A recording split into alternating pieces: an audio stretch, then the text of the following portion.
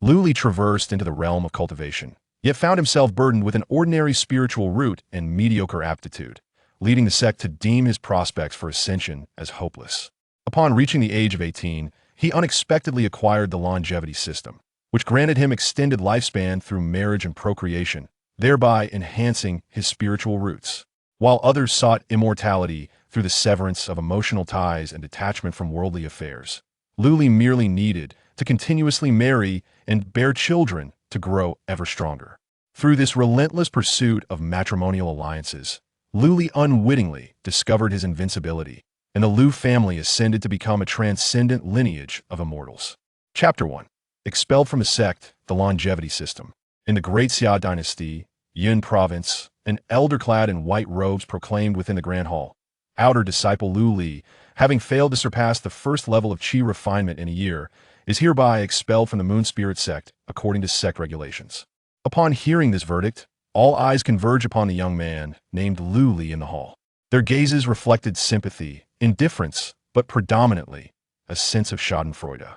I knew this waste wouldn't last long here. Lower your voice, it wouldn't be good if it reached junior sister Lu's ears. Oomph. Relying on her elder brother's connection to the sect, yet failing to break through to the third level of qi refinement in a year, what else could he be but a failure? In my opinion, it's for the best that he leaves the Moon Spirit sect. He can enjoy a life of luxury down the mountain and give up on the path of cultivation. Listening to the ridicule surrounding him, Lu Li felt a pang of bitterness. Why was it that others, upon traversing to this world, either possessed extraordinary talents or awakened a system as a golden opportunity, inevitably rising to the pinnacle of life? Yet here he was, having crossed over only to find himself lacking in both aptitude and any semblance of a golden finger. After departing the Grand Hall and returning to the outer disciples' quarters, Lu Li hastily packed his belongings and made his way to the mountain gate. Just as he prepared to descend, a spirited young woman hurried towards him, calling out, "Brother." Lu Li froze momentarily, adjusting his facial expression before turning with a smile. "Ah, Linglong, why are you here instead of focusing on your cultivation in the inner sect?" Lu Linglong, with her fair and delicate skin, possessed eyes as clear and shimmering as two pools of autumn water. In his past life, her beauty would have eclipsed countless internet celebrities reliant on cosmetics and filters. Yet, in the world of cultivation, beauty alone does not suffice. Talent and strength reign supreme. Unlike Lu Li, Linglong exhibited exceptional aptitude, her spiritual roots and comprehension skills being of the highest caliber. Within just a year of entering the sect, she had already achieved foundational establishment. "Brother, I heard you were expelled from the sect," Linglong said, her expression tinged with melancholy and concern. The forced smile on Lu Li's face faltered, his countenance stiff as he reached out to gently ruffle the young woman's hair, unsure of what to say. Lacking the qualifications for cultivation meant Lu Li would forever remain immortal. In this ancient context, even a lengthy life for a mortal would only extend to 70 years at best. In contrast, cultivators like Linglong, a mere fledgling and foundational establishment, could expect a lifespan of 200 years. The disparity between them signified that the siblings might very well face an eternal separation between the realms of mortals and immortals. The atmosphere suddenly grew heavy. Lu Linglong raised her head, her gaze resolute. "Brother, I will soon ascend to the golden core stage and become an elder of the sect. At that time, I will have the power to bring you back to the sect. Even if it requires expending countless resources, I will ensure that you walk the path of cultivation alongside me. Brother, wait for me." Lu Li offered a comforting smile. "With your determination, I am already quite content." The siblings exchanged a few more words, and ultimately, Lu Linglong forcibly presented Lu Li with some spirit stones and a jade token representing a direct disciple. Only then did Lu Li descend from the mountain. 100 miles away lay a city named Moon Spirit City, a vassal of the Moon Spirit sect. Upon seeing the inner sect identity token, the disciples and stewards of the Moon Spirit sect swiftly dispatched someone to verify Lu Li's identity. Upon learning of Lu Li's background, though they regarded him with some disdain for relying on his sister, they did not impose any undue difficulties and allowed him entry into the city. After exchanging the spirit stones in his satchel for an adequate amount of gold and silver, Lu Li settled in this place. 1 year later, alas, is it still feudal? In the courtyard of a grand residence, Lu Li stood bare-chested, drenched in sweat. Throughout this past year, He had never relinquished the possibility of cultivation. Whether through meditation or physical training, he had explored every conceivable method. Regrettably, he had yet to cross the threshold of chi refinement. Was he truly fated to be devoid of a connection to the world of cultivation? What was the purpose of bringing me to this realm of immortality? Host has reached the age of 18. The longevity system has been activated. Upon hearing the sudden voice in his mind, Lu Li, who had been simmering with indignation, fell into a daze, and then his face lit up with ecstasy. A golden finger. The essential golden finger for traversing realms has finally arrived. 18 years. Do you comprehend how I have endured these 18 years? System, why did you appear so late? Do you know how arduous my wait has been?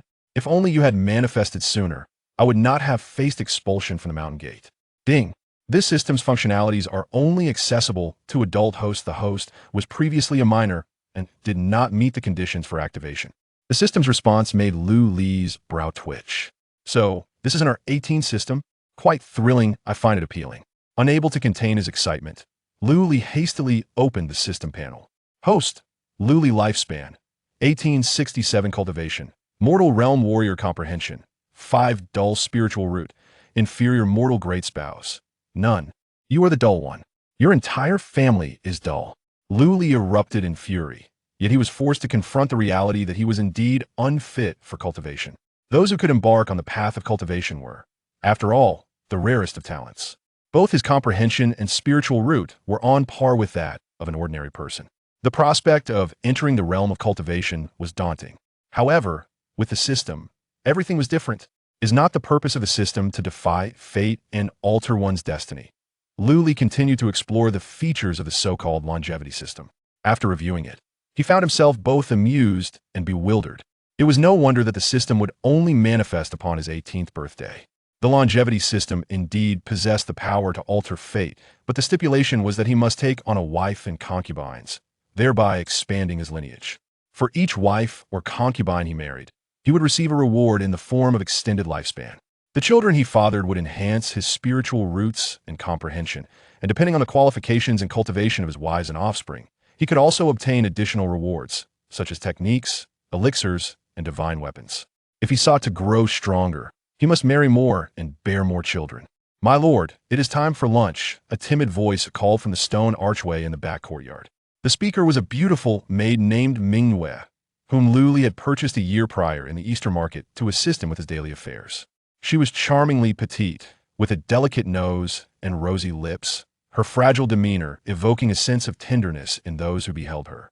Lu Li was wholly absorbed in his quest for immortality, leaving him little time to fret over mundane matters. Although the spirit stones his sister provided were few, they sufficed for him to live like a wealthy gentleman in the mortal realm. In this city governed by the moon spirit sect, with disciples and stewards overseeing affairs, even if they looked down upon Lu Li, they would afford some respect to Lu Linglong, thus sparing him for petty troubles. During lunch, as Lu Li ate, he observed the maid Mingyue and abruptly inquired, Mingyue, how old are you this year?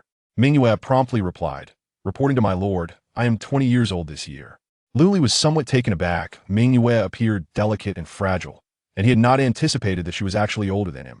However, this was acceptable. Although women in this world could marry at the age of 14, Lu Li, as a modern man, had not stooped to such behavior.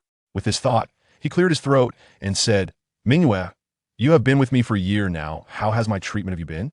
Mingyue expressed her gratitude, saying, My lord is kind-hearted. You are the finest master in Moon Spirit City.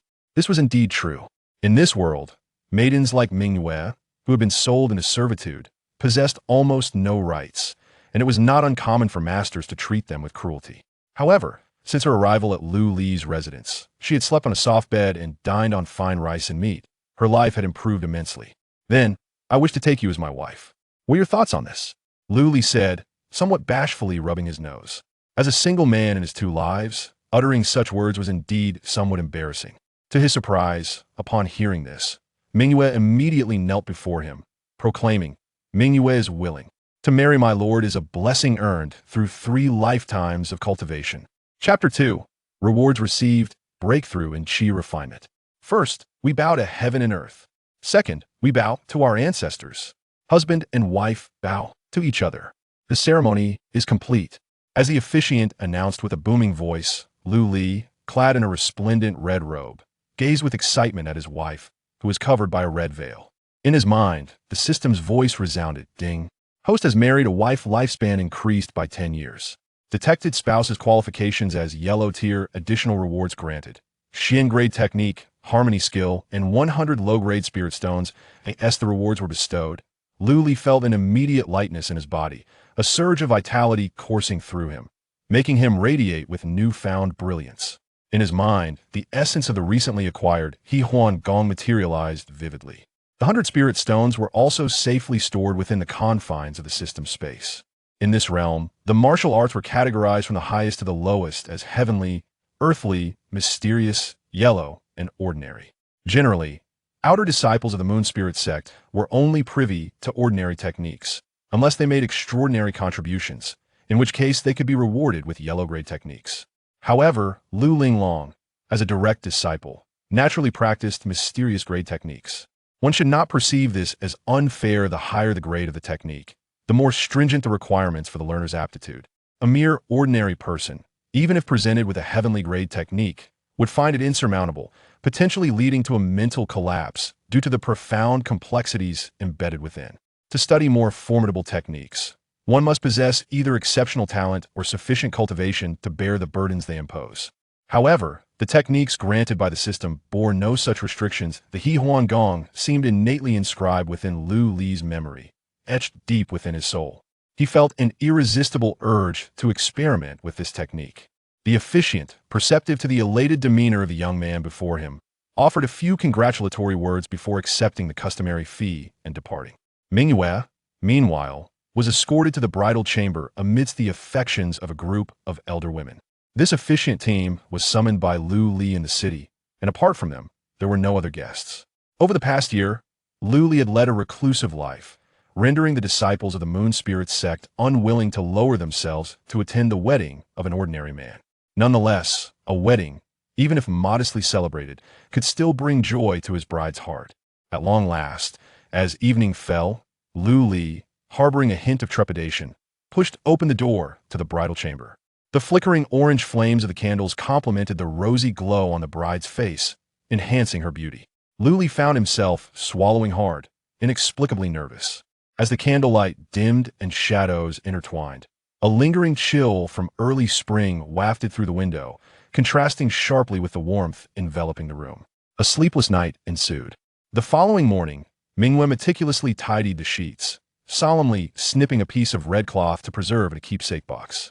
Reflecting on her husband's bashful demeanor when he first proposed, she had initially thought him naive, yet he proved to be unexpectedly bold. The thought of last night's fervor made her cheeks flush with warmth. She couldn't help but wonder where he had learned those peculiar techniques, which, surprisingly, were quite effective. Despite having spent the night awake, she felt no fatigue, though her legs bore a slight ache. From the courtyard came the sound of her husband's punches and kicks slicing through the air. He had not ceased his training regardless of the weather over the past year. No wonder his energy was so abundant. While Mingyue was lost in thought, the sounds from outside suddenly ceased. Hastily, she stepped outside to investigate, only to find Lu Li standing with his eyes closed, steam rising from his head. This unusual sight startled her profoundly. Could it be that her husband had succumbed to madness? Ha ha, ha ha ha ha ha. At that moment, Lu Li abruptly opened his eyes, momentarily dazed, before bursting into laughter. After a night of cultivating the He Huan Gong, he had finally shattered the shackles of his aptitude and stepped into the first layer of qi refinement. Moreover, Lu Li sensed a significant increase in his strength. The Ha Huan technique surprisingly possessed the ability to enhance one's physical form. Truly, it was a profound cultivation method. Host Lu Li. Lifespan 1880.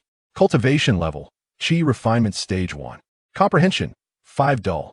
Spiritual root, inferior grade. Spouse Mingyue. In addition to the 10 years of longevity gained from his recent marriage, Lu Li's breakthrough to Qi Refinement Stage 1 also granted him an additional 3 years of life. He felt a surge of joy within, and in a graceful motion, he approached Mingyue, lifted her delicate form, and planted a kiss on her cheek. Gulme.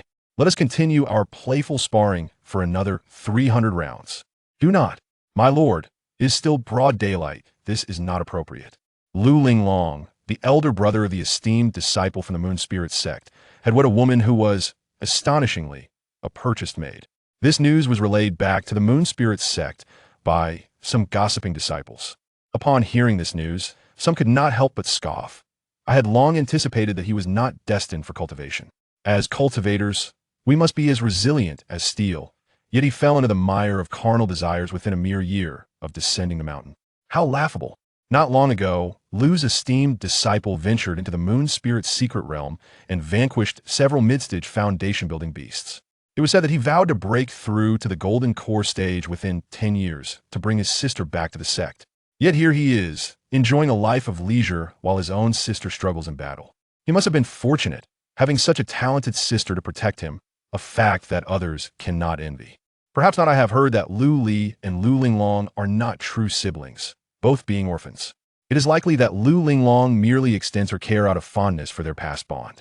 As the disciples of the Moon Spirit sect continued their idle chatter, they suddenly sensed a chill in the air. Turning around, they were met with the frost-laden visage of Lu Linglong. "Mind your tongues. Should I hear you gossiping again, do not blame me for my ruthlessness." A few disciples instinctively recoiled, hastily dispersing. At that moment, a graceful woman approached. Her beauty, captivating her eyes, sparkled with allure, and her flowing white gown accentuated her exquisite form, perfectly blending purity and seduction. "Who has dared to upset our dear Linglong?" The woman inquired with a light laugh, her voice melodious, adding an enchanting charm. In contrast, Lu Linglong appeared considerably more youthful and inexperienced. The woman was none other than Lu Yun, Lu Linglong's senior sister. Lu Linglong's icy demeanor softened as she took Lu Yun's hand, playfully revealing the entire story.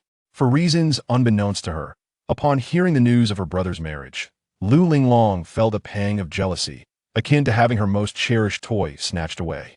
She was determined to descend the mountain and discover what kind of celestial being could be her brother's bride. "Do refrain from such folly," Lu Yun chided gently, tapping Lu Linglong's petite nose. "Since your brother lacks the aptitude for cultivation, what is wrong with living as an ordinary wealthy man in the mortal realm? If our master were to learn of your intention to sneak down the mountain to visit a mortal, he might take offense. What if word gets out and someone goes to confront your brother? Would that not bring him trouble?" Lu Yun suppressed her laughter, attempting to frighten her. Lu Linglong's eyes widened in disbelief. "Absolutely not. My master is not that kind of person. It was she who brought my brother and me back to the Moon Spirit sect." Lu Yun sighed. "Even if your master is not, what about the others in the sect? You are familiar with that little girl Sumei, aren't you? She harbors quite a grudge against you for seizing her opportunity to enter the secret realm. Once she learns how much you care for your elder brother, she might just set her sights on him." "She wouldn't dare," Lu Linglong exclaimed, her voice rising sharply, only to deflate moments later. "Are you suggesting that I should act indifferent towards my brother?" Lu Yun nodded solemnly. "When the city gates catch fire, innocent fish suffer. You are exceptionally gifted. Such principles should not require excessive elaboration. But my brother is getting married, and as his little sister-in-law, I haven't even met my sister-in-law or presented any proper gifts. That could be easily arranged. I happen to be going out for training soon, and I can deliver the gift for you. Would that suffice?" "Hee hee, thank you, senior sister." Chapter 3. The blue-ranked maiden. A month later, at the Lu family courtyard, Lu Li, with a smile gracing his face, bid farewell to the physician as he stepped outside, accompanied by the radiant Mingyue, whose joy was palpable. After days and nights of diligent effort, Mingyue indeed bore good news. Moreover, Lu Li's own cultivation had ascended to the third level of qi refinement. In the past, such progress would have been beyond his wildest dreams. Presently, Lu Li could easily petition to return to the Moon Spirit sect. However, the thought no longer crossed his mind. What purpose would it serve to return? With his spiritual roots and comprehension, practicing those inferior techniques would yield little advancement for an indeterminate time. Now, with no concerns for sustenance, a beloved wife by his side, and the ability to cultivate steadily through dual cultivation, why would he seek the mundane and tiresome life at the Moon Spirit sect? As the couple prepared to head home after seeing off the doctor, a melodious voice echoed from above, "Pray, stay a moment." Turning around, they beheld a graceful figure. A woman shrouded in white gauze, descending gently from the sky. Although her face remained partially concealed, her enchanting eyes, filled with a mixture of joy and reproach, revealed her to be an extraordinary beauty. To Lu Li, the blue aura encircling her head was particularly striking. She possessed blue-tier aptitude. With the activation of the system, Luli could discern the qualifications of all women. This aptitude differed from that of cultivation. It appeared to be a composite assessment established by the system, evaluating aspects such as appearance, fortune, root talent, virtue, and cultivation level, among others. There were 10 tiers in total: white, yellow, green, blue, purple, red, gold, multicolored, rainbow, and 9-colored. Although Mingyue lacked any cultivation, her virtuous nature and adept management of household affairs earned her a yellow tier rating. This woman before them, astonishingly, surpassed Mingyue by 2 tiers. My husband, Mingyue gently tugged at Lu Li's sleeve, noticing his unwavering gaze upon the woman. Though a twinge of jealousy stirred within her, she sought to remind him. She possesses the ability to traverse the skies. She is akin to a celestial being. Should you inadvertently offend her, calamity may follow. Having been sold into servitude at a young age, Mingyue was acutely aware of the world's cruelty and darkness.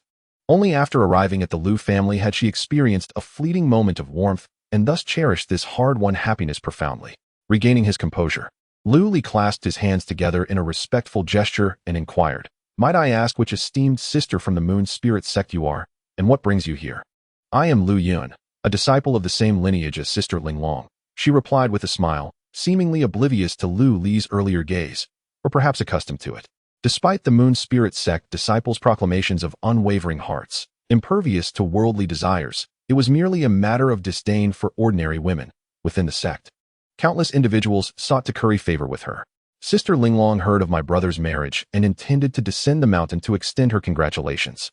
However, she found herself unable to leave at such a crucial juncture in her cultivation, thus entrusted me to deliver a gift. As she spoke, she produced a brocade box, which contained a century-old spirit ginseng. While this ginseng was not comparable to the first-tier elixirs reserved for foundational cultivators, it was still a rare treasure for those beneath the foundation establishment stage. Consuming it would replenish vitality, strengthen the body, and prolong life. A warmth spread within Lu Li's heart as he accepted the exquisite box. "I appreciate your efforts, Sister Lu, and kindly convey my gratitude to Linglong for her thoughtful gesture." Lu Yun smiled gently and nodded before soaring into the sky, heading towards the horizon. Were it not for her connection with Lu Linglong, she would never have squandered so much time on a mere mortal.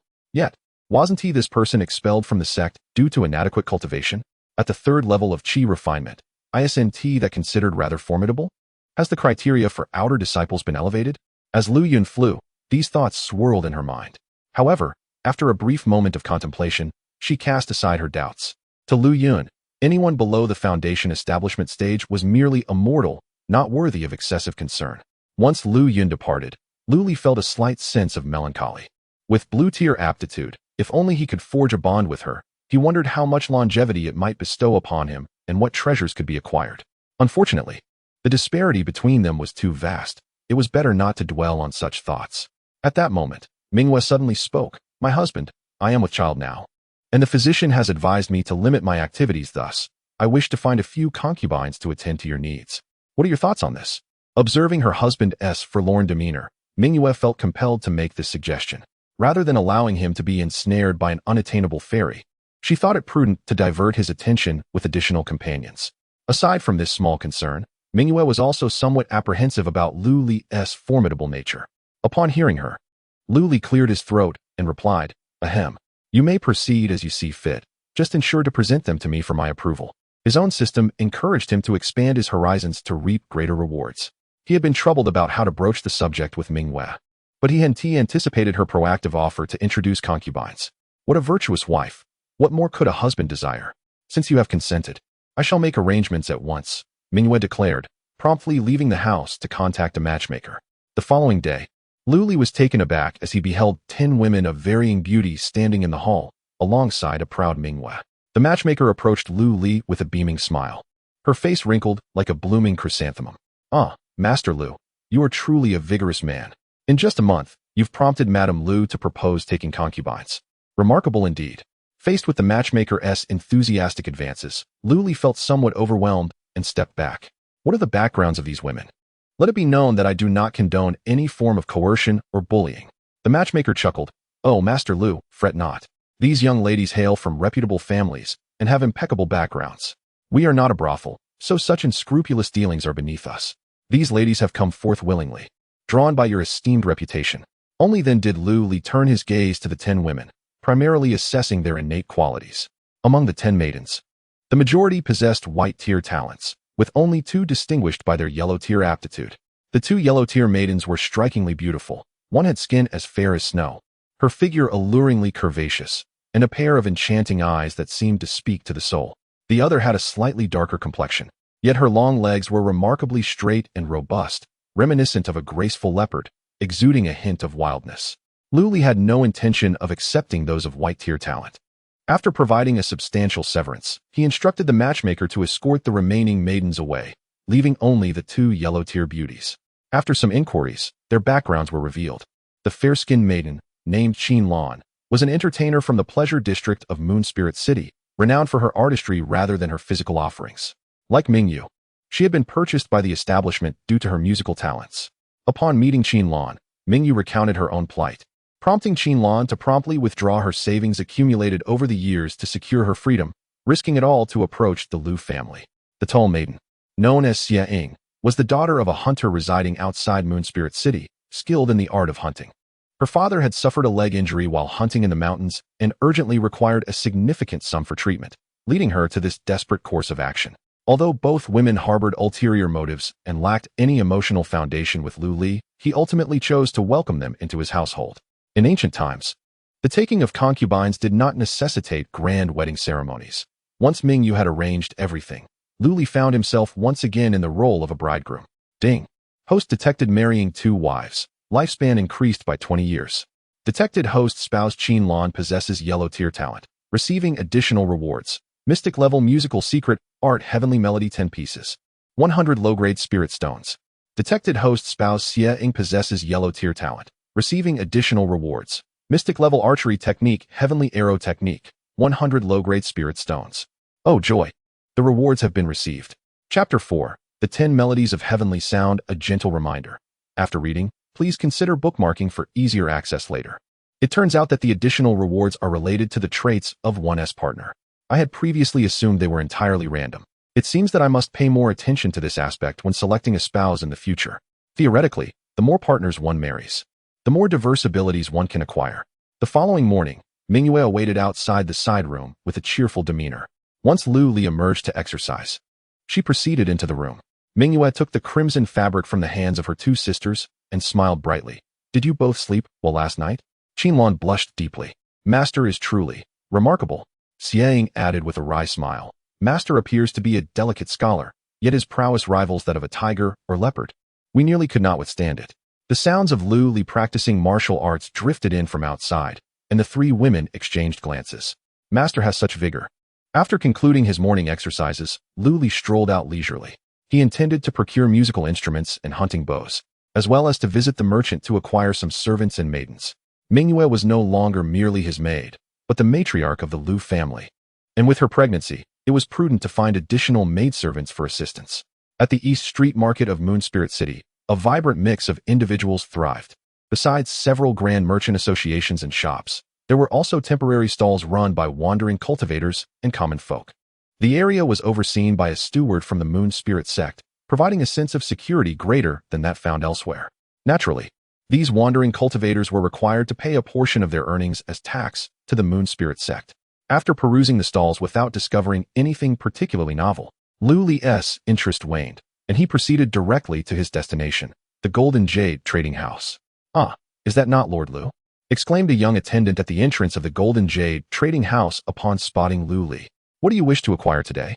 The Golden Jade Trading House is not affiliated with the Moon Spirit sect. Rather, its formidable backing is said to be a power so vast that even the Moon Spirit sect dares not encroach upon it. Rumor has it that the Golden Jade Trading House operates under the auspices of the royal family of the Great Xia dynasty, with branches established in every city, engaging in a myriad of transactions ranging from mundane real estate to the weapons and elixirs of cultivators. Logically, one would expect that even the humble attendants at such a grand establishment would carry an air of arrogance. However, the regulations of the Golden Jade Trading House are somewhat unconventional. Even if a customer merely seeks to purchase a pair of straw sandals, they are to be treated with utmost courtesy. Should any branch be found guilty of taking advantage of customers, the management would face immediate repercussions. It is hard to believe such rules were established by the lofty royal family. After informing the attendant of his needs, Lu Li was escorted to a tea table in the hall to rest while awaiting the attendant to bring forth the items he desired for inspection. The quality of goods sold at the Golden Jade Trading House is undoubtedly exceptional, though they come at a corresponding price, reflecting the adage that one gets what one pays for. Before descending the mountain, the young lady bestowed her spiritual stones upon him, and now they are nearly depleted. Fortunately, the rewards for marrying and taking concubines provide him with spiritual stones, or he would have found himself in dire financial straits. Soon, a servant delivered the items Lu Li required and thoughtfully arranged for their return. A 7-string guqin, a divine bow, accompanied by numerous arrows. These items lie between the realm of mundane and spiritual artifacts, ideally suited for martial artists and chi refining practitioners. The total expenditure amounted to 50 spiritual stones. Meanwhile, the numerous attendants and maidservants standing in close proximity cost him barely 10 stones. In this world, the harsh reality is such that the worth of mere mortals pales in comparison to even the most modest of possessions. Lu Li sighed inwardly but refrained from voicing his thoughts. Unlike certain transmigrators, he had no desire to challenge the established norms of this realm. Were it not for Lu Linglong's prior support, it is likely that Lu Li's descent from the mountain would have been no better than that of these servants. Only by becoming formidable can one partake in the social dividends, a truth that holds steadfast in both his past and present lives. Upon returning home, Lu Li assigned the servants to perform various tasks in the outer courtyard while instructing the maidservants to tend to Ming Yue and the others in the inner courtyard, thus infusing the Lu family estate with a lively atmosphere. He proceeded to the rear courtyard, set the 7-string guqin upon a stone table, and began to play gently, the music instantly enveloping the entire estate. The melody was not of his own creation, but rather derived from the System S collection known as 10 Melodies of Heavenly Sound. Each of the 10 compositions, expressing joy, anger, sorrow, happiness, worry, contemplation, resentment, life, death, and delusion, serves a distinct purpose. At this moment, Lu Li played the melody of joy. He did not channel spiritual power, but simply played for the sheer pleasure of it. The sound of the guqin eased the tension among the maidservants and servants, who, under its influence, soon began to work busily with smiles adorning their faces. Had he employed spiritual energy to perform this piece, its effects would have been even more profound, captivating listeners in a state of tranquility, rendering them disinclined to resort to violence. As the final note lingered in the air, gentle applause arose from Ming Yue and her companions. Qin Xin gazed at him with admiration, exclaiming, "My lord, I never imagined you to be such a master of music. I have practiced the guqin since childhood, yet I cannot compare to your skill. This melody is so harmonious, it perfectly soothes the spirit." Xiang nodded in agreement. "Though I am not well versed in music, it is undeniably delightful, evoking memories of joyous times from my youth." Ming Yue cast a playful glance at Lu Li, her expression a blend of joy and mock reproach. "How deeply you have hidden your talents, my husband. Surely, you purchased this guqin to show off after marrying Sister Qinxin?" Lu Li laughed heartily. It was undeniable that, aside from testing his newly acquired techniques, he indeed harbored such intentions. The harmony technique is not a nefarious practice of exploiting the yin to supplement the yang. Rather, its effectiveness increases with mutual affection. To win over one's wives and concubines, one must also win their hearts. Observing the rapturous expression of Qin Lan, it is evident that even if Lu Li were to indulge in a passionate encounter in broad daylight, he would not face rejection. However, such thoughts do not currently occupy Lu Li's mind. Meanwhile, Xia Ying, noticing the divine bow Lu Li had procured, was instantly captivated and approached to give it a try, only to find herself unable to draw the bowstring. Lu Li, encircling the lithe figure of the young woman with his arms from behind, effortlessly drew the bow to its full tension without any visible exertion. Having transcended the third layer of chi refinement, Lu Li's strength was formidable, rivaling 1,000 pounds, far surpassing that of his contemporaries. Surely, he resembled the legendary king of Chu, who could lift a cauldron with ease. Yet, this location was unsuitable for archery practice. Under Xia Ying's hopeful gaze, Lu Li resolved to take her to the nearby woods of his hometown to test the bow.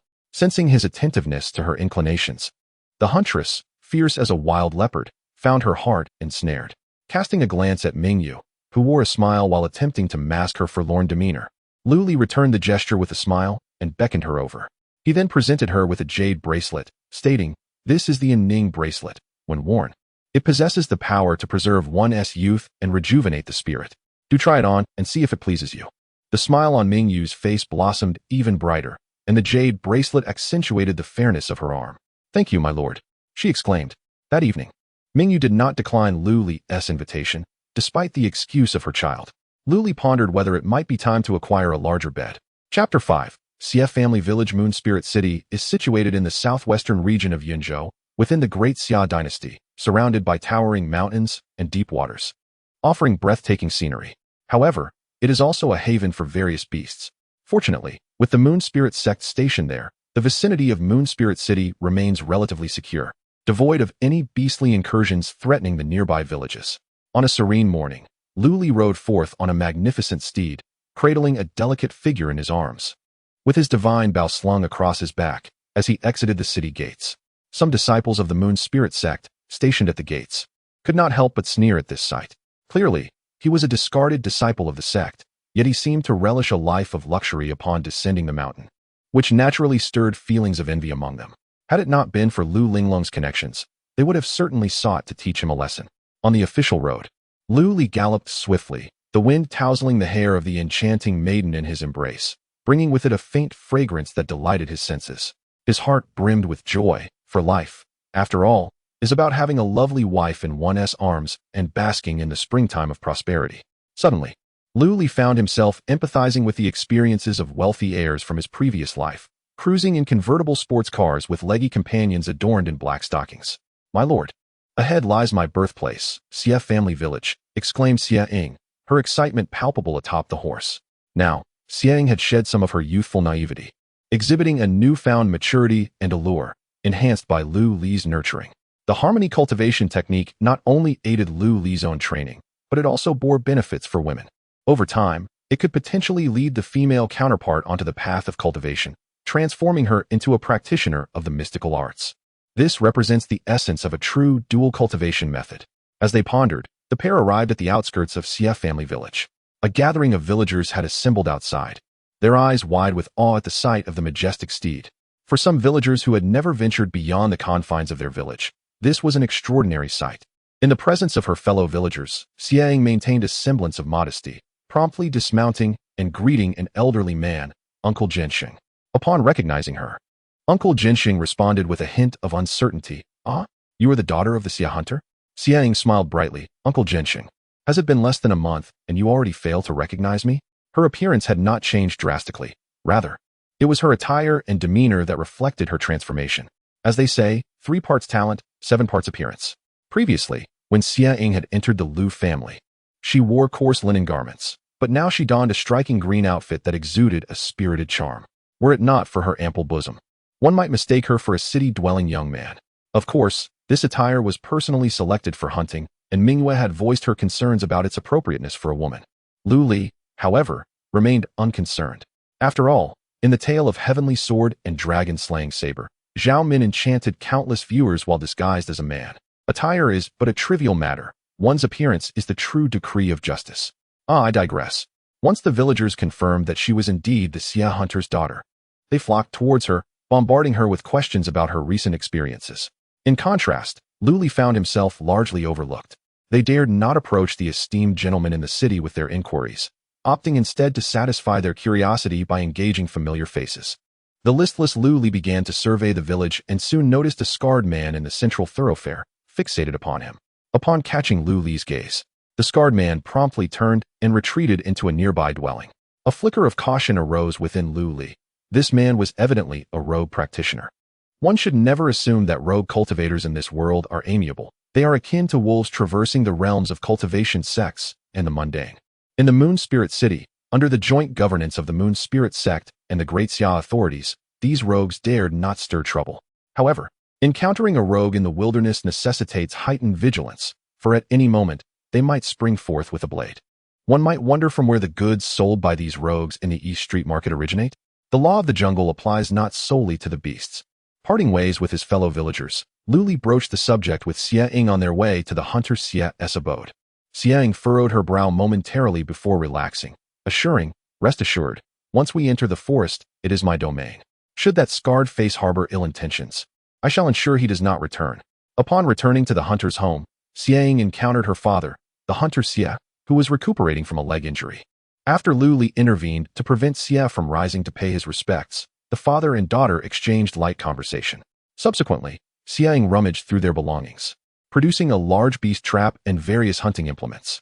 With a mere thought, Lu Li stored these items within his system space. Xiaoying also set aside some gold and silver, along with medicinal supplies, before she and Lu Li ventured along a narrow path leading into the mountains. Time passed unmeasured until the scarred cultivator reappeared at the location the two had recently traversed, his eyes gleaming with avarice. As a rogue practitioner eking out a living near Moon Spirit City, he instantly recognized Lu Li. The latter's reputation in the city was considerable, known as a feckless man living off his sister's kindness. Today, the rare sight of him outside the city presented a fortuitous opportunity. Surely, the esteemed Lu must possess a wealth of valuables. The young lady accompanying him appeared enticing as well. First, he would dispatch the worthless Lu Li and then savor the charms of the girl. What delight that would be. As for the potential retaliation from Lu Li's allies, nonsense. In this desolate wilderness, who could ascertain the perpetrator's identity? Swift action would be paramount. With a cruel smile, the scarred man pressed deeper into the thicket. After a brief while, he halted, surveying his surroundings. They had penetrated deep into the forest, where wild grasses flourished and mountain fowl and hares roamed freely. Here, all traces of the two had vanished, prompting a sense of wariness to stir within the scarred man. Could it be that I have been discovered? It seems that the pretty boy is not entirely devoid of merit. Nevertheless, it matters little. I possess other means. The scarred man retrieved a gourd from within his robes, opening it to release 5 wasps, each the size of a baby's fist. These were his trained assassins, whose venom could fell an elephant. Remarkably agile. Even cultivators of qi would find themselves troubled by their presence. In such a convoluted environment, their extraordinary combat prowess could be fully unleashed. Eliminate the man immediately. The woman shall remain unharmed for now. The 5 wasps, having been trained through secret methods, were beginning to comprehend the scarred man's intentions. After circling twice in the air, they dispersed. The scarred man focused his mind, attuning himself to the messages conveyed by the wasps. Soon, one of the wasps heading south stirred with activity. Found it. The scarred man's eyes sparkled with excitement as he summoned the other giant wasps back while making his way southward, clearing the branches that obstructed his path. He finally caught sight of the 2 figures. Beneath their feet, an arrow had firmly pinned one of his wasps to the ground. How could this be? The scarred man was taken aback. Instinctively, he took a few steps forward to discern the situation. Snap! A bear trap, concealed beneath layers of fallen leaves, sprang up and clamped down on the scarred man's thigh. His agonizing scream echoed, startling the birds in the forest. An arrow, slicing through the air, hurtled straight towards the scarred man's head. Alarm bells rang within him as he hastily summoned his spiritual energy, forming a protective shield. As a cultivator of the 5th layer of qi, he believed himself impervious under the shield. Surely, he could easily deflect an arrow shot by a mere incompetent. Once he freed himself from the trap, he would ensure that the 2 wretches paid dearly for this affront. In the next moment, the arrow pierced through the spiritual shield, passing through his left eye. Even in death, the scarred man's mind could not grasp the reality. How could this fool's archery be so formidable? Chapter 6. The first offspring, my lord. You are truly remarkable, exclaimed Xiaoying, her beautiful visage brimming with admiration. She had not anticipated that her lord's archery skills would be so astute, hitting the mark with unerring precision. A wave of apprehension washed over her as she recalled the venomous bee that had recently approached. She had mistakenly believed it to be a mere creature of the forest, not paying it much heed. Yet, her lord had instantly knocked an arrow and brought the bee down. What an extraordinary mastery of archery! Had it not been for his quick reflexes, she might have fallen victim to the scarred man. How foolish she had been to boast that the forest was her domain. With the demise of the scarred man, for late arriving venomous bees hovered in confusion at a distance. Lu Li swiftly drew his bow and, in a seamless flurry, shot them down, pinning each one to a tree trunk. Her vigilance had indeed been justified. The scarred man harbored ill intentions. The world beyond the city was fraught with danger.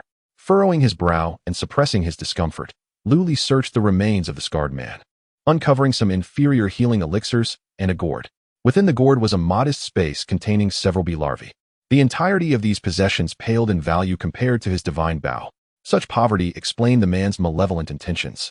Unbeknownst to Lu Li, the majority of the scarred man's belongings had been devoted to nurturing the 5 venomous bees, leaving insufficient resources to hatch and rear the remaining larvae. After dispatching the scarred man, Lu Li, guided by Xiaoying, discovered the lair of a grizzly bear. Under Lu Li's skillful marksmanship, the bear inevitably met its demise. He had taken care to shoot into the bear's eye sockets, ensuring that not a single hair was harmed. Xiaoying cheered, and promptly set about skinning the bear with deft precision. Such a pristine bear pelt was worth its weight in gold, capable of fetching a spirit stone at the Jinyu Trading Company. As the sun began to dip below the horizon, Xie Ying, exhausted, collapsed beside the magnificent bear skin. Do not venture into the forest at night was a rule of the village, and thus Xie Ying mustered her strength to rise and prepare to descend the mountain. Meanwhile, Lu Li carefully stored the bear carcass within the gourd space, unwilling to sully the system's realm with such bloodied remnants. Upon returning to Xie the hunteress' home, Xie the hunter insisted on spending the night with a neighbor, causing Xie Ying's cheeks to flush a rosy hue in the dim candlelight, an enchanting sight. Another night of springtime bliss ensued. The following morning, Xie Ying awoke radiant and brimming with vitality. Lu Li, on the other hand, called upon the villagers to share in the bear meat, expressing, "Xie the hunter is my esteemed father-in-law. I kindly ask all of you to look after him." The townsfolk were astonished by such courtesy from a city lord. Xie the hunter, leaning on his cane, struggled to maintain his composure, his excitement evident. Witnessing this, Xie Ying felt a warmth swell in her heart. Lu Li took Xie Ying back to Moon Spirit City, and upon seeing her blissful countenance, Mingyue and Qinlan were filled with envy, leading to a display of their own charms that evening.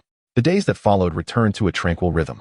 Under the cover of night, Lu Li diligently practiced the harmonious union technique, while by day he reveled in the melodious symphony of Guqin and Esi, galloping through the mountains and forests.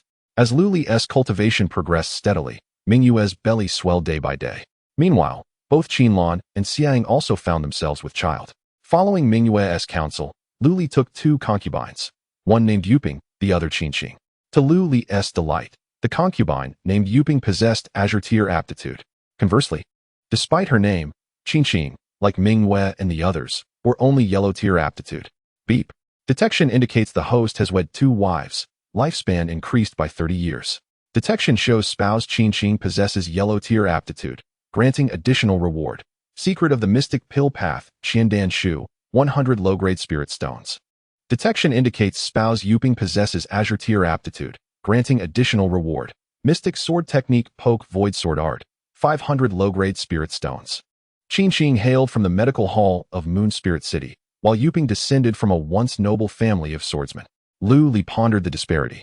Although Yuping possessed azure tier aptitude and had contributed 20 additional years to his lifespan, as well as a significant increase in spirit stones, her sword technique remained classified as merely mystic. The sword path differs from other secret arts. The specifics are for the host to explore independently. Upon receiving this explanation, Lu Li finally comprehended. Among cultivators, aside from those with extraordinary innate qualities, the most formidable warriors were invariably body cultivators and sword cultivators. The former faced immense challenges, enduring pain unimaginable to ordinary beings to refine the flesh, while the latter transcended through their mastery of the sword, vanquishing countless foes with a single strike. Yet, not every practitioner of the sword could be called a sword cultivator. One must possess unique insights into the sword path and comprehend its essence to truly ascend. Aside from mastering the Poke Void Sword art, Lu Li had also grasped the essence of the Poke Void Sword intent, an achievement unattainable by an individual of his modest understanding. This was a hidden benefit not explicitly included in the rewards. In light of this, the Azure Tier reward indeed seemed splendid. Currently, Lu Li's status was as follows. Host: Lu Li, lifespan, 18,180. Cultivation, Qi refining, 6th layer. Understanding, 5, dull-witted. Spiritual root, inferior quality. Spouses, Mingyue, Qinlan, Xie Ying, Qinqing, Yuping. In less than half a year, Lu Li had ascended to the 6th layer of Qi refining, more than doubling his lifespan.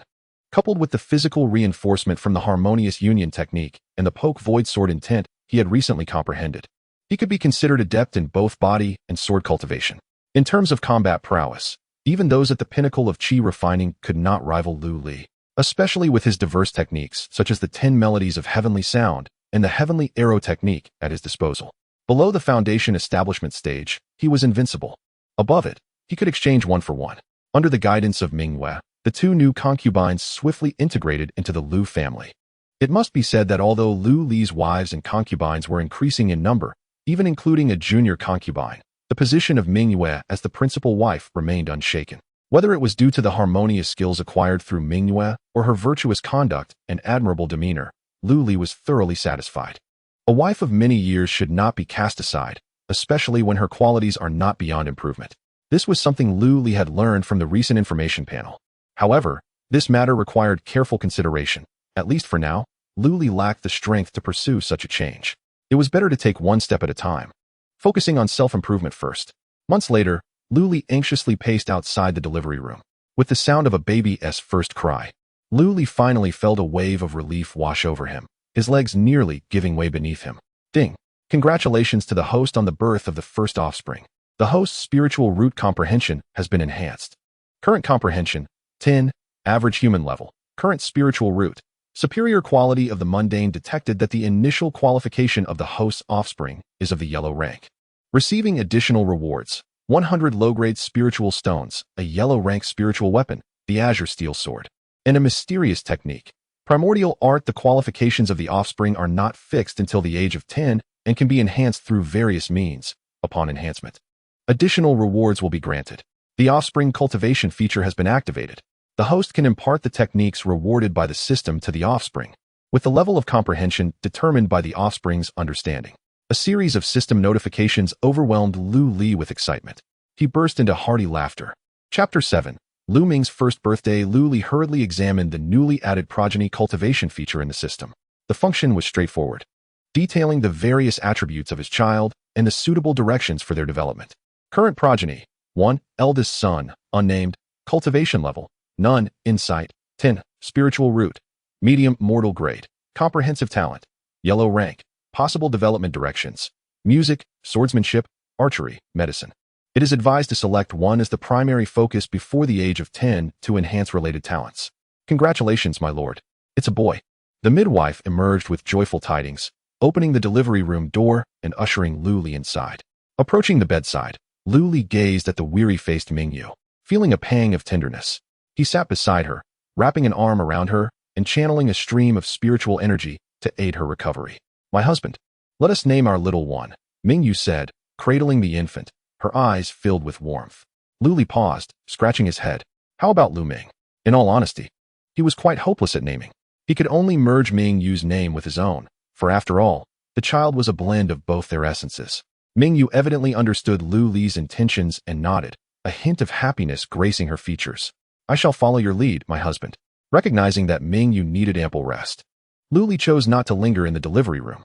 He produced 100-year-old ginseng, slicing off a few pieces and instructing a servant to brew a ginseng soup. It was not that Lu Li was stingy. Rather, Mingyu could not withstand the full potency of the ginseng, as excess could be counterproductive. That evening, Lu Li unusually dismissed his other wives, remaining alone in the chamber. He intended to experiment with the newly acquired primordial skill. In truth, this was the first authentic high-grade cultivation technique he had obtained, capable of elevating one to the nascent soul stage. While the He Huan technique emphasized physical cultivation, the primordial skill prioritized the refinement of spiritual energy, allowing for the transformation of spiritual power into primordial qi. Formless and intangible, it represented primordial qi, tangible and manifest. It embodied primordial strength. The fluid interchange between the tangible and intangible constituted primordial qi and strength. Even among high-grade techniques, the primordial skill was considered an exceptional method of cultivation. Lu Li's objective was to transmute the spiritual energy within him into the unique primordial qi of this technique. Fortunately, as a reward from the system, the technique was instinctively etched into Lu Li's mind, allowing him to practice effortlessly. In the span of a single night, Lu Li completed the cultivation of the qi refinement chapter of the primordial skill, successfully converting his internal spiritual energy. A few months prior, Lu Li had already reached the 6th layer of qi refinement. In the month leading up to Mingyu's delivery, he experienced further breakthroughs, attaining the 7th layer, marking him as a late-stage qi refinement practitioner. After cultivating the primordial skill, the reservoir of spiritual energy within Lu Li doubled, augmenting his strength once more. Furthermore, following the birth of his progeny, both his spiritual root and insight had improved, allowing him to execute his techniques with greater finesse. After all, spiritual roots serve as the conduit between the human body and the heavens and the earth. The higher the quality of one's spiritual root, the more efficiently one can harness spiritual energy. With identical techniques and the same amount of spiritual energy, the effects produced by a heavenly-grade spiritual root starkly contrast with those stemming from a mortal-grade root. The strength of a cultivator cannot solely be judged by their realm. It is a composite assessment that encompasses various factors: spiritual roots, cultivation methods, physical constitution, secret arts, as well as the timing and the advantageous conditions of the environment.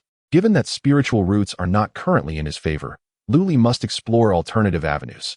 During the day, he practices the primordial technique, while at night, he engages in the harmony technique with his 2 wives, who have yet to conceive.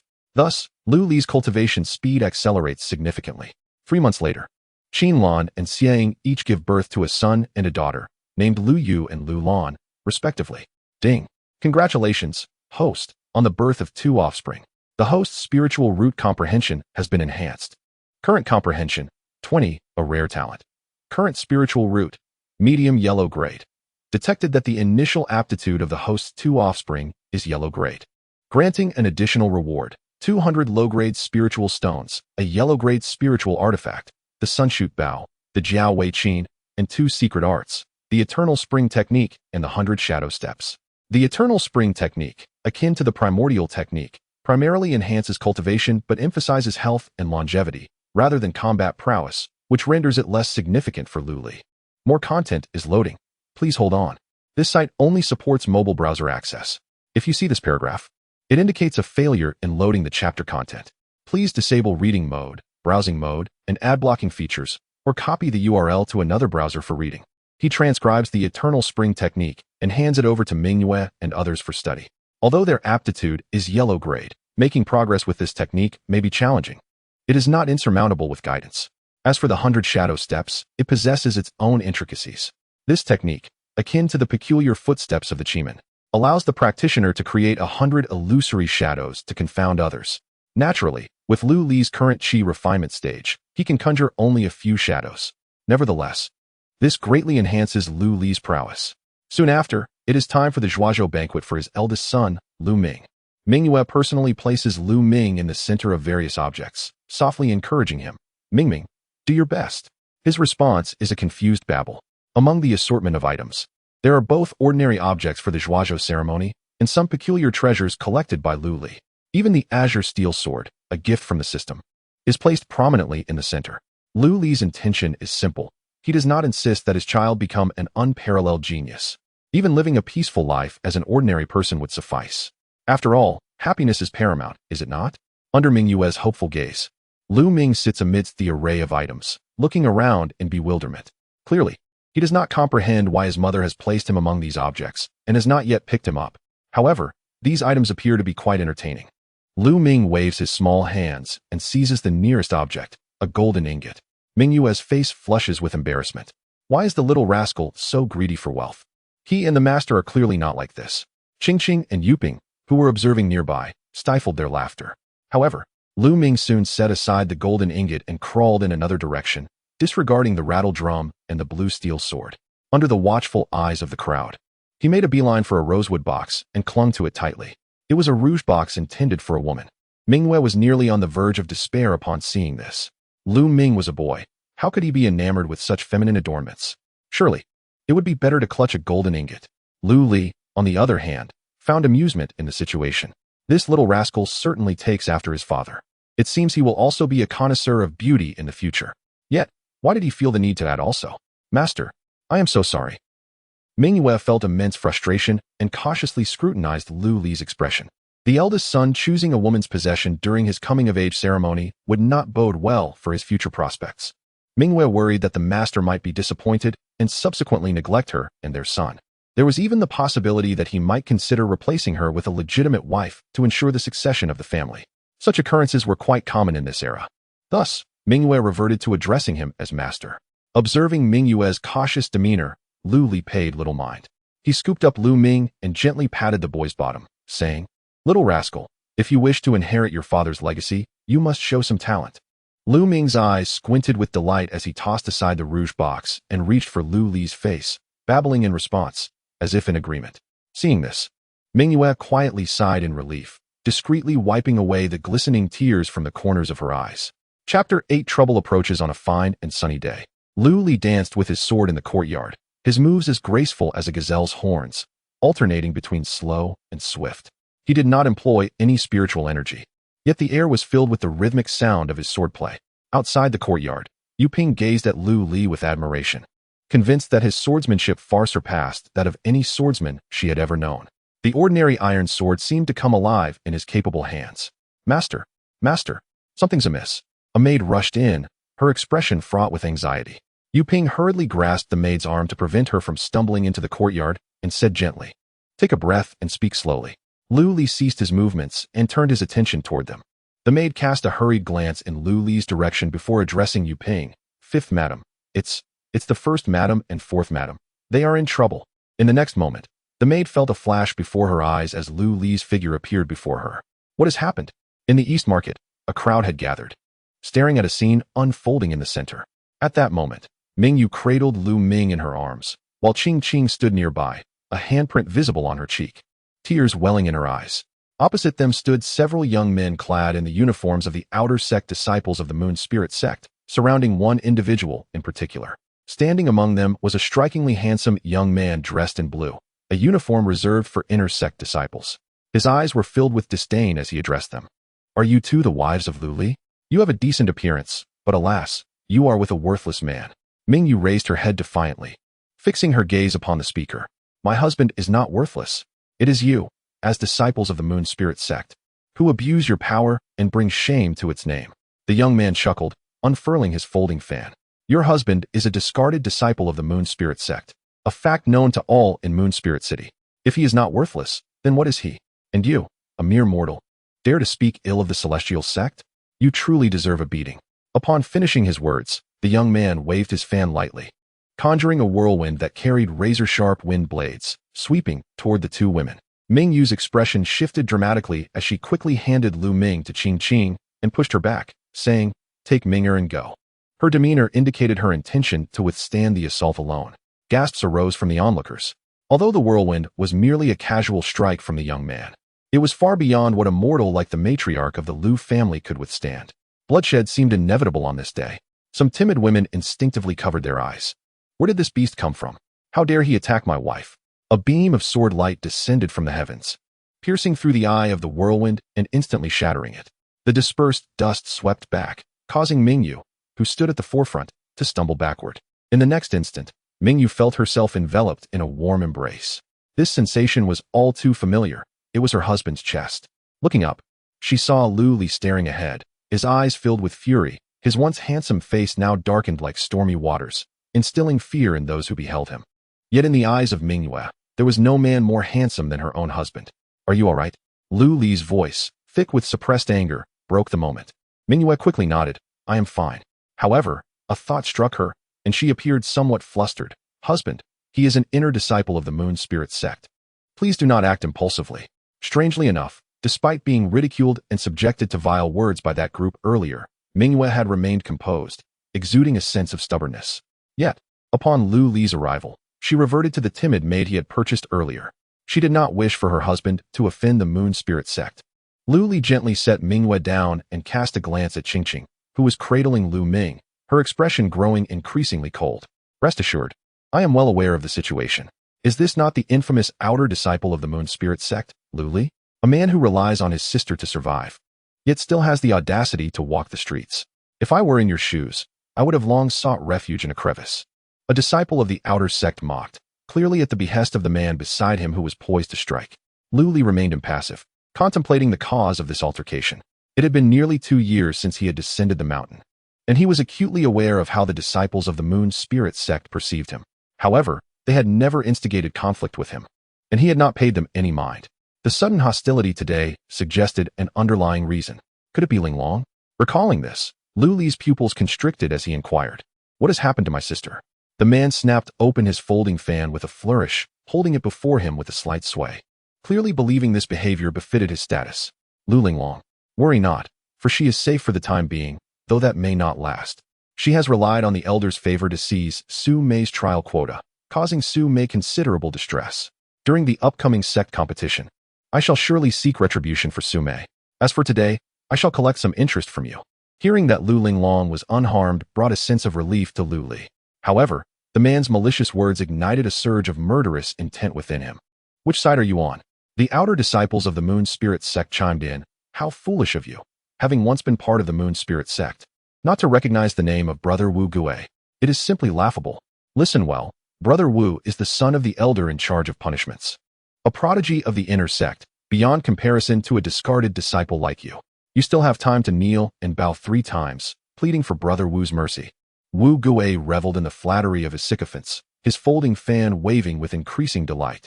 Lu Li furrowed his brow for a moment before relaxing. He recalled having indeed heard of this individual during his time at the Moon Spirit sect. It is merely a matter of not having met face to face.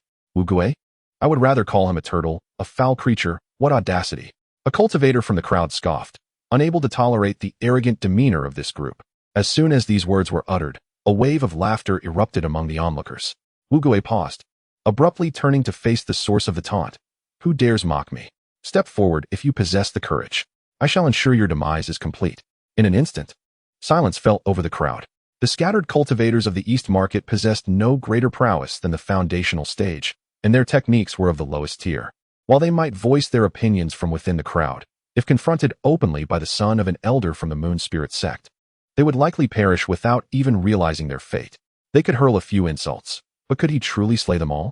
Seeing no one respond, Wu Guo's expression darkened further, yet he lacked the means to identify the instigator. Lu Li clasped his hands together and then pointed towards Qingqing's face. Which of you struck this hand across her visage? Step forth and claim responsibility. At that moment, the most boisterous of the outer disciples stepped forward. It was I who struck her, and what of it? Brother Wu had just suffered a minor setback, and this was the perfect opportunity to regain his standing. Who knows, if Brother Wu were pleased, he might even reward me with some spirit stones, which would indeed be a splendid gain. Chapter 9. A shocking revelation. A single lamp, 3 cups, beckons you. After reading, please consider saving this. New Keyboard Novel Network. This outer sect disciple regarded Lu Li with utter disdain. In his eyes, Lu Li was merely a waste. Having only been in the sect for a year and failing to reach even the first layer of qi refining. Even after 2 years had passed, how much stronger could he possibly become? As for Lu Li's earlier feat of shattering senior brother Wu's whirlwind technique with a single sword strike, it was likely just a stroke of luck, a fortunate hit on the eye of the storm. He, a practitioner of the 6th layer of qi refining, could easily handle a discarded disciple of the sect. With such thoughts swirling in his mind, the outer sect disciple clenched his fists and approached Lu Li, visibly swelling in size. Utilizing the yellow grade technique, the great strength formula, he fortified his body with spiritual energy, enhancing his strength to the point where he could even tear apart demonic beasts at its peak. Below the foundation establishment stage, this technique was undoubtedly one of the most practical. Prepare to regret your arrogance, he declared. With a sudden stomp, he leaped forward like a tiger descending the mountain. Throwing a punch at Lu Li extended his palm, intent on receiving the blow. Seeking death. The outer sect disciple chuckled inwardly. Below the foundation establishment stage, spiritual energy was feeble, and the spells available to practitioners were limited. Aside from some prodigies from major sects, ordinary qi refining practitioners typically engaged in close combat, utilizing weapons to channel their spiritual energy for devastating effect. They could also employ techniques similar to the great strength formula to bolster their own power. Yet, Lu Li had no weapon to parry with, nor was there any spiritual energy enveloping his palm. How could he possibly withstand such an attack? His punch would surely pierce through Lu Li's hand. Bang! The collision of fist and palm produced a resounding thud, sending shockwaves that stirred up dust around them. The force of the strike surpassed that of a worldly martial master. However, at that moment, the outer sect disciple's smile froze on his face. There was no sensation of his fist breaking through. It felt as though he had struck an indomitable fortress. As Lu Li tightened his grip, the outer sect disciple's complexion shifted. Lu Li's fingers felt as if they were made of bronze and iron, firmly holding his fist captive, rendering him unable to escape. How is this possible? How can he possess such formidable physical strength? With a flick of his wrist, a sickening crack echoed as the outer sect disciple's arm twisted grotesquely into a spiral. A scream erupted, and the outer sect disciple turned pale, cold sweat erupting from his forehead as the sudden agony overwhelmed him. Consider this a fee for your arrogance. Now leave, Lu Li declared, delivering a kick to the disciple's chest, sending him crashing into a throng of fellow outer sect disciples who struggled to catch him. Upon closer inspection, the assailant had already succumbed to unconsciousness. The crowd was left in shock. Hadn't they claimed he was a waste? To knock out a practitioner of the 6th layer of qi refining with a single blow, this was clearly the prowess of a formidable beast in human form. Were it not for the specialized artifact at the entrance of Moon Spirit City designed to identify demonic beasts, it would be exceedingly difficult for any such creature to infiltrate the city. They even harbored suspicions that the figure before them, Lu Li might be a shape-shifting beast in disguise. A flicker of surprise crossed Wu Gui's eyes. Was it possible that Lu Li possessed such remarkable abilities? It appeared that the rumors of Lu Li's ineptitude were unfounded. At the very least, without the use of spiritual power, he had demonstrated the capacity to withstand an attack from a sixth-layer Qi refinement practitioner solely with his physical form, a feat that could only be attributed to innate divine strength. Such a person could, through the cultivation of mundane martial arts, become a formidable warrior capable of facing 100 foes. If he possessed even a modicum of aptitude for cultivation and fortune, transitioning into a body cultivator would not be insurmountable. Had it been someone else, Wu Gui might have been inclined to nurture this talent and recruit him into the Moon Spirit sect as a forceful defender. However, regrettably, he had promised Su Mei to teach Lu Linglong a lesson upon his arrival. Given Lu Linglong's evident concern for her elder brother, should she learn of his predicament, her composure would surely be shattered, adversely affecting her cultivation. This would subsequently enhance Wu Gui's chances in the upcoming sect competition. Indeed, it was a sound strategy. Wu Gui lightly tapped his folding fan in his palm, contemplating the unfortunate fate awaiting Lu Li. I do not seek your life.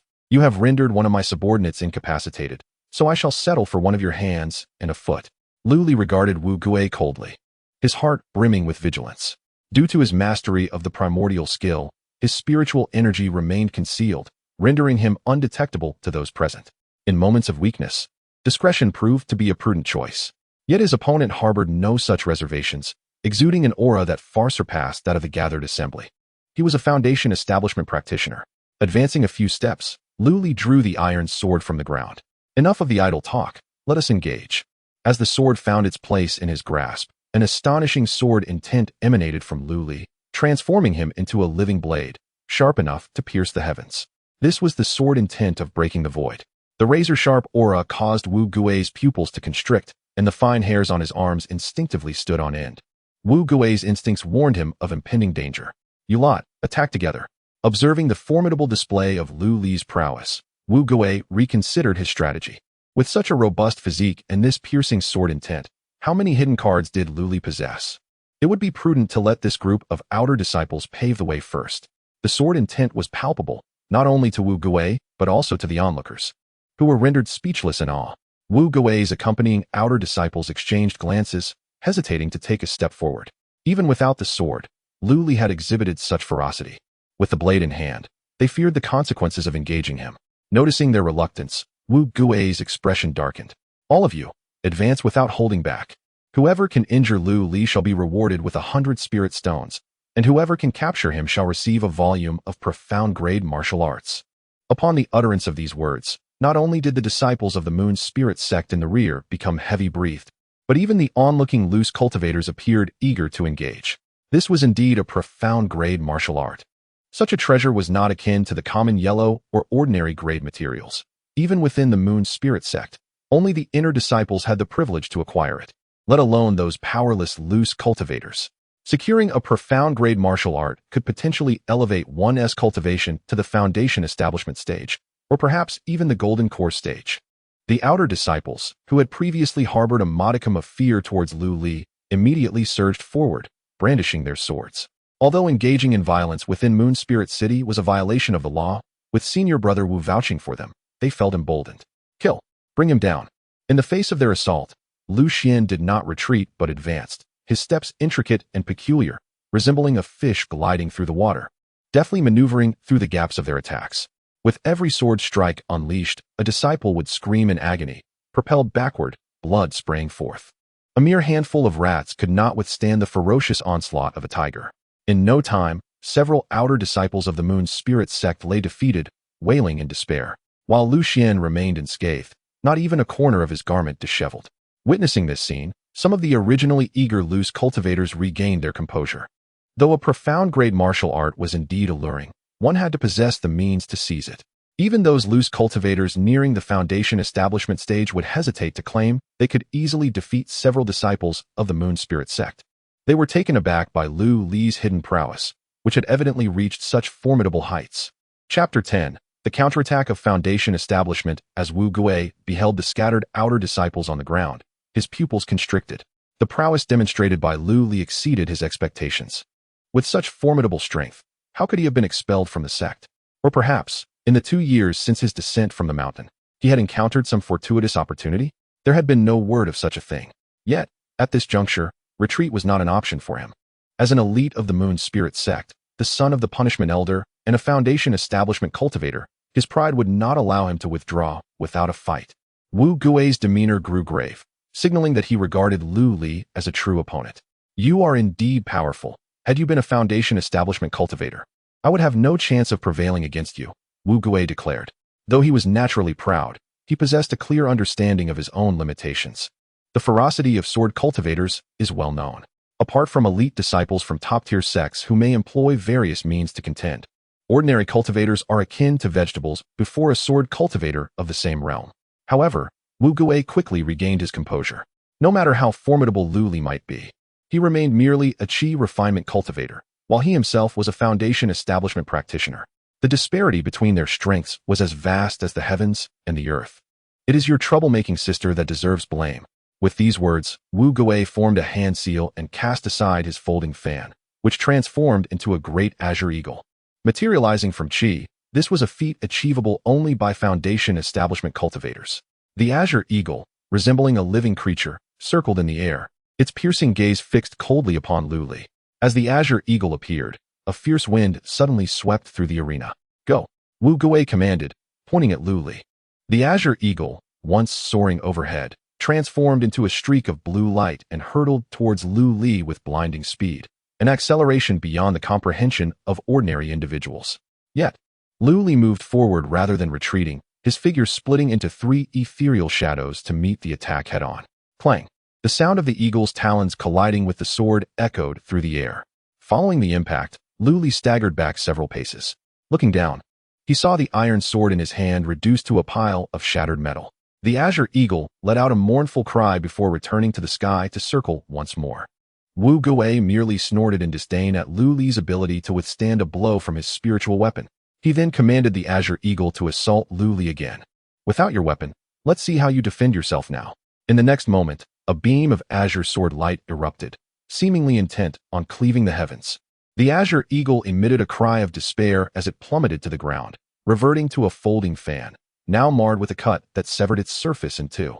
Wu Gui glanced at the fan, his eyes twitching slightly. Such a yellow-grade spiritual artifact, reduced to ruin. At this moment, fury ignited within Wu Gui.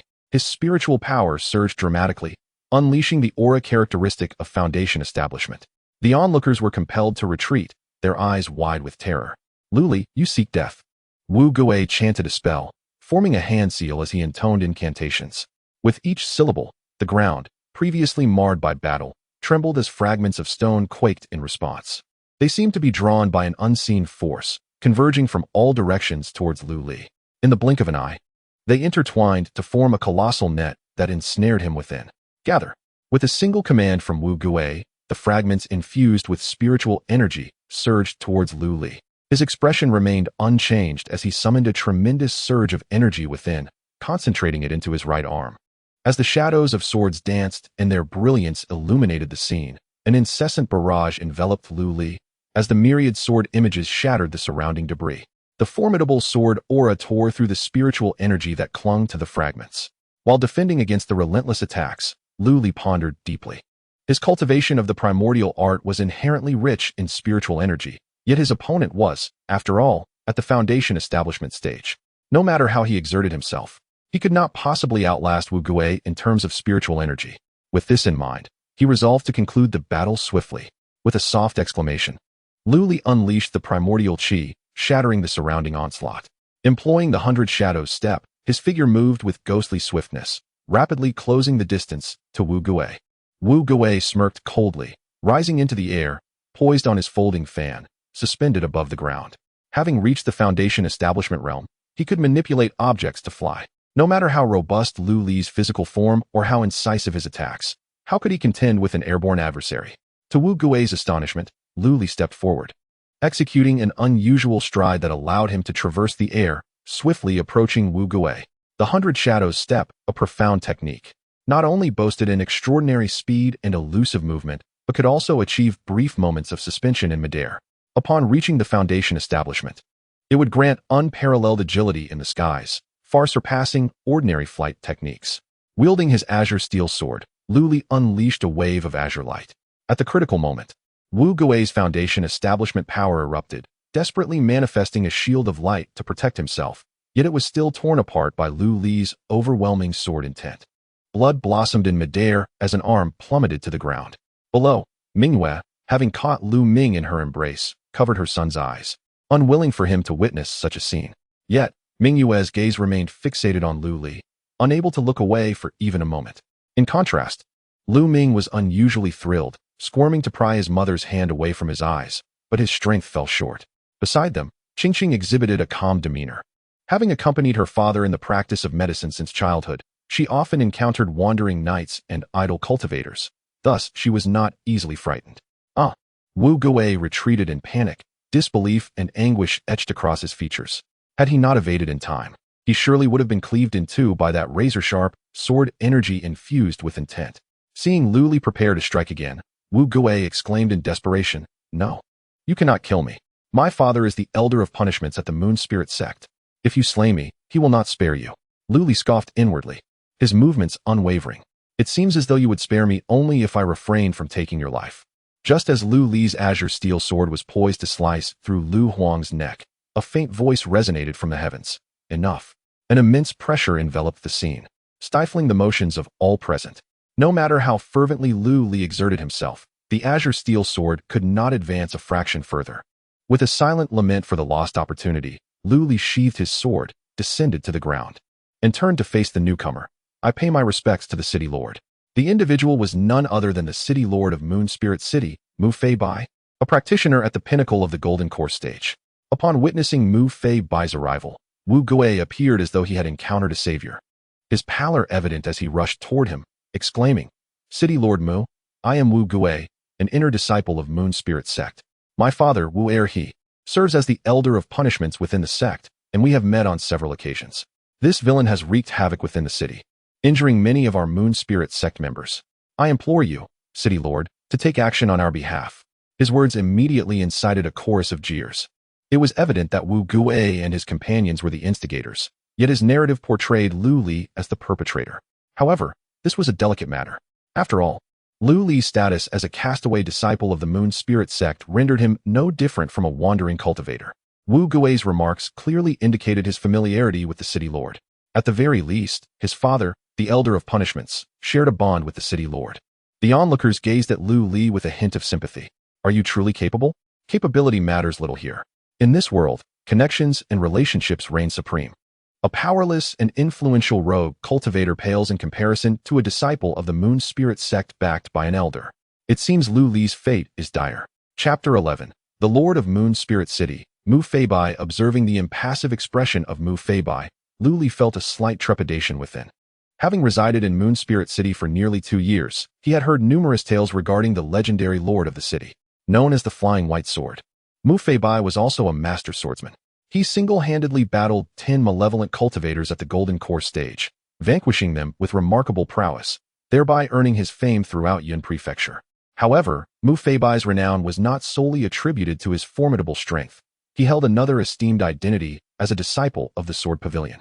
Within the Great Xia dynasty, myriad cultivation sects flourished, with hundreds of immortal gates situated in Yun Prefecture alone. Yet, only 5 sects stood at the pinnacle: the Zen sect, Sword Pavilion, Heavenly Mechanism sect, Bright Church, and Heavenly Master Mountain. These 5 elite sects were revered as the very foundation of the Great Xia dynasty. The establishment of the dynasty itself was backed by these 5 immortal gates, which were subsequently honored by the imperial family as the 5 sacred lands. Gaining admission to these sacred sites became the ultimate aspiration for cultivators across the realm. Regrettably, the criteria for recruitment into the 5 sacred lands were exceedingly stringent. Only those with extraordinary talents could hope to pass the rigorous assessments. For instance, the Sword Pavilion only accepted individuals with exceptional comprehension. At that moment, Mu Fei Bai spoke. "I am already aware of the circumstances surrounding this matter." Wu Gui's expression brightened, his gaze towards Lu Li brimming with arrogance. "This fellow is doomed. Wu Gui, as a disciple of the Moon Spirit sect, not only have you failed to fulfill your sect's responsibilities, but you have also wreaked havoc in the city, disturbing the order of Moon Spirit City. According to the laws of the Great Xia, you shall be punished with 100 strikes of the rod. I wish to inquire of Wu Er, as the elder in charge of punishment, how he intends to address this situation. With that, Mu Feibai lightly pointed, enveloping Wu Guei in spiritual energy that transformed into ropes, binding him firmly. In consideration of Wu Er's standing, I shall grant you half a day to have him personally attend. Should he fail to handle this matter with impartiality, I shall enforce the law myself. Upon hearing this, everyone present was taken aback. The tension that had gripped Ming Yue and Qingqing dissipated instantly. Lu Li's eyes brightened as he respectfully acknowledged Mu Feibai. Your wisdom is commendable, Lord. Mu Feibai nodded slightly at Lu Li. You are quite impressive. You may visit the Lord's residence later. This matter requires a resolution. The color drained from Wu Gui's face. He realized the implications. This was blatant favoritism. His side had suffered over 10 casualties, and he himself bore a severed arm, while the opposing party had merely smacked a concubine. And now, he was expected to provide Lu Li with an explanation. In a fit of rage compounded by his injury, Wu Gui spat a mouthful of blood and fell unconscious. The shift in Mu Feibai's demeanor did not go unnoticed by the assembled crowd.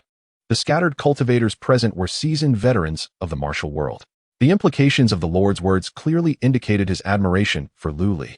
If the position of the Lord of Moon Spirit City lacked weight, what of the identity of a Sword Pavilion disciple? Moreover, Lu Li's exhibited talents were closely related to the way of the sword. What did this signify? It signified that Lu Li was destined for greatness. At that moment, the gazes of all present turned toward Lu Li, filled with newfound respect.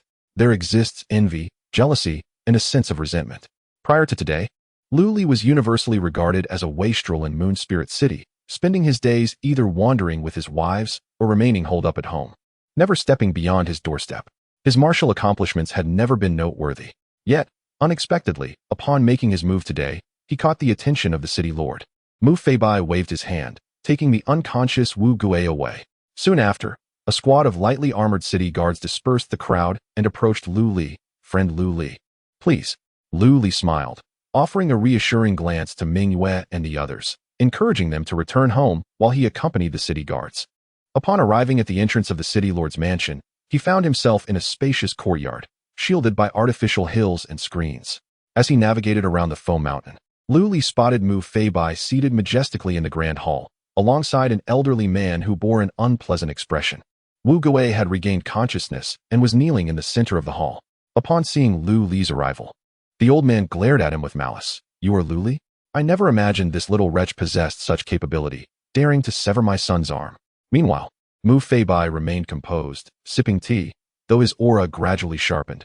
Elder Wu, please be mindful of the occasion. This is the city lord's mansion, not the punishment hall of your moon spirit sect. His calm words momentarily stifled the old man's fury, compelling him to cast a fierce glance at Lu Li. Undeterred by the elder's murderous gaze, Lu Li lightly clasped his hands in greeting. Commoner Lu Li pays his respects to the city lord. Mu Feibai set down his teacup with a smile. I hear you are an abandoned disciple of the Moon Spirit sect? Lu Li glanced at the old man and nodded. Indeed. Mu Feibai's interest visibly piqued. Your cultivation seems to be merely a step away from foundation establishment. And to comprehend sword intent before reaching the golden core stage is indeed rare, even in the sword pavilion. Such talent. And yet the Moon Spirit sect would cast you aside? Wu Er scoffed. As far as I know, when this man was expelled from the Moon Spirit sect, he had yet to break through to the Qi refinement stage. In less than 2 years, he has made such significant progress. It is likely he has practiced some nefarious technique. He must be a heretic. I urge City Lord Mu to see the truth. Lu Li raised an eyebrow, about to speak when Mu Feibai interjected. Nefarious techniques, you say? Such rapid advancement could indeed suggest that. However, I have reviewed Lu Li's information through my subordinates. He has been well behaved during his 2 years in the city and has only shown a propensity for courting wives. There is little evidence of conduct befitting a heretic. Elder Wu, perhaps we should return to discussing your son, Mu Feibai suggested. Frustrated by the city lord's indifference, Wu Er communicated discreetly, Brother Mu. This man is but a wandering cultivator. Why do you feel the need to shield him so? If you were to release my son, I assure you, a generous reward would await. Mu Feibai shook his head and said, Elder Wu, it would be prudent to abandon such devious thoughts. The so-called generous gift you propose does not appeal to me in the slightest. Your son has erred, and naturally, he must face the consequences. As for this individual, I have indeed secured my stance. Mu Feibai did not resort to private communication. Lu Li understood the implications clearly. It was indeed a case of a crooked beam leading to a warped structure. As the elder of punishments, one ought to act with fairness. It was unexpected that he would entertain such vile schemes in secret. Wu Erhe's expression shifted slightly, and he spoke in a low voice. Are you truly intent on opposing our moon spirit sect, Lord of the City? Mu Feibai replied, somewhat astonished. Is it conceivable that your moon spirit sect would come to blows with me over a mere foundation establishment issue? Am I the one who is deranged? Or is it you who has lost your senses? With a suppressed chuckle, Luli could not help but laugh aloud. Wu Erhe's face flushed crimson, his countenance becoming increasingly unsightly. Had he been a typical golden core cultivator, Wu Erhe might have lost his temper. As the elder of punishments of the moon spirit sect, he still had some connections. Summoning a few familiar elders from the sect to lend support would not pose a challenge. Yet, this was Mu Feibai, a lone warrior who had slain 10 formidable golden core practitioners. Moreover, he had the towering sword pavilion backing him. Even if the sect master were to personally arrive, it was doubtful that Mu Feibai would be inclined to show any deference. Strong in prowess, solid in backing, and unyielding in principle, Wu Erhe found himself at a loss. Observing the situation, Mu Feibai clapped his hands, and the city guards, wielding iron staffs, swiftly entered, dragging Wu Gui out to the city lord's residence to administer punishment. With his spiritual power restrained, Wu Gui could hardly withstand the brutal methods of the fierce city guards, and soon he was screaming in agony, ultimately losing consciousness once more. Wu Erhe trembled with fury, yet he could not act upon it, only casting a resentful glare at Luli. Luli shrugged, feeling a surge of satisfaction. The sensation of having someone to shield him was indeed quite delightful. Chapter 12. Similar experiences. Wu Erhe departed with Wu Gui, casting a cold glance at Lu Li before leaving, clearly indicating that a rift had formed between them. However, Mu Feibai's words brought Lu Li considerable solace. Rest assured, I have vowed to protect you, and no one will dare to harm you, at least within the confines of Moon Spirit City. Lu Li raised an eyebrow and sincerely clasped his fists in gratitude, saying, I am deeply thankful for the city lord's kindness. Mu Feibai gestured to an adjacent seat, inviting Lu Li to sit. He continued, there is no need for such formality. All sword cultivators are akin to family. These days, it has become increasingly rare to encounter those who can cultivate their sword intent. Yet, I am genuinely curious about how you, without a conventional foundation, managed to develop this remarkable sword intent. For a moment, Lu Li found himself at a loss. While Mu Feibai had been quite amiable, he could not divulge the secrets of the longevity system. Noticing Lu Li's hesitation, Mu Feibai waved his hand dismissively, saying, if this poses a dilemma, then let it be. My curiosity is harmless, I assure you. Lu Li sighed with relief, expressing, thank you for your understanding, City Lord. Mu Feibai smiled, observing, I perceive your sword technique is magnificent, your sword intent soaring, possessing an aura as if it aims to pierce the heavens. Does your sword technique have a name? Surely. You can share that much? Lu Li was somewhat taken aback. Indeed, it was true that those outside the craft merely admired the spectacle, while those within discerned the intricacies. Others might see only the sharpness of his swordplay, but Mu Feibai, being a sword cultivator himself, immediately recognized the unique traits of his technique. The city lord's keen insight was commendable. This technique is known as the void-piercing sword technique. Mu Feibai laughed heartily, saying, excellent. Would you care to engage in a duel with me? Fear not. I shall not press you with my cultivation level, but will rely solely on our sword techniques and intents. Lu Li responded with a respectful bow. I couldn't ask for more.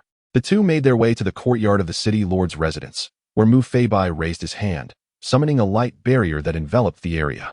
This formation is employed for the protection of the estate, for even without spiritual energy, sword cultivators can unleash formidable destructive power through sheer sword intent, Mu Feibai patiently explained. Lu Li watched, somewhat envious, as he too faced similar challenges. A moment's inattention could result in his sword energy wreaking havoc upon his own abode. If he could set up such a formation, it would indeed be beneficial.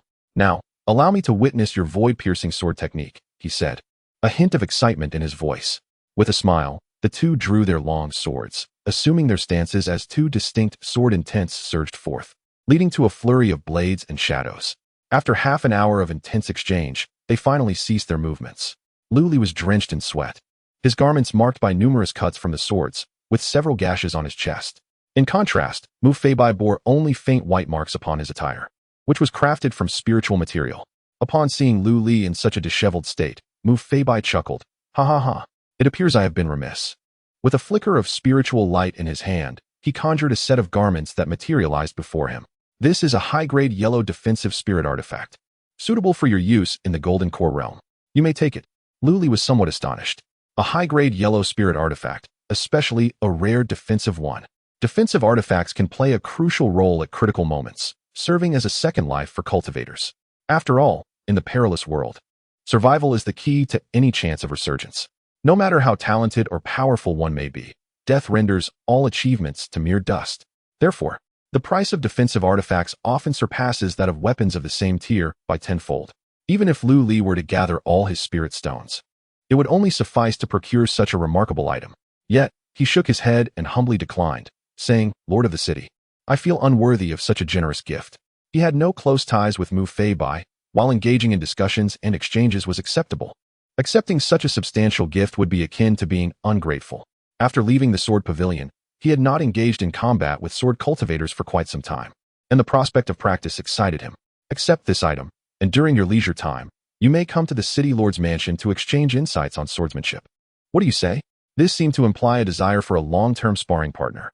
After pondering for a moment, Lu Li agreed. Although his void sword technique was a gift from the system, with all techniques inscribed in his mind, it did not imply a lack of potential for improvement. Practical combat experience is also of paramount importance. This would indeed benefit him. Receiving the garment from Mu Fei Bai's hands, Lu Li followed his instructions to recognize it with a drop of blood, and the garment vanished from sight, reappearing within Lu Li's dantian. With a mere thought, the garment enveloped him. This was quite a novel experience. His other spirit artifacts were all rewards from the system, thus did not require such recognition. Even if transferred to another, they would remain his possessions, retrievable from the system space with a thought. This was the first time he had acquired an artifact that required blood recognition. Observing Lu Li's amusement, Mu Fei Bai chuckled. To facilitate your access to the city lord's mansion, I have decided to bestow upon you the position of commander of the Moon City Guards, which does not require your attendance at roll call. What do you think? Lu Li fell silent for a moment before inquiring, Lord Mu, forgive my boldness, but why do you extend such generosity towards me? The position of commander of the Moon City Guards was reserved for Mu Fei Bai's trusted confidants. Moreover, not requiring attendance implied it was merely a nominal title. Bestowing such a position upon him likely stemmed from a desire to protect him and instill a sense of deterrence toward individuals like Wu Erhe. Even though he shared the same sword cultivation lineage, it seemed excessive to consider such measures. Since his interactions with Mu Fei Bai began, the latter's demeanor towards him had far exceeded his expectations. In this world, kindness is rarely without motive. Without clarifying his doubts, Lu Li found it difficult to set his mind at ease. Mu Fei Bai fell silent for a moment before letting out a sigh. Perhaps I see a reflection of my former self in you, he mused. Lu Li was taken aback. The expression on Mu Fei Bai's face grew somewhat melancholic. Would you care to hear a story? A quarter of an hour later, Lu Li finally grasped the full narrative. It turned out that in his earlier years, before entering the sword pavilion, Mu Fei Bai had been a wandering cultivator. He had fallen in love with a woman, and together they roamed the world as a pair of chivalrous swordsmen. Unfortunately, while passing through Shuzhou, his beloved was coveted by a second-generation disciple of a local sect, who sought to force her into submission. The couple found themselves in peril. Mu Fei Bai killed the disciple, only to be pursued by his vengeful elder. In a desperate bid to allow Mu Fei Bai to escape, his partner sacrificed her life to buy him time. Mu Fei Bai witnessed the death of his beloved firsthand, and in his grief, he comprehended the essence of the sword. This extraordinary sword intent caught the attention of the sword pavilion, whose members, astonished by Mu Fei Bai's innate talent, intervened to fend off the pursuers and brought him back to the pavilion. With a heart heavy with sorrow, Mu Fei Bai devoted over a decade to rigorous training. Emerging from seclusion, having attained the Golden Course stage, his first course of action upon descending the mountain was to seek out the old villain from years past and slay him on the spot. Yet, even in avenging his beloved, the dead could not be resurrected. My intervention to prevent you from killing Wu Gui was to avert an irretrievable situation, Mu Fei Bai explained. If you were to slay Wu Gui, Wu would undoubtedly retaliate without mercy, and I could not shield you as I do now. After all, I must maintain the face of the Moon Spirit sect. However, by merely severing an arm, the situation has not escalated to that extent, granting you precious time to regroup.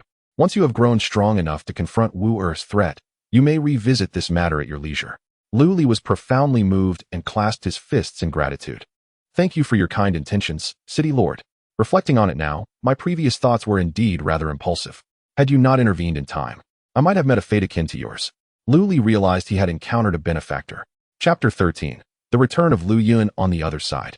Wu Er returned with the injured and unconscious Wu Gui, instantly becoming the talk of the Moon Spirit sect. Upon learning that Wu Gui had met such a dire fate because of Lu Li, the disciples of the sect were left utterly astounded. The once cast-off waste, who had been banished from the mountain, had actually severed one of Wu Gui's arms. How could this be? Lu Yun was taken aback upon hearing this news, covering her cherry-red lips in astonishment. The last time she had encountered Lu Li, he was merely a chi-refining cultivator at the 3rd level. Although she could not fathom why such a lowly strength warranted expulsion from the outer sect, she did not expect him to possess such formidable prowess. Wu Gui was a mid-stage foundation establishment cultivator, not to mention he was an inner sect disciple and the son of the elder in charge of punishments. Practicing a profound grade cultivation technique and wielding a yellow-grade magical artifact. Even within the inner sect, he was considered quite powerful. It was conceivable that even she might not be able to best him. However, it was perplexing how Wu Gui could possibly cross paths with Lu Li. Lu Yun's eyes flickered as she quickly pieced together the crux of the matter. It must have been that wretched Su Mei who had instigated the situation. Wu Gui's pursuit of Su Mei was common knowledge among all in the inner sect. Given the existing rift between Su Mei and her junior sister Ling Long, it was likely that Su Mei had divulged this information to Wu Gui. Meanwhile, junior sister Ling Long was currently basking in her glory, having reached the mid-stage of foundation establishment in a mere 3 years, a feat that could only be described as the pinnacle of talent within the sect. Wu Gui, fearing to confront junior sister Ling Long openly within the sect, had sought out Lu Li instead, assuming he would be an easy target, only to encounter such a formidable opponent. Initially, Lu Yun had little interest in Ling Long's elder brother, but out of respect for her junior sister, she had once delivered a century-old spirit ginseng to him. Ling Long had been in seclusion for nearly half a year now, and this was certainly not a time for distractions. It would be prudent for her to pay a visit to her elder brother, lest others think that her sister had forgotten him. Finding herself a suitable excuse, Lu Yun descended the mountain. As for her true thoughts, only she was privy to them. In the cultivation chamber of the Lu family, Lu Li sat cross-legged on a jade bed, his eyes tightly closed. Surrounding him lay a plethora of spirit stones. The spiritual energy emanating from these stones continuously dispersed, merging with the ambient spiritual energy of the world, enveloping the entire cultivation chamber. Lu Li's body resembled an unfathomable abyss, voraciously absorbing the surrounding spiritual energy and converting it into power within. His Hunyuan technique remained tranquil, yet his absorption of spiritual energy was anything but slow. The spiritual power within him surged rapidly. Soon, Lu Li felt a profound sense of strength coursing through him. After his battle with Wu Gui, he had gained a clearer understanding of his capabilities. He was but a step away from foundation establishment, and it seemed that a breakthrough was imminent. At that moment, someone pressed the restriction bell of the cultivation chamber. Lu Li raised an eyebrow. It was not permissible for anyone to disturb him during his practice. The servants would not dare to do so, and even his concubines, such as Qin Lan and Xia Ying, would not approach him lightly. Within the entire Lu family, only Ming Yu had been granted such authority. Pushing open the door to the cultivation chamber, Lu Li noticed Ming Yue standing at the entrance, her expression slightly tense. "What is the matter?" he inquired. Ming Yue stammered before finally uttering, "That fairy has come to see you." Lu Li, perplexed, made his way to the hall, where he discovered a familiar figure, Lu Yun, seated gracefully, cradling a cup of steaming tea. The maidservant responsible for attending to guests discreetly observed Lu Yun, marveling at her extraordinary beauty. How could one woman possess such tender, fair skin? The enchanting gaze of Lu Yun seemed to speak volumes, and she appeared like a celestial being stepped straight out of a painting. To be fair, in terms of appearance, Lu Yun indeed surpassed all of Lu Li's wives and concubines. Most notably, the aura of a cultivator surrounding her elevated her nobility even further.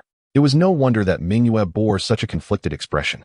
Upon seeing Lu Li, Lu Yun rose and greeted him. "Hello, we meet again." Yet, within her eyes lingered a flicker of astonishment. During their last encounter, she could easily discern Lu Li's cultivation level, but this time, she found it impossible to gauge his depth. It appeared the rumors within the sect were true. Lu Li had indeed vanquished Wu Gui. What level of cultivation had he attained now? Foundation establishment? In less than a year since their last meeting, how could he have made such remarkable progress? His speed rivaled that of junior sister Ling Long. "Greetings, senior sister Lu," Lu Li replied, bowing slightly while subtly glancing at the blue halo above her head. Compared to their previous encounter, the hue of her halo had deepened slightly, indicating that she had encountered considerable fortune and advancement in her cultivation over the past year. Indeed, the variations in the color of a woman's halo could be used to infer her current state. This was a discovery Lu Li had made recently. For instance, Ming Yue, his first wife, had a pale yellow halo when he first married her.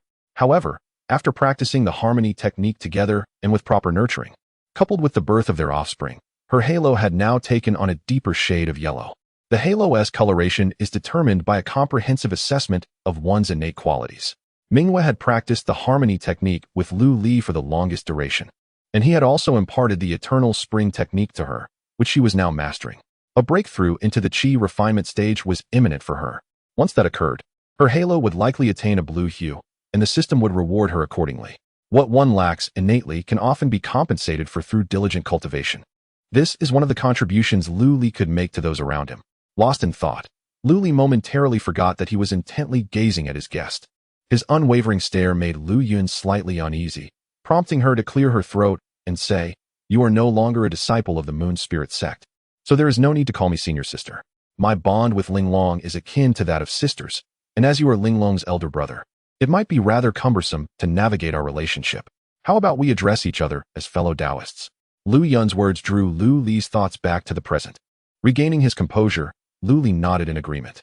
Behind him, Mingyue subtly rolled her eyes, evidently believing that her husband was entranced by the beauty of the woman before him. What was so remarkable about a slightly larger bust, a smaller face, or a slimmer waist? The more she pondered, the more bitterness welled within her heart.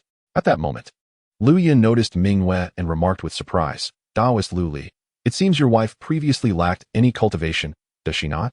Though she could not see through Lu Li, Lu Yun was keenly aware of Mingyue's condition. The accumulation of spiritual energy within her was not in the slightest inferior to that of a practitioner at the first level of qi refinement. Hearing that Lu Li's legitimate wife was of humble servant origins, she wondered how such a solid foundation of spiritual energy could be amassed. Lu Li replied with a smile, "Indeed, yet Mingyue is astute.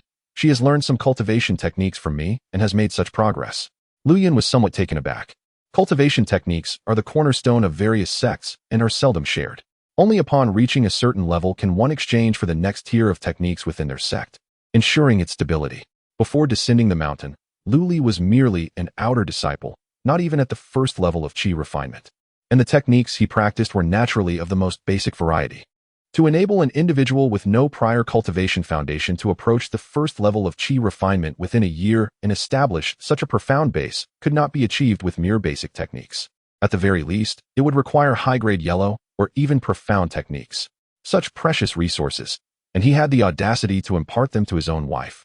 Chapter 14. The bright moon breakthrough. As the radiant moonlight illuminated the surroundings, Lu Li inquired about Lu Linglong's recent circumstances.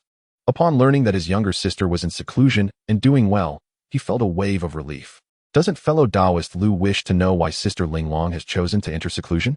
Lu Yun seemed to recall something, stifling a laugh that brightened the entire hall with its brilliance. Lu Li momentarily lost his composure, bewildered, and asked, "Why?"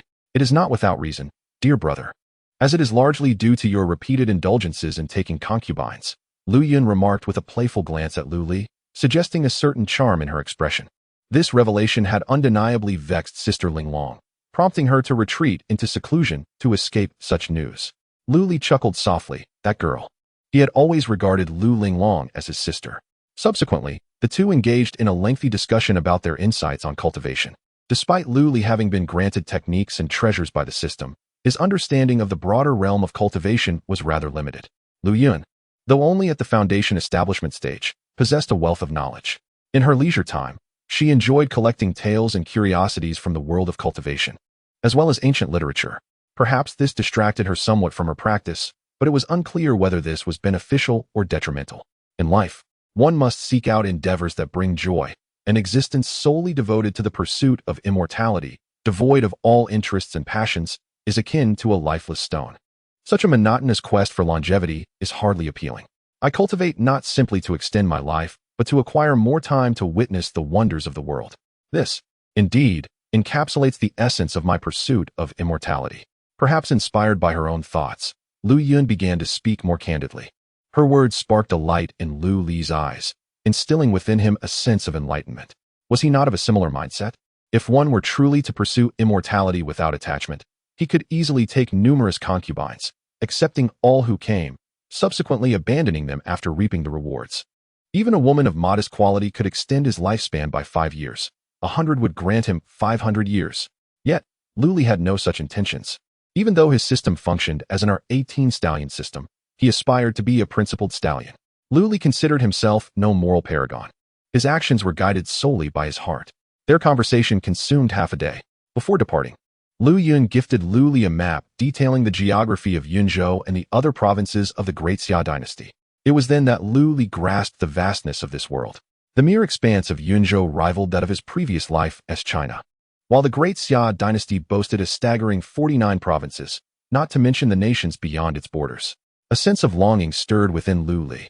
Observing her husband's contemplative expression, Mingyue approached, teasingly inquiring, "Has my husband developed a desire to travel?"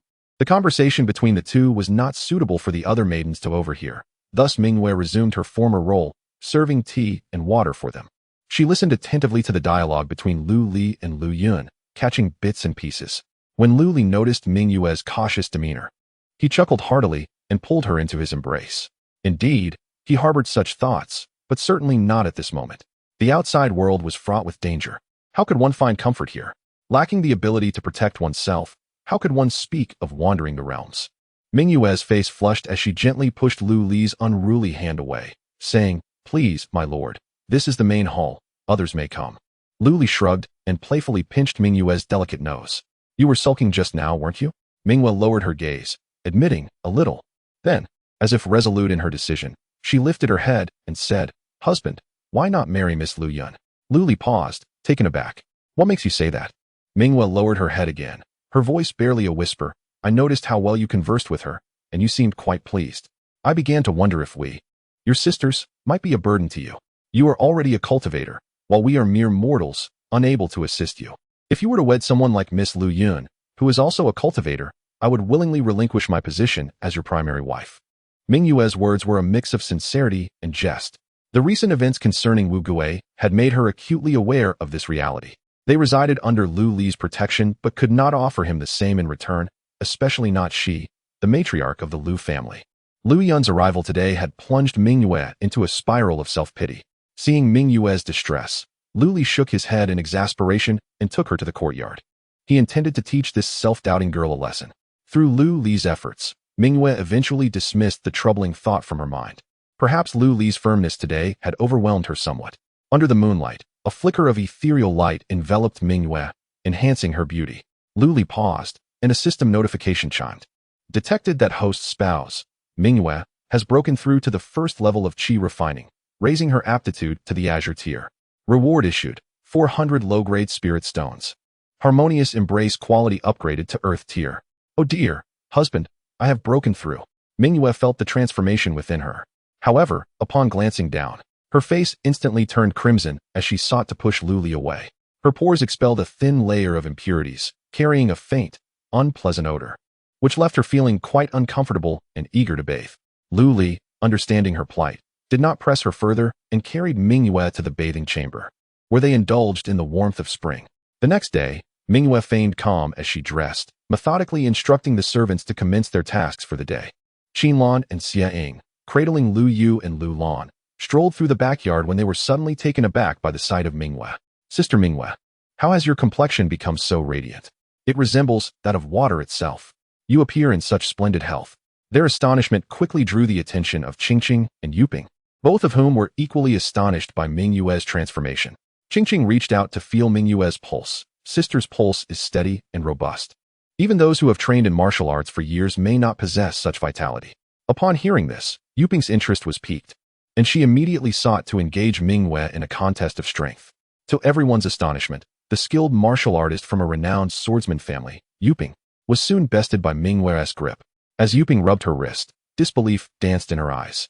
How could such a significant change occur in a mere night?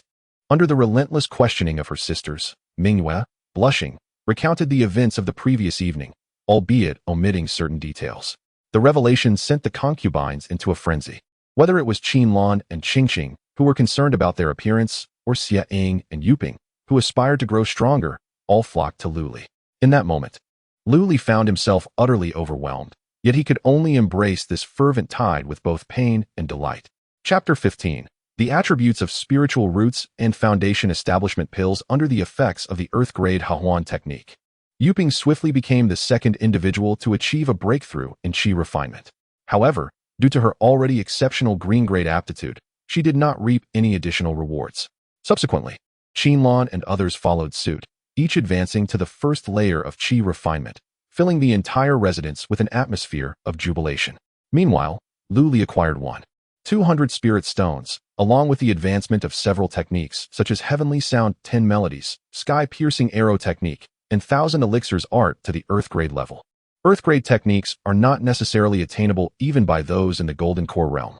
Yet, Lu Li, merely by cultivating alongside his wives, enjoyed such bountiful rewards. Should others learn of this, they would likely grind their teeth in envy. After his wives achieved their breakthroughs, Lu Li felt a surge of inspiration and opted to enter seclusion. In the cultivation chamber, he assumed a meditative posture. The stone bed surrounding him piled high with spirit stones. The Hunyuan technique circulated within him, continuously absorbing the ambient spiritual energy to enrich his being. Soon, spiritual power began to spiral within his dantian. To break through to foundation establishment, one must first comprehend the attributes of their spiritual root. Lu Li retrieved a pill and swallowed it. This pill, known as the spirit root testing pill, could peel away the outer layers of the spiritual root, revealing its inherent attributes. Before reaching the stage of foundation establishment, all spiritual roots, regardless of their quality, were considered attributeless. It was only when approaching foundation establishment that one could showcase their spiritual root attributes through other means. Some sects possessed spirit root testing formations, eliminating the need for such pills, yet Lu Li naturally lacked the opportunity to utilize them. Different attributes of spiritual roots could enhance corresponding attribute spells, with the effectiveness of such enhancements dictated by the quality of the spiritual root. For instance, Wu Gui, who evidently possessed a dual attribute of wind and earth, predominantly employed spells from these two elements in combat. Furthermore, an unwritten rule in the cultivation world states that the more singular the attribute of a spiritual root, the more esteemed it becomes. As previously mentioned, spiritual roots function as conduits between the human body and the cosmos. The higher the quality of the spiritual root, the more efficiently it utilizes spiritual energy. Even a mundane spiritual root, if singular in its attribute, would not yield inferior output compared to some high-quality multi-attribute roots. The only drawback might lie in the speed of spiritual energy absorption. In simpler terms, even a mundane spiritual root, if endowed with a singular attribute, would not lack in combat power. Certain specialized sects even cultivate such practitioners to serve as guardians. Thus, the testing of spiritual root attributes is a pivotal moment in a cultivator's destiny. Upon consuming the spirit root testing pill, Lu Li felt a vision ignite in his mind.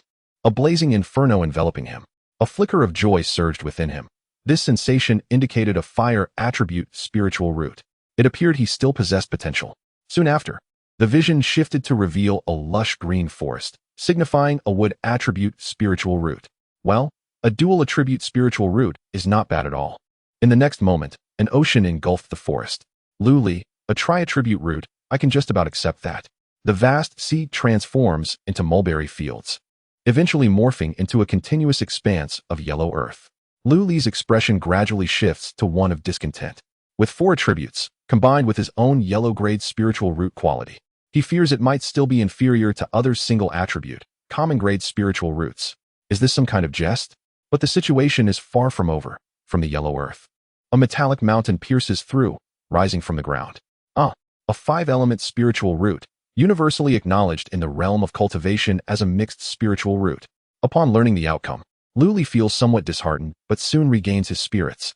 A 5-element spiritual root is merely that. It means his ability to wield 5-element techniques may be slightly diminished compared to others, but it is not a matter of great concern. If necessary, he can choose not to cultivate 5-element techniques at all. At that moment, the system's voice aptly resonates. Host need not feel disheartened, as long as you have enough offspring. The quality of your spiritual roots will gradually improve.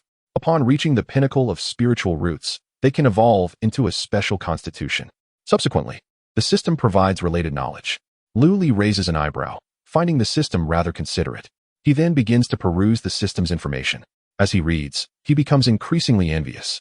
It appears that beyond spiritual roots, there exist special constitutions. These are referred to as innate spiritual bodies. Should Lu Li manage to transcend the limitations of his top-tier spiritual root, he could achieve a 5-element spiritual body. At that point, the 5-element spiritual root would no longer be a burden. Instead, it would become an extraordinary existence embodying the quintessence of all 5 spiritual bodies. How grand a prospect this is, Luli muses. In addition to the innate spiritual roots that can evolve into special constitutions, there are other unique constitutions in this world. For instance, the innate sword body, born to wield a sword, can transform the mundane into the miraculous with any sword technique, or the innate Tao, which allows one to cultivate any method without a teacher, achieving enlightenment as effortlessly as eating or drinking. After a long while, Luli closes the system's knowledge interface. Feeling contemplative, this world can indeed be rather cruel. Some individuals may spend their entire lives without reaching Rome, while others with special constitutions are born there. Fortunately, his system is powerful enough to defy destiny. Although he knows this is merely a tantalizing promise from the system, Luli finds it immensely satisfying. As the old saying goes, to seek wealth, one must first pave the road. To gain strength, one must first bear children. However, before embarking on parenthood, it would be wise for him to first break through to the foundation establishment stage. With this thought, Luli once again retrieves a pill. The foundation establishment pill. Like the previous spiritual testing pill, this concoction is also of his own making. The alchemical methods recorded in the 1,000 pills technique enable Luli to master the vast majority of pill formulations. Even though his current cultivation level permits him only a superficial application of earth-grade alchemy, the pills he produces surpass the ordinary wares available in the market. However, utilizing earth-grade alchemy to forge pills at a higher level is exceedingly taxing on one's spirit, and Luli has taken several days to recuperate. The primary reason lies in Luli's failure to transcend the foundational stage of cultivation. The foundational elixir before him, adorned with 3 intricate patterns, would undoubtedly incite a frenzy of competition in the outside world, even eliciting envy from disciples of various sections. Achieving the foundational stage is no trivial endeavor. A failure could lead to a regression in strength or, in severe cases, a chaotic disruption of one's meridians resulting in demonic deviation. The path of cultivation is fraught with peril, as each major breakthrough is accompanied by inherent risks. It is said that when one attempts to advance from the foundational stage to the golden core, they must endure a tribulation of thunder. Failing to withstand it could lead to death and obliteration of the soul. The foundational elixir significantly enhances the safety of the practitioner during this critical breakthrough, thereby increasing the likelihood of success. The greater the number of patterns on the elixir, the higher its quality and efficacy. Without the slightest hesitation, Luli consumed the foundational elixir and commenced his assault on the foundational stage. As the elixir entered his body, it transformed into medicinal energy, dispersing throughout his form and safeguarding the vital meridians. Luli activated the primordial skill, absorbing the surrounding spiritual energy while simultaneously propelling the internal spiritual power to circulate rapidly throughout his body. With each cycle, the spiritual energy was transmuted into spiritual power, compressing and condensing until it surged forth in a liquid form towards his dantian. Some of it dripped along the meridians, producing a sizzling sound. Fortunately, the elixir's medicinal potency protected the meridians, preventing any harm from the erratic spiritual energy. Luli furrowed his brow, understanding that this predicament stemmed from the inadequacy of his spiritual root's grade. Had he possessed a superior spiritual root, such complications would not have arisen. Nonetheless, the elixir's abundant medicinal energy combined with the efficacy of the primordial skill provided ample support. The liquid spiritual power within Luli's dantian was steadily expanding. Chapter 16. Breaking through the foundation and selling elixirs. A day and a night had passed.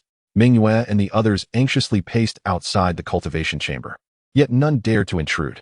Luli had previously informed them that this retreat was unlike any other, allowing for no disturbances whatsoever.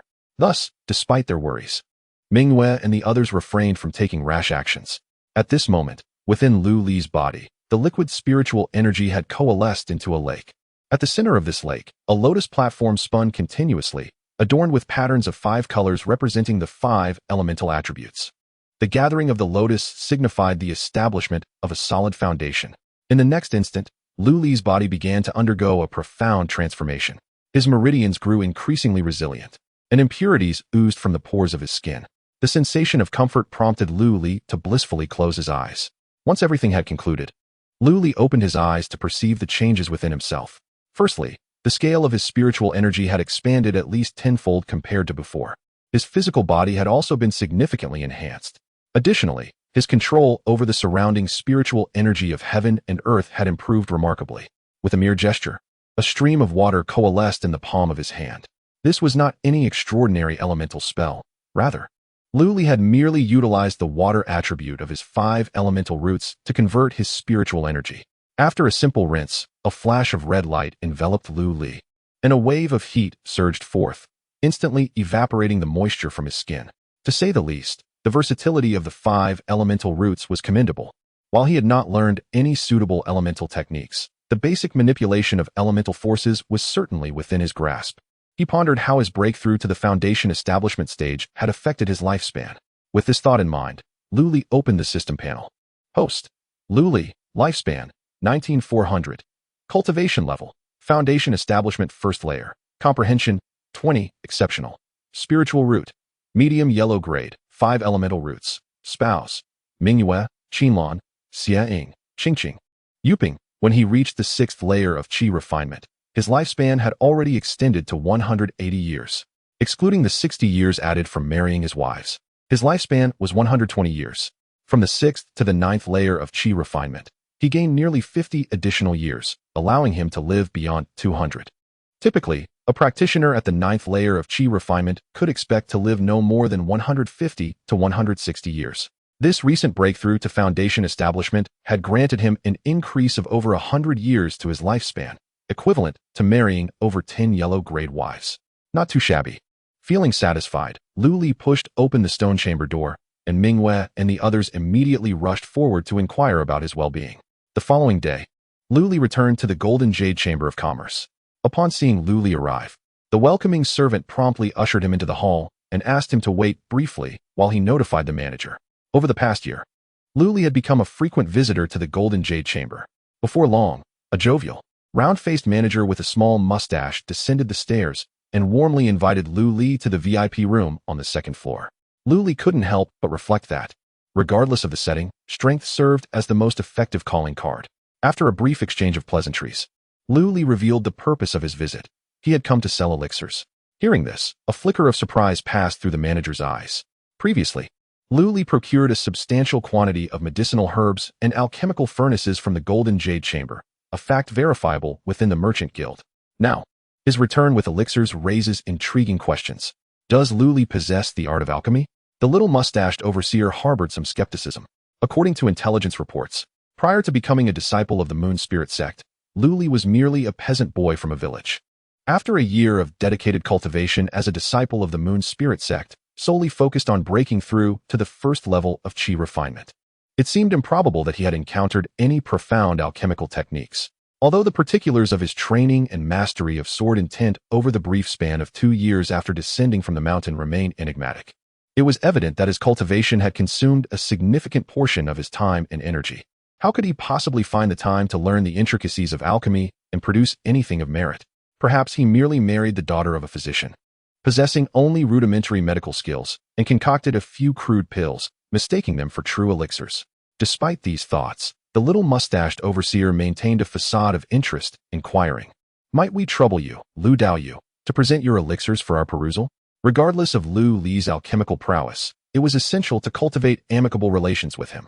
The Golden Jade Chamber extends its reach throughout the Great Xia, not merely for the sake of royal profit, but also for the pursuit of exceptional talent, which is one of its primary missions. The strength Lu Li displayed was perfectly aligned with this criterion, which was precisely why the overseer had come to receive him. Merely grasping sword intent and becoming a sword cultivator was commendable in itself. Should such talent be nurtured under their wing, utilizing a portion of their resources for his development, it was certain that, barring any inherent deficiencies akin to that of a pig, the Golden Jade Chamber could elevate him to the Golden Core realm. The worth of a Golden Core sword cultivator is immeasurable. However, upon Lu Li revealing the elixirs, the overseer's expression froze in disbelief. 5 foundation establishment pills were displayed in a neat row, each adorned with distinct alchemical patterns. The least impressive bore a single pattern, while the most exceptional exhibited 3. It is worth noting that a single foundation establishment pill devoid of patterns commands a price exceeding 100 low-grade spirit stones. Even the inner disciples of the Moon Spirit sect earn a mere 100 spirit stones in annual salary. The 3-patterned foundation establishment pill in Lu Li's possession could be inflated to a staggering price of over 1,000 spirit stones. Lu Daoyu, did you truly concoct these elixirs yourself? The overseer, trembling as he stroked his mustache, nearly tore it off in shock, grimacing in pain. Lu Li, slightly perplexed, inquired. What seems to be the issue, Overseer Hu? Previously, Lu Li had expended 500 spirit stones at the Golden Jade Chamber for materials and alchemical furnaces to craft foundation establishment and spirit testing pills. Initially, due to inexperience, he had caused several furnaces to explode. Otherwise, he would have had even more to show for his efforts. The alchemical method he learned was the Earth-grade 1,000-pill technique. Hardly a jest. Now that he had reached the foundation establishment stage, crafting foundation establishment pills would undoubtedly be considerably easier than before. Despite the challenges, one can still refine higher-quality foundation establishment pills. As for the spirit testing pills, Lu Li has no intention of selling them. They fetch a meager price, and many wandering cultivators prefer to visit certain sects and pay out of pocket to test their spiritual roots. Manager Hu, being a person of experience, calmly evaluated the 5 foundation establishment pills presented by Lu Li. His astonishment did not stem from the pills themselves, but rather from the realization that they were indeed crafted by Lu Li. 2 first pattern foundation establishment pills were priced at 150 spirit stones each. A second pattern pill was valued at 400 spirit stones, while 2 third pattern pills were priced at 800 spirit stones each. In total, this amounted to 2,300 inferior spirit stones. From a purchasing standpoint, Manager Hu's offer was quite fair. After deducting costs, it would yield a profit of 1,800. The spirit stones came swiftly. Contemplating, Lu Li proposed, Manager Hu, might I exchange these 2 first pattern pills for an equivalent value in foundation establishment medicinal materials? Manager Hu readily agreed, yet his mind was awash with thoughts. Over the span of a year, not only had Lu Li comprehended the essence of sword intent, but he had also mastered such profound alchemical techniques. This individual was undoubtedly not without a significant background. Previously, the city lord, Mu Feibai, had intervened on his behalf and appointed him as the captain of the personal guard. Could there be a connection between these events? Delving deeper, Manager Hu pondered whether Lu Li might have ties to the sword pavilion. He realized that his previous assumptions had been somewhat superficial. This matter was certainly beyond the scope of someone in his position to address. Chapter 17. The Golden Jade Merchant Association. After concluding the transaction and seeing Lu Li off, Manager Hu ascended to the highest chamber of the Golden Jade Merchant Association and knocked on the door. Enter, came a languid voice. Nervously, Manager Hu adjusted his appearance before stepping inside. The room was adorned with exquisite opulence. A vast mink fur carpet graced the floor, while a portrait of a woman adorned the wall. The lady depicted was regal and ethereal, akin to a celestial being. Most strikingly, her cold gaze seemed to breathe life into the painting, as if she were standing before him in the flesh. In the center of the room stood a grand screen, dividing the space into 2 halves, obscuring the view of what lay beyond. A woman clad in a crimson robe emerged from behind the screen, bearing a remarkable resemblance to the figure in the portrait. Her complexion was as smooth as jade, her nose elegantly sculpted, and her lips a fiery red. Most astonishing was her figure beneath the crimson fabric. Her slender waist and long legs accentuated her voluptuous form, leaving one breathless. Even the sight of her exposed alabaster arm, barely revealed beneath her delicate attire, stirred the imagination. With a mere fleeting glance, Manager Hu felt a rush of heat wash over him, compelling him to lower his gaze in reverence.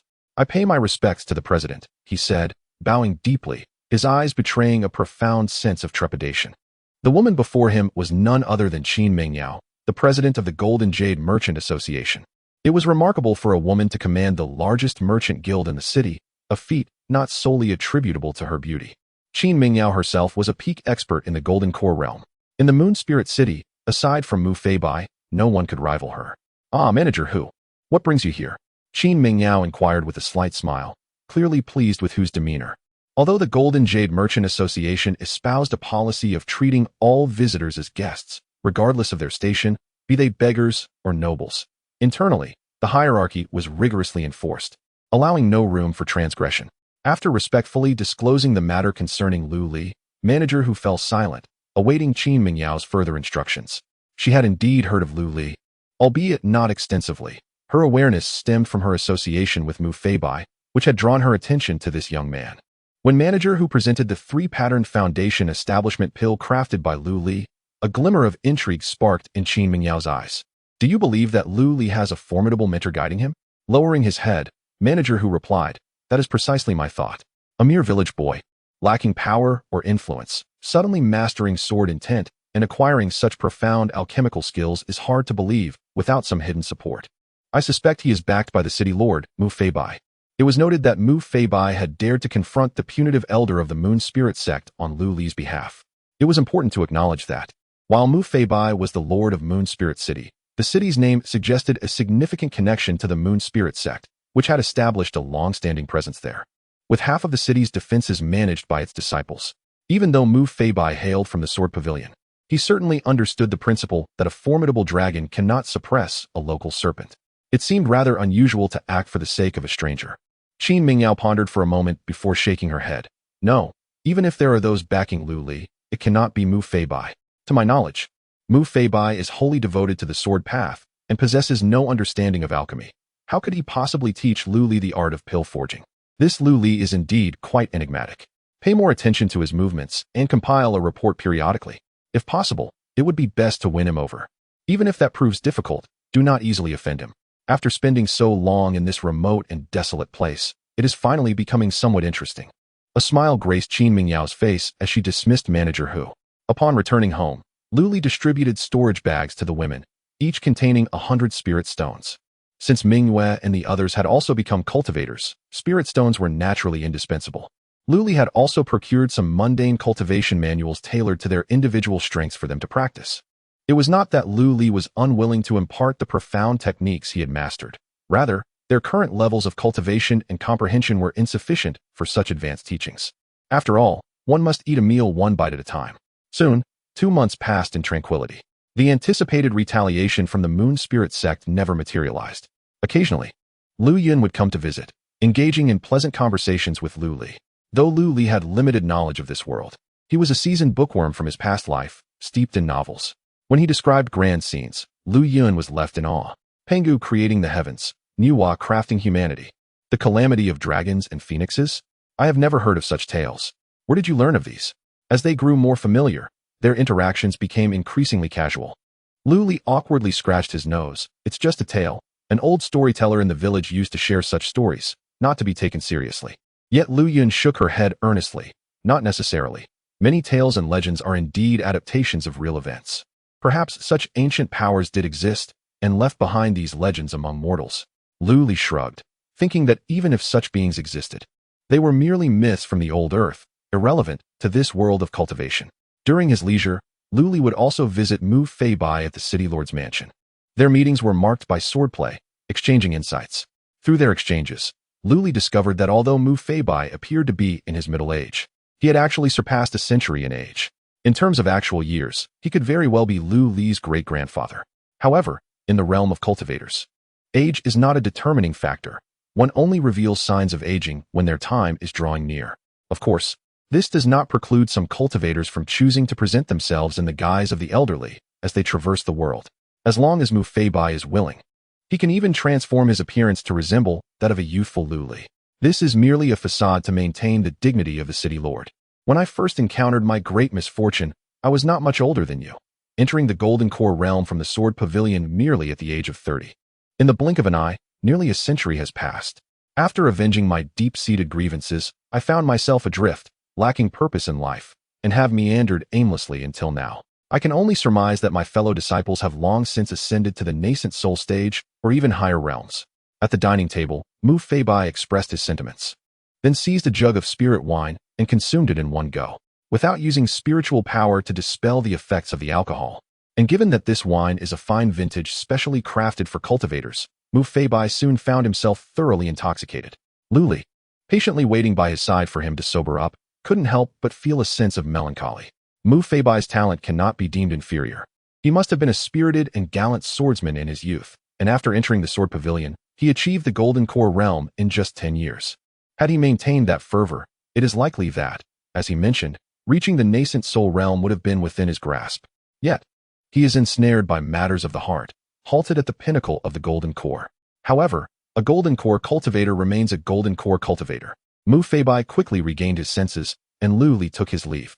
On the journey home, Lu Li reflected on Mu Feibai's desolate demeanor, his heart a tumult of emotions. At the same time, it solidified his resolve to grow stronger. Only by becoming sufficiently powerful can he prevent such tragedies from befalling himself. Chapter 18. The impulsive Lu Linglong. This day marked a significant occasion for the Lu family. Both Lu Yu and Lu Lan were simultaneously celebrating their joie banquet. Lu Yu chose a wooden bow, reminiscent of his mother, Xia, while Lu Lan clung to a music score, unwilling to let go. This sight left Mingyue feeling somewhat vexed. Glancing at the grinning Lu Ming, who was proudly displaying his newly sprouted teeth, she playfully patted his little bottom in exasperation. Not to be outdone, Lu Ming burst into tears, prompting Mingyue to hurriedly soothe him. Witnessing this scene, Lu Li began to form a hypothesis. It appeared that the children's choices were likely influenced by their mother's traits. Though these selections did not necessarily predict their future talents, they certainly revealed a subconscious inclination towards such preferences. Xia laughed heartily, scooping up Lu Yu. You little rascal, not bad. Your father is an impeccable archer. You must not fall behind. Meanwhile, Qin Lan tenderly embraced Lu Lan. Good girl, with your father looking after us. You shall not endure the hardship of performing like your mother did. I hope you play this solely for yourself. At this moment, Qingqing and Yuping observed the scene with envy in their eyes. They exchanged glances and nodded in silent agreement. Quietly, Qingqing approached Lu Li, tugging at his sleeve, and whispered, Master, my sister Yuping and I also desire a child. Lu Li was taken aback. Qingqing and Yuping had been married into the Lu family for over a year. Yet there had been no sign of pregnancy. This was partly due to his inadvertent neglect of their needs. In ancient times, it was common to have multiple wives.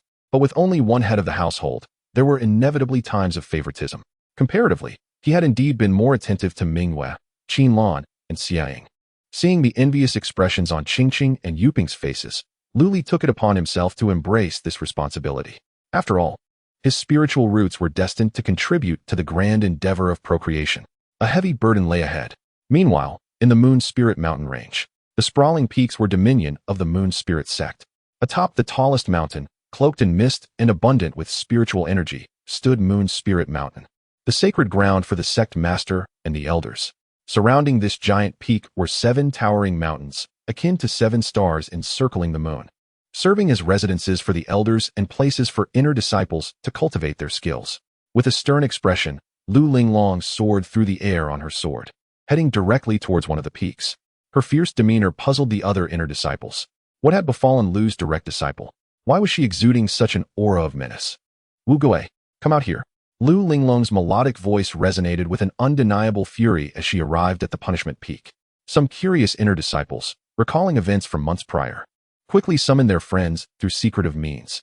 A spectacle was about to unfold. From a distance, several inner disciples trailed behind, while more from the other peaks rushed to join the gathering. The commotion inevitably drew the disciples of the punishment peak to investigate. Upon recognizing Lu Linglong, many exchanged glances, hesitant to approach and inquire about the matter. It is well known that even among the inner disciples, there exist distinctions in status. Lu Linglong, being a direct disciple of an elder, was not to be compared with those who shared the communal living of the inner sect. Her explicit call for Wu Gui indicated her ill intent. It was wise not to provoke her. However, there are always those who relish the role of the provocateur. Suddenly, a young woman clad in a pink silk dress stepped forward from the crowd, gazing disdainfully at Lu Linglong above. Lu Linglong, how dare you invade my punishment peak so arrogantly and demand Wu Shixiang to come out? Who do you think you are? An elder of the sect? Upon seeing the newcomer, Lu Linglong's expression turned frosty. Sume, you wretched creature. You are still bitter about losing your place in the secret trial to me. So you send Wu Gui to deal with my brother? I have yet to settle this score with you. With that, Lu Linglong conjured a spell, causing the air to grow chillingly cold, and snowflakes began to descend around her. In the next moment, a massive frost sword, spanning 10 meters, materialized in midair. Its tip aimed directly at Sume below. The surrounding disciples gasped in astonishment at this extraordinary display. Truly, Lu Linglong was the most exceptional talent the sect had seen in a century. Even at the foundation establishment stage, she could wield such formidable power. It was rumored that during her previous evaluation of spiritual root attributes, she had garnered the direct attention of the sect leader, who had concealed the nature of her spiritual roots. Could Lu Linglong possess a superior spiritual root? Sume's expression shifted as she realized the implications. After more than half a year, Lu Linglong had grown even stronger. How could she advance so rapidly? Though she too was at the mid-foundation stage, she understood that she could not withstand such an assault. Fortunately, this was her territory, and she had means to counter Lu Linglong. Form the array to confront her. Sume began to rally her allies. Surprisingly, 10 disciples from the punishment peak stepped forward, aligning themselves to form a formation. They were all loyal followers of Sume. who had refrained from openly pursuing her due to Wu Gui's influence. Now that their beloved was in need, they were eager to assist. Perhaps this opportunity would win her heart, leading to shared moments of intimacy and discussions on dual cultivation methods. Within the inner sect of the Moon Spirit sect, disciples not only focused on daily cultivation but also honed their skills according to the specialties of each peak's elder. They studied various arts: pulse exploration, mining, weapon forging, spirit slaughtering, planting, medicinal cuisine, alchemy, beast taming, spirit nurturing, soul refining, talisman crafting, armor forging, spirit literature, spirit appraisal, formation arrangement, and more. Among these, the 4 arts of alchemy, weapon crafting, talisman forging, and array formation are considered the mainstream in the realm of cultivation, referred to as the 4 arts of cultivation. The disciples of Punishment Peak, in particular, excelled in the art of array formation. As the formation of 10 individuals was established, a barrier of spiritual energy unfurled. Standing resolutely before Sume, a sense of relief washed over her, and she gazed triumphantly at the descending ice sword. Surely, the defensive formation crafted by 10 foundational cultivators could withstand the assault of a single adversary. Upon witnessing the protection surrounding the wretched woman, Lu Linglong let out a soft exclamation, unleashing her spiritual energy without restraint. The surrounding air grew increasingly frigid, causing icicles to form in the hair of nearby inner disciples, who hastily summoned their own energy to dispel the chilling effect, their expressions filled with astonishment as they retreated in haste. This was merely a precursor to her true attack, and it had already wrought such havoc. Should they confront Lu Linglong's full might, would they not be instantaneously encased in ice? The ice sword surged once more, expanding to an astonishing length of 20 meters, and struck forcefully against the defensive formation erected by the Punishment Peak disciples. In the next moment, amidst the horrified gazes of the onlookers, the spiritual barrier shattered with a resounding crack, and the 10 disciples of Punishment Peak coughed forth blood, staggering backward uncontrollably. The ice sword, propelled by the recoil of its mighty strike, scattered shards of ice upon the ground, yet its form remained formidable, advancing menacingly towards Sume. Her eyes widened in shock, her once exquisite features contorted under the weight of impending doom. From the summit of Punishment Peak, a beam of spiritual light descended, shattering the ice sword. Lu Linglong let out a suppressed groan, blood trickling from the corner of her mouth as she staggered back. The voice of Wu Er, filled with fury, echoed, "Lu Linglong, as a direct disciple of the sect, how dare you unleash such cruelty? Do you truly believe I, the Elder of Punishment, am to be trifled with? By my decree as the Punishment Elder, I sentence you to contemplate your actions on the wall of reflection for 10 years. With that, a colossal hand of spiritual energy descended from the heavens, aimed directly at Lu Linglong. Chapter 19. El Buki and Jiang Ningyue as a reminder. Please consider saving this after reading. Wu Er claimed that the punishment was merely to have her reflect in solitude. Yet the ferocity of his attack suggested that should Lu Linglong bear the brunt of it, she would likely sustain severe injuries. However, Lu Linglong was not one to succumb passively. She summoned her entire reservoir of spiritual power, coalescing it into a formidable ice shield, nearly a meter thick, before her. Yet, despite Lu Linglong's exceptional spiritual root, her cultivation was still only at the mid-stage of foundation establishment. Wu Er, a practitioner of the Golden Core stage, had already resolved to inflict harm, showing no restraint. Consequently, the ice shield shattered under the force of his colossal spiritual hand. Just as the attack was about to strike Lu Linglong, a glimmer of spiritual light emanated from the adornment at her waist. A protective barrier enveloped her, completely absorbing the impact of Wu Er's assault. Wu Er's expression shifted slightly. This was a precious protective artifact of the highest quality, crafted by a Golden Core practitioner. The only one capable of forging such an item within the Unki Mountain lineage was the Peak Master El Buki. Moreover, El Buki was not only the master of Unki Peak, but also an elder overseeing the spiritual artifact hall of the Moon Spirit sect. The fact that she had bestowed such a treasure upon Lu Linglong spoke volumes of her regard for the young woman. Most crucially, the activation of this artifact would alert El Buki to her disciple's peril, and she might soon rush to her aid. With this thought, Wu Er's resolve hardened, and he unleashed several more powerful strikes, channeling his spiritual energy into various forms, launching a relentless assault upon Lu Linglong. Should he fail to teach her a lesson for daring to intrude upon the Punishment Peak, how could he possibly maintain his dignity? Although Lu Linglong possessed a high-grade protective artifact, she was still merely at the mid-stage of foundation establishment and felt overwhelmed by the relentless tide of attacks. As the glow of the artifact began to dim, a chilling female voice resonated through the air. Wooer, you seek death. In the next moment, a woman rushed forward, positioning herself in front of Lu Linglong. The woman exuded an air of authority, her short hair neatly framing her face, lending her a somewhat androgynous appearance. A beauty mark on her nose added an unusual charm to her striking features. Yet the words that escaped her lips were anything but befitting a female cultivator. In response to Wu Er's onslaught, the woman raised her hand and swung her fist, releasing a torrent of violent energy without any visible manifestation of spiritual power. Wu Er's attacks disintegrated upon contact with her fist. This short-haired woman was none other than El Buki, renowned for her formidable combat prowess as a physical cultivator. After neutralizing Wu Er's assault, El Buki produced a massive axe, charging directly at him. You old fool, you dare harm my disciple? Today, I shall make you unrecognizable to your own mother. Wu Er's expression darkened, and he retorted sharply, El Buki, do not twist the truth. It was your disciple who trespassed upon my punishment peak and harmed my disciples. As the elder in charge of punishment, is it not justified for me to administer a minor reprimand? El Buki rolled her eyes. It was merely a friendly sparring match. This group of inept individuals possesses no skill worth mentioning. You, an old relic, flaunt your age and assume the role of a so-called punishment elder, wielding your authority with the flimsiest of pretenses. Come forth and face my axe. With these words, El Buki advanced toward Wu Er, raising her enormous axe high, aiming directly for his head. The whooshing sound of the axe caused Wu Er's complexion to change dramatically, prompting him to hastily employ defensive measures to shield himself. In the next moment, a figure descended from Punishment Peak like a missile. Boom! The mountaintop was immediately engulfed in a cloud of dust, with countless fragments of rock flying into the air. At that moment, a deep, seemingly bottomless pit appeared on the flat ground of the mountaintop. Shortly thereafter, Wu Er leaped out of the pit, his face a ghastly shade of purple. El Buki, you madwoman! As an elder of the sect, how dare you create such chaos? I shall report this to the sect leader, just wait and see. El Buki stood there with her axe, bursting into laughter. Oh my, how old is our elder Wu? Still resorting to such childish tactics of crying foul when you're bested? How utterly shameful.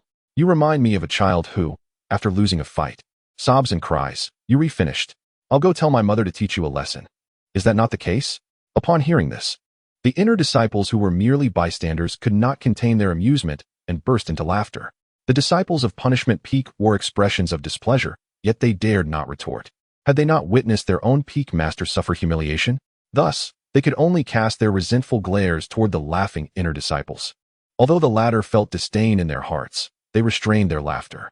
What a bunch of cowards, they thought. Why did they not dare to confront Elder El? Yet, being remembered by the disciples of Punishment Peak was not necessarily a good fortune, for one never knew when they might find themselves at their mercy. Indeed, the elders of Buki Peak were fiercely protective, or perhaps it could be said that the entire lineage of Buki Peak shared this trait. It was rumored that Lu Linglong had also come to Punishment Peak to stand up for her elder brother down the mountain. Some inner disciples began contemplating a transfer to another peak. Elder El not only possessed formidable strength, but was also adept at crafting weapons, and above all, she was fiercely protective of her own, who would not wish for a superior who would stand up for them.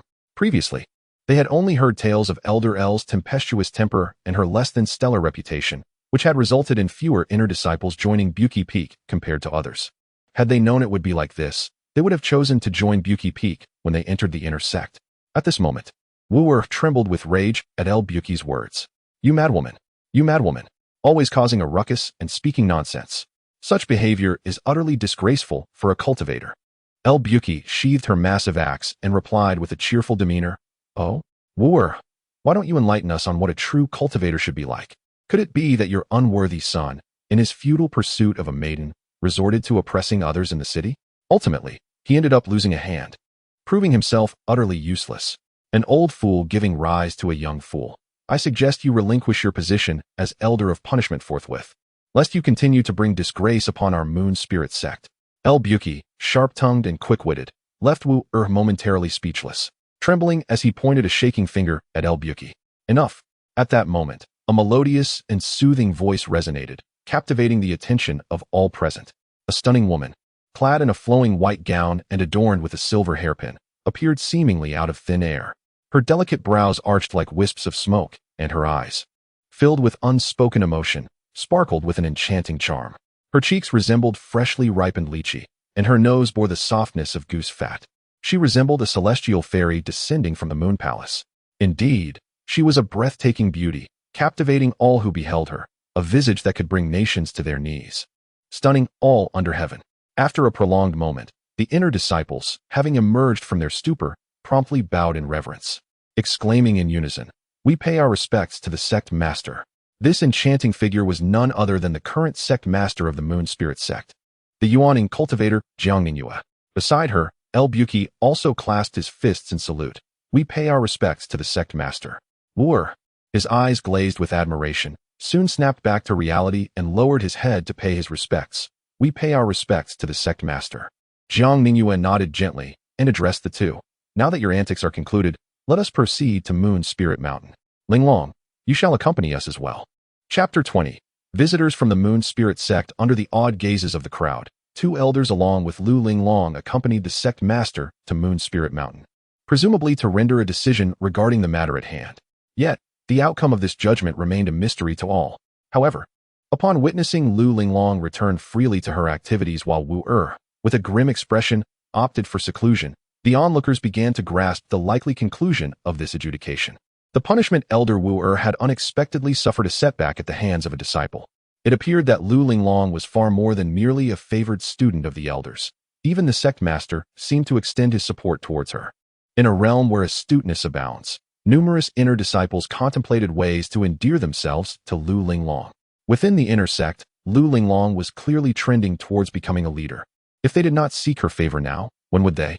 Yet, Lu Linglong was not one to be easily approached, prompting them to turn their attention towards the amiable Lu Yun instead. "Sister Lu, I am about to descend the mountain. Do you know what items Lu Shimi favors?" "Sister Lu, I chanced upon a yellow-grade spiritual herb on the back mountain. If cultivated in her room, it possesses the ability to clear the mind and focus the spirit. I kindly ask you to deliver it to Lu Shimi on my behalf." "Sister Lu, I heard that Lu Shimi is currently crafting a magical artifact. This cold marrow crystal, being an ice element mineral, aligns perfectly with her spiritual root. What do you think?" In response, Lu Yun felt a tinge of annoyance. These individuals, instead of dedicating themselves to their cultivation, were excessively absorbed in opportunistic pursuits. They rushed forward at the slightest hint of success, fearful of lagging behind. Given Lu Linglong's disposition, it was certain she would not accept such offerings. Yet, it was also ungracious to dismiss the goodwill of so many inner disciples. After a moment of contemplation, Lu Yun smiled radiantly and said, "You have indeed inquired with the right person. Do you know what Lu Shimi values the most?" The disciples leaned in with anticipation, eager for Lu Yun to divulge some insight. "Are you aware that Lu Shimi has an elder brother?" The crowd exchanged glances, with someone tentatively asking, "Lu Li from Moon Spirit City?" Due to Lu Linglong's connections, Lu Li's name had circulated among the inner disciples, albeit not with much admiration. He was often the subject of jest during their conversations, as it had been noted that he failed to pass even a single year of the sect's trial period, rendering him a veritable failure. The stark contrast of having such a talented sister alongside a brother deemed inept certainly provided ample fodder for gossip. However, recent whispers suggested that the punishment peaks Wu Gui had gone to Moon Spirit City, only to have an arm severed by a man named Lu Li. Had it truly been only a few years? How could someone who had never even broken through to the first layer of qi refinement reach such heights? Was he not akin to Lu Linglong in terms of innate talent? How could someone of such potential be expelled from the sect? Perhaps it was merely a case of mistaken identity, leading to the propagation of such tales. Or perhaps someone had intentionally spread falsehoods to incite discord between the punishment peak and the other factions.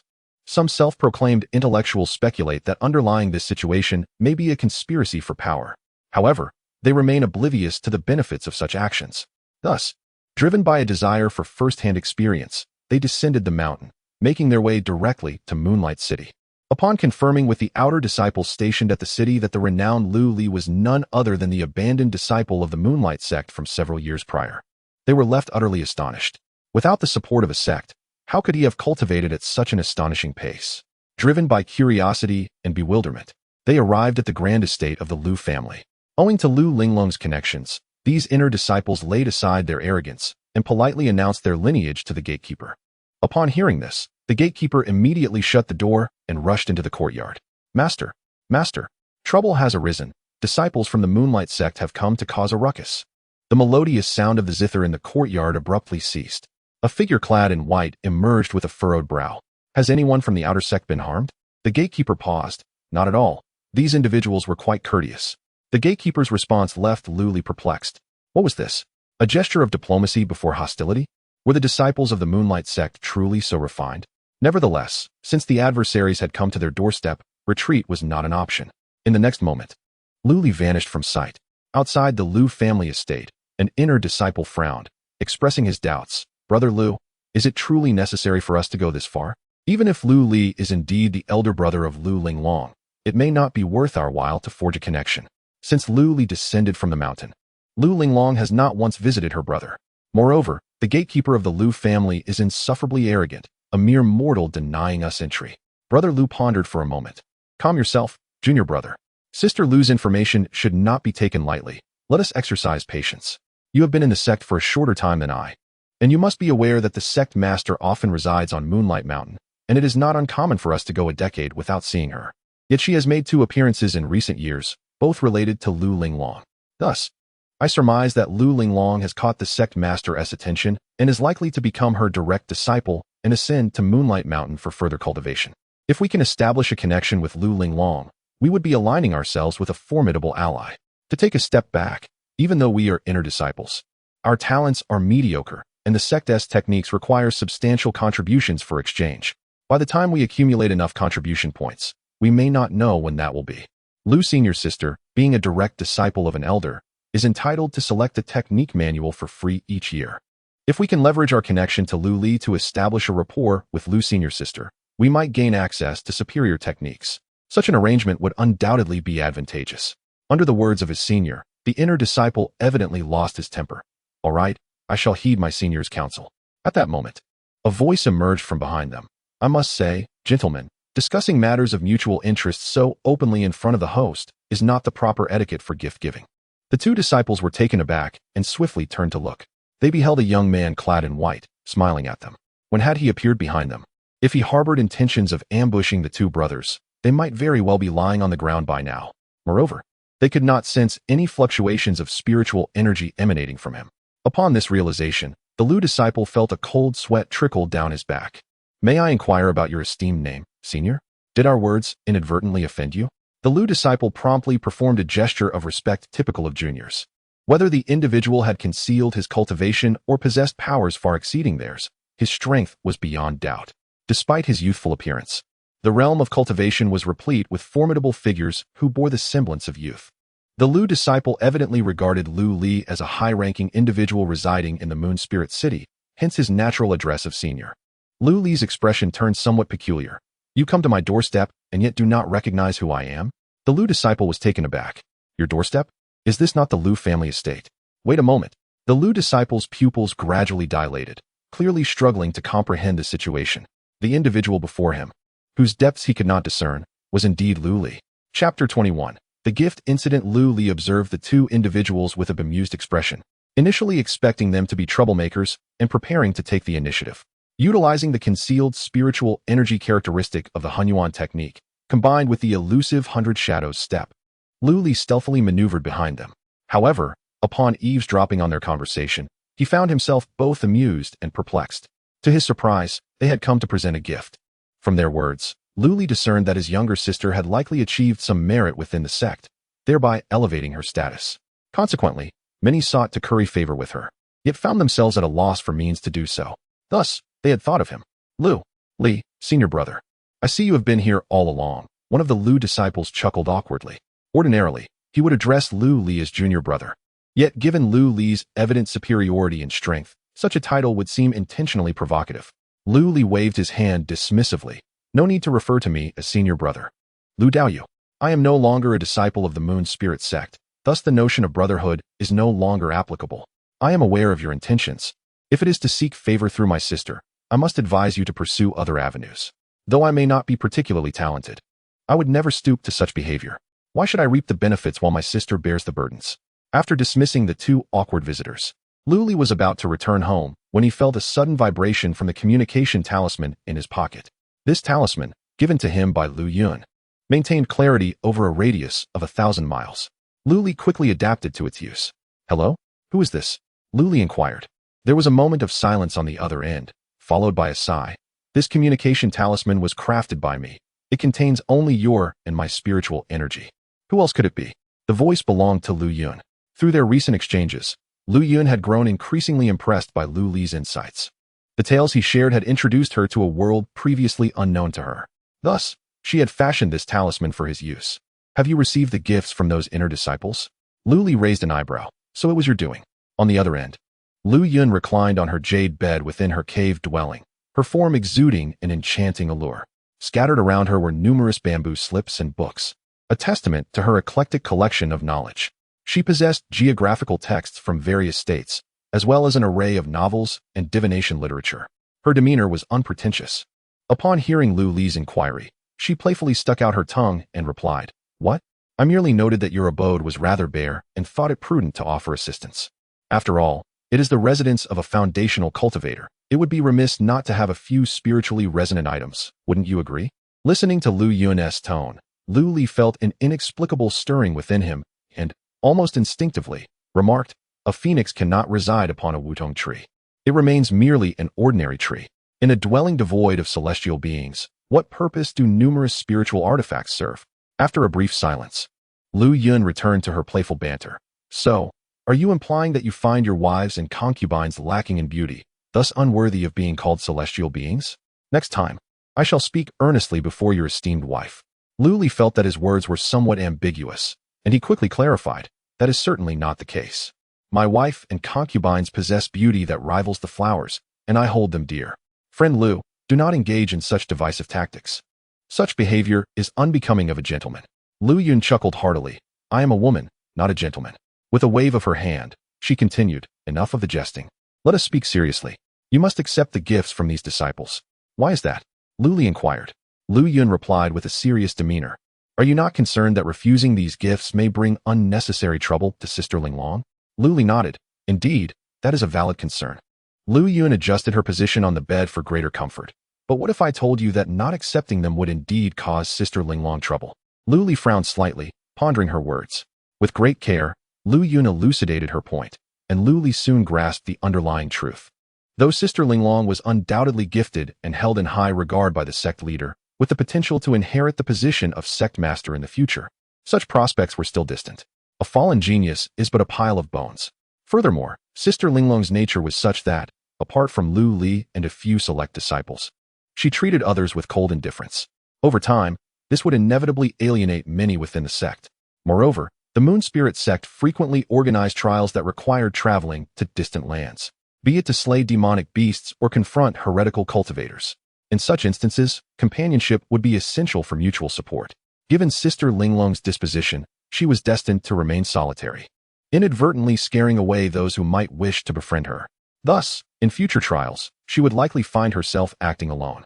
Meanwhile, those like Wu Gaisu, though less formidable than Sister Linglong, had the advantage of numbers. Even if 10 could not prevail, surely 20 or 30 could. The principle of gaining allies and losing support is ever true. For Sister Linglong to ensure her safety within the sect, forging connections with her peers was imperative. Moreover, this matter directly influenced her potential future as an elder or even the sect leader. Sister Linglong's abilities had not yet reached a level that rendered her beyond reach. Therefore, Lu Li must serve as a lubricant between Sister Linglong and the other disciples of the Moon Spirit sect, fostering harmony in their relationships. "Isn't that akin to being a manager?" Lu Li blurted out. Lu Yun, who had been animatedly speaking just moments before, paused in surprise. "A manager? What is that?" Never mind. I will explain it to you another time," Lu Li replied sheepishly. Upon reflection, it seemed his sister had become a star within the Moon Spirit sect, while the disciples vying for her favor comprised her fan base. If relationships were not managed well, these fans could easily turn into detractors. That was essentially the gist of it. After much contemplation, I believe that this arduous task is most fitting for you. The elder brother. What do you say? I appreciate your hard work, remarked Lu Yun with a playful smile. Lu Li, caught in a mix of amusement and exasperation, replied, "This is the first time I have heard that receiving gifts could be such a laborious endeavor. Since you have mentioned it, shall I graciously entertain any inner disciples who come in the future?" Indeed, that is precisely the case. After concluding the communication, Lu Li pondered for a moment before notifying the gatekeeper. Henceforth, if any disciples of the Moon Spirit sect were to visit, they would be treated as esteemed guests.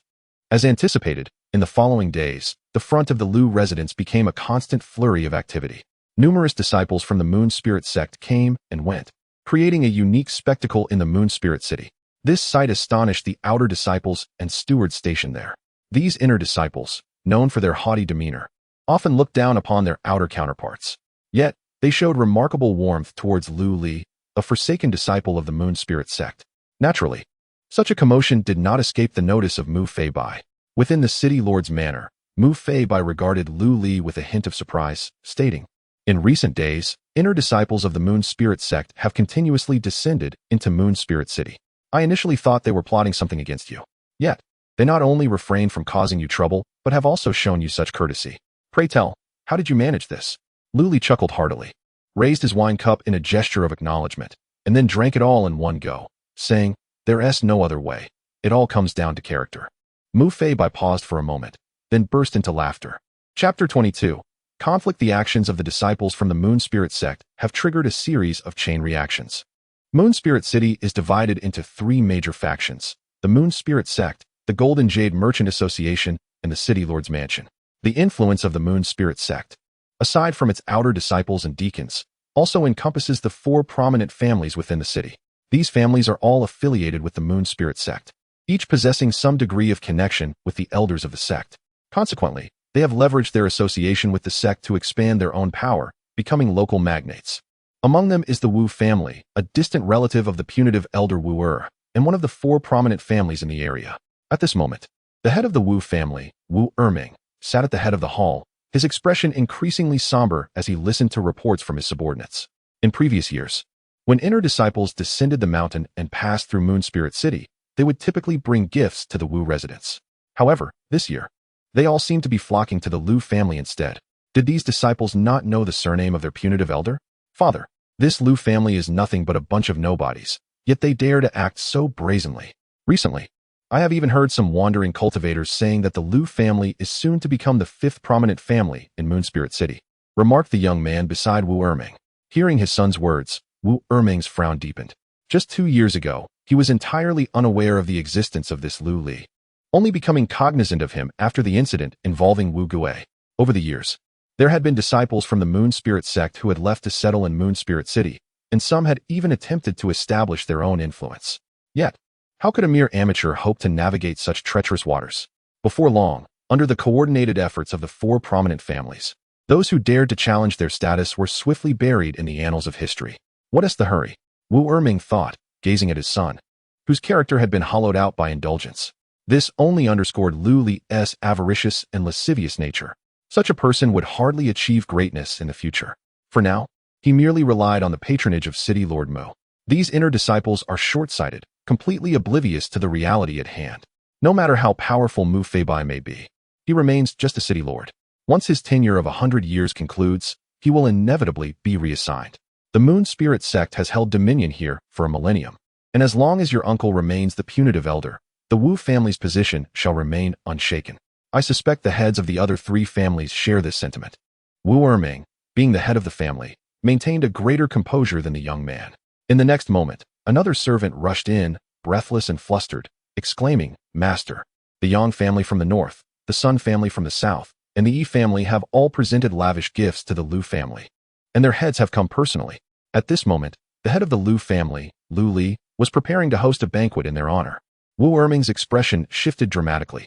The three families, akin to the Wu family, are supported by elders from the Moon Spirit sect. The four prominent families are intricately linked, often acting in concert. Yet, to their astonishment, they have chosen to extend goodwill towards the Lu family without prior knowledge.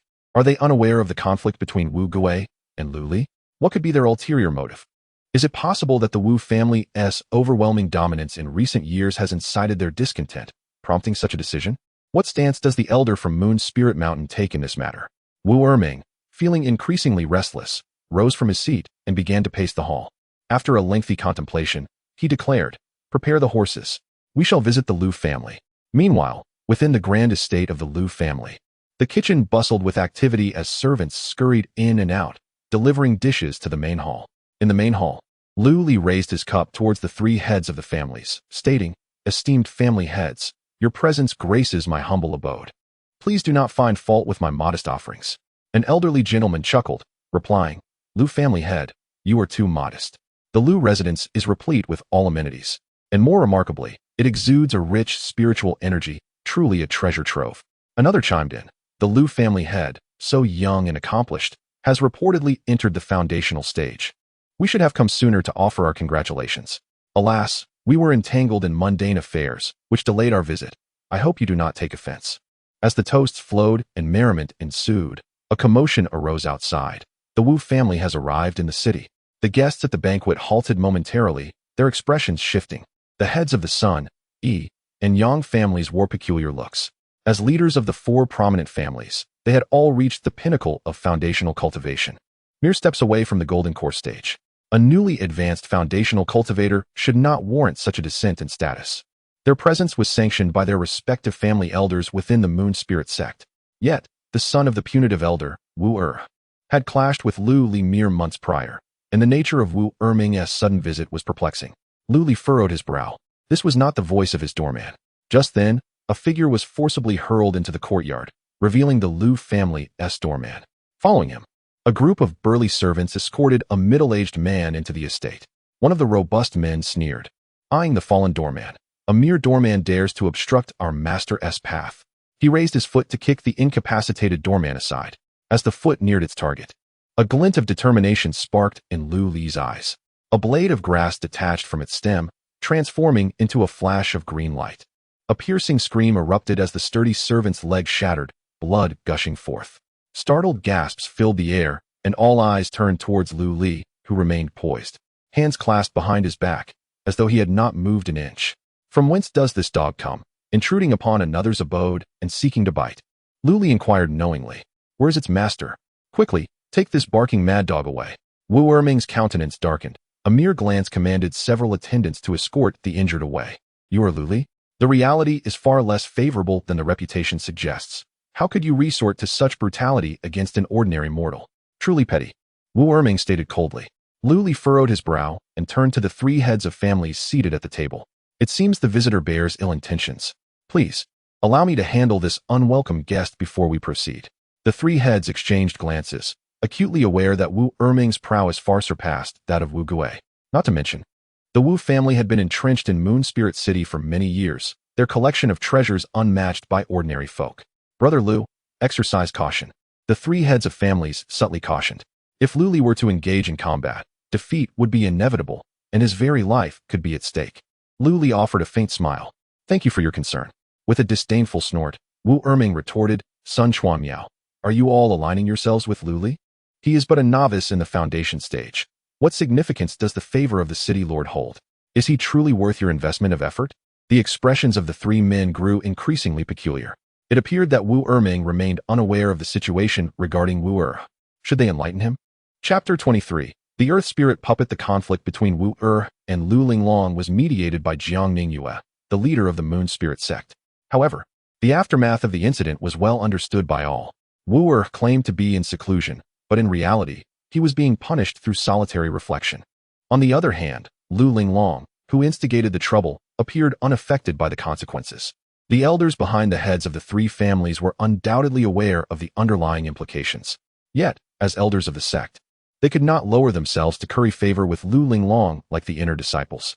Thus, they instructed the heads of the three families to approach Lu Linglong through Lu Li, conveying a gesture of goodwill. Poor Wu Jiming was unaware of this message due to his elder brother's confinement. Otherwise, he would not have made the foolish decision to provoke them. However, Lu Li was also somewhat overly proud. Regardless of the circumstances, his opponent was a peak foundation establishment cultivator, and despite being a sword cultivator, he might not fare well. Brothers, Yi and Yang, if the situation turns unfavorable, let us three intervene to stop Wu Jiming, Sun Chuan Miao discreetly conveyed to the other two family heads, who nodded in agreement. Wu was merely punished and had not fallen from grace. Thus, they would not openly offend Wu Jiming. Yet, remaining passive would not align with their intention to cultivate a relationship with the Lu family. They planned to intervene just as Lu Li was on the verge of defeat, allowing Wu Jiming to vent his frustrations while also enabling Lu Li to owe them a favor, a win-win scenario. Youth. I have lived for 200 years and have encountered many self-important individuals. Unfortunately, their fates were seldom favorable. Do you believe you will be an exception? Wu Jiming's tone was grave. Lu Li replied with a faint smile, You trespassed into my residence and injured my family's steward, yet in your words, it is I who am self-important. I do not wish to argue with you. If you seek trouble, then let us draw the line, and I shall respond accordingly. With a cold snort, Wu Jiming was well aware of Lu Li's strength. His own nephew, Wu Gui, a mid-foundation cultivator, was no match for him. Therefore, Wu Jiming intended to take matters into his own hands and teach this arrogant junior a lesson. He formed a hand seal, summoning several earthen spikes that surged towards Lu Li. Both he and Wu Gui possessed earth element spiritual roots, making them adept at earth-based spells. In response, Lu Li conjured a water mirror before him, from which water darts shot forth, transforming into water swords that shattered the earthen spikes. Furthermore, these water swords, having vanquished the spikes, continued their relentless advance towards Wu Jiming's face. Wu Jiming furrowed his brow. He altered his hand seal to conjure a stone shield, raising it to block the incoming assault. The water swords collided with the rocky barrier, producing a cacophony of sounds. After a prolonged moment, the noise subsided, the water swords dissipating into droplets, while the stone shield became pockmarked and barely held together. Onlookers were taken aback. This was merely an initial test of strength between the two, yet the peak foundation establishment cultivator Wu Jiming found himself at a disadvantage against Lu Li. A light smile adorned Lu Li's face. Although his spiritual root was merely a mid-tier yellow-grade 5-element root, its potency was significantly enhanced by his void-breaking sword intent, yielding impressive results. Wu Erming's attempt to employ such a rudimentary earth-based spell against himself is rather contemptuous. Lu Li, of course, is not the type to passively endure blows. He formed a sword gesture with his hands, channeling his spiritual energy into the grass within the courtyard. Instantly, the blades of grass were severed with remarkable precision. The severed portions floated upward, their tips pointed menacingly at Wu Erming, enveloped in a fierce sword aura. At this moment, they were no longer mere blades of grass easily crushed, but transformed into sharp swords. The sight left the three clan heads gasping in astonishment. Could it be that Lu Li was merely at the initial stage of foundation building? It certainly did not appear so. His immense spiritual power rivaled that of someone in the later stages of foundation building. Surrounded by a myriad of grass swords, Wu Erming's pupils constricted in surprise. He had not anticipated that Lu Li possessed such capabilities. Where did he acquire such vast spiritual energy? Unbeknownst to them, manipulating these grass swords did not deplete Lu Li's spiritual energy significantly. It was more about his mastery of sword intent. The concept that all things can serve as swords was one of the techniques imparted to him by Mu Fei Bai, essential for the cultivation of a sword practitioner and a remarkable skill to display. It is said that some highly skilled sword practitioners are referred to as land-bound sword immortals. When they call upon their swords, blades can be summoned from miles around, even capable of refining a mountain into a colossal sword for attack. Yet, Lu Li could only manipulate objects within a radius of 100 meters and could not manage heavy items. To those not versed in sword cultivation, Lu Li appeared to wield vast spiritual energy to command such a large number of objects, which defied their expectations of someone at the initial stage of foundation building. With a finger formed into a sword gesture, Lu Li commanded the grass swords to strike at Wu Erming. There was no need for intricate maneuvers. Sheer quantity would suffice. Wu Erming's expression shifted dramatically as he fervently recited a spell, producing a bell. The bell rang, emitting a warm yellow light that expanded rapidly, transforming into a large temple bell that enveloped Wu Erming completely. Intriguingly, this bell could also become transparent, allowing those within to see the outside world clearly. This bell was a high-grade yellow-tier spiritual artifact and Wu Erming's most treasured protective talisman.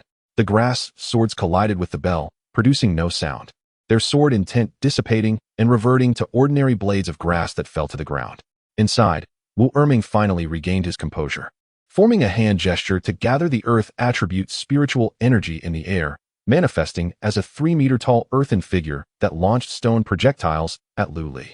Lu Li frowned slightly, summoning the water mirror once more to employ the same technique.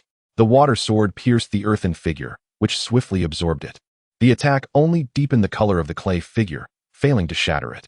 As Lu Li's fingers danced, a surge of sword energy sliced through the air, severing the head of the earth spirit. Yet, in the blink of an eye, the head reformed. Ha! With my yellow sand bell unleashed, you shall have no means to contend with me. Meanwhile, I can command the earth spirit puppet to assail you. The disparity in strength is evident. Wu Erming, seated within the bell, erupted into laughter. The three clan leaders behind Lu Li were restless. Is it not time to act? One pondered. Wu Erming's earth spirit puppet was at the late stage of foundation establishment, possessing immense strength and ordinary attacks would prove utterly ineffective against it. This was his trump card. Should we strike now? Patience, another replied. I observe no hint of panic in Lu Li's demeanor. Perhaps he has yet to reveal his own trump card. Let us first discern what he possesses. When he finds himself devoid of options, we shall act. This will also serve to provide timely assistance. The three clan leaders communicated fervently through their thoughts. Lu Li remained composed, conjuring a longbow in his hands, channeling spiritual energy into a long arrow. He drew the bow and released 5 arrows in swift succession. Whoosh, whoosh, whoosh, whoosh, whoosh. The 5 arrows pierced the limbs and head of the earth spirit, transforming into spiritual ropes that bound it securely. At this moment, Lu Li stowed the longbow and sat cross-legged. Between his knees appeared a beautifully crafted wooden zither. The three clan leaders were left utterly bewildered by this unexpected maneuver. Faced with a formidable foe, what was Lu Li intending to do? Chapter 24. A forceful slaughter. Lu Li gently plucked the strings of his zither, and a soft melody flowed like water from his fingertips. Upon hearing this enchanting music, the three clan leaders felt an immediate sense of tranquility wash over them, and the scheming thoughts that had occupied their minds seemed to dissipate entirely. Before their eyes, an ancient village appeared, where paths intertwined and the sounds of chickens and dogs could be heard, a vision of unparalleled harmony. Such a piece could only be performed by a truly noble soul. In his presence, the trifling thoughts that had previously occupied the three were utterly unwarranted. However, it was not long before the three clan leaders regained their composure, startled by the realization of Lu Li's peculiar ability. How extraordinary! He had managed to disarm their defenses. The sound waves were not aimed specifically at them, yet they had nonetheless fallen under its spell, momentarily entranced. Though merely a fleeting moment, in the heat of battle, such distractions could prove fatal. This was an assault on the souls of cultivators. Where had he acquired such an uncanny technique? Could it be from Mu Fei Bai? Unbeknownst to the three clan leaders, Lu Li was entirely focused on playing a piece from the 10 melodies of heavenly sound. As the melody unfolded, the earth spirit puppet, which had been struggling against the restraints of spiritual energy, gradually quieted down, eventually settling into stillness. Meanwhile, Wu Erming, trapped within the yellow sand bell, also heard the zither's sound and found himself momentarily lost in thought. It was only after the melody altered that he came back to reality. At that moment, the earth spirit puppet had risen again and was approaching him. The puppet raised its hand and struck fiercely at the yellow sand bell. Bang! The violent impact caused the bell to tremble. Have you gone mad? Wu Erming's pupils constricted as he formed hand seals, attempting to regain control over the earth spirit puppet. The puppet paused, appearing to struggle intensely. Lu Li smiled faintly and changed the tune once more, the melody of fury. The sound of his zither erupted, resonating with the fervor of a bloody general roaring at the sight of invaders encroaching upon his homeland. Kill! Kill! Kill! Only through slaughter could the fire of rage within be quelled. This time, the three clan leaders were prepared, yet an undeniable sense of agitation rose within them, as if everything they beheld was irksome. As the music swelled, the earth spirit puppet let out a silent roar towards the heavens and delivered another powerful punch against the yellow sand bell. Clang! The resounding chime echoed throughout the courtyard. Wu Erming's eyes widened in disbelief. How had his earth spirit puppet become so formidable? This was the effect of the melody of fury, an awakening of latent potential, unleashing extraordinary strength. Even a lifeless puppet could be enhanced by the power of music. Such was the might of the 10 melodies of heavenly sound, now elevated to a higher tier of mastery. Given an army, Lu Li could coax out 200% of their capabilities. A single individual could rival 10,000 troops. In this moment, the once troublesome earth spirit puppet transformed into Lu Li's ally, relentlessly pounding on Wu Erming's yellow sand clock. To attack one's own defense with one's own spear, how does one decipher this? With no other choice, Wu Erming was compelled to cancel the spell binding the earth spirit puppet. In just this brief interval, the radiance of the yellow sand clock dimmed significantly. Lu Li effortlessly deflected Wu Erming's offensive maneuvers, leaving the three clan heads with complex emotions.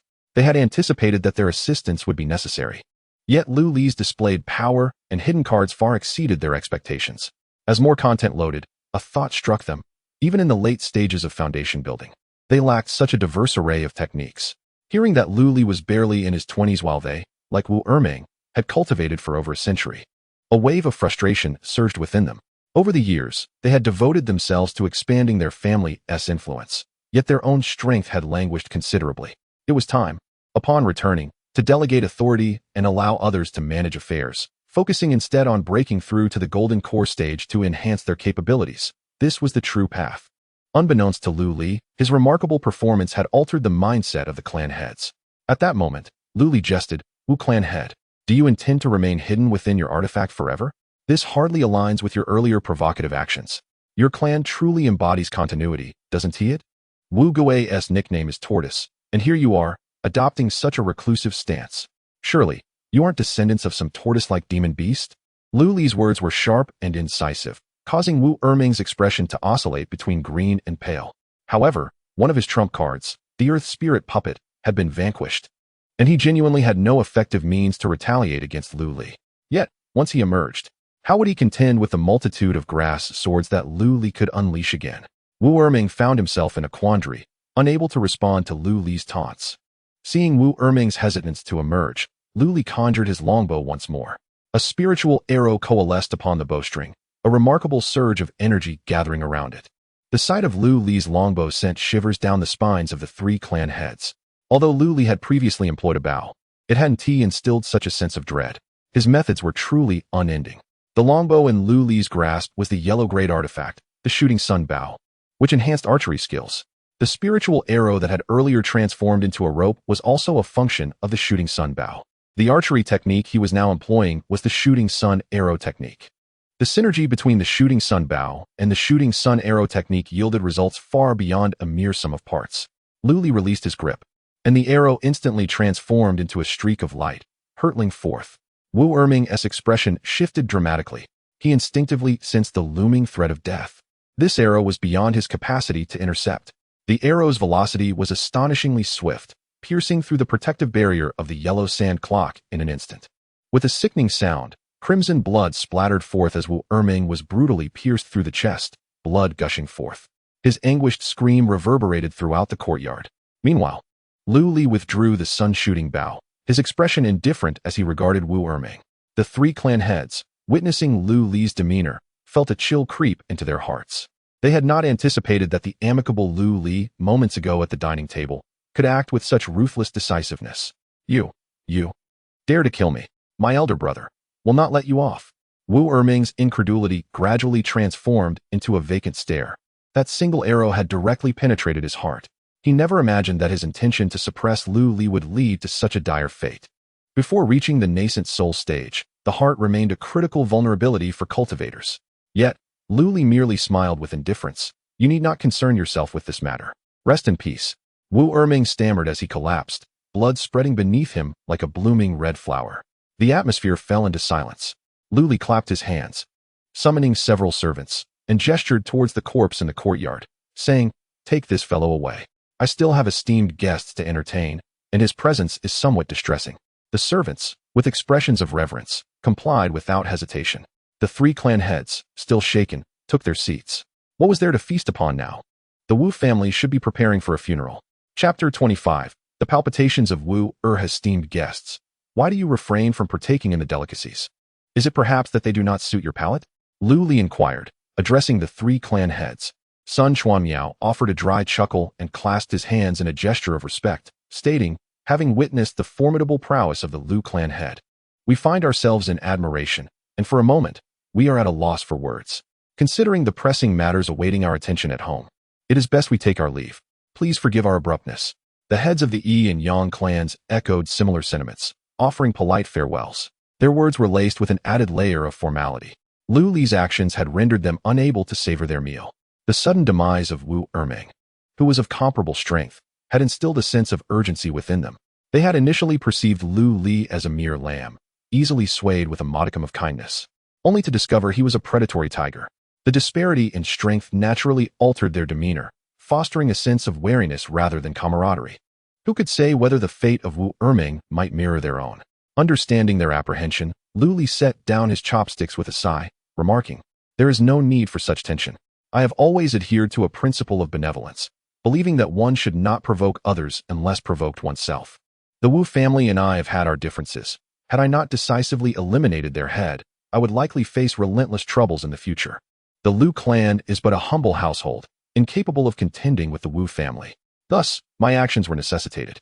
Realizing the intentions of the three clan heads to foster goodwill with the Lu family, He continued, I harbor no ill will towards any of you, as my endeavors in Moon Spirit City rely heavily on your support. The three exchanged glances and promptly affirmed, naturally, kindness towards others? How naive, they might have thought, recalling the still warm body of Wu Erming. After bidding farewell to the trio, Lu Li allowed himself a knowing smile. The act of slaying Wu Erming was not a mere whim. It was a calculated move to instill fear in the remaining clans. Throughout his journey, Lu Li had engaged in true combat only thrice. The first was the assassination of a rogue outside the Xia clan's estate. The second was his confrontation with Wu Gui, which would have ended in Wu Gui's demise had Mu Feibai not intervened. Lu Li was resolute in his actions, never showing mercy. To hesitate in severing ties with an enemy is foolishness. As for the punishment elder, Wu Lu Li held no concerns. He had learned from the inner disciples that Wu was currently in seclusion, likely under a house arrest mandated by the Moon Spirit sect's leader. The duration of this confinement remained unknown to the disciples. Even if Wu were to emerge and become aware of recent events, he would dare not act against them in Moon Spirit City, especially with Mu Feibai's presence. Nevertheless, Lu Li did not place all his hopes in others. Strengthening his own capabilities was paramount. He turned and returned to his courtyard, resuming his training for the day atop the punishment peak of the Moon Spirit sect. While Wu was in seclusion within his cave, he suddenly experienced a wave of anxiety, opening his eyes with a look of bewilderment. The inexplicable disturbance in his heart signified that some calamity related to him had transpired. However, he remained unaware of the specifics. After a moment of contemplation, he produced 2 wooden divination sticks and commenced an oracle. Yet, divination was not his forte, and the results were nebulous at best, only indicating a connection to his family. Wu mind was a tempest of thoughts as he extended his spiritual senses to probe the surroundings of the punishment peak. He had been placed under house arrest by the sect leader, forbidden from leaving the Moon Spirit sect, lest he face the loss of his position as an elder of punishment. Moreover, his son, Wu Gui, was recuperating on the peak and had not ventured out. After much deliberation, he surmised that it must be his younger brother, Wu Erming, who had encountered trouble. Wu's countenance darkened as he summoned an inner disciple, issuing a few hushed instructions before sending him on his way. The disciple hurried from Wu's cave towards Moon Spirit City, where he fortuitously encountered Lu Yun, who was also en route to the city. Isn't this Tang shitty from Punishment Peak? With a rush, Lu Yun inquired. The disciple was momentarily taken aback. Since the uproar caused by Lu Linglong at Punishment Peak, a rift had emerged between the Unrefined Peak and Punishment Peak. Lu Yun, being a disciple of Unrefined Peak, had an amiable disposition, complemented by her striking appearance and extraordinary aura, making her the object of admiration among many disciples. The Tang disciple was no exception. Upon hearing Lu Yun's inquiry, he readily divulged, Sister, I am under the orders of our master to visit the Wu family in Moon Spirit City to ascertain if any disturbances have occurred. Lu Yun's eyes flickered momentarily. Why would Elder Wu think of such matters? The Tang disciple, eager to engage with the charming figure beside him, replied, I do not know. It was merely that our master's demeanor seemed less than favorable, and I dared not inquire further. Nodding in understanding, Lu Yun and the disciple continued their flight towards Moon Spirit City. A distance of 100 miles was but a quarter of an hour's journey for Foundation establishment practitioners. And soon the outlines of the city walls came into view. By the way, sister, what brings you to Moon Spirit City? It seems you have visited quite frequently this year, the Tang disciple suddenly asked. Lu Yun chuckled, her radiant smile momentarily dazzling the disciple's eyes. Naturally, I have someone I wish to see. The sound of a heart-shattering echoed in the Tang disciple's mind. Observing Lu Yun's expression, he realized that the individual she longed to meet was likely her beloved. The adage a woman adorns herself for the one she cherishes was glaringly evident. Yet, Moon Spirit City hosted only outer disciples and stewards. How could Sister Lu possibly hold affection for them? It appears that Sister Lu has taken a liking to none other than Mu Feibai, the Lord of Moon Spirit City. The disciple of the Tang clan pondered this possibility with increasing conviction. Lord Mu, strikingly handsome and possessing an elegant demeanor, is renowned for his profound cultivation and the legendary feat of slaying 10 evildoers with a single sword strike, a tale well known even among the disciples of the Moon Spirit sect. It is only natural that such a formidable figure would capture Sister Lu's admiration. With a heart full of mixed emotions, the two descended to the ground and entered Moon Spirit City together. Upon entering, they parted ways, each heading towards their respective destinations. Just before their departure, the Tang disciple noted the direction in which Lu Yun left, which led straight to the Lord's mansion. His heart swirled with conflicting feelings as he sighed helplessly and made his way towards the Wu residence. unaware that the direction of the Lu residence was also in that vicinity. Having composed himself, the Tang disciple arrived at the Wu residence, only to sense something amiss. Why was there such a cacophony of weeping within the estate? Something truly had transpired. He hurriedly entered the Wu residence, where he discovered the household gathered around a corpse draped in white cloth, mourning. Notably absent from the scene was his master's brother, Wu Erming. The Tang disciple's pupils dilated in shock. Had Wu Erming met his demise? Meanwhile, Lu Yun arrived at the Lu residence. The doorkeeper, recognizing her, hobbled over while covering his face. Struggling to open the grand door, "Lady Lu, please enter." Upon hearing this somewhat awkward address, Lu Yun could not suppress a smile. "As I have mentioned before, simply call me Lu." Observing the doorkeeper's face marred by distinct handprints, she extended her senses and discerned injuries to his ribs. Just as she was about to inquire, Lu Li emerged from within the courtyard, tossing a healing pill to the doorkeeper. "Aoyang, I had Qingqing prepare some healing elixirs for you. I must warn you, one of your ribs may be broken. Do not even think of selling it for money." The doorkeeper, named Aoyang, quickly caught the pill. "Thank you, my lord." "Thank you, fourth matriarch." Lu Yun grew increasingly curious about the situation unfolding before her. What had transpired? Chapter 26. Expressing intent upon hearing Lu Li declare that he had slain the head of the Wu family from Moon Spirit City, Lu Yun was momentarily taken aback. The two siblings were undeniably ruthless, one single-handedly assaulting the punishment peak, while the other not only severed the arm of the punishment elder's son, but also killed his brother. Their enmity had evidently escalated to an irreparable state. With a wry smile, Lu Yun remarked, "Elder Wu has truly fallen into misfortune, entangled with both of you." After her brief moment of levity, she turned serious and stated, "Since this feud cannot be resolved, you must be prepared for the consequences." Lu Li nodded, responding, "With Lord Mu stationed in Moon Spirit City and Wu confined, he would likely dare not defy the law and sect rules to seek trouble with me." Lu Yun shook her head. "Indeed, he cannot move at present. As the punishment elder, defying the sect master's orders carries grave repercussions. However, that does not mean he is powerless against you." Lu Li furrowed his brow. "Please elaborate." "Lu Daoist friend." Lu Yun gestured toward the rear of the courtyard. "You currently possess the combat strength of a peak foundation establishment cultivator, but your wife and concubines do not. He merely needs to offer a sum of spirit stones, and naturally, there will be those willing to serve him. Even if you can evade danger, what about your wife and children?" Lu Yun's words struck a chord with Lu Li. "Indeed, there are thieves who thrive for 1,000 days, yet no one guards against them for the same duration. If Wu were to squander his wealth, with his resources as a golden core cultivator and an elder of Moon Spirit sect, hiring assassins would not be beyond possibility, even if he could evade danger. What of Mingyue and Lu Ming?" Mingyue was merely a Qi refinement stage cultivator now, capable of handling a few mortals.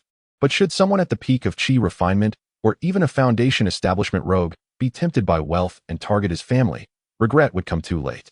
Noticing Lu Li's troubled expression, Lu Yun offered a faint smile. "However, you need not despair excessively. On my way here, I traveled with a disciple from the punishment peak. He has likely just arrived at Wu's residence and has not yet returned. We must prepare for two contingencies. First, your residence requires the establishment of a formation to serve as an early warning and defense against intrusions. Fortunately, I possess some knowledge of formations and can easily set up a simple alert array. You should also procure a defensive formation from the Golden Jade Commerce and hire a group of skilled guards to safeguard your home. As long as the assailants are not golden core cultivators, you should be able to handle them with your strength. Second, we must delay Elder Wu from learning this news. The longer we can keep him uninformed, the more thoroughly we can prepare." Lu Yun suggested, "Later, we will head outside Moon Spirit City to intercept that junior brother. Perhaps with a substantial sum of gold or a threat of force, we can ensure he agrees to keep this matter confidential. You will understand how to execute this in due course." Lu Yun spoke with confidence, her demeanor exuding assurance. If one were to drape her in a feathered robe, adorn her with a headpiece, and place a feather fan in her hand, she would resemble an astute female strategist. Upon hearing her words, Lu Li's eyes lit up. Though his expression turned peculiar, "I recall that you are a member of the Moon Spirit sect. What drives you to act in this manner?" Lu Yun paused, a fleeting blush crossing her cheeks. Tilting her head slightly, she coughed with a hint of discomfort and said, "Do not misunderstand me. Since embarking on my path of cultivation, I have perused an array of texts, yet I am entirely unfamiliar with what you speak of. My only desire is to prevent your premature demise, lest we lose a fine storyteller." Lu Li felt a subtle stir in his heart. His prior experiences as a reclusive man in a past life informed him that this was a display of tsundere behavior. Lu Yun appeared to embody the persona of a mature and intellectual elder sister, yet she revealed this surprising facet. Luli, not one to feign ignorance like a typical protagonist from a Japanese anime, recognized the interest Lu Yun held for him at that moment. Why hesitate any longer? He stepped forward, grasping her hand under her astonished gaze, and declared, "If we can resolve this matter satisfactorily, would you be willing to become my partner?" The composed Lu Yun, who had just been strategizing, now found herself flustered, attempting to extricate herself from Lu Li's grasp. "What nonsense are you spouting?" she exclaimed. However, her strength paled in comparison to Lu Li, who had cultivated the Hahuan technique and was half a body cultivator. Her struggles proved futile, and her ears flushed crimson with embarrassment. Noticing that Lu Yun did not employ her spiritual power to escape, Lu Li felt emboldened. After all, Lu Yun possessed a blue-tier companion aptitude. How could he let such an opportunity slip away? As more content loaded, a message appeared. This site only supports mobile browsers. If you see this paragraph, it indicates that the chapter content failed to load. Please disable reading mode, novel mode, and ad blocking features, or copy the URL to another browser for reading. Thus, Lu Li reiterated his previous statement. Lu Yun's struggles gradually weakened. Her head bowed so that Lu Li could not see her expression. Their hands remained intertwined for an indeterminate duration until Lu Yun's voice finally emerged, barely above a whisper. "You truly astound me." The sound was so faint, akin to the buzzing of a mosquito, that had Lu Li not been in such close proximity, he might not have heard it. Raising an eyebrow, Lu Li released her delicate hand. "Does this mean you accept?" Lu Yun withdrew her hand, casually tucking a loose strand of hair behind her ear that had fallen during her struggles, and shot Lu Li a disapproving glance. "Not a single man is trustworthy. You already have a multitude of wives at home, yet you still yearn for those outside. I might consider being your partner, but do not expect me to remain confined like Ming Yue and the others in your secluded palace." Lu Li nodded in agreement. "That is certainly the case.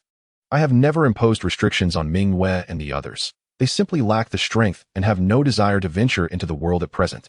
This was a candid truth. Lu Li detested the notion of ancient women being confined to their homes after marriage, as if cut off from the world. Without exposure to the outside, how could they find common ground with their husbands? His efforts to cultivate them as cultivators stemmed from this very sentiment. Lu Yun, being a cultivator herself, possessed a mindset distinct from that of ordinary women. The flush on her face faded as she spoke earnestly. "However, we must first address the two issues I previously mentioned before considering any further matters. I anticipate that after receiving the news, Brother Tang will hasten towards the Moon Spirit sect without delay. Time is of the essence. We must set forth immediately." Lu Li solemnly agreed. "You speak the truth." The two exchanged no further words and swiftly employed their abilities to soar into the skies. Lu Yun's conjecture proved accurate. At that moment, the disciple of the Tang clan had just exited Moon Spirit City, summoning a longsword to fly towards the Moon Spirit sect. He was returning to report to his master the demise of Wu Erming. However, upon hearing the name of the assailant from the Wu family's lamentations, he could not help but feel a wave of astonishment. It was, astonishingly, Lu Li once more, a disciple long discarded by the sect, yet in recent years, his reputation had grown increasingly resplendent. Now, he had the audacity to slay the Peak Foundation establishment cultivator, Wu Erming. Absurdity knows no bounds. Wait, could it be that senior sister Lu Yun is also in Moon Spirit City seeking Lu Li? As the Tang disciple soared on his sword, this thought began to solidify. Senior sister Lu and Lu Li both hailed from the same esteemed peak, and their camaraderie was notably harmonious. Thus, it seemed quite natural for them to connect. Just then, a whistling sound erupted from behind.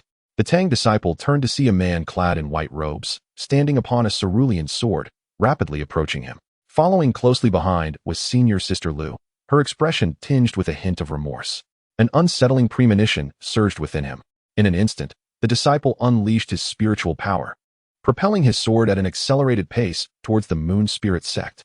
The man accompanying senior sister Lu must be Lu Li. He has come to silence witnesses.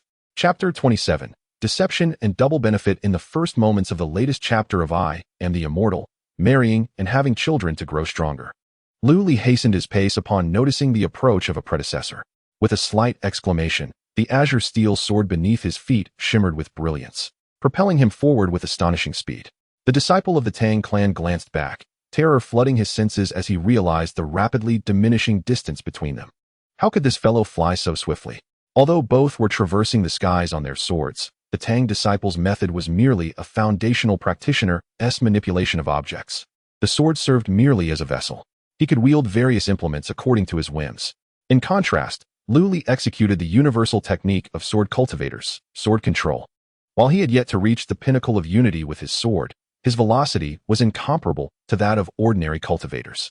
With formidable strength and remarkable speed, these two attributes alone were sufficient to place sword cultivators above the majority of their peers.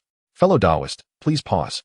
As the gap between them narrowed, Lu Li surmised the Tang disciple could hear his voice and called out.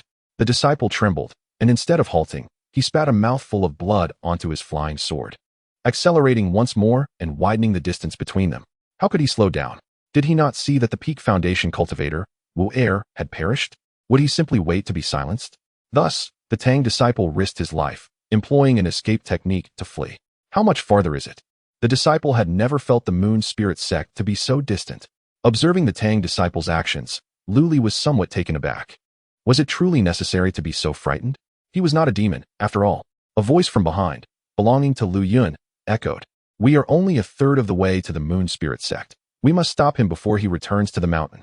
Lu Li raised an eyebrow, a surge of sword intent enveloping him. In the next instant, both he and his sword vanished from their original location. The Tang disciple, still shaken, glanced back only to find Lu Li had vanished, letting out a sigh of relief. Perhaps he had indeed shaken him off? He must hurry back to report to his master.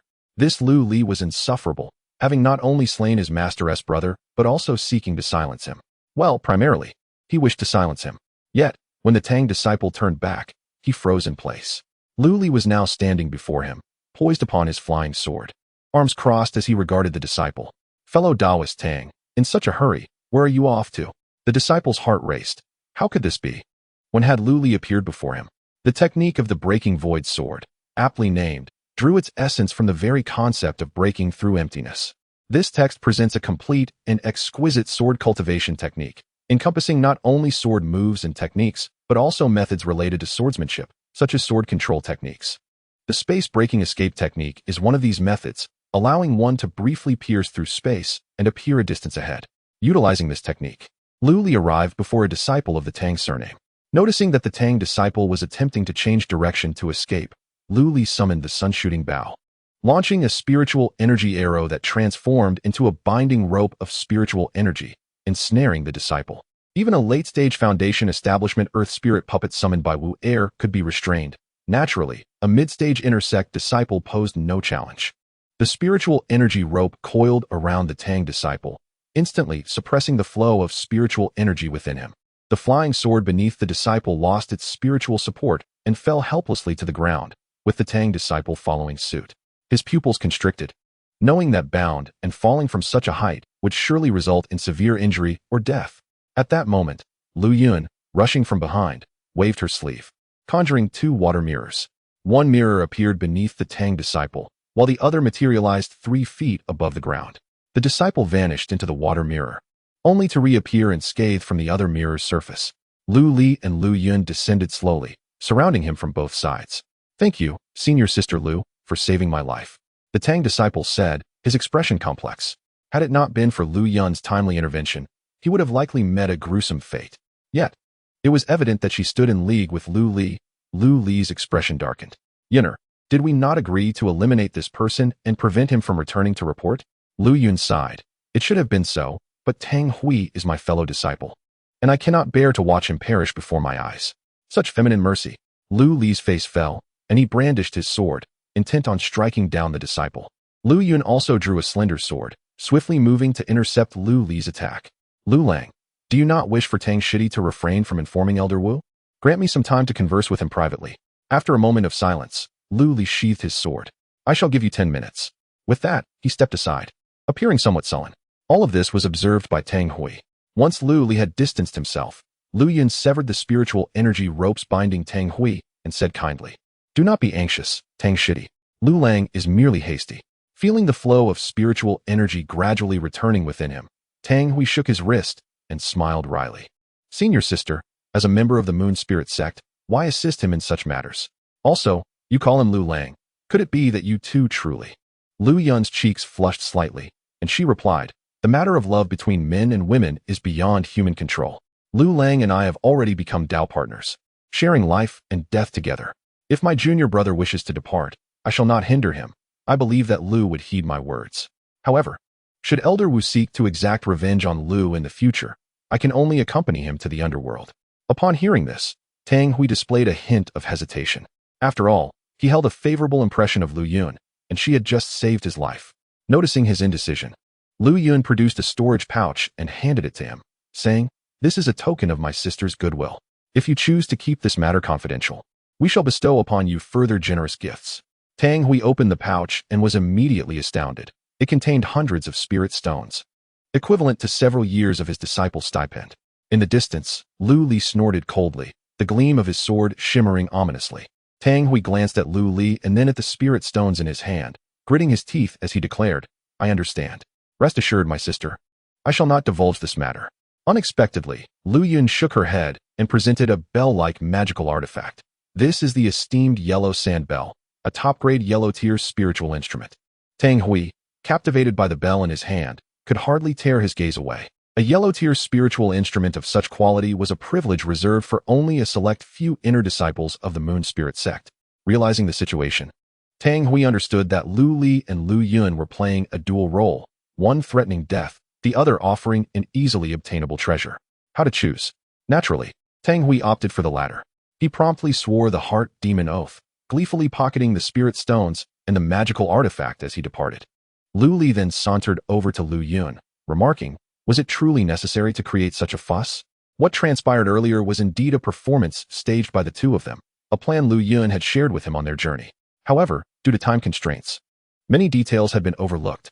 Lu Yun explained gently, "A mere foundation establishment cultivator is indeed of little consequence. But should Wu discover that his dispatched agents have vanished without a trace, he is likely to grow suspicious. If he sends more individuals to investigate, they will undoubtedly be a team of elites. There are hundreds of Foundation establishment disciples on the punishment peak. You alone cannot contend with them. It would be wiser to win over Tang Hui, allowing him to return and create a diversion to mislead Wu Erhe's spies. This would be a more prudent approach. However, it is only a matter of time before we confront Wu Er. Utilizing Tang Hui as our informant will also enable us to monitor Wu Er's movements effectively. It is a strategy that serves dual purposes, would it not?" After contemplating her words, Lu Li found Lu Yun's reasoning to be exceedingly sound. The fact that she could devise such a strategy in such a short time underscored her remarkable blue-tier aptitude. Lu Li increasingly looked forward to his forthcoming marriage with Lu Yun. He pondered what kind of rewards a partner with Lan Pin's exceptional qualities might bestow upon him. Chapter 28. Returning to familiar grounds, the news that Lu Yun of the Moon Spirit sect is to wed Lu Li has left everyone astounded. Lu Yun, a distinguished inner disciple of the sect, is a cultivator at the mid-foundation stage, possessing remarkable beauty and an exquisite demeanor, truly a paragon of her generation. In stark contrast, Lu Li, a former outcast of the sect, despite his recent rise to prominence, is rumored to already have a wife, and not just one. The most shocking revelation is that his legitimate spouse was once a mere maidservant. Initially, many speculated that Lu Li would cast aside his wife to elevate Lu Yun to the position of primary consort. Yet, Lu Yun herself has refuted this notion. In terms of cultivation, appearance, and background, Lu Yun undoubtedly surpasses Lu Li's maid wife. Thus, it is incomprehensible to the onlookers that she would willingly accept a position as a concubine. On Wuqi Peak, Lu Buqi gazed at his disciple, furrowing his brows in disapproval. What does this Lu Li possess that warrants such self-deprecation on your part? Or do you harbor secrets he has leveraged against you? Speak to your master, and I shall defend you. Lu Yun shook her head. Master, this decision is one I have made of my own volition. There is no question of grievance involved. Having descended the mountain for 3 years, Lu Li's strength has reached a level where he can defeat those at the pinnacle of Foundation cultivation. In terms of potential, he is not inferior to junior sister Ling Long. Furthermore, as a swordsman, he is likely to be introduced to the Sword Pavilion through the esteemed city Lord Mu Feibai, promising an even brighter future. Regarding character, Lu Yun has observed him for nearly a year and has discerned his equitable treatment of his several concubines. Whether one is a wife or a concubine matters little. Lu Yun believes that marrying him will not lead to a life of hardship. Lu Buqi, witnessing his disciple's unwavering conviction, could only sigh. Her heart is already bound to Lu Li, oblivious to the implications. No amount of reasoning will deter her from her chosen path. Sigh, Lu Buqi lamented. During my travels, I fortuitously encountered Ling Long, whose exceptional talents astonished me. I wished to bring her to the mountain, but she insisted on bringing her brother along, refusing to join the sect otherwise. Initially, I thought Lu Li was also a prodigy, but upon further investigation, I found him lacking in exceptional qualities and placed him in the outer sect. His performance there was indeed mediocre, failing to even break through to the first layer of qi refinement. Yet, in just 3 years since descending the mountain, he has achieved such remarkable prowess, rivaling even my most devoted disciples. Have I misjudged him, or does he possess some hidden fortuity? A lingering concern gnawed at Lu Buqi's mind. Had Lu Li learned any nefarious techniques during his time away? Some practitioners, though lacking innate talent, might advance rapidly through heinous and brutal methods, such as the blood sacrifice of innocents. If Lu Li were to fall into such wickedness, would my disciple not be placing herself in peril? Lu Yun smiled, sensing her master's thoughts. Master, you are curious about how he accomplished this, are you not? Lu Yun, with her meticulous thoughts, naturally discerned Lu Buqi's intentions. At that moment, she spoke of Mingyue. 2 years prior, I had delivered congratulatory gifts to Lu Li on behalf of my junior sister, Linglong. Mingyue was merely a mortal, and her health was far from robust. However, upon my subsequent visit to the Lu residence, I discovered that Mingyue had transformed into a qi refining practitioner. Lu Buqi exclaimed in surprise. What could be the reason for this? Lu Yun's cheeks flushed crimson as she leaned closer to whisper a few words into her master's ear. Lu Buqi's eyes widened in astonishment. Is there truly a dual cultivation method so miraculous in existence? Then you would be quite fortunate to marry him. Lu Yun's face turned as red as a ripe apple. Master, Lu Buqi cleared his throat and straightened his posture. In that case, I have no reason to obstruct you. However, whether this dual cultivation method is merely a case of hasty growth remains debatable. How about this? After your marriage, return to the mountain in 6 months, and I shall conduct a thorough examination for you. Lu Yun, her face still flushed, readily agreed. Meanwhile, on the other side, upon learning that her senior sister Lu Yun was to marry her elder brother, Lu Linglong was momentarily taken aback. When Lu Yun arrived at Lu Linglong's cave dwelling with a hesitant gait, Lu Linglong was already waiting there. Faced with the usually eloquent Lu Yun, she found herself somewhat tongue-tied. In truth, she felt most guilty towards Lu Linglong. Lu Linglong's feelings for Lu Li were far from the ordinary bond shared between siblings, and it was through her connection with Linglong that Lu Yun had come to know Lu Li. Now, as they were to become partners in the Tao, Lu Yun was at a loss on how to face Lu Linglong. However, Lu Linglong greeted Lu Yun with a smile, saying, "Congratulations, senior sister Lu. My brother is a good man. You will surely find happiness with him." Lu Yun discreetly observed the young girl before her. How could Lu Linglong's feigned bravado escape the notice of someone skilled in reading expressions like herself? With a sigh, she responded, "Linglong, I am truly sorry." Lu Linglong's eyes widened in surprise before she replied with a smile. "What do you mean, senior sister? I am delighted that my brother can become partners with you." Not wishing to prolong the conversation, Lu Yun exchanged a few pleasantries before taking her leave. Once Lu Yun departed, Lu Linglong swiftly closed the cave's protective barriers. In the next moment, tears fell, crystallizing into ice. The cave became suffused with an icy chill. Meanwhile, Mu Feibai and Lu Li were soaring through the sky on their swords, heading toward the Moon Spirit sect. After all, given Lu Yun's status, even as a concubine, the matter could not be taken lightly. Thus, Lu Li enlisted Mu Feibai's help to formally propose. To have a foundation-building cultivator seek a marriage proposal from a peaked golden core sword cultivator was indeed a testament to Lu Li's considerable standing. The graceful young lady, as delicate as a willow, wielded her sword with the strength to cut through the mundane world, though unseen. She secretly drained the marrow from those who dared to challenge her. As Mu Feibai soared through the air on his sword, he sighed deeply. He wished to remind Lu Li not to indulge excessively in the allure of beauty. It was a rare encounter to meet a talented swordsman, yet he turned out to be a lecher. With 5 wives and concubines already at home, he was now fixated on a disciple of the Moon Spirit sect. Although, according to the laws of the Great Xia, such behavior was not entirely forbidden throughout history. No swordsman has ever achieved remarkable accomplishments without dedicating themselves wholly to the sword path. Even those who practiced the path of passionate swordplay did not amass a harem like Lu Li.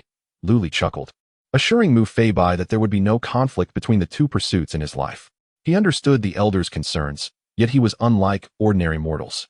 Possessing the longevity system, he would not falter in his cultivation due to these distractions. Rather, his strength would augment further. During this time, Qingqing and Yuping had been diligently nurturing their pregnancies under his care. Once their offspring were born, his spiritual roots and comprehension would soar to new heights. At that moment, his application of the void-breaking sword technique would undoubtedly gain tremendous power. Moreover, marrying the highly gifted Lu Yun would extend his lifespan. The more wives he had and the more children he bore, the stronger he would become. There was no risk of his focus being scattered. As they spoke, the two arrived at the gates of the Moon Spirit sect. The outer gate elder, informed in advance, was already waiting there to escort them to the inner gate's peak of non-artifact. Stepping once more onto the grounds of the Moon Spirit sect after several years, Lu Li felt a wave of nostalgia wash over him. Chapter 29. The proposal. The outer elder of the Moon Spirit sect, the very same who had once proclaimed Lu Li's expulsion from the sect, wore a benevolent smile as he led the two individuals to the edge of a seemingly bottomless cliff. Wisps of mist swirled around the precipice, and a chain, barely discernible, stretched from their feet into the depths of the clouds. The wind howled around them, causing the iron chain to sway precariously. In the distance, several towering mountains could be seen. The elder turned to Mu Feibai and Lu Li, introducing Mayor Mu, Taoist Lu. Crossing the iron chain bridge leads directly to the inner sanctum of the Moon Spirit sect. The inner sanctum is divided into 8 peaks, each presided over by a golden core elder, save for the main peak, Moon Spirit Mountain. Although Lu Li had spent time in the Moon Spirit sect, he had never visited this particular locale and took a moment to admire the scenery. He was aware of the chain's purpose. Known among the outer disciples as the Ghost Gate Chain, the name might evoke fear, yet its sole function was to select disciples. It is well known that only those who have reached the foundation establishment stage may enter the inner sanctum. However, outer disciples lacking this cultivation can still traverse this chain to gain entry, thereby qualifying for admission to the inner sanctum.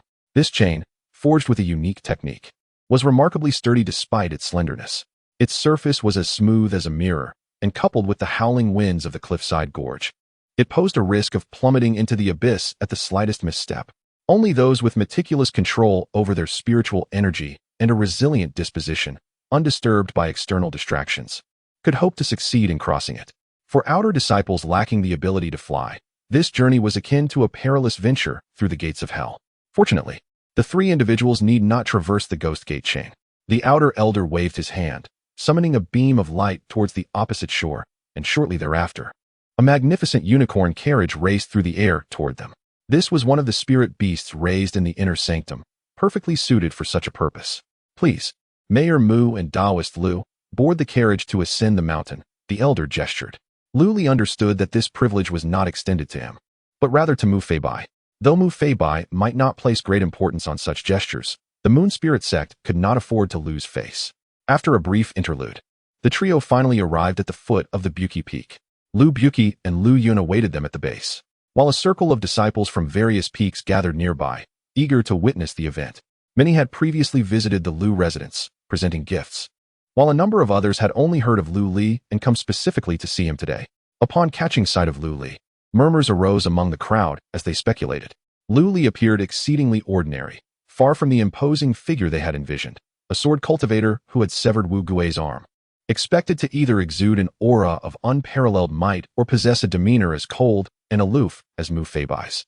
The individual grinning foolishly and bowing to all directions did not match their expectations of the illustrious Lu Li.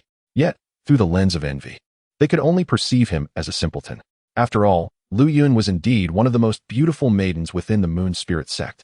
It was only natural for him to harbor a sense of displeasure as the delicate Shui Ling was to be courted by the wild boar outside. However, Lu Li paid no heed to such trivialities, greeting those inner disciples he had met or was familiar with a warm smile. Today, he was on the verge of winning the heart of a fair maiden. What was wrong with being joyful? Must he maintain a facade of aloofness? Wasn't he that exhausting?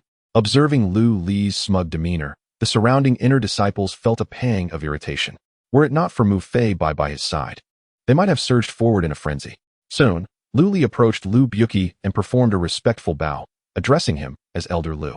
Although he was no longer a disciple of the Moon Spirit sect, it was Lu Buki who had introduced him to the world of cultivation.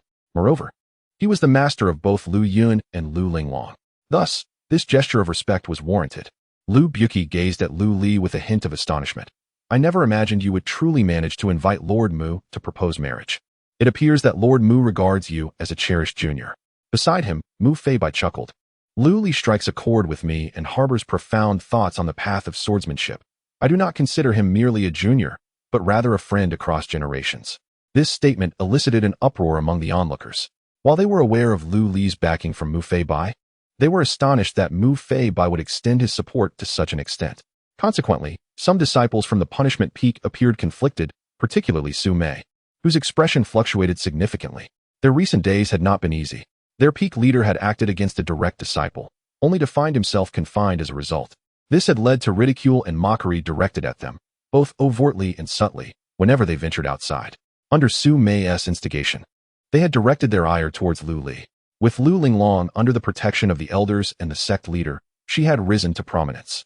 If they could not provoke Lu Linglong, could they not at least target the powerless Lu Li? Rumors suggested that his prowess in swordsmanship was formidable. Surely, a group of them could subdue him? While they did not intend to kill him, teaching him a lesson would not be worth violating sect rules and laws.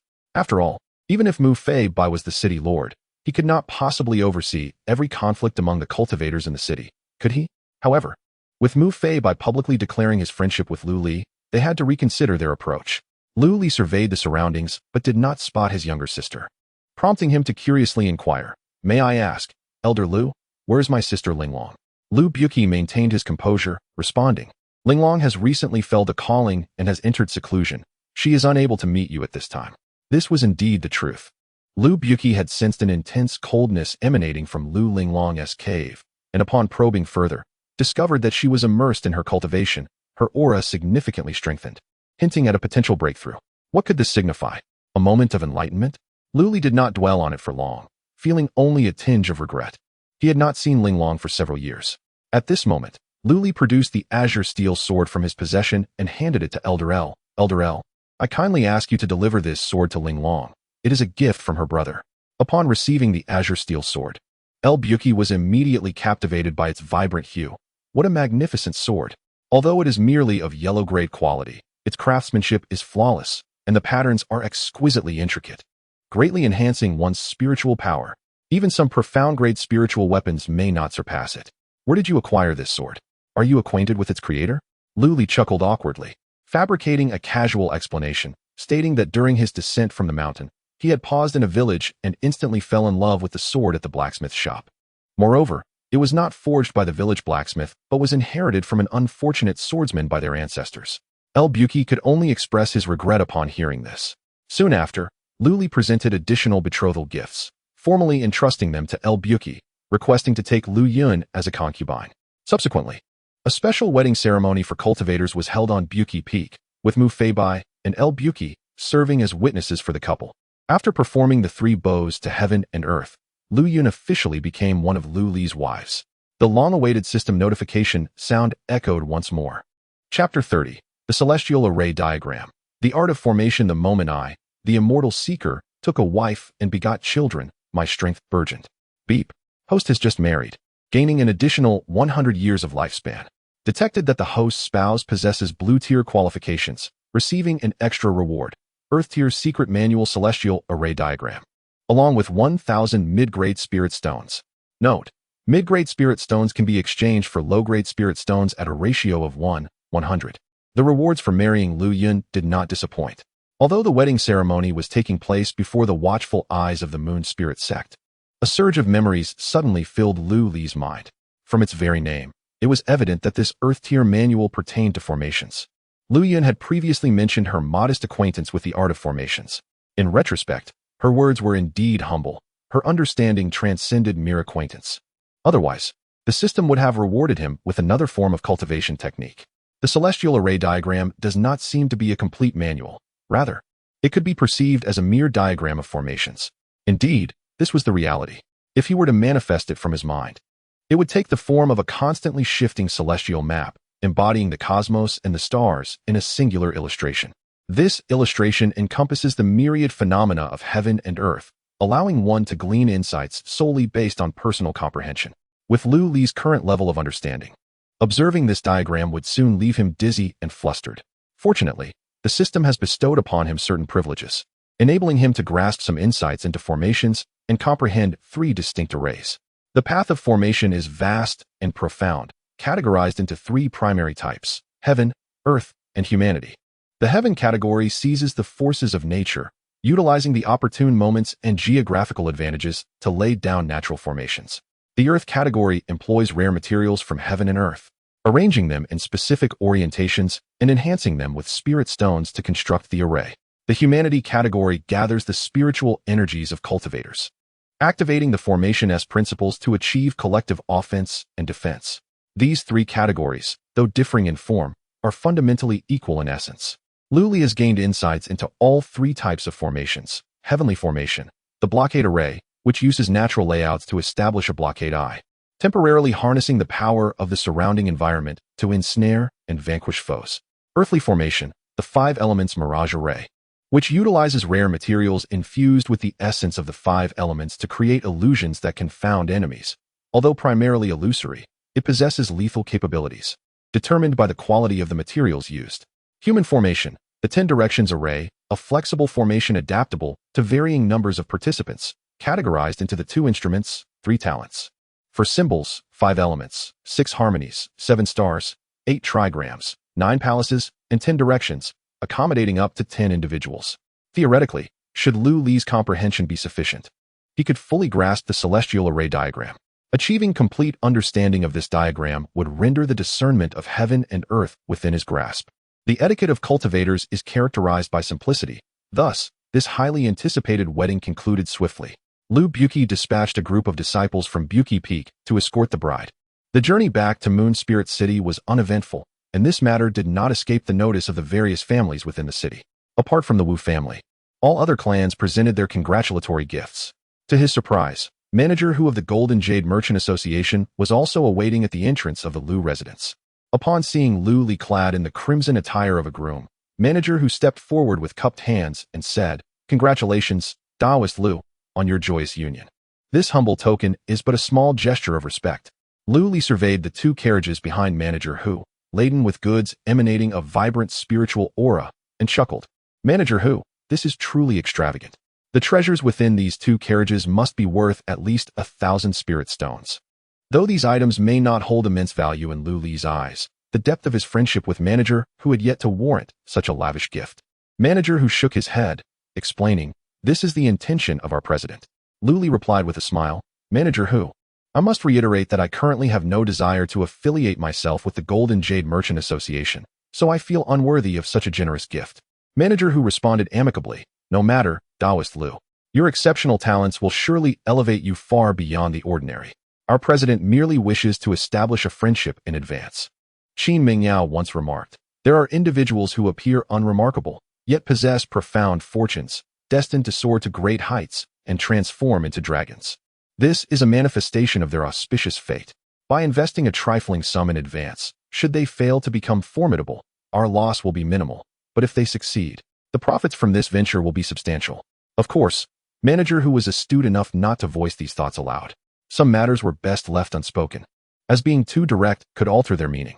Thus, Lu Li did not decline the offer and invited Manager Hu and the other guests into the residence, where toasts were exchanged and merriment ensued. That evening, Lu Yun, adorned with a red silk veil, sat at the edge of the bed. Lu Li entered, dressed in red. The candlelight illuminated Lu Yun's visage, making her even more enchanting. Gently, Lu Li lifted the silk veil and gazed at Lu Yun, who, in her shyness, revealed a hint of anticipation and nervousness, her beautiful eyes fixed upon him.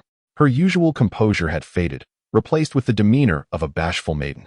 Even though she was a foundation-level cultivator with considerable experience, Lu Yun was still a young woman embarking on this new chapter, and her anxiety was understandable. Clearing his throat, Lu Li contemplated teasing her. However, before he could utter a word, Lu Yun spoke first, taking a deep breath. "Lu Lang, it is getting late, we should rest," she said. "I have heard from Mingyue about your abilities, but my cultivation level surpasses hers. I hope you truly possess the extraordinary prowess they speak of." Lu Li was momentarily taken aback, rendered speechless.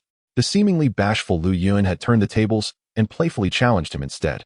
Observing the mix of tension and defiance in her eyes, Lu Li realized his intentions to tease her had been anticipated.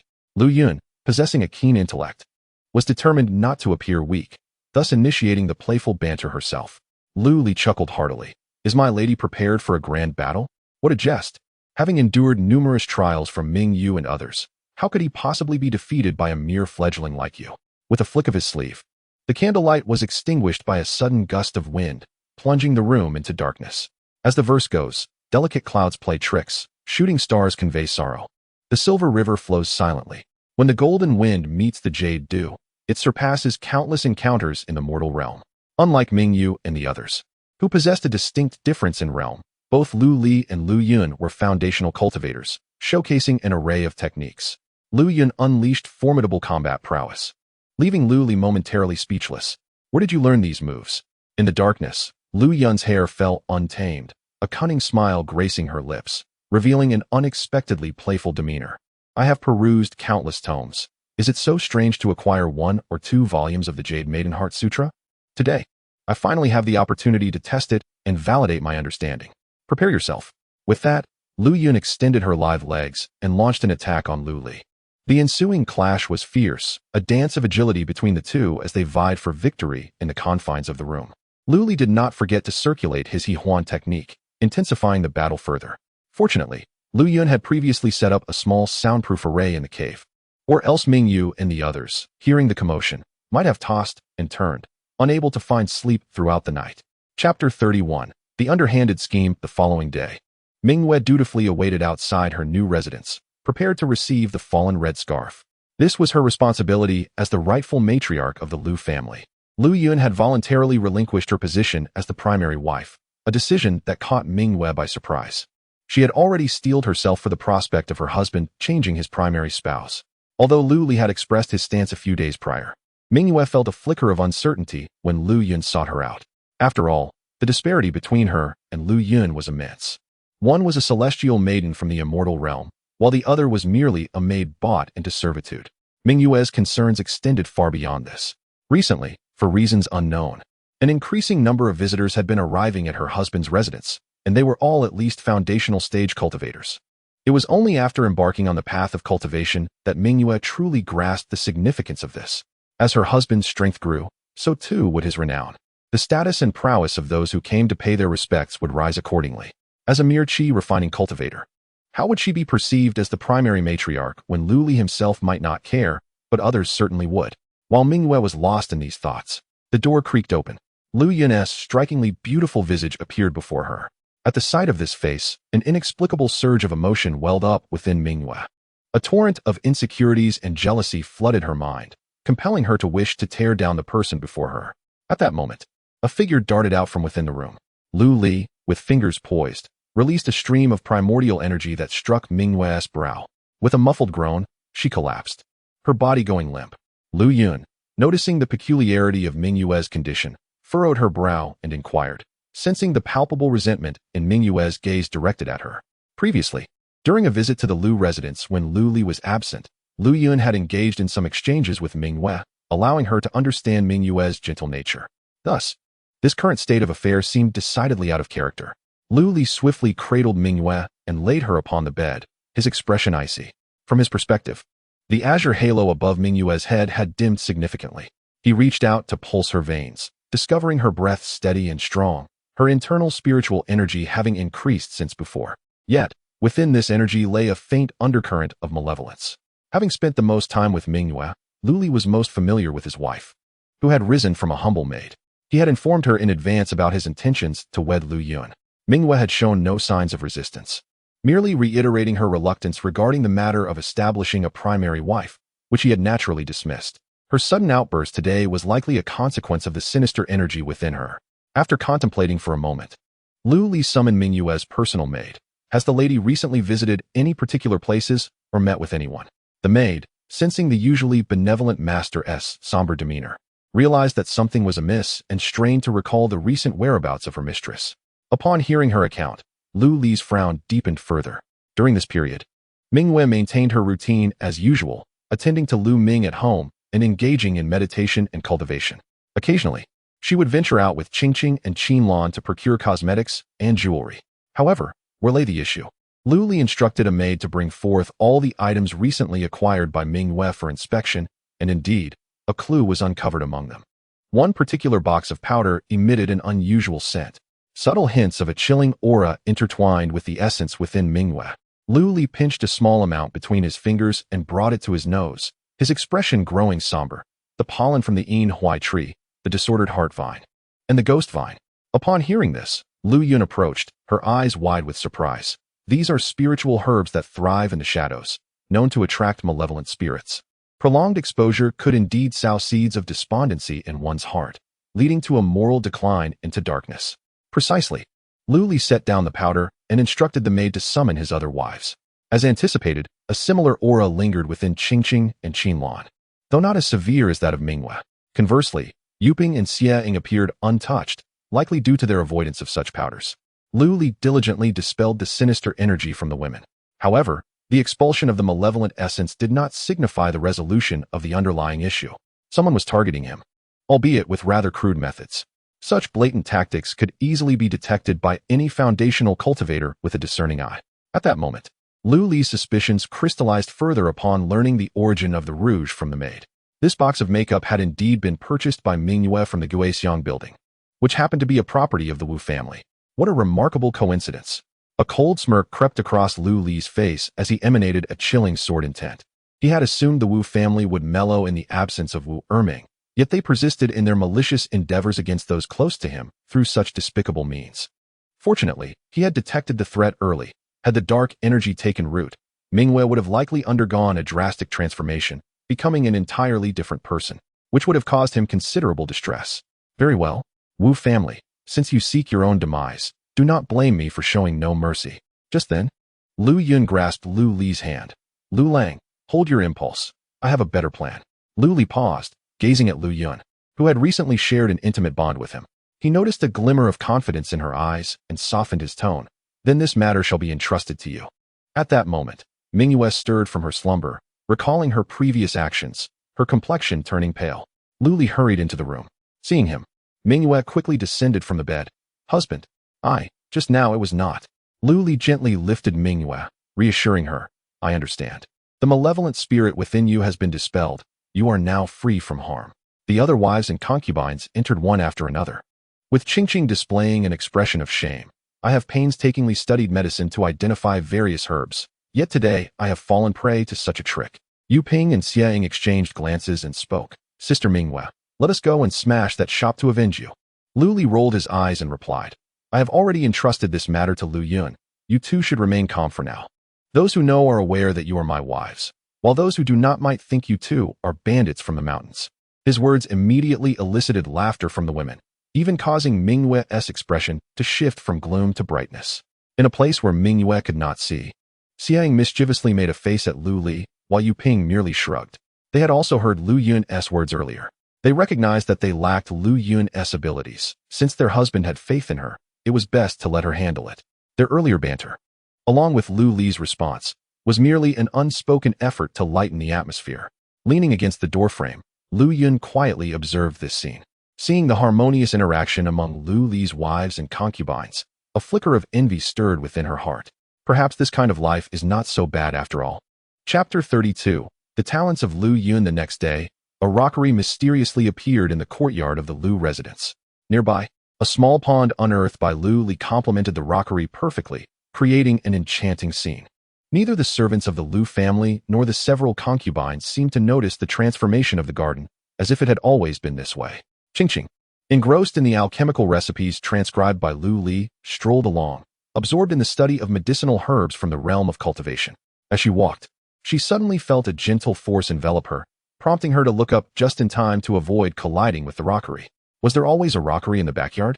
She wondered, but thought little of it, and continued to read the alchemical formula. Meanwhile, Xiaoying and Qinlan were playing with Lu Yu and Lu Lan under the pavilion. Lu Yu, feeling a bit mischievous, insisted on escaping his mother's embrace to crawl on the bench beneath the pavilion.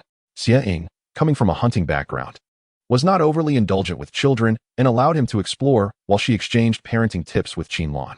The pavilion's railing was intricately designed, and Lu Yu slowly crawled towards the gaps. Suddenly, he lost his balance and was about to tumble headfirst to the ground below. The foundation of the pavilion was elevated above the ground, and combined with the height of the bench, it was at least a meter to the hard stone surface below. Given that a few months old infant skull is still soft, the consequences of such a fall could be dire. When Xiaoying noticed, her heart raced with terror. However, it seemed she would not be able to react in time. Just as Lu Yu was about to hit the ground, he inexplicably floated in midair. As though an invisible hand was supporting him, Lu Yu laughed joyfully, while Xiaoying, still shaken, hurriedly scooped him up, comforting him while casting a curious glance at the ground. Nearby, the surface of the small pond rippled gently. At this moment, Luli was seated in a secret chamber, feeling satisfied with the block array he had hastily arranged the night before. The block array was beginning to show its effects. Within its boundaries, Luli could perceive all occurrences and respond promptly with the power of the formation. He pondered the extent of its effectiveness against external threats. Moreover, Luli planned to select 5 types of yellow-grade celestial materials to place within the courtyard, constructing a 5-elements illusion array. He aimed to fortify his stronghold to be impervious to breaches. As for Mingyue and the others, he decided to impart the 10 directions array to them, providing them with additional means of self-defense. Just then, Lu Li's thoughts shifted, and his form vanished from the secret chamber. At that moment, Lu Yun happened to enter the gates of the Lu residence, and Lu Li's figure appeared before her. Lu Yun was taken aback with her cultivation. She had not sensed how Lu Li had manifested so suddenly. "Yuner, has everything been taken care of?" Lu Li inquired with a smile. Lu Yun rolled her eyes in a charming manner. After the battle last night, she had become even more alluring than before. It was indeed a natural transformation. How unfortunate that I had just married into the Lu family, only to busy myself on your behalf, you troublesome fellow. Lu Li chuckled, wrapping his arm around Lu Yun's soft waist. "I shall make it up to you properly later." Lu Yun's face flushed, and she quickly wriggled free from Lu Li's grasp, clearing her throat as she gestured towards the door. A group of people was seen escorting a man with a resentful expression, trailing behind them. The playful exchanges between Lu Li and Lu Yun had not escaped their notice. Upon meeting Lu Li's gaze, the crowd looked up. Glancing around, the Lu family's entrance is indeed impressive. Indeed, the sky is exceptionally blue today, they joked. Even with Lu Li's thick skin, he felt a tinge of embarrassment at that moment. He had merely wished to show off a little in front of Lu Yun, not expecting her to arrive with company.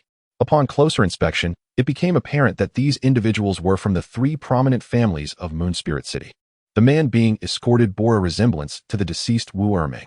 Lu Lang, Wu Yang is the mastermind behind yesterday's incident. With just a slight ruse, I managed to extract this confession from the Wu family, Lu Yun declared, pride evident in her expression. Lu Li raised an eyebrow, eager to learn more about the unfolding events. Lu Yun recounted the happenings of the past half-day. She had traced the source of the troubling cosmetics back to the Wu family, but instead of confronting them directly, she had visited the other 3 prominent families and the Lord's manor first. The cosmetics sold by the Wu family were exceptionally fragrant, greatly favored by the female cultivators of the city.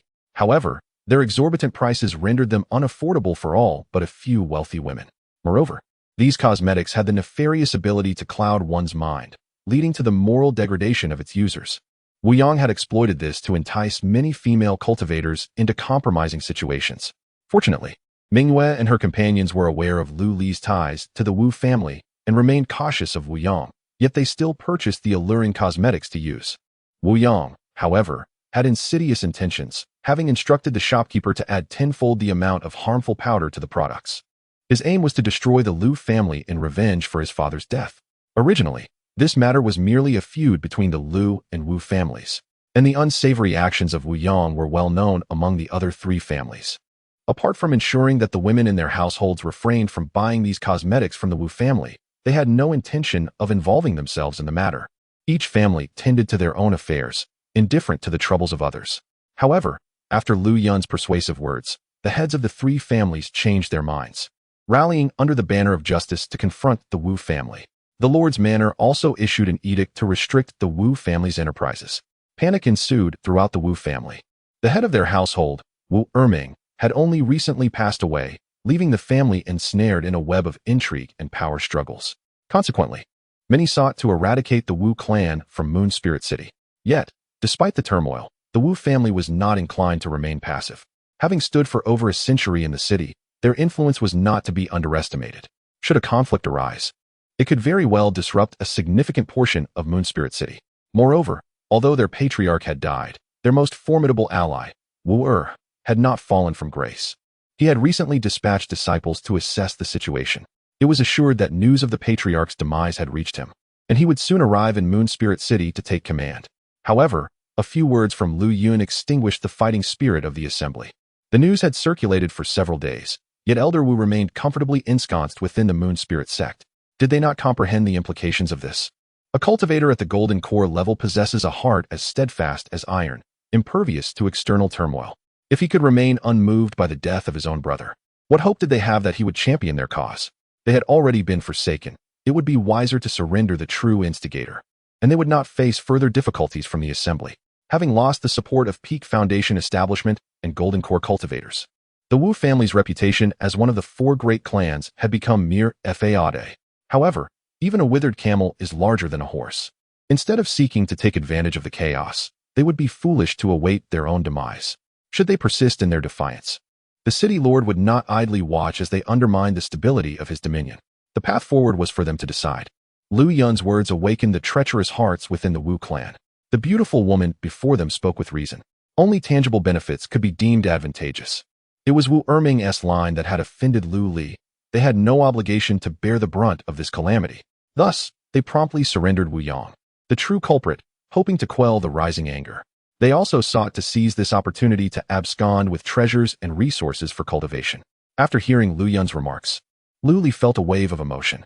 Merely a few words had caused a family that had stood for over a century in Moon Spirit City to crumble, effortlessly leading them to deliver the perpetrator back to him. His newlywed wife was indeed no ordinary woman. Chapter 33. The affectionate Qin Mengyao Lu Li. You have slain my father and obliterated the ancestral legacy of my family spanning generations. Even in death, I shall not grant you respite. At that moment, Wu Yang knelt, his visage twisted with malice.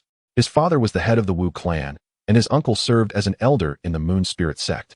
As the legitimate heir of the Wu family, his influence in Moon Spirit City was formidable. The women he sought could not escape his grasp. Even minor obstacles could be smoothed over through his father's intervention. Life had been a leisurely affair for him. He would not trade it even for an emperor's crown. However, this idyllic existence lay shattered with the advent of Lu Li. His father had perished at Lu Li's hands, and in seeking vengeance, he found himself captured and humiliated in public. This enmity was irreconcilable. Lu Li chuckled. You and your father are indeed cut from the same cloth. So adept at distorting the truth. The origins of our conflict stem from your cousin, Wu Gui, who publicly insulted my wife and child. It was only after your father, Wu Erming, came to provoke me that I took action against him. As for you, having resorted to vile means in an attempt to harm my wife, do you believe I shall refrain from retaliating? Does the Moon Spirit City allow only the Wu family to ignite flames while forbidding others from lighting their lamps? His words prompted the onlookers to reflect, and it seemed to be true. Lu Li had maintained a low profile during his years in Moon Spirit City, dismissing the jeers of the outer disciples of the Moon Spirit sect. If the Wu family had not antagonized this harbinger of destruction, they would not have met such a fate. Seeing Wu Yang still glaring at him with unbridled rage, Lu Li grew weary of further discourse. With a swift motion of his sleeve, a sword chi sliced through Wu Yang's neck, and in an instant, his head tumbled to the ground. The surrounding crowd erupted in applause, for Wu Yang had long exploited his family's power to bully others in Moon Spirit City, causing much suffering among the wandering cultivators. His demise was indeed a cause for celebration. The members of the other three families, witnessing Lu Li's decisive action, felt a chill run down their spines. They resolved to manage their own factions carefully upon their return, vowing to avoid provoking the Lu family. Ultimately, they were indifferent to whether Lu Li was in the right. They simply recognized the power of his fist. At that moment, a squad of the Moon City guards fortuitously passed by, observing the scene. They promptly arranged for the streets to be cleaned, and soon the blood-stained ground was restored to its former pristine state. One of the guards approached Lu Li, bowing respectfully. Commander, the city lord requests your presence. Please accompany me to the city lord's mansion. Upon hearing this, Lu Li followed the guard to the city lord's residence. However, upon entering, he discovered not only Mu Feibai, but also a woman seated across from him. The woman, clad in a flowing red silk gown that concealed her breathtaking figure, was as striking in beauty as Lu Yun. At first glance, Lu Li was captivated by the radiant halo above her head, a hue of blue tinged with violet, signifying her superior aptitude, surpassing even that of Lu Yun. Allow me to introduce you to Qin Mengyao, the president of the Golden Jade Chamber of Commerce in Moon Spirit City, a formidable force at the pinnacle of the Golden Core realm. Who is this? Mu Feibai's words were interrupted by Qin Mengyao's cheerful interjection. Lu Li, isn't it? I have heard of your reputation. Lu Li raised an eyebrow. Previously, when he had married Lu Yun, manager who had mentioned this individual, he had not anticipated that the president of the Golden Jade Chamber of Commerce would be a woman. In a world predominantly dominated by men, this was indeed a remarkable achievement. I have met City Master Mu and President Qin, Lu Li said, turning his gaze to Mu Feibai. I wonder why the City Master has summoned me? Mu Feibai tapped a stack of land deeds on the table. His purpose for inviting Lu Li was quite straightforward. With the downfall of the Wu family, nearly one-sixth of the city's enterprises had lost their owners. The remnants of the Wu family were eager to liquidate their assets and flee, and immediately after Lu Yun took Wu Yang away, they began seeking buyers. The other three prominent families were wary of Wu from the Moon Spirit sect and dared not take over. While the Golden Jade Chamber of Commerce was the first to acquire these enterprises, Qin Mingyao approached the city master's residence with these assets. Requesting Mu Feibai to notarize the transfer to Lu Li was somewhat taken aback. One-sixth of the industries in Moon Spirit City represented a substantial fortune. Was it truly as simple as the Golden Jade Chamber of Commerce stating they would transfer the assets to him? Do not be astonished. I believe manager who has already conveyed my stance to you. Qin Mingyao replied with a smile. Our Golden Jade Chamber of Commerce has the backing of the royal family and possesses considerable financial resources. Acquiring these assets is merely a drop in the ocean. The most valuable treasure is talent, which is a principle we hold dear. Wealth can be easily amassed, but talent is rare. And you are worthy of our investment and goodwill. Furthermore, we will allocate personnel from the chamber to manage these affairs for you, ensuring you are not bogged down by trivial matters. Even if you were to accomplish nothing each year, you would still receive thousands of spirit stones. Lu Li furrowed his brow as he looked at Mu Feibai. Although these offers were undoubtedly enticing, accepting them would allow him to swiftly replace the Wu family as one of the new 4 prominent families in Moon Spirit City. However, there was no such thing as a free lunch. Ultimately, he was still merely a fledgling foundation establishment cultivator. While his strength might be considered commendable in Moon Spirit City, it paled in comparison across Yunzhou and the entirety of the Great Xia. The persistent efforts of the Golden Jade Chamber of Commerce to win him over suggested ulterior motives. Lu Li was reluctant to be ensnared by trivial benefits. Mu Feibai chuckled. Rest assured, President Qin has an eye for talent. Her discernment is keen. Her actions merely reflect her belief in your potential. From my observations, it seems you are on the verge of breaking through to the 3rd layer of foundation establishment. Am I correct? Reaching the mid-stage of foundation establishment in just a few years is impressive, and if President Qin is wise, she will have no other options. With Mu Feibai's assurance, Lu Li accepted the land deeds and inscribed his name upon them. With a radiant smile, Qin Mingyao engaged in casual conversation for a while before rising to take her leave. It was only then that Lu Li turned to Mu Feibai and inquired, Senior Mu, what is your intention? Clearly, Mu Feibai sought to strengthen his ties with the Jin Yu Chamber of Commerce. However, in the presence of Qin Mingyao, Lu Li refrained from probing further. Since their acquaintance, Mu Feibai had indeed treated him well, providing considerable protection. Had it been anyone else, Lu Li would not have been so easily persuaded, and he might even suspect they were conspiring to deceive him. Mu Feibai shook his head, saying, There is no ulterior motive, merely seeking to provide you with a support system. You are aware that the Jin Yu Chamber of Commerce has connections to the royal family of the Great Xia. To align oneself with such an esteemed organization is a fortune many dare not even dream of. Lu Li chuckled, Senior, are we not cultivators who value the pursuit of a life free from worldly desires? Moreover, we are both sword cultivators. To be tainted by the scent of gold and silver, with an abundance of mundane thoughts, would surely hinder our cultivation of the sword path, would it not? Mu Feibai could not help but roll his eyes. Are you truly concerned about such matters? You should first rid yourself of those wives and concubines before making such statements. By the way, I am curious to see if your swordsmanship has progressed recently. Just the other day at Buki Peak, you even relinquished your own sword. That is indeed a disgrace to us sword cultivators. Though reprimanding Lu Li, Mu Feibai's tone and demeanor held no trace of reproach. The two bantered like longtime friends. In response, Lu Li raised an eyebrow and pointed toward the backyard. Shall we proceed? Chapter 34. The White Jade Capital. After a brief exchange with Mu Feibai regarding the swordsmanship, Lu Li returned home.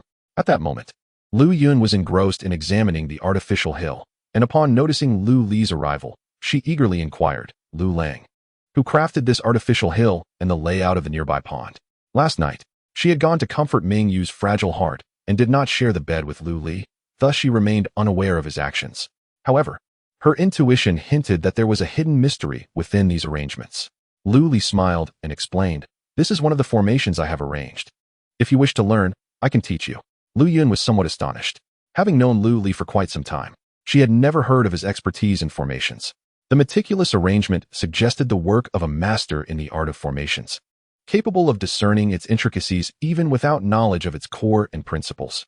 Possessing exceptional dual cultivation techniques, mastery in swordsmanship, and understanding of formations, coupled with his generous demeanor, One could easily mistake him for a disciple of a prestigious sect in hiding. Lu Lang, were you truly just an ordinary farmer's disciple before entering a sect? Lu Li glanced at Lu Yun and chuckled. What? Are you beginning to doubt my identity? Lu Yun pursed her lips as she watched him approach with an air of mystery, whispering, I did grow up in the village, but I am no ordinary individual. Your husband once received a celestial blessing in his dreams, acquiring an unparalleled legacy. As the saying goes, the celestial touches my head, granting me the gift of longevity. Does this explanation satisfy you, my dear? Lu Yun's attention was captivated by the phrase the celestial touches my head, granting me the gift of longevity. These simple words carried an ethereal quality. So, Lu Lang, did you have a mentor before joining the Moon Spirit sect? A thought struck Lu Li. Lu Yun's inquiry enlightened him. Although he possessed the longevity system, allowing him to continuously learn techniques and secrets through marriage to others, his abilities appeared inexplicable. Even Lu Yun found it curious, let alone others. It was time to concoct a backstory to elucidate the origins of his prowess. Fabricating a mysterious background could serve as a means of self-preservation in his younger years. With this in mind, Lu Li spoke earnestly. Might I inquire if you have ever heard of the White Jade Capital? Lu Yun looked perplexed. Lu Li gazed towards the sky, his voice airy. The poem I recited earlier has another line. In the sky, the White Jade Capital, 5 towers and 12 cities, the celestial touches my head, granting me the gift of longevity. The one who imparted knowledge to me in my dreams is indeed from the White Jade Capital. Lu Li's ethereal demeanor left a profound impression on Lu Yun, stirring within her a yearning for the White Jade Capital. She had never heard of such a sect. Yet in today's world, no sect dared to boast of granting longevity. Even the mightiest cultivators have their lifespans limited. Only through breaking significant boundaries could one substantially extend their life. For instance, upon breaking through to the foundation establishment stage, one's lifespan could approach 300 years. In contrast, a gold core cultivator's lifespan is merely around 8 or 900 years. The true essence of immortality, it seems, can only be attained by genuine immortals. Now, as the hour grows late, I must fulfill my earlier promise and offer you the compensation you deserve. Suddenly, Lu Li's ethereal demeanor transformed into a different countenance, catching Lu Yun off guard. Yet, after just one night of dual cultivation with Lu Li, Lu Yun felt a palpable enhancement in her abilities. The dual cultivation technique passed down from Lu Li's sect is indeed extraordinary. Blushing, Lu Yun allowed Lu Li to lead her back to the room. In the blink of an eye, several months had elapsed.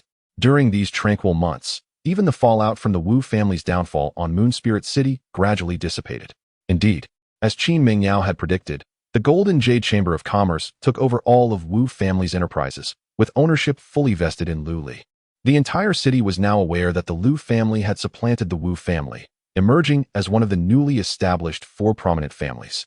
Visitors came in droves, some seeking employment, others merely wishing to forge connections. Lu Li entrusted all these matters to Lu Yun, whose strategic acumen allowed her to discern the intentions of visitors with just a few words. Thus, the Lu family acquired 10 foundation establishment attendants, one of whom was even a late-stage foundation establishment cultivator. However, a situation where the master is weak and the servants are strong can easily lead to chaos. When Lu Li took this attendant on a trip outside the city and effortlessly cleaved a sword aura several dozen meters long into the mountainside, the late-stage foundation establishment cultivator immediately exhibited a deep-seated loyalty to Lu Li. Each attendant received an annual salary commensurate with that of inner disciples of the Moon Spirit sect. Those in the early foundation establishment stage earned 100 low-grade spiritual stones per year. Those in the mid-stage received 200, and those in the late stage were granted 500. In return, they were obliged to fulfill their duties as family attendants, overseeing various shops to maintain order. Nevertheless, instances of chaos were rare. In Moon Spirit City, who does not know of the close ties between Lu Li and the city's Mayor Mo? Who would dare to provoke the Lu family? Did they not witness the fate of the Wu family? For those lacking background or skills, this was a rare opportunity to effortlessly earn spiritual stones. Even inner disciples of the Moon Spirit sect were required to undertake a sect mission annually. Failure to do so would result in forfeiting their salary for the year. In contrast, these attendants only needed to cultivate quietly within the Lu family and occasionally make an appearance to maintain order, enjoying similar benefits. Even in the event of unexpected circumstances, as long as they handled the situation adeptly, they would be credited for their contributions. Those who earn merit would receive rewards from the Lu family, specifically the spirit-gathering pills crafted by Lu Li, inscribed with alchemical patterns. To understand, This spirit-gathering pill is worth several hundred spirit stones. Where could such a magnanimous family be found? The inclusion of 10 Foundation establishment servants has also allowed the Lu family to take on the semblance of a grand clan, at least within the confines of Moon Spirit City. During this period, Luli has not neglected his cultivation. However, constrained by his spiritual roots and comprehension.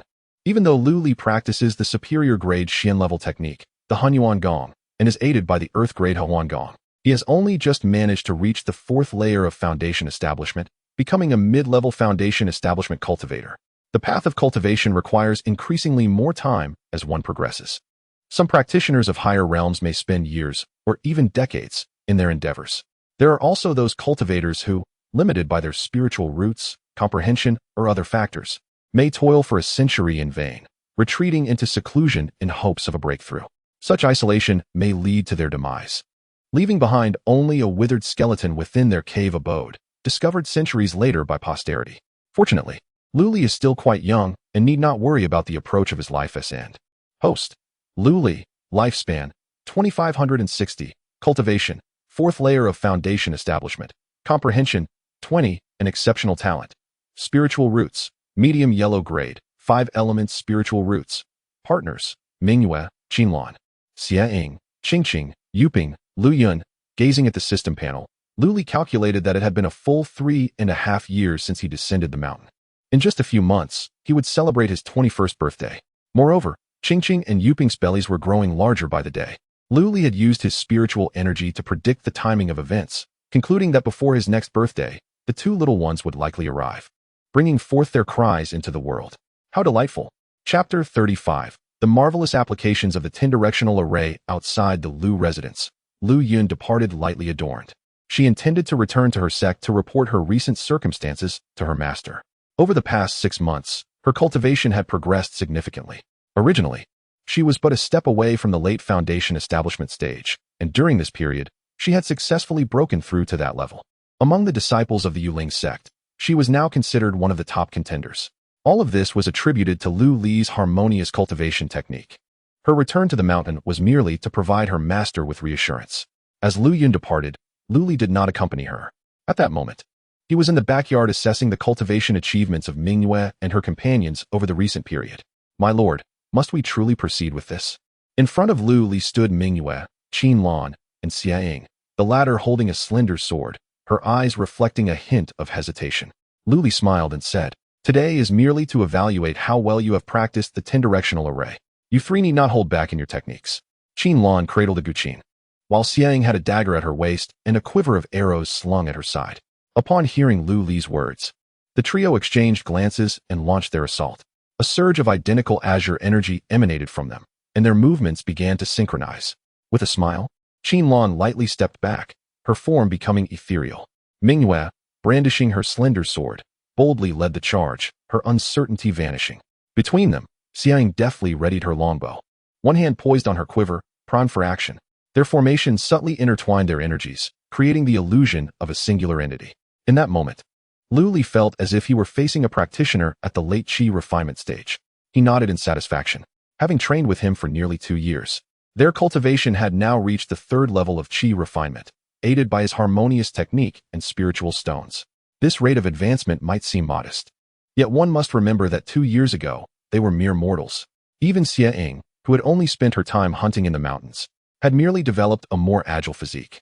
The array they were executing was a variation of the 10-directional array he had taught them, the 3 talents array, merely with 3 participants.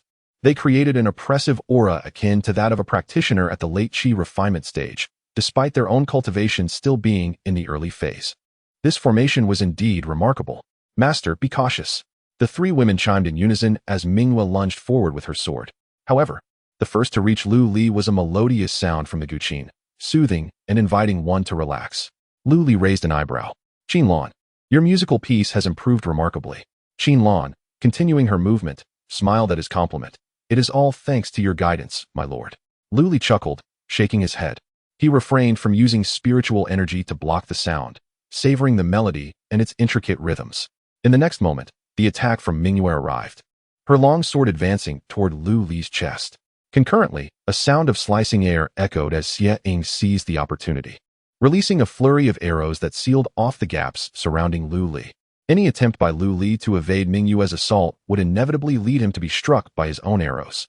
The trio's coordination was nothing short of impeccable. Yet, Lu Li remained motionless, allowing Ming Yue's sword to pierce through his robe and thrust into his shoulder, causing blood to flow profusely. A look of panic crossed Ming Yue's face. She had not anticipated that Lu Li would not defend against her strike. Had she not instinctively raised her sword a few inches at the last moment, it would have surely pierced Lu Li's heart. Husband. Ming Yue's grip faltered, and the long sword nearly fell to the ground, but it eerily suspended in midair. Meanwhile, the pierced Lu Li transformed into a puddle of water, while his true form mysteriously appeared behind the three, precisely where Qinlan stood. Upon seeing the astonished Qinlan, Lu Li gently patted her head, then took the zither from her hands and tossed Qinlan aside. As she was about to hit the ground, a gentle force cradled her, lowering her softly to the earth. Qinlan was out of the game. Lu Li grinned at her and made a silly face, prompting a giggle from Qinlan, who then pouted, "You are so naughty, always picking on the easy targets." Unlike the other two, Qinlan had little interest in martial arts. Her only wish was for Lu Li to teach her a few pieces from the 10 melodies of heavenly sound. Loading more content. Please wait. This site only supports mobile browser access. If you see this paragraph, it indicates that the chapter content failed to load. Please disable your browser's reading mode, viewing mode, and ad block features, or copy the URL to another browser to read. Once close combat ensues, there is no way to escape.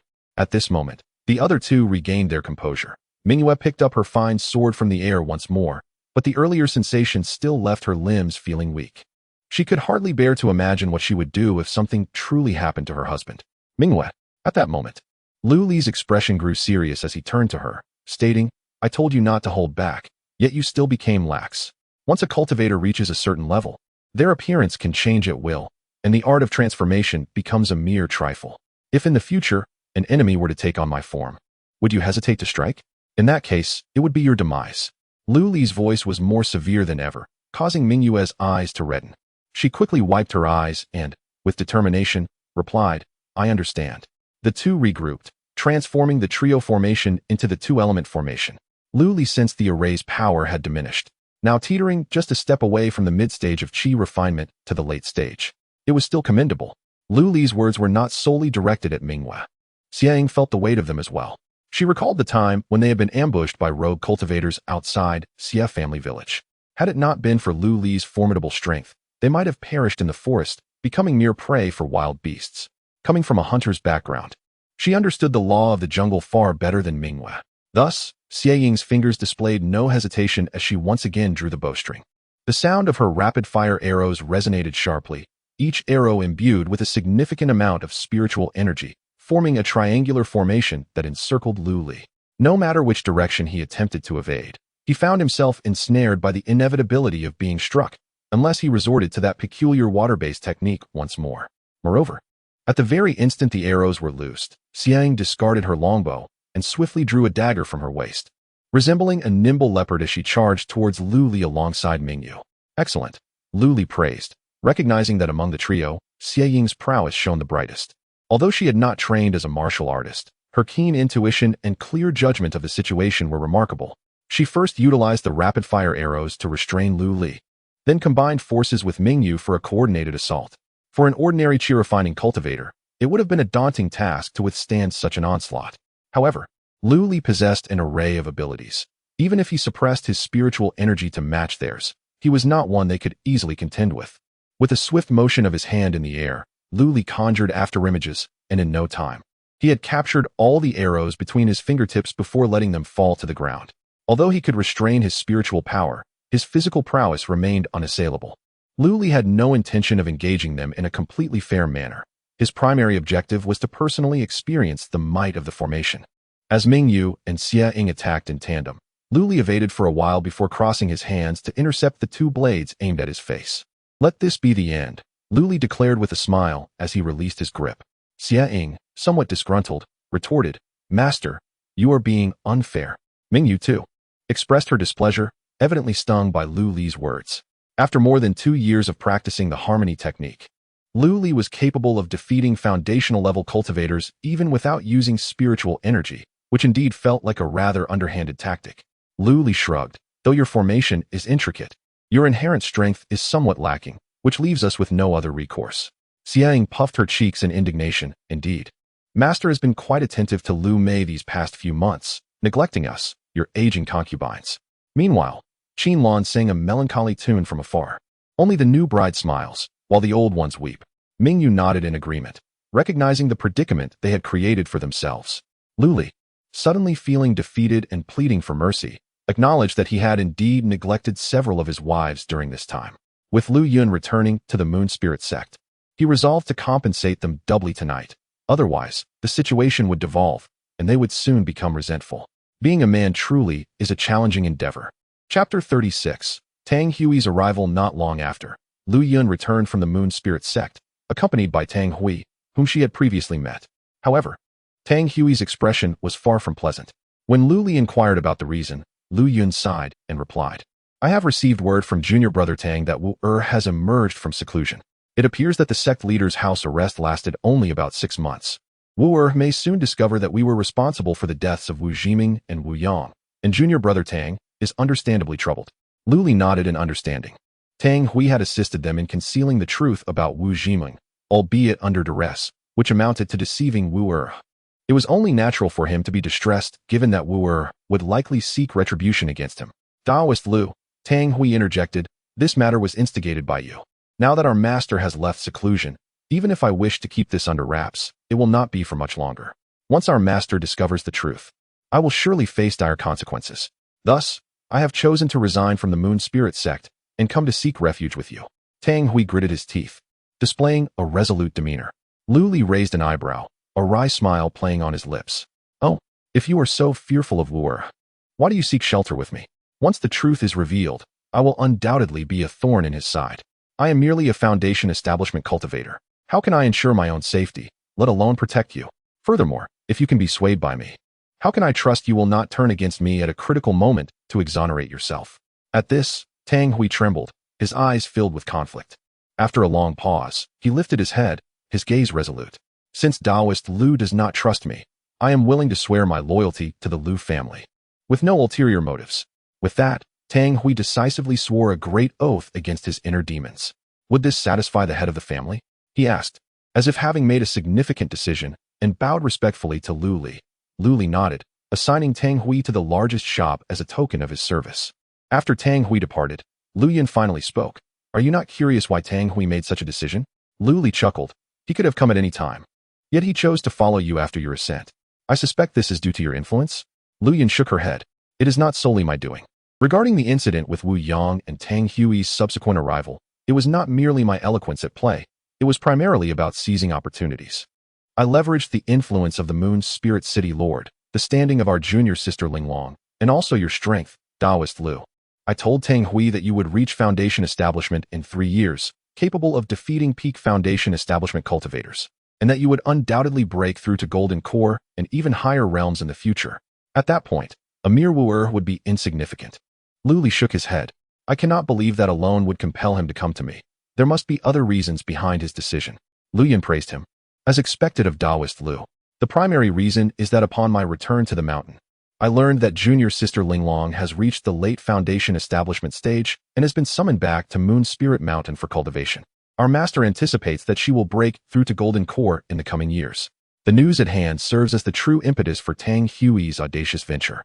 Lu Li forced a wry smile, reflecting that ultimately, he had relied upon the assistance of his own sister. It remains a mystery to him why, upon descending the mountain, he has yet to encounter Lu Linglong.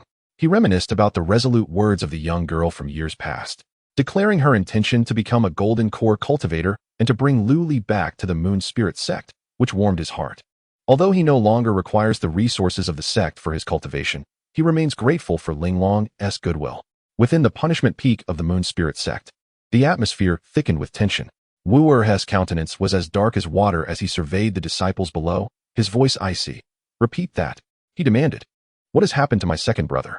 The disciple below, trembling with fear, replied, Master, I must report that some days ago, I visited Moon Spirit City and learned of the Wu family's annihilation. The head of the Wu family, Wu Erming, was slain by Lu Li. Upon hearing this news, Wu erupted in fury, his aura sweeping through the hall and sending people and objects flying. That little scion of the Lu family has gone too far. I will not rest until this vendetta is avenged. After a considerable time, Wu calmed himself and discerned the underlying details. He beckoned a disciple from afar. How long ago did you say this was? The disciple cautiously replied, I traveled to Moon Spirit City 3 months ago, at which time the Wu family's assets had already fallen into the hands of the Liu family. Wu admonished, why did you not inform me of such a significant matter sooner? The disciple felt somewhat aggrieved. I intended to report to you, but senior brother Tang said you were in a crucial seclusion and should not be disturbed. Wu's eyes sparked with fury as he recalled how Tang Hui had assured him 6 months prior that the Wu family was in good standing. Realizing he had been deceived, he bellowed, where is Tang Hui? Another disciple timidly responded. Senior brother Tang submitted his resignation a few days ago and departed from the Moon Spirit sect.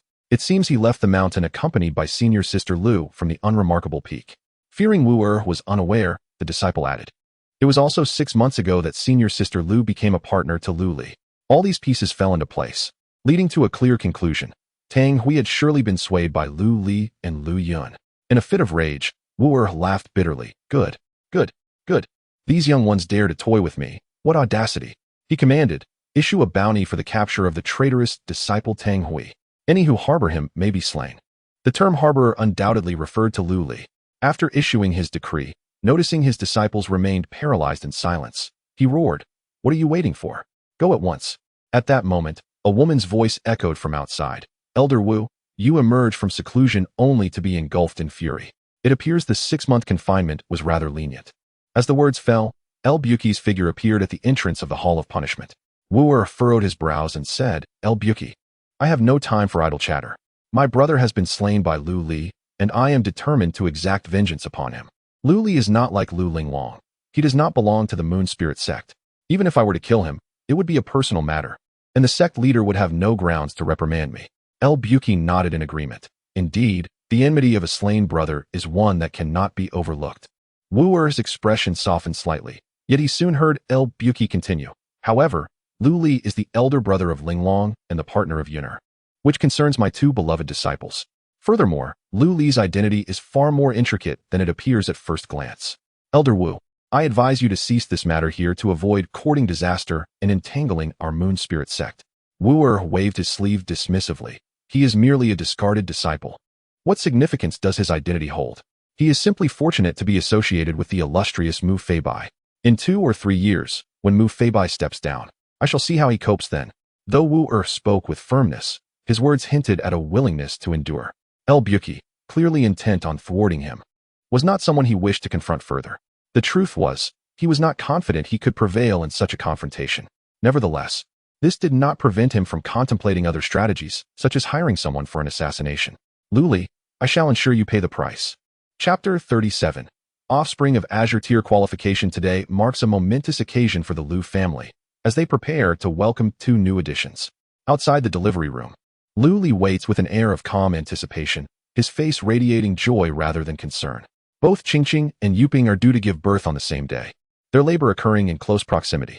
Liu Li has transitioned from initial nervousness to a state of accustomed ease, as both women are qi refinement practitioners. Their physical constitution vastly differs from that of Mingyue, resulting in a tranquil atmosphere.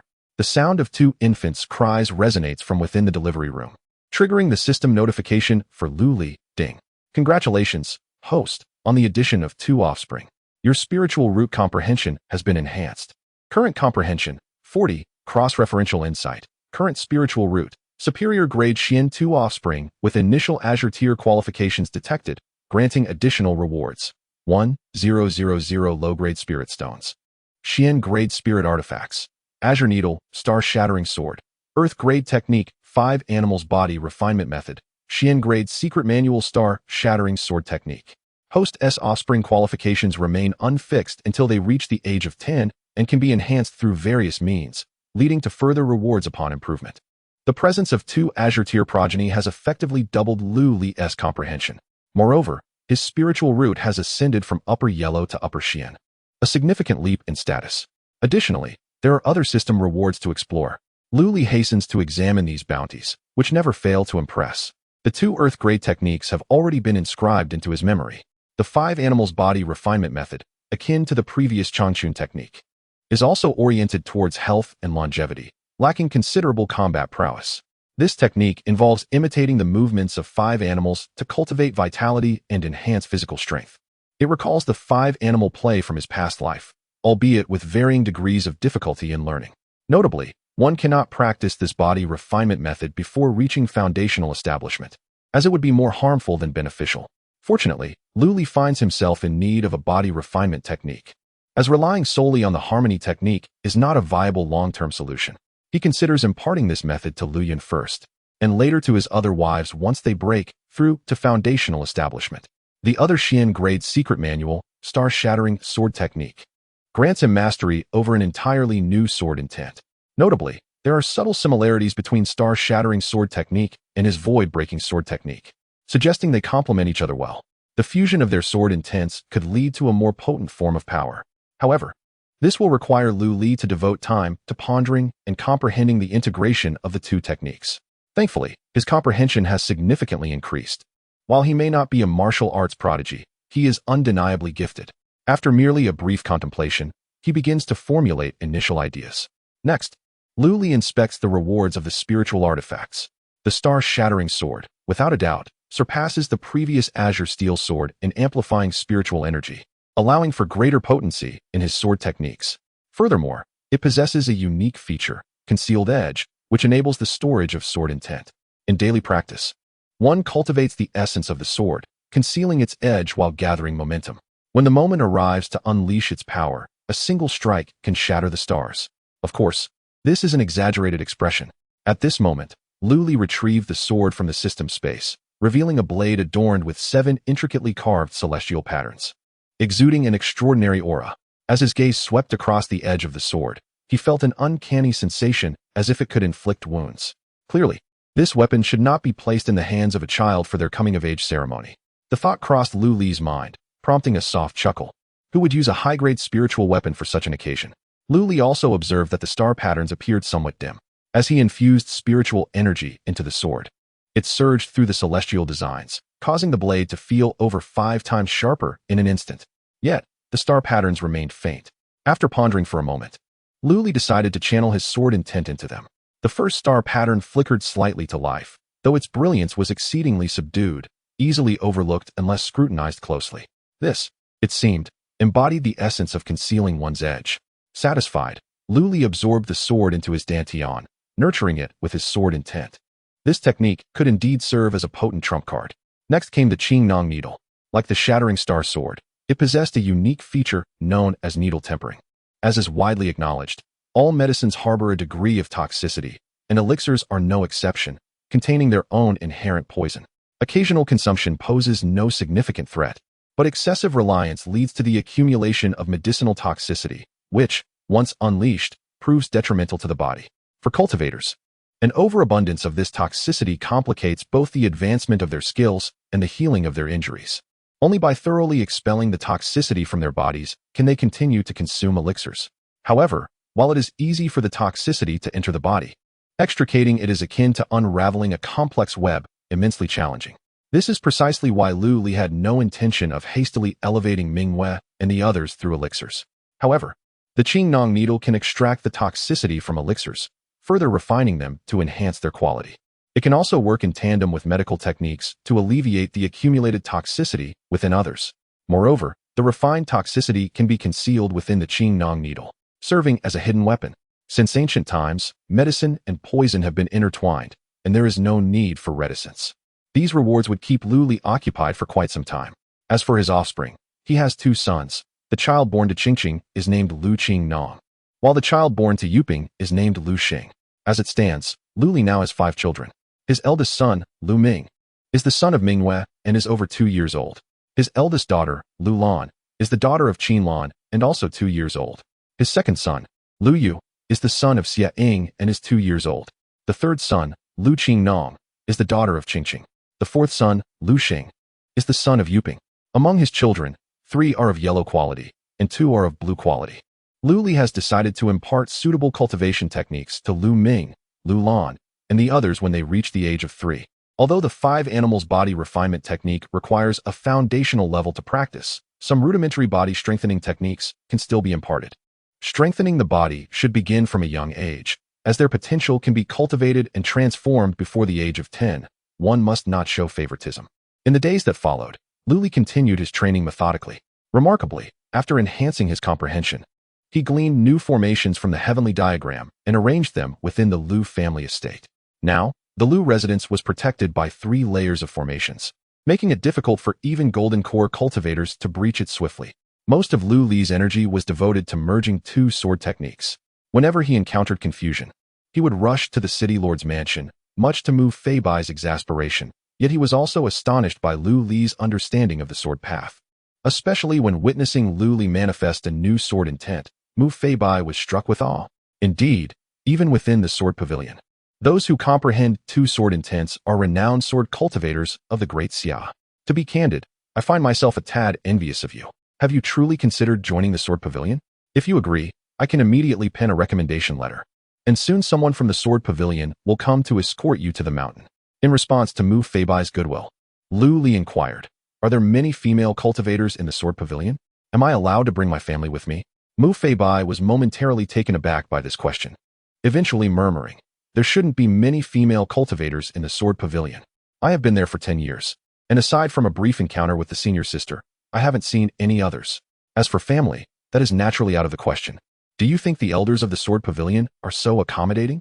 Upon hearing this, Lu Li decisively rejected the offer. "Then I shall not go. You."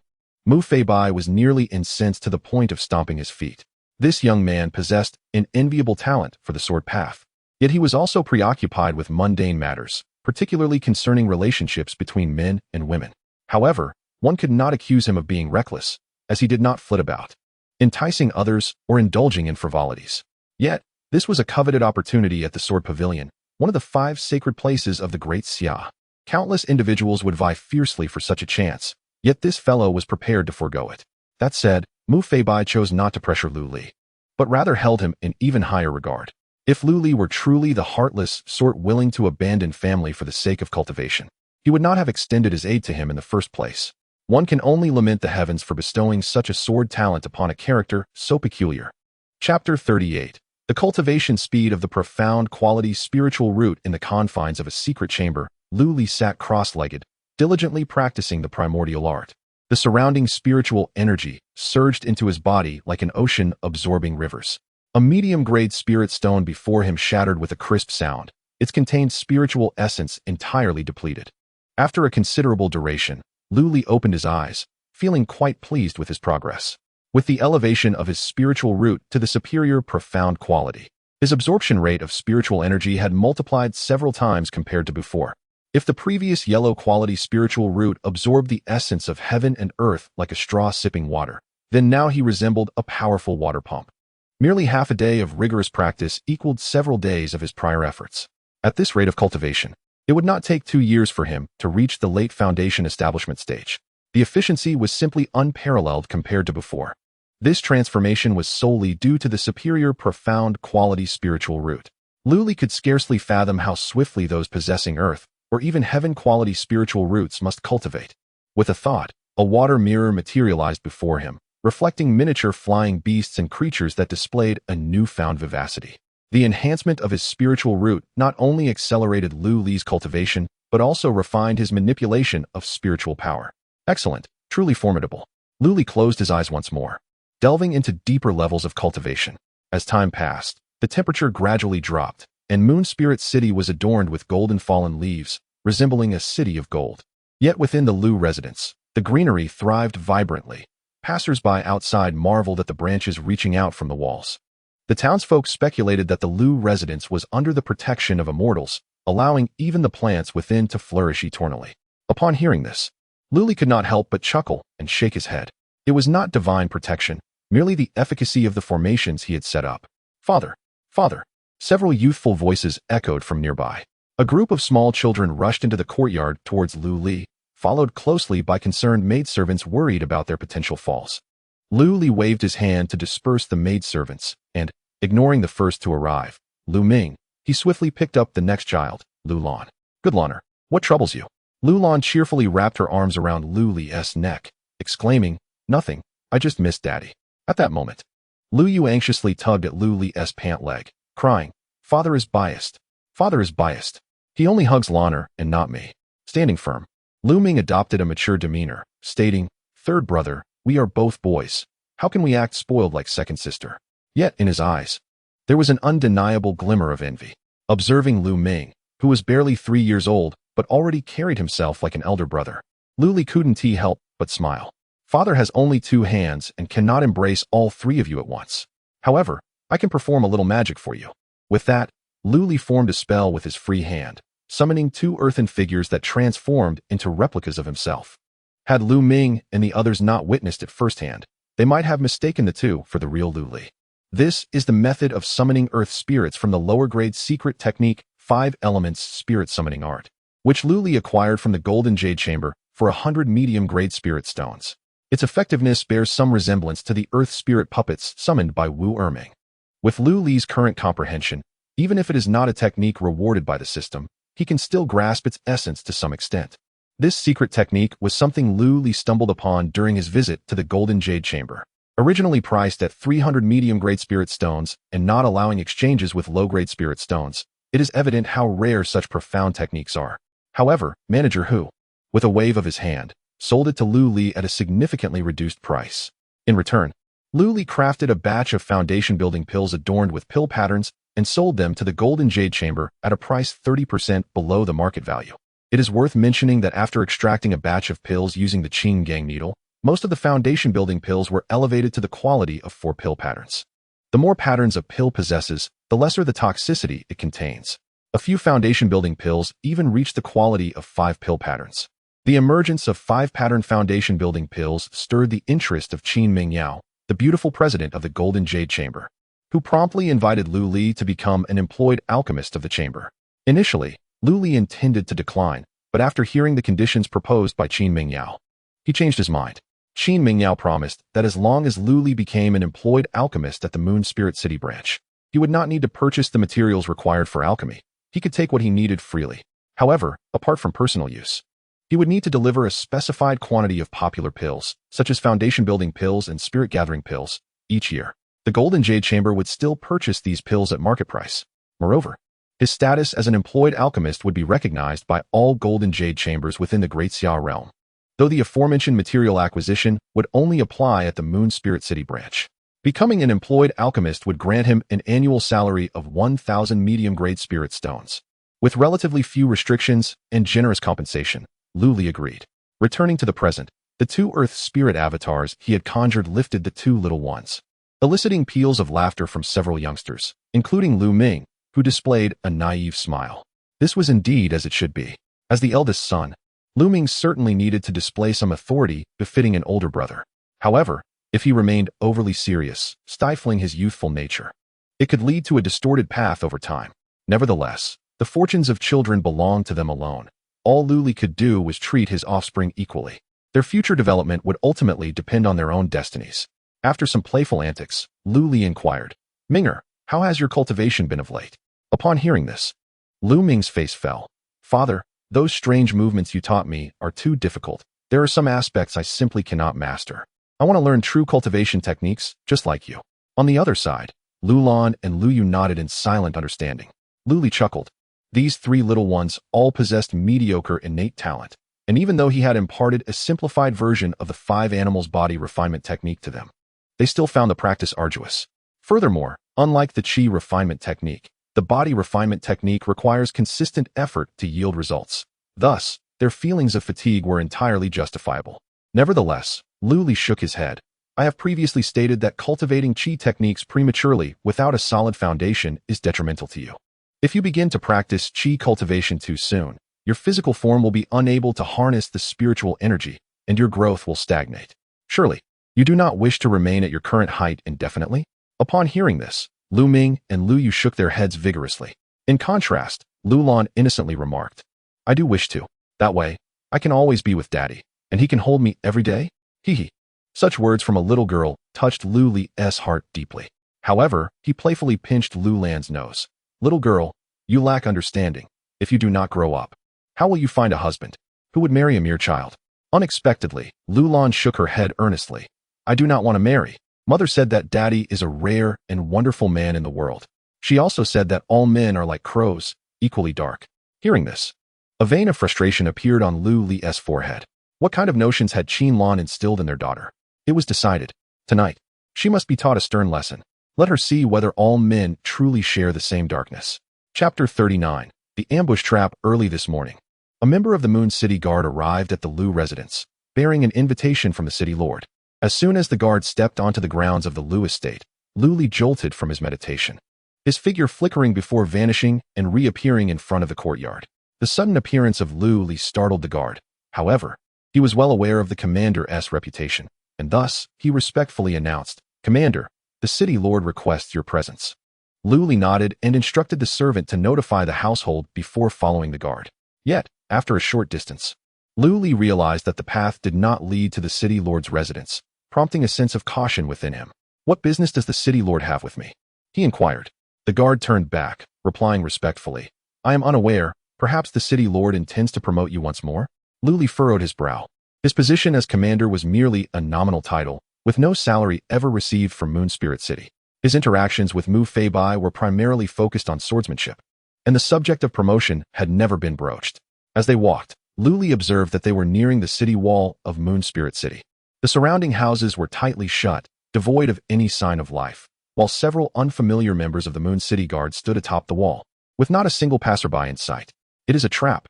Recognizing the peril, Lu Li halted and coldly addressed the guard. "Ma Lu, what is your intention in bringing me here?" Ma Lu turned back, feigning innocence. "Commander Lu, the city lord is hunting outside the city today. I am merely escorting you to meet him." Lu Li scoffed. "It appears you will not shed tears until you see the coffin. Very well. I shall capture you and extract the truth later." With that, he summoned an iron sword to his hand. This Moon City Guard was merely at the initial stage of foundation establishment, unworthy of his star-shattering sword. Ma Lu's expression shifted, and he shouted towards the heights. "Attack!" In the next instant, 10 figures clad in black appeared from the rooftops, surrounding Lu Li. The guards on the city wall also leaped down, weapons drawn, eyeing Lu Li warily. "Dressed in black in broad daylight, do you fear others might mistake you for assassins?" Despite being encircled, Lu Li exhibited no signs of tension. Instead, he mocked them. The 10 black-clad figures remained silent, as a yellowish array illuminated beneath Lu Li's feet. Suddenly, he felt a heavy sensation, as if the spiritual energy within him had become sluggish. Moving within the formation became a daunting challenge. The array was connected by 10 chains of light, emanating from the black-clad figures. Lu Li raised an eyebrow. "You have even set up an array to deal with me. It seems you have invested quite a bit." At that moment, Ma Lu's previously cautious demeanor vanished, replaced by a sinister grin. "Lu Li, Commander, you stand on the brink of death, yet you still have the presence of mind to critique? Has your closeness to the city lord led you to believe yourself a golden core expert? I am aware of your capabilities. Even Wu Erming at the pinnacle of foundation establishment could not contend with you. However, these 10 assassins clad in black are formidable death warriors at the late stage of foundation establishment, capable of swiftly eliminating even those at the pinnacle of the same realm when they join forces. Moreover, you find yourself ensnared by a formation today, making your escape nearly impossible." Lu Li sighed. "You've said so much, yet you haven't revealed why you seek to take my life." Before Ma Lu could respond, Lu Li continued, "But it matters little. These black-clad individuals must surely be the handiwork of Wu correct? Yet, what business do you, a mere early-stage foundation establishment cultivator, have in this affair?" In the next moment, the luminous chains in the hands of the 10 black-clad figures shattered with a resounding crash, and the formation beneath Lu Li's feet crumbled as well. For one who possessed the celestial array diagram, this formation seemed primitive beyond measure. With ease, Lu Li identified the formation's critical point and, with a mere infusion of sword energy into the node, effortlessly dismantled it. Under Ma Lu's astonished gaze, Lu Li's figure vanished from sight. The next instant, Ma Lu felt a chilling sensation at his neck, and the world around him began to spin perilously. With a thud, Ma Lu's head fell to the ground, and his body collapsed limply, the sound echoing hauntingly in the silent street. The other Moon City Guard's pupils constricted in shock. They hadn't even had the chance to witness Lu Li's sword movement. With a swift flick of his sword, Lu Li cast off the bloodstains. "Will you come one by one, or shall you all engage at once?" The remaining Moon City Guards, slightly stronger, had all reached the mid-stage of foundation establishment. Yet, upon hearing Lu Li's words, they felt their legs buckle beneath them, devoid of any fighting spirit. At that moment, the 10 black-clad figures on the rooftops sprang into action. Each hurled an iron chain towards Lu Li, the front end adorned with a glimmering sharp hook. Their weapons were uniformly crafted spiritual tools in the form of hooked chains.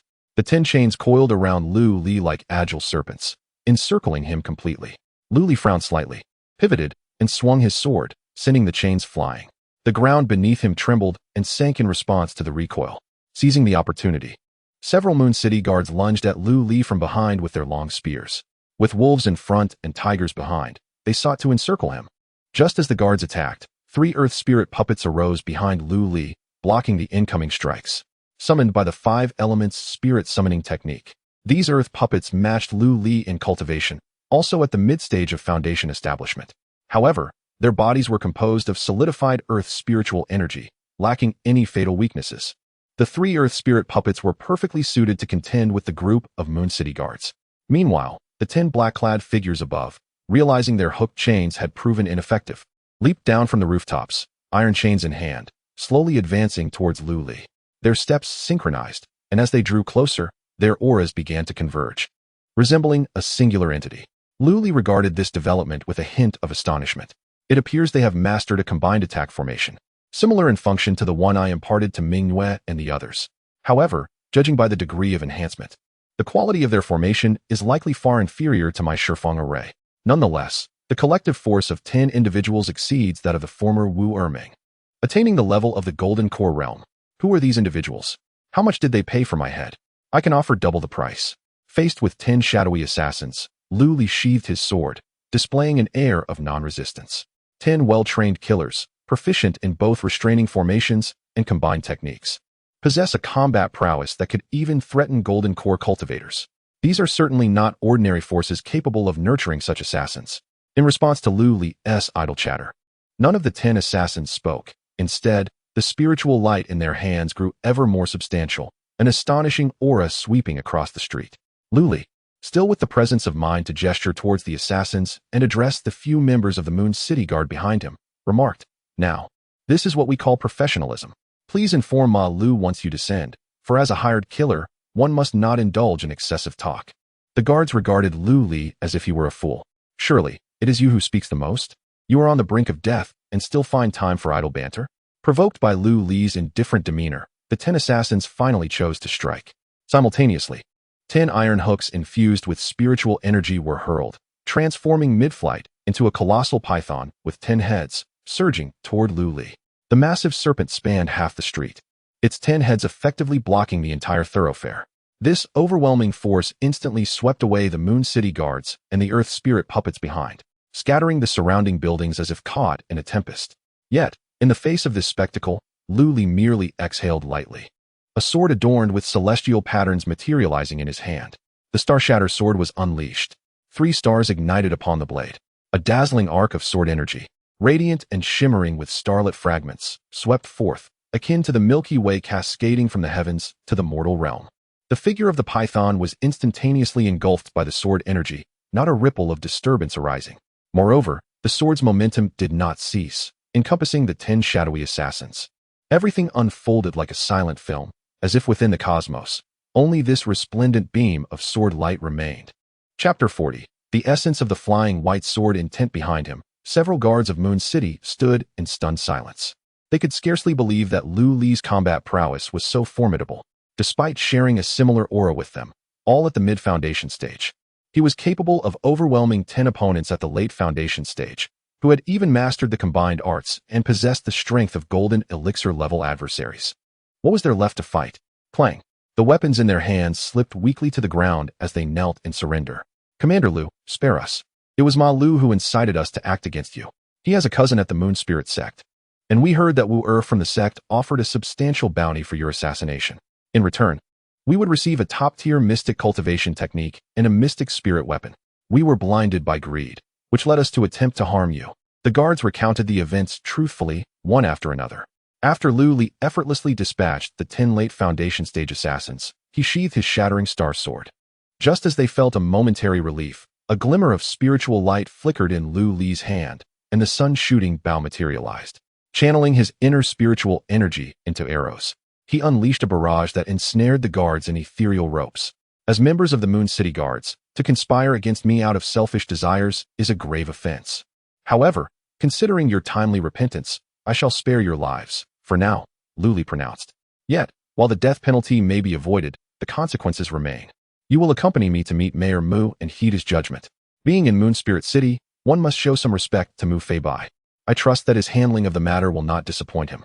The guards exchanged glances, a sense of relief washing over them. They still held faith in Mayor Mu's reputation. Their actions, driven by greed, could be viewed as attempted murder at worst. Surely, their crimes were not worthy of death. This was far preferable to being slain on the spot by this formidable figure. With this thought in mind, the guards obediently followed Lu Li toward the mayor's residence, harboring no rebellious thoughts. As they turned the corner, the streets were already teeming with people. The tumultuous clash between Lu Li and the assassins had awakened many citizens and rogue cultivators within Moon Spirit City. However, the aftermath of the battle was so terrifying that they could only observe from a distance, speculating who possessed the audacity to wreak havoc in the city. When they saw Lu Li escorting several guards, confusion spread among the onlookers, yet they grasped one thing. The earlier tumult, akin to a tempest's passing, accompanied by the dazzling sword light that illuminated the half of Moon Spirit City, was the result of Lu Li's confrontation with someone. At that moment, their respect for Lu Li deepened, and as he walked by, the crowd instinctively parted to clear a path. Upon arriving at the mayor's residence, however, Lu Li found no sign of Mu Feibai. Just as he was pondering this, Mu Feibai descended from the sky, surprised to see Lu Li accompanied by the guards. What has transpired? He inquired. Lu Li recounted the events of the morning in detail. Upon hearing this, Mu Feibai's expression darkened as he turned to the several members of the Moon City Guard. I wondered why members of the Moon Spirit sect invited me to the mountains, claiming the sect master had urgent matters to discuss. After waiting for most of the night without a soul arriving, it turned out to be Wu Er's meddling. Lu Li, upon hearing this, shot a sly glance at Mu Feibai, revealing a knowing smile that only men can understand. Senior Mu, you actually went up the mountain at the behest of the Moon Spirit sect's leader in the dead of night? I've heard she is the most beautiful woman in Yunzhou. Were you perhaps harboring certain expectations? Mu Feibai, enraged by these words, waved his sleeve furiously. What nonsense is this? Am I, Mu, the sort of person who would entertain such thoughts? I am one who studies the sword canon. Lu Li raised his hands in a gesture of surrender. I said nothing. Your reaction seems rather excessive, Senior Mu. Could it be that I've struck a chord? You. As Mu Feibai realized he could not intimidate the mischievous lad, he swiftly changed the subject. Enough of this nonsense. What do you plan to do with these fellows? At that moment, the members of the Moon City Guard were already stunned by the exchange between Lu Li and Mu Feibai. They had just realized the depth of the relationship between the two. Even when Lu Li jested at the city lord, Mu merely feigned anger without resorting to true wrath. Upon hearing that the power of life and death had returned to Lu Li, they could only cast pleading glances in his direction. After a moment of contemplation, Lu Li spoke. These individuals were used as tools for profit. Killing them will not address the root of the problem. Ultimately, it is my own negligence that has led to this trap. Let them serve the Lu family for a century. During this time, should any adversary come forth, they must fight to the death to atone for their transgressions today. Mu Feibai cast a deep gaze at Lu Li before addressing the Moon City Guard. Have you all heard this? The group nodded eagerly. Subsequently, they swore a profound oath of loyalty before hastily departing to report to the Lu residence. Once they had left, Mu Feibai finally spoke. So, from your words, it seems you harbor intentions of eliminating Wu from the Moon Spirit sect? Lu Li replied with a smile. It is time to put an end to this. As long as the source of the assassination remains unaddressed, incidents like today will recur. Lu Li, emboldened by his skills, felt capable of resolving these crises. But what of his family? Only by eliminating Wu swiftly could he conclude this farce and return to a tranquil life of cultivation, free from worldly strife. With a sigh, Mu Feibai conceded, very well. Since you are determined, I shall not impede you, provided you do not act within Moon Spirit City. Of course, I will not assist you this time either. Unconditional protection will only sap your will to fight. I also noticed the damage to the city wall upon my return. Was that your so-called trump card? With the strength of a mid-stage foundation builder, you possess the capability to inflict damage at the level of a golden core. Your talent in swordsmanship surpasses mine. In a year's time, I shall relinquish my position as the Lord of Moonlight City and depart from Yunzhou. Allow me to inquire once more. Do you truly not wish to join the Sword Pavilion? Upon hearing that Mu Feibai was about to leave, Lu Li felt a twinge of reluctance. Is Senior Mu planning to take me back to the Sword Pavilion? Mu Feibai shook his head. I shall not return. It is rather amusing. Before entering the Sword Pavilion, I prided myself on being the foremost talent in swordsmanship, destined to learn the art of the sword. It was only upon joining the Sword Pavilion that I realized how limited my perspective was. After slaying my enemies, I once lost the motivation to progress, and thus I have secluded myself here for nearly a century. Yet, upon reaching the pinnacle of the Golden Core, I feel as though I have hit a bottleneck. I should have left long ago, but since the provincial governor of Yunzhou has appointed me as the Lord of Moonlight City, I must fulfill this duty. Therefore, after stepping down, I will wander across the states, uphold justice, eradicate evil, and rediscover the life I once yearned for with my late wife. Endless solitary cultivation may not yield insights as profound as engaging in battle with others. To eradicate all injustices in the world and vanquish all malevolent beings. That is the true essence of my Feibai sword intent. Chapter 41. Another assassination. Lu Li returned home, deep in thought, and dismissed everyone, seeking solace in a secret chamber. He had learned from Mu Fei by the identities of the 10 foundational assassins. They belonged to the renowned assassin organization of Yun Province, known as the Misty Rain Tower. It was rumored that this organization specialized in the art of assassination. It seemed Wu'er he felt the bounty was insufficiently secure and had thus sought out the Misty Rain Tower, spending a considerable sum. However, Lu Li's mind was not preoccupied with this matter. Mu Feibai was set to resign in a year, a development that struck Lu Li profoundly. Over the years, Mu Feibai had not only been a protector guiding his growth, but also a mentor and friend in the way of the sword. As the saying goes, to be human is to feel. Lu Li understood Mu Feibai's decision to travel the vast lands of the Great Xia after stepping down as city lord. Yet this also meant facing countless unknown dangers. Although Mu Feibai possessed a peak golden core cultivation and was a skilled swordsman, capable of contending with even the most formidable nascent soul experts, the Great Xia was a land of hidden talents. Who could guarantee what the future held?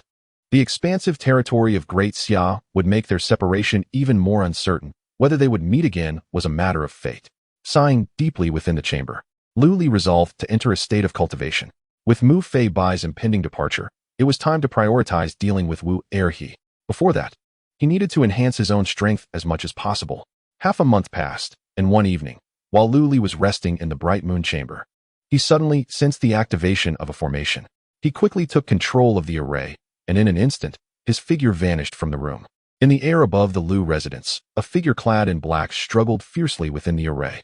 From the attire, it was evident that this person resembled the 10 assassins from half a month prior. Upon seeing Lu Li emerge gracefully, the black-clad figure's struggles intensified. However, Lu Li's triple-layer formation enveloped the entire courtyard. She managed to escape the phantom array only to find herself ensnared by another layer. It was futile. Even a golden core cultivator would have difficulty breaking this formation, and as a mere late-stage foundational cultivator, she stood no chance. Lu Li spoke, "It is useless. You cannot escape." After a moment of hesitation, the black-clad figure ceased her resistance, asking, "What do you want?" Surprisingly, her voice was as melodious as a lark in spring, revealing her identity as a female assassin. Lu Li had already discerned her gender. Moreover, through the system, he discovered that this female assassin bore a blue halo above her head, marking her as the second foundational cultivator of blue aptitude he had encountered, aside from Lu Yun. When he was amidst the Moon Spirit sect disciples on the mountain, not a single female cultivator had reached such a level. Interestingly, Lu Yun's master, Lu Buqi, was a golden core cultivator of the same blue aptitude. Lu Li was beginning to understand the nuances. While both were golden core cultivators, Qin Mingyao possessed a purple aptitude, while Lu Buqi exhibited a blend of blue and purple. Beyond their differences in power, their character and fortune also appeared to favor Qin Mingyao. Why am I even thinking about Lu Buqi? Lu Li pondered, momentarily distracted. She is indeed the revered master of Lu Yun and Ling Long. Such thoughts are rather inappropriate. Lu Li's mind began to wander again. "Hey, I'm asking you a question. Are you deaf?" At that moment, the female assassin spoke up once more. Lu Li snapped back to reality, a smile creeping onto his face. The last 10 late-stage Foundation establishment assassins had been tight-lipped, never uttering a single word until their demise. More content is loading. Please wait. This site only supports mobile browsers. If you see this paragraph, it means the chapter content failed to load. Please disable reading mode, browsing mode, novel mode, and ad blocking features, or copy the URL to another browser to read. Had it not been for Mu Feibai's prior dealings with the Misty Rain Tower in Yunzhou, he would have truly struggled to discern their origins. This fellow, clearly ensnared within the formation, with life and death in their own hands, instead adopts a questioning demeanor. Quite intriguing. You are from the Misty Rain Tower, aren't you? The female assassin gasped. How do you know my background? Immediately, She seemed to come to her senses and closed her mouth. It's over. I've revealed too much. Upon receiving confirmation, Lu Li's smile grew even brighter.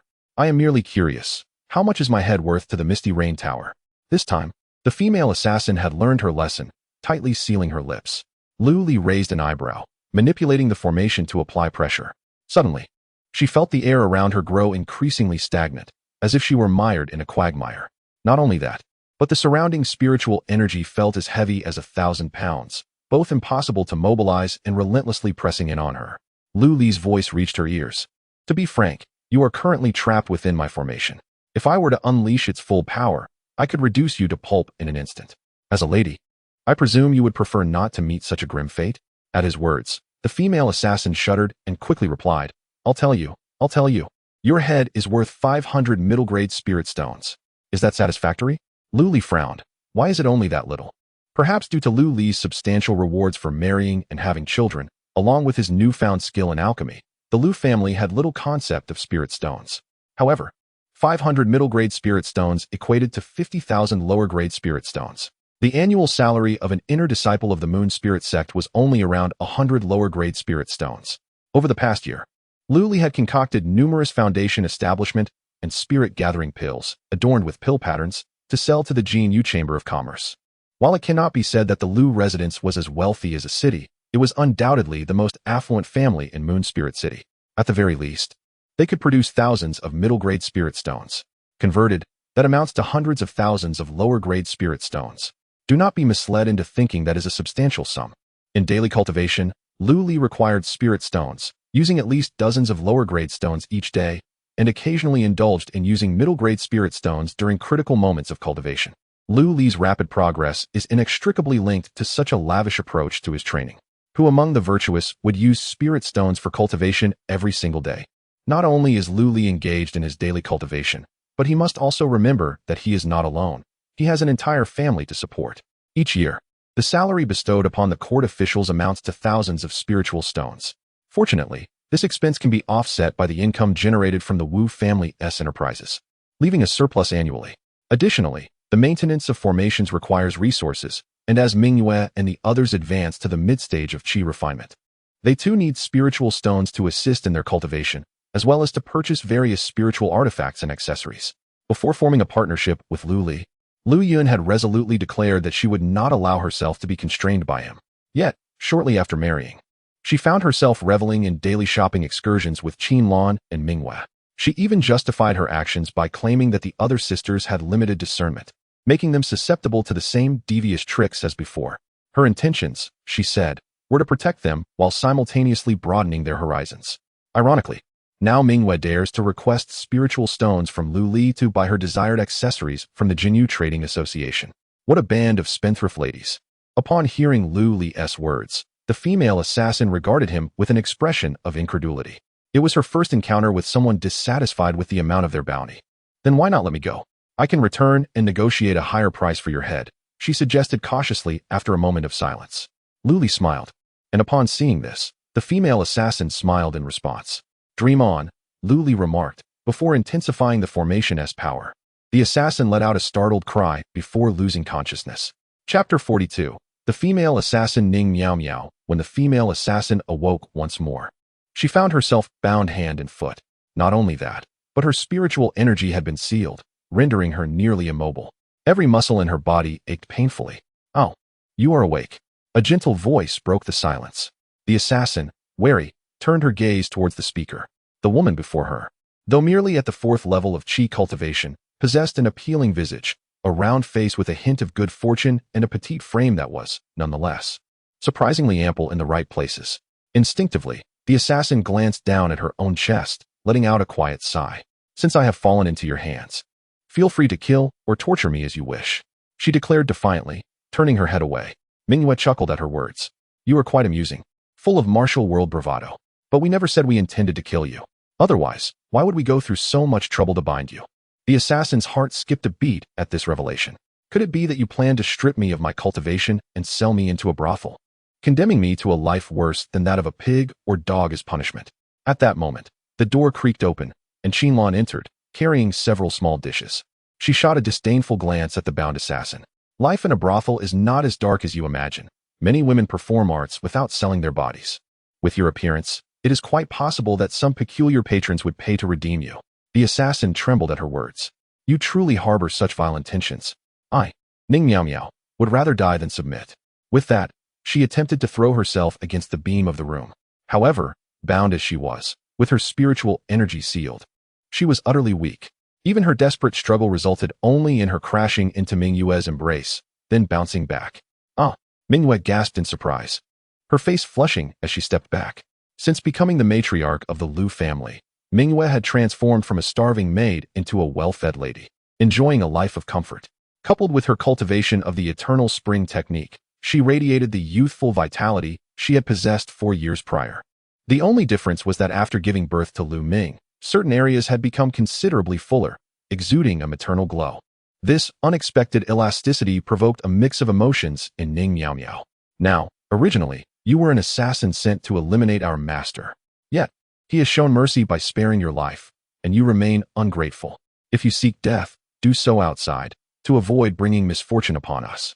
In contrast to Mingyue, Qinlan had been sold into a brothel during her youth. Although she had managed to carve out a life of artistry without compromising her virtue, she had witnessed the harsh realities of life within those walls. The so-called courtesans often struggled to find suitable husbands before their beauty faded, enduring oppression from the madams, some of whom were found dead in mass graves just a day after entering a household. Confronted with the treacherous intentions of this female assassin, Qinlan was filled with ire. After enduring a few years of tranquility alongside the master, she now finds herself confronted with a plot against his life. If it weren't for Lu Li's prior admonitions, she would have relished the opportunity to eliminate this threat herself. Here is your dinner. Hurry and eat so I can report back to the master, Qinlan said, exasperated, as she placed the dish sharply onto the table. Ning Miao Miao was momentarily taken aback, feeling somewhat awkward as she asked, "Could you please untie my hands? Surely you cannot expect to feed me like this?" Without hesitation, Mingyu complied. However, the moment the ropes were loosened, Ning Miao Miao's hands darted forward like a serpent escaping its den, aiming for Mingyu's throat. It dawned on Ning Miao Miao that these women were all under Lu Li's protection. He treated them well, and if she could seize one of them, perhaps she could turn the tide of the situation. The current individual before her was the perfect hostage. What did it matter that she was at the mid-stage of qi refinement? At such close range, Mingyu would have no time to react. Yet, to her surprise, Ning Miao Miao's attempt fell short. Mingyu deftly evaded the strike, her form swaying slightly, then seized Ning Miao Miao's wrist. No matter how hard Ning Miao Miao struggled, she found herself unable to break free. Stunned, Ning Miao Miao had anticipated that this seemingly petite woman possessed such strength. Could she be a body cultivator? You are rather unruly, Mingyu remarked, her tone still lighthearted, but the mirth in her gaze had vanished as she regarded Ning Miao Miao. The master had once taught her to show no mercy towards enemies. Since Ning Miao Miao had made a move against her, she was now deemed an adversary. Should she consider eliminating her? As Ning Miao Miao met Mingyu's cold gaze, a shiver ran down her spine. For reasons unknown, she felt an inexplicable fear towards Mingyu at that moment.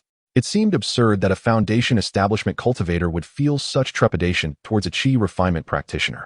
Sensing the tension, Qinlan swiftly intervened. All right. Sister Mingyu, let us leave for now. Let her eat first. We can discuss matters afterward. With that, she pulled Mingyu out of the room, leaving Ning Miao Miao, who appeared as if she had narrowly escaped a disaster, behind. Glancing at the steaming dish on the table, Ning Miao Miao hesitated for a moment before leaping to the table to take a seat. She was baffled by the knot that bound her. Even though her hands were untied, she could not reach the binding. After a futile struggle, she abandoned the idea of freeing herself and transformed her frustration into appetite, launching herself at the delicious food laid before her. Stripped of her spiritual power, she was no different from an ordinary person, and the enticing aroma of the meal left her ravenous. As for the possibility of poison in the food, she only considered it briefly before resuming her feast. What does it matter? She thought. The atmosphere within the Lu residence was undeniably peculiar. If they truly wished to take his life, why the elaborate charade? In the secret chamber, Lu Li and Lu Yun observed Ning Miao Miao's demeanor reflected in the water mirror, and Lu Li couldn't help but chuckle. This girl appeared rather naive.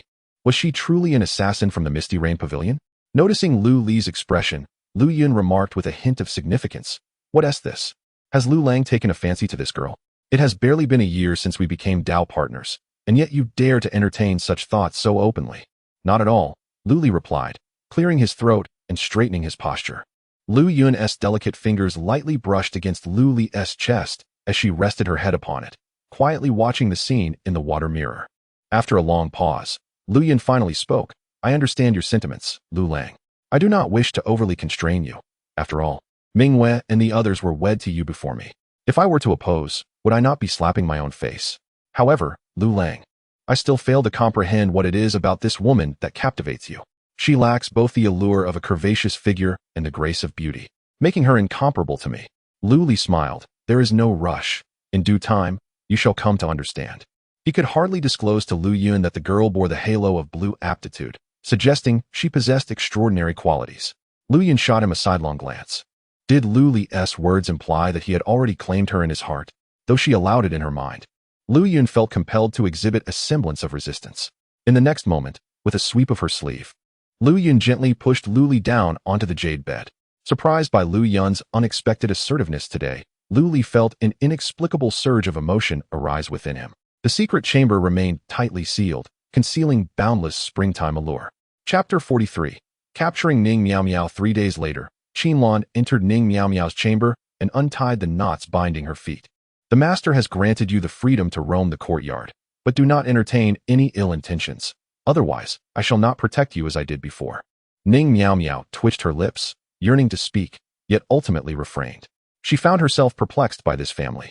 If they wished her dead, there would be no need for such elaborate measures.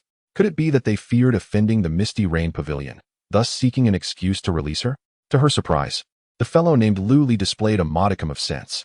Ning Miao Miao rubbed her ankles, sore from 3 days of binding, and pushed open the door to step outside. Before her lay a bustling scene of servants and maidens, along with several children frolicking in play. They seemed oblivious to her presence, each engrossed in their own affairs. Doubt clouded Ning Miao Miao's mind, yet the moment presented itself as an excellent opportunity to escape. Her spiritual energy remained sealed, likely due to the formations within the Lu family estate. Once she could flee the Lu residence, her powers would surely be unbound swiftly. After observing the servants' movements for a while, Ning Miao Miao stealthily made her way toward the exit. Soon, the grand entrance of the Lu estate came into view. Joy surged within her as she quickened her pace, taking 2 steps for every one. Just beyond that door lay boundless freedom. 10 meters, 5 meters, 3 meters, 1 meter. Just as she was about to cross the threshold, an unseen force rebounded her back. A passing servant cast a curious glance at her before continuing through the gate without a second thought. Ning Miao Miao's eyes widened in disbelief. Miss Ning, you might as well abandon that notion. Without my permission, you shall never escape this courtyard. At that moment, Lu Li's figure materialized within the courtyard. Ning Miao Miao turned to glare at her intended target, her chest heaving with anger. Resolutely, she strode back into the courtyard. Lu Li feigned ignorance, asking, "Where are you headed, young lady?" Without turning back, Ning Miao Miao retorted, "Going back to sleep." After she departed, Mingyue, Qinlan, and the others surrounded Lu Li. Qinlan, with a hint of bitterness, remarked, "The master certainly expends a great deal of effort for this wild horse." Lu Li pinched Qinlan's cheek. "Enough.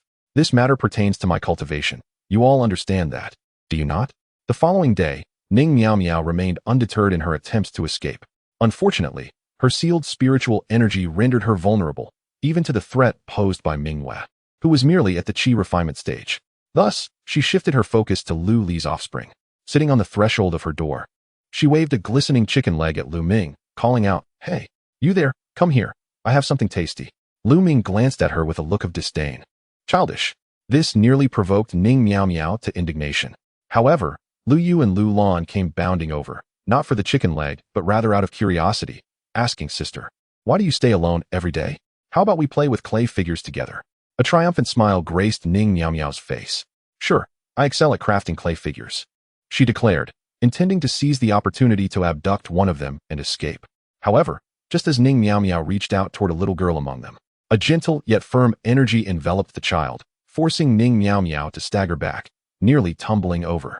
The familiar force sent her into a spiral of despair. How could such a deceptive formation exist? She had never heard of a formation with so many capabilities. It could seal spirits, impose restrictions, and protect family members. Why not ascend to the heavens? With a decisive thud, Ning Miao Miao returned to her room, shutting the door behind her, leaving the 2 bewildered children in a state of confusion. For the next month and a half, aside from being unable to leave the estate. Ning Miao Miao experienced no other restraints, as if she were a member of this household, living alongside Mingyue and the others. The rest of the household grew accustomed to the sight of a girl with a fierce tiger tooth on occasion, juxtaposed with a forlorn expression. As more content continued to load, a prompt appeared. This site only supports mobile browser access. If you see this paragraph, it indicates a failure to load chapter content. Please disable reading mode, browsing mode, novel mode, and ad blocking features, or copy the URL to another browser. Ning Miao Miao, having exhausted all means of escape from the Lu residence, resigned herself to her fate. During these days, as an observer, she gleaned insights into the structure of the Lu household. The petite girl named Mingyue was the matriarch of the Lu family and the legitimate wife of Lu Li. The mischievous child, Lu Ming, who often scolded her for being childish, was Mingyue's son. There were also numerous concubines, including Qinlan and Qingqing. Most perplexing to Ning Miao Miao was the sixth concubine, Lu Yun, a late-stage foundation-building cultivator, whose beauty and figure surpassed those of the legitimate wife, Mingyue. Logically, a stronger concubine would lead to discord, but instead, they shared a close bond. During their cultivation sessions, Lu Yun would even offer guidance to the several chi-refining wives and concubines. It was a peculiar household. Yet, for reasons unknown, Ning Miao Miao felt a twinge of envy at this scene. She was not a conventional assassin from the Misty Rain Tower, but rather a rogue cultivator. By chance, she had stumbled upon a cultivation manual in her youth and embarked on the path of immortality. Fortunately, her spiritual route was commendable, and she had managed to navigate her way to the late foundation building stage on her own. Having lived in solitude until now, she had never experienced such warmth. Upon discovering a substantial bounty for Lu Li on the Misty Rain Tower's reward list, she recognized the risks but, driven by the need for cultivation resources, took a perilous gamble. The result was this unfortunate predicament.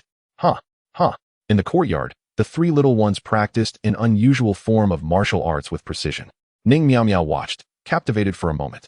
These three children, though half-siblings, bore a resemblance to true brothers. Unlike her preconceived notions of a grand estate embroiled in familial strife and power struggles, time continued to pass, and 6 months went by. Ning Miao Miao has been residing here for half a year now. She has gradually come to accept dining alongside the inhabitants of the Lu family's inner courtyard, and a faint bond of camaraderie has begun to form among them.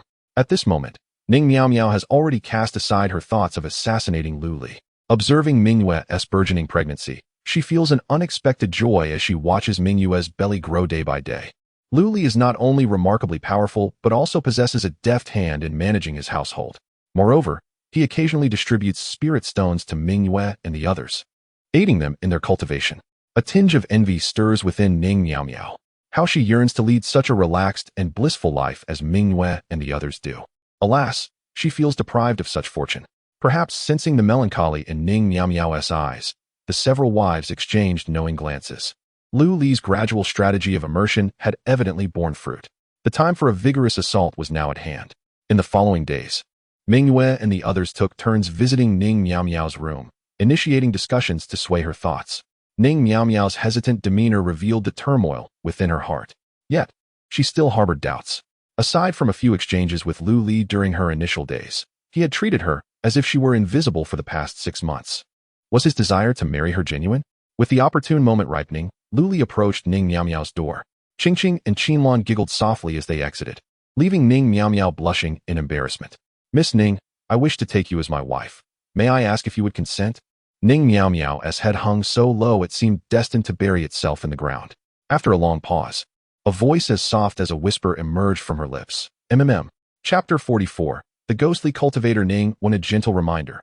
After reading, please consider bookmarking for ease of access. Ding. The system has detected that the host has married, granting an additional lifespan of 100 years. Detected that the host's spouse possesses blue-tier qualifications, receiving additional rewards. A low-grade secret manual, true understanding of ghost exorcism, and 1,000 medium-grade spirit stones. After Lu Li wed Ning Miao Miao, he received a system notification. Lu Li let out a soft exclamation, surveying his new bride. In the bridal chamber, Ning Miao Miao's complexion was flushed, akin to a ripe apple, enticing and delectable. Noticing Lu Li's gaze upon her, she fidgeted slightly, asking, "Is something wrong?" Lu Li inquired gently, "Miao Miao, from whom did you learn your cultivation techniques? Or do you possess any particular skills?" Ning Miao Miao felt slightly dazed by the endearing address of Miao Miao. Throughout her life, She had been alone, never having encountered such affectionate terminology. Thus, she began recounting her childhood experiences. It turned out that she had been an orphan from a young age, surviving by begging and residing in a local potter's field. Strangely, what others feared like the plague, the potter's field felt like a comforting home to her. Later, while sleeping there, she dreamt of a female ghost who imparted upon her the Yin Ming technique. With newfound abilities for self-protection, she began to wander, eventually joining the Misty Rain Pavilion and becoming an assassin. Luli raised an eyebrow. This girl truly had a daring spirit. At such a tender age, she found solace in a potter's field. What is a potter's field, you might ask? It is a place where the deceased, often murdered or unable to afford burial, are gathered. Such a site, rife with negative energy and resentment, is the breeding ground for malevolent spirits. Yet, not only did she escape the clutches of vengeful souls, but it seemed she encountered a stroke of fortune as well. While he had once deceived Lu Yun into revealing secrets in her dreams, Miao Miao had encountered the genuine article. However, the one who imparted knowledge to Ning Miao Miao was not an immortal, but rather a ghost. Strangely enough, during his own journeys through peril, he often lost consciousness, awakening only when the danger had passed. Ning Miao Miao continued, but for some reason, this time luck did not favor me as before. Luli playfully pinched her nose. What? Now that we are married, do you still harbor thoughts of escape? Ning Miao Miao wrinkled her nose, seemingly displeased with Lu Li's antics. After all, for the past 6 months, she had witnessed him teasing Lu Ming and the others in a similar manner. Clearly, he was treating her as a child. Realizing her thoughts, Lu Li smiled gently and extinguished the candlelight on the table. So what if the place was small? The bright moon had been much the same once. People inevitably grow over time, do they not? As the rain subsided, Ning Miao Miao drifted into slumber with tears glistening in her eyes. Yet her lips retained a trace of blissful curvature. From this day forth, she would no longer face the storms of the outside world alone. In the darkness, Lu Li sat up, his fingers gracefully slicing through the air before him. In the next moment, Lu Li's eyes transformed into a brilliant crimson hue. The spirit-capturing eye, a spell from the true exorcism incantation. Once activated, the spiritual eye rendered all malevolent entities around him utterly visible. Lu Li's gaze fell upon Ning Miao Miao. From her words, he discerned a hint of the truth. Previously, he had been puzzled by her apparent lack of sophistication, even finding her somewhat clumsy. How had she managed to survive as an assassin for so long? Perhaps the specter that had transmitted knowledge to her in her dreams had been shadowing Ning Miao Miao, rescuing her from peril on multiple occasions. As Lu Li continued to observe, he indeed detected something unusual within Ning Miao Miao. A gray mist, distinct from spiritual energy, swirled within her dantian. It was as if his gaze had stirred it, causing the ghostly energy to swiftly envelop her entire dantian. In the next instant, Ning Miao Miao sat upright, fixating her gaze upon Lu Li. You can actually perceive me? Her voice was not that of Ning Miao Miao, but rather that of an unfamiliar woman. The scene, shrouded in the night, felt undeniably eerie. Lu Li replied calmly, I mean no offense, I merely wish to ensure my wife's safety. Ning Miao Miao scoffed in response. Sweet words. Lu Li pressed on. You imparted skills to Miao Miao, yet concealed yourself within her. What are your true intentions? As he spoke, a pale blue electric light began to emanate from his palm. The palm thunder, a technique also belonging to the true exorcism. Thunder represents the righteous energy of heaven and earth, a force of gold and yang, most effective against malevolent entities. Upon witnessing Lu Li's actions, Ning Miao Miao displayed a flicker of apprehension, explaining, if I wished to harm her, you would never have encountered her. Lu Li acknowledged, this is precisely why I am currently engaging you in this amicable manner. Ning Miao Miao huffed. Merely a foundation-building practitioner dares to threaten me? Had it been in my former life, I would have swatted you away with a single palm. Lu Li's expression shifted slightly. Her words carried significant weight. Ning Miao Miao continued, I am Ning One, the chief disciple of the Zhangzhou Yinling sect. During a mission, I was betrayed by my peers, forcing me to transform my soul into a ghostly form to survive in the mass grave. This girl grew under my watch, and I bestowed upon her the name Ning Miao Miao in her dreams. Without my protection, those specters would have long since devoured her as prey. Though I imparted to her the methods of cultivation, I remained apprehensive, thus I have accompanied her. It was only 6 months ago that I encountered you, a peculiar being. To possess such profound mastery of formations as a mere foundation-building practitioner, you have confined me within her, rendering me immobile. Lu Li maintained his composure. You flatter me. The array of my own formation is a reward from the system, potent enough to suppress certain early-stage golden core cultivators. Thus, it can be inferred that the spirit possessing Ning Miao Miao, the ghost Ning One, should not exceed the strength of an early-stage golden core. Consequently, her strength in life must have reached at least the late golden core stage, if not its pinnacle. Such formidable power. Yet she is merely the chief disciple of her sect, not even an elder. Lu Li silently noted the name of the Yinling sect. Before speaking, I acknowledge your good intentions. However, you are ultimately a specter. The excessive Yin energy will erode Ning Miao Miao's body and shorten her lifespan. A fact you must surely comprehend. Ningwen paused for a moment before replying. Am I not aware? Yet without my protection, she would likely perish even sooner. Reflecting on Ning Miao Miao's demeanor, Lu Li nodded subtly. It was evident that despite knowing that 10 late-stage Foundation establishment assassins of her level had perished, she still dared to accept his bounty alone. This could only indicate either an absolute confidence in her own abilities or a lack of sound judgment. Clearly, Ning Miao Miao leaned more towards the latter. However, the presence of the predecessor within Ning Miao Miao's body could not be a sustainable solution, Lu Li remarked. Ning Wen's expression transformed back into a cold smirk. What? Do you wish to slay me on the spot? From your appearance, it seems you possess some knowledge of ghost-repelling techniques, yet I shall not remain idle. Feel free to give it a try. Lu Li waved his hand dismissively. You misunderstand. I merely request that you vacate Ning Miao Miao's body. I will provide the predecessor with a better hiding place, such as a jade pendant crafted from Yin Spirit Jade. In this way, the predecessor can remain by Ning Miao Miao's side without jeopardizing her vitality. How does that sound? Upon hearing this, Ningwen fell silent for a moment before slowly responding. Then I shall await your demonstration. Chapter 45. The Cold Moon and the Jade Belt on the following morn. Lu Li ventured to the Golden Jade Merchant Association to procure a piece of exquisite Yin Corpse jade, subsequently enlisting the services of a craftsman at the association to fashion it into a jade pendant, which he then brought home. The Yin Corpse jade possesses remarkable properties for absorbing and nurturing Yin energy. It feels frigid to the touch, yet reveals no trace of Yin energy escaping. The jade itself is not particularly expensive, costing merely a few hundred inferior spirit stones. But the expense of commissioning a craftsman to refine it into a spiritual artifact escalates significantly, with processing fees exceeding 1,000 inferior spirit stones. Moreover, the crafted item is but a low-tier yellow-grade spiritual artifact, only marginally superior to mundane items. As Lu Li traversed home, he reflected on the significance of possessing a specialized skill. Within just half a day's effort, one could earn 1,000 inferior spirit stones. Fortunately, Lu Li himself possesses the art of alchemy, rendering this considerable sum trivial in his eyes. At the very least, marrying Ning Miao Miao had granted him an additional 1,000 medium-grade spirit stones. Upon returning home, Lu Li presented the Yin Corpse jade pendant to Ning Miao Miao. Under her puzzled gaze, a wisp of Yin energy emanated from within her, penetrating the jade pendant. The craftsman's technique was woefully inadequate, squandering such a fine piece of Yin Corpse jade. Nevertheless, he resigned himself to accept it.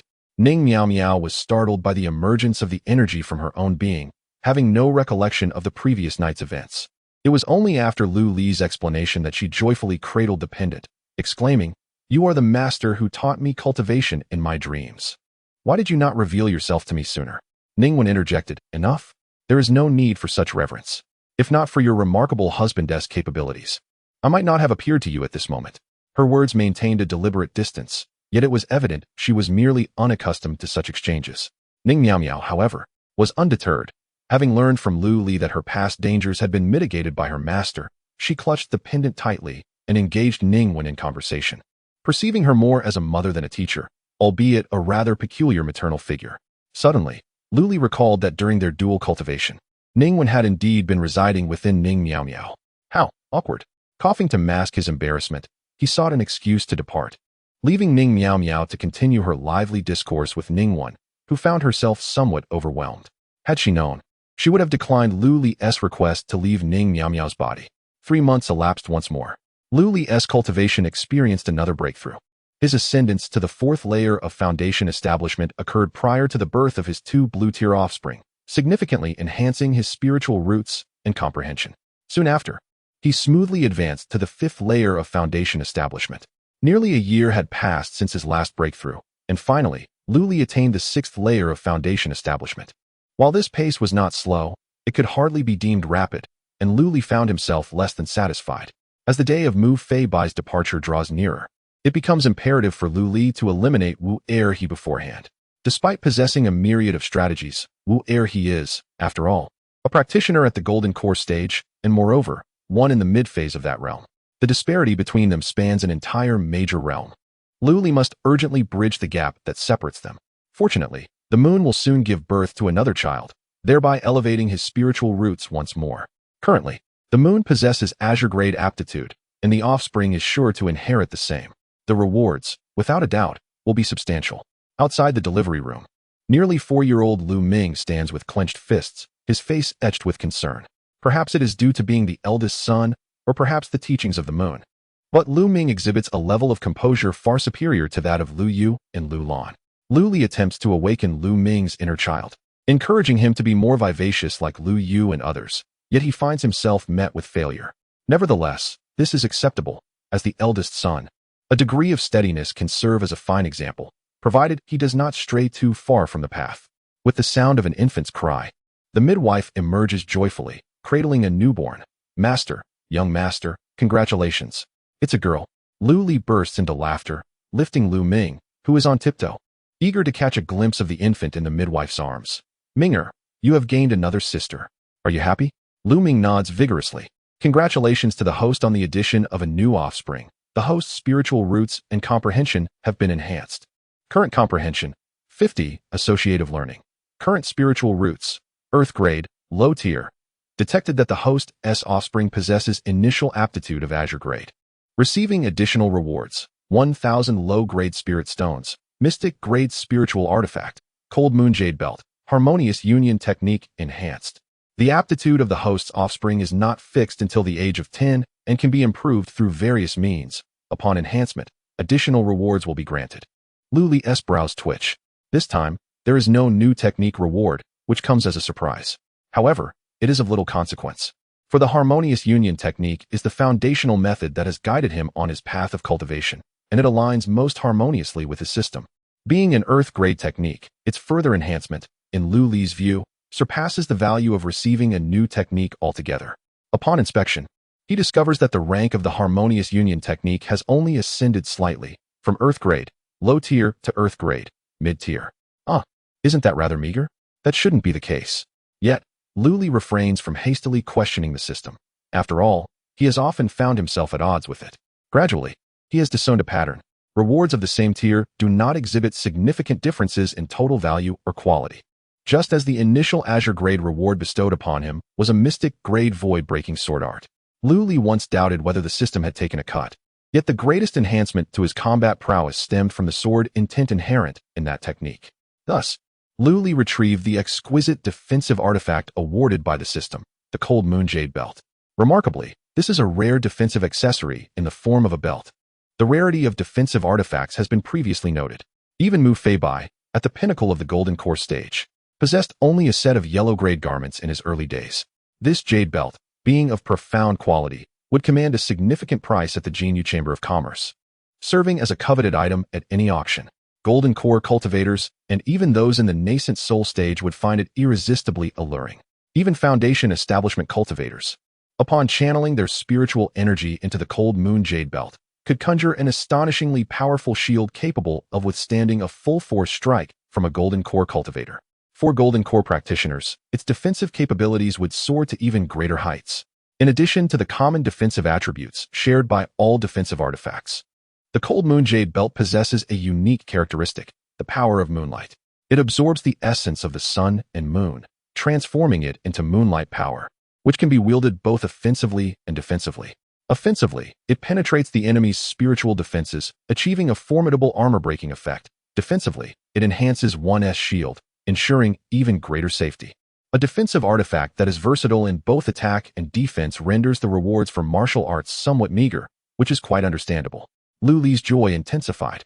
Coincidentally, he was to engage in a decisive battle with Wu Er, and this reward served as a significant safeguard, akin to a second life. The bright moon truly deserves to be his first and foremost wife. Rewards associated with her are always so considerate.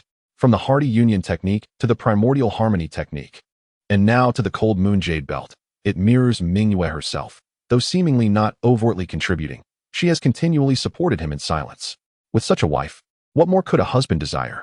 Chapter 46. Breakthrough, Late-Stage Foundation Establishment. Within the confines of a secret chamber, Lu Li sat cross-legged, surrounded by mid-grade spirit stones as he embarked upon his cultivation. Such an extravagant method of training was something I had never indulged in myself. The walls of the chamber shimmered as Ningwen emerged, floating gracefully before Lu Li. Lu Li opened his eyes, a hint of exasperation in his voice. "Miss Ning, have I not advised you against appearing in such a manner? It is rather unsettling for the heart. What difference is there from encountering a ghost in broad daylight?" Indeed, Ningwen was a ghost, a specter possessing the cultivation of a golden core practitioner. For ordinary cultivators, the destruction of their physical form before reaching the nascent soul stage meant true death. However, Ningwen had practiced the Yinming technique in her lifetime, and with the aid of ghost-repelling arts and a unique spiritual artifact, she preserved her soul, remaining in the chaotic burial ground. Remarkably, even after transforming into a spirit, she retained her former pride, claiming that she did not partake of blood to replenish her powers, relying solely on her techniques to sustain herself. Thus, despite her ghostly form, she was devoid of any malevolent aura, which was one of the reasons Lu Li chose to keep her around. She resided within the Yin Jade pendant that was attached to Ning Miao Miao, yet her spirit roamed freely, albeit limited to the grounds of the Lu family estate. After all, Ning Miao Miao had recently become aware of her existence, making it inappropriate for Ningwen to utilize her body at will. During this period, Ningwen found herself quite bored, wandering aimlessly within the estate. Many servants instinctively felt a chill, sensing her presence nearby. Yet, Ningwen found the greatest joy in visiting Lu Li. She had observed him closely alongside Ning Miao Miao for quite some time and remained intrigued by him. It was unfathomable that a mere wandering cultivator, devoid of power or influence, could possess such substantial wealth without attracting covetous eyes. Ningwen did not respond directly to Lu Li's earlier remarks, but instead shifted the conversation to another topic. Lu Li chuckled. "The city lord of Moon Spirit is an old friend of mine. If he were in need of spirit stones, I would gladly offer him some, though regrettably, he refuses to accept." Ningwen's eyes widened in surprise. "Are you referring to that golden core swordsman? The last time he visited the Lu residence, he was fixated on the Yin Jade I was residing in. While he may not have discovered my presence, he must have sensed something unusual. Even in my lifetime, I would not have been his match. Such a formidable character is an old friend of yours?" Lu Li chuckled, recalling how Mu Feibai had visited him a few days prior, concluding their discussion with a cautionary remark. "The jade pendant worn by your newly wed concubine bears some issues. I sensed a trace of ghostly energy. Be wary not to fall for the same trick as last time." Although Mu Feibai was a swordsman, his knowledge of ghost-repelling arts was limited, allowing him only to hint at his suspicions. Unless Ningwen chose to reveal herself, Mu Feibai would remain oblivious to her presence. This was true not only for Mu Feibai, but for others as well. There is a saying that ghosts are the most formidable, yet the most easily dealt with entities for cultivators.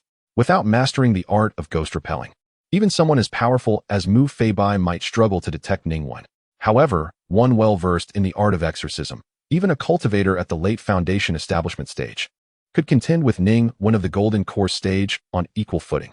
Among them are practitioners from various sects who have mastered esoteric techniques specifically designed to counter malevolent spirits and sinister forces. For ordinary cultivators wishing to confront such entities, acquiring ritualistic artifacts blessed by Taoist or Buddhist sects can yield unexpectedly effective results. Some weaker spirits can even be dispelled using traditional methods taught by itinerant priests, such as the use of rooster's blood. After all, in this world, humanity reigns supreme, while ghostly cultivators are relegated to lurking in the shadows, causing mischief in limited areas.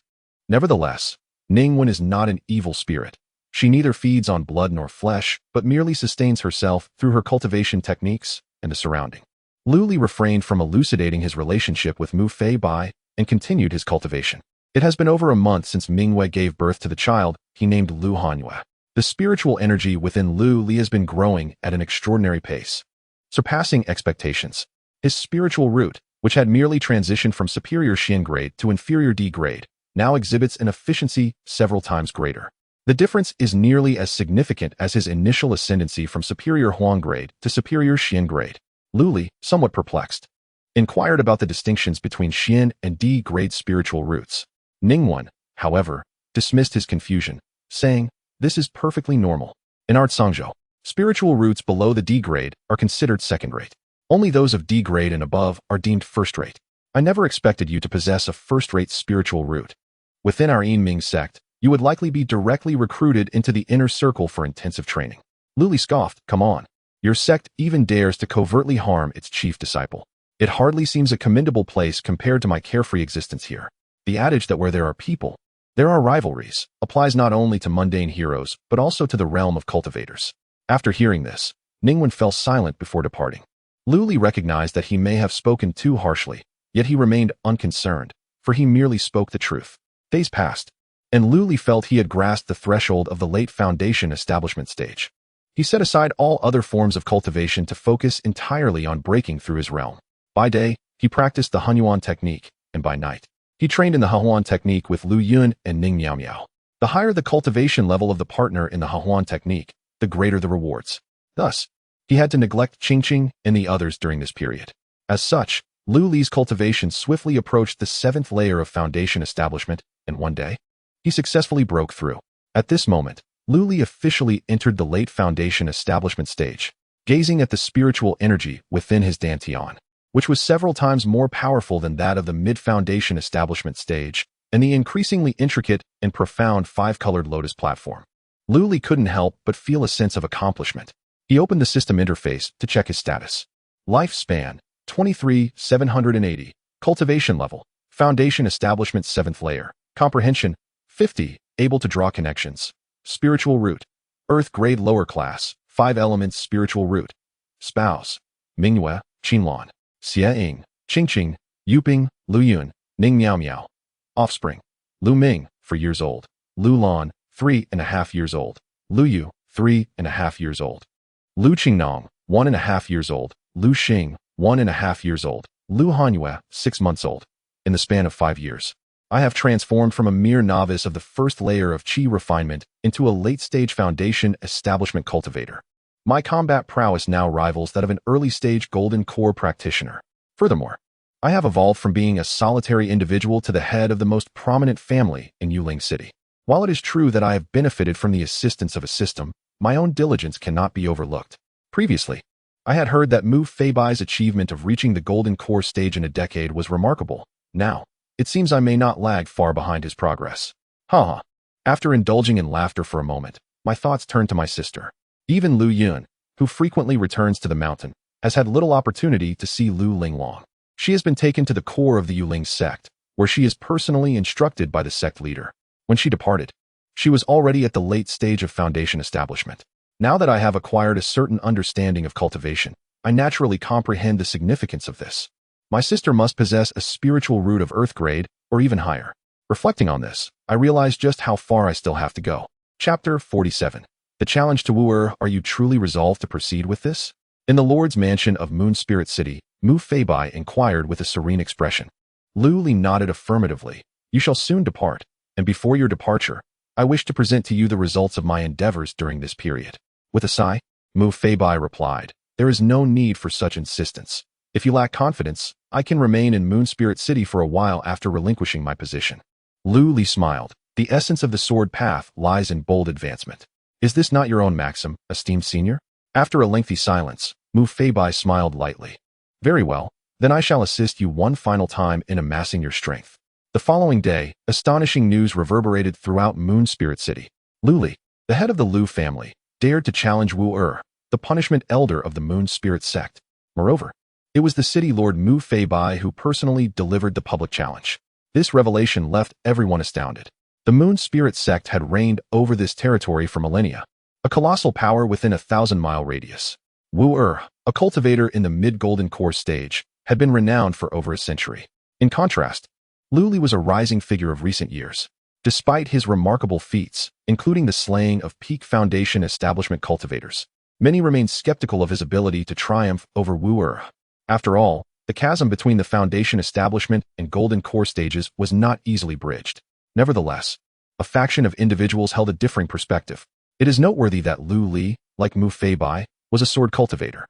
Mu Feibai had annihilated 10 evil cultivators of the same realm with a single strike, demonstrating combat prowess that rivaled the nascent soul stage. Coincidentally, Lu Li had achieved a similar feat a year prior, single-handedly defeating 10 late foundation establishment cultivators without sustaining a scratch. The sheer destruction he wrought indicated that his strength was nearing that of the golden core stage. Thus, the outcome of this battle was far from certain. Consequently, fervent debates ensued, with some audacious souls even setting up betting pools, eager to profit from the spectacle. Regardless of the opinions expressed, anticipation for this event was palpable. It was indeed a rare occasion of excitement in Moon Spirit City. Meanwhile, within the Moon Spirit sect, Wu-Er wore a pleased expression. In his view, Lu Li was merely cornered and desperate, realizing he would soon lose the support of Mu Feibai, thus resorting to this reckless challenge. Otherwise, how could a mere foundation establishment cultivator dare to provoke him? Previously, when he had dispatched individuals to the Misty Rain Tower, offering a handsome bounty for Lu Li's head, many of his own men were slain in the process. This young man displayed considerable strength, yet ultimately, he lacked patience. No matter what, Wu-Er had cultivated for a significantly longer time. If Lu Li truly believed that slaying 10 late foundation establishment cultivators positioned him to contend with a powerhouse like Mu Feibai, Wu-Er was more than willing to demonstrate the true disparity in their capabilities. Wu-Er, the voice of Jiang Ningyue, the sect leader of the Moon Spirit sect, echoed within the Grand Hall. Wu-Er regained his focus and saluted Jiang Ningyue, sect leader. I do not recommend you accept Mu Feibai's challenge. Jiang Ningyue spoke slowly, stating that the personal grievances between you and Lu Li could be resolved by the sect leader. However, should you choose to accept the challenge, it would be a fair duel between the two of you. At that time, both I and Mu Feibai shall act as witnesses, and the battle will continue until one of you falls. Do you comprehend? Wu-Er harbored some disdain for Jiang Ningyue's words. The notion of resolving enmity merely suggested a reconciliation, yet Lu Li's side had suffered no tangible losses, while he had endured quite a bit. The underlying reason for Jiang Ningyue's blatant inclination to favor Lu Linglong was undoubtedly her extraordinary talent. That wretched opportunist. In response to the sect leader, Mu Feibai's actions have indeed provoked the dignity of the Moon Spirit sect. If I refuse to engage, how shall the world perceive our sect? Therefore, there is no need for further persuasion. I have resolved to accept the challenge. For once, Wu-Er stood firm before the sect leader. Moreover, at this moment, he had formulated another plan. Lu Linglong's potential was indeed remarkable, a fact he had come to know when he was brought to Moon Spirit Mountain during his previous conflict with El Buki. Such an unparalleled genius remaining within the Moon Spirit sect would undoubtedly one day seize power. Should he eliminate Lu Li in this battle, it would naturally provoke retaliation from the opponent. Consequently, Wu-Er resolved that once this matter was concluded, he would depart the Moon Spirit sect with his son. As a mid-stage golden core cultivator, he could thrive in any sect. Why should he remain here to endure humiliation? Seeing Wu-Er's resolute attitude, Jiang Ningyue ceased to speak further and merely nodded gently. Wu-Er politely and distantly saluted Jiang Ningyue before exiting the Grand Hall.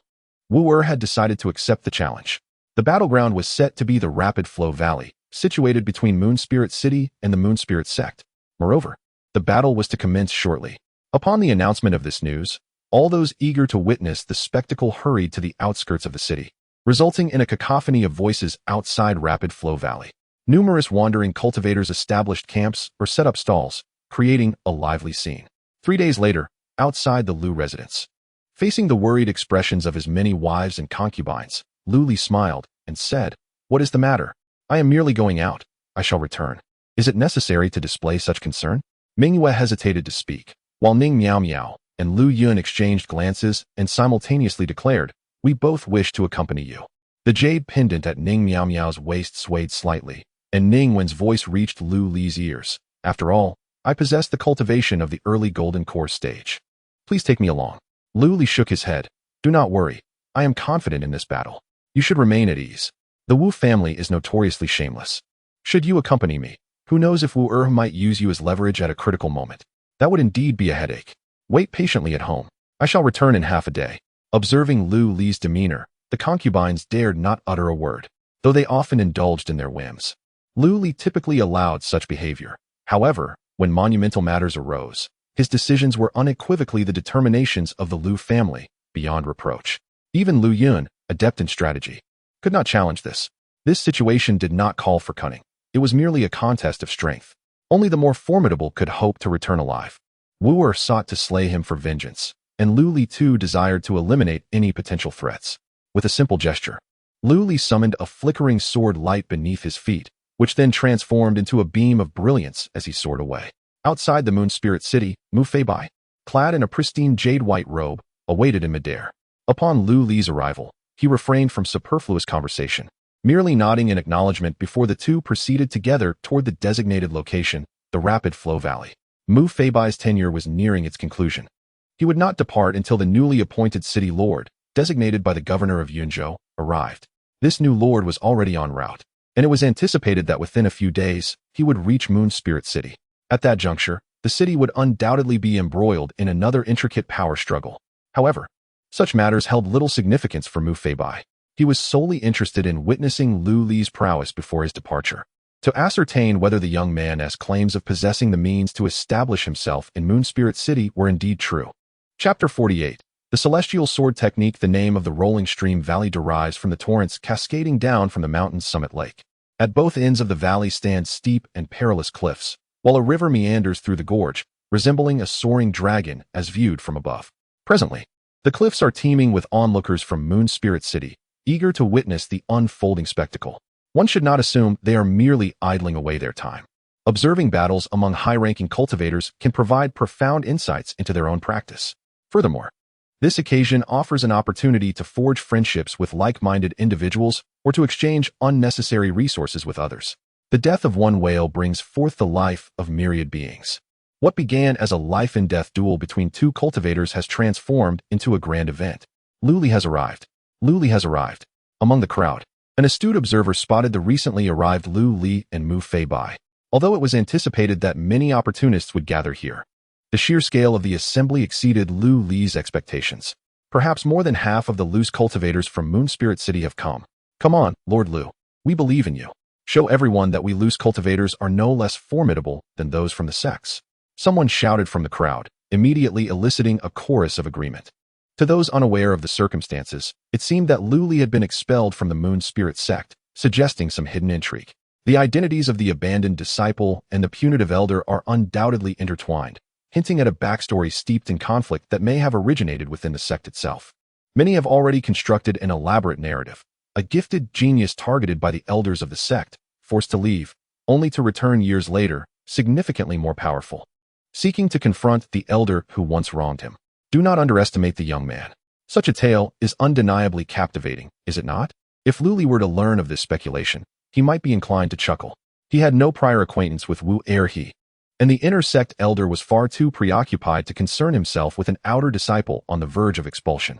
The initial catalyst for the conflict was merely Wu Erhe's son, Wu Gui, striking Lu Li's wife. The subsequent events spiraled uncontrollably, leading to the present situation. Akin to a butterfly flapping its wings across the ocean, inciting a tsunami on the other side.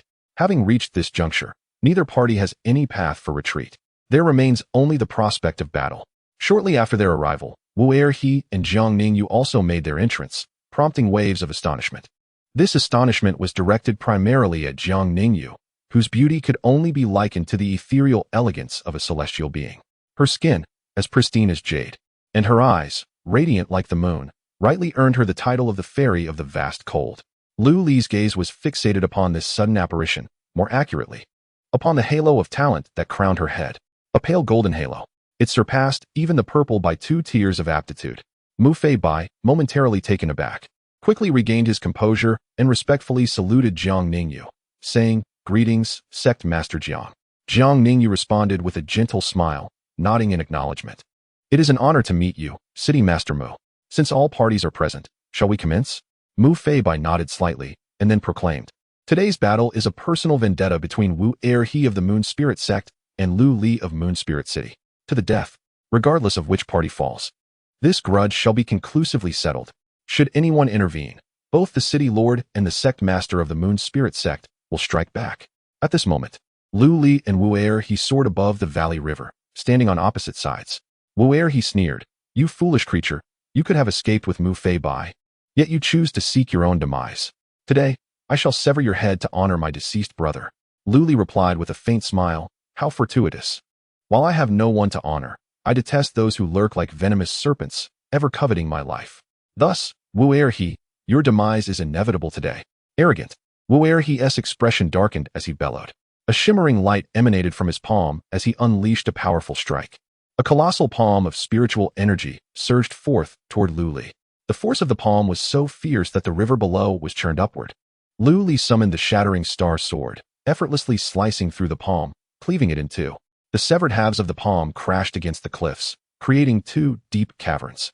The tremors of the cliffs caused the observing cultivators to stir, retreating several steps. Where he? Is that all you can muster? Lu Li twirled his sword playfully, casting a challenging glance at Wu Erhe. Wu Erhe's face remained impassive, his mind as tranquil as a still lake. Lu Li's crude taunts were futile against him. The previous strike was merely a test. Wu Erhe conjured a long sword and unleashed a wave of sword energy towards Lu Li. In response, Lu Li similarly manifested a beam of sword light. The two energies collided with a thunderous crash, sending a powerful shockwave throughout the valley. Lu Li stumbled, sliding back several dozen meters to the riverbank. In terms of raw spiritual power, Lu Li found himself at a disadvantage. Despite his formidable strength, he was still merely at the late stage of foundation establishment, while Wu Erhe had already ascended to the mid-stage of core formation. As a result, Lu Li experienced a slight setback. They say sword cultivators are invincible. Yet I see no trace of invincibility in you. Foolish creature, show me your true abilities. I do not wish for your demise to be too swift. Wu Erhe stated coolly. It was not only sword cultivators who could wield a sword. Wu Erhe's swordsmanship was equally commendable, though he had yet to comprehend the essence of the sword. Hearing this, Lu Li ascended once more, declaring, "You old fool, let me show you what a true sword cultivator embodies." In the next moment, Lu Li's figure multiplied into dozens, all advancing towards Wu Erhe, each wielding a sword imbued with tremendous sword energy. Wu Erhe narrowed his eyes, readying his sword to defend against the onslaught. A series of intense collisions reverberated through the surroundings, resonating like thunder. In an instant, the two combatants exchanged blows for over a dozen rounds, leaving the nearby onlookers in a daze, unable to tear their gaze away. Rather than a mere duel, it resembled an extravagant display of skill. It was astonishing to witness the sword employed in such a manner. As the battle progressed, Wu Erhe found himself increasingly anxious, his swordplay becoming progressively disordered. In contrast, Lu Li grew more exhilarated with each exchange, possessing mastery over two distinct sword techniques, namely, the void-piercing sword technique and the star-shattering sword technique. Both were characterized by ferocious offensives and solidified sword intent. Furthermore, leveraging his innate understanding, he began to merge these two techniques, giving rise to a foundational sword art, which he aptly named the Celestial Sword Technique. Moreover, Lu Li harnessed the lunar energy from the Hanyu Jade Belt, gradually eroding Wu Erhe's spiritual defenses, leaving the seasoned swordsman struggling merely to fend off the onslaught. Finally, with a soft sound, Lu Li's phantom dissipated, leaving only his true form in place, as the star-shattering sword lunged toward Wu Erhe's chest. Its blade aimed directly at his heart. Wu Erhe's expression shifted dramatically as he activated his defensive spiritual artifact, simultaneously retreating several hundred meters. Nevertheless, Lu Li's sword energy still pierced through the protective barrier, leaving a gruesome wound upon his chest. Alas, it was a near miss, Lu Li lamented. A stir of astonishment erupted among the crowd. In this round of confrontation, Wu Erhe, a golden core cultivator, found himself at a disadvantage. The combat prowess of the sword cultivator was indeed formidable. This battle was nothing short of spectacular. Chapter 49. Arrow strikes a strong foe. Wu Erhe clutched the wound on his chest, his gaze filled with uncertainty. The speed and strength that Lu Li had just displayed were truly beyond what one would expect from someone in the late foundation establishment stage. Furthermore, his swordsmanship far surpassed Wu Erhe's own. Although Wu Erhe practiced a sword technique that was not among the finest, it was still of the profound grade. He believed that the intricacy of his swordplay was on par with Mu Feibai's renowned Feibai sword technique. He merely lacked the unique sword intent possessed by a true sword cultivator. Yet, before Lu Li, his swordplay revealed numerous flaws. This technique was not even the Feibai sword technique that brought Mu Feibai fame. From where had Lu Li acquired such advanced swordsmanship? Meanwhile, high above, Mu Feibai and Zhang Ningyue were equally astonished. Mu Feibai's mastery of the sword was already remarkable, and through their regular sparring, he had gained insight into Lu Li's training. Upon witnessing Lu Li's new sword move, he immediately understood that Lu Li had successfully fused the sword intents he had inquired about earlier. Seeing this, Mu Feibai's earlier concerns dissipated entirely. Had Lu Li only mastered those two sword intents, the outcome of his battle with Wu Erhe would have been evenly matched. However now, a smirk of pride curled at the corners of Mu Feibai's lips, akin to a mentor observing the remarkable achievements of a promising disciple. Beside him, Zhang Ningyue's expression also bore a hint of surprise. If someone of Wu Erhe's caliber could discern that Lu Li was not employing the Feibai sword technique, how could she, a nascent soul cultivator, fail to notice? Suddenly, she recalled that El Buki had once mentioned Lu Li's background. Like Lu Linglong, Lu Li hailed from a humble village. However, Lu Yun had divulged a secret to her master. After descending the mountain, Lu Li encountered a fortuitous opportunity. He had joined a faction known as Bai Yujing in his dreams. All that he had learned was imparted by Bai Yujing.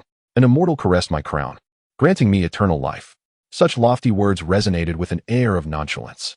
Moreover, Lu Li had appeared unremarkable during his time at the Moon Spirit sect. Yet after a year on the mountain, he had undergone a profound transformation. Based on Lu Li's current release of spiritual power, it was evident that he possessed a terrestrial-grade spiritual root. This left open the possibility that he might be concealing his true capabilities. As thoughts of these implications swirled in their minds, Wu below made his move. He continuously released chess pieces from his hands, launching them towards Lu Li. Lu Li raised an eyebrow, his form evading like a specter. However, these pieces were not aimed at harming Lu Li. They bypassed him and halted midair. Soon, over 100 pieces surrounded Lu Li in a central formation. With a hum, as Wu-Er's hand seals shifted, these pieces began to illuminate. The light interwove and formed a spiritual chessboard. Once this was accomplished, Wu-Er let out a breath and sneered. Humph. I concede you possess some skill, but how will you respond if I unleash the black and white chess formation? In his perception, Lu Li's survival hinged upon his swordsmanship. Yet, his own expertise extended beyond mere swordplay.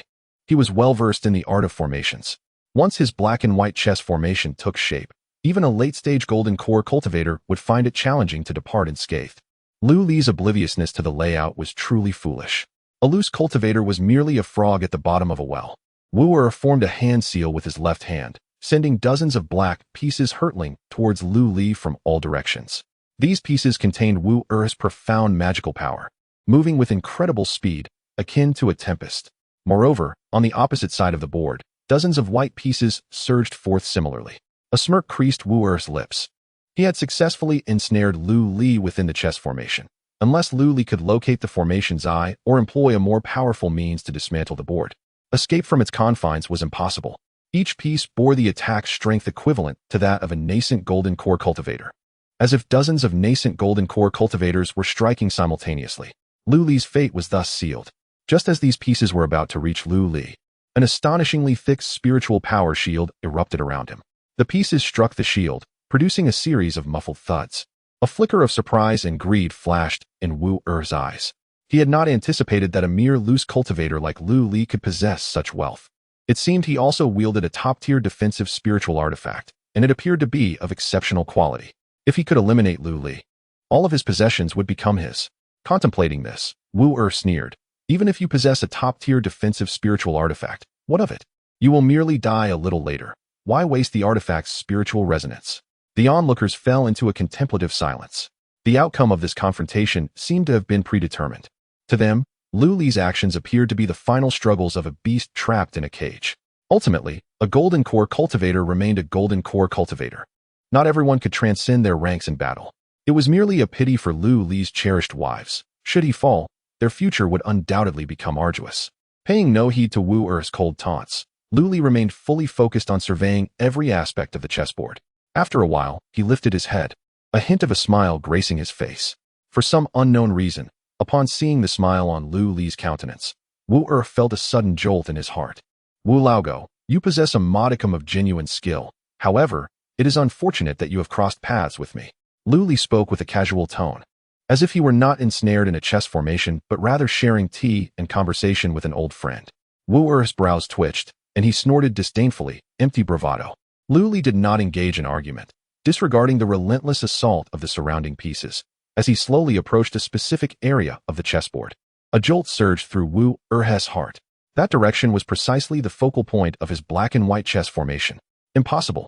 This fellow clearly could not even discern his own setup. How could he possibly comprehend how to dismantle it? Yet, the unfolding of events seldom aligns with one's desires. Lu Li arrived at a particular chess square, and the star-shattering sword in his hand erupted with sword energy, piercing through the square. Crack! The onslaught of those pieces abruptly halted, and in the next moment, the chessboard, along with the pieces, transformed into ethereal shards of energy, cascading throughout the valley. Amidst the dazzling fragments, Lu Li remained composed, standing firm. He merely raised the star-shattering sword, pointing it at Wu-Er. An astonishing aura of sword intent unfurled from it, as 7 stars simultaneously ignited upon the star-shattering sword. Wu-Er felt a chilling dread. He had been locked onto by this sword intent, and the shadow of death loomed over him. Should he not respond with full force, he would meet his demise. At that moment, Wu-Er held nothing back, channeling all his spiritual energy into his sword, transforming it into a luminous blade spanning dozens of feet, shooting forth with ferocity. Die! Before the astonished gazes of onlookers, the radiant sword advanced towards Lu Li. Was this indeed the full-force strike of a mid-stage golden core cultivator? They perceived the sword's size and might, feeling it could cleave the entire valley asunder. Lu Li, too, unleashed a strike. The myriad sword shadows, shimmering like starlight, though only a few feet in size, bore an equal ferocity. Boom! The luminous blade collided with the shimmering onslaught. A deafening explosion reverberated through the valley, and the violent waves of energy instantaneously rippled throughout the gorge. The residual force knocked down scattered cultivators on both sides, and only through their combined efforts could they barely mitigate the aftermath. Hiss! What terrifying power! Is this truly the prowess of a late-stage foundation establishment cultivator? The onlookers, having suffered the brunt of the shockwave, were gripped by fear, hastily retreating. At that moment, the once familiar flowing valley had transformed dramatically. Trees lay shattered and collapsed in clusters, and the river at the center of the explosion had even formed a massive pit, with upstream waters rushing in to fill the void. The brilliance at the explosion's core remained blinding, obscuring the scene within. Yet, some keen-eared individuals discerned the sound of arrows slicing through the air. Finally, as the obscuring spiritual light and dust began to dissipate, the crowd focused their gaze and beheld Wu-Er, his body marred by numerous sword wounds. The entire body lay in tatters, wounds deep enough to expose bone. Yet the most fatal injuries were the two hollow cavities at his forehead and chest. Wu-Er's frail form plummeted towards the river below, devoid of any breath of life. Jiang Ningyue sighed softly, extending her hand to conjure a beam of ethereal light that intercepted Wu-Er's lifeless body, preventing it from descending into the water. The entire valley fell into a profound silence. Wu-Er was dead. Chapter 50. Do not worry about lacking friends on your journey. After a brief silence, the atmosphere erupted with excitement. The crowd gasped at Lu Li's extraordinary performance. He had indeed accomplished the seemingly impossible feat of overcoming a golden core cultivator in the foundation establishment stage. Moreover, he appeared to have ample energy left, as if that strike had not depleted his fundamental essence in the slightest. How terrifying was that? Was he truly a mere foundation establishment cultivator? Only Lu Li understood his own circumstances. The recent strike had utilized the hidden blade of the star-breaking sword, expending nearly half a year's worth of accumulated sword intent. To unleash an attack of equivalent strength again would be impossible for at least several months. At that moment, Jiang Ningyue and Mu Feibai approached side by side. Lu Li's gaze fell upon the lifeless body of Wu-Er beside Jiang Ningyue, causing his body to tense slightly. After all, he had killed an elder of the Moon Spirit sect, and Jiang Ningyue, as the sect's leader, might hold a complex view of him. Observing this, Mu Feibai reassured him, "Relax, since there was an agreement made before the battle, sect leader Jiang will not take action against you." Jiang Ningyue nodded slightly, her expression unreadable. "Life extinguishes like a lamp. Your grievances with Elder Wu end here. As he was a member of my sect, I will take his remains back for burial. As for his son, Wu Gui, according to our prior agreement, you must not harm him. Otherwise, I too must intervene, even if you are the esteemed brother of Linglong." Lu Li breathed a sigh of relief upon hearing this and respectfully replied, "Sect leader Jiang demonstrates profound righteousness. As long as Wu Gui does not provoke me, I shall not take any action against him." The events had unfolded to this point because it was always the Wu family that initiated conflict. Lu Li had merely acted decisively. Had Wu Gui not sought trouble to win a woman's affection, he would not have lost an arm. Had Wu-Er been prudent, he would not have met his demise. Upon witnessing this exchange, Jiang Ningyue said no more, turning to carry Wu-Er's body away like a streak of light. Lu Li watched her vanishing silhouette, momentarily entranced. Such golden potential. Young man, even as she departs, you still gaze longingly. To covet the nascent soul at the foundation establishment stage is indeed audacious, Mu Feibai remarked suddenly. Lu Li returned to his senses and chuckled, "But Senior Mu, are you not the same? Do not think I was unaware. Your demeanor was hardly commendable when sect leader Jiang arrived." Mu Feibai raised an eyebrow, then sighed as he recalled something. "The desire for beauty is a universal trait, yet I have long sworn before my late wife's grave to remain unmarried for life. Henceforth, do not jest about this matter." Lu Li was taken aback by his words and solemnly replied, "My apologies, Senior. It was thoughtless of me." The depth of Mu Feibai's feelings was not something he could compare to. With his own system in place, Lu Li anticipated a future with many wives and concubines, and thus, he would not emulate Mu Feibai's path. Nevertheless, it did not diminish Lu Li's respect for him. Mu Feibai waved his hand and sighed. In just over 3 short years, you have already reached a level comparable to that of a golden core expert. After witnessing your battle today, I feel considerably reassured. I shall soon depart from this place, and it may be many years before we meet again. By then, your strength may have far surpassed mine, provided you diligently pursue your cultivation and do not allow your enchanting wives and concubines to drain your vitality. Ha ha ha. Lu Li remained silent for a moment before responding. Do not worry about the road ahead lacking understanding companions. Who in the world does not recognize your worth? Rest assured, I shall strive to refine my skills and make my name resonate throughout the vast realm of the great Xia. Mu Feibai's eyes sparkled with delight.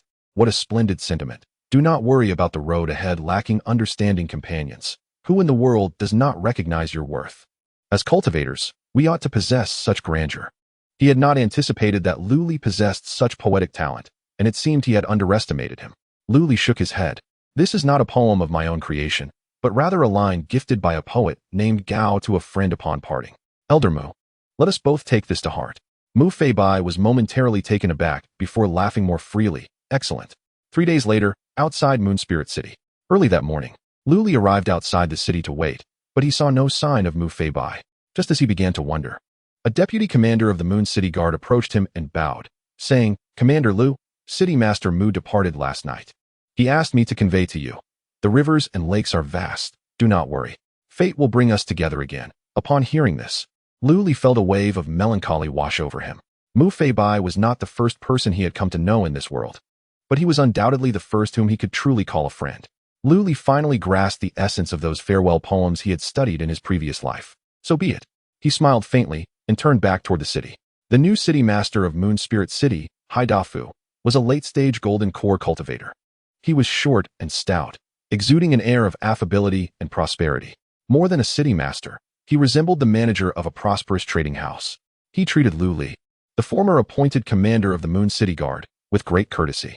During a banquet held for the city's distinguished guests, City Master Hai eagerly grasped Lu Li's hand, refusing to let go. Commander Lu, as a newcomer to this city, I will need your assistance with matters both within and outside the city. At this, the eyes of those around the banquet table flickered with varying thoughts. At the far end of the table, an unfamiliar Peak Foundation establishment cultivator scrutinized Lu Li with an unfriendly gaze. Feeling uncomfortable, Lu Li withdrew his hand from City Master Hai's grasp and forced a smile. City Master Hai, my position was established by City Master Mu out of personal inclination. I understand the principle that one serves under a new ruler.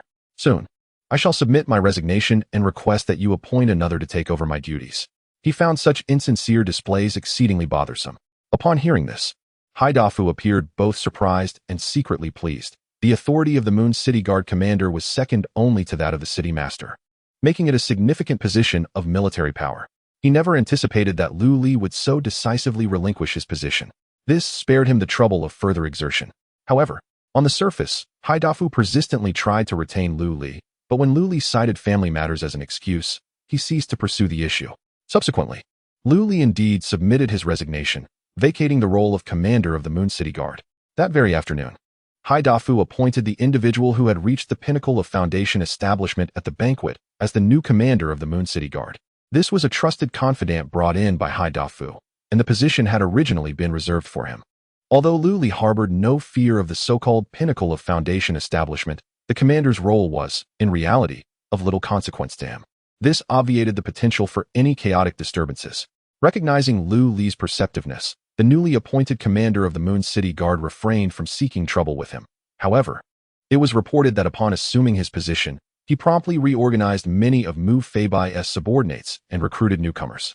The eliminated subordinates of Mu Feibai, with nowhere else to turn, flocked to Lu Li. Lu Li welcomed them without reservation, incorporating them as tribute. As a result, the Lu family now boasted over 20 Foundation establishment attendants, with the number continuing to increase.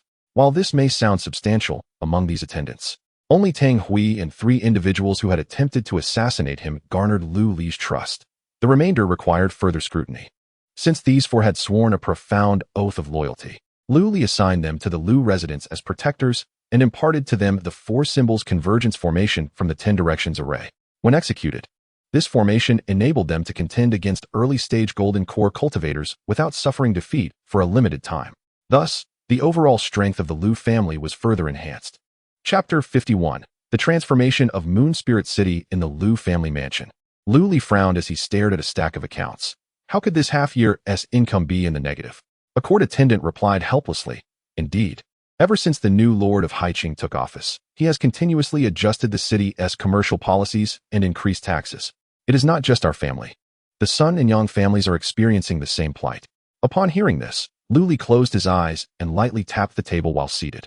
After a moment, he opened his eyes, summoned the heads of the Sun, Yang, and Yi families, and invite them to my residence for a discussion. The attendant complied and withdrew. Lu Li remained in the hall, his expression inscrutable. Lu Yun emerged from the back hall, gently massaging Lu Li's temples. "Lu Lang, are you troubled by these shops?" Lu Li smiled. "Not particularly troubled, although their income is less than half of what I earn from alchemy. Maintaining the expenses for the attendants still leaves us with some surplus. At worst, I shall simply produce more medicinal pills and entrust their sale to the Jinyu Commerce Association. However, while we currently do not lack spiritual stones, if this trend continues and we wish to further expand our influence, we will require more spiritual stones. It seems I will have to rely on alchemy to sustain this group of people. After all, am I the master of the house or merely a servant?" Reflecting on this, Lu Li chuckled self-deprecatingly. Yet, the most pressing concern likely does not rest with our Lu family, but rather with the other three families. Their stakes are significantly larger than ours, their livelihoods entirely reliant on market income, lacking the lucrative capacity of my alchemy. I can only imagine that the heads of the three families must be exceedingly anxious at this moment. Lu Yun nodded. "Indeed, this high dafu is excessively unreasonable. A 20% commercial tax on every item sold is simply outrageous. I have visited other cities in Yunzhou, and I have never witnessed such outrageous tax rates." Before long, the three family heads arrived at Lu Li's home, their faces etched with worry. During the banquet, Sun Chuan Miao took a hearty swig of spirit wine, already showing signs of inebriation. This high dafu is truly despicable. During Lord Mu's tenure, the tax rate was merely 2%. Yet he has raised it tenfold upon his ascension. With taxes elevated, the prices of goods must also rise, or there will be no profit. Consequently, as prices increase, the tax collected only grows. Now, the scattered cultivators in Moon Spirit City are rife with complaints, accusing our families of profiting unscrupulously. The blame rests solely upon us. While all the spiritual stones are reaped by high dafu, his calculations are indeed shrewd. Head of the Yi family sighed. "You are fortunate. Our Yi family deals in ores and weapons, and the volume of ore we procure is substantial. Yet, the Lord of Haiqing has also raised the entry tax, resulting in a loss of half a cart for every shipment of mundane ores." The head of the Yang family silently drank his wine, unable to dispel the frown etched upon his brow. The Yang family, much like the Yi family, engages in the trade of medicinal materials and pills. After all, the pills I produce are of a higher grade, adorned with alchemical inscriptions, while the Yang family relies on volume. It is true that only a few scattered cultivators can afford pills with inscriptions. The Jinyu Commerce Association must transport these pills to their branches in other cities to facilitate their sale. Now, half of the Golden Jade Merchants Association in Yunzhou is aware that the Golden Jade Merchants Association in Moonlight City has recruited an alchemist capable of mass-producing alchemical pills. Observing the lamentations of the heads of the other three families, Lu Li remarked, "Hai Dafu is merely a mid-stage golden core cultivator. The three family heads are supported by elders from the Moonlight sect. Do they not care?" The three exchanged glances and responded with wry smiles. "Master Lu, you are perhaps unaware that although Hai Dafu is just a golden core practitioner, he is a disciple of the Yunlan sect. His audacity is backed by the Yunlan sect's influence. While the Moonlight sect is reasonably powerful, it would not antagonize the Yunlan sect over the trivial interests of our families." Lu Li fell into contemplation. He had heard of Yunlan sect, the most prestigious sect in Yunzhou, where even the elders possess the cultivation of the nascent soul stage. The sect's leader, Yunlan Zai, is renowned as the strongest figure in Yunzhou, nearing the threshold of the transformation stage. Such a formidable entity would indeed not be trifled with by the Moonlight sect. As Lu Li's cultivation advanced, he encountered more individuals and gradually grasped concepts previously unfamiliar to him, such as the various stages of cultivation: qi refinement, foundation establishment, golden core, nascent soul, transformation, returning to void, integration, great ascension, and ascension. These constitute the 9 realms of immortality. Only by transcending the Great Ascension to reach the Ascension realm can one truly be called an immortal. The Ascension realm, as its name implies, allows one to transcend and become a celestial being. This has been the lifelong aspiration of all cultivators throughout history. To coexist with the heavens and ascend amidst the clouds is the essence of becoming a celestial. However, Luli currently remains at the very starting point. He has interacted with cultivators from the first four realms. Generally, entering the Golden Core realm allows one to thrive in Yunzhou, while reaching the nascent soul stage enables one to become a regional power. The transformation stage, on the other hand, signifies dominance, earning respect even from the provincial governors. As for the returning to Void Realm and beyond, these are the figures of great renown who command admiration across the Great Xia. Returning to the original topic, Hai Dafu appears courteous on the surface, yet his covert maneuvers are evidently aimed at suppressing others for his own gain. He indeed possesses the confidence to do so. At this juncture, Lu Yun interjected, Hai Dafu's actions do not merely harm a few families' interests.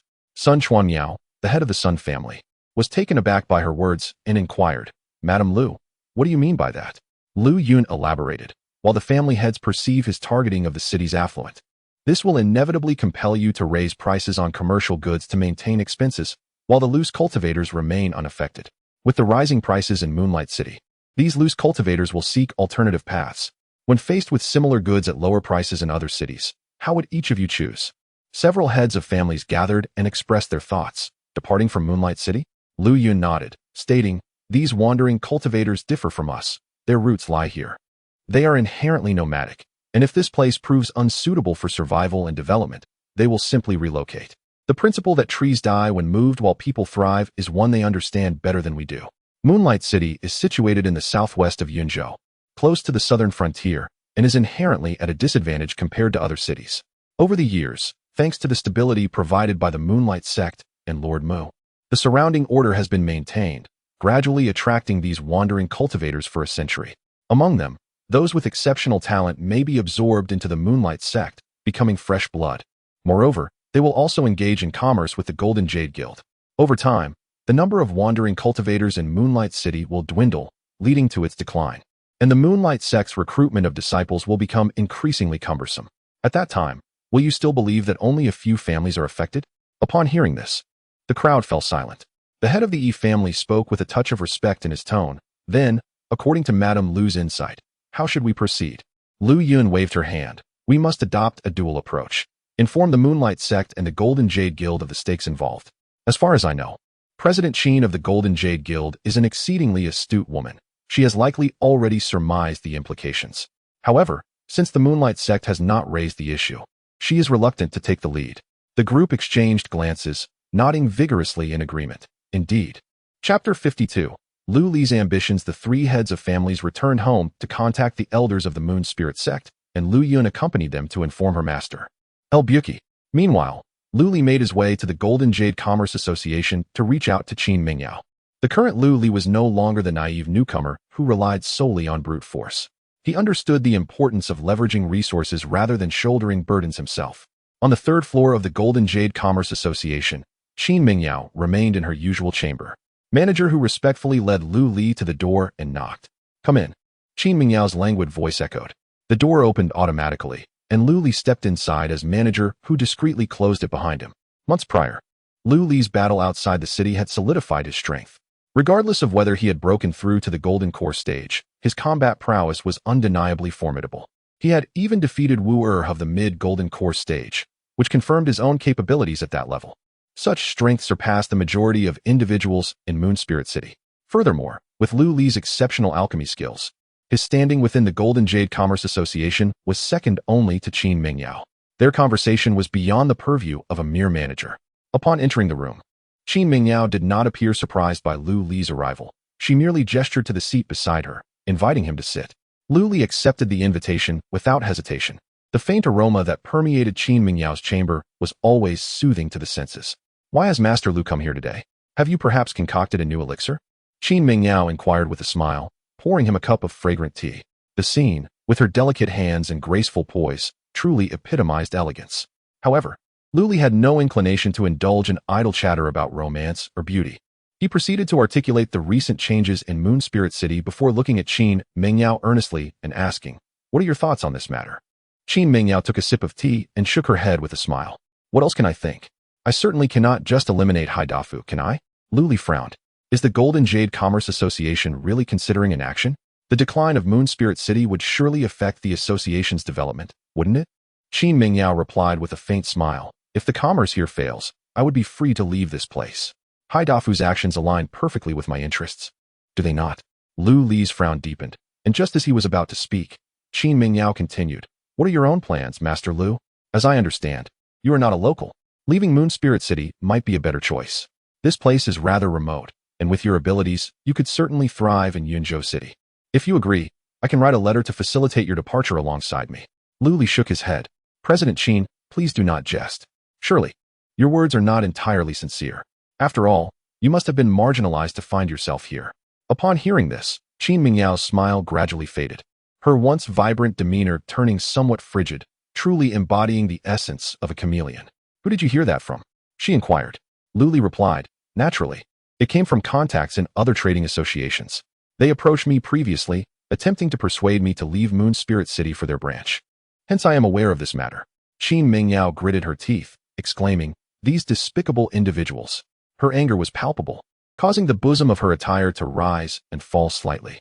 Lu Li cleared his throat and said, nonetheless, I declined their offer. Qin Mingyao, intrigued, cast her gaze upon Lu Li and asked, oh, and why is that? Since they sought to recruit you, their terms must surely be more favorable than those offered by this impoverished president. Lu Li chuckled. I am quite sentimental. I met the president through Senior Mu, and the agreement I have with her is quite generous. Aside from providing some medicinal pills, I am not required to contribute anything else. Qin Mingyao shot him a sidelong glance, her beautiful eyes sparkling with mischief. I thought you might have some feelings for me. Lu Li's heart skipped a beat. What if that were indeed part of the reason? Qin Mingyao stifled a laugh behind her hand. You lecherous fellow. With so many wives and concubines at home, are you still not satisfied? Lu Li scratched his head, reflecting on the boundless nature of human desire. Especially given his own peculiar circumstances, it would be unwise to cultivate a persona of deep affection in such a context. It would be better to candidly express his thoughts. Qin Mingyao continued, your potential is considerable, far superior to that so-called sword cultivator Mu Feibai, who has lost his ambition. However, before he departed, he did exhibit a certain aura, which is regrettable. She shot Lu Li a provocative glance and added, we shall see once you enter the Golden Core realm. At the very least, I, Qin Mingyao, will not wed a man weaker than myself. I do have high hopes for you. Lu Li smiled and replied, then I cannot let the president down. He then steered the conversation back. However, President, would you truly resign yourself to such exclusion? If the trading association you oversee in Moon Spirit City were to collapse, the days ahead would only become increasingly arduous, would they not? Have you considered expanding your association? Qin Mingyao furrowed her brows, her beauty captivating even in contemplation. What can be done? Moon Spirit City lacks resources compared to other cities, and even with your medicinal pills, these scattered cultivators cannot afford them. Otherwise, I would not have resorted to selling those pills to other associations. Lu Li shook his head. Ultimately, it boils down to the lack of strength among the people here. When they grow stronger, the resources available to them will increase, and naturally, their spiritual stones will multiply. Qin Mingyao regarded Lu Li as if he were a fool. You cannot be suggesting that we nurture the scattered cultivators of this city, can you? Lu Li chuckled. Of course not. Among these wandering cultivators, there may indeed be some with exceptional talent, yet their progress is hindered by a lack of resources. Though they are certainly few in number, I still understand the principle of using good steel on the blade. Qin Mingyao nodded, then inquired with curiosity. So what do you mean? Lu Li replied, we can create momentum. By taking an unconventional approach, we can draw some powerful individuals to Moon Spirit City. Over time, as the wandering cultivators here elevate their realms, they will bring more resources, leading to the prosperity of Moon Spirit City. The more prosperous it becomes, the more formidable individuals it will attract. Isn't that how a snowball effect begins? Qin Mingyao gasped. Are you suggesting we move the entire Yunzhou prefecture here? That is quite an audacious claim. Even Jiang Ningyue, the sect master of Moon Spirit Sect, would not dare to assert such a feat at that moment. She truly found it difficult to comprehend Lu Li. Despite being merely a fledgling foundation cultivator, he spoke boldly of achieving such great things. Lu Li smiled and said, the road ahead is long and filled with challenges. One must seek diligently. As you mentioned, Moon Spirit City is indeed a remote place. To the southwest lies the southern region of the 100,000 Great Mountains, teeming with venomous creatures and wild beasts, shrouded in miasma. Not to mention the mysterious goo cultivators that roam these lands. To ordinary people, it is scarcely distinguishable from a barbaric land.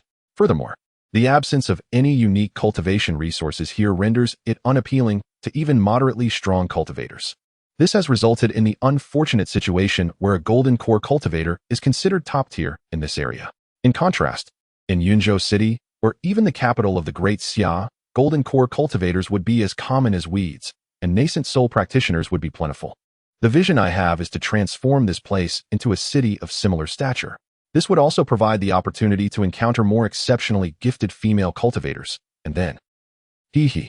At this thought, Luli could not help but chuckle. However, for now, he must first address the turmoil caused by Haidafu. Chapter 53. Eloquence. Pray tell, how might we entice more loose cultivators to Moon Spirit City? If feasible, I would not hesitate to assist you in dealing with the troublesome Haidafu, Qin Mingyao inquired, her interest piqued by Lu Li's proposition. With unwavering confidence, Lu Li replied, "It is quite simple. We merely need to implement a policy for attracting loose cultivators. Given our current circumstances, we can only focus on qi refining and foundation establishment cultivators.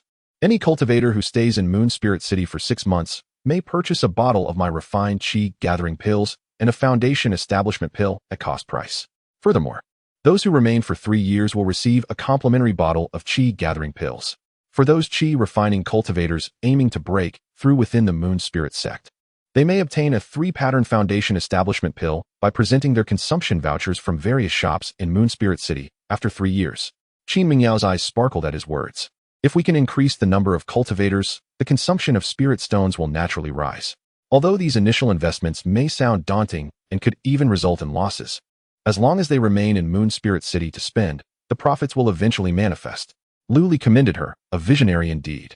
However, this is merely the first step. The second step involves establishing a partnership with the Moon Spirit sect to procure the necessary talismans, engraved formations, and spirit tools that cultivators require. These are items that loose cultivators find difficult to obtain. Even if they manage to acquire them, it often costs them a significant portion or even all of their wealth. As I understand it, each peak of the Moon Spirit sect possesses corresponding skills, and even the disciples of the sect will attract the admiration of loose cultivators when they present their crafted items. Qin Mingyao chuckled. "You speak so easily. Yet how can I dictate the affairs of another sect? Even Mu Feibai lacks such influence. After all, the sect maintains a higher status than loose cultivators precisely due to their monopoly on these skills and techniques." Lu Li shrugged. "That is why negotiation is essential. As the number of loose cultivators near the Moon Spirit sect increases, their strength will rise, and the quality of disciples joining the sect will naturally improve, thereby enhancing the sect's overall power. Wouldn't you agree?" After a moment of contemplation, Qin Mingyao conceded, "You are right. It seems I must have a thorough discussion with Sect Master Jiang Mingyue." Then, Lu Li raised a third finger. The third step involves regularly auctioning high-quality treasures to attract cultivators. Qin Mingyao frowned. "And what is the rationale behind this?" Lu Li smiled.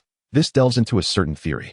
In short, once loose cultivators have developed, we can acquire items they no longer need, periodically exhibit them, and set a starting bid that is half the usual purchase price, thereby enticing others with the prospect of a bargain, encouraging them to linger in Moon Spirit City."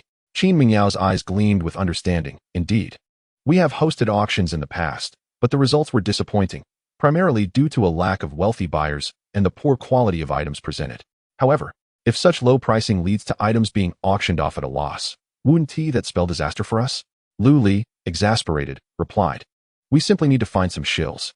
They can enable individuals to successfully acquire certain items at a low price, while simultaneously inflating the value of genuine treasures to exorbitant heights, thereby creating an illusion for casual practitioners and preventing truly valuable items from being released at a bargain." Qin Mingyao suddenly comprehended this notion and her gaze towards Lu Li shifted. "How is it that you, having never engaged in commercial affairs, possess such profound knowledge of these intricacies?" Lu Li remained silent. It was amusing, for in his past life, he was surrounded by myriad tactics designed to stimulate consumer spending. To empty the wallets of the populace, the methods were virtually limitless. Lu Li was merely short of employing influencers to promote products. Observing Lu Li's silence, Qin Mingyao chuckled and shook her head. "I initially believed your accomplishments lay solely in the realms of swordsmanship and alchemy. Yet it appears you also possess a keen acumen for business. Were you to lead the Golden Jade Commerce Association, I suspect it would already be flourishing." Then, Qin Mingyao pondered something further. Having discussed so much, What advantages does this hold for you? The first step in implementing this plan necessitates an abundance of elixirs, and only you can forge the intricate pill patterns required for them in the entire Moon Spirit City. If you were to drive away Hai Dafu and truly pursue this venture, you might find yourself confined to the alchemy chamber day in and day out. Lu Li replied, "Rest assured, President, I have my own confidence in this matter." Let us not forget that Lu Li possessed the Qing Nong needle. Even without personally refining the elixirs, he could enhance those devoid of pill patterns with the needle, achieving the desired effect. Furthermore, Lu Li sensed that his alchemical skills were nearing a bottleneck, requiring a wealth of experience to break through. At that point, he would be able to concoct the elixirs necessary for the Golden Core realm. His cultivation was also on the brink of reaching the Golden Core stage. Although he had been lavishly using spirit stones during his daily training, crucial breakthroughs still necessitated the assistance of elixirs. Moreover, the force under his command required further expansion. In the context of Moon Spirit City, it had nearly reached its limits. He needed to deepen the pool, ensuring that the growing fish of his ambitions could thrive even more abundantly. It would be unthinkable to abandon the territory he had cultivated for years and start afresh in an unfamiliar place, wouldn't he? Qin Mingyao cast a deep glance at Lu Li. In her heart, she evidently interpreted Lu Li's actions as a gesture of goodwill towards her.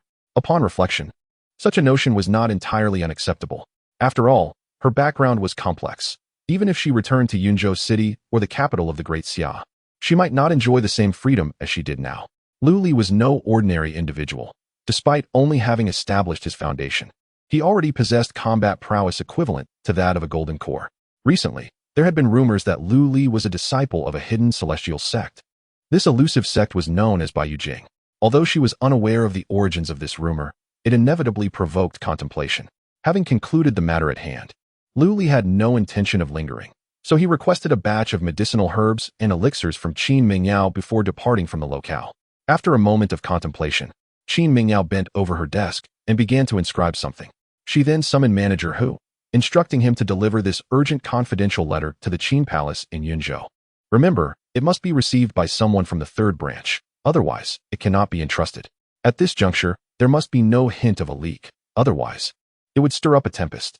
Manager Hu nodded gravely and took the letter before leaving. Once all was completed, Qin Mingyao resumed her languid demeanor, gazing at a painting on the wall that bore a striking resemblance to herself, a smile gracing her lips. Lu Li. This individual possesses a certain intrigue. Meanwhile, after departing from the Golden Jade Commerce Association, Lu Li unexpectedly encountered a familiar figure, the very cultivator at the peak of the Foundation establishment stage who had once coveted his position as the commander of the Moon City Guards. At present, this individual was accompanied by a contingent of Moon City Guards, marching directly towards Lu Li. Lu Li, according to the records, "You are guilty of severe dereliction of duty, so you must accompany me," declared the newly appointed commander of the Moon City Guards, an air of arrogance evident as he regarded Lu Li with disdain. Lu Li rubbed his forehead, recognizing that the inevitable had indeed arrived. How ironic it was that he was meant to deal with this man's superior, yet this fellow had presented himself so conveniently. Had he not heard of Lu Li's exploits before? How audacious of him. Chapter 54, Shrimp and Pork Heart, a gentle reminder. Please consider saving this after reading for easier access later. Lu Li raised his hands in a gesture of indifference and stated, "During my tenure, I never received a single piece of spirit stone as salary. My position as the commander was merely an invitation from Lord Mu to lend my name. How could that be deemed dereliction of duty?" The commander of the Moon City Guard sneered. "Do you dare claim you have not taken a single coin? How did you transform from a penniless youth into the grand figure you are today? Surely, you and Mu Feibai have conspired together, publicly rejecting offerings while secretly hoarding vast amounts of spirit stones and cultivation resources." Lu Li furrowed his brow. Those with corrupt hearts perceive everything is tainted. Setting aside his own situation, Mu Feibai had held the title of City Lord in Moon Spirit City for nearly a century, drawing a substantial salary from the provincial government. Had it been anyone else, they would have amassed a fortune in spirit stones long ago. He had even intended to gift some spirit stones to Mu Feibai upon his departure, only to have him flee first. If Mu Feibai had not been so swift, he would have surely faced punishment at the hands of the provincial governor. Noticing Lu Li's silence, the commander's arrogance escalated. One could only wonder how a mere Peak Foundation establishment cultivator could speak so boldly. Upon hearing these words, Lu Li's brow relaxed. "Young man, others may afford you some respect and call you commander out of deference to Lord Hai. Even if Hai Dafu lacks the provincial governor's appointment and does not hold a position in the Great Xia, he is of little consequence. As a mere dog, you have been fortunate enough to serve a good master who has bestowed upon you a cushy position. Revel in your good fortune, but beware of barking recklessly, lest you find yourself struck down. Lu Li's words instantly changed the commander's expression. Presumptuous. Seize this man and bring him back to confess. The commander bellowed. However, the Moon City guards behind him stayed motionless, exchanging glances. What nonsense is this? We are merely at the initial stage of Foundation establishment. While Lu Li has slain elders of the Moon Spirit sect, if he seeks death, let him do so alone. Lu Li stood leisurely in place. If you intend to attack, come at me yourself. I am curious to see the extent of your abilities that embolden you to utter such foolishness. Then, Lu Li turned his gaze to the several Moon City guards behind the commander. You must be the newly recruited members of the Moon City guards, correct? What salary has Lord Hai promised you? Our Lu family's attendants receive hundreds of spirit stones annually. Upon hearing this, the faces of several guards showed signs of temptation. The commander, witnessing this, erupted in fury. A poor wretch from a backwater place. Let me show you the techniques of the Yunlan sect. While he had heard of Lu Li's feat of slaying a mid-stage golden core cultivator, he had not witnessed it himself. Perhaps it was some unique magical artifact or protective sword chi bestowed by Mu Feibai. Every talented heir from a prestigious family possesses one or two hidden trump cards. After all, yet, such items often require lengthy intervals before they can be used again. Could a mere Foundation establishment cultivator defeat a mid-stage golden core cultivator with just a sword chi? Even the most gifted disciple of the Yunlan sect would struggle to achieve such a feat. Lu Li's tricks may deceive others, but not him. The commander let out a cold snort and suddenly unleashed his power. A surge of spiritual energy coalesced around him, transforming into azure wind blades that rushed towards Lu Li in an instant. The wind blades were sharp and swift, revealing a stark contrast between him and the ordinary rogue cultivators. Clearly, his cultivation techniques and manuals far surpassed those of common practitioners, being at least of the Xian grade. As the newly appointed commander of the Moon City Guard made his move, his extraordinary combat prowess became immediately evident. However, he was not contending with an ordinary rogue cultivator, but rather with Lu Li, who possessed a formidable earth-grade cultivation technique. Lu Li took a deep breath and exhaled, releasing an identical azure spiritual energy that morphed into similar wind blades, clashing with the commander's attack. In truth, Lu Li could have easily utilized the defensive capabilities of his Frost Moon Jade Belt to nullify the assault, but he chose not to.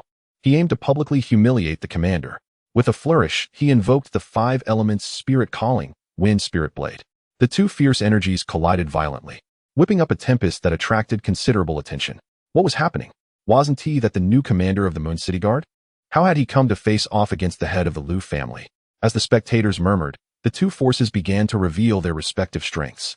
Under the incredulous gaze of the commander, his attack faltered, while Lu Li's onslaught remained relentless, hurtling directly towards his face. How could this be possible? It should be noted that Lu Li's spiritual root was now also of the earth grade. Even if the power was diluted by the 5 elemental attributes, it was still significantly stronger than that of an ordinary spiritual root. In battles between cultivators, victory is not solely determined by the level of cultivation. Otherwise, if combatants merely compared their realms, stating I am at Foundation Establishment level 5, while you are at level 4, hence I concede, it would simplify matters too greatly. The Wind Spirit Blade was poised to strike the commander's face, compelling him to activate his yellow-grade defensive spirit artifact. The wind blades shattered, dissipating into a cascade of starlight. Not bad, not bad, Lu Li remarked. You managed to block my Wind Spirit Blade, proving to be slightly stronger than I anticipated. However, the efficacy of defensive artifacts has its limits. With that, Lu Li unleashed the Wind Spirit Blade once more, but this time, it was not merely a few. As he expelled dozens of wind blades, the commander's pupils constricted. The sound of clashing metal rang out as the multitude of wind blades struck against his protective shield. Not only that, once the initial barrage was exhausted, Lu Li unleashed yet another wave of dozens more. The venerable Laozi possesses innate spiritual roots of the earth, allowing even the most mundane techniques to achieve the storage capacity of a yellow-grade spiritual energy. I am eager to witness how long you can endure. Under the relentless onslaught of Lu Li, the commander's defensive shield grew increasingly dim. Finally, with a resounding crack, the luminous shield shattered. Along with it, a jade pendant at the commander's waist also fractured. This transgression unfolded in less than half a minute. My Wind Jade Pendant. A wave of anguish surged through the commander's heart. He never anticipated that his defensive artifact would shatter so swiftly. This wind jade pendant was capable of withstanding even the full-force strikes of a peak foundation establishment cultivator or an early golden core practitioner. He had acquired this precious item at the cost of over 1,000 spirit stones. With a fierce glare, the commander fixed his bloodshot eyes on Lu Li, as if he wished to devour him whole. Lu Li, seizing the moment, ceased his assault. What is the matter? Are you feeling the sting of loss? If you are willing to kneel and bow 3 times, I could turn back and procure you a pendant of similar quality from the Golden Jade Merchant Guild. What do you say? Have a think about it. At this, the onlookers erupted into raucous laughter. Some in the crowd jeered, hey, bow once, bow once. 3 bows for a yellow-grade artifact. What a bargain. Master Lu, if I bow, will I receive it? Lu Li smiled lightly, gesturing to those around him. Then turning his gaze toward the newly appointed commander, whose expression was contorted with rage. One must admit, Lu Li's maneuver was a lethal strike to the heart. Not only was he inferior in strength to Lu Li, but also in wealth and reputation. Listening to the derisive jeers of the crowd, the commander was nearly driven to the brink of bloodshed from fury. Chapter 55. The Hongmen Banquet within the Lord's Manor. Haidafu wore a sullen expression as he regarded his trusted confidant. Are you saying that Lu Li not only damaged your yellow-grade defensive spirit tool, but also publicly humiliated you? The commander nodded with a reddened face, then remarked, this is not merely a slap in the face for me. It is an affront to you, my lord. Shall I summon a few esteemed individuals from the Yunlan sect to lend us some support? Haidafu pondered for a moment. No need. Such trivial matters do not warrant troubling the brothers of the Yunlan sect. Moreover, you are well aware of their character. I have only just secured this lucrative position, and they are envious of it. If they were to learn of my troubles, I fear I would have to share a significant portion of the spirit stones that I have only recently acquired. But the commander cautiously assessed Haidafu's demeanor. After a brief hesitation, he continued, Lu Li's strength is formidable. I truly am no match for him. It appears the rumors regarding his slaying of Elder Wu of the Moon Spirit sect are indeed accurate.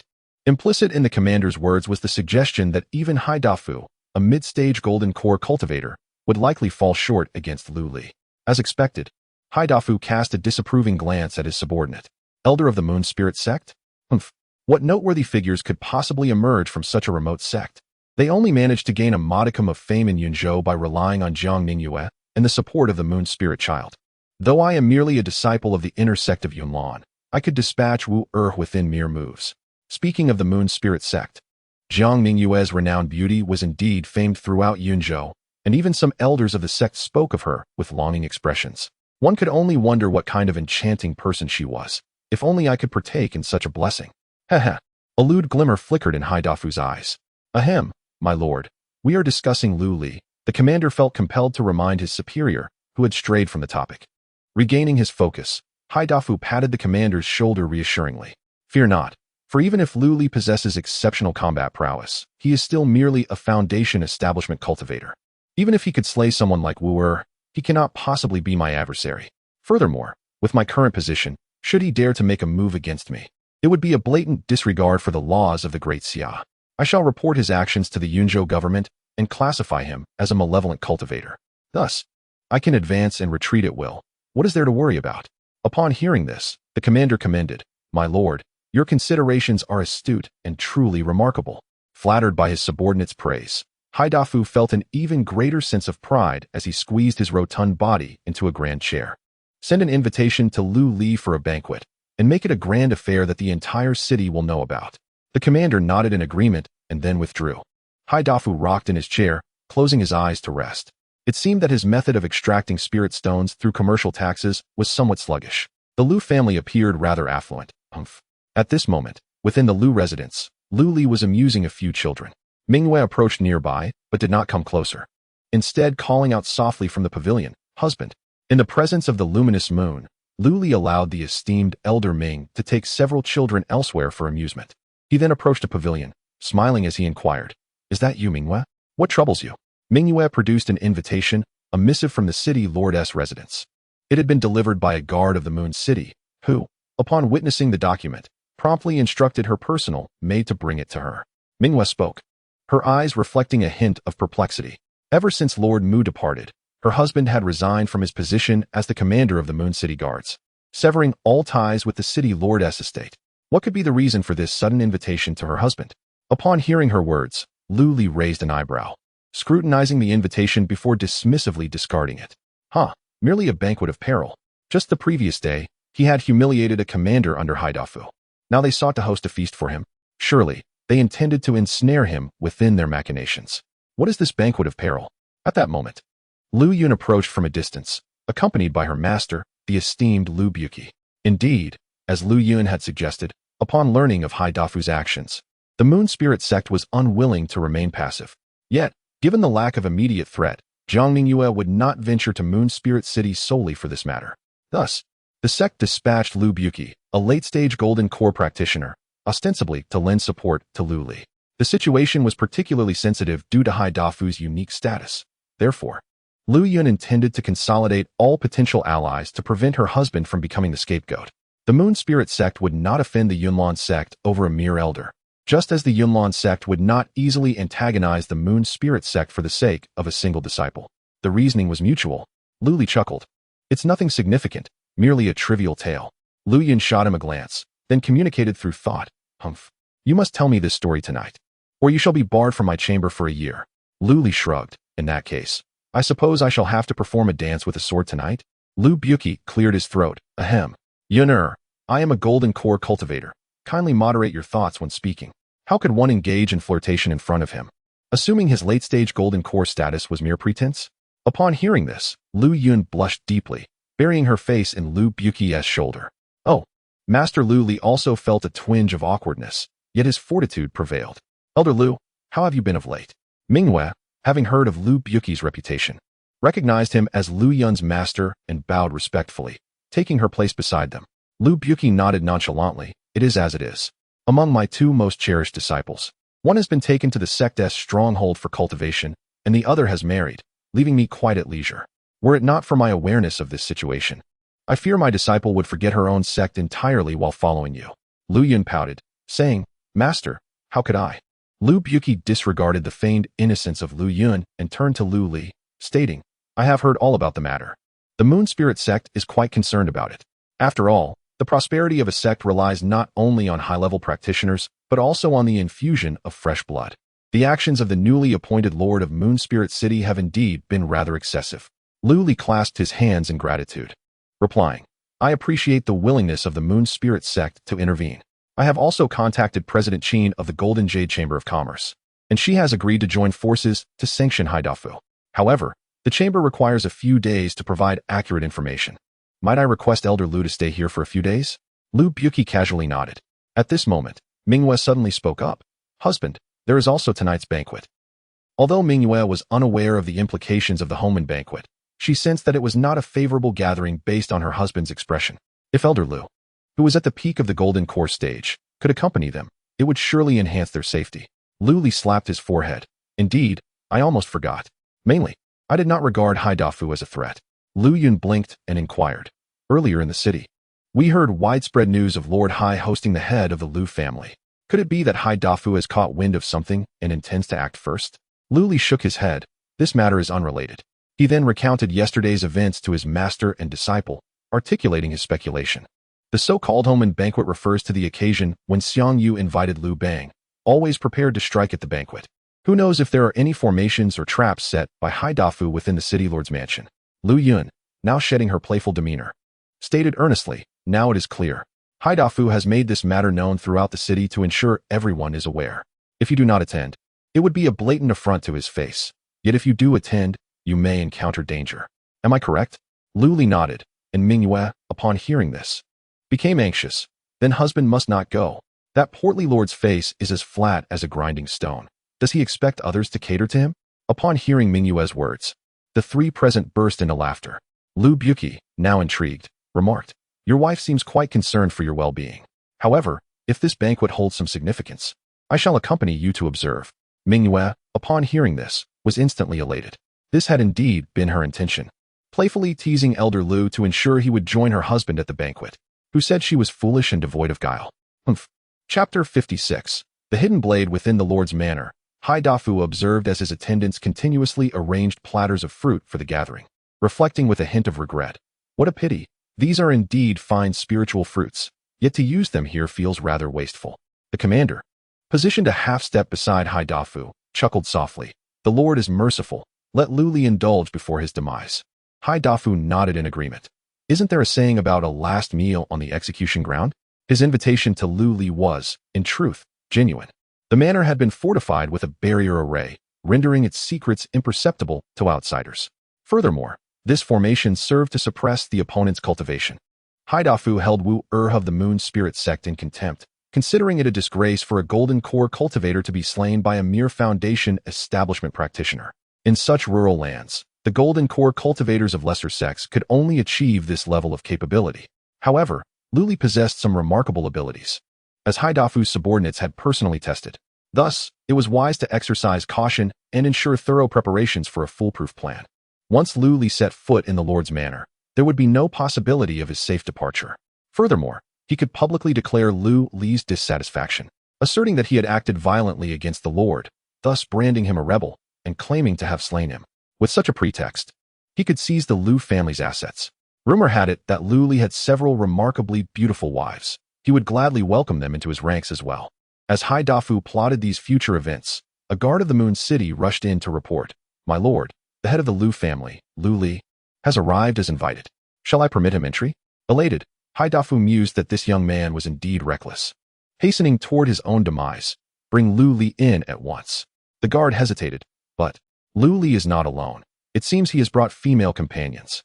Upon hearing this, Haidafu's delight only grew. The head of the Lu family is a prominent figure in Moon Spirit City. It is perfectly acceptable for him to bring his women to the banquet. Enough of this chatter, go fetch him at once. Just as he contemplated this, Lu Li arrived with his wives in tow.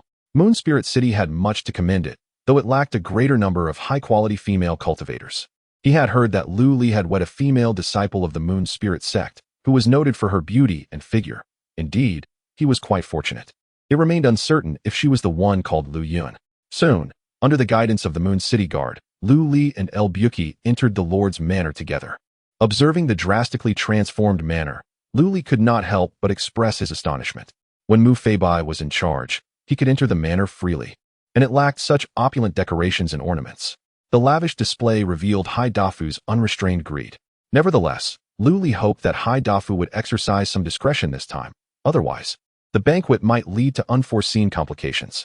Before long, the two parties, each harboring their own schemes, came face to face. Haidafu maintained a facade of cordiality, clasping his hands as he greeted, "Head of the Lu family, it has been quite some time since we last met, especially since you stepped down from your position."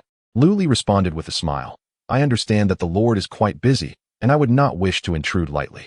Beside them, El Buki scoffed, appearing somewhat impatient. The two individuals, both harboring ill intentions, feigned familiarity with one another. It would be far more satisfying to engage in a direct confrontation.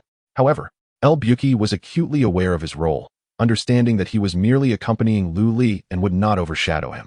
Meanwhile, Haidafu had already taken note of the short-haired woman standing nearby, with her sun-kissed skin and a demeanor radiating competence. She embodied a striking androgyny that was both beautiful and handsome, invoking a compelling urge of admiration. She appeared to be a spirited mare. Lu Li also recognized Haidafu's gaze and promptly introduced, "This lady is, let us say, a friend of mine." Haidafu immediately exhibited a knowing expression. He then invited Lu Li to take a seat and instructed his servants to present the dishes. Upon witnessing the lavish spread, Lu Li was somewhat taken aback, questioning whether Haidafu truly harbored no ulterior motives and was merely extending a gesture of goodwill. Nevertheless, Lu Li remained cautious. Swallowing a spiritual fruit and isolating it within his body, using his primordial energy, refusing to absorb it. After taking a few bites, Haidafu casually remarked, "I have heard that the head of the Lu family encountered a slight disagreement with my captain yesterday." Lu Li scoffed inwardly, finally addressing the matter at hand. "Indeed."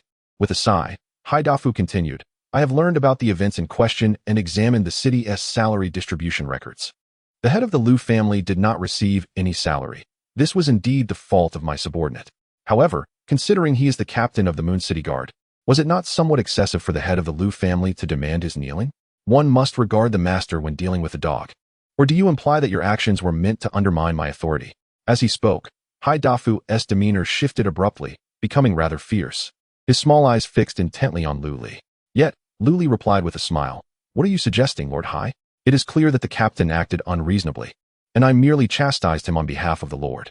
After all, anyone would feel inclined to kick a dog that barks recklessly in the street, wouldn't he? Wouldn't you agree, Lord Hai?" Haidafu snorted disdainfully. Humph. What audacity. Lu Li, my earlier respect for you was merely out of deference to Mu Feibai. In truth, you are no different from my subordinate, merely a dog raised by Mu Feibai. Now that your master has departed, instead of behaving modestly, you persist in your arrogance. I suspect that your possessions were merely left to you by Mu Feibai.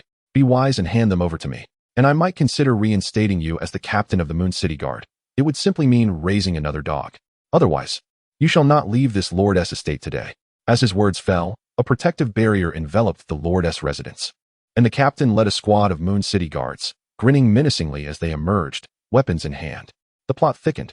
Such a sudden transformation, accompanied by a scene fraught with menace, was met with indifference by El Buki, who continued to nonchalantly pick at his food with chopsticks, savoring each bite. His composed demeanor left Haidafu feeling somewhat perplexed. However, given the circumstances, there was little for him to ponder.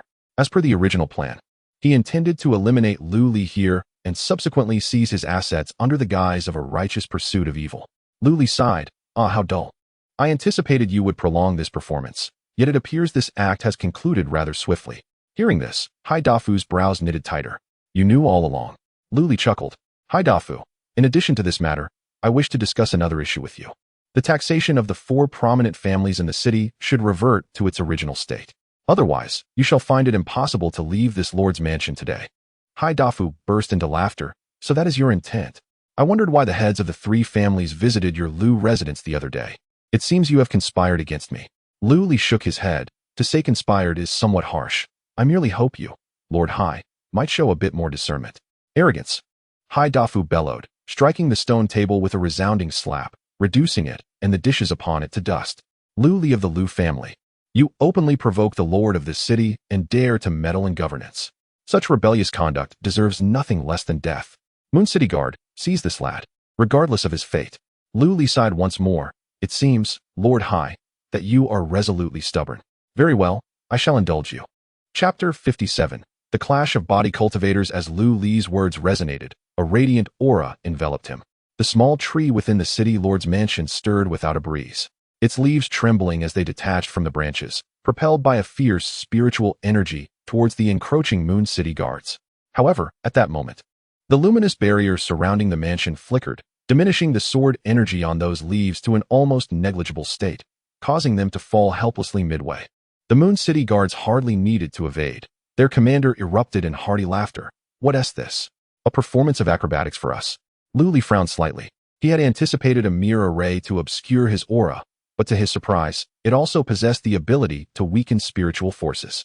The power he had infused into those leaves had been reduced to a mere fraction of its original strength. Haidafu, a disciple of the Yunlong sect, truly showcased a remarkable array. At that moment, no one noticed El Buki, who was dazedly holding her chopsticks, staring at the stone table and dishes now reduced to dust. Perhaps someone had noticed, but chose to disregard it. This woman seemed to have been rendered speechless by the sudden turn of events. Just as Lu Li furrowed his brow, preparing to scrutinize the array's core for a potential breach, El Buki unexpectedly stood up and patted Lu Li's shoulder. An irresistible force pressed Lu Li back onto his seat. Confused, he glanced at El Buki, who wore a calm expression as she addressed Haidafu. I haven't finished my meal, and you've overturned the table. Such behavior is quite inappropriate. Haidafu chuckled in response. Ah, still a glutton, are we? Fear not. As long as you obediently watch the show, I'll ensure you have your fill afterward. The commander chimed in. Surely. You're not just Lu Li's wife or concubine. As long as you accompany our master, indulging in fine delicacies will be no issue. Even exquisite spiritual fruits and dishes. At his words, El Buki smiled, her previously sharp features softening, bearing a resemblance to Lu Yun. Is that so? Haidafu was momentarily entranced. This woman possesses a certain charm. Unfortunately, there is one thing I despise above all else. El Buki's expression darkened suddenly. A powerful aura of a late-stage golden core cultivator erupting forth. And that is being denied a hearty meal. As a body cultivator, El Buki relished her appetite aside from her crafting pursuits. Although one could abstain from food for extended periods during the foundation establishment stage, and even longer during the golden core stage, El Buki did not subscribe to such practices. On her peak, there was even a dedicated chef to prepare her meals. She stubbornly believed that food was an indispensable part of life. No matter her level of cultivation, she would not forsake such cravings. After all, what significance does immortality hold without the enjoyment of life's pleasures? This sentiment was likewise inherited by Lu Yun, albeit with differing preferences. Golden Core, late stage. Hai Dafu's pupils constricted. He had not anticipated that the short-haired woman accompanying Lu Li was, in fact, a late-stage Golden Core cultivator.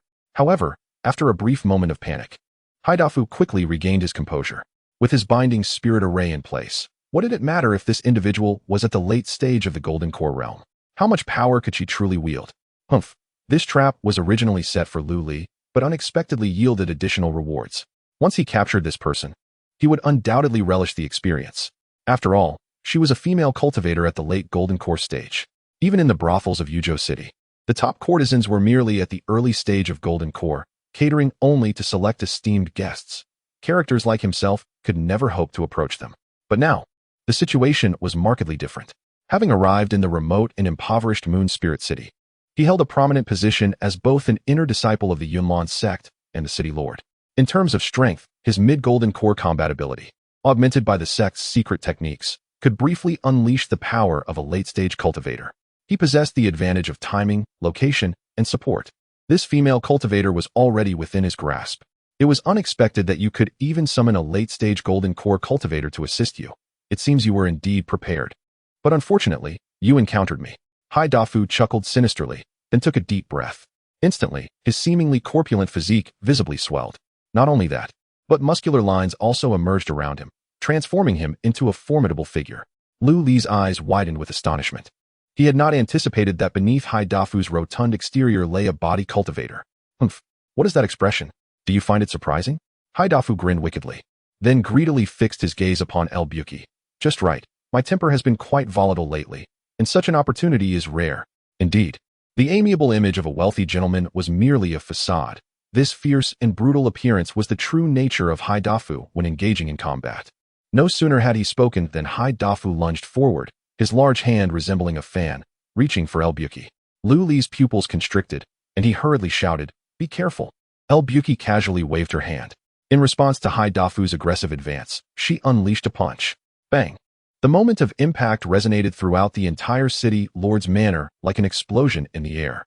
Lu Li, standing closest, felt a powerful gust rush towards him and quickly summoned his internal spiritual energy for protection, grounding himself firmly to the earth. The residual force of the clash sent many within the manor flying, shattering furnishings and creating a cloud of dust. The entire lord's residence was left in disarray. Fortunately, Lu Li's reservoir of spiritual energy was abundant, and having cultivated both the harmonious union technique and the 5 animals body refinement method, his physical form was not inferior to that of an ordinary body cultivator. Otherwise, at such close range, he too would likely have been harmed by the aftermath of their confrontation. Meanwhile, ripples surged across the light curtain of the binding spirit array, resembling a curtain of water. Had the spirit array not contained the area, the commotion would have surely alarmed the entirety of Moon Spirit City. A sharp cracking sound echoed, a sound reminiscent of bones shattering. Hai Dafu widened his eyes in disbelief, taking several steps back, his gaze fixated on the slender, wheat-colored fist of his opponent. This woman, astonishingly, was also a practitioner of physical cultivation. Just moments ago, their clash had left the bones in his palm shattered. "Who are you?" he inquired, a wary expression dawning upon his face. The path of physical cultivators is not one that mere wanderers can tread lightly. The cultivation of one's physique demands immense patience and countless trials of the body, alongside a substantial reliance on rare herbs and treasures of nature. Merely focusing on physical training, without care, could result in the severing of meridians and tendons, potentially leading to complete incapacitation. In such cases, healing elixirs and spiritual herbs become essential for restoration and enhancement of the body. Indeed, every physical cultivator is akin to a wealthy individual. Such expenses are far beyond the means of an ordinary wanderer. El Buki scoffed. "Listen well, I am El Buki, elder of the Moon Spirit sect, with no intention of changing my name or identity. To dare speak recklessly to me, you must possess the audacity of a bear and a leopard. Today, I shall strike you so hard that even your mother would fail to recognize you." Chapter 58. The Method of Restraining Body Cultivation. Not long after, Hai Dafu, with a face resembling that of a pig, weakly raised his hand in surrender, exclaiming, "No more, no more. I concede." Lu Buki also halted, retracting the fist that was about to strike Hai Dafu. Observing Lu Buki's fierce demeanor, Lu Li couldn't help but click his tongue. She was indeed a humanoid beast of ferocity. Whoever marries her would surely be doomed for generations. Nonetheless, the battle stirred Lu Li's blood. For the close-quarters combat between body cultivators was exceedingly brutal. In contrast to the graceful and ethereal movements of sword cultivators, the battles of body cultivators were characterized by sheer passion and intensity. This inevitably reminded Lu Li of the Dragon Ball series he had watched in his previous life. He imagined Lu Buki sporting Goku's Super Saiyan hairstyle and surprisingly found it not entirely discordant. Well, perhaps there was a slight sense of incongruity. Yet, in many other aspects, she bore a remarkable resemblance to a Saiyan. No wonder Lu Yun always exhibited a complex expression when mentioning her master. It was said that Lu Buki had suitors in the past, but they were all driven away by her. Thus, she remained without a partner to this day. Since you have conceded, release the formation. Otherwise, Lu Buki cracked her knuckles, eyeing Haidafu with malevolent intent.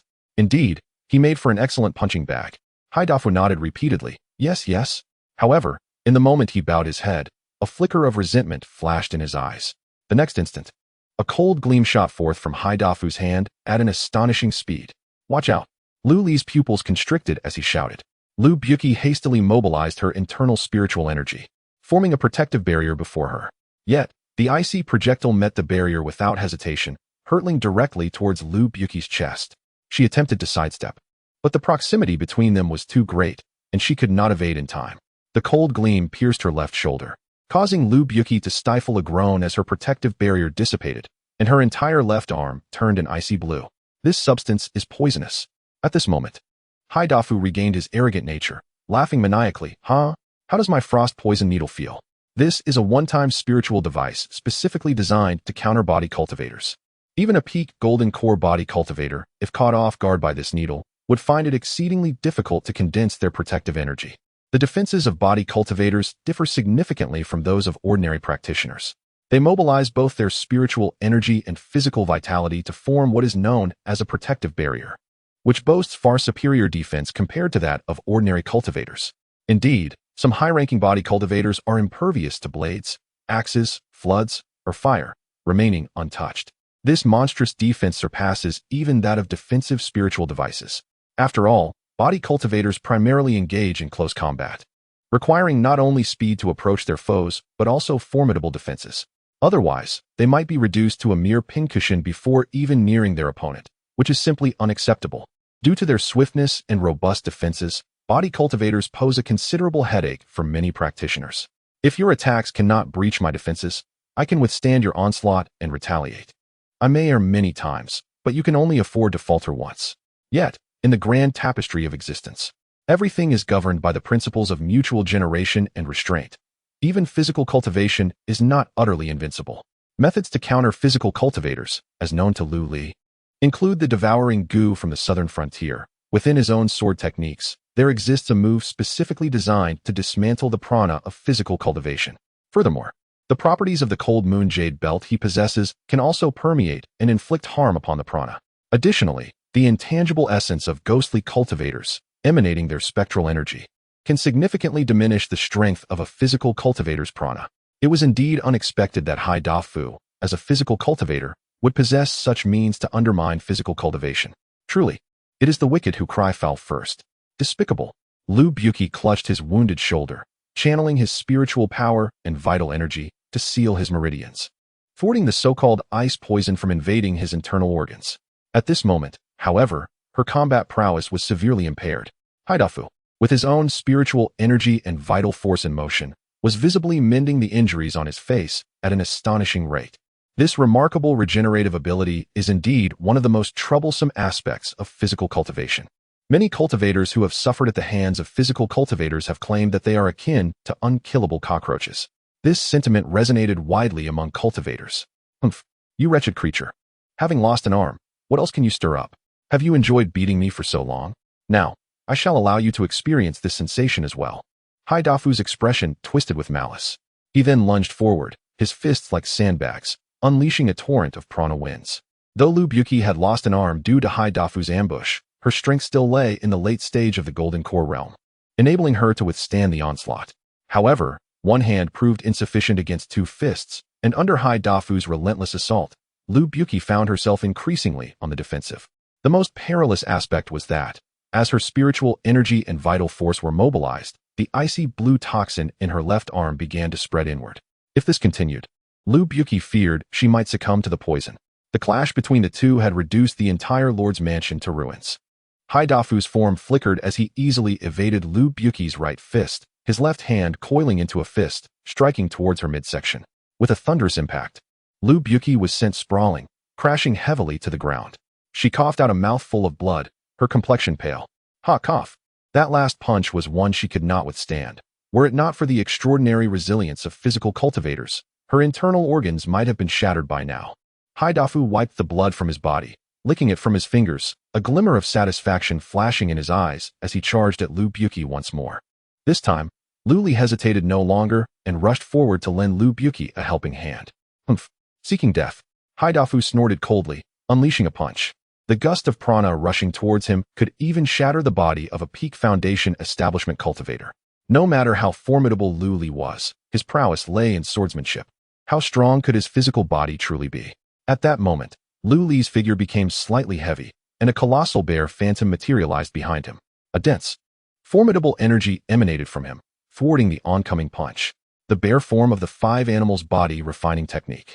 Although the 5 animals body refining technique is not primarily focused on combat, it possesses corresponding methods for battle. The bear form is primarily defensive in nature.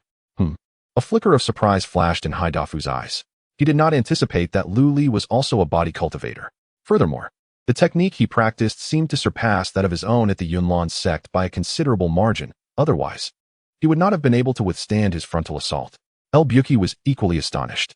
However, he had already learned from Lu Yun that Lu Li appeared to have received the teachings of the reclusive sect by Yu Jing, thereby acquiring numerous profound techniques. A body refining technique, it seems, is not entirely beyond reason. Elder El, please focus on healing and dispelling the poison. I shall handle this individual, Lu Li declared, casting a long needle that flew directly towards El Buqi, coming to rest near him. This needle, once inserted into your poisoned forearm, will aid you. Upon hearing this, El Buqi did not hesitate and plunged the needle into the meridians of his left arm. In the next moment, the icy blue toxin in his left arm surged towards the long needle as if it had found an outlet. El Buqi's eyes brightened. Indeed, it was a remarkable item. Seeing this, Haidafu was instantly alarmed. If El Buqi were to recover, he feared that he would once again find himself in a passive position. This time, El Buqi would likely show no mercy. A swift resolution was imperative. Chapter 59. The Fall of Haidafu. Though Haidafu was astonished to discover that Lu Li was indeed a physical cultivator, the current predicament left him no room for inquiries, compelling him to launch an attack against Lu Li. The two engaged in fierce combat, the air crackling with energy and tumultuous winds swirling around them. Utilizing the principles of the 5 animal exercise, Lu Li matched Haidafu blow for blow. Suddenly, the silhouette behind Lu Li transformed into a majestic bird, soaring briefly before vanishing. With a swift step, akin to the wind beneath his feet, he closed the distance to Haidafu in an instant. Following this, the phantom of a ferocious tiger roared skyward as Lu Li struck forth, channeling his physical strength and vital essence into a colossal tiger claw that bore down upon Haidafu. Haidafu's expression shifted, apprehensive of a direct confrontation. He retreated hastily, narrowly evading the descending claw. However, Lu Li's shadow shifted once more, morphing into a long-armed white ape. The tiger claw's force inexplicably extended, crashing into Haidafu's chest and sending him staggering back several dozen meters. The grandeur of the city lord's estate, sprawling over a vast expanse, comprised both inner and outer courtyards amounting to over 100 acres. With 1 acre equating to approximately 666 square meters, it was significantly larger than a standard basketball court. In contrast, Lu Li's own estate was a mere 30 acres, and that was before accounting for the various structures within. Thus, Lu Li often lamented that as his cultivation deepened, he found it increasingly challenging to train effectively within his own home. Returning to the battlefield, Lu Li's tiger claw dissipated into formless energy, returning to his palm. Observing this, Haidafu's pupils constricted sharply. What kind of physical cultivation technique had this individual mastered? The more he observed, the more he found it perplexing and enigmatic. The shifting phantom behind Lu Li was a source of great intrigue. Exhibiting the defensive prowess of a bear, the speed of a bird, and the attacking might of a tiger, all adhering to the standards of a golden core physical cultivator. Lu Li would naturally refrain from divulging his secrets to Haidafu. He practiced the 5 animal exercise, wherein each form, tiger, deer, bear, ape, and bird, held its own unique virtues. A product of the system, it was undoubtedly of superior quality. Haidafu's gaze shifted uneasily. At this moment, he had ascertained that Lu Li's method of physical cultivation vastly surpassed his own, the earth-grade technique, the Zhenshanju. His own Zhenshanju was classified as a superior earth-grade physical cultivation method. Did this imply that Lu Li was practicing a technique of even higher caliber? As a rogue cultivator, where could he have obtained such fortune? With jealousy surging within him, Haidafu ceased to underestimate Lu Li and began to engage him with full force. The two exchanged blows, the impact resonating with explosive force. Although Lu Li enjoyed an advantage in technique, his cultivation realm remained somewhat inferior. Under the relentless onslaught of Haidafu, Lu Li found himself repeatedly forced back, his complexion growing increasingly pale. However, in the following moment, the silhouette above Lu Li transformed into a colossal deer, and his pallor gradually gave way to a healthy flush as his injuries began to mend. The deer form was distinct from the other four, embodying a pure healing aspect. Cursed. As Lu Li's injuries began to heal, Haidafu suddenly let out a piercing howl, his bones cracking audibly, muscles bulging, and his physique expanding with an overwhelming surge of power. He could not believe that he would be unable to contend with a mere cultivator who had not even reached the golden core stage. Observing this, Lu Li furrowed his brow, wondering why the situation had escalated so suddenly. However, he recognized that, following their earlier clash, his physical cultivation did indeed fall short of Haidafu's. It was evident that Haidafu had employed some forbidden technique to enhance his strength, prompting Lu Li to abandon his previous jesting demeanor. Just as Lu Li prepared to unleash his ultimate concealed sword intent, a hand suddenly rested upon his shoulder. "You've worked hard. Allow me to handle the situation from here," came the voice of El Buki, her expression as frigid as frost, her eyes glinting with lethal intent. At this moment, the chilling poison that had afflicted her had been dispelled, restoring her strength. Yet, it was clear that the treachery of Haidafu had ignited a fierce resolve within El Buki as well. In her hand appeared a massive axe, towering over her by half a body length, its appearance fearsome. Haidafu's pupils constricted in shock. He had not anticipated that El Buki could rid herself of the icy poison in such a short span of time. He then fixed a malevolent gaze upon Lu Li, recalling the item Lu Li had earlier handed her. "This is yet another scheme of Lu Li," El Buki declared, her left hand gripping the axe while her right offered Lu Li a cyan needle imbued with ice-blue energy. "Thank you once more. I owe you a debt of gratitude." Lu Li accepted the needle, responding with a smile. "Elder El, you jest.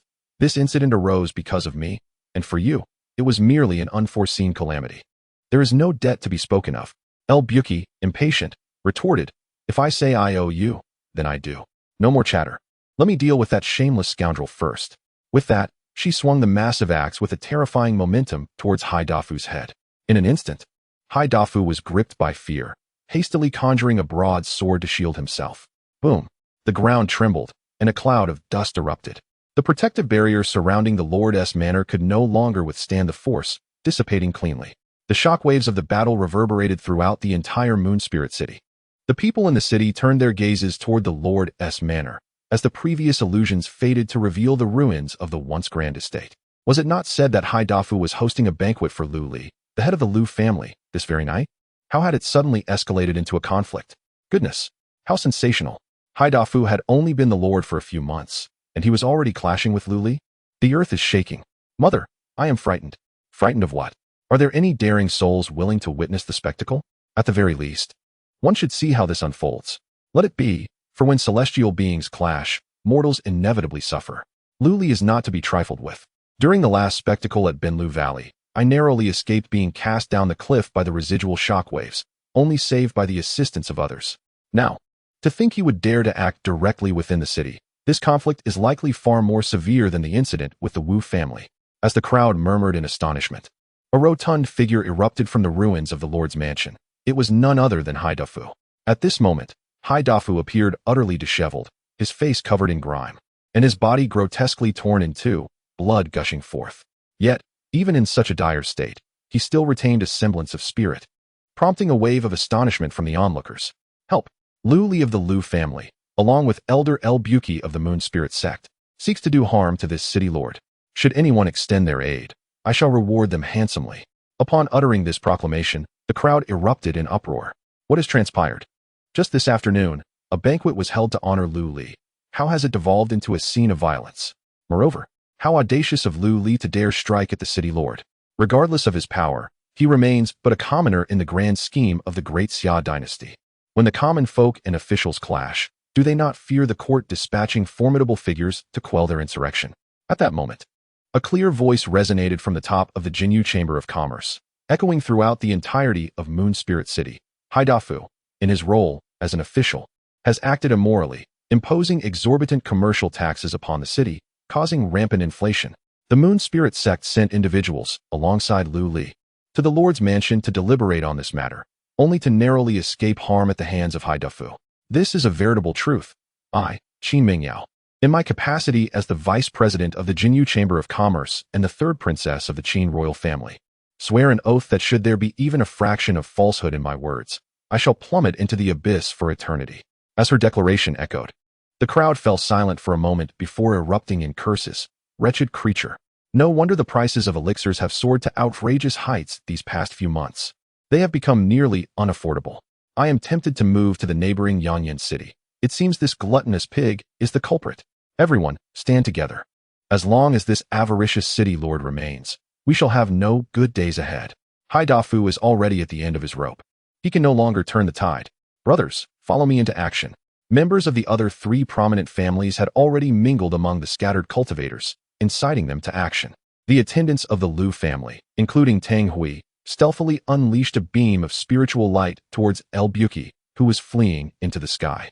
With a leader to follow and the four great families inciting the masses, a torrent of colorful beams of spiritual light surged into the heavens, transforming the night sky of Moon Spirit City into a dazzling display reminiscent of 1,000 fireworks.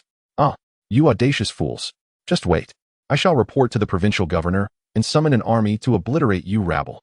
The anguished cries of Haidafu rang out, laced with fury.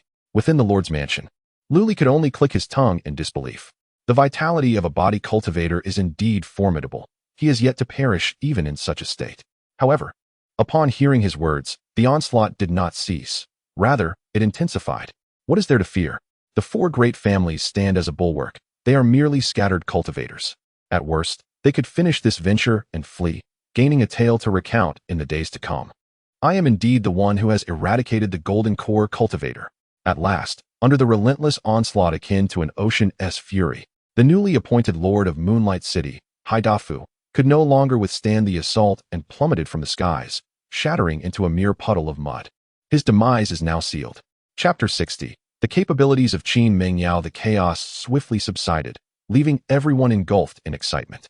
At this moment, Lu Li and El Buki received a summons from Qin Mingyao and made their way to the Golden Jade Chamber of Commerce. Lu Li looked at Qin Mingyao in astonishment, realizing that the president was, in fact, a princess. Qin Mingyao chuckled softly and shook her head, saying, "You ought to be aware that the Golden Jade Chamber of Commerce has the royal family as its backing. What is so surprising about a branch president being a member of the imperial family? However, I find that my title as a princess is often less advantageous than that of the chamber president." Lu Li raised an eyebrow, wisely refraining from probing further. It appeared that the intricacies of the royal connections were far more complex than he had anticipated. At the very least, the fact that Qin Mingyao, as a princess, had come to this remote place, Moon Spirit City, spoke volumes. El Buki snorted. Not being able to personally slay Haidafu has indeed spared this fat fool.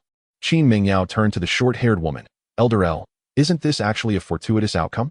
If you had indeed executed Haidafu, the newly appointed city lord, in public, regardless of right or wrong, it would have placed Moon Spirit Sect in an awkward position within the Great Xia.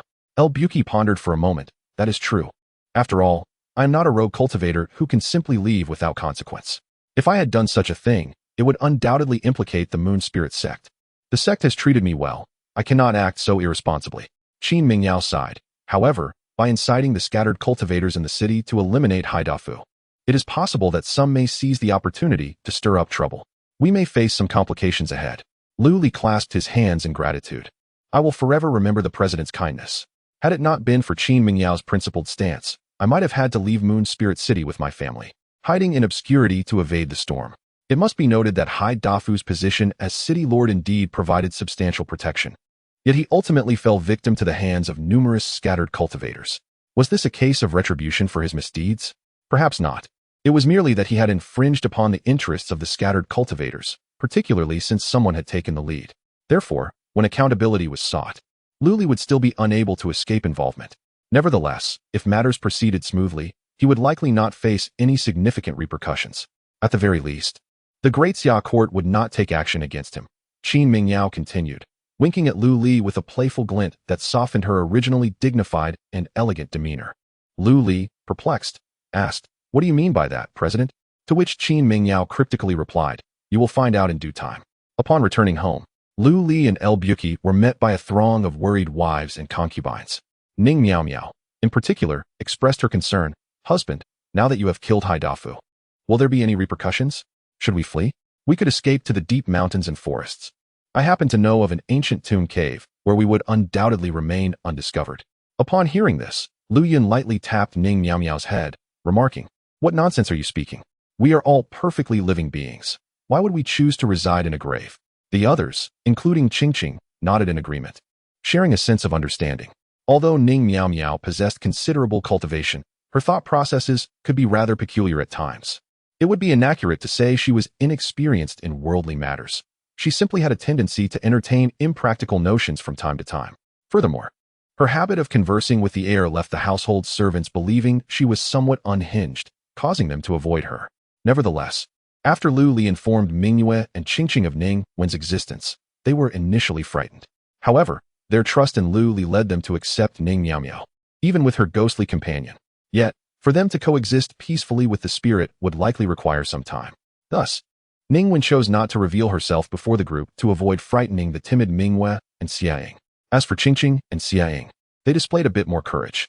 Lu Yun continued to jest, even teasing Lu Li about his intent to acquire a buy one, get one free deal, as often recounted in tales of impoverished scholars encountering alluring spirits in the mountains. After Lu Yun made this comment, Lu Li carried her into a room for a thorough reprimanding that lasted the entire night. In all fairness, she had not stooped to engaging in any unseemly affairs between humans and spirits. "Well, now that Haidafu has met his demise, it is time for me to return to the sect," remarked El Buki, visibly uncomfortable amidst the romantic atmosphere surrounding him and thus deciding to depart. Lu Li expressed his gratitude to El Buki, along with his wives and concubines. This battle had been perilous, tenfold more so than his encounter with Wu Er. Although Haidafu appeared to be at the mid-stage of the Golden Core, he was a formidable body cultivator, bolstered by array formations. Lu Li's own hidden prowess had only been cultivated for 2 months, and it was uncertain whether he could contend with Haidafu. Had it not been for El Buki's intervention, even if Lu Li wished to emerge victorious, it would have come at a grave cost. With El Buki's departure, Lu Li had indeed gained something from today's battle, but he could not dwell on it for long, as his wives and concubines subtly indicated their desire to spend a romantic evening together. Thus began yet another night of tireless exertion. The death of Haidafu did not evoke much of an uproar. The commander of the Moon City Guard seized the opportunity to flee and vanished without a trace. At this moment, the Moon City Guard was left leaderless, uncertain of their next steps. Lu Li seized the opportunity to recruit some individuals of decent character to join his retinue. As for those who had followed the former commander in committing villainous acts, Lu Li chose not to enlist them. This group primarily comprised rogue cultivators from the city center, who, under Haidafu's recruitment, had grown arrogant and troublesome, making life difficult for other rogues. Welcoming such individuals into the Lu family would be detrimental rather than beneficial. Lu Li's criteria for recruitment are remarkably straightforward. Do not instigate trouble, yet do not shy away from it either. As for the likes of pedants and self-righteous guardians, Lu Li graciously declines their company. When others have already knocked at your door, should one still engage in polite discourse and offer tea to wolves? Pray, this is a realm of cultivation. Similarly, following the demise of Haidafu, the 4 prominent families recalibrated the prices of goods. In fact, to align with Lu Li's forthcoming significant actions, the Jinyu Chamber of Commerce took the initiative to negotiate with the 3 families, preparing to concede a portion of their profits to rogue cultivators. Consequently, the prices in Moon Spirit City experienced a modest decline. This maneuver prompted those rogue cultivators who had initially contemplated departing Moon Spirit City in search of alternative paths to reconsider and observe a while longer. After all, in this world, one can scrape by anywhere. Approximately 10 days later, representatives from the Jinyu Chamber of Commerce summoned Lu Li, indicating that the president had pressing matters to discuss. Upon his arrival at the chamber, Lu Li was met with the uncommon sight of Qin Mingyao not residing in her presidential office, but rather in the main hall. At this moment, She had exchanged her slightly seductive red feathered attire for a dignified and elegant long gown adorned with golden threads, exuding both nobility and ethereal grace. Beside Qin Mingyao stood an elderly man clad in a dark green official robe, his head adorned with a square cap. His white hair and beard were meticulously groomed, and his visage was notably square, radiating an aura of authority without the need for anger. Upon Lu Li's arrival, Qin Mingyao promptly introduced him, saying, "Master Inspector, this is the alchemist Lu Li from our local chamber." She then turned to Lu Li, stating, "Lu Li, this esteemed gentleman is Wei Ting, the inspector of Yunzhou. He is a formidable presence at the half-step transformation realm. Do show your respect and greet him." Lu Li's brow twitched. To have secured the attention of a half-step transformation realm expert, it seems Qin's capabilities are truly remarkable. Chapter 61. Can one be a literary copyist in the realm of cultivation? Upon hearing Qin Mingyao's words, Lu Li maintained a calm demeanor and offered a respectful bow. "I am Lu Li from Moon Spirit City, honored to meet you, Inspector Wei." His composure exuded a certain elegance befitting a disciple of the Celestial Order. Wei Ting, in front of him, stroked his beard and smiled. A disciple of the Celestial Order? At that moment, Lu Li's thoughts raced, and a notion began to take root in his mind. Noticing the inspector's gentle demeanor, which did not appear accusatory, Lu Li responded with a light chuckle. "Inspector Wei, you jest.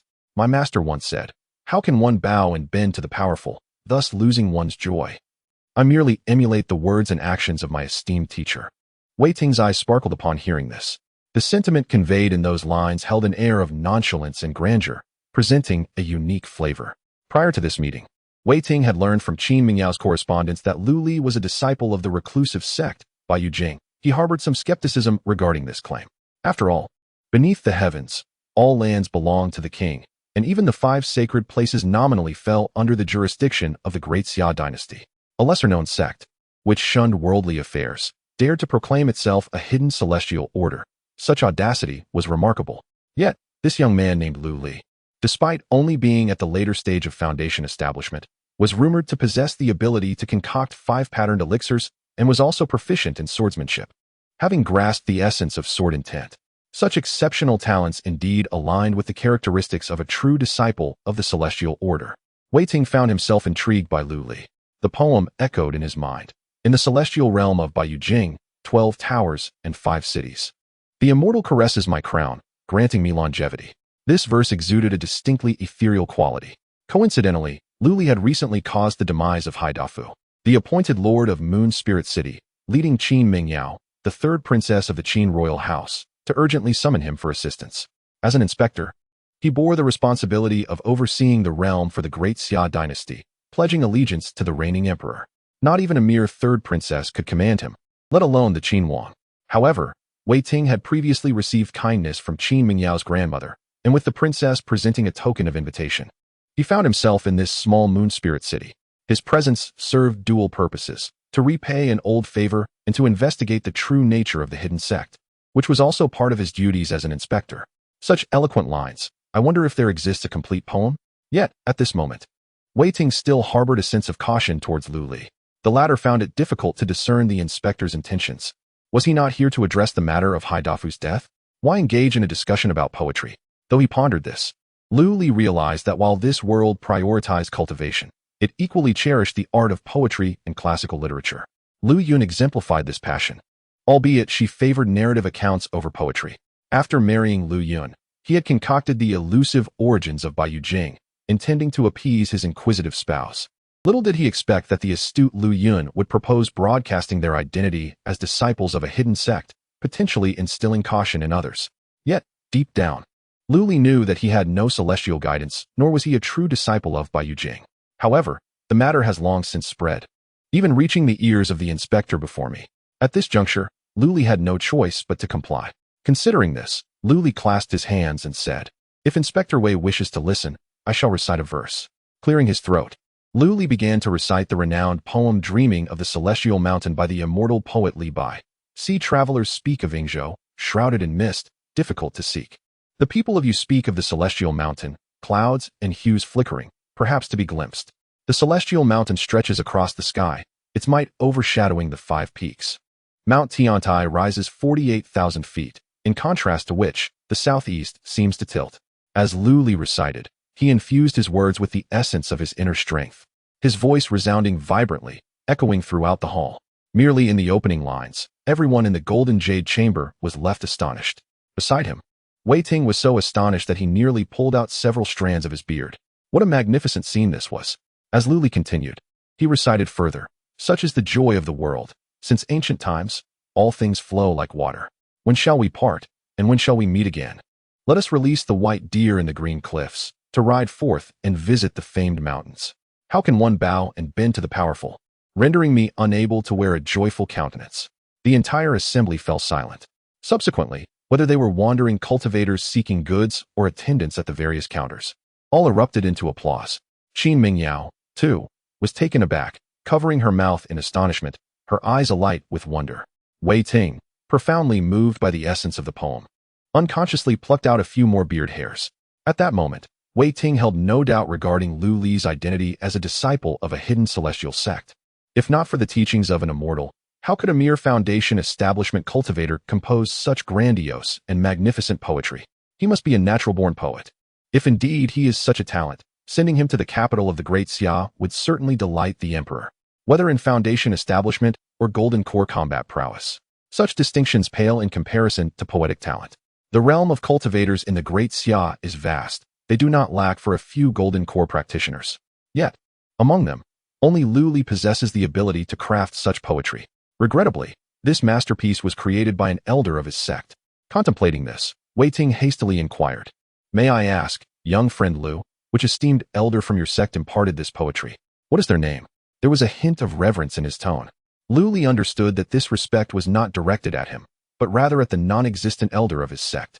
"I cannot conceal from Inspector Wei that this poem was composed by my sect's Master Li, known simply as Bai, titled The Recluse of the Green Lotus.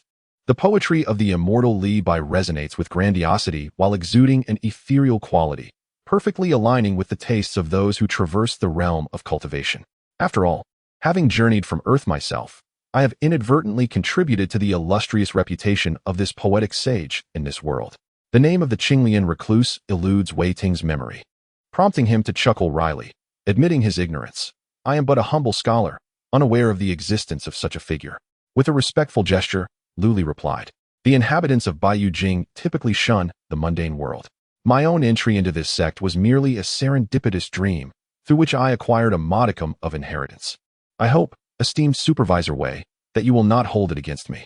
Wei Ting nodded thoughtfully. To conceal oneself so adeptly suggests that only a pinnacle cultivator, perhaps one of the great ascension or even a transcendent being, could achieve such mastery. Young Lu indeed possesses remarkable fortune. The prospect of his ascension looks promising. Relieved that Wei Ting refrained from further inquiries, Lu Li exhaled softly.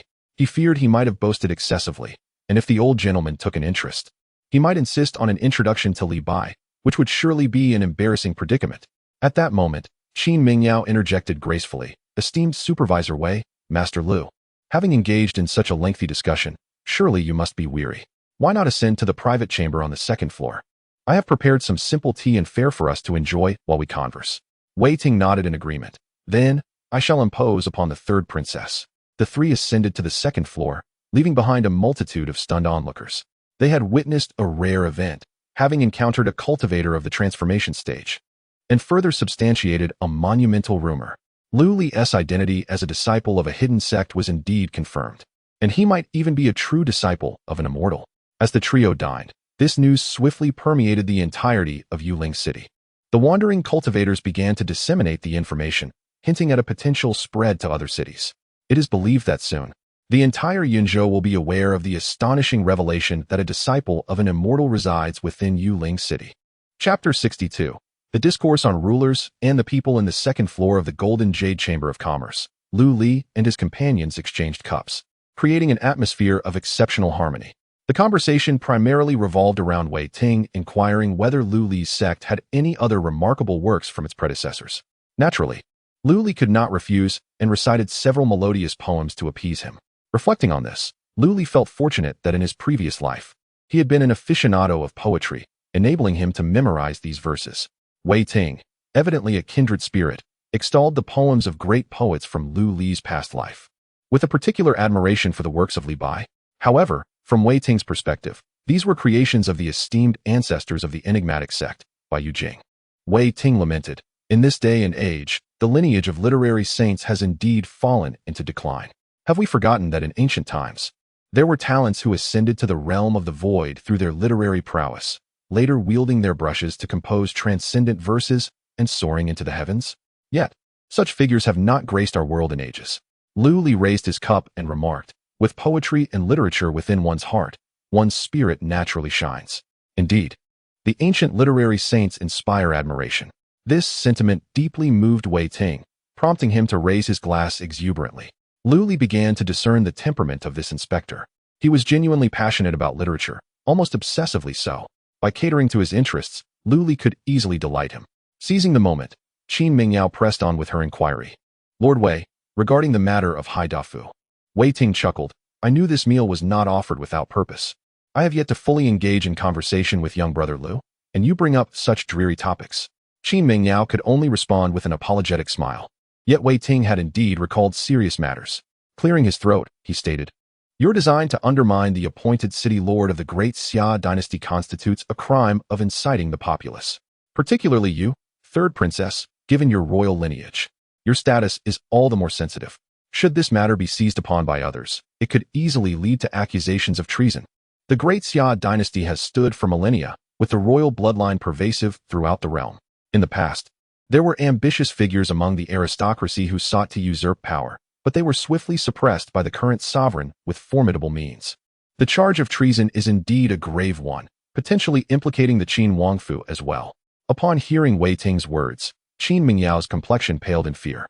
Meanwhile, Lu Li frowned and interjected, "A ruler is like a boat, and the people are akin to water. Water can carry a boat, yet it can also capsize it.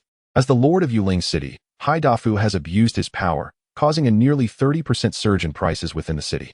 The public's retaliatory actions against him are spontaneous responses from the local cultivators and have nothing to do with President Qin. I urge you, Senior Wei, to consider that neither President Qin nor the cultivators are at fault in this matter." These words caused Qin Mingyao to turn pale with alarm, and she quickly channeled her spiritual energy beneath the table to signal Lu Li to cease his remarks. Such audacious statements should not be uttered so lightly. He risked inciting Wei Ting's wrath, jeopardizing not only the matter at hand, but also Lu Li's very life. Indeed, upon hearing these words, Wei Ting's expression transformed into one of utmost seriousness as he fixed his gaze intently upon Lu Li. Although Lu Li's remarks ostensibly pertained to a mere lord of Yuling City, they subtly pointed to a far sharper target of reproach. Such statements were ones that even Wei Ting would hesitate to voice openly. However, upon further reflection, the saying that water can both carry and overturn a boat is indeed profound. Prior to the establishment of the Great Xia, this continent was embroiled in a state of warfare among multiple nations.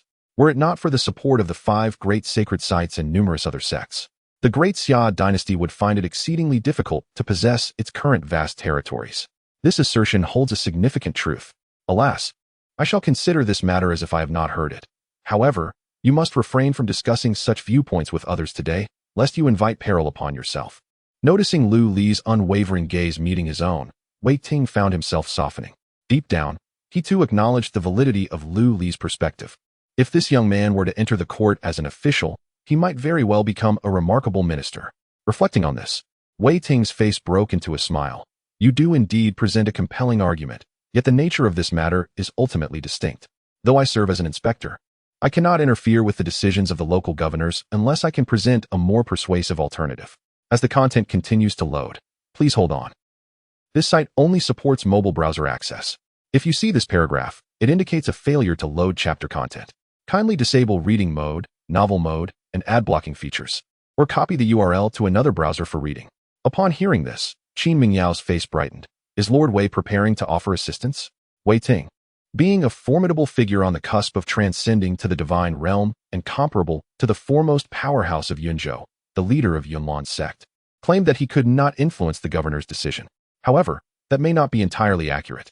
If Wei Ting were to lend his support, not only would his status as the head of Haidafu shield him, but even the Yunlan sect would likely refrain from pursuing the matter further. Everyone weighs the pros and cons. Should Lu Li find himself isolated and dare to insult or even plot against a disciple of the Yunlan sect, it is conceivable that an elder from the sect, at the nascent soul stage, would swiftly descend upon him to enforce punishment, thereby demonstrating the sect's prestige and bolstering its cohesion. However, with Wei Ting as a backing, even the leader of the Yunlan sect would have to tread carefully, and the sect certainly would not provoke conflict with an inspector over a mere inner disciple. Some matters can escalate dramatically, while others can be minimized. The distinction primarily lies with the individual addressing the situation. After consuming a few more bites of his meal, Wei Ting rose. Since the matter has been resolved, I shall take my leave. Might I trouble the third county princess to see me off? The implication was clear. He wished to have a private discussion with Qin Mingyao. Qin Mingyao, being astute, immediately grasped Wei Ting's subtext and turned to Lu Li.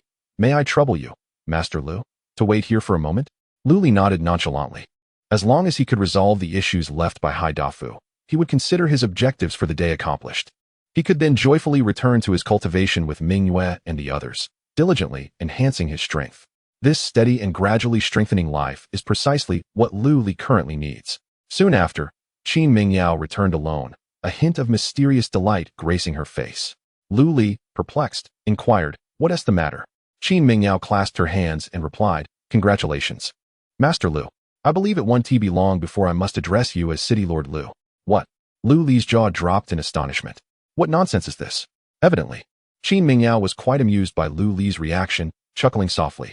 Lu Li, with a hint of exasperation, remarked, "Was it for this that Inspector Wei asked you to leave with him?" Qin Mingyao nodded, still smiling, and said, "Indeed.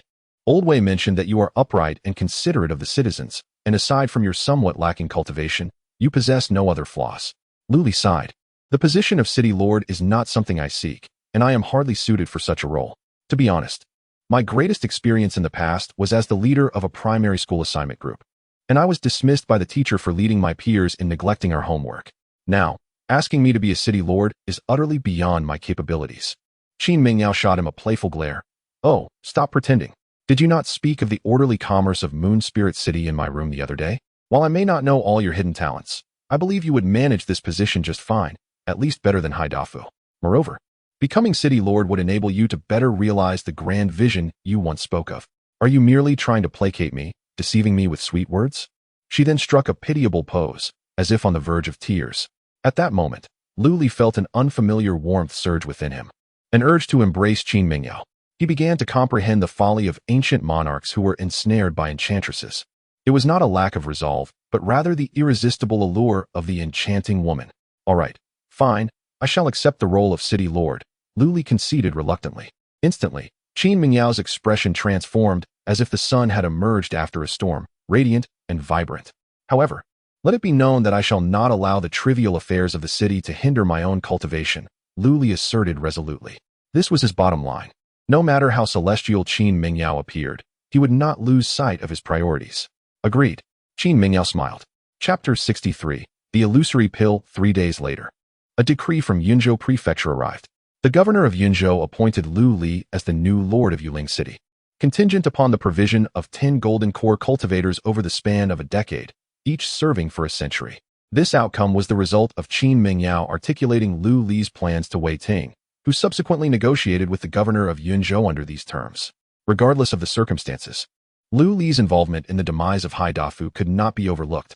Hai Dafu had been directly appointed by the governor and had likely received numerous benefits. It is only natural that the governor harbored resentment regarding Hai Dafu's death, hence imposing such stringent conditions. The feasibility of gathering 10 golden core cultivators from the relatively modest Yuling city is dubious at best. Even if it were achievable, it is unlikely they would willingly sacrifice a century of freedom for Lu Li's sake. After all, despite being a disciple of an immortal, Lu Li bore no significant relation to those golden core cultivators. Why should they heed his call? However, there remains a potential solution: cultivating death warriors and transforming them into golden core cultivators to fulfill the task requirements. Yet, death warriors are notoriously difficult to procure, particularly those above the foundation establishment stage, which command exorbitant prices in the Gene Trading Association.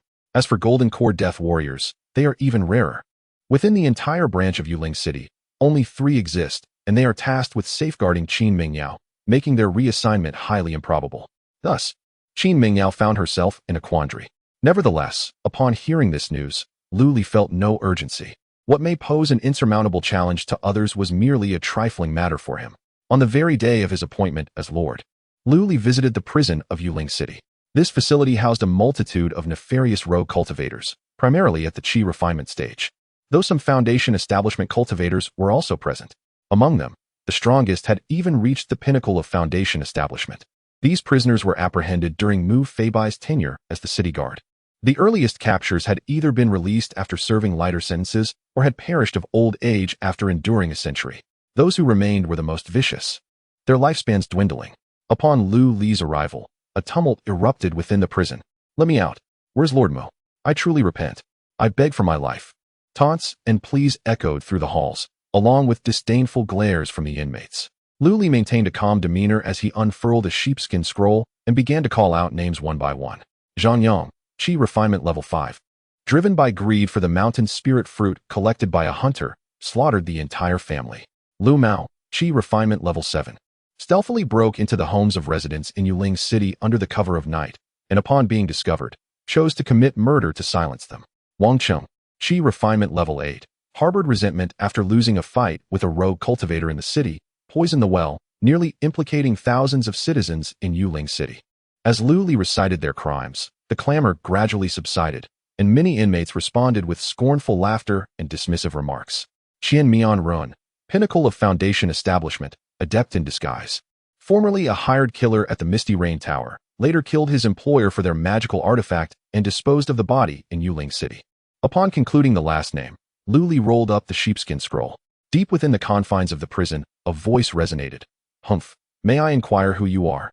My lord, surely your presence here today is not merely for the sake of passing time with us, is it? If you have an objective, feel free to articulate it."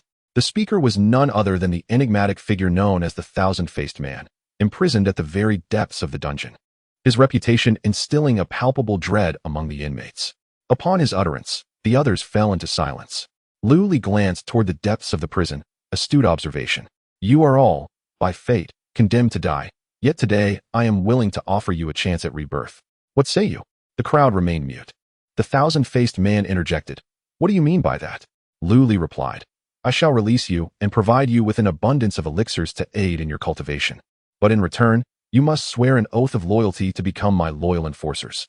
The atmosphere thickened with tension as the scene unfolded. The Thousand-Faced Man erupted in laughter. "So you wish for us to be your hounds? What authority do you possess?" Lu Li, unflinching, responded, "I am the newly appointed Lord of Moon Spirit City." At this proclamation, the others erupted in laughter. When did a mere foundation cultivator attain the status of a city lord? This child must still be dreaming.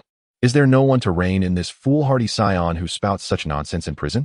In response, Lu Li smiled, conjuring a blade of sword energy that pierced through the prison's restraints, striking down the loudest among them. In an instant, the laughter ceased. The fallen man, a fellow foundation cultivator named Zhou Erniu, renowned for his brute strength and formidable physique, was no match for Lu Li's lethal prowess. "Are you a sword cultivator like Mu Feibai?" The Thousand-Faced Man queried once more. Lu Li clapped his hands, as if brushing away dust. "Indeed. I hope you comprehend the gravity of your situation. You are already condemned to die. By becoming my loyal enforcers, you may yet retain your lives. As I stated, should you swear allegiance to me, all past grievances will be absolved, and I will furnish you with elixirs to assist in your ascension to the Golden Core realm." With that, Lu Li produced a single elixir, which radiated a faint purple glow, the 5 distinct patterns etched upon it captivating the assembled crowd. A 5-pattern elixir. They gasped, awestruck. They had never beheld such a high-quality concoction before. Yet, it was understandable. One could hardly expect a rogue cultivator, motivated by mere greed for the mountain spirit fruit, to possess substantial knowledge. Among them, the most knowledgeable was undoubtedly the Thousand-Faced Man, who felt an overwhelming surge of medicinal power emanating from the elixir. He sensed that by consuming it, he could immediately break through to the Golden Core realm. Having languished in the Moon Spirit City prison for decades, he was acutely aware of the unique restraints that not only hindered their cultivation, but also siphoned their spiritual energy. When he was imprisoned, he had indeed reached the pinnacle of the foundation establishment stage. However, decades have passed, and his realm has long since fallen to the mid-level of foundation establishment. Yet, he could still perceive the alluring temptation of breaking through to the Golden Core stage through the elixir. The faceless man spoke again, his voice now somewhat hoarse. "What kind of elixir is this?" Lu Li shrugged. "This elixir is called the Illusory Realm Pill. Any practitioner at the foundation establishment stage can consume it to ascend to the Golden Core stage. However, The corresponding consequence is that anyone who ingests the illusory realm pill shall possess no further potential for advancement in their lifetime. Were it not for my reluctance to let my own attendant engage in such matters, I would not have sought you out. Upon hearing this, the sound of swallowing echoed throughout the room. Is there really such a miraculous elixir in this world? One could ascend to the golden core stage in an instant, provided they have reached foundation establishment. For these mediocre loose cultivators, it was undoubtedly a leap to the heavens. Even if they were to make no further progress in their cultivation thereafter, what of it? They were already devoid of hope, confined in this place. Did they not see how the once flamboyant Zhang Yang and his companions had turned into mere bones within the prison? Chi refinement stage practitioners could at most live for a little over 100 years. Now, they had merely a decade or so left. To say nothing of the golden core, they would gladly embrace the opportunity to become foundation establishment cultivators. This esteemed sir, I am willing to become a loyal servant under your command, to serve you with utmost diligence. As the first prisoner spoke, the others quickly followed suit, eagerly offering themselves. Only the faceless man remained, his gaze shifting, filled with indecision. Chapter 64. Subduing the faceless one. After each prisoner had sworn the oath of the heart demon, Lu Li released the restrictions on their chambers, allowing them to emerge. The oath of the heart demon comes in various forms, and some cunning individuals attempted to deceive by swearing oaths like "I shall make no progress in my cultivation for a lifetime." Lu Li swiftly dealt with such deceitful souls with a strike of his sword energy. Given that consuming the illusory realm pill rendered any further breakthroughs impossible, such oaths held no binding power over them. Those who deserve death should not play tricks at this critical juncture, lest they provoke Lu Li's ruthless nature. Having learned from past examples, the subsequent prisoners dutifully vowed that any betrayal of Lu Li and the Lu family would result in the torment of the heart demon. As the number of sworn prisoners grew, the faceless one's resolve began to waver. Should he remain here, awaiting a silent death as time slipped away, or seize the opportunity before him? Though he had reached the pinnacle of foundation establishment, his lifespan was merely 2 to 3 centuries. Subtracting the decades spent wandering the martial world and nearly a century in prison, he had already lived through more than half of his life. To make matters worse, the cursed restrictions within the prison continually drained his spiritual and life force. Upon careful consideration, he realized he had perhaps only a decade left. If he could become a golden core practitioner, his lifespan might extend by another 1 or 2 centuries. In that expansive time frame, surely he could discover a method to break the illusory realm pill. Have you made your decision? If not, I shall take my leave, Lu Li remarked, tossing the illusory realm pill casually while glancing at the faceless one. Wait. The faceless one gritted his teeth and declared, I, the faceless one, swear by my life to remain loyal to the Lu family without a second thought. Should I harbor any intention of betrayal, I shall suffer the torment of the heart demon and be eternally trapped in the cycle of reincarnation. Lu Li raised an eyebrow, then waved his hand, using sword energy to shatter the restrictions before the faceless one's chamber, prompting gasps from the onlookers.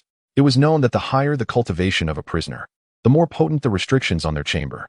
The faceless one had been imprisoned at the pinnacle of foundation establishment, and the barriers confining him had reached the golden core level. Yet, they still could not withstand Lu Li's might.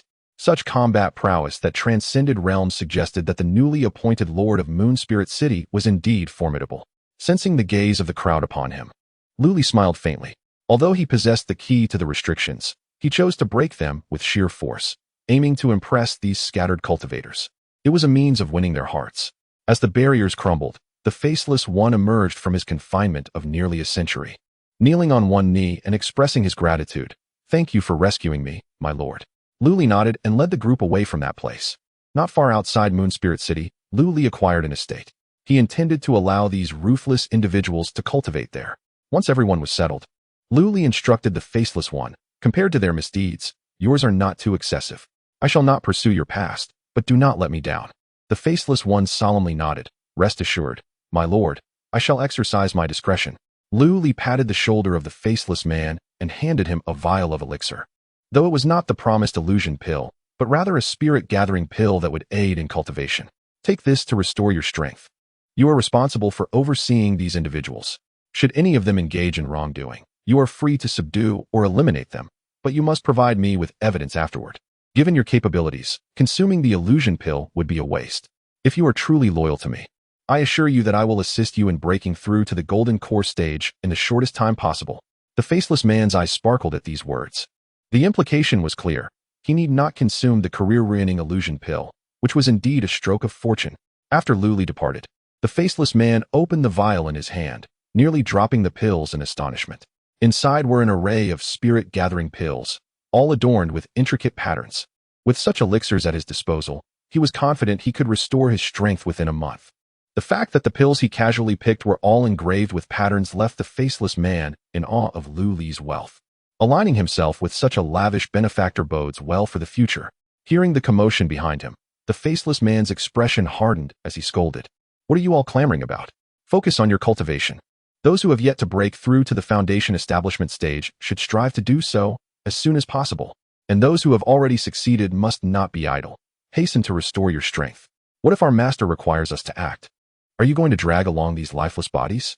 Although the crowd felt disgruntled, they acknowledged that the faceless man was the strongest among them. And with Luli's prior instructions, they had no choice but to heed his directives. Meanwhile, Luli returned to Moon Spirit City, a faint smile on his lips. He had similarly set up a defensive array at his estate outside the city. As long as he desired, he could remain fully aware of everything occurring there. With plans to expand his influence in Moon Spirit City, he knew it was essential to strengthen his own power. Among his attendants, only Tang Hui and 3 others could be trusted implicitly. He needed more loyal subordinates. Although this group of prisoners exhibited questionable morals, they could become formidable allies if he held leverage over them. After addressing all matters, Luli returned to the Lu residence. The construction of the city lord's residence was wholly entrusted to the Golden Jade Merchant Association, which would require approximately another half-month to complete. Until then, Luli chose to reside in his original quarters. Upon arriving home, he immersed himself in the alchemy chamber, diligently refining pills. The cost of the illusion pill was particularly exorbitant. Even the Golden Jade Merchant Association could not gather the raw materials for 10 of them. Fortunately, this unique elixir was only within Lu Li's capability to concoct, as others had not obtained the formula and thus could not enter the realm of its creation. Lu Li refrained from informing Qin Mengyao about this pill, as the ability to mass-produce golden core death warriors was ultimately too outrageous. Should this news leak, it is feared that even some formidable figures of the Yuanying and Huashan realms would lower themselves to seize it. Although the bond with Qin Mengyao has grown increasingly intimate, it is prudent to retain certain core secrets. Thus, Lu Li merely entrusted the Jinyu Chamber of Commerce with the task of gathering medicinal materials. Those that could not be procured would be exchanged for alchemical patterns and pills from other cities. Coupled with the forthcoming plans Lu Li intends to execute, it can be said that during this period, aside from refining pills to replenish his stock, he has had no leisure to engage in any other pursuits. In the blink of an eye, half a month has elapsed. With weary eyes, Lu Li, accompanied by his family, moved into the Lord's mansion. However, he did not sell his original courtyard but retained it instead. The same triple formation was re-established, rendering the Lord's mansion as secure as an impregnable fortress. Lu Li continued his laborious work of alchemy. The residents of Moon Spirit City occasionally witnessed several carts laden with medicinal materials departing from the Jinyu Chamber of Commerce and entering the Lord's mansion. As if the mansion had transformed into an insatiable abyss, devouring all herbs and spiritual plants. This phenomenon sparked much speculation. Even the Yang family, engaged in the business of medicinal materials and pills, cautiously approached to ascertain whether Lu Li harbored intentions of competing for the market of common pills in Moon Spirit City, requesting that he inform them should such ambitions exist, so they might secure their own survival. Lu Li, both amused and exasperated, reassured the head of the Yang family, informing him that a substantial number of loose cultivators would soon be arriving in Moon Spirit City, urging him to stockpile boldly, with promises of shared prosperity in due time. The head of the Yang family left with a complex expression, uncertain of whether to believe Lu Li's words. After 6 months, Lu Li finally completed the large-scale alchemical production required for the first phase of the Moon Spirit City renovation plan. With 10 forming realm pills and 2 breaking realm pills in hand, he soared towards the outskirts of the city. Today, fortuitously, marks his 26th birthday. Chapter 65, Breaking Through to the Golden Core Realm. Soon, Lu Li arrived at the place where he had once battled Wu-Er, the Rapid Flow Valley. Following that fierce confrontation, the terrain of the valley had undergone slight alterations, yet it largely retained its mountainous form. Ascending to the valley's summit, Lu Li discovered a vast lake. The water was crystal clear, though its depths remained elusive. During the rainy season, when the lake brimmed full, it would cascade down the terrain to form a magnificent waterfall at the valley's opening. However, at present, the lake was not filled to capacity. Only a modest amount of water pooled, reflecting the azure sky above, creating a breathtaking sight. Yet, Lu Li's purpose for visiting was not to revel in the scenery. He made his way to the island at the lake's heart and began his preparations. He cast down a piece of golden crystal marrow and placed a phantom spirit herb nearby, swiftly completing the arrangement of the formation. Uncertain of the new formation's defensive capabilities, he hoped it would facilitate a smoother tribulation for him. Once the preparations were finalized, Lu Li clapped his hands in satisfaction, then sat cross-legged on the spot, producing a 5-pattern breakthrough pill. Indeed, Lu Li intended to break through to the golden core here. It had been over a year since his battle with Wu-Er, and with the assistance of his Earth-grade spiritual root, even with various distractions consuming a portion of his energy, Lu Li had nonetheless ascended to the pinnacle of the foundation establishment stage. Upon reaching an Earth-grade spiritual root, one could autonomously absorb spiritual energy even while resting or eating, albeit at a pace 100 times slower than when actively cultivating. This distinction was the reason why the neighboring Zhangzhou categorized Earth-grade spiritual roots separately from others. Having traversed 8 years since the initiation of his cultivation system, Lu Li was finally prepared to advance to the golden core. Contemplating this, he chuckled at himself. His pace of progress, it seemed, was somewhat embarrassing for the legion of transmigrators. Yet, one could hardly blame him for his less than favorable innate conditions. The preceding years had merely established a foundation for him. With an Earth-grade spiritual root, he could be considered a member of the genius ranks, albeit barely. As for his choice of location for this breakthrough, Lu Li had his reasons. During the advancement to the golden core realm, a calamity of 9 thunderbolts would descend, and he had no intention of enduring the tribulation at home, lest it endanger those around him. The formation he had arranged was specifically designed to counter the impending thunder tribulation. With all preparations complete, Lu Li swallowed the breakthrough pill. Instantly, a torrent of violent spiritual energy erupted within his abdomen. Following this, he experienced excruciating pain, as if his very being were on the verge of exploding. Fortunately, this intense agony did not linger for long. Soon, tranquility returned. In its place surged a tremendous wave of spiritual power, cleansing his flesh and bones. Gradually, the pain dissipated, replaced by an indescribable sense of comfort. It felt akin to soaking in a warm, hot spring, with a profound clarity and ease enveloping his entire being. Moments later, the spiritual power stabilized and ultimately settled back into every part of Lu Li's body. In the depths of Lu Li's dantian, a lake of spiritual energy surged restlessly. At the heart of the lake, a lotus platform emerged, drawing energy through its root-like veins, gradually coalescing into a rounded, ethereal silhouette. The 5 elemental forces entwined around this silhouette, solidifying it gradually. 5 distinct hues, symbolizing the 5 attributes, encircled the apparition, with patterns of mountains, rivers, flames, swords, and clouds evenly distributed around its periphery. Suddenly, a thunderous roar echoed from the heavens. In an instant, dark clouds gathered, and bolts of lightning flashed ominously. Accompanied by howling winds, the surface of the flowing lake began to churn with waves. Lu Li opened his eyes, his gaze sternly assessing the ominous clouds above. To fully solidify the golden core, the tribulation of the 4-9 thunder must be endured. With that realization, he braced himself. In the next moment, a protective barrier enveloped Lu Li. A bolt of lightning, as thick as an arm, struck down upon the barrier. It merely quivered slightly, holding firm against the force. The residual energy of the lightning dispersed into the air, causing the hair on Lu Li's arms to stand on end. A smile crept onto his lips. It seemed that the thunder tribulation was not as formidable as he had anticipated. Once more, sensing Lu Li's defiance, the second bolt of tribulation thunder descended, even thicker than the first. The barrier dimmed slightly, but remained steadfast. A portion of the dissipating lightning energy seeped into Lu Li's body, and under the stimulation of this celestial power, his golden core solidified further, gradually approaching a tangible form. Then came the 3rd, the 4th, and the 5th. The booming thunder reverberated through the valley, startling the wild beasts and birds into a frantic flight. With a resounding crash, the 24th bolt struck, and at last, the barrier could no longer withstand the assault, shattering into fragments. This signified the complete failure of the protective formation. Yet, there remained 12 more bolts of tribulation ahead. The 4-9 thunder tribulation comprised 36 strikes, each subsequent bolt more potent than the last. The final 12 posed a far greater danger than the previous 24. Despite the seemingly numerous golden core practitioners in the Great Xia dynasty, many had perished under the wrath of the thunder. Hence, the path of cultivation was fraught with peril. However, facing the most formidable bolts of tribulation, Lu Li felt no trepidation. Rather, he was invigorated. His inherent capabilities far surpassed those of ordinary cultivators. And if he were to falter, it would be a profound injustice. Soon enough, the next bolt of tribulation thunder arrived as expected.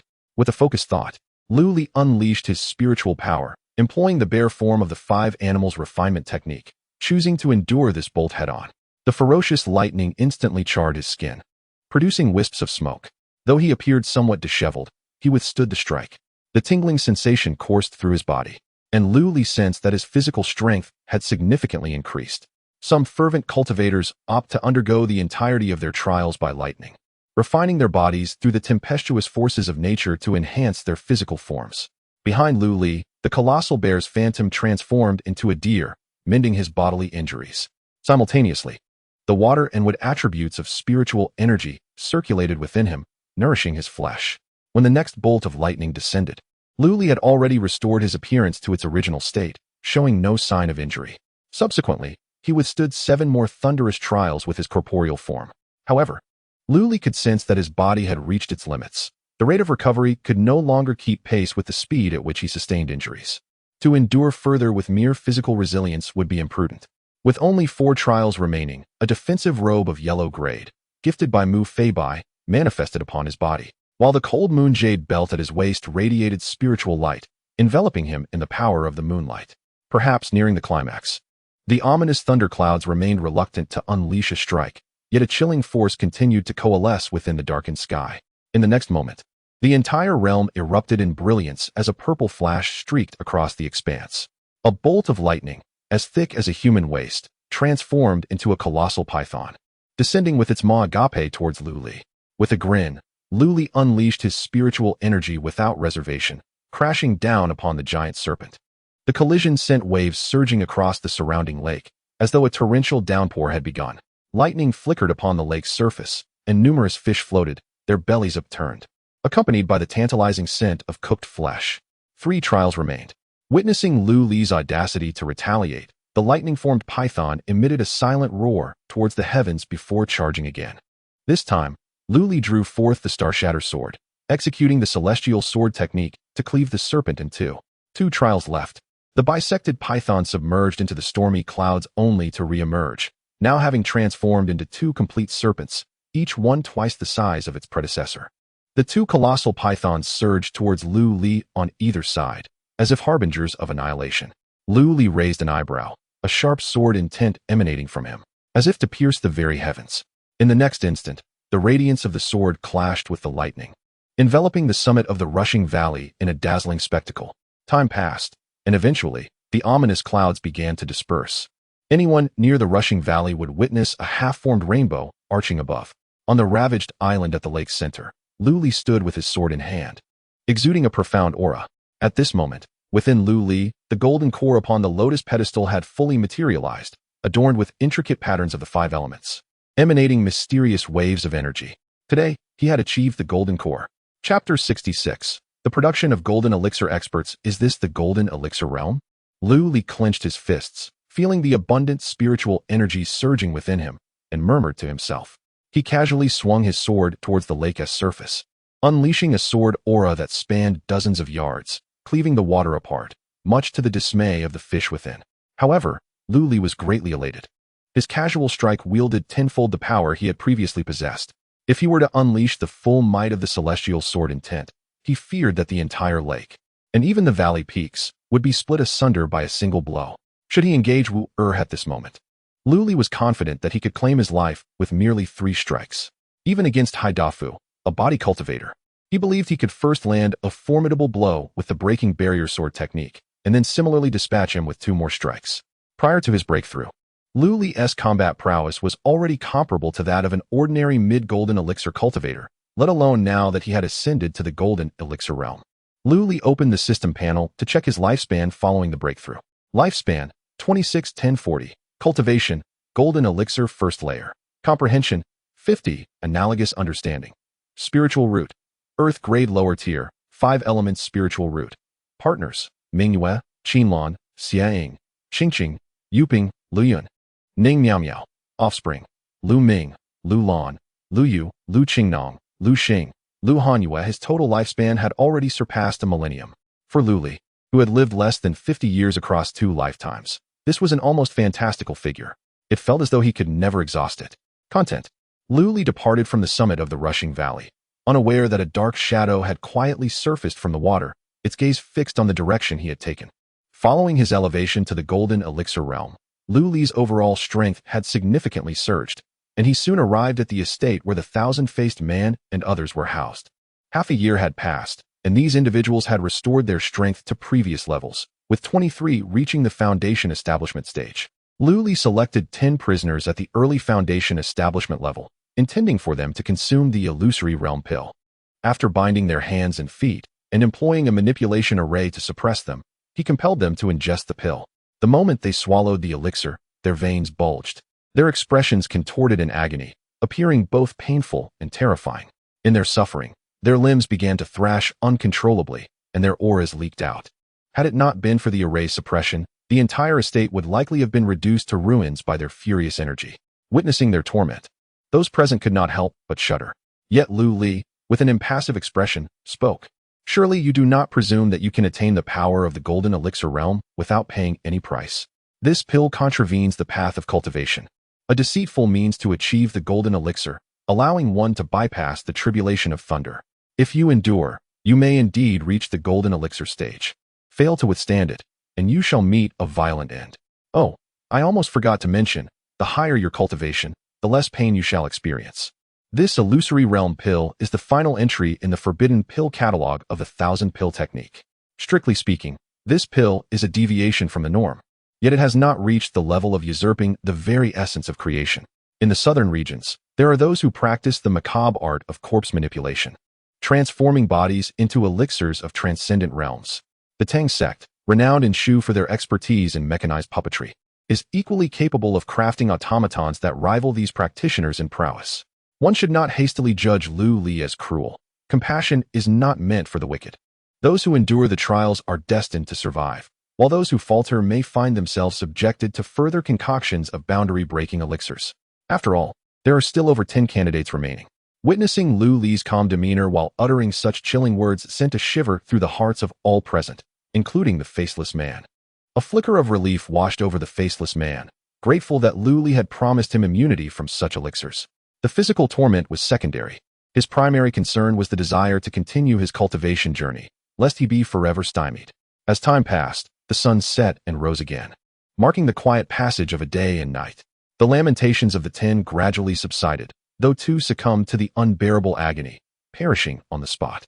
The remaining 8, however, began to endure, their auras growing increasingly formidable. Another day passed, and 1 more among them fell, yet the remaining 7's energies surged, ultimately reaching the golden core realm, a moment of ascension. With a stoic expression, Lu Li clapped his hands, clearly pleased with the outcome.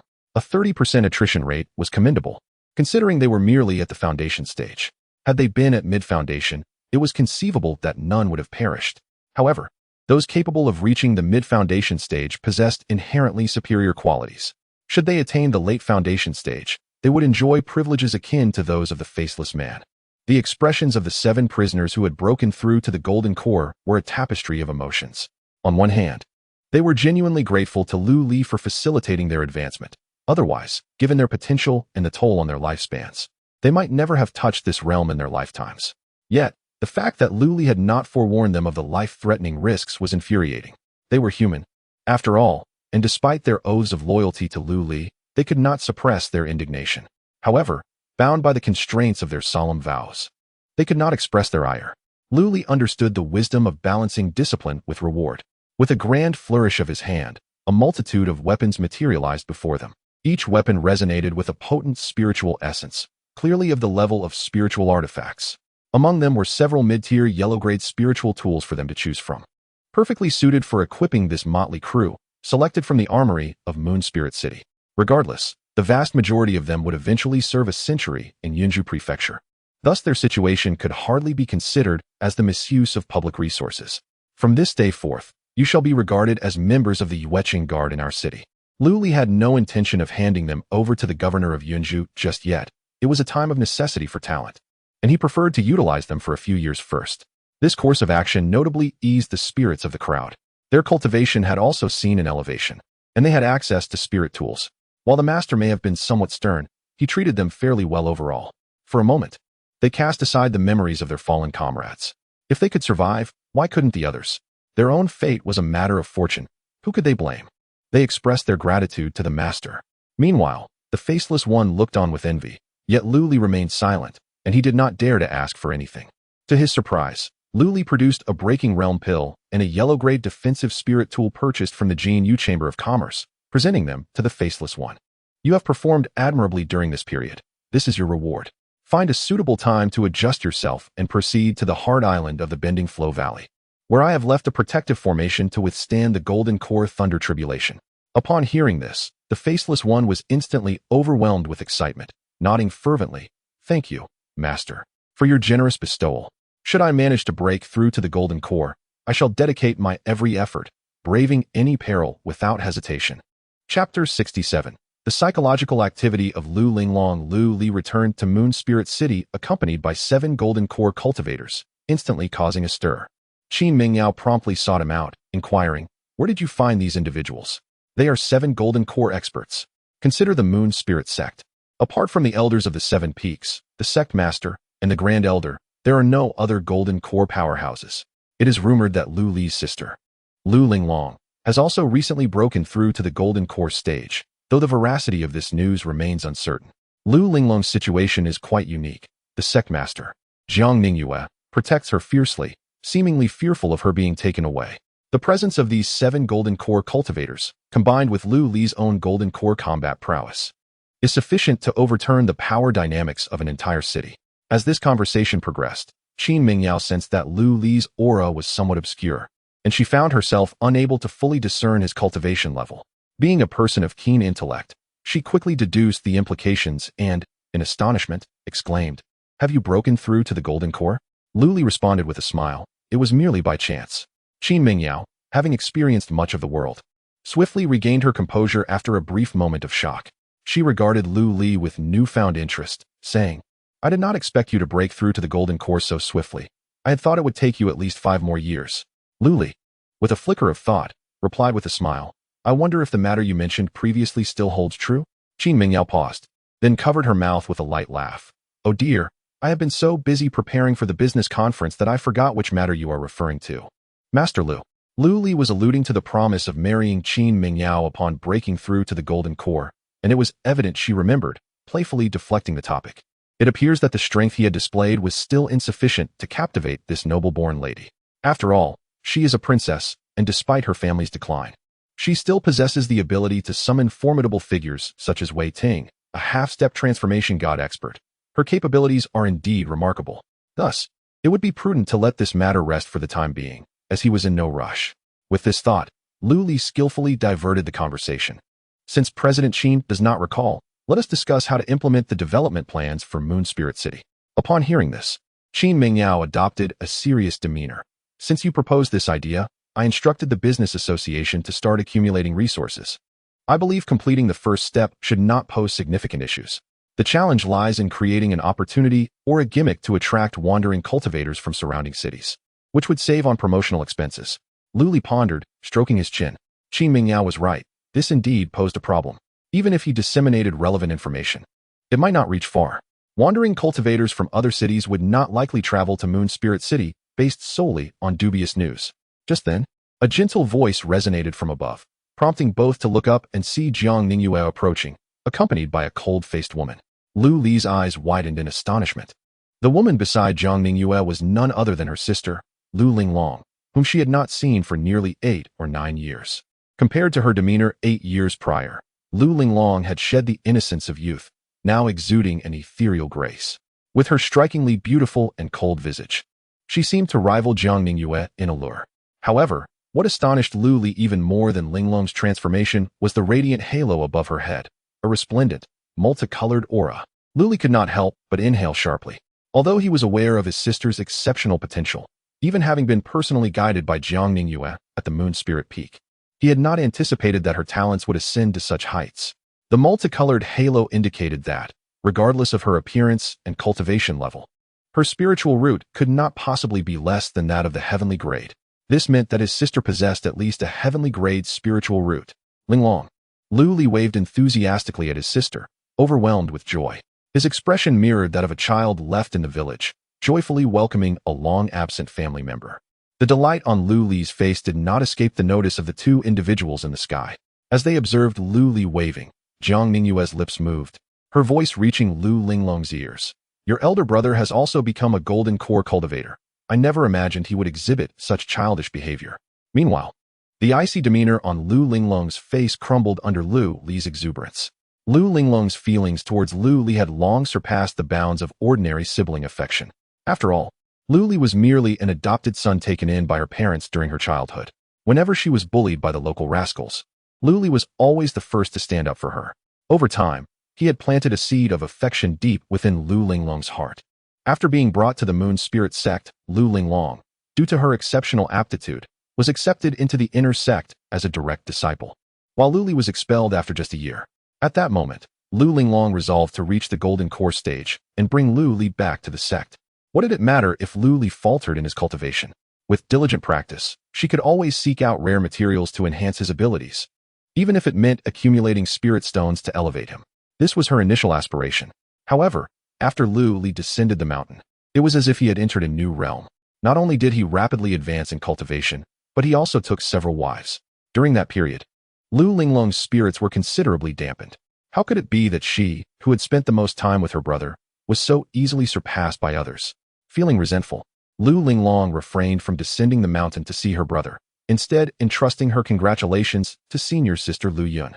Later, upon hearing that her rival, Su Mei, had sent Wu Gui, the son of an elder from the punishment sect, to trouble her brother, Lu Linglong's fury erupted, and she rushed to the punishment sect, intent on eliminating Wu Gui.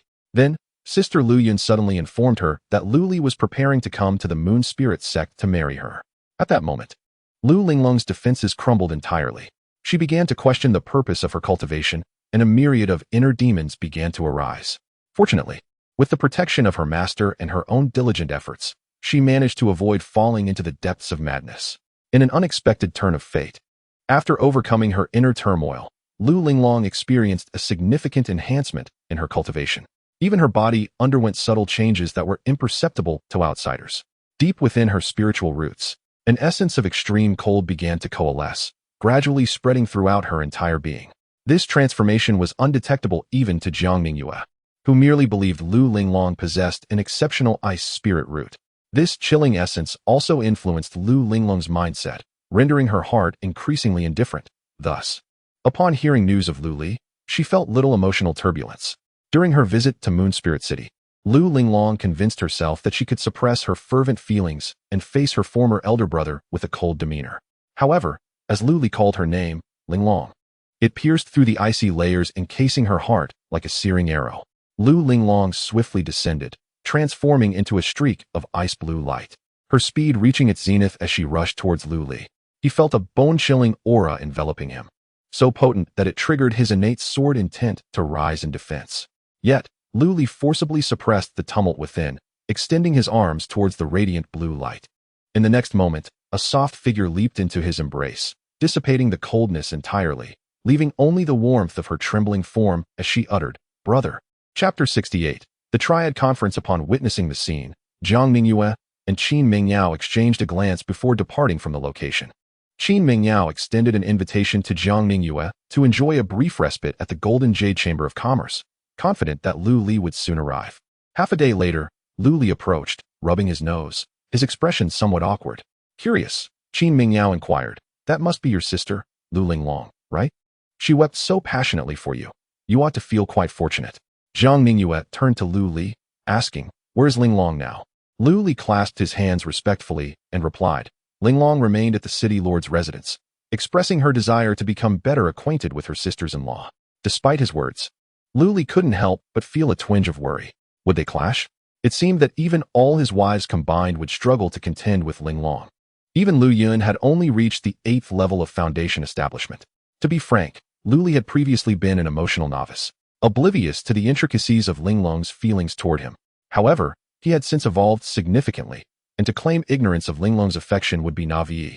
Yet, This realization left Lu Li feeling somewhat uncomfortable. He had always regarded Ling Long as a younger sister, though it was primarily she who had cared for him after embarking on the path of cultivation. Suddenly becoming aware of this unexpected sentiment, Lu Li found himself in a complex emotional state. How to describe it? A blend of pride and guilt? In any case, it was not an easy matter to articulate. Thus, the question of how to approach Ling Long became a dilemma for him. The mere thought of it overwhelmed Lu Li, prompting him to use the pretext of discussing important matters at the Golden Jade Chamber to pass the challenge onto his wives, led by Mingyue. Nonetheless, Jiang Mingyue held a particular fondness for Ling Long, as evidenced by her immediate concern for the latter's whereabouts after such a brief separation. After some contemplation, Lu Li decided to seek clarification. Forgive my boldness, sect leader Jiang, but is your concern for my sister perhaps a bit excessive? Jiang Mingyue smiled faintly. Are you implying that I have ulterior motives? Lu Li nodded. After all, it was not uncommon in this world for individuals to covet another's potential, nurturing them to a certain level before usurping their essence. The threshold for such an act was the nascent soul stage. Once a cultivator reached this stage, as long as their nascent soul remained intact, they could reincarnate even if their physical body deteriorated. Of course, this method could not be employed indefinitely. The heavens impose unique restrictions. Each cultivator is granted but one opportunity for such a reincarnation throughout their lifetime. Should one attempt to seize another's essence a second time, they would face the wrath of the heavens, resulting in the destruction of their nascent soul. Otherwise, why would anyone seek longevity? The nascent soul itself would grant eternal life. Lu Li had only recently come to understand these principles, which is why he inquired today. He harbored no qualms about considering the worst in others. In this world, caution was essential for survival. Jiang Mingyue nodded in understanding. It is entirely reasonable for you, as Lu Linglong's kin, to harbor such thoughts. However, I can assure you, I hold no such base intentions. I genuinely regard Lu Linglong as the next potential leader of the Moon Spirit sect, and you may trust in my sincerity. Her qualifications far surpass those of our previous sect leaders. I hope that under her guidance, the Moon Spirit sect will ascend to unprecedented heights. Lu Li nodded in agreement. Let us consider this a valid point. At least now, Linglong has indeed reached the golden core stage under the sect's nurturing. Qin Mingyao clapped her hands, interrupting the discussion. All right, are we not here to deliberate on how to create a glorious future for Moon Spirit City? Let us delve into the main topic. Jiang Mingyue chuckled and nodded. Indeed, the Moon Spirit sect believes that Lord Lu's actions will greatly benefit our sect. Hence we have decided to agree to President Qin's previous proposal, allowing disciples skilled in artifact crafting and alchemy to lend their full support. Furthermore, we have resolved to hold our annual sect competition and the disciple recruitment ceremony within Moon Spirit City. This should attract a number of wandering cultivators. Qin Mingyao was delighted. This is splendid. Over the years, many wandering cultivators have come to Moon Spirit City with the aspiration of joining the Moon Spirit sect. This initiative should certainly draw more of them in. Jiang Mingyue then turned her gaze to Lu Li. In addition to Qi refining and foundation establishment, we are also preparing to implement a new elder rotation mechanism. Since your battle with Wu Er, we have observed that some elders within the sect possess inflated combat capabilities and are merely occupying positions. To mitigate this issue, we intend to publicly recruit sect elders, rotating them every decade. This should also attract some golden core practitioners. Lu Li felt a tremor in his heart. Sect leader Jiang, is this not somewhat reckless? Not only does it undermine the sect's cohesion, but it also opens the door for those with ulterior motives to infiltrate. For instance, the Yanyan sect, a formidable rival of the Moon Spirit sect, is merely 1,000 miles away. If they were to send someone to infiltrate our sect and assume the role of an elder, it would pose a significant threat to the Moon Spirit sect. Qin Mingyao teased. Oh, your sister has yet to become the leader of the Moon Spirit sect, and you are already fretting over such matters? Lu Li was taken aback and chuckled awkwardly. Indeed, it seemed he was overly concerned. Jiang Mingyue nodded. That is certainly a valid concern. But one must take things one step at a time. Solutions will become apparent in due course.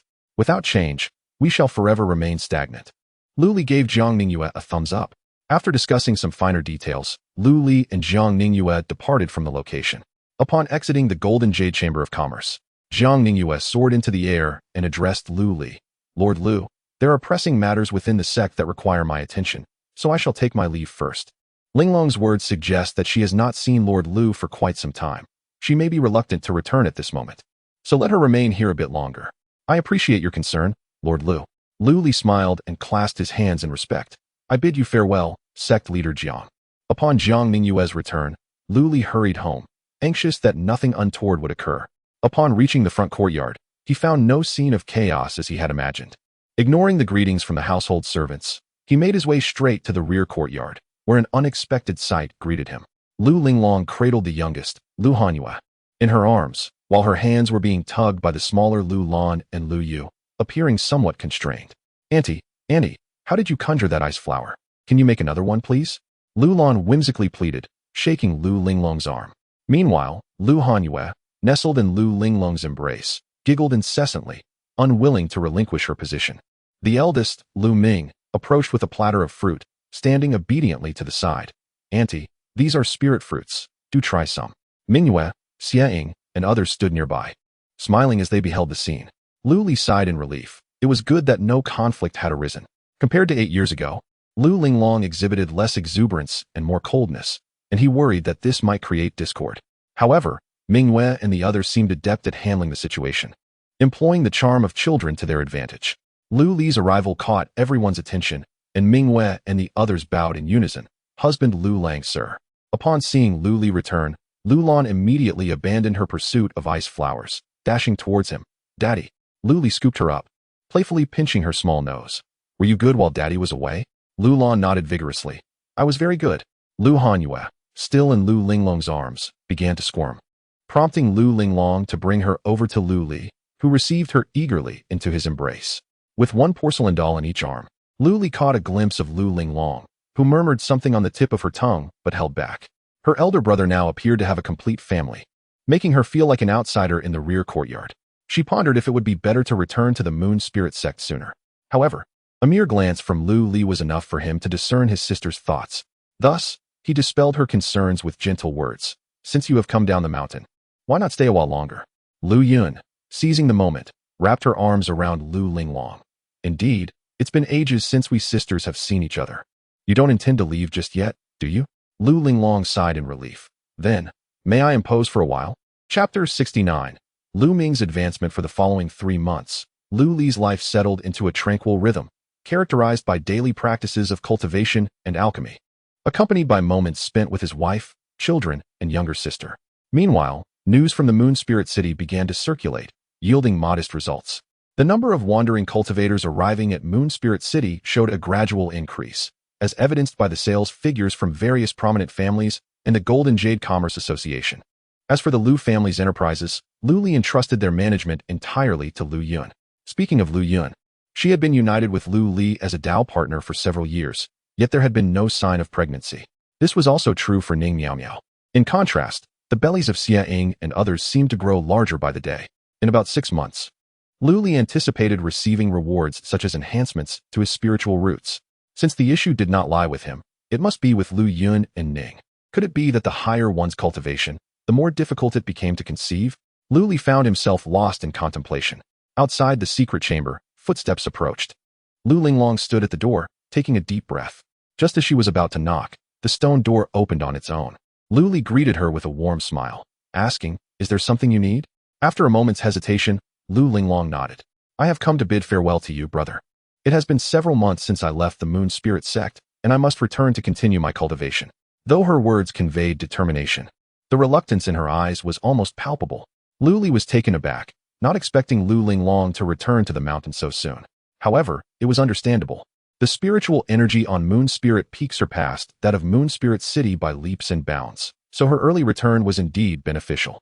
After a brief silence, Lu Li produced a storage bag containing 1,000 mid-grade spirit stones and a cold moon jade belt. He handed it to Lu Linglong, who opened it in astonishment. "Brother, where did you acquire such an abundance of spirit stones?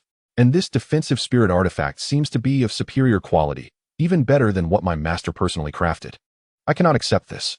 Lu Li chuckled. "Outsiders say that I am a disciple of the immortal sect. These items are trivial to me. If you refuse to accept them, it would imply you no longer regard me as your brother." To Lu Li, his current position was to remain in Moon Spirit City, where conflicts were minimal. Even if disputes arose, he had fortified the city with formations, rendering it as secure as an iron fortress. With the power of these formations, Lu Li was confident that even a nascent soul cultivator would find it challenging to contend with him. Moreover, he anticipated even greater rewards in the future. A mere low-grade defensive artifact paled in comparison to the safety of his sister. Seeing Lu Li adopt a serious expression, Lu Linglong pouted, reminiscent of their childhood, and reluctantly accepted the gift. She placed the cold moon jade belt around her waist, and it immediately adjusted to fit her slender form. The faint moonlight emanating from the belt accentuating her ethereal grace. Spinning around, she smiled and asked, "Brother, do I look beautiful?" The smile, reminiscent of melting ice and snow, illuminated the entire secret chamber. Lu Li could not help but tousle her hair, chuckling, "Beautiful. My Linglong is the fairest of them all." Lu Linglong giggled, but then suddenly recalled something. "How do I compare to my sisters-in-law and President Qin?" Lu Li felt a shiver run down his spine. Gently pinching Lu Linglong's delicate nose, he affectionately replied, "All right, do not dwell on such frivolous thoughts. Mother entrusted me with the responsibility of finding you a worthy partner before she departed." Upon hearing this, Lu Linglong bit her lip, then defiantly raised her head. "I have no intention of marrying. If I were to wed, it would have to be to you." Humph. Though her voice was barely above a whisper, Lu Li had already undergone significant changes. Yet, he remained at a loss on how to confront the transformed relationship with Linglong, mimicking the oblivious protagonist from certain anime. "Huh? Linglong, what did you say? More content is loading. Please hold on. This site only supports mobile browser access. If you see this paragraph, it means the chapter content failed to load. Please close reading mode, novel mode, and disable ad blocking features, or copy the URL to another browser to read." Lu Linglong's face flushed crimson, whether from embarrassment or anger was uncertain. She stomped on Lu Li's foot and turned to leave. However, before departing, her voice reached Lu Li's ears like a whisper. "Regardless, I vowed in my childhood that I would marry no one but you. Mother also hinted to me that you were meant to be our family's child groom. She refrained from telling you, fearing you might not accept it. It is fine if you cannot accept it now. We are cultivators, and time is on our side. I will wait for that day." Without waiting for Lu Li's response, Lu Linglong transformed into a streak of ice blue light and vanished from sight. Lu Li stood momentarily stunned, then shook his head with a wry smile. "What does this mean? I've been a child groom since childhood? Goodness, I had never heard of such a thing." Sighing, Lu Li suppressed the tumult of emotions within and returned to the secret chamber to continue his cultivation. Thus a week passed. One day, as Lu Li was engrossed in his training, a sound rang in his mind indicating a system upgrade. Ding! The host's offspring, Lu Ming, has successfully advanced, elevating his aptitude to the blue tier. The host receives the following rewards: primordial skill upgraded to earth tier, the blue steel sword upgraded to a low-grade Xian tier spiritual weapon, and a reward of 400 low-grade spirit stones. Lu Li opened his eyes, a hint of surprise gleaming within them. After nearly 8 years, my little one has finally advanced." He promptly exited the secret chamber, his figure flickering as he arrived at the study where Lu Ming was located. Indeed, Lu Li had established a study within the Lord's manor, dedicated to educating his offspring. Since Lu Ming and the others lacked the aptitude for cultivation before the age of 10, they would focus their efforts elsewhere. The 5-animal exercise would grant them physiques comparable to those of mortal warriors, while studying would enhance their understanding of the world and sharpen their discernment.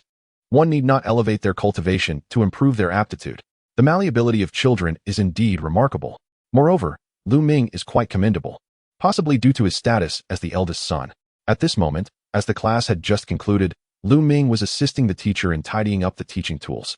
Upon noticing Lu Li's arrival, he hastened to complete his task and, after apologizing to the instructor, approached Lu Li with a respectful bow, greeting him. "I have seen father." At nearly 8 years old, Lu Ming, having diligently practiced the 5 animals exercise and benefited from the medicinal meals prepared regularly by Ching Ching for the children, appeared to be as tall as a boy of 13 or 14. Lu Li, who was not particularly short himself, standing just over 1.80 meters, felt a twinge of sentiment as he observed Lu Ming, who had already reached his chest height. Children these days are indeed growing taller. If this continues, will Lu Ming surpass 2 meters upon reaching adulthood? With a smile, Lu Li affectionately ruffled the hair of his respectful eldest son. "Minger, did anything happen just now?" Lu Li was curious about the nature of Lu Ming's sudden advancement, as it might provide insight into methods for facilitating the collective progression of his offspring. Lu Ming, unsuspecting, replied respectfully, "Father, the teacher imparted the principles of governance, and I felt inspired to pen an insight. Apart from that, there was nothing else." Lu Li promptly requested Lu Ming to present the written insight for his examination. However, after scrutinizing it for some time, he found no discernible clues. Just then, Lu Qing and Lu Xing came running over, and upon spotting their father, they merely gave a token embrace around his thigh as a sign of affection before resuming their playful antics. Observing the frolicking younger ones and the composed eldest, Lu Li could only sigh. Very well, let them be. Chapter 70. Lu Ming's thoughts suddenly. Lu Li realized that he seemed to have overlooked something and carefully reviewed the system prompts. To his astonishment, there was no information regarding the enhancement of his comprehension and spiritual roots. Upon inspecting the system panel, he discovered that his spiritual roots and comprehension remained unchanged. This indicated that Lu Ming's ascension to the Azure tier had only elevated his Hunyuan skill to the Earth grade and provided him with a few spiritual stones, without any other alterations. System, what is the meaning of this? Lu Li inquired hastily. Due to the host's comprehension exceeding 50 and possessing Earth-grade spiritual roots, the increase is negligible and therefore not displayed. Lu Li was taken aback. Is that so? Does this mean I am compelled to seek a partner of a higher grade to bear children? Please note, host, that while there is indeed an enhancement, it is simply not displayed. A progeny of 10 Azure tier or a single blue tier offspring will yield a numerical change for the host. Lu Li circulated his internal spiritual energy and confirmed this to be true. Although the numerical display remained unchanged, the smoothness with which his internal spiritual energy flowed had indeed improved. He sighed. Well, as long as there is some enhancement, that's sufficient. It appeared that to achieve the profound transformations he had previously experienced, he would need to focus on his blue-tier wives, Lu Yun and Ning Miao Miao. Moreover, the rewards from the Earth-grade Hunyuan skill had indirectly bestowed Lu Li with considerable improvements. With the dual enhancement of his cultivation and spiritual roots, his previous Xian-grade Hunyuan skill now seemed rather paltry.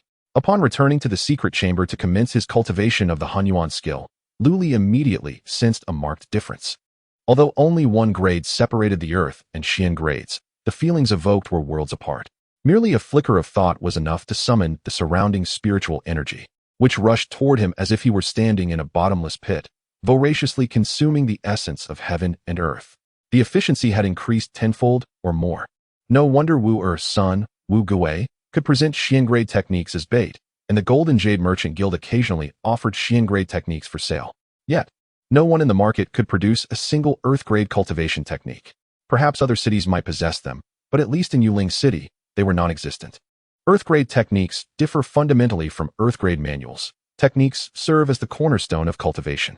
Under identical conditions, a cultivator practicing an Earth-grade technique naturally possesses a more abundant spiritual energy and therefore exhibits superior combat prowess compared to those practicing Xian or even Huang-grade techniques. Of course, absolute fairness does not exist in this world, and such scenarios occur only theoretically. It has been reiterated numerous times that unless the disparity between cultivators is exceedingly vast, their combat strength is assessed based on a composite of factors: the quality of spiritual roots, the potency of cultivation manuals, magical artifacts, the timing, and environment. And even one's mindset all play crucial roles. Lu Li's ability to maintain formidable strength while battling beyond his tier is largely attributable to the comprehensive enhancements provided by the system. Regardless of whether it pertains to spiritual roots, magical artifacts, cultivation techniques, or secret manuals, few within the entirety of Moon Spirit City, and even fewer within the Moon Spirit sect can rival him. Even the secret cultivation technique practiced by Lu Linglong is merely of the Earth grade. After circulating the energy for a complete cycle, Lu Li nodded in satisfaction. In 2 months, it would be Lu Ming's 8th birthday. After the birthday banquet, Lu Li retained Lu Ming and solemnly declared, "Tomorrow, I shall formally impart to you the cultivation techniques. After your training, you will truly become a cultivator. Are you prepared?" Lu Ming's eyes widened, filled with uncontainable joy. "Father, is this true? Wasn't it said that we must wait until we turn 10 to practice qi refining techniques?" Lu Li smiled and nodded. "This is a reward for your commendable performance thus far." Then, Lu Li produced a spirit testing pill to assess his spiritual roots. Lu Ming harbored unwavering trust in his father and, without hesitation, swallowed it whole. Lu Li placed his palm atop Lu Ming's head, infusing his spiritual energy to activate the effects of the spirit testing pill. Soon, a dual radiance of blue and yellow enveloped Lu Ming's form. After a moment of careful perception, Lu Li sighed inwardly. As expected, he still possessed the mediocre qualifications of an ordinary individual. Although Lu Ming had ascended to the blue tier, this only indicated a modest enhancement in his overall capabilities. Inheriting the lackluster bloodline from years past, Lu Ming's spiritual roots and comprehension remained merely average. However, it was fortunate that Lu Ming's testing revealed a dual affinity for water and earth, a significant improvement over Lu Li's own inferior 5-element spiritual roots from his youth. Without the system, Luli would have struggled throughout his life, ultimately achieving little more than the qi refining stage, and even then, as a feeble combatant. Father, what do you think? Lu Ming gazed at Lu Li with hopeful anticipation, yearning for affirmation. Lu Li smiled and remarked, your qualifications are quite decent, with dual spiritual roots of water and earth. I shall impart to you your mother's everlasting technique and your fifth ant's water mirror technique. By the way, do you have any other interests? Lu Li had not forgotten the potential paths for cultivation that could be chosen. Lu Ming pondered for a moment before shaking his head. I do not share my second sister's fondness for music, nor do I possess the swordplay enthusiasm of Brother Xing. If I were to express an interest, it would lie in the strategies of governance and familial management taught by my teacher. He often states that ruling a great nation is akin to cooking a delicate dish. One must exercise patience. The same principle applies to managing a family and a city. I am already quite satisfied that you can teach me the path of cultivation, yet I sense my talents may not lie in this direction. Therefore, possessing skills for self-defense will suffice. Lu Li raised an eyebrow, somewhat taken aback by this revelation. It seems that Lu Ming has subtly perceived the disparity in talent for cultivation between himself and his siblings. Consequently, he has chosen to embrace his strengths and focus on the path of worldly affairs. Indeed, the Lu family has already taken on the semblance of a large clan. It is unrealistic for everyone to pursue cultivation, as there must be someone to manage family matters. This situation mirrors the relationship between Wu Erming and Wu Er. Lu Ming's choice is commendable. Reflecting on this, Lu Li couldn't help but smile sincerely. Ming has grown wise. Since Lu Ming is resolute in his decision, Lu Li refrained from further commentary. Soon, he infused Lu Ming's mind with the teachings of Changchun Gong and the water mirror technique of Lu Yun. Although protected by Lu Li, Lu Ming could hardly bear the weight of such vast memories and quickly succumbed to a deep slumber. Observing the sleeping visage of his firstborn, Lu Li felt a surge of emotion and gently cradled him, returning him to his room. Under the moonlight, Mingyue awaited in the pavilion outside Lu Ming's chamber. Her heart warmed by the sight of her husband carrying their child. Her eyes glistened with unshed tears. Just as she contemplated leaving, she was suddenly lifted by a powerful force, eliciting a soft gasp. After all these years, you still haven't shaken off that habit of weeping. Lu Li's voice rang out with a hint of mirth. Mingyue gazed upward, captivated by her husband's tall and robust figure bathed in moonlight. In that moment, she was entranced. Her husband was, without doubt, the most handsome man in the world. Chapter 71. Rapid expansion in the blink of an eye. Half a year has passed. Recently, the Lu family has been blessed with a series of fortuitous events. Firstly, both Xie Ying and Qin Lan have given birth to sons, named Lu Feiying and Lu Yin respectively. Furthermore, Lu Li has received the following rewards. Ding! Congratulations to the host on the birth of 2 heirs. The host's spiritual root and comprehension have experienced a slight enhancement. Current comprehension, 50, insightful. Current spiritual root, Earth grade lower tier. Detecting that the host's heirs possess initial qualifications of Azure tier.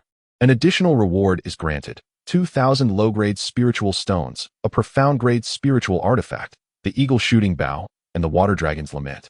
Along with Earth-grade manuals Eagle Arrow Technique and Eternal Spring Technique being elevated to Earth-grade. With the profound-grade Eagle Shooting Bow and the Water Dragon's Lament in hand, Lu Li's yellow-grade Sun Shooting Bow and the Qiao Wei Qin may now retire. Lu Li gifted the Qiao Wei Qin to the 2 ladies, Lu Lan, and presented the Sun Shooting Bow to his 3rd son, Lu Yu, as a birthday present for their 8th year. Although these spiritual artifacts were bestowed upon them, Lu Li imposed array restrictions to prevent reckless usage. The restrictions would only be lifted in life-threatening situations, allowing them to unleash the additional power he had placed upon them. The daily activities of the Lu family remained confined to the vicinity of Moon Spirit City, with Golden Core assassins discreetly following them, ensuring their safety. However, with Lu Li's reputation, few would dare to provoke him. The Eagle Shooting Bow is rather unremarkable, merely providing an additional effect to break through defenses, thus augmenting Lu Li's arsenal against physical cultivators. The Water Dragon's Lament, however, is quite extraordinary. Its initial form resembles a crystal orb, yet it possesses the ability to transform into any musical instrument. Instruments such as the Sun, Gu, Zhu, Paishao, Kongho, Zheng, Guqin, and Esi can be morphed into, each with its unique efficacy. For instance, larger instruments like the Guqin and Zheng produce sound with remarkable penetration, and when activated, their resonance can reverberate throughout the entirety of Moon Spirit City. In contrast, Portable instruments such as the sun and dizzy enhanced the penetrating ability of melodic techniques against others' defenses. Ever since that day, a water blue jade flute has adorned Lu Li's waist. Yet, the good fortune does not end there. Over the past 6 months, Lu Li has concocted dozens of illusion pills, which he entrusted to the now golden core cultivator, Qin Mian, for management. Under the shadow of death, these prisoners have unleashed unimaginable potential, with many breaking through to the mid-foundation stage. Consequently, there have been no further incidents of individuals exploding from consuming the illusion pills. After the last mid-foundation cultivator ingested an illusion pill, the number of golden core cultivators in the Lu family successfully exceeded 50. When they assembled, even Qin Mingyao could not help but drop her jaw in astonishment. What a formidable force this is! Even if Moon Spirit Sect were turned upside down, it could not claim the presence of over 50 golden core cultivators. Yet, astonishingly, they all serve under Lu Li. In response to this, Lu Li remarked that they are akin to the mightiest warriors from Bai Yujing, sent by his sect to bolster his standing. Upon hearing this, Qin Mingyao nodded, albeit in a daze. The strength of the golden core realm is indeed quite renowned even within Yunzhou. Little did she expect that they were merely warriors from his sect. What exactly are these warriors? It is an existence that is even lower than the outer disciples of the sect. Without any cultivation, one is merely a menial worker. Is this the extent of Bai Yujing's power? Such grandiosity. Lu Li categorized these individuals into 2 groups, one led by the thousand-faced man, responsible for the Moon City Guard, serving as captains of various teams to maintain order within the city. The other group, as previously mentioned, consisted of the Lu family's covert guardians, tasked with safeguarding the prominent members of the Lu clan. Soon, news of nearly 30 golden core cultivators joining the Moon City Guard spread like wildfire, reaching several cities in the southwestern region of Yunzhou. The advantage of this strategy was that an increasing number of wandering cultivators flocked to Moon Spirit City, much to Lu Li's pleasant surprise. For wandering cultivators, venturing outside was perilous. While the wilderness offered rare treasures, it was also rife with demonic beasts and nefarious paths. Moreover, some powerful sects would exploit the wandering cultivators in the city, undermining the so-called city lord. However, with the recent policies of Moon Spirit City, coupled with the reputation of City Lord Lu and the strength of his forces, there was no cause for concern. As a multitude of people poured in, Moon Spirit City radiated with unprecedented vitality.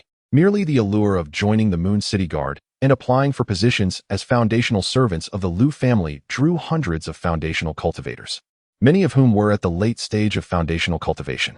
During this period, Moon Spirit Sect also notably recruited numerous disciples with commendable potential.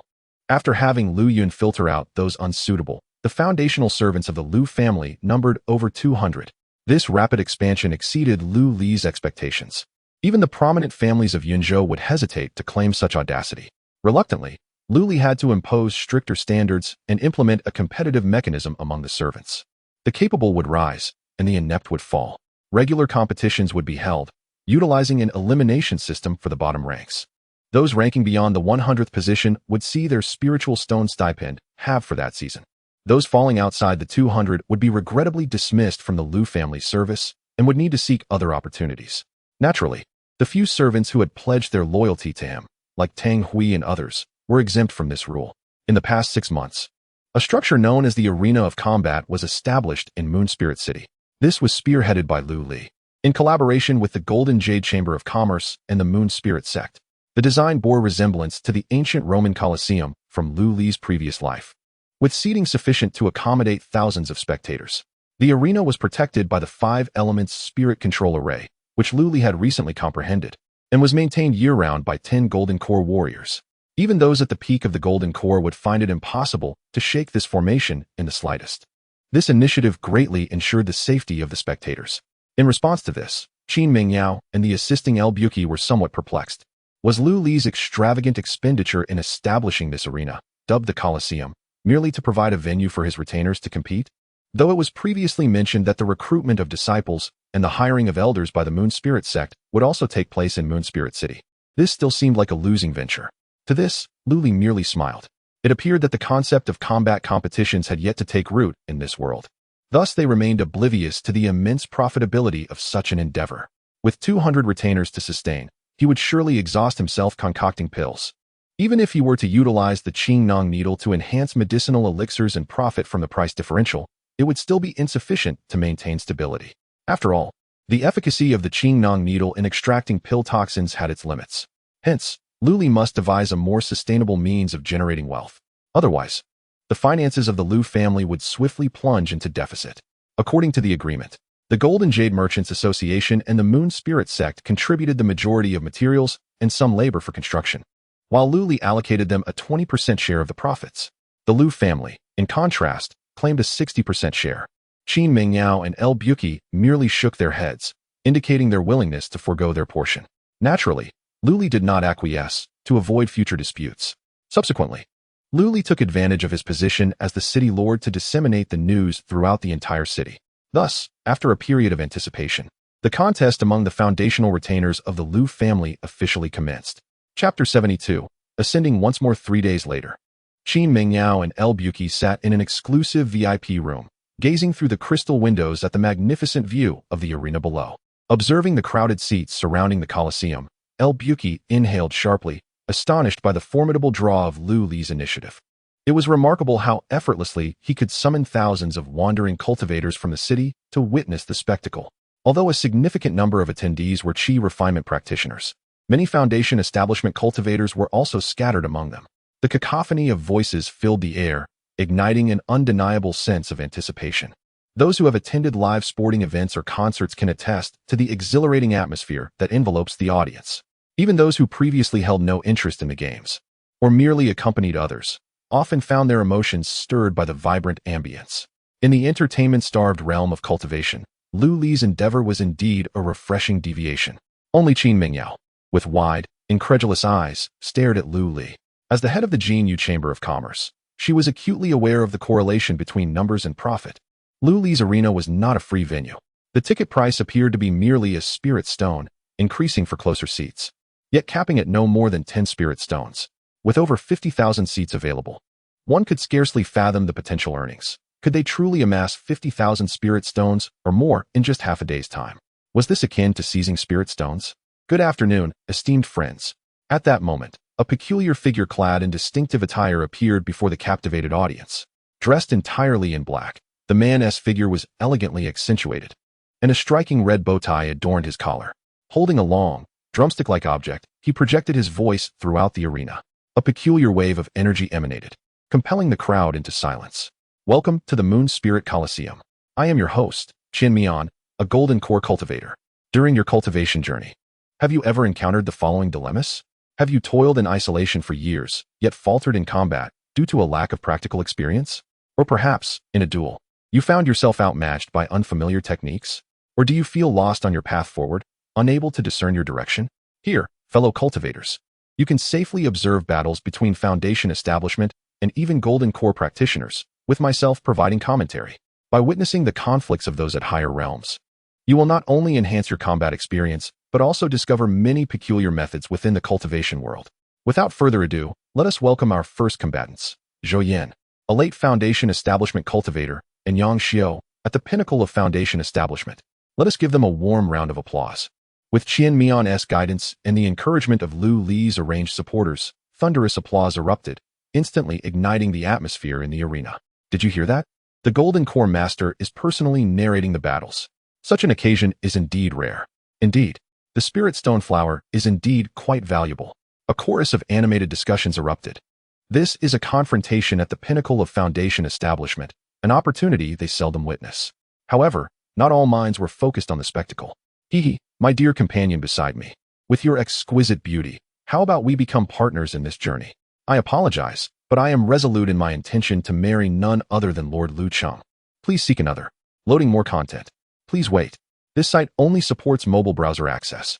If you see this paragraph, it indicates that the chapter content failed to load.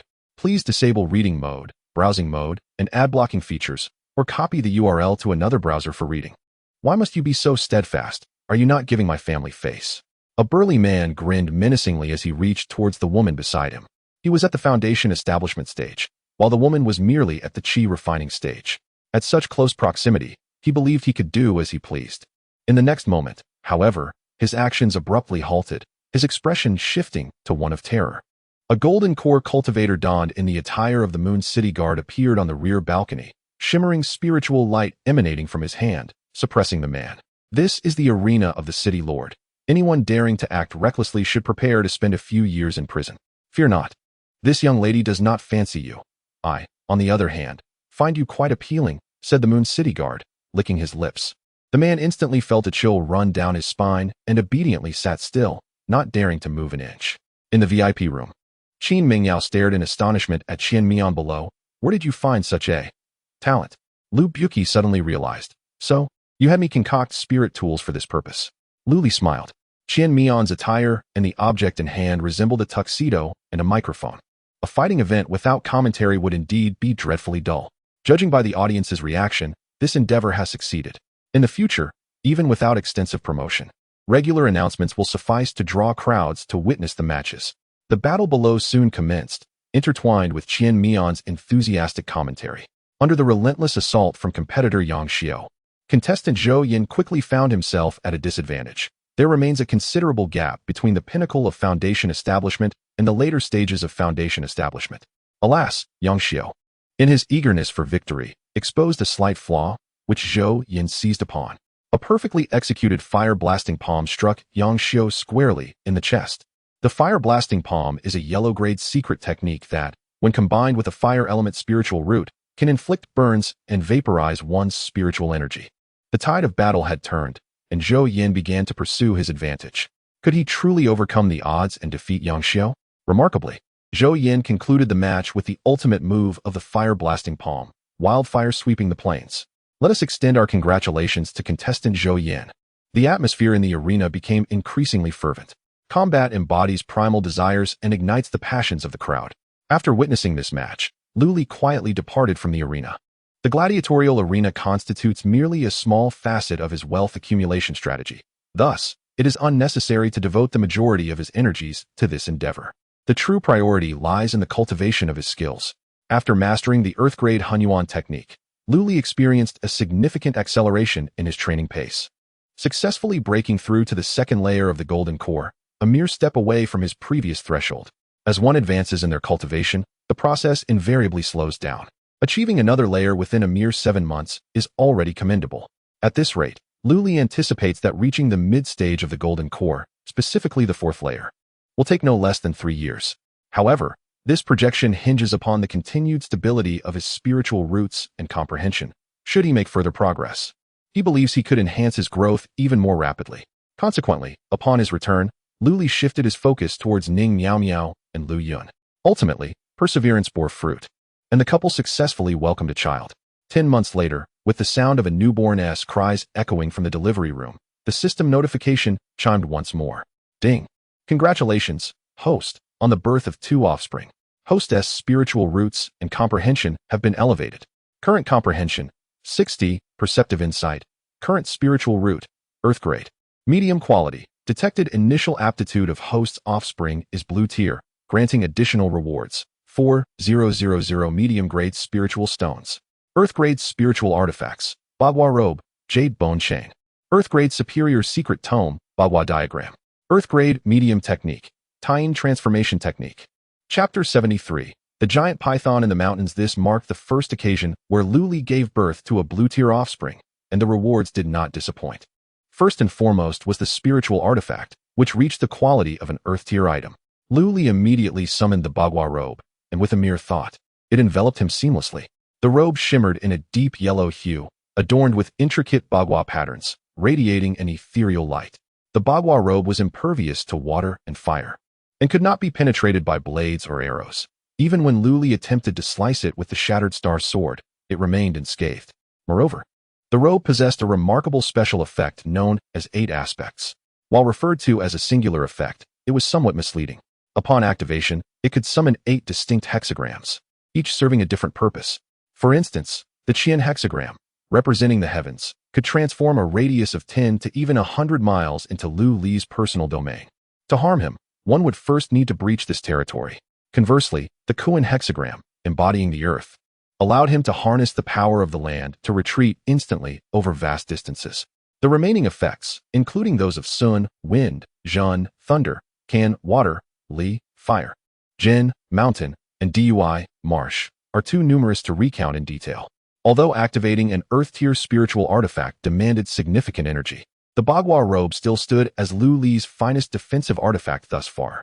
With this robe, he felt confident that even if confronted by a nascent soul master, he could escape unscathed. The extraordinary nature of Earth-tier artifacts lay precisely in this capability. However, the opulence of the Bagua robe was too ostentatious for Lu Li's taste, prompting him to alter its appearance with a thought, transforming it into his everyday attire. With the Bagua robe in his possession, Lu Li found himself less concerned about another defensive artifact, the Jade Bone Chain. Although it too was an Earth-tier item, its capabilities were evidently not as comprehensive as those of the Bagua robe, leading Lu Li to perceive it as somewhat unworthy of its tier. Yet, true to the system's peculiar tendencies, if the rewards in terms of artifacts were modest, the substantial benefits would likely manifest in the form of martial arts manuals. Indeed, Lu Li's memory now included 2 additional martial arts manuals, underscoring this notion. The Earth-tier superior manual, Bagua Diagram, required no further elaboration, as it complemented the Bagua robe beautifully, enhancing its effectiveness. Even when considered independently, it served as an excellent manual that integrated both offense and defense. On the other hand, the Earth-tier intermediate manual, Tying Transformation Technique, possessed its own intricacies.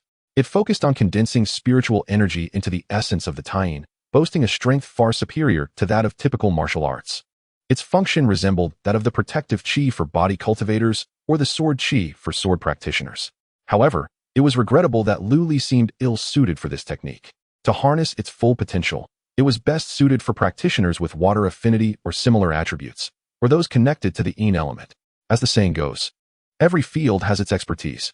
The martial arts manuals practiced by cultivators varied significantly, each emphasizing different aspects, which naturally affected their training speeds. As practitioners ascended, the disparities became increasingly pronounced. Yet, the notion of specialization also depended on the cultivator's inherent qualifications. In Lu Li's case, given his 5-element spiritual roots, the most suitable technique remained the attribute-less primordial technique. After all, having also ascended to the Earth tier, this technique could perfectly embody the characteristics of Lu Li's 5-element roots, proving to be as effective as attempting to cultivate the Tying Transformation Technique. As for this martial art, Lu Li immediately contemplated several suitable candidates. Lu Linglong, Ning Miao Miao, and Ning Wen could all cultivate this technique. When Linglong returns, he shall impart this skill to her. After reviewing the rewards, Lu Li proceeded to assess the qualifications of his 2 newly born offspring. Current offspring, Tin son of Lu Yun, unnamed. Son of Ning Miao Miao, unnamed. Both cultivation levels, none. Both comprehension levels, 45. Both spiritual roots, superior quality. Overall qualifications, blue tier, possible cultivation directions, music, swordsmanship, archery, medicine. It is advisable to select one primary cultivation direction before the age of 10 to enhance related qualifications. In comparison to Lu Ming, eldest son, Mingyue's son, Lu Ming. Cultivation level, Qi refinement level 1. Comprehension level, 20. Spiritual roots, average quality. Overall qualifications, green tier. The disparity is quite significant. Lu Li sighed softly within. However, this was an inevitable circumstance. The qualifications of the offspring are influenced by both parents. While comprehension can be enhanced through education, spiritual roots are immutable. Among his 10 sons, Lu Ming possessed the weakest spiritual root. He had heard that there were elixirs overseas that could alter spiritual roots, but evidently, such matters were beyond Lu Li's current capabilities. He could only be patient with his eldest son for now. Setting aside his thoughts, Lu Li named his 2 offspring. The son of Lu Yun was named Lu Jiming, and the son of Ning Miao Miao was named Lu Ming. Lu Li felt that his naming skills had notably improved. Upon hearing of Lu Yun's childbirth, many disciples from the Moon Spirit sect presented congratulatory gifts, which left Ning Miao Miao feeling somewhat unsettled. Unlike Lu Yun, she had no connections apart from her master, Ning Wen, thus she did not receive similar treatment. Understanding Ning Miao Miao's predicament, Lu Li took this opportunity to teach her the Tying Transformation Technique. After soothing Ning Miao Miao's minor emotional turmoil, Lu Li exited the room and gazed at the bright moon in the night sky, suddenly feeling an urge to take a stroll. Thus, he stepped onto his shattered star sword and swiftly flew beyond the city. Before long, Lu Li arrived at the rushing stream valley, where he had once endured the Golden Core thunder tribulation. The valley appeared particularly serene under the moonlight, with the silver ripples reflecting on the lake's surface. Having spent long in the mundane world, he relished the return to nature. Observing the lake before him, Lu Li let out a long sigh. Regardless of his mood, he occasionally yearned for solitude. At that moment, Dark clouds unexpectedly began to coalesce in the sky, completely obscuring the moon. A suffocating aura gradually permeated the entire rushing stream valley. Luli widened his eyes in astonishment.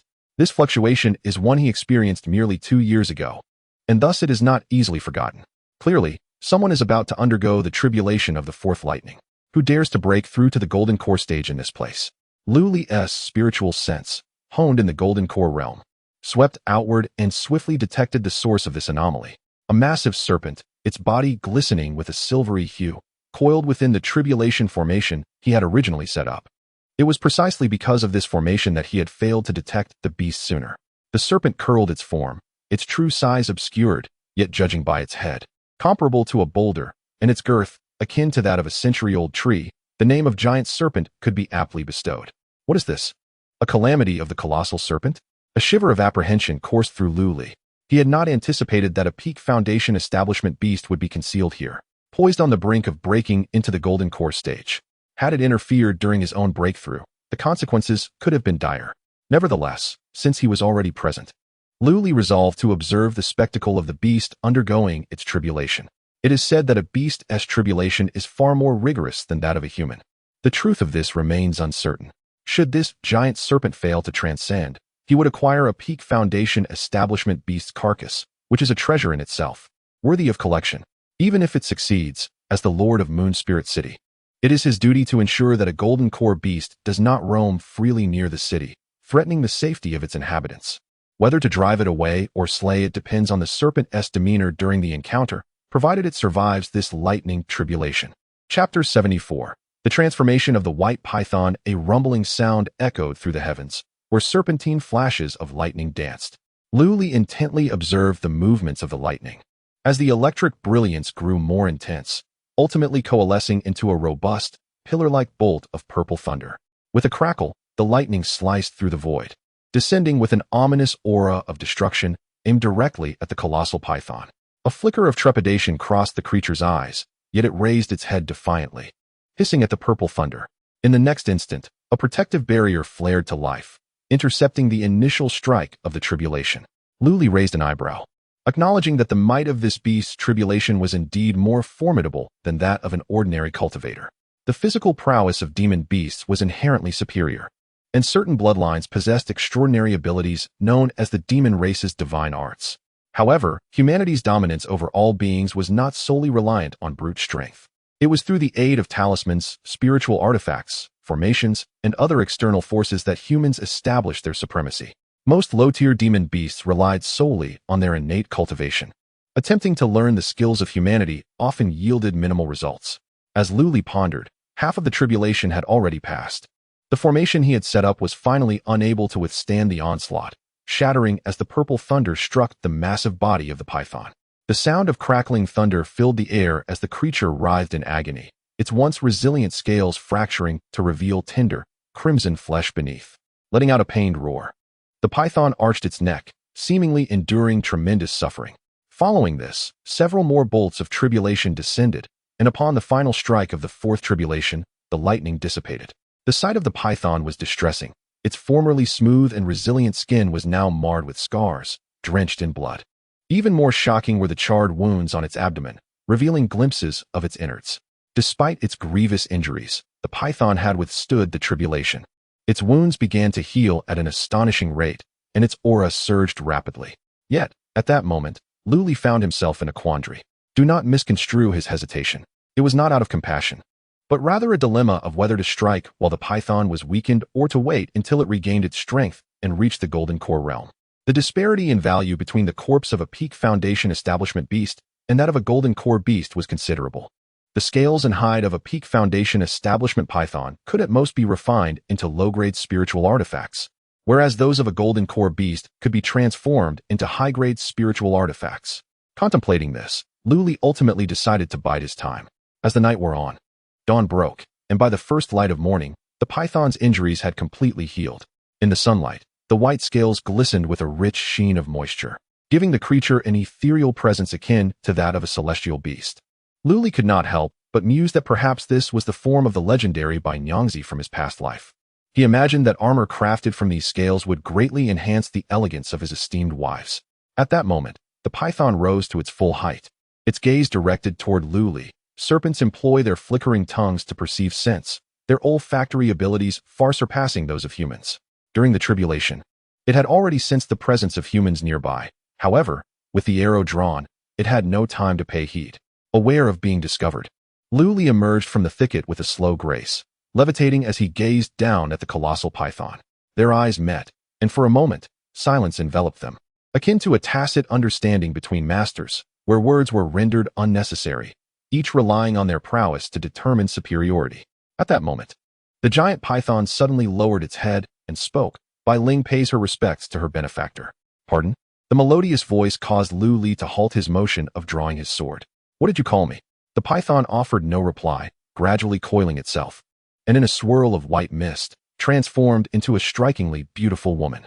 Her visage was breathtakingly exquisite, devoid of cosmetics, yet boasting bright eyes and pearly teeth. Her figure was delicate and alluring, accentuated by a flowing white gown that elegantly outlined her slender waist. Particularly remarkable were the two majestic peaks upon her chest, standing proudly against the sky. What a paragon of ethereal beauty! Once a beast transcends the golden core realm, it may assume human form. At that point, it is indeed a true demon. Upon seeing this woman, Luli grasped why Su Xian would be drawn to Bai Suzhen. Yet, the crux of the matter lay in the halo atop her head, a striking shade of deep violet, even darker than Lu Yun's azure hue. This indicated that she possessed an extraordinary aptitude, astonishingly close to the purple tier. Wait a moment. This woman is a transformed beast, her true form being a white giant python. System, do not be absurd. Lu Li shook his head, dispelling the chaotic thoughts swirling in his mind. He then brandished his sword, pointing it at the woman and declaring, I am not the benefactor you speak of. I merely happened upon this scene whilst wandering. Bai Ling, now in human form, continued, the benefactor deliberately left this formation here, allowing me the courage to harness its power and break through to the golden core. Moreover, upon witnessing my tribulation, the benefactor vigilantly guarded me throughout the night. For this kindness, I am at a loss as to how to repay. Lu Li felt a wave of unease wash over him and swiftly interrupted, Wait. Your next words should not be therefore I must offer my body in return, should they? Bai Ling tilted her head. Indeed, you are truly astute. I once stealthily descended the mountain to listen to a few performances near a human village, and they always say such things. A down-and-out scholar saves a fox, who later transforms into a woman and marries him, leading to their blissful life together. As she spoke, her eyes sparkled with excitement. Since the benefactor has done me a great favor, it is only natural that I reciprocate in kind. Lu Li facepalmed, realizing this demon was rather infatuated with romantic notions. Subsequently, Lu Li spoke earnestly. You, my dear Bai, are indeed a creature of the supernatural realm. I have no desire to consort with a beast that might devour me at any moment. The thought of being swallowed whole in my slumber is quite terrifying. Bai Ling, feeling wronged, replied, Benefactor, my clan, the white serpent lineage, is known as a divine beast. We subsist on berries, fish, and shrimp, and have never feasted upon humans. Lu Li raised an eyebrow, finding a semblance of credibility in her words. Although he had encountered few supernatural beasts, he knew that those with a taste for human flesh exuded a strong, repulsive odor and a menacing aura. This white python, however, did not present such a sensation. Could it be that she was indeed a benevolent spirit akin to the legendary Bai Nyangzi? Intrigued, Lu Li inquired, the white serpent lineage? Do you happen to know Bai Suzhen? Bai Ling shook her head in confusion. I am unfamiliar with the individual you speak of, benefactor. I have grown up in this mirror lake, honing my skills through the memories within my mind for nearly a century. Yet I remain ignorant of the whereabouts of my kin. Lu Li's pupils constricted slightly. It was astonishing to encounter a beast possessing inherited memories. Typically, supernatural beasts rely solely on instinct to absorb spiritual energy and gather the essence of the sun and moon. Without centuries of arduous cultivation, reaching the golden core stage is nearly impossible. Upon attaining the golden core realm, one can transform into human form and practice human cultivation techniques, significantly accelerating their progress. For these creatures, the golden core stage serves as a pivotal threshold. However, exceptions do exist. Some races are born with an innate transmission of techniques. These beings are either favored by the heavens or descend from the bloodlines of transcendent beings that have ascended. In the realm of supernatural beasts, such creatures start with an overwhelming advantage. Yet, it is not uncommon for formidable beasts to target these progeny, seeking to devour them and usurp their inherited knowledge. In the world of supernatural beasts, the law of the jungle prevails, far more brutal than that of humanity. There are also powerful human cultivators who specialize in capturing such exceptional creatures, either to domesticate them or to sell them. When viewed from this perspective, it appears that humanity is not so virtuous after all. One must admit that Lu Li's thoughts began to wander once again. Chapter 75. All members in the Green Stage Benefactor? Bai Ling inquired, observing Lu Li lost in thought. Snapping back to reality, Lu Li cleared his throat and replied, "Since you have stated it so, I shall refrain from troubling you today. The formation here is meant for my subordinates to transcend their tribulations. It is indeed a blessing for you to utilize it, so there is no need for concern. You may depart, as if the city lord has never laid eyes on you." As the city lord, Lu Li could easily capture a couple of demonic beasts as mounts. However, taking a wife from among them would surely provoke the attention of the Yunzhou prefecture. Bai Ling remained puzzled, for she wished to repay her benefactor's kindness. Yet he treated her with a demeanor akin to that of a venomous serpent. The tales sung in the theaters were far from this reality. It seemed she had forgotten her true nature as a serpent. Nevertheless, she did not wish to burden her benefactor. After some contemplation, Bai Ling transformed into a python and leaped into the lake. Moments later, she resurfaced from the depths, expelling a collection of shimmering silver scales and a small tree emanating an ethereal blue light. The roots of the tree did not penetrate the soil but instead absorbed the surrounding spiritual energy, and several fruits adorned its branches. "Since you are unwilling to accept my hand in marriage, I implore you to accept these gifts," Bai Ling insisted. Lu Li raised an eyebrow. The scales were undoubtedly remnants of Bai Ling's molting, yet the small azure tree piqued his curiosity. Even with his mastery of the 1,000 elixirs technique, he could not discern the nature of this peculiar specimen. "Benefactor, this is my accompanying spirit tree since childhood. The fruits upon it can cure myriad ailments and enhance a cultivator's spiritual root quality. Though it may not compare to the legendary peaches of immortality, I sincerely hope you will accept this tree, for otherwise I shall be troubled," Bai Ling implored, her eyes shimmering with sincerity. After a brief moment of hesitation, Lu Li waved his sleeve and accepted the scales and the fruits from the tree. However, he refrained from taking the tree itself. "Thank you," Lu Li expressed with a respectful gesture. He sensed that the white python before him harbored no ill intentions. "Benefactor, may I remain here to cultivate?" Bai Ling asked, her eyes glinting with hope upon seeing Lu Li accept her offerings. The spiritual essence beneath the lake greatly benefited her, and similar locations were often occupied by formidable demonic beasts. In the Benlu Valley, she considered herself a king among demons, and she had no desire to abandon her territory of a century to engage in battle with unfamiliar beasts. Lu Li smiled, thinking, "Who says demonic beasts are devoid of cunning? Since you harbor no malicious intent, you may stay. One must not bite the hand that feeds. I cannot refuse your request. However, should I discover that you have brought harm to others, do not blame me for forgetting today as kindness." Bai Ling rejoiced, nodding vigorously. "I shall remember this." Lu Li pondered for a moment and handed her a communication token. "Take this. Should any urgent matters arise in the future, you may contact me through this device." This was Lu Li's principle. Reciprocate kindness with kindness. Bai Ling swallowed the token in one swift motion, then submerged into the depths of the lake. Lu Li couldn't help but feel a sense of wonder. Hidden within this small realm of Ben Lu Valley lay a formidable demon. Had it not been for a fortuitous twist of fate, he would have never discovered it. To think that a leisurely night of wandering would yield such unexpected rewards. Upon his return, he planned to entrust the serpent scales to Lu Yun, so she could take them back to Buki Peak and seek Lu Buki to forge several yellow-grade defensive armors for Mingyue and his other wives. As for those fruits, Lu Li resolved to investigate them himself first. As long as they were not poisonous, he could allow his less gifted offspring to partake. With this thought in mind, Lu Li ascended on his sword, soaring towards Moon Spirit City.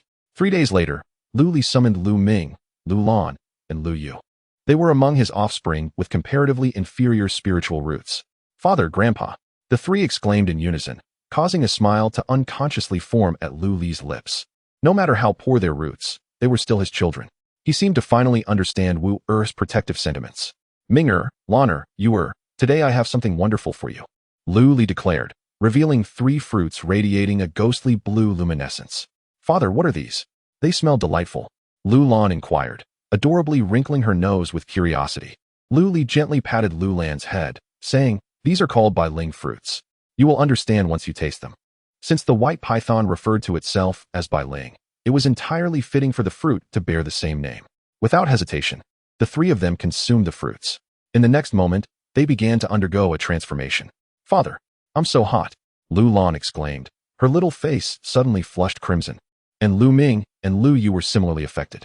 Furthermore, a faint blue mist began to emanate from their bodies. Lu Li was not taken aback by this scene. Instead, he spoke in a serious tone.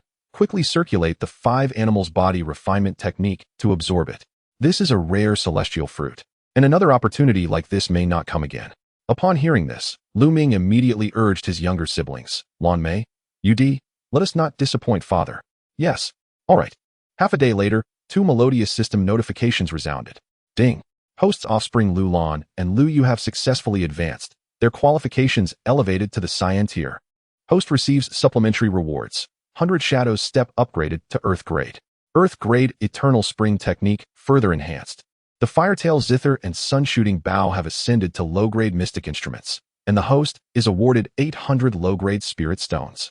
Observing the advancement of his children, Lu Li nodded in satisfaction. At last, all his offspring had reached the Cyan tier. Moreover, their spiritual roots had undergone significant changes. Lu Ming and Lu Lan's average grade spiritual roots had risen to the medium yellow grade, while Lu Yu had ascended to the upper yellow grade. Though they may not rival some of their siblings, they had certainly achieved a remarkable breakthrough. Moreover, a faint blue light flickered on Lu Ming's qualification panel, indicating that he was on the verge of reaching the blue tier. Perhaps due to his diligent efforts, Lu Ming's potential for growth appeared even more pronounced. Lu Li still possessed several white spirit fruits. However, based on his research over the past 3 days, it seemed that each person could only consume 1 fruit every century, rendering any additional consumption ineffective.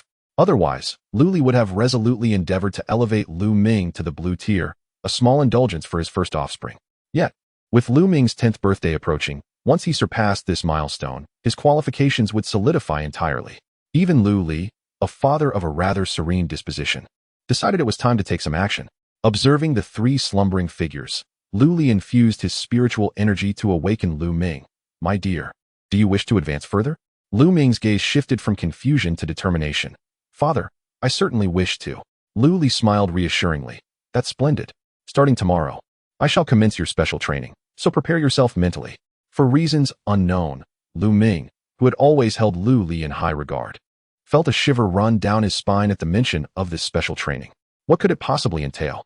Chapter 76. The Trial. The Ghostly Path. On the following morning, Lu Li departed his home with Lu Ming, soaring through the skies towards the Moon Spirit sect on his sword. It was Lu Ming's first experience of flight, and he found himself in awe, gazing at the rapidly passing mountains and forests below. Is this the prowess of my father? Surely, it is not an exaggeration to claim one can travel 1,000 miles in a day. "Father, where are we headed?" Lu Ming inquired, standing on the broadsword surface.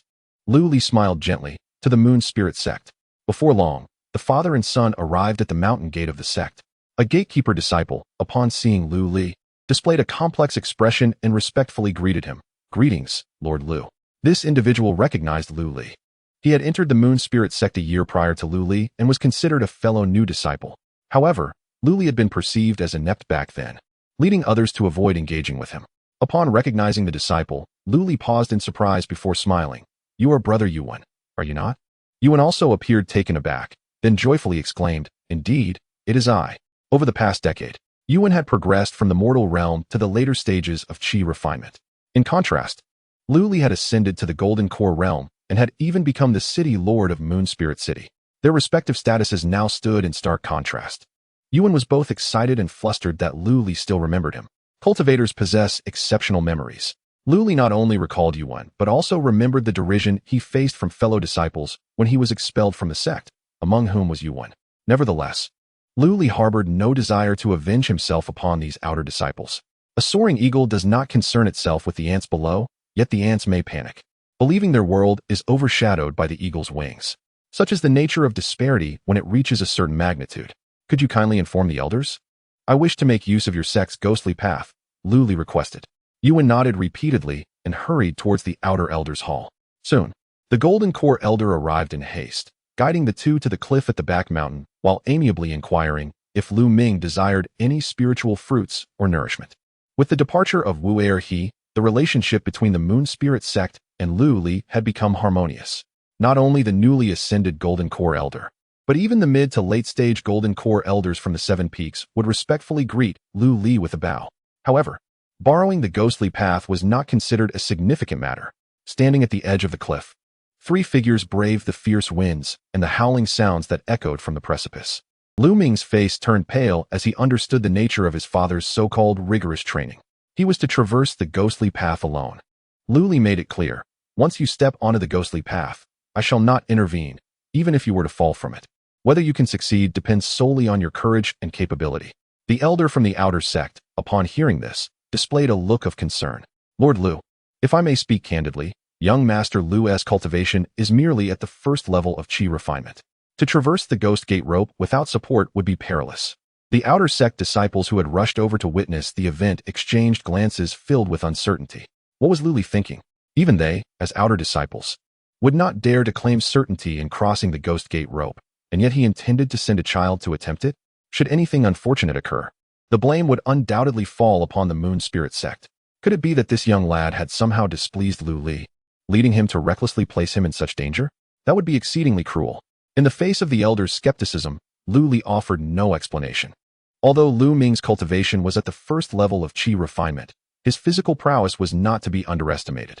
He had been practicing the 5 animals body refining technique for several years, and even the 5 animals form could be executed with considerable skill. Even without drawing upon spiritual power, Lu Ming could easily bring down a mid-level chi refinement practitioner.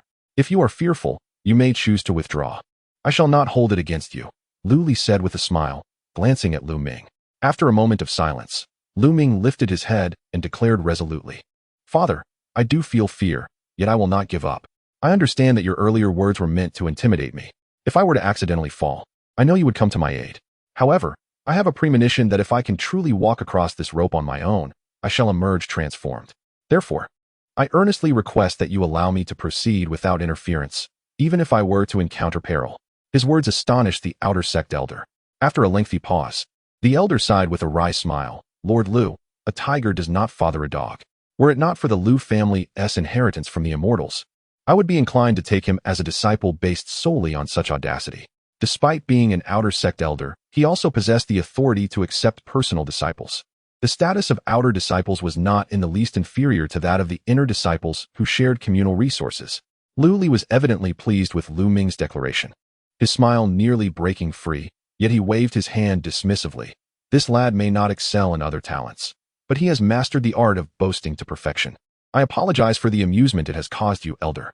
Without further ado, Lu Ming approached the edge of the cliff, channeling the Changchun technique internally while externally executing the 5 animals body refining technique, and stepped onto the Ghost Gate rope. As soon as his foot touched the rope, he felt it slick beneath him, and the fierce wind buffeted him, causing him to sway precariously. The outer sect disciples watching from behind felt their hearts constrict with anxiety. Had it not been for the elder's stern order against interference, they might have cried out in alarm. Given such a perilous start, perhaps it would be wiser to retreat before fully committing to the rope. Just as the outer disciples contemplated this, Lu Ming, with a serious expression, took his next step. With one foot forward, he had completely left the cliff, standing firmly upon the rope. His feet firmly gripped the iron chain, akin to a gecko's tenacious hold, and he began to move slowly. It seemed, perhaps due to an illusion, that the figure of Lu Ming appeared considerably more robust.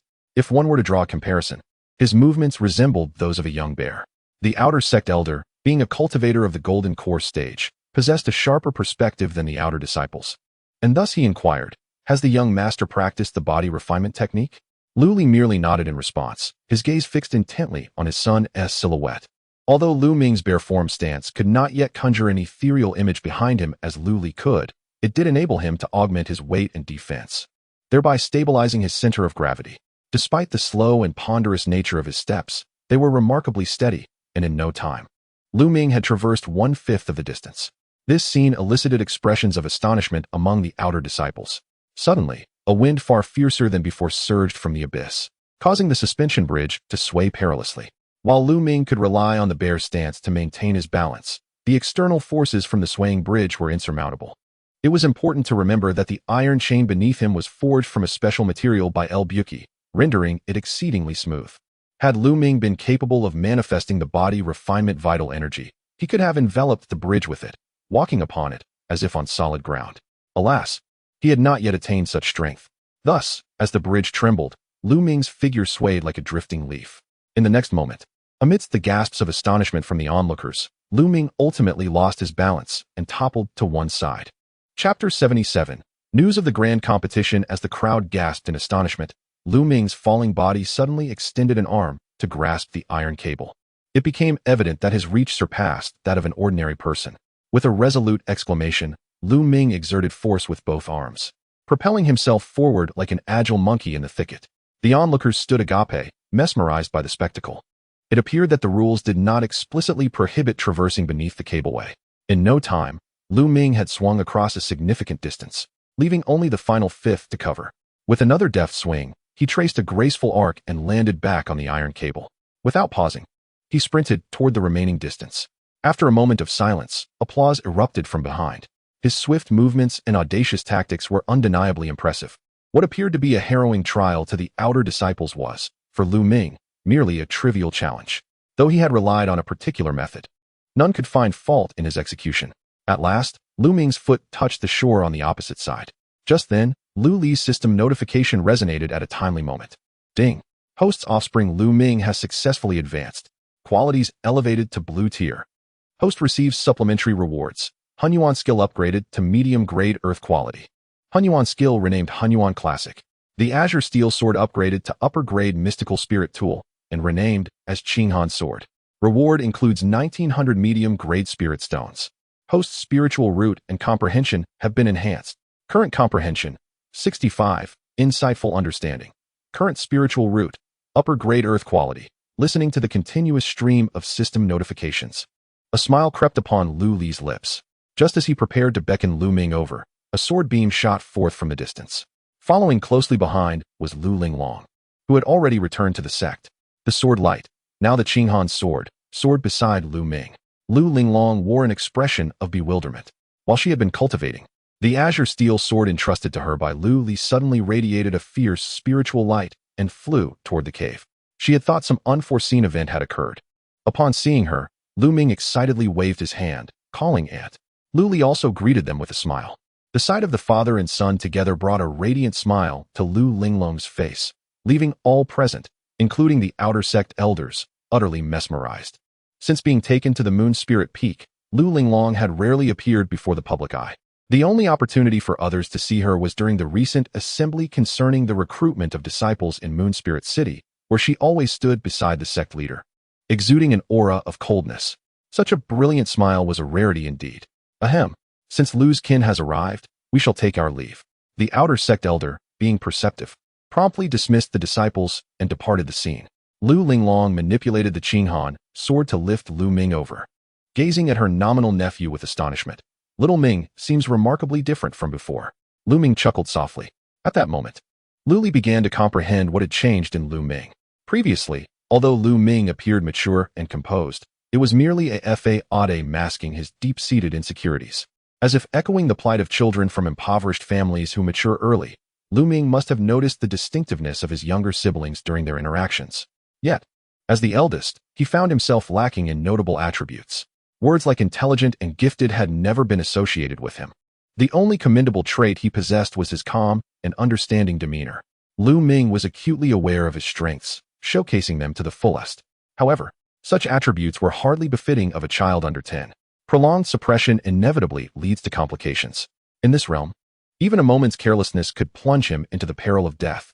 In the face of life and death, there exists both profound terror and immense opportunity.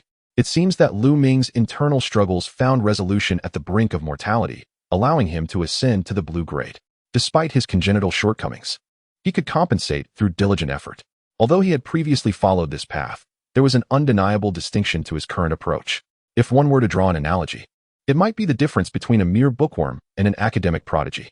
Before long, Lu Ming's attention was captivated by an ice figure conjured effortlessly by Lu Linglong, leading him to play with it from a distance.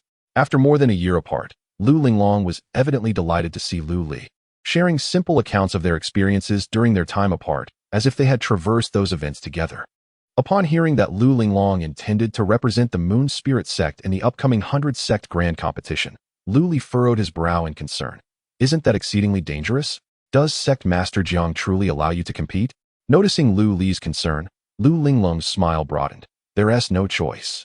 The Moon Spirit sect has suffered a significant depletion of disciples in recent years. Aside from myself, there isn't a single Golden Core disciple left. The 100 Sect Grand Competition is a momentous event co-hosted by Yunzhou and Sangzhou, and the participants must at least be in the late foundation establishment stage. The sect's standing in these two regions impacts our long-term strategy for the next century, so I must participate. Lu Li's frown deepened. Thus, the competitors must be exceptional talents, increasing your likelihood of encountering danger. With no one around, Lu Linglong playfully grasped Lu Li's hand, shaking it gently while teasingly exclaiming, "Do you still perceive me as a child? I am now a mid-golden core cultivator. With the Hanyue jade you bestowed upon me and the recently manifested Qinggang sword, even a late golden core cultivator would find it challenging to contend with me." Lu Li raised an eyebrow. He himself was only at the second level of the golden core stage, firmly in the early phase, still a considerable distance from the mid-stage. When they last met, Lu Linglong was merely at the early stage of the golden core realm. In the span of just 1 year, she astonishingly advanced to a higher minor realm. This is truly remarkable. However, as she is one of their own, her growth is indeed a welcome development. After engaging in light conversation, and under the reluctant gaze of Lu Linglong, Lu Li returned to Moon Spirit City with Lu Ming. Upon their arrival at the city lord's residence, they were greeted by the unusual expressions of Mingyue, Lu Yun, and others, who informed them that an envoy from Yunzhou had arrived. After some inquiries, they learned that the envoy had been summoned by Qin Mingyao to the Golden Jade Commerce Association. The envoy had been incessantly accusing Lu Li of dereliction of duty, and had it not been for President Qin's intervention, he would have surely caused a ruckus. Lu Li raised an eyebrow upon hearing this. It seems that the visitor comes with ill intentions, for those who are benevolent do not arrive uninvited. Having been absent for merely half a day, he was already branded as neglectful, indicating that they were indeed seeking trouble. Meanwhile, Qin Mingyao had also received word of Lu Li's return and promptly dispatched someone to escort him to the Golden Jade Commerce Association. However, Lu Li remained composed, returning to his seat, and smiled at the messenger. "Inform President Qin that I shall remain in the city lord's residence, awaiting the arrival of the envoy from Yunzhou. I am curious to see what specters and phantoms come to stir up trouble." Chapter 78. Envoy Locke of Yunzhou Prefecture before long. A voice resonated from outside the city lord's mansion. "Envoy Locke of Yunzhou Prefecture has arrived." The announcement from the doorman echoed. Shortly thereafter, a burly man with a scruffy beard strode in, accompanied by Qin Mingyao and others. As they entered the hall, they found Lu Li reclining casually in his chair, a nonchalant smile gracing his lips. This relaxed demeanor immediately caused Qin Mingyao's expression to shift slightly, prompting her to convey her anxiety to Lu Li telepathically. "Lu Li, what are you doing?" The position of city lord was not easily obtained from the governor of Yunzhou, and the visitor is an envoy. Isn't this behavior disrespectful to both the envoy and the governor? Lu Li offered Qin Mingyao a reassuring glance before responding. It appears the envoy has graced us with his presence. I apologize for my lack of a proper welcome." Locke scoffed. "I have long heard that the city lord of Moon Spirit hails from humble beginnings and truly lacks decorum." In the face of Locke's provocation, Lu Li raised an eyebrow and replied, "Oh, just moments ago, the envoy took advantage of my absence to berate me for neglecting my duties and even attempted to intimidate my family. Who, then, is truly lacking in manners." It had been recounted by Lu Yun and others that upon discovering Lu Li's absence, Locke, in his capacity as envoy, had exerted pressure, speaking disdainfully to them. Just as Locke was about to make a move, Qin Mingyao arrived just in time to defuse the situation, escorting Locke to the Jinyu Chamber of Commerce. Such high-handed behavior left Lu Li thoroughly displeased. "Humph," Locke declared arrogantly. "I, Envoy Locke, am here on the governor's orders to inspect the affairs of the cities. As the city lord, you abandon your duties and leave the city. What punishment do you deserve for such dereliction?" Lu Li retorted, "What a farce. I have been in office for over a year, and the economy and military strength of Moon Spirit City have doubled. Surely, the envoy cannot be unaware of this. I have been away for merely half a day, and you come knocking to accuse me? Is this not a remarkable coincidence, Envoy Locke? If you seek trouble, be straightforward about it. Spare me the pretense. I am a cultivator first and foremost, and a city lord second. If you wish to provoke me, let it be through strength." With that, Lu Li slammed the table, a fierce battle intent surging forth from within him. Locke's pupils narrowed. Then he burst into laughter. "Good. Refreshingly direct. Let me be equally forthright. I have come today precisely because I have heard of your reputation, Lu Li. Allow me to witness the so-called legacy of Bai Yujing." Lu Li's actions were certainly not without purpose, though their encounter had been brief. The erudite Lu Yun had surmised Locke's general character. The reasons Locke presented for his visit were rather contrived, rather than stemming from bureaucratic grievances. It seemed he had come directly to seek trouble with Lu Li. Lu Li held some belief in Lu Yun's insights. Within the Lu family, she played a role akin to that of a strategist. From selecting officials to managing the city's internal affairs, much of it was under Lu Yun's careful consideration. Her keen ability to discern character, coupled with her wisdom, made it easy for her to identify those with ulterior motives.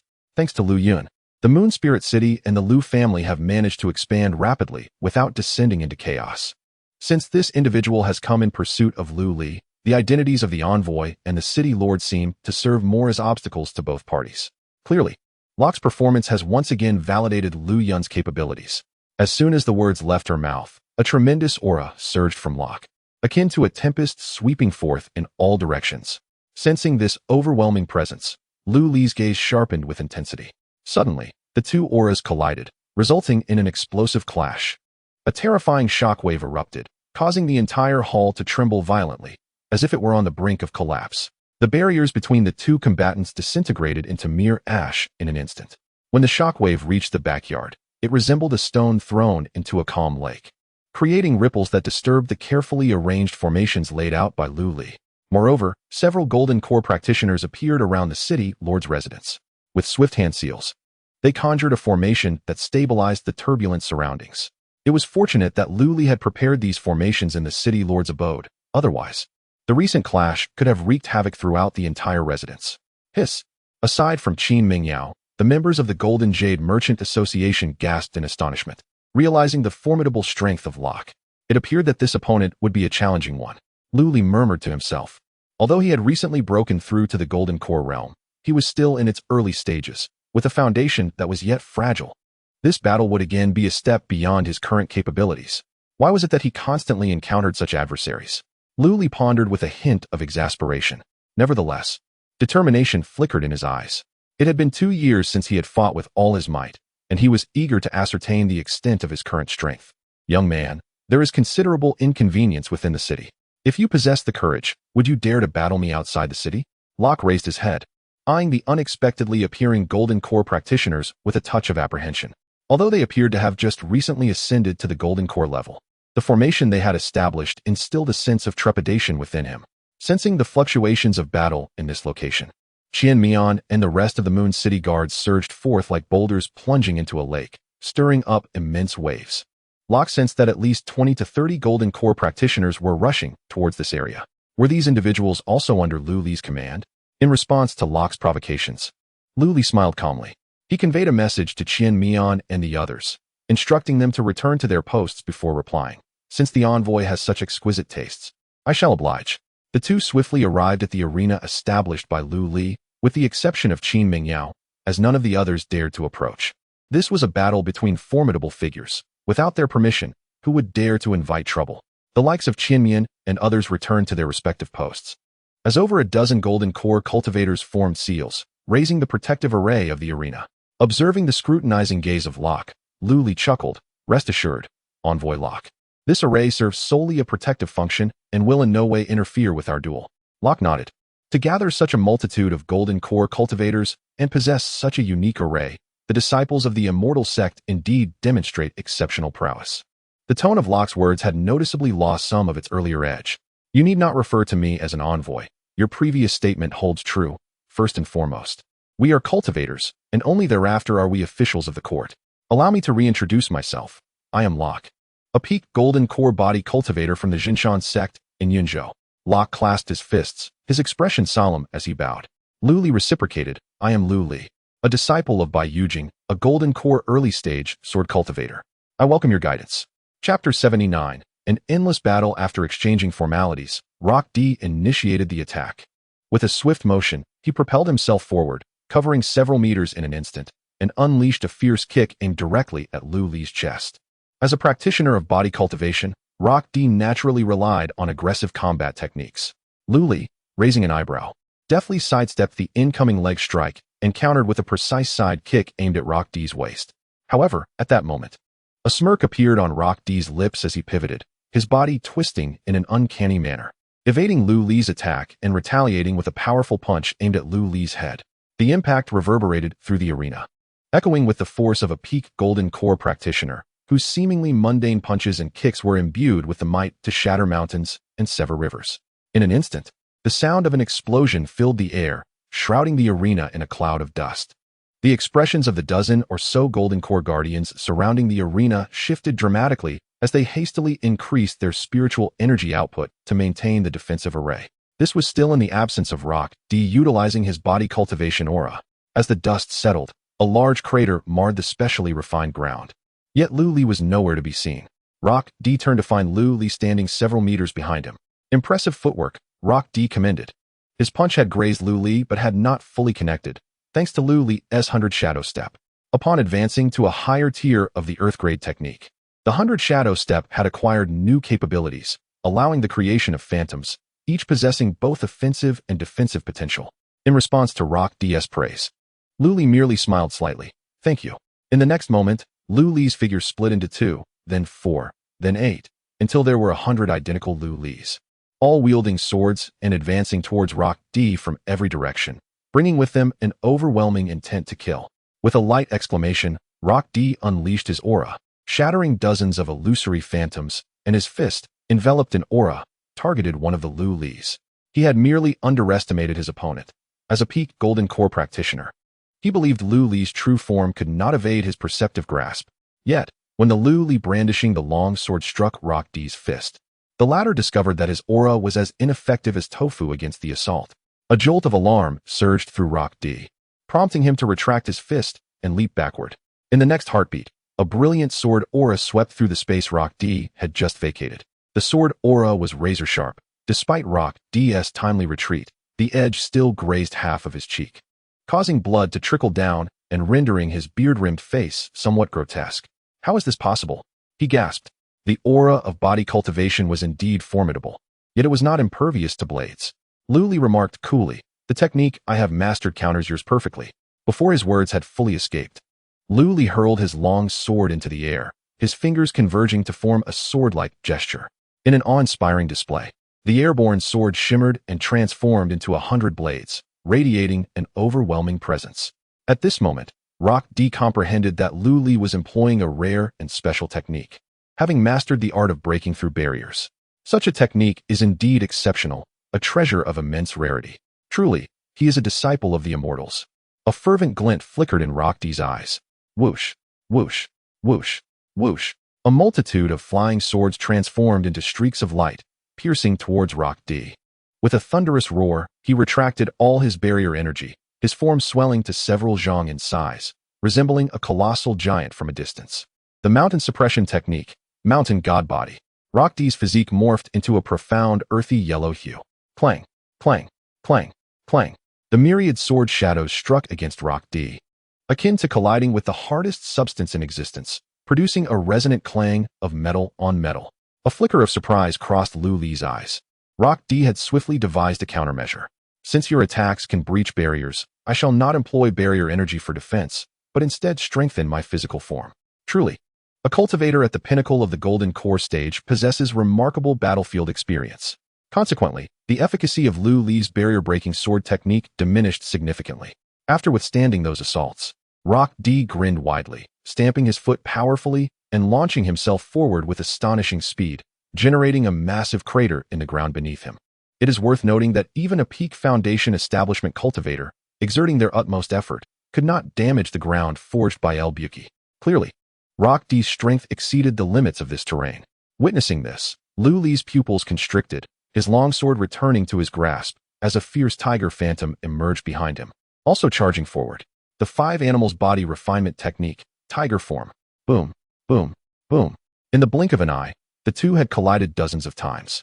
Each impact unleashed waves of violent energy ripples. Lu Li sensed the terrifying power of his opponent through the vibrations of his sword. The sheer brute force felt as if it might shatter his bones, the blood within him nearly quaking to the point of fragmentation. Rock D, taken aback for a moment, then grew increasingly exhilarated. I never anticipated that you are a prodigy of dual cultivation in both sword and body. Aside from your swordsmanship, your physical prowess is equally remarkable. With a long howl, Rock D intensified his strength, and an ethereal image of a lush green mountain materialized behind him. He formed an intricate hand seal and slowly thrust it forward. Mountain suppression seal. Outside the arena, Qin Mingyao had already covered her mouth in astonishment.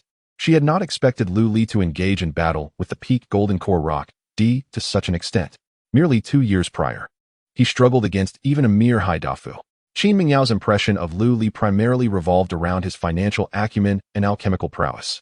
Of course, she was also aware of his identity as a sword cultivator, yet against a similarly formidable body cultivator, that identity did not confer any significant advantage. Deep within Qin Mingyao's heart, she still believed her strength overshadowed Lu Li by a significant margin. After all, she had already reached the pinnacle of the Golden Core stage and had mastered numerous exquisite techniques and secret arts. Even in a confrontation with Mu Feibai, she would only concede in terms of personnel, not in skill. However, today's battle had shaken her convictions. Was the White Jade capital truly as extraordinary as it seemed? Could it effortlessly nurture a prodigy like Lu Li? In merely over a decade, he was capable of contending with Golden Core peak experts? While Qin Mingyao's thoughts were tumultuous, Lu Li had no time to speculate. His entire focus was on the mountain suppression seal being unleashed by Rock D. The palm print, imbued with the might of a mountain, bore down with a suffocating force. An immense pressure enveloped Lu Li, manifesting not only psychologically but physically as well. Under this pressure, his breath was completely locked, leaving him no avenue for escape. This must be a formidable Earth-grade secret technique. So be it. The shattered star sword in Lu Li's hand illuminated, and an astonishing sword intent slowly unfurled from it. Shattered star sword, hiding the edge. The sword energy, like a silken ribbon, stirred a myriad of starlight fragments, colliding head-on with the vast palm print. The moment of impact caused the Golden Core warriors maintaining the formation to spew forth blood, and the arena's protective barrier shattered. Like a silent film, the ground and surrounding seats were instantaneously reduced to dust. Qin Mingyao's complexion drastically changed as she hastily summoned a defensive talisman to shield herself. This had escalated. The intensity of their clash had already exceeded the defensive limits of the arena, and the residual energy had yet to dissipate. It was feared that half of the Spirit City would be laid to waste by their hands, not to mention the residents of Moon Spirit City and wandering cultivators nearby. With a sense of helplessness, Qin Mingyao closed her eyes. It was over. How could the wandering cultivators feel secure in staying after such a catastrophe in the city? The efforts of the past 2 years would likely be in vain. At that moment, spiritual light ignited throughout Moon Spirit City, and a gentle wave of energy permeated the entire city. The explosion in the arena, upon encountering this wave, dissipated like mud sliding into the sea, creating not a ripple. It was the city protection formation that Lu Li had established in Moon Spirit City. Chapter 80. The misunderstanding of Rockdi. As the startling aftermath subsided, the group of Golden Core warriors and Qin Mingyao turned their attention to the arena. The once familiar battleground was now unrecognizable, reduced to a desolate wasteland. Amidst the ruins, Lu Li and Rockdi sat on the ground, each holding a flask of spirit wine. Remarkably, the two who had just been engaged in a deadly struggle were now sharing a toast in jovial camaraderie. This bizarre scene left the Golden Core warriors exchanging bewildered glances, and even Qin Mingyao appeared somewhat perplexed. Alas, I must be growing old, having been bested by a mere novice of a decade, Rockdi lamented. Taking a sip from his drink, Lu Li raised his bottle in a gesture of acknowledgement before tilting his head back to take a swig, responding, "Why such words, envoy? I merely relied on the advantages of my spiritual artifacts." In truth, during their recent clash, Lu Li had narrowly lost. Even his long-prepared Shattering Star Sword failed to withstand Rockdi's mountain press technique. After all, the Shattering Star Sword was merely a profound-grade spiritual artifact, and the capacity of its sword intent was limited. Had it been able to infinitely absorb sword intent, slaying a nascent soul cultivator within 2 years would not have posed a challenge for Lu Li. However, the sword's intent did mitigate a significant portion of the force from Rockdi's mountain press, reducing the impact to a fraction that was effortlessly dispelled by Lu Li's bagua robe. Rockdi shook his head, stating, "I unleashed my full strength in that strike, yet it did not graze you in the slightest. Your aura remained utterly undisturbed. Had we fought to the death, I fear my head would have long since adorned your collection." Lu Li merely smiled in silence, for this was indeed the case. The previous strike had merely been a release of the sword intent from the Shattering Star Sword.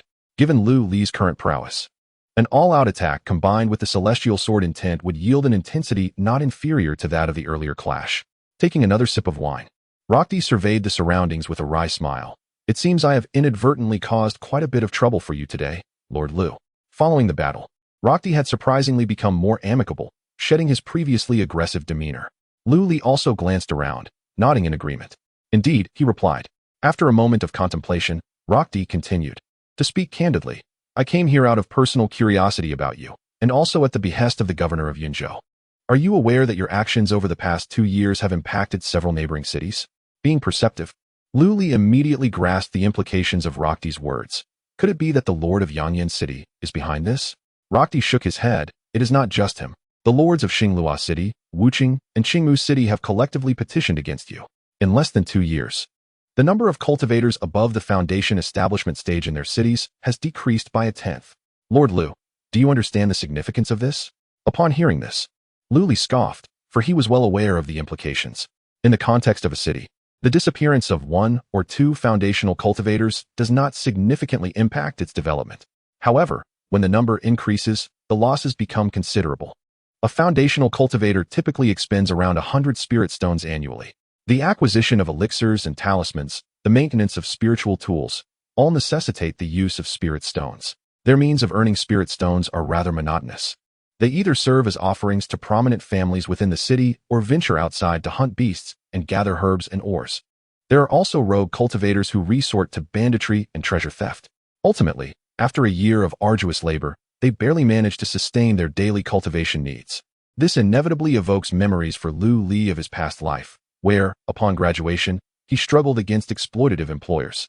After finally earning a meager sum, it swiftly vanished into the necessities of life, leaving little room for savings. Nonetheless, since Lu Li assumed office, the collaboration with the Golden Jade Merchants and the Moon Spirit Sect has introduced various beneficial policies that have drawn wandering cultivators from the southwest cities of Yunzhou to explore opportunities. They soon discovered that the prices for elixirs and talismans here were indeed significantly lower than in other cities. The subsequent events unfolded as Rockdy had described. Despite the cultivators in each city being reduced by a mere 10%, the city's revenue plummeted by over 30%. Even cultivators settled in other cities would traverse great distances to purchase goods in Moon Spirit City. Some even engaged in the trade of reselling. This encroached severely upon the vested interests of other city lords. Had it not been for the rumors surrounding Lu Li's enigmatic background, those lords would have likely united to confront him. They had contemplated emulating Lu Li's strategies, yet upon closer examination, realized that the required spirit stones amounted to an astronomical figure, far beyond what their cities could bear, compelling them to abandon the idea. Lu Li's ability to consolidate the strengths and resources of various prominent families, the Golden Jade Merchants, and the Moon Spirit Sect into a singular force enabled such achievements. Others wishing to replicate this success must possess similar conditions. Observing Lu Li's indifference, Rockdy continued, stating that those city lords had jointly petitioned, claiming that Lu Li's actions, while seemingly bolstering the power of Moon Spirit City, were actually self-serving at the expense of others, a sentiment echoed by the Yunzhou governor. Thus, they dispatched a representative to reprimand me, to temper my ambitions, and encourage a degree of restraint, correct? Lu Li retorted with a cold smile. Rockdy was momentarily taken aback, then nodded with a wry smile. He had not anticipated that Lu Li's strength matched his own. Rather than curbing Lu Li's ambitions, he felt an overwhelming sense of defeat. Despite a multitude of reasons, Lu Li remained merely a foundational cultivator at the early stage, while he himself stood at the pinnacle. The tale of overcoming the strong with the weak is indeed a noble one. However, being the dominant party in such a scenario is far from pleasant. In the distance, Qin Mingyao listened with a grave expression. The matter at hand could be momentous or trivial, contingent solely upon the stance of the governor of Yunzhou. After all, Lu Li, the city lord, is not an autocrat. He is subject to the authority of the Yunzhou governor. Should the governor declare that Lu Li is not permitted to proceed with his intentions, no amount of aspiration on Lu Li's part would avail him.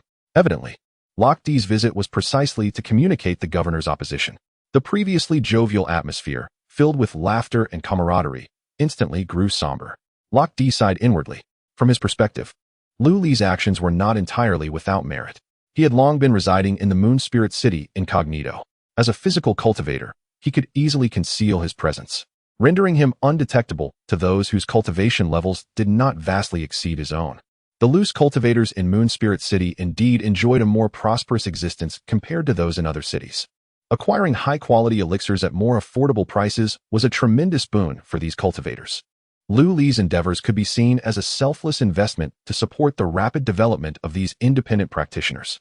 Such altruistic magnanimity, however, was perceived by the ineffectual city lords as a deliberate affront to their authority. Truly, those with sordid minds view all through a lens of filth. Reflecting on this, Loch Di's gaze towards Lu Li softened with a hint of sympathy. With grand aspirations and a heart attuned to the world, such is the noble spirit of a disciple of the immortals. It is a pity that in this world, so many lowly individuals tarnish the path, unjustly placing Lu Li in a position of grievance. Contemplating this, Loch Di felt his enthusiasm wane. His mission to comply with the governor's orders to trouble Lu Li was, in essence, an act of complicity in wrongdoing. Alas, in the realm, one often finds oneself constrained by circumstance. Should Lu Li and Qin Mingyao become aware of Loch Di's current thoughts, they would likely feel an overwhelming sense of shame. Loch Di, lacking an understanding of the business realm, could not comprehend the necessity of initial investment. Consequently, he found himself in a state of confusion, leading to a misunderstanding. Yet, even if Lu Li were to discover this misunderstanding, he would not feel compelled to rectify it. Chapter 81. The ambitions of Qin Mingyao. Loch Di came and went in haste. After spending some time in Moon Spirit City, he harbored some grievances regarding the orders from the governor of Yunzhou. Coupled with his inability to contend with Lu Li, he found it justifiable to retreat and report back. He believed that the governor, upon learning of this matter, would alter his attitude towards Lu Li. A formidable being with peak golden core strength and a disciple of a mysterious celestial sect, it was unlikely that the governor would act foolishly in this matter. Thus, it seemed to be resolved. Before departing, Loch Di shared his insights with Lu Li. Although you currently attract considerable attention across Yunzhou, the greater your displayed strength, the more those individuals will regard you with caution, thereby hesitating to take action against you. As one of the mountain lords of the Zhun Mountain sect, should you ever find yourself in Zhun Mountain City, do not hesitate to inform me. I shall prepare fine wine and lavish gifts as an apology for my earlier rashness. Receiving the command token handed to him by Loch Di, Lu Li's perception of the man shifted somewhat. Loch Di's words carried a hint of depth in their brevity, revealing a desire for camaraderie despite their brief acquaintance. After a moment of silence, Lu Li smiled and replied, "There will be opportunities." Loch Di, displaying both subtlety and strength, chose to align himself with Lu Li after witnessing his prowess, suggesting a tacit alliance. It was a case of acquaintance born from mutual respect. After bidding farewell to Loch Di, Qin Mingyao gracefully descended from the air, her gaze towards Lu Li still tinged with astonishment. "When did you become so powerful?" Lu Li evaded the question, countering, "President, does my current strength qualify me to be your esteemed guest?" Qin Mingyao's cheeks flushed slightly before she regained her composure. "Very well, I shall prepare for your visit tonight." In response to this enticing proposition, Lu Li merely smiled. Qin Mingyao's words held a blend of truth and jest. Throughout Yunzhou, there may indeed be youths of higher cultivation than Lu Li. However, in terms of potential, even during his childhood in the capital of the Great Xia, only a handful could rival him. Yet, as a princess, even from an unfavored branch of the royal family, she could not afford to treat marriage lightly. Lu Li understood this clearly upon learning of her identity. Upon their first encounter, Qin Mingyao was but a step away from the purple aura, surpassing Lu Yun in prowess. Yet, in terms of action, she fell considerably short compared to Lu Yun, likely due to her peak golden core status and royal lineage. Had Lu Yun possessed such cultivation, she would have surely advanced to the purple tier long ago. Contemplating this, Lu Li spoke earnestly, "President Qin, there are matters I am uncertain whether I should address." Qin Mingyao paused, then smiled. "When you utter such words, you already know they may be inappropriate. Nevertheless, feel free to speak." Lu Li gazed in the direction Loch Di had flown, and slowly remarked, "I assume you overheard my conversation with Brother Rock. It seems you place an excessive emphasis on power and desire." The smile on Qin Mingyao's face abruptly vanished. She immediately grasped the implication of Lu Li's words. Before their confrontation, the two had remarked that they were first and foremost cultivators, and only secondarily held various identities in the mundane world.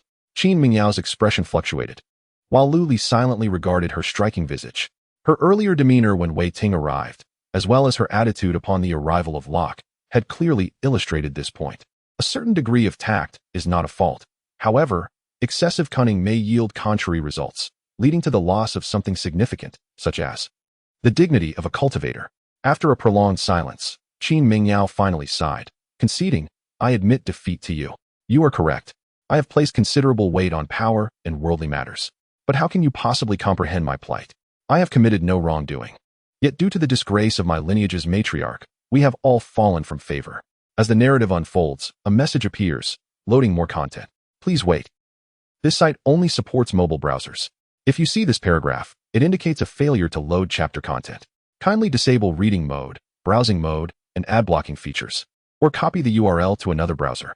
Those who once engaged in jovial conversations with you now regard you with disdain, and many have even taken pleasure in your misfortune.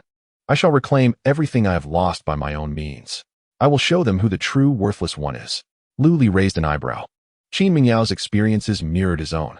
Without the system, he feared he would have remained a source of ridicule among the disciples of the Moon Spirit sect. Though Lu Li maintained an air of nonchalance, refraining from seeking retribution after gaining power, the bitterness of such experiences lingered. Reflecting on this, his gaze toward Qin Mingyao softened. I apologize. I had made assumptions. Qin Mingyao shook her head, for this was the first time she had voiced such sentiments before another. She appeared to drift lazily through life, yet she had long been harboring a tumultuous frustration. It was only through Lu Li's piercing of her faade that she was able to release this pent-up emotion. This was also the reason she did not reject Lu Li. She saw in him a glimmer of hope for her own resurgence. The methods Lu Li had proposed indeed bore fruit. When the branches of Yunzhou submitted their profits at year's end, the Moon Spirit City branch surged from the bottom ranks to the top 5. Even the late Qin King praised her efforts. Lu Li's contributions were indispensable to this achievement. As Qin Mingyao's thoughts spiraled, Lu Li interjected, I respect your approach to matters, President, but I wish to share a thought with you. All conditioned phenomena are like dreams. Illusions, bubbles, and shadows, like dew and lightning. One should regard them thus. This phrase, derived from the Diamond Sutra of his past life, conveys the notion that all worldly matters should be perceived as ephemeral and insubstantial as dreams and lightning. Although Lu Li was not well versed in Buddhist teachings, he sensed that Qin Mingyao's mindset was somewhat extreme, which might not bode well for her. If one were to truly wed Qin Mingyao, given her temperament, it is inevitable that chaos would ensue in one's own backyard. Having uttered this thought, Lu Li sprang forth, mounting his sword and departing, leaving Qin Mingyao standing in a daze, struck by his words. Unbeknownst to anyone, a soft exclamation escaped from the clouds above. This lad possesses a keen intellect, destined to connect with our teachings. Upon returning to his residence, Lu Li reassured his numerous wives and concubines, while also initiating arrangements for the renovation of the Colosseum. After the recent battle, Lu Li gained a clear understanding of his own combat prowess. In comparison, the spiritual stones required for the refurbishment of the Colosseum seemed a trifling matter. Having been open for over a year, the Colosseum had yielded an impressive income of over 100,000 low-grade spiritual stones, even after deducting the shares of various factions and the salaries of his subordinates. It is noteworthy that Lu Li decided to seize the opportunity of the Colosseum's renovation to introduce a new competition, named the Moon Spirit Championship. This event is open to all rogue cultivators in Moon Spirit City, allowing anyone to register for participation. Under the enhanced protective formation devised by Lu Li, there would be no risk to life. Furthermore, he planned to establish a points-based leaderboard, segmented into 3 categories: Qi Refinement, Foundation Establishment, and Golden Core.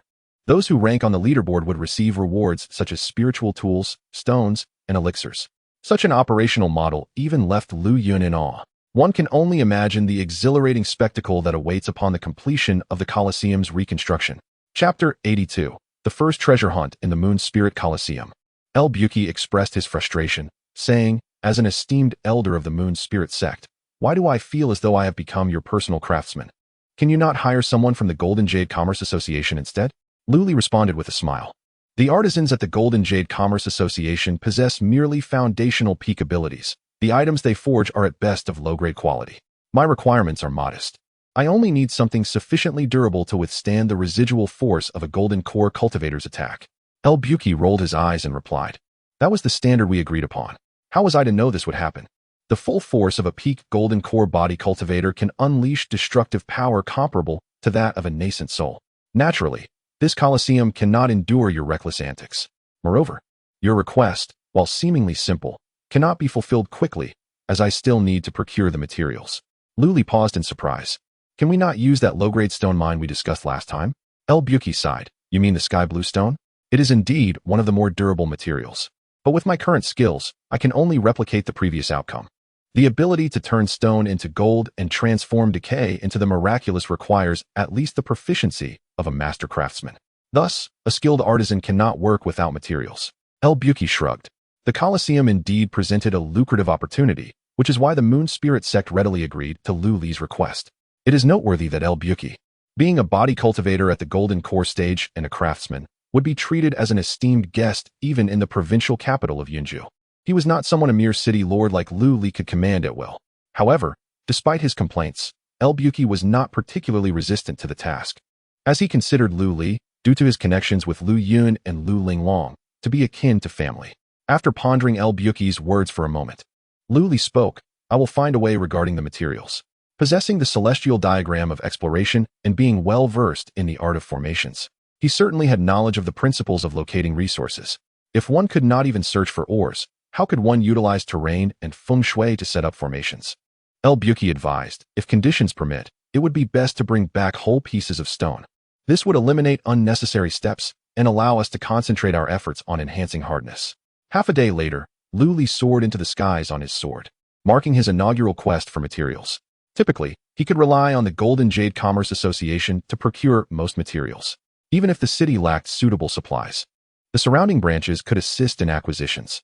However, the recent rise of Moon Spirit City had led to discontent among the lords of neighboring towns, who even obstructed their branches from providing support to Moon Spirit City. Though he could privately purchase from rogue cultivators, that would take an indeterminate amount of time. Before long, Lu Li's eyes brightened as he swiftly descended from the heights, diving towards the ground below. He had spotted a stone mountain.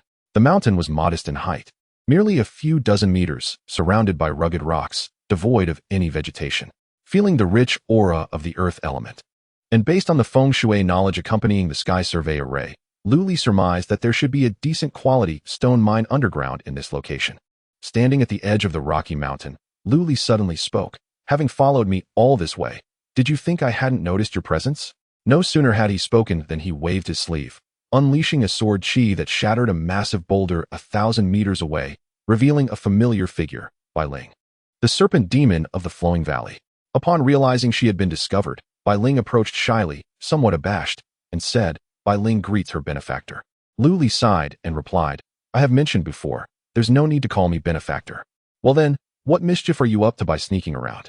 Bai Ling tilted her head and responded, "Oh, nothing much. I was taking a bath in the lake when I saw my benefactor passing by in the sky, so I followed." If anyone else had uttered such words, Lu Li would certainly have suspected ill intentions. However, he was somewhat acquainted with Bai Ling's character. One could charitably describe her as innocent and naive, or more bluntly, foolish and simple-minded. This explanation seemed entirely reasonable for Bai Ling. Bai Ling continued to inquire, "Benefactor, what brings you to this desolate place?" Lu Li casually shared his purpose with her. Bai Ling's eyes brightened. "This is my forte. I often dig at the bottom of the lake. Please let me assist you, benefactor." Lu Li scrutinized Bai Ling with skepticism. This creature had spent years in the lake. She was undoubtedly a water attribute beast, yet she possessed such skills? No need, Lu Li declined. Although the rocky mountain had no visible entrance, with his current strength, it would not be a challenge to cleave through it. Bai Ling seemed to have guessed Lu Li's thoughts and quickly added, "This is a talent of our White Serpent clan. With my help, you won't have to go through great trouble." She looked at him imploringly. After pondering for a moment, Lu Li found some merit in Bai Ling's argument. While he could ascertain the general location, the specific conditions underground would require further investigation. Rather than laboring alone in a haphazard manner, having someone assist him would indeed be advantageous. "Then I shall trouble you," he finally agreed. Bai Ling's face instantly lit up with joy. She placed her hand on the mountain wall, and a faint white light emanated from her. After a short while, she withdrew her hand and relayed to Lu Li both good and bad news. The good news was that there was indeed a substantial amount of stone or underground, and of good quality. The bad news was that this location seemed to be the nest of the gold-eating rats, which had made their home below in considerable numbers. Lu Li was pleasantly surprised by the news. This should be two pieces of good news. The gold-eating rats, as their name implies, are creatures that survive by devouring various metals. They are also known as gold-seeking rats, specifically adept at locating metallic minerals. If a mere mortal were fortunate enough to acquire one, it would serve as a means to seek out underground gold, ensuring a life free from want. Upon consuming metals, these creatures excrete a substance that solidifies into a material even more resilient than stone. They construct their nests from this secretion, effectively repelling intrusions from other beasts. "Esteemed benefactor, I have unraveled the mysteries of this place. Allow me to guide you inside," Bai Ling exclaimed, her face alight with excitement as she gazed at Lu Li. Very well. Bai Ling swiftly transformed, revealing her true beast form, and unleashed a column of water upon the stone wall. This was no ordinary water. Upon contact, the wall dissolved as if it were mere mud encountering the rain, creating a substantial opening. Bai Ling then ventured into this aperture, descending into the depths below. Lu Li raised an eyebrow and, with a flicker of movement, followed closely behind. Bai Ling moved swiftly, seemingly unaffected by the illusions of this realm. And soon they reached the subterranean depths. Upon Lu Li's arrival, Bai Ling reverted to her human form, casting a proud glance at him, evidently yearning for his commendation. "You have performed admirably," Lu Li praised, approaching her to investigate further. As the den of the gold-eating mice, it was certain that the underground would harbor voids. The passage Bai Ling had unearthed led directly to their lair. Squeak, squeak, squeak. Dozens of gold-eating mice emerged, chattering at the pair. Their size was modest, comparable to ordinary mice, yet they shimmered with a metallic sheen. Behind them lay a mountain of pale blue stones, along with a nest constructed from these very blocks. Lu Li was taken aback. These stones effectively thwarted spiritual probing, explaining his inability to detect them. Squeak, squeak, squeak. A sharper cry emanated from the nest, likely from the leader of these creatures. As the sound resonated, the gold-eating mice became agitated, baring their sharp fangs as they lunged at the two. Their teeth and claws were capable of damaging even metal, a testament to their formidable hardness and sharpness. However, for Lu Li, they posed little threat. With a swift motion, he raised his hand, unleashing a powerful force that drew forth a plump gold-eating mouse from the nest. Before it could offer any resistance, it was pulled into his grasp, firmly held in his control. "Your cultivation is commendable for the early stages of foundation establishment. Not if you submit. Shake your head if you wish to perish." "The choice is yours," Lu Li stated coldly. The chubby mouse, upon hearing this, eagerly nodded, fearful that hesitation might lead to its demise. Pleased with its compliance, Lu Li smiled. Perhaps bringing it back as a spirit companion for the children would not be a bad idea after all. Chapter 83. Encountering a Paranoid. After the capture of the golden mice leader, the remaining golden mice descended into a frenzy. However, their feeble strength, limited to the chi refinement stage, only rendered their chaotic antics endearing in the eyes of Bai Ling and Lu Li. With merely the aura of a golden core cultivator, Lu Li was able to stun the swarm of mice, subsequently producing a rope to bind them together. Observing the pile of stones, he waved his hand, effortlessly storing them in the system's storage space. Next, he turned his attention to the stone slabs beneath, which, having been shaped by the golden mice's construction and the relentless pressure of the earth over the years, had formed into a solid mass. Lu Li drew the shattered star sword and casually struck, leaving only a faint white mark upon its surface. Given its remarkable hardness, it could undoubtedly meet his requirements once refined by El Buki. Employing his sword aura and intent, Lu Li successfully severed a portion of the stone, which he also stored in the system's space. Bai Ling watched in astonishment. In her understanding, a cultivator's storage bag could only hold small items. How could Lu Li manage to store something of such magnitude? After tidying up, Lu Li and Bai Ling ascended from the underground. Upon reaching the surface, they encountered an elderly monk clad in a red and yellow robe. Lu Li furrowed his brow. "Esteemed abbot, what brings you here?" The monk's silent appearance suggested his profound strength. Considering the desolation of the wilderness, it was unlikely that he was merely wandering aimlessly. "I have met you, Lu Benefactor," the old monk said, joining his palms in greeting, his tone serene. Lu Li remained vigilant, subtly searching for an escape route. "There is no need for alarm, Benefactor. I have indeed come to seek you, but I harbor no ill intentions." Lu Li replied, "If there are no ill intentions, might you first introduce yourself, esteemed abbot?" The monk chuckled, patting his bald head. "Indeed, I almost forgot. I am the former abbot of the Zen Temple of Pure Compassion. A few days ago, while wandering, I fortuitously overheard your verse and found it quite enlightening." At this revelation, Lu Li's expression shifted. The Zen sect's influence was widespread throughout the Great Xia, expanding through its temples. Among these, the Pure Compassion Temple was the most renowned in the Yun Prefecture. To have attained the position of abbot, one would naturally possess strength at the nascent soul or even transformation stage. Upon hearing the monk refer to his verse from a few days prior, Lu Li reflected for a moment and understood. Just as he was about to speak, the monk interjected, with such innate wisdom, "You surely have a connection to our Buddhist teachings." Lu Li's countenance darkened immediately. "Abbot, you jest. I may find a connection with any sect, but Buddhism is not one of them." With his system at hand, he could grow stronger through marriage and progeny. The notion of becoming a monk was utterly preposterous. Without hesitation, he declined the proposal, leaving the old monk momentarily taken aback. To him, a person capable of articulating such profound Zen philosophy as all conditioned phenomena are like dreams, illusions, bubbles, and shadows, like dew and lightning, one should contemplate them thus, would certainly possess a deep understanding of Buddhist doctrine. Yet, Lu Li's reaction was unexpectedly intense. Master Lu, the old monk began, but Lu Li interrupted him, saying, "Forgive my candor, but as the lord of a city, blessed with a wise wife and beautiful concubines, as well as a multitude of children, why would I choose the path of a monk? I appreciate your goodwill, but I must decline this proposition." With that, Lu Li swiftly grasped Bai Ling's hand and soared away on his sword, his demeanor somewhat hasty. As he flew, he glanced back and, upon noticing that the old monk had not followed, he felt a wave of relief wash over him. He feared the monk might insist on taking him back to shave his head, which would be quite the farce. Bai Ling, regaining her composure, exclaimed in indignation, "That old monk is utterly clueless. He actually thinks he can make our benefactor a monk." Lu Li regarded her with curiosity. "Why are you upset about my becoming a monk?" Bai Ling pouted, "If you become a monk, then you can no longer marry me." Lu Li, his expression darkening, gave her a swift kick off the flying sword.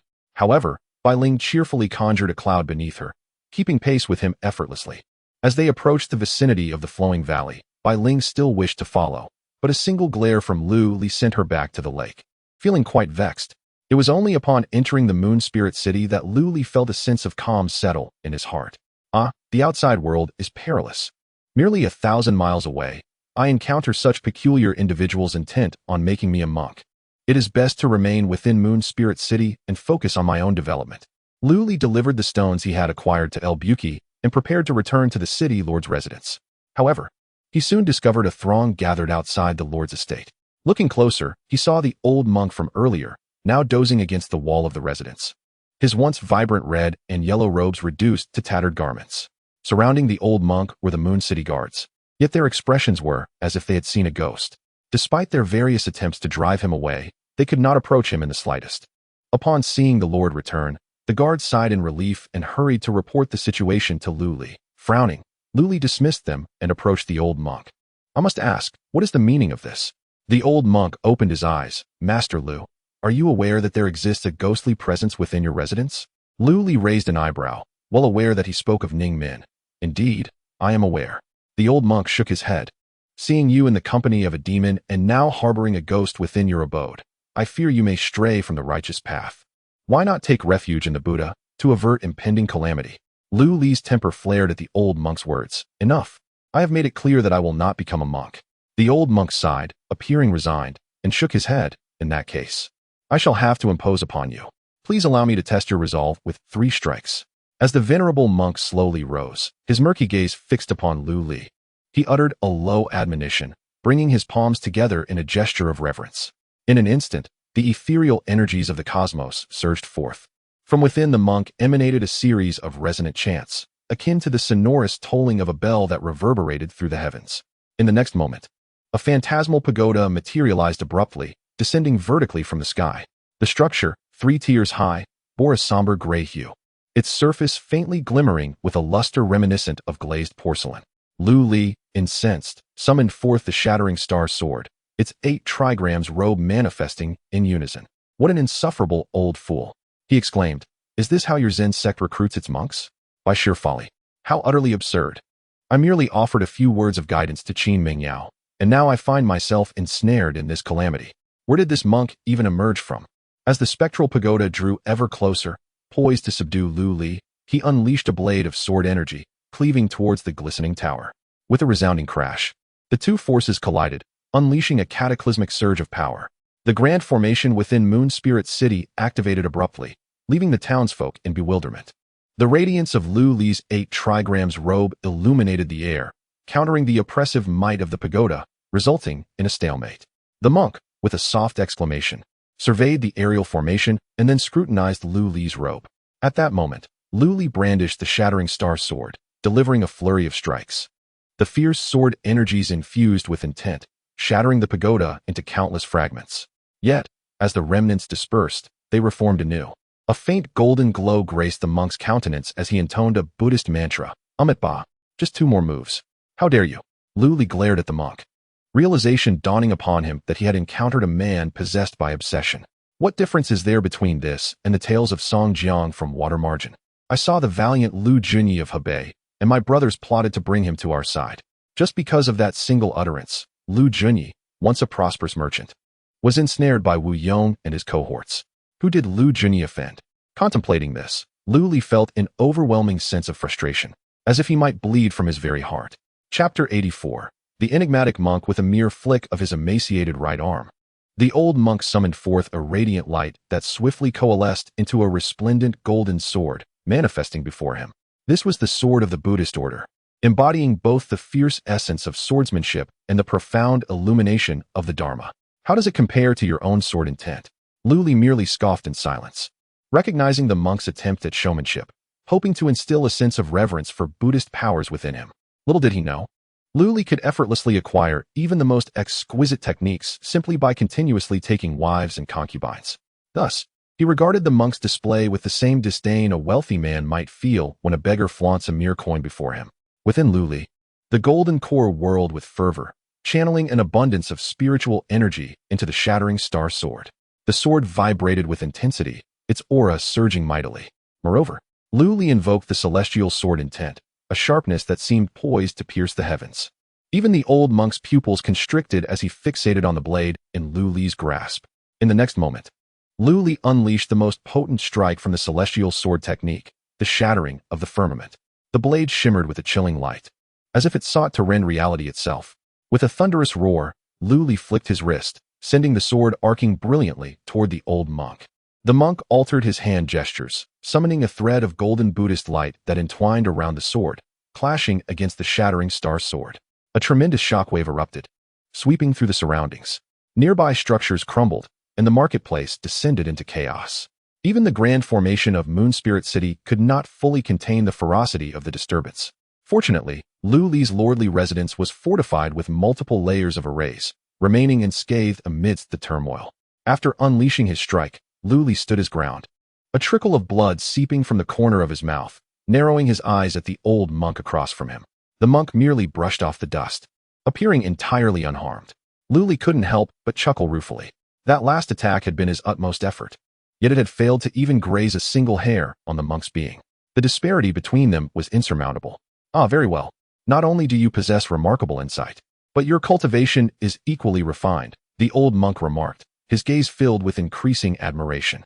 Lu Li felt a shiver run down his spine. To withstand the monk's sword with his golden core cultivation was no small feat, and his potential was evidently formidable. He might one day achieve the status of an arhat. The term arhat refers to a powerful being who has attained the stage of ascension within Zen Buddhism. Lu Li found himself at a loss for words, his patience waning.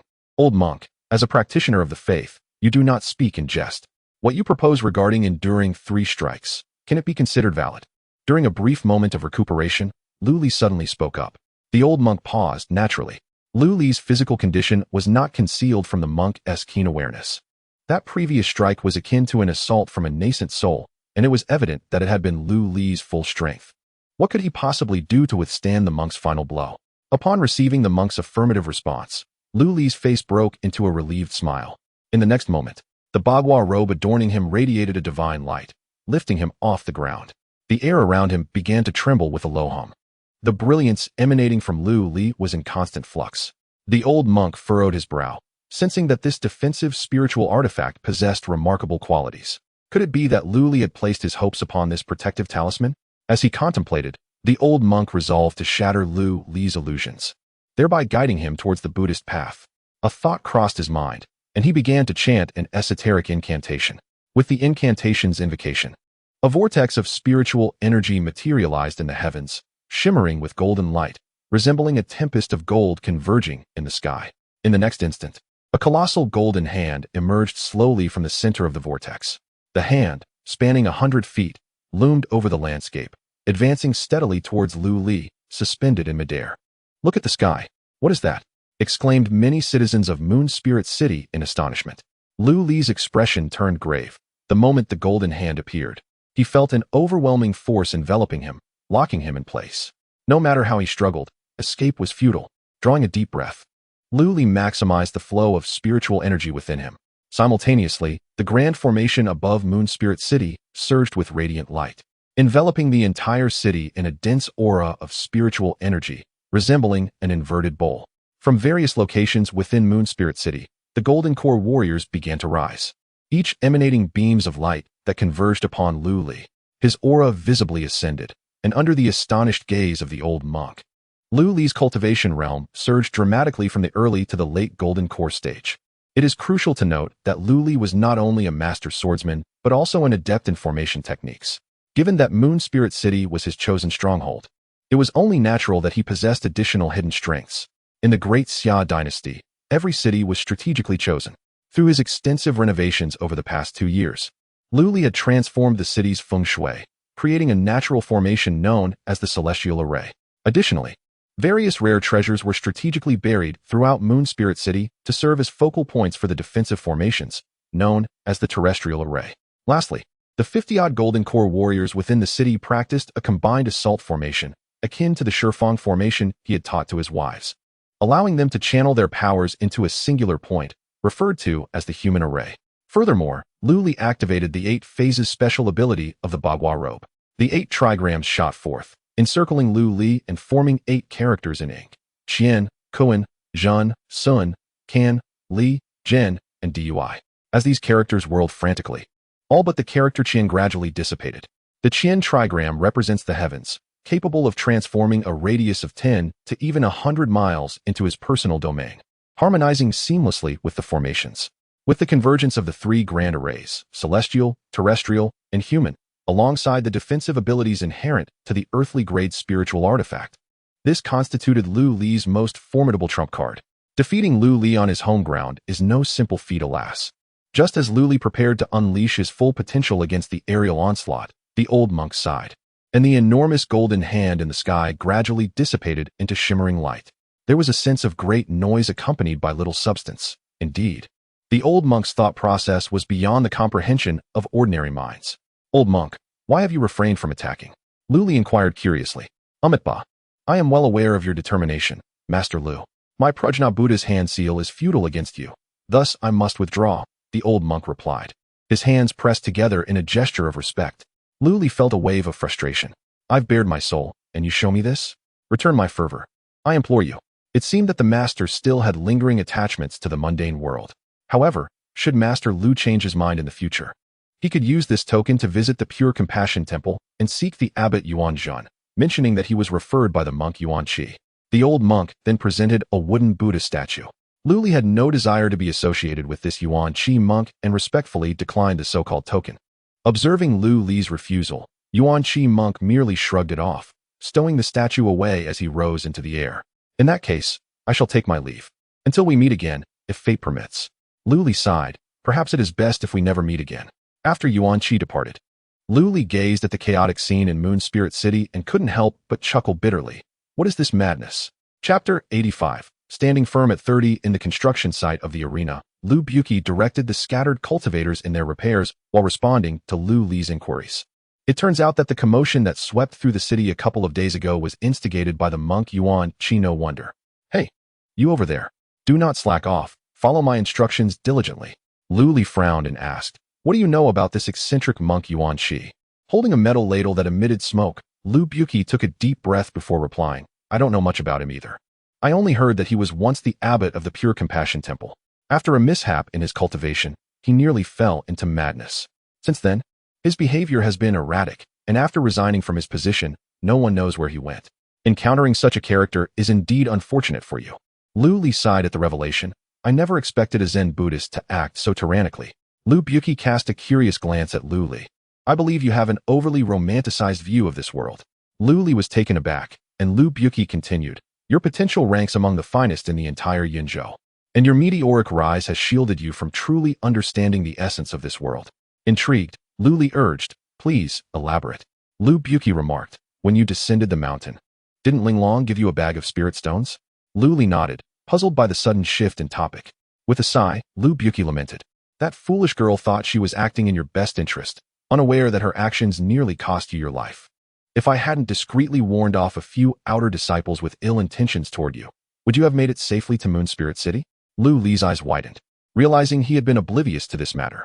Initially, Lu Buqi had not intended to disclose this information to Lu Li. When Lu Li descended the mountain, he was merely known as Lu Linglong's elder brother, without any notable qualities.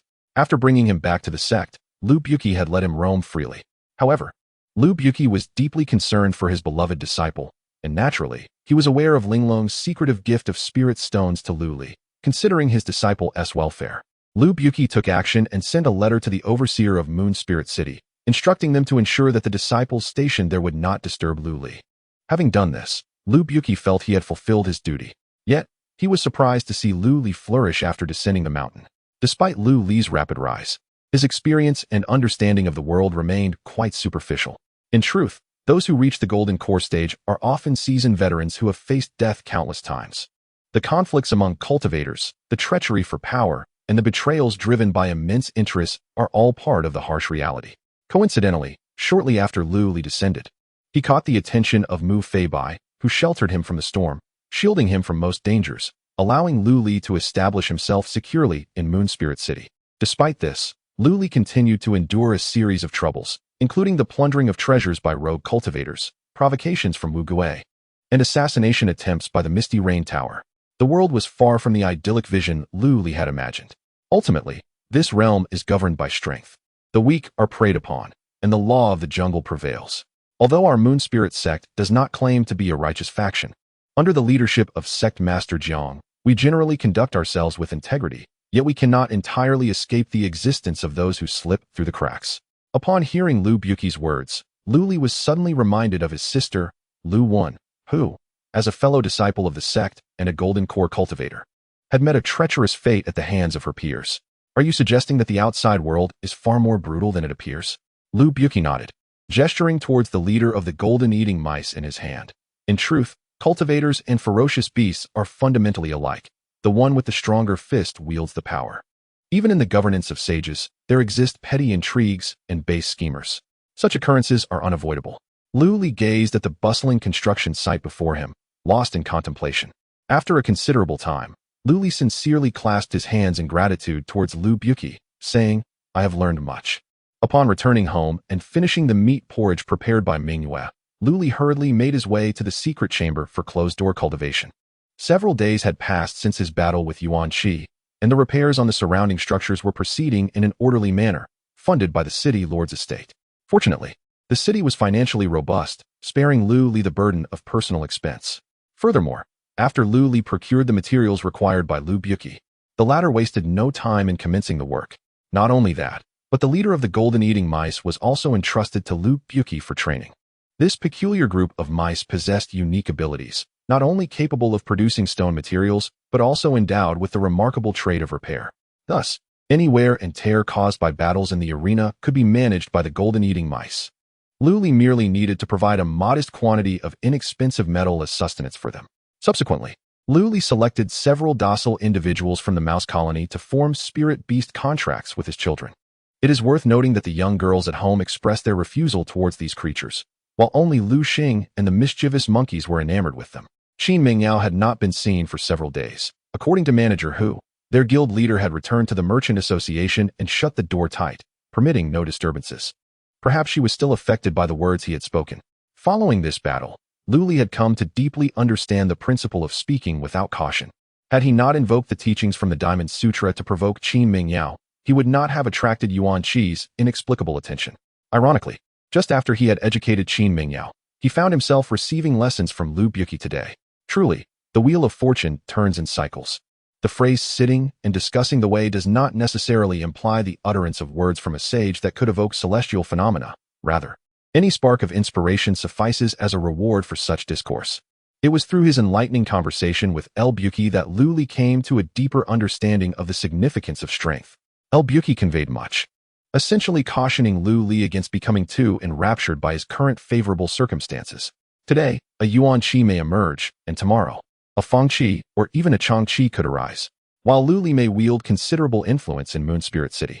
In the grand scheme of the entire Great Xia dynasty and this vast continent, he remains akin to a fragile vessel, easily capsized by tumultuous waves. The imperative of enhancing one's strength is evident, for both personal advancement and the preservation of what Lu Li holds dear. This realization ignited within him a fierce determination to train diligently, at least for the time being. He entrusted the construction of the gladiatorial arena and the various affairs of the city to his trusted confidants, Lu Yun and Qian Mian, while graciously declining all visitors. Even the reactivation of the gladiatorial arena was a matter from which Lu Li distanced himself. In Moon Spirit City, leaves turned yellow and fell, transforming into withered wood, only to sprout anew. When the trees once again reached the stage of shedding their leaves, the tightly sealed chamber within the Lord's mansion finally opened. Emerging from the shadows of the chamber was a robust man. His countenance was resolute, his gaze profound, clad in a flowing white robe. With a cerulean flute elegantly adorning his waist, his appearance strikingly handsome. Though his aura was subdued, a keen observer could discern an undercurrent of ambition within him. This was Lu Li, who had been in seclusion for over a year. Today marked the occasion of Lu Li's 30th birthday, a time to stand firm. Chapter 86, Breakthrough. Fifth layer of golden core. Gazing at the long-lost expanse of the sky, Lu Li exhaled deeply and revealed a smile. After a year and a half of arduous cultivation, Lu Li had made significant progress, advancing to the mid-stage of the golden core realm. Presently, his system panel displayed the following data. Host, Lu Li. Lifespan, 30-14-50. Cultivation, 5th layer of golden core. Comprehension, 65. Perceptive insight. Spiritual root, Earth-grade upper tier, 5 elements spiritual root. Spouses, Mingyue, Qinlan, Xie Ying, Qingqing, Yuping, Lu Yun, Ning Miao Miao. Offspring, Lu Ming, Lu Lan, Lu Yu, Lu Qingnong, Lu Xing, Lu Hanyue, Lu Feiying, Lu Yin, Lu Jiming. Lu Ming, achieving the 5th layer of the golden core in merely a year and a half. A remarkable leap of 3 layers. Nonetheless, such a pace was within Lu Li's expectations. Prior to Lu Yun's pregnancy, he had already attained the 2nd layer of the golden core. By the time Lu Yun and Ning Miao Miao gave birth to Lu Jiming and Lu Ming, Lu Li was not far from the 3rd layer. To be precise, during this year and a half, he had only ascended 2 minor realms. This rate, one could only describe as average, perhaps. Should others learn of Lu Li's somewhat ostentatious thoughts, they might be left feeling despondent. Ordinary cultivators, even at the qi refinement stage, would never dare claim they could advance 2 minor realms within a year and a half. Moreover, Lu Li was currently in the golden core stage. The consensus in the realm of cultivation is that the further one progresses, the more time-consuming the journey becomes. One would hardly feel justified in proclaiming their seclusion unless it spanned a century or more. As he emerged from seclusion in the morning, the sky still bore traces of twilight, and the estate appeared remarkably tranquil. However, distant sounds of breaking air could still be faintly heard. With a mere thought, Lu Li extended his consciousness and discovered Mingyue and Qinlan engaged in their morning exercises, while Ning Miao Miao was guiding them from the sidelines. It is noteworthy that even Mingyue, who initially possessed the weakest foundation, had reached the late stage of qi refinement after 12 years of diligent training. Furthermore, Ning Miao Miao had attained the pinnacle of foundation establishment, mere steps away from breaking into the golden core realm. This further attested to Lu Li's rapid advancement. Thanks to the cultivation of the Changchun Gong, the passage of time had left little mark upon the women, instead enhancing their allure with a touch of mature charm. At this moment, Mingyue wore a composed expression, casually wiping her unblemished face with a handkerchief handed to her by a maid, subsequently directing the day's affairs within the estate. Her words and actions exuded the authority of a matriarch.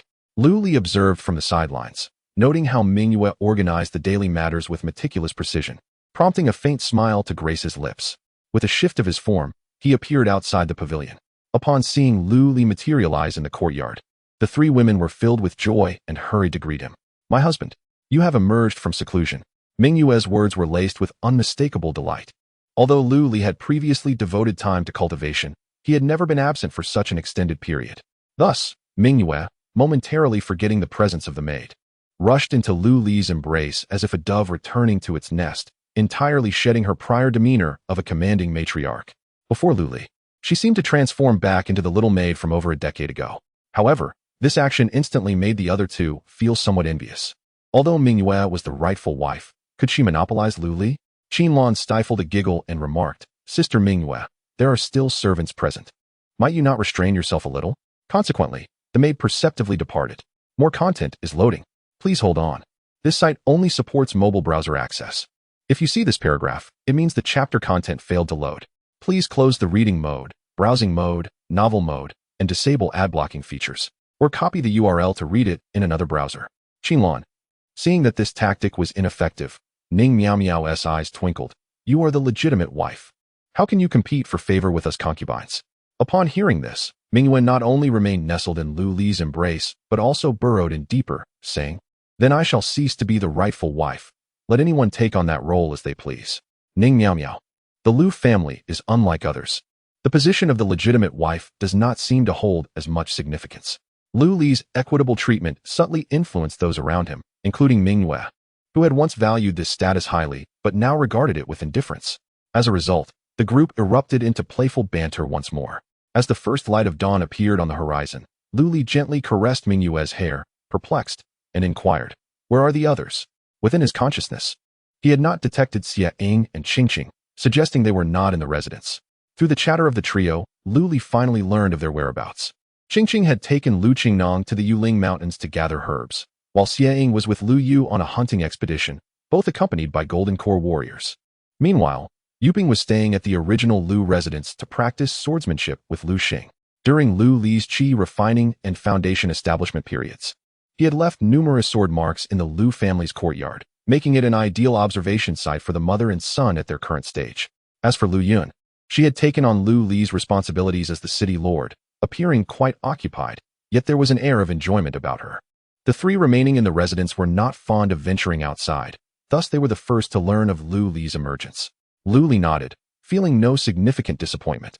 It was indeed gratifying for his family to revolve around him, yet he would not impede their pursuit of their own lives and ambitions. After some contemplation, Lu Li decided to first check on Lu Yun's situation. Congratulations on your emergence, City Lord. As Lu Li arrived at the front courtyard, several Golden Core warriors appeared in unison, kneeling before him. Their duty was to guard the City Lord's residence, limited to the front courtyard and its surroundings. As for the more critical rear courtyard, Lu Li relied primarily on defensive formations. After all, the formidable awareness of Golden Core cultivators did not pique his interest in allowing them to scrutinize his private life entirely. As daylight gradually brightened, residents in the surrounding buildings began to open their doors, and the aroma of breakfast wafted through the streets and alleys. Lu Li raised an eyebrow slightly, discreetly retrieving 2 meat buns from a vendor with a flick of his hand, leaving behind a piece of inferior spirit stone. The vendor, with a face full of astonishment, carefully tucked the spirit stone into his pocket, casting nervous glances around, fearful of being discovered. Soon, Lu Li found Lu Yun, who at that moment was meditating in the VIP room of the arena. A golden devouring mouse leapt onto the backrest behind Lu Yun. Its front paws clenched as it diligently massaged her back. Seeing this scene, Lu Li felt a playful urge and, suppressing his aura to the utmost limit, silently approached Lu Yun from behind, tossing the industrious mouse aside and resting his hands on Lu Yun's delicate shoulders. In the next instant, Lu Yun's eyes flew open, and an aura emanated from her that subtly surpassed the peak of foundation establishment. Without the slightest hesitation, a slender sword appeared in Lu Yun's hand, and with a swift spin, she thrust it backward. The slender blade was caught between 2 fingers, unable to move an inch. With such force, are you attempting to murder your own husband? Lu Li teased, pushing aside the sword tip and gazing at Lu Yun. Lu Yun raised an eyebrow, a smile playing on her lips that was both charming and provocative, and replied, So what if I am? Lu Li feigned a menacing grin, rubbing his fists together. Then I shall have to teach you a lesson. Chapter 87. Lu Li's birthday banquet. After engaging in playful banter for a while, Lu Yun recalled the matter at hand and produced a stack of financial ledgers. This is the income from the arena over the past year since your seclusion. Would you care to take a look? Lu Li shook his head. I trust your judgment. Just provide me with a rough estimate. Upon hearing this, a glimmer of mischief danced in Lu Yun's eyes. Are you quite certain?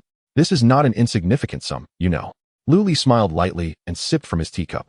Over 100,000 spirit stones is indeed a considerable amount, based on the previous revenues of the arena, deducting various costs.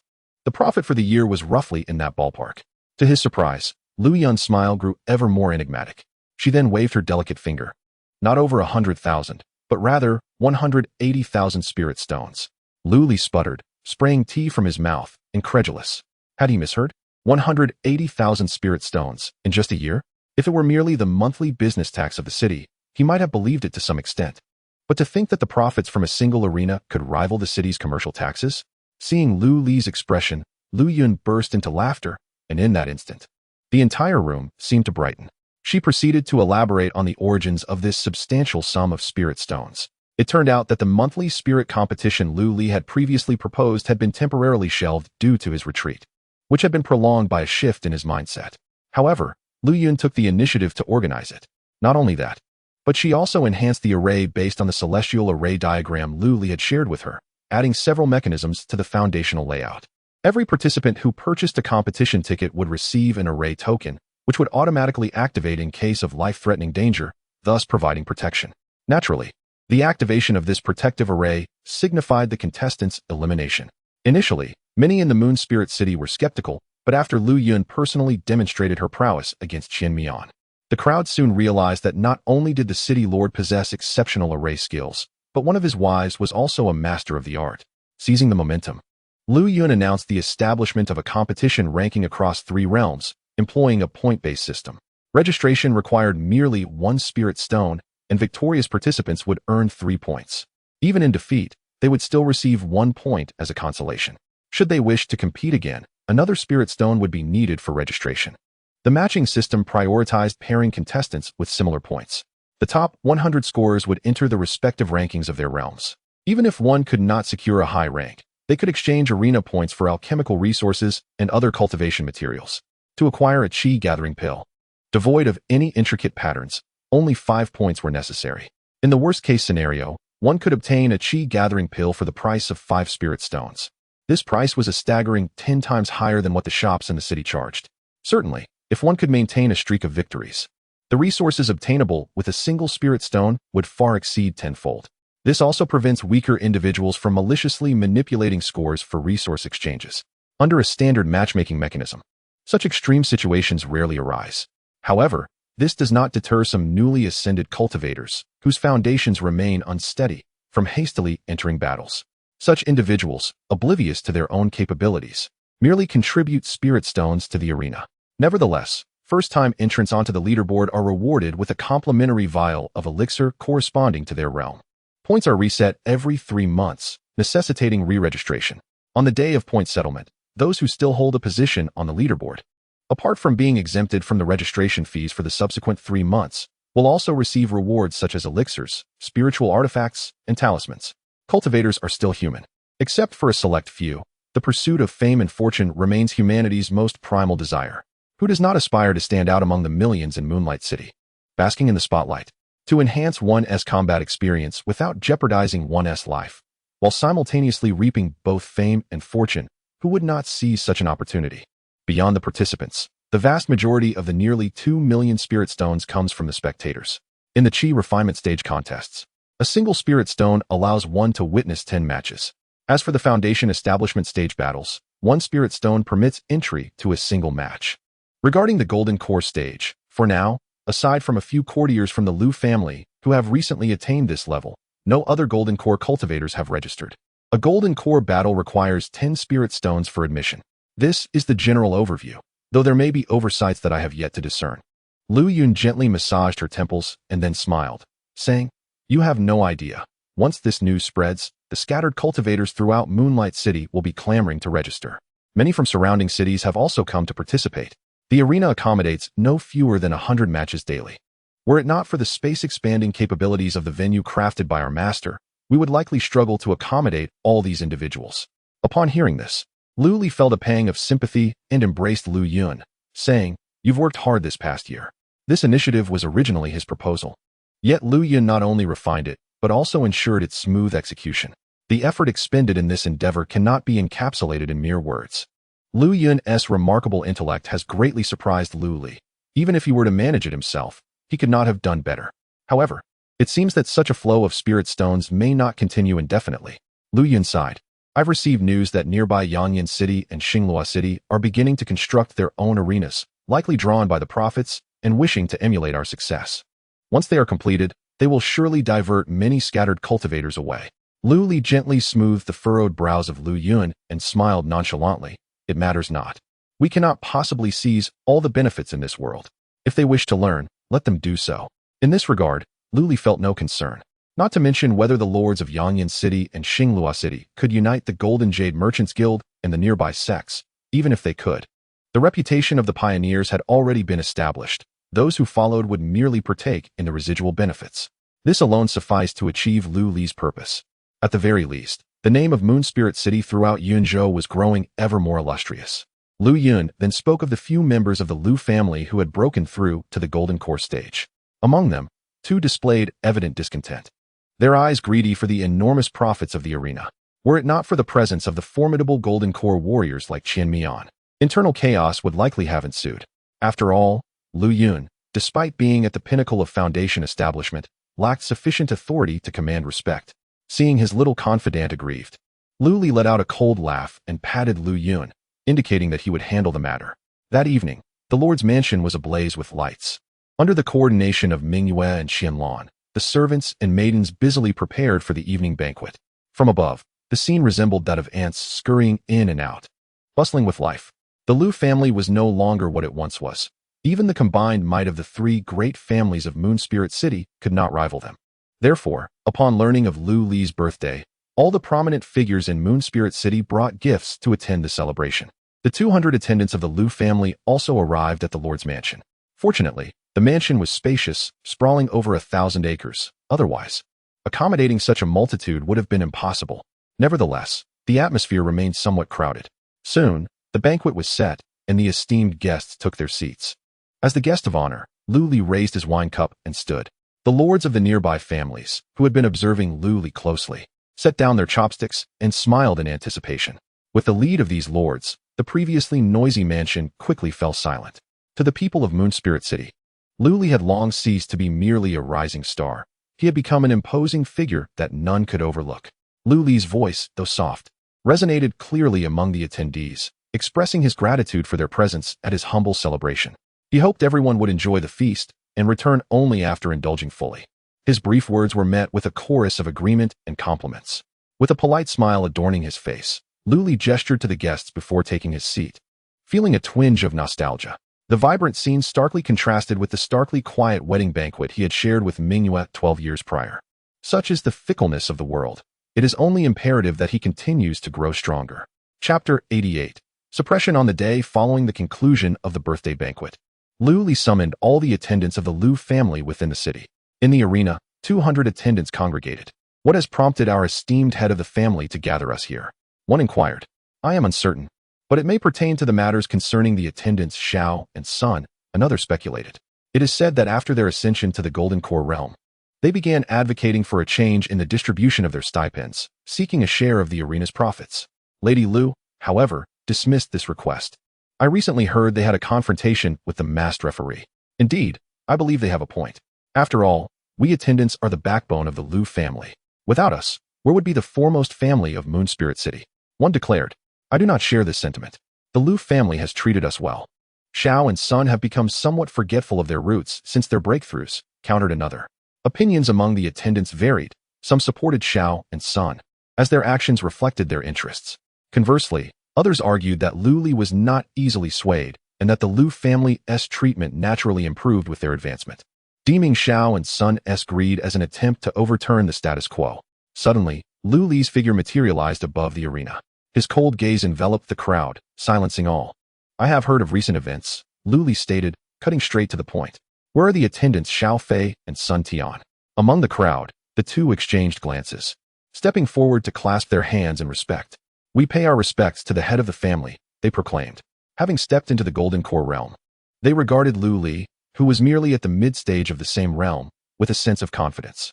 Despite the presence of other Golden Core fighters in the Lu family, they had nearly 200 attendants behind them. If Lu Li attempted to exert pressure, they could rally the attendants to overturn the Lu family's authority. The vast foundation of the Lu family had been hastily established over a few short years. While this was an admirable feat, the instability of its roots remained its greatest flaw. Furthermore, they had secretly received invitations from the lords of Yangyan City and Xinglua City, who promised them leadership positions within their cities. Naturally, Xiao Fei and Sun Tian were tempted. Yet, if Lu Li were to acquiesce to their demands concerning the arena, they would forego the positions, as they had calculated that the arena's earnings had exceeded 1,000,000 spirit stones since last year alone. Their demands were modest. They sought merely 10% of the profits. With that, they could gain 100,000 spirit stones or seek opportunities in other cities. Why not take the risk? Since the city lord has spoken, we shall not conceal our intentions, Xiao Fei began. What say you to our proposal, City Lord? His address had shifted from head of the family to City Lord. Lu Li smiled faintly upon hearing this. Xiao Fei and Sun Tian felt a surge of joy. Perhaps there was hope? The arena's profits are divided as follows. The Lu family takes 60%, while the Golden Jade Commerce and Moon Spirit Sect each receive 20%. Who do you think you are to claim 10%? In the next moment, Lu Li's words emerged, instantly transforming the expressions of Xiao Fei and Sun Tian into a rather grim visage. They had not anticipated Lu Li's unequivocal refusal. Sun Tian's eyes darted, and he turned to the surrounding retainers, declaring, the Lu family would rather entrust a substantial sum of spirit stones to others than share the profits with us retainers. Is such a patriarch truly worthy of our service? Upon hearing this, the retainers present began to waver. His statement was not without merit. They were indifferent to the contributions made by the Golden Jade Chamber of Commerce and the Moon Spirit Sect. At that moment, Qian Mian interjected, nonsense. Reflect upon whether the master has ever wronged you. Xiao Fei, Sun Tian, without the patriarch's alchemical inscriptions and elixirs, could you have advanced to the Golden Core stage so swiftly? Lu Li waved his hand, signaling Qian Mian to withdraw, and then addressed the somewhat restless crowd below. Those retainers who find merit in Xiao Fei and Sun Tian's words may step to their side. Upon hearing this, a hint of a smile crept upon the lips of Xiao Fei and Sun Tian. This was precisely the affirmation they awaited. The crowd stirred, and just as someone was about to step behind Xiao Fei and the others, an unexpected turn of events unfolded. Leading the charge was Tang Hui, along with over a dozen retainers. Their target was those about to join Xiao Fei's faction. It was as if a bomb had been detonated within the throng, causing a chaotic dispersal. The onlookers, shaken, beheld the scene where Tang Hui and his companions were stained with blood, emanating an aura of lethal intent. Beneath their feet lay a fallen retainer, blood pooling conspicuously on the floor. The suddenness of the incident left Xiao Fei and Sun Tian momentarily stunned. Given their audacity to confront Lu Li, they had undoubtedly prepared in advance. They had already gathered a group of loyalists, anticipating this moment to lead by example. According to their plan, with a dozen individuals spearheading the charge, at least half of the remaining retainers would side with them. With numbers on their side, even Lu Li would hesitate to recklessly jeopardize his foundation and would be compelled to concede to their proposal. Lu Li chuckled. It seems your preparations were rather insufficient. I wonder if these individuals will regret acquiescing to your demands in the netherworld? Xiao Fei and Sun Tian's countenance darkened. They had not expected Lu Li to have thoroughly investigated their covert maneuvers and arranged countermeasures. Nonetheless, I can still offer you an opportunity. Lu Li extended a finger. One strike. If you two can withstand a single strike from me, I shall acquiesce to your requests. Understanding the precariousness of their situation, Xiao Fei and Sun Tian had no choice but to grit their teeth and acquiesce. Lu Li flicked his finger. In the next moment, the figures of the foundation building attendants were enveloped by an inexplicable force, taking their seats around the arena. A shiver ran through Xiao and Sun as they realized the terrifying display of power exhibited by Lu Li. Unbeknownst to them, as the primary architect of the arena's formation, Lu Li could, with merely a thought, obliterate everyone present in an instant. Are you prepared? Lu Li inquired, his face adorned with a subtle smile. Yet, to Xiao and Sun, this smile radiated an unsettling confidence, as if he held dominion over all. Regret began to creep into their hearts. Had they the chance to decide anew, they would undoubtedly abandon their intention to contest in the arena without hesitation. A long sword, etched with celestial patterns, materialized in Lu Li's grasp, its formidable aura instilling fear in all onlookers. Xiao Fei and Sun Tian exchanged a glance, rallying their strength with a fierce shout, unleashing their most potent techniques. Instantly, the arena was awash with vibrant spiritual energy, and a tempest of wind surged forth. Lu Li smiled faintly, gracefully sweeping the star-shattering sword downward, devoid of any ostentation. After a stick of incense had burned, a myriad of attendants arrived to the arena, tasked with clearing the bloodstains from the ground. Make sure to clean it thoroughly. There is another competition here tomorrow. Chapter 89. Qin Mingyao's plea. A single lantern and 3 cups prompt your attention. Please consider bookmarking this for easier access later. Xiao Fei and Sun Tian have perished. Had they openly declared their intent to sever ties with the Lu family, Lu Li would not have made their departure difficult. However, they unwittingly became pawns of the city lord of Yangyan and others. For traitors, Lu Li's methods are undeniably ruthless and decisive. Meanwhile, Tang Hui and the other court officials who intervened were generously rewarded. What could have been a rebellion capable of shaking the very foundations of the Lu family was swiftly quelled by Lu Li's decisive actions. Such resolute measures naturally subdued any inappropriate thoughts among the other officials. On this day, Qin Mingyao unexpectedly visited the city lord's mansion. Ever since their previous debate, the relationship between her and Lu Li had taken on a somewhat delicate nature. The once flirtatious atmosphere had dissipated, replaced by a more formal exchange of business matters, which left Lu Li with a sense of regret. Upon her first glance at Lu Li, Qin Mingyao stated, "I plan to break through to the nascent soul stage." Lu Li clasped his hands in congratulations, saying, "Congratulations, President." Qin Mingyao glanced at him. "Is that all you have to say? Do you not intend to assume any further responsibility?" A hint of melancholy flickered in her eyes. Lu Li was taken aback. "Hey, President. Breaking through to the nascent soul stage is not akin to childbirth. Moreover, we are both innocent.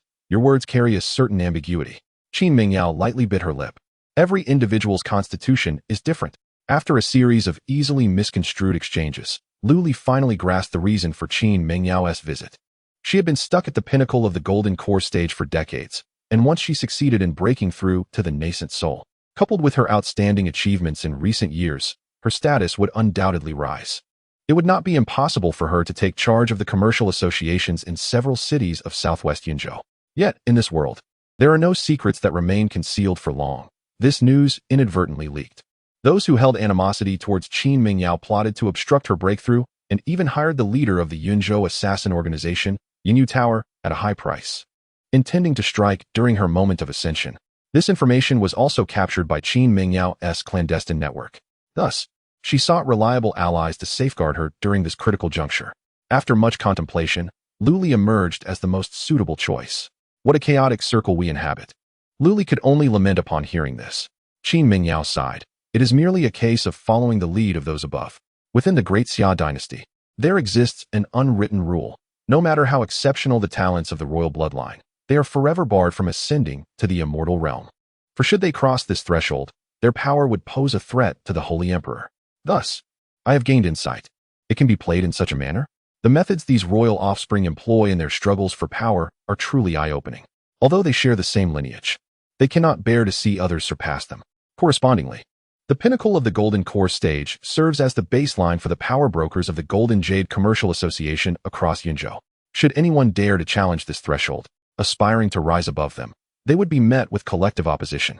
This peculiar equilibrium and unspoken rule are among the reasons that have inhibited Qin Mingyao from daring to transcend her current limitations. Has no one dared to challenge this convention? Lu Li furrowed his brow. Qin Mingyao inhaled deeply, her expression solemn. Have you heard of the rebellion of the Eight Kings? Lu Li nodded, recalling that Lu Yun had mentioned it to him. At the inception of the Great Xia dynasty, numerous kings were appointed to govern the vast territories, akin to the feudal system of ancient China. However, as time elapsed, conflicts arose among the kings over interests and land. The most powerful 8 feudal lords initiated warfare, aspiring to elevate their status from kings to emperors. Eventually, this upheaval was quelled through the combined efforts of the Holy Emperor and the 5 sacred lands. Thus emerged the rebellion of the 8 kings. Following this, under the counsel of the master of the heavenly mechanism, the Holy Emperor restructured the realm, dividing it into 49 provinces, appointing loyalists as provincial governors, and imposing numerous restrictions on the royal families. Digressing, Qin Mingyao shook her head and turned to Lu Li. If you are unwilling to protect the way, I shall not press you. Consider today as if I never came. Though Qin Mingyao bore a smile, it masked an ineffable sorrow. In this world, being of royal blood does not necessarily equate to fortune. The masses perceive them as enjoying boundless wealth. Yet how could they fathom the profound struggles faced by those ensnared within the confines of their destiny? Such is the fate of the royal lineage. Should Lu Li refuse her plea, her attempt to achieve the nascent soul might very well herald her demise. Lu Li gazed into Qin Mingyao's eyes, and after a prolonged silence, he sighed. Time and place? Ultimately, Qin Mingyao's ascension to the nascent soul is inherently tied to his influence. Thus, a thread of causality has been woven. If he were to turn a blind eye, her fate would be perilous. Lu Li is not the type to disregard others once he has taken a stand. Qin Mingyao was momentarily taken aback, her enchanting visage blossoming into a radiant smile. Her smile was so brilliant that, for an instant, it seemed to dim the very heavens and earth. A week later, at Mount Ileo, let us not miss our meeting. Standing on the precipice of Mount Ileo, Lu Li allowed the wild winds to billow his robes. This location was not far from where Qin Mingyao would undergo her tribulation, providing a splendid view of the Ileo mountain range. Strategically situated at the juncture of Yunzhou and Chongzhou, further south lay the southern region S. Chongzhou. This place, lush with dense forests, abounds in spiritual energy. Yet, it is equally rife with toxic miasma and monstrous beasts, rendering it largely untraveled by humankind. To transcend to the nascent soul, one must find a sanctuary, an environment that is both secluded and rich in spiritual essence. It is clear that this location was meticulously chosen by Qin Mingyao, as one would be unlikely to encounter practitioners here, save for a few magical beasts. Qin Mingyao sat cross-legged at an altar deep within the dense forest, where the formations had been meticulously arranged in anticipation of the impending tribulation. She opened her eyes, gazing in the direction of Lu Li, her beautiful eyes brimming with gratitude. Taking a deep breath, she slowly closed her eyes, commencing her state adjustment. Within every golden jade chamber, there existed spies and hidden players from other factions, a well-understood secret among many. Even her two golden core assassins could not guarantee absolute loyalty. Thus, Qin Mingyao chose not to bring anyone along, trusting solely in Lu Li to accompany her to this place, a testament to her profound faith in him. She had staked everything on this man, who had risen from the Moon Spirit City, a bold act that the typically cautious Qin Mingyao had never dared to imagine before. At that moment, from the dense forest behind the cliff where Lu Li stood, a rustling sound emerged, followed by the appearance of Qian Mian, clad in dark attire, who knelt on one knee behind Lu Li and proclaimed, "Master, everything is in place." Lu Li nodded, a radiant aura of spiritual light emanating from his hand, streaking across the sky. Upon witnessing this light, Qin Mingyao felt a surge of reassurance and swallowed the transformation pill that had been resting on her tongue. An overwhelming wave of spiritual energy erupted forth, rapidly enveloping the surroundings. Shortly thereafter, dark clouds began to gather in the sky, casting an oppressive atmosphere over the entire Ileo mountain. Above Qin Mingyao, a swirling vortex of ominous clouds formed, with flashes of lightning and distant thunder resonating within. The yawning tribulation had commenced. Chapter 90. Leader of the Misty Rain Tower, Lu Li gazed solemnly at the oppressive, overcast sky above. The impending tribulation for breaking through to the nascent soul stage loomed heavily, a stark contrast to the relatively trivial tribulations of the Golden Core stage. The ominous sensation of death accompanying this moment sent shivers down his spine, a natural response of the human body when confronted with the wrath of thunder and lightning. Observing the tribulation of the nascent soul stage in advance served as an invaluable experience, ensuring he would not be caught unprepared during his own breakthrough. At that moment, Lu Li's expression shifted as he directed his gaze towards another part of Ileo Mountain. The formation he had set up was triggered, revealing not just one, but multiple unwelcome visitors. Fortunately, he had anticipated such a scenario. A smile crept onto his lips. The Misty Rain Tower, was it? It seemed he had an old score to settle with them. Initially, due to the incident involving Wu Er, the Misty Rain Tower had dispatched 10 Foundation establishment assassins, only to find themselves decimated by his hand. Following the demise of their employer, the assassination order he had placed with the Misty Rain Tower appeared to have been abandoned. If the leader of the Misty Rain Tower were not a fool, they would not persist in confronting him. It was only foolish peripheral assassins like Ning Miao Miao who would naively accept a bounty to eliminate him. Time had passed, and now he found himself once again in direct conflict with the Misty Rain Tower. The sky had darkened completely, and a torrential downpour enveloped the entire mountain range, quickly shrouding the forest in mist. This was the toxic miasma of Ileo Mountain, activated by the rain, serving as a natural barrier. This was also the reason Qin Mingyao had chosen this location for her tribulation. Boom! A thunderous clap of lightning shattered the silence, illuminating the surroundings. In the flickering light, shadows could be seen darting through the dense forest. Dressed in black and masked, these figures unmistakably belonged to the assassins of the Misty Rain Tower. Their target was none other than Qin Mingyao at the heart of Ileo Mountain. However, as they sprinted forward, several of them were suddenly ensnared by a burst of spiritual light that immobilized them in place. In an instant, an onslaught of countless daggers and flying swords descended upon them, reducing 2 early-stage Golden Core assassins to mere pulp. The unexpected turn of events startled the remaining assassins, prompting them to halt and retaliate against the source of the attack. Unsurprisingly, their counterattack was effortlessly neutralized. The Golden Core expert, Qian Mian, appeared among the surrounding trees. Grinning as he declared, "Apologies, but this path is closed." Simultaneously, Lu Li closed his eyes, firmly locking his spiritual sense around Qin Mingyao. The recent lightning tribulation posed little threat to her. Having managed the Golden Jade Trading Company for many years, Qin Mingyao possessed an abundance of valuable treasures. Understanding that she was at a critical juncture of life and death, she no longer held back, unleashing a flurry of magical artifacts to defend her surroundings. Her display of wealth was astonishing, even causing Lu Li to feel a sense of awe. Among her various defensive spirit artifacts, she revealed 3 distinct items: a treasure pagoda, a feathered garment, and a perfectly spherical orb. The recent lightning tribulation was entirely absorbed by that spherical object. The wealthy dog owner is indeed affluent, Lu Li mused.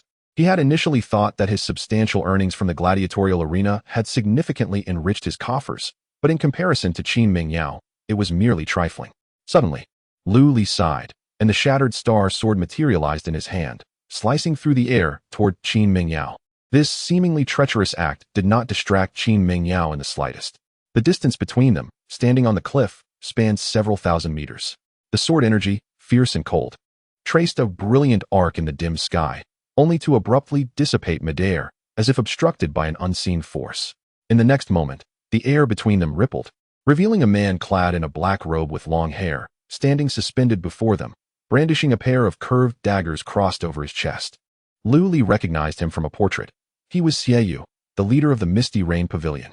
Ordinarily, assassins ought to conceal their identities, yet Xie Yu, the founder of the Misty Rain Pavilion, did the opposite, never shying away from revealing his visage.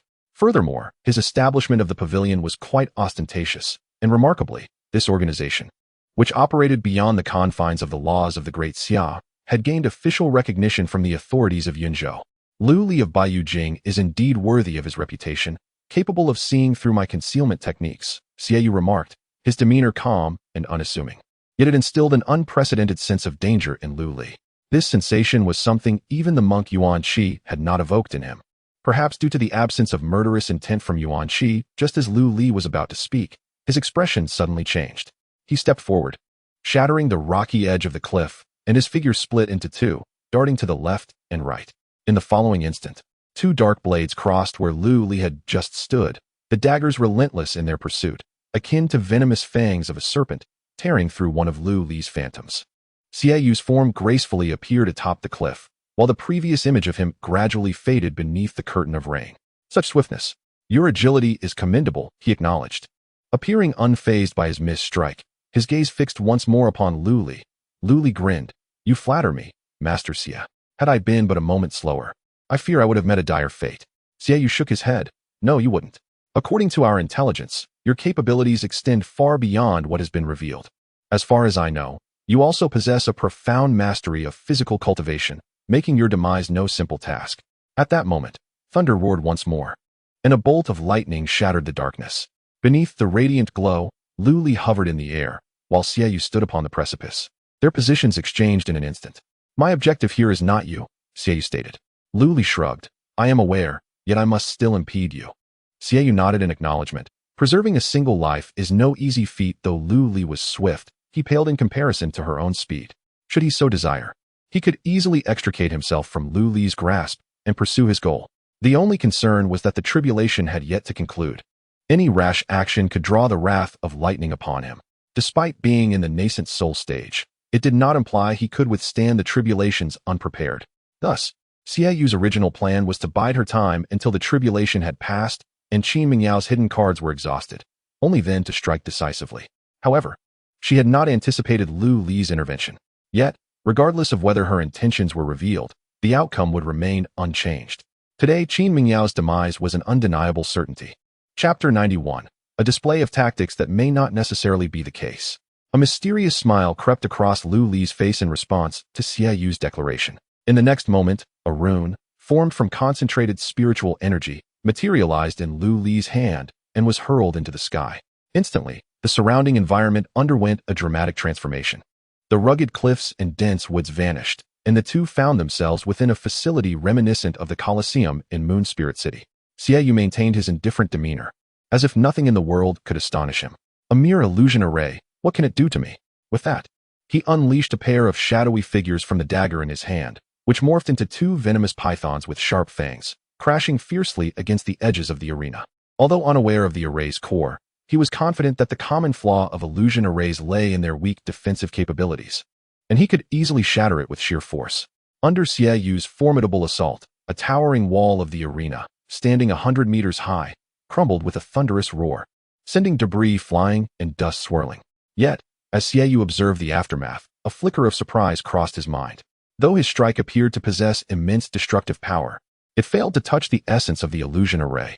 Lu Li's mastery of formations surpassed his initial expectations. This array, known as the Dragon Trapping Formation, was no ordinary illusionary array.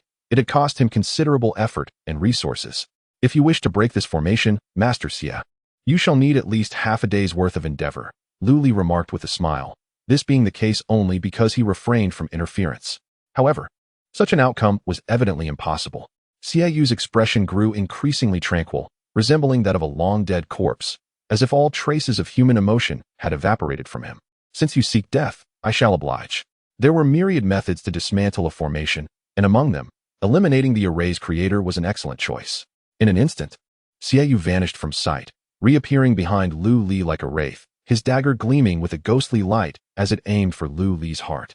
A flicker of electricity coursed through Lu Li's attire, followed by a muffled grunt. The one who grunted was not Lu Li, who endured the attack, but rather Xiaoyu. A tingling sensation spread from the tip of the dagger, causing Xiaoyu's form to momentarily freeze. It was the defensive characteristic of the Bagua robe, one of the 8 trigrams, the thunder symbol of Zhen. Naturally, Lu Li seized the opportunity, countering with a swift sword strike. The sword intent of the celestial sword was piercingly sharp, with a fierce sword aura that seemed poised to cleave the very fabric of space. Xiaoyu's pupils constricted, but being a cultivator at the nascent soul stage, he swiftly dissipated into thin air once more, reappearing at a short distance away. Lu Li beckoned towards Xiaoyu, eliciting an involuntary twitch from the otherwise impassive man. After living for so long, he had never encountered someone so audacious. With a low-grade defensive spiritual artifact and formation, you certainly have the audacity to act so brazenly, Xiaoyu spoke slowly. Yet, this little capital is insufficient. As soon as the words left his lips, Lu Li felt the ground beneath him tremble violently, followed by a slight distortion in the space beside him. In the next heartbeat, Xiaoyu, dagger in hand, materialized like a specter, thrusting the blade towards Lu Li's throat. Moreover, a chilling aura enveloped the entire arena, as if something were being birthed from the void. Lu Li was compelled to step back several paces to evade Xiaoyu's assault. Yet, in the next moment, his retreat was thwarted as a desiccated brown hand suddenly emerged from the ground, firmly grasping his ankle. At that instant, the earth transformed into an inky blackness, akin to a deep mire. Countless emaciated arms reached out from the obsidian depths, as if a multitude of malevolent spirits lay in wait beneath the surface, expressing their discontent with the mortal realm. As the dark domain materialized, a frigid and terrifying presence swiftly permeated the entire arena. Xiaoyu's earlier strike had merely been a feint. The true lethal blow lay concealed beneath the earth. Unfazed, Lu Li wielded his sword to sever the ghostly claw that clutched at his feet, subsequently levitating into the air. Countless spectral hands leapt from the mire in relentless pursuit of Lu Li, only to be obliterated by the crackling lightning that enveloped his Bagua robe. Nevertheless, the ground continued to spawn ghostly claws, eroding the defenses of Lu Li's spiritual artifact. The remnants of the disintegrated claws accumulated, gradually merging into the mire. Lu Li sensed that the ferocity of the spectral attacks was steadily intensifying. Furthermore, Xiaoyu was now manipulating 2 daggers, skillfully weaving through the ghostly claws and occasionally inflicting wounds upon himself. Observing a blackish-purple scar upon his chest, it was evident that the daggers were imbued with a poison reminiscent of cadaveric toxins. As Lu Li wielded his shattered star sword with one hand, he retrieved a detoxifying pill with the other, tirelessly channeling the 5 animals refinement technique within him, with the deer form continuously healing his wounds. One must concede, a nascent soul cultivator is indeed formidable. Even a mere display of their prowess was sufficient to plunge Lu Li into perilous straits. Xiaoyu stood nearby, coldly observing the scene, his expression devoid of any emotion. With the soul-devouring hand of myriad ghosts, in conjunction with his 2 inferior-grade ghostly snake daggers, he unleashed a simultaneous assault. Were it an ordinary golden core cultivator, they would have likely been reduced to mere bones by now. Yet, judging by the unfolding battle, it was clear that Lu Li could not endure for long. At that moment, Lu Li astonishingly sheathed his sword. Xiaoyu's expression shifted slightly. Had he surrendered? Was this the extent of the capabilities of a disciple from a hidden sect? Just then, Lu Li's eyes transformed into a vivid crimson hue. In response, the ghostly hands ceased their onslaught. As if recoiling from something dreadfully fearsome, leaving only the two ghostly snake daggers that continued their assault upon Lu Li. As the daggers approached, several ghostly hands appeared before Lu Li, intercepting the incoming attack. Bang! Xieyu's pupils constricted sharply, shock registering on his face for the first time. He could actually command the very specters he summoned. How could this be possible? At that moment, a pale blue electric glow ignited in Lu Li's right hand. Compared to the lightning on the gossip robe, this flash of electricity exuded a calmness that belied its seemingly modest power. Yet it was sufficient to compel those ghostly hands to retreat in trepidation. Moreover, in Lu Li's left hand, there lay a piece of yellow paper inscribed with crimson runes. It was this talisman that ensnared the surrounding ghostly hands, shielding him from their assault. Regrettably, dear Master Xie, your techniques have proven ineffective against me. Perhaps due to a lack of opportunities to demonstrate his skills, Lu Li was now reminded of the Earthgrade's secret art, Exorcism, True Solution, which he had acquired from Ning Miao Miao. These three methods comprised the Ghostly Spirit Eye, Palm Thunder, and Ghostly Talisman. Upon witnessing this, Xieyou had no choice but to retract her own secret arts to prevent Lu Li from exploiting them. Might you have ties to Tianshi Mountain? Otherwise, how would you possess such orthodox Taoist techniques? Xieyou inquired. The Tianshi Mansion on Tianshi Mountain is one of the 5 sacred sites, wielding considerable influence in the secular world. Lu Li was momentarily taken aback, then shook his head. I have no association with Tianshi Mountain. At that moment, Lu Li's expression shifted subtly. He sensed the aura of Qin Mingyao outside the formation rapidly weakening, only to surge back with astonishing speed. Having experienced the Golden Core Thunder Tribulation, Lu Li understood that Qin Mingyao had successfully navigated the tribulation and had become a nascent soul cultivator. Observing Lu Li's expression, Xieyou realized that her mission for the day had ended in failure. After receiving a message from Qin Mingyao, Lu Li manipulated the formation to ensnare her within the dragon trapping array. Now a nascent soul cultivator, Qin Mingyao floated in, clad in her Earth-grade feathered attire, while the other 2 Earth-grade defensive spirit artifacts had seemingly vanished. First, she cast a grateful glance at Lu Li, then turned to Xieyou with a frosty demeanor. Master Xie, the Misty Rain Tower operates on a fee-for-service basis. I shall not hold you accountable for this. But I have but one question for you. Answer me, and you may leave. What price did that group of wretches pay to seek my life? Xieyou remained silent for a moment before replying. 5 Earth-grade low-tier spirit artifacts, along with 10,000 mid-tier spirit stones, and a book of Earth-grade mid-tier secret arts. Lu Li's tenacity had left a profound impression on Xieyou, not to mention the numerous hidden cards he still possessed. Now, with the addition of the newly ascended Qin Mingyao, she feared that failing to answer truthfully could cost her life. While treasures are indeed valuable, one must possess life to claim them. Lu Li raised an eyebrow. Even a lower-tier Earth-grade offensive spirit artifact, with its slightly diminished value, would command a price close to $1 million. The Earth-grade mid-tier secret art was worth an additional 2 million low-tier spirit stones. Thus, it could be surmised that the price on Qin Mingyao's head was nearing 10 million. One could only imagine the opulence of these royal scions, willing to expend such a vast sum to orchestrate a murder. Chapter 92. The ascendant status of Qin Mingyao. It is hardly surprising that Xieyou, a practitioner of the nascent soul stage, would be drawn to this situation. Previously, Wu Er had merely offered 500 mid-grade spirit stones, equivalent to approximately 50,000 low-grade spirit stones, to entice a golden core cultivator like Ning Miao Miao to act on his behalf. The bounty for assassinating Qin Mingyao has escalated 100-fold. The crux of the matter lies in Qin Mingyao's unique status. After all, she is a princess. While the Daxia dynasty may have hundreds of princesses, this status remains an insurmountable pinnacle for ordinary individuals. After Xieyou responded to Qin Mingyao, Lu Li interjected, I might consider letting you go, but you attempted to take my life. It would be unreasonable for you to depart without offering some form of compensation. Xieyou spoke little, producing 2 jade talismans and extending one towards Lu Li. This particular item serves as a token from a secret realm in Yunzhou, which I invested considerable effort to acquire. Lu Li raised an eyebrow. Indeed, secret realms exist throughout the Daxia dynasty. These realms may have originated from fallen sects or served as dwelling places for cultivators. However, they invariably require the meticulous arrangement of powerful cultivators at the divine transformation stage to be established. Within these realms, one often finds rare treasures, magical artifacts, and ancient texts, as well as potential threats such as mechanical puppets and guardian beasts. They are lands where risk and opportunity coexist. The back mountain of the Moon Spirit sect houses a trial secret realm. The fact that Xieyou is willing to share such a treasure is noteworthy. This secret realm, known as the Wind and Thunder Secret Realm, was the residence of the Wind and Thunder Pavilion during the chaos of the Eight Kings. Every 62 years, the entrance to the Wind and Thunder secret realm opens, allowing those in possession of the Jade Talisman to sense its activation and choose to enter for training. Only 5 years remain until the next opening of this realm.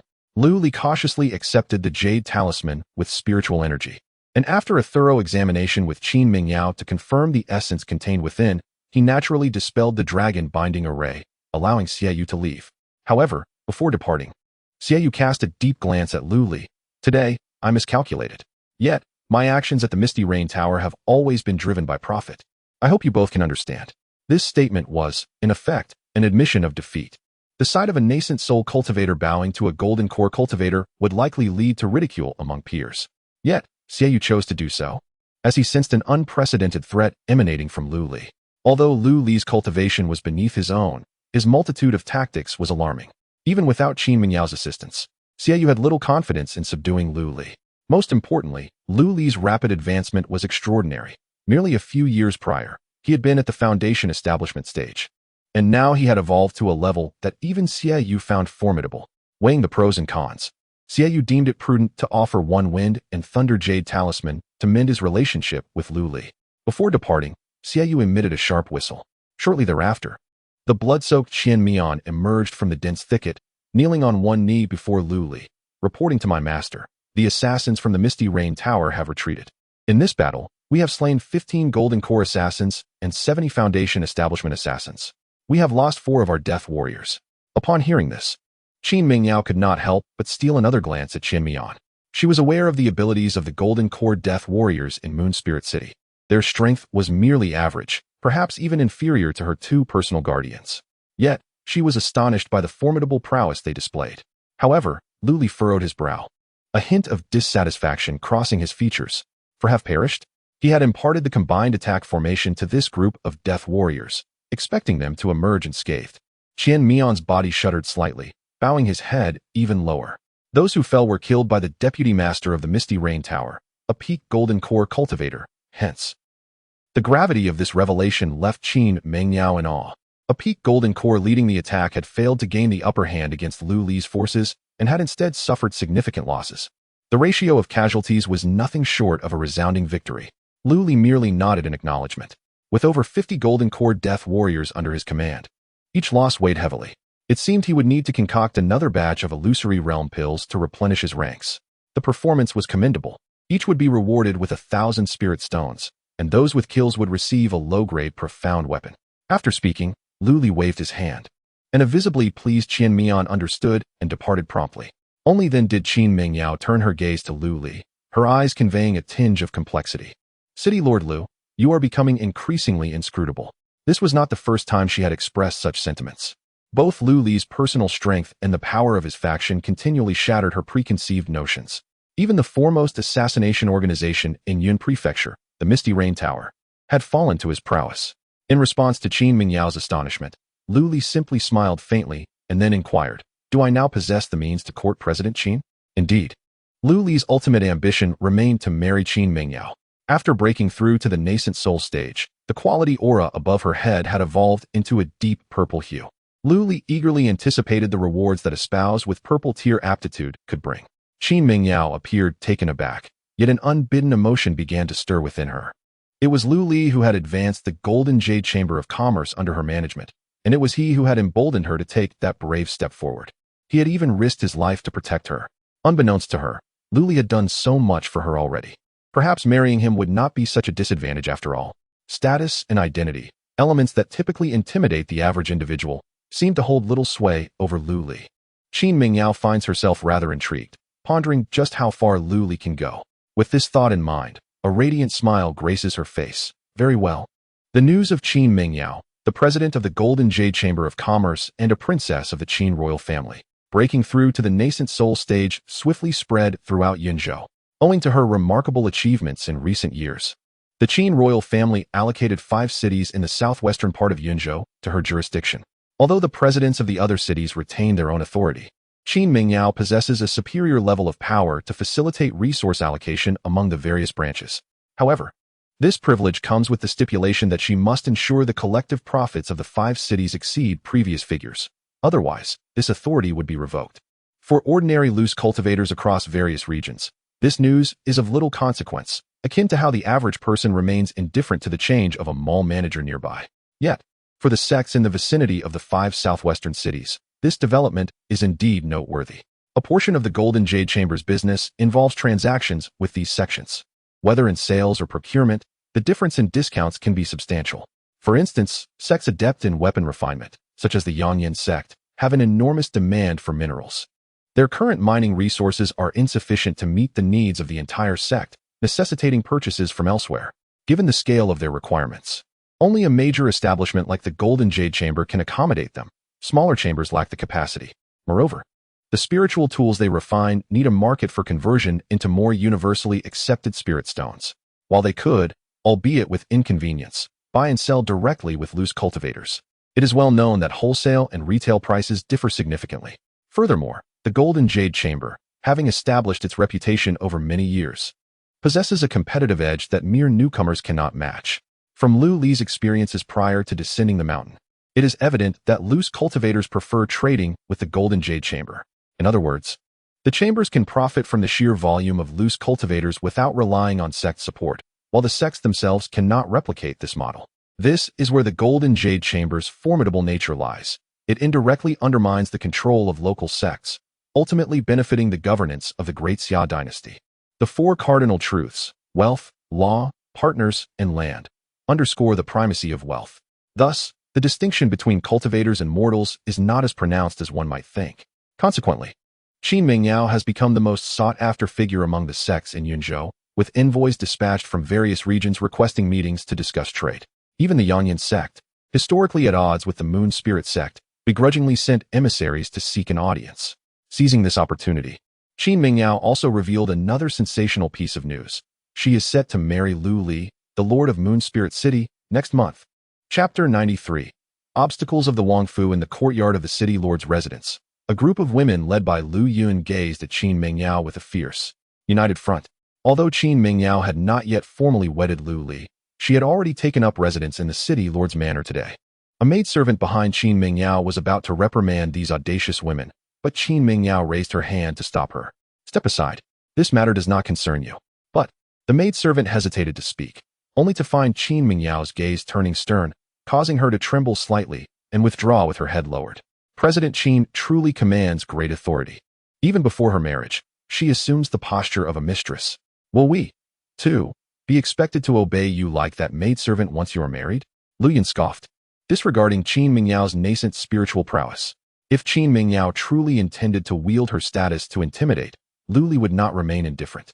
With a sigh, Qin Mingyao replied, "Ladies, why must you harbor such grievances? If you can tolerate one another, what harm is there in accommodating me as well?" Lu Yun retorted with a cold smile. "That depends on the individual, does it not? President Qin, as a noble princess, surely cannot tolerate us." Rumors had been circulating wildly outside, claiming that one of the conditions for the Qin royal residence to approve your marriage to Lu Lang was to dismiss us. Do you dare deny that you are the one orchestrating this behind the scenes? At this accusation, the expressions of the women shifted dramatically. Such an outcome was neither acceptable nor bearable for them. Qin Mingyao forced a bitter smile. "This is not my intention. Lu Li's potential is evident to all in Yunzhou. If I were to marry him, it would undoubtedly be a union of strengths. However, for certain individuals, this is not the case. These troubles are certainly instigated by them. After all, Lu Li marrying me ties him to the royal family, and those individuals are attempting to exploit the patriarchal laws to obstruct us." Before Lu Yun could respond further, she was suddenly pulled by someone at her sleeve. Turning her head, she discovered it was Mingwe. Recently, Mingwe had also reached a breakthrough in her cultivation and had gone into seclusion to solidify her foundation, only now making her appearance. A resolute glimmer shone in Mingwe's eyes as she said, "My husband will not allow such matters to transpire. Remain calm." She had faith in her spouse. Qin Mingyao regarded the matriarch of the Lu family, who had emerged from a maidservant's background, with some surprise. "The First Lady is quite understanding, which brings me considerable relief. Please rest assured, though I am a princess, I am not of the royal bloodline, and the patriarchal laws hold little sway over us. After all, there have been precedents where princesses like myself married local gentry for various purposes." A complex expression flickered in Qin Mingyao's eyes. In this light, being assigned to Moon Spirit City was indeed her fortune. Had she remained in the royal capital or even the Yunzhou prefecture, she feared she would have become yet another victim of a politically motivated marriage, with no opportunity to choose her own fate. In fact, such signs had begun to surface within the Qin royal residence not long ago. After being granted control over the Chamber of Commerce in the 5 southwestern cities, she sent a messenger to encourage more interaction between herself and the leader of the Yunlan sect, the intentions of which were all too apparent. Qin Mingyao vehemently declined this proposal and announced her impending marriage to Lu Li, leaving the Wangfu at a loss. The former Qin Mingyao would never have dared to oppose the Wangfu, as she would have feared losing the power she had just grasped. However, Qin Mingyao now regarded such matters with less concern, observing the women before her, who were far weaker yet unafraid to stand against her. A twinge of envy welled up within her. Surely they felt emboldened, knowing that Lu Li was there to support them? Meanwhile, in the front courtyard, Lu Li was receiving the emissaries from the Wangfu. Lord Lu, have you made up your mind? If you do not agree to send away those dubious wives and concubines, our Qin Wangfu will not permit you to marry our Lady Mingyao. A eunuch with a pale face spoke in a voice that reminded one of a quacking duck. Lu Li calmly sipped his tea and replied, Master Qiu, I have already made my stance clear. I cannot dismiss my wives. The eunuch's voice rose sharply. Do you intend for the esteemed lady of the Qin Wangfu to become a concubine? You must be out of your mind. Even a mere city lord like you cannot afford to treat the people of the Qin Wangfu in such a manner. What would become of the royal dignity? Lu Li, growing weary, waved his hand dismissively. Are you also idle? My marriage to Qin Mingyao has nothing to do with you, old eunuch. As far as I know, her biological parents have long perished, and she has been entangled in the affairs of the palace for decades due to that certain lady. You speak of royal dignity now? When she broke through to the Yuanying stage, the Qin Wangfu could not even provide a trustworthy guardian for her protection. Instead, many within your Wangfu sought to assassinate her with lavish expenditures, yet you dare to mention royal face? Keep your nonsensical thoughts to yourselves. If you continue to meddle, do not blame me for turning against you. With that, a sharp sword intent swept past the eunuch, enveloping him in a shadow of death, causing his eyes to widen in terror. As an envoy of the Qin Wangfu, he had already endured disrespect, but to be threatened? The murderous aura radiating from Lu Li was undeniable. Being only in the early stages of the Gold Core realm, the eunuch dared not speak further and fled in a panic. Shortly after the departure of Lord Qiu, Qin Mingyao emerged from the inner hall and gently approached Lu Li, easing the tension in his shoulders. Has Lord Qiu left? She inquired. Lu Li patted her hand and replied, Yes. How are things on Lu Yun's side? Qin Mingyao smiled and said, The eldest lady is quite understanding. However, the situation with the other sisters is a bit complicated. I believe it stems from the recent rumors. But rest assured, once we speak candidly, everything will be clarified. At that moment, Lu Li felt a wave of relief wash over him. To be honest, the pressures from the wives in the inner courtyard were far more daunting than those from the palace. He felt a sense of indebtedness towards Mingwei and the others.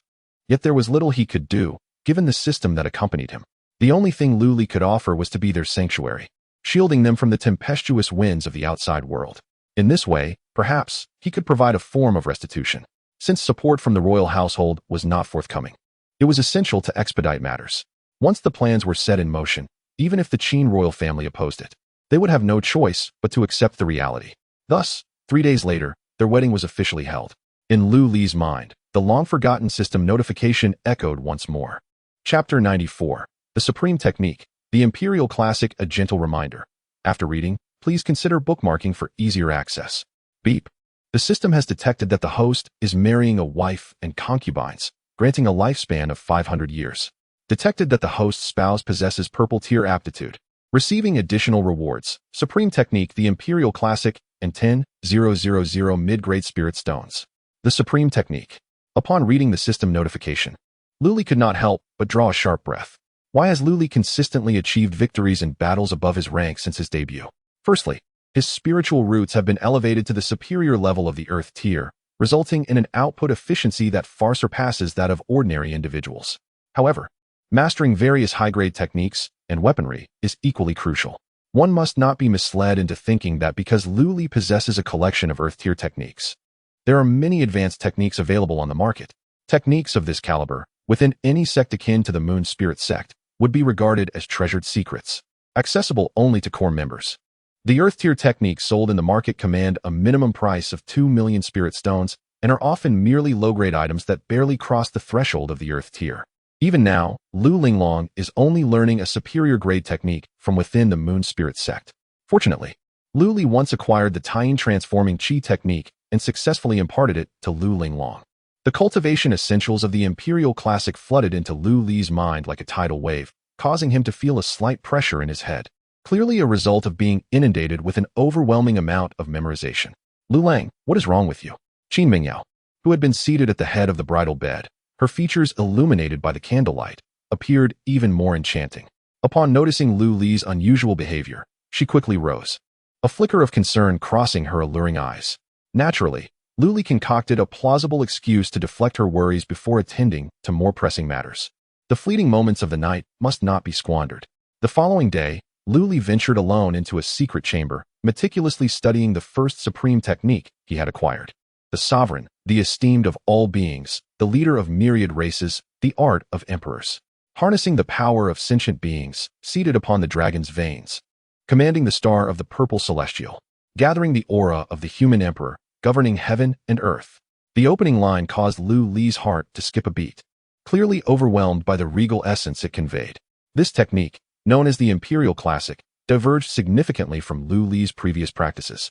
Apart from the ability to absorb and gather more spiritual energy, it lacked any delineation of realms. For instance, the technique he was currently practicing, the Primordial Unity Classic, is organized by levels of cultivation, capable of reaching the greatest sentient stage.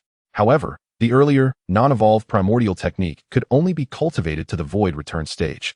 The potential to reach certain realms determines the upper limits of a technique. Yet, the Imperial Classic had none of this. The entirety of the technique is divided into 3 sections: the Beings section, the Dragon Vein section, and the Emperor Star section. Remarkably, these 3 sections can be cultivated simultaneously. The Beings section, as the name suggests, draws upon the strength of sentient beings for practice. The more beings one commands, the greater one's own power becomes. The Dragon Vein chapter facilitates cultivation through the Earth's dragon veins, augmenting one's fortune and enabling a temporary manipulation of the dragon veins to unleash greater power. In contrast, the Emperor Star chapter draws upon the luminous essence of the Z-Way star for cultivation, sharing similarities with the Dragon Vein chapter. Beyond their ability to absorb spiritual energy, these practices can also generate a trace of Imperial aura within the practitioner. When the Imperial aura reaches a certain threshold, it can coalesce into the so-called Imperial Seal. Upon comprehensively reviewing this technique in his mind, Lu Li reached a firm conclusion. This method must never be divulged to anyone. How absurd! Does this not blatantly invite insurrection? He is merely a minor golden core practitioner. Should this technique circulate, his fate would be foreboding. This system, how could it be so morally bankrupt? Bestowing such a perilous technique? The dilemma weighed heavily on him. After all, he had acquired a celestial-grade technique. Should he cultivate it or not? With this in mind, Lu Li found himself in a quandary. The notion of the Earth dragon veins and the Z-Way star felt overtly sensitive. He had not forgotten the nature of the world he inhabited. If he were to practice this technique, and the master of the Heavenly Mechanism sect calculated that someone was siphoning the national fortune while perceiving dragon energy swirling in the southwest of Yunzhou, he would find himself inescapably doomed, regardless of how many lives he possessed. Yet, this was indeed a celestial-grade technique. He could not simply allow it to languish and rot. Could he? Rest assured, host. Trust in the system's offerings. The system's voice suddenly interjected amidst Lu Li's turmoil. Lu Li paused, then inquired joyfully, "Are you suggesting that practicing this will pose no risks? It won't attract unwanted attention?" "Precisely," came the affirmative response from the system. With that assurance, Lu Li felt a wave of relief wash over him. The vastness of the world pales in comparison to the might of the system. Thus, he resolved to proceed with his cultivation. Taking a deep breath, Lu Li settled into a cross-legged position, initiating the technique to regulate his breathing and harmonize his energies. Meanwhile, thousands of miles away in the central continent, just outside the capital of the Great Xia dynasty, stood a modest hill. Though not towering, every individual traversing the outer city would cast a gaze of reverence upon it, regardless of their status. It is said that a mountain's spirit is not in its height, but in the presence of immortals. This hill is the Tianji Gate, one of the 5 sacred sites of the Great Xia dynasty.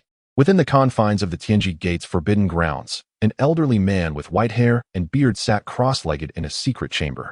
At the chamber's center lay an extraordinary astrolabe, pulsating with celestial power in a most mystical manner. Suddenly, the elder opened his eyes, his expression revealing an unusual perplexity. The Z-Way star flickered momentarily before reverting to its original state. Rising to his feet, he waved his sleeve, causing the astrolabe to spin wildly. The elder's fingers danced with such speed they appeared as mere phantoms, yet the furrow in his brow deepened with mounting concern. After a prolonged silence, the elder suddenly expelled a mouthful of fresh blood, his face revealing an expression of profound shock. Could the mysteries of the heavens be so obscure? How is this possible? After much contemplation, the elder exited the chamber and addressed the young acolyte outside, saying, "A great upheaval is imminent. Advise the disciples of the heavenly mechanism sect to act with caution." He then hastily departed from the sect, intending to report this matter to the Holy Emperor in the inner city. 5 days later, Lu Li opened his eyes, a flicker of dim golden light passing through them.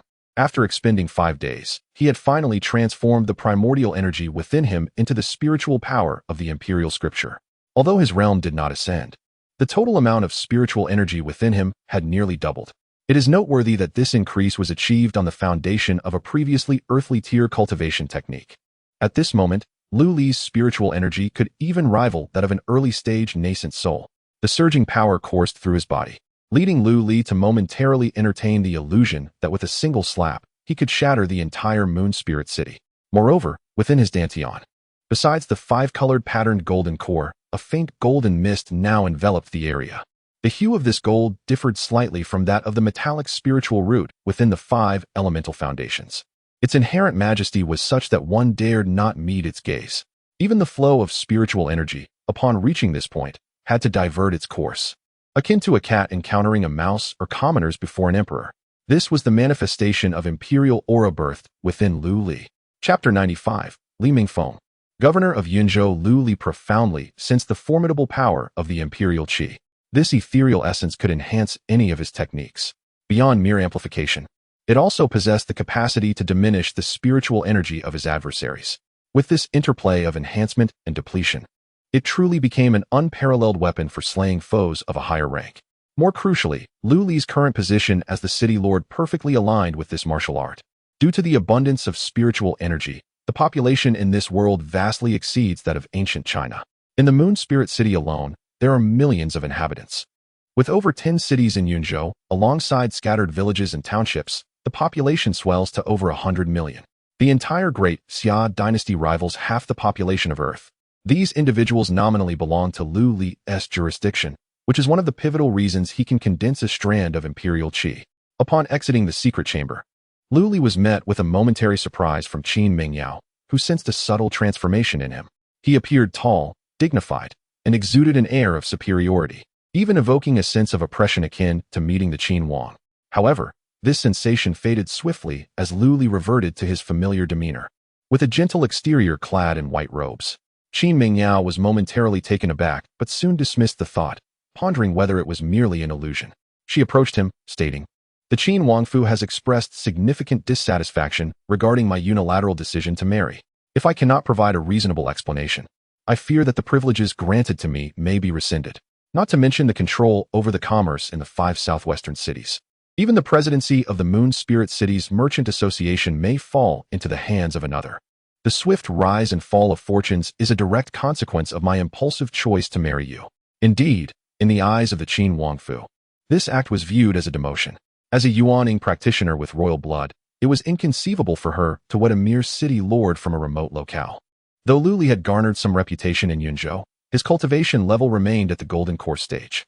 In stark contrast, the suitor favored by the Qin Wangfu for Qin Mingyao was Yunlanzang's leader, Yunlan Zizi, who stood at the threshold of the transformation stage. The disparity was nothing short of astronomical. The Qin Wangfu's discontent was palpable, leading them to reprimand Qin Mingyao. Naturally, Lu Li would not permit such events to transpire. Through his years of diligent governance, the factions surrounding Moon Spirit City had aligned with him, effectively rendering him a dominant force. Inserting individuals into his domain without due consideration would not be a simple task. After a moment of contemplation, Lu Li summoned Qian Mian, instructing him to lead 10 Golden Core warriors to Yunzhou City to fulfill the quota previously requested by the governor. This decision left everyone in a state of perplexity. Following the battle at Ileo Mountain, Lu Li found himself with a mere 40 Gold Core warriors at his disposal. The Qin royal family was watching closely, seemingly intent on extending its reach towards Moon Spirit City. At such a critical juncture, Lu Li actually intended to dilute his own forces to fulfill the quota set by the governor of Yinzhou, with half the time until the 10-year agreement still remaining. What was the urgency compelling Lu Li to act in such a manner? On that day, Qian Mian gently touched the item concealed within his garments and led 10 gold core warriors away from Moon Spirit City, setting forth towards Yinzhou City. Qian Mian's purpose for this journey extended beyond mere duty. He aimed to deliver a letter from Lu Li to the governor of Yinzhou. 2 days later, after encountering various obstacles, Qian Mian finally entered the governor's mansion. Upon learning that a messenger from Moon Spirit City sought an audience, the officials within the mansion displayed a certain arrogance, instructing Qian Mian to wait. Several hours later, a portly official, his belly protruding prominently, sauntered into the grand hall. This individual was not the governor of Yinzhou, but rather a clerk under his command. To meet the governor, Qian Mian was not yet deemed worthy. Gazing at the rotund gold core clerk before him, Qian Mian suppressed his irritation and presented Lu Li's letter. The clerk, with a dismissive attitude, opened the letter and, upon reading its contents, his expression shifted to one of uncertainty. He slammed the letter down onto the table, exclaiming that the Lord of Moon Spirit City had audaciously dared to mock the governor. With a slight furrow of his brow, Qian Mian responded with calm dignity. The truth of my lord's words must be determined by the governor himself. I implore you, clerk, to submit this letter to the governor to avoid any future reproach. Strictly speaking, as the commander of the Moon City Guards, Qian Mian held an official rank equivalent to that of the clerk, implying that this matter was of great significance and questioning the clerk's authority to judge it. After being subtly rebuffed by Qian Mian, the portly clerk hesitated. After scrutinizing the letter once more, he hastily departed the hall. Shortly thereafter, he returned, casting a cold glance at Qian Mian and stating, "The governor wishes to see you." Following the clerk to another hall, Qian Mian encountered the governor of Yinzhou, Li Mingfeng. He was a handsome man with a composed and reserved demeanor, clad in purple brocade. Qian Mian, the commander of Moon Spirit City, acknowledged the governor. Li Mingfeng spoke with a measured tone. "I have read the letter sent by Lu Li. I shall ask you one thing. Is the content of the letter true?" With his head held high, Qian Mian replied, in response to the governor, "Every word spoken by the city lord is indeed truthful, and the 10 comrades outside serve as the best proof." Li Mingfeng nodded, studying the letter in silence, his thoughts inscrutable. After a prolonged moment, Li Mingfeng resumed speaking. "I have recently heard of Lu Li's marriage to the princess of the Qin royal family.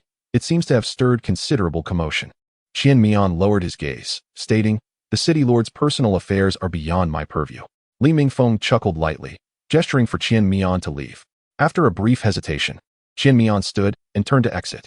As Li Mingfeng's words drifted into Qian Mian's ears while approaching the gate, he conveyed a message. "Return to inform your lord that I can vouch for his matters. However, the time frame must be halved." It seemed this request would not pose a challenge for Lord Lu, wouldn't it? Qian Mian bowed respectfully, expressing gratitude. "Thank you, Governor. I shall certainly relay this to the Lord."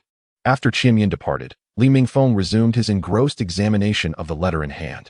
"By Yujing, is it?" Upon returning, Qian Mian relayed Li Mingfeng's exact words to Lu Li, who casually tossed a storage bag, remarking, "Well done. Here are some elixirs and spirit stones. Take them for your cultivation." Qian Mian received the storage bag with reverence and quietly exited. Only after stepping out of the Lord's manor did Qian Mian exhale a sigh of relief. Even the presence of the governor did not compare to the overwhelming pressure Lu Li exerted upon him. The master to whom he pledged allegiance was indeed becoming increasingly enigmatic. Providing 10 golden core cultivators to Yinzhou Prefecture every 5 years, his superior's appetite was quite substantial. A smile crept across Lu Li's face. However, achieving the objective was sufficient. Lu Li's position as lord was secured by the promise of supplying 10 golden core warriors over a decade. This request was merely a means for Governor Li Mingfeng to test and challenge Lu Li. Li Mingfeng had not anticipated that Lu Li would indeed meet the target. The content of Lu Li's letter was straightforward. First, he affirmed his identity as a disciple of Bai Yujing and pledged to continue providing 10 golden core warriors every decade to serve him. 10 golden core cultivators were not a significant matter for the governor, but it was the timeline that posed a challenge. 10 warriors every decade would amount to 100 in a century. This was somewhat extravagant. Lu Li's actions not only sought to ingratiate himself with Li Mingfeng, but also revealed the latent power he possessed as a disciple of a reclusive sect. After all, aside from hearsay, there was no substantial proof of Bai Yujing's reputation. This inevitably led to skepticism regarding the veracity of such claims. Lu Li's maneuver served as the best testament. Throughout Yunzhou, no sect dared to assert they could dispatch 10 golden core cultivators every decade. This subtle gesture conveyed to Li Mingfeng that he indeed had a formidable sect backing him. Li Mingfeng, eager to probe further, proposed shortening the time frame to 5 years. Aiming to ascertain the extent of Bai Yujing's capabilities, Lu Li wholeheartedly agreed. The personnel under his command were, in essence, merely the cost of crafting elixirs. Yet they could procure something far more valuable, time. By aligning himself with the formidable Li Mingfeng, he could at least disregard any official pressures for the next 5 years. Despite the formidable influence of the Qin Wangfu, it ultimately cannot overtly interfere in governmental affairs, for that would constitute a transgression of sacred taboos. Over the course of a decade, I have ascended from the realm of Qi refinement to the mid-stage of the Golden Core, my combat prowess now rivaling that of an early-stage nascent soul. With the celestial-grade cultivation techniques at my disposal and commendable spiritual roots and comprehension, if granted ample time for development, all challenges shall be effortlessly surmounted. Moreover, those 10 Golden Core warriors have already pledged their allegiance to me with a solemn oath against inner demons. Even if they serve in Yunzhou City, they will fundamentally remain my subordinates. Furthermore, they can serve as my eyes and ears in Yunzhou City. This arrangement is undoubtedly advantageous for me. Lu Li. Chapter 96. The character of Moon Spirit City as the seasons transitioned from spring to autumn. 3 years slipped by unnoticed. Recently, Moon Spirit City has become increasingly vibrant. Since Lu Li assumed the position of city lord, various favorable policies have been enacted, drawing countless wandering cultivators to this burgeoning city. The scattered cultivators in the vicinity of the 5 southwestern cities have become well acquainted with this locale, arriving in droves that are difficult to impede. Have you heard? The elixirs sold in Moon Spirit City are at least 20% cheaper than those in other cities. This is not just the case for elixirs. The prices of some yellow-grade spiritual artifacts are also considerably lower than in other places. Just when I recently broke through to the foundation establishment stage, my previous mundane weapon has become somewhat unwieldy, so I plan to procure a new one in Moon Spirit City. My fellow cultivator, I shall accompany you. I have heard that there is a Moon Spirit ranking in the city where one can register for a mere spiritual stone. Those who make it onto the list stand a chance to win prizes worth 1,000 spiritual stones. Is that truly the case? Then what are we waiting for? Let us go. At the city gates, the Moon City guards observed the bustling scene below, and a sense of pride welled up within them. Such prosperity could only be found in the main cities of various provinces. Although the city lord had decreed that the entry fee be reduced to a single spiritual stone, the daily income recorded in the treasury had multiplied tenfold compared to the past. Consequently, the salaries of the Moon City guards had also risen significantly. With spiritual stones in hand, their confidence was considerably bolstered. Suddenly, a commotion erupted at the city gates, causing several Moon City guards to furrow their brows and step forward, asking, "What is happening?" The source of the disturbance was a disciple of the Moon Spirit sect, also tasked with guarding the gates, along with a group of itinerant merchants. On the ground lay a disciple from the outer sect of the Moon Spirit sect and a traveling merchant. The disciple's body was convulsing violently, foam escaping from his mouth. While the merchant was coughing up blood, his breath faint. The merchants were adorned with intricately patterned cloth strips on their heads, dressed in coarsely dyed blue garments, and each bore an assortment of trinkets hanging from their chests, with bamboo baskets strapped to their backs.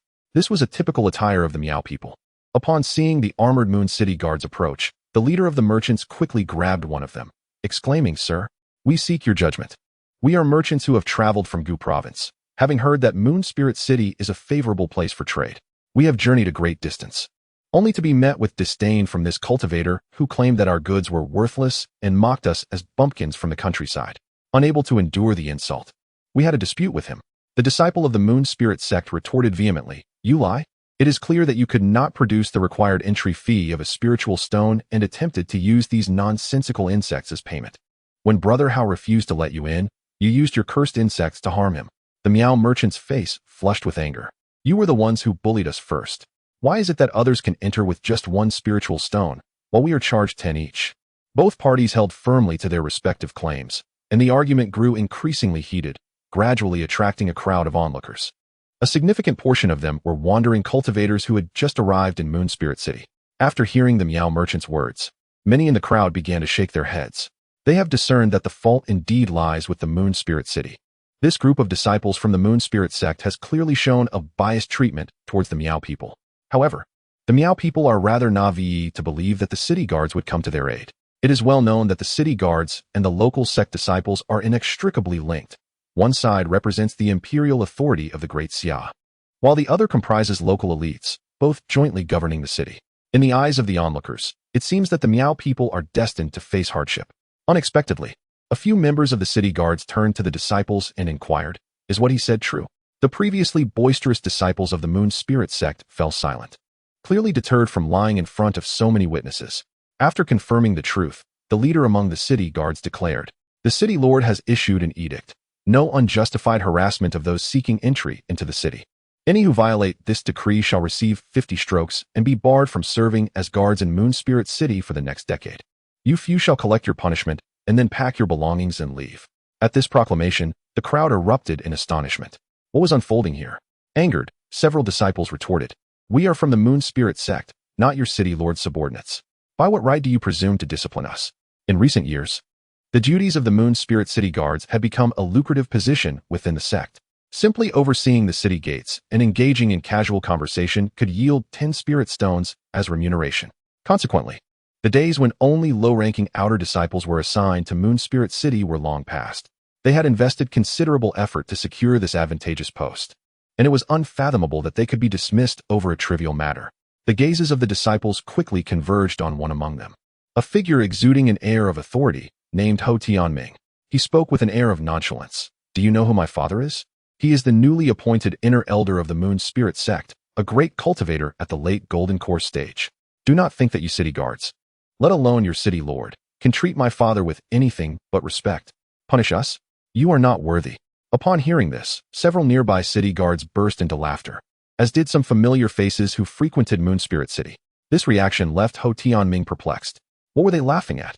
The leader of the city guards raised a hand to silence his comrades, though a hint of mockery lingered in his gaze. "Ah, another second-generation disciple from a sect. No wonder you dare disrupt the order of the city. Judging by your appearance, you must have recently joined the Moon Spirit sect alongside your father. It seems you are yet unaware of our city lord's past exploits." The laughter intensified in response, and some newly arrived wandering cultivators, curious, inquired with nearby individuals to grasp the situation.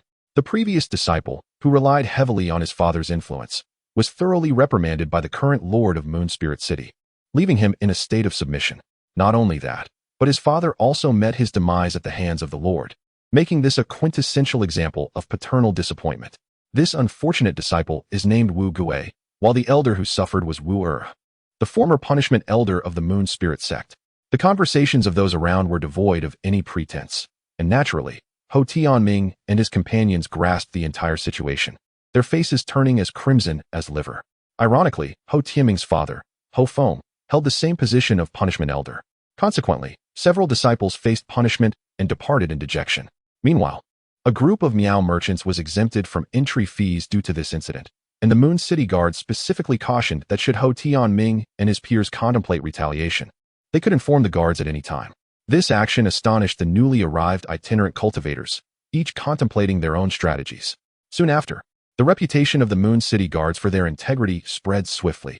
While this would typically be unremarkable, it stirred significant excitement among itinerant cultivators who had suffered exploitation in other cities. It seemed that making a living here was considerably easier than elsewhere. With this notion in mind, more and more individuals flocked to Moon Spirit City. Chapter 97. Lu Ming versus Lu Xing in the subterranean depths of Yuling City. 100 meters below ground, Lu Li sat cross-legged in a rocky cavern, his upper body bare. Ordinarily, this place would be engulfed in darkness. However, the ethereal blue glow emitted by the merfolk oil lamps illuminated the cave, revealing its entirety. The cavern measured approximately 10 zhang in length and width, with a height of 7 or 8 zhang. Yet, aside from a stone bed and several oil lamps, it was devoid of any other furnishings, suggesting it had been artificially constructed. With his eyes firmly shut, Lu Li's expression remained tranquil, fully engrossed in his cultivation. The spiritual energy within him surged tumultuously, echoing the sounds of crashing tides. Upon closer inspection, it became evident that the sound of the tide did indeed resonate from beneath him, resembling both the tumult of waves and the low murmurs of a swimming dragon. Suddenly, Lu Li opened his eyes. He exhaled deeply, releasing fine streams of energy from his mouth, nose, and ears. This energy appeared a faint reddish brown, reminiscent of blood. In an instant, the cavern, previously tinged with a ghostly blue, became shrouded in a mist of crimson vapor. It seemed that the essence of the dragon vein he could absorb had reached its limit. Rather than panic, Lu Li felt a tinge of regret. He lamented that he could not break through to the nascent soul stage here, as it would have allowed him to absorb even more energy. Alone in the cavern, his words elicited no response. Lu Li stretched lazily, and a series of sharp cracking sounds erupted, akin to popping beans. Assessing the depletion of the merfolk oil in the lamps, he estimated that he had been cultivating for approximately 3 years. However, in his perception, the time felt fleeting, as though he had merely enjoyed a delightful slumber. The sensation of his power growing was simply too intoxicating. 3 years ago, Lu Li had just broken through to the mid-stage of the Golden Core. Now, 3 years later, he had reached the pinnacle of the Golden Core stage. This astonishing rate of advancement was attributed not only to Lu Li's superior spiritual root and top-tier techniques, but, most significantly, to the dragon vein energy present beneath Yuling City. Indeed, all cities in the Great Xia were established atop the tributaries of dragon veins. Unlike the easily observable mineral veins, dragon veins were akin to a mysterious energy flowing beneath the earth. Ordinary cultivators could not harness the energy of dragon veins. Even the city lords could only briefly tap into it through the seal granted by the Great Xia dynasty. Yet, Lu Li had the unique ability to convert the dragon vein energy into its essence through the Emperor's Sutra, thereby enhancing himself comprehensively. Not only had his realm ascended to the pinnacle of the Golden Core, but his physical form had also made significant strides under the refinement of dragon vein energy. Host: Lu Li, lifespan, 33 2680. Cultivation, Golden Core 9th layer. Comprehension, 65, insightful.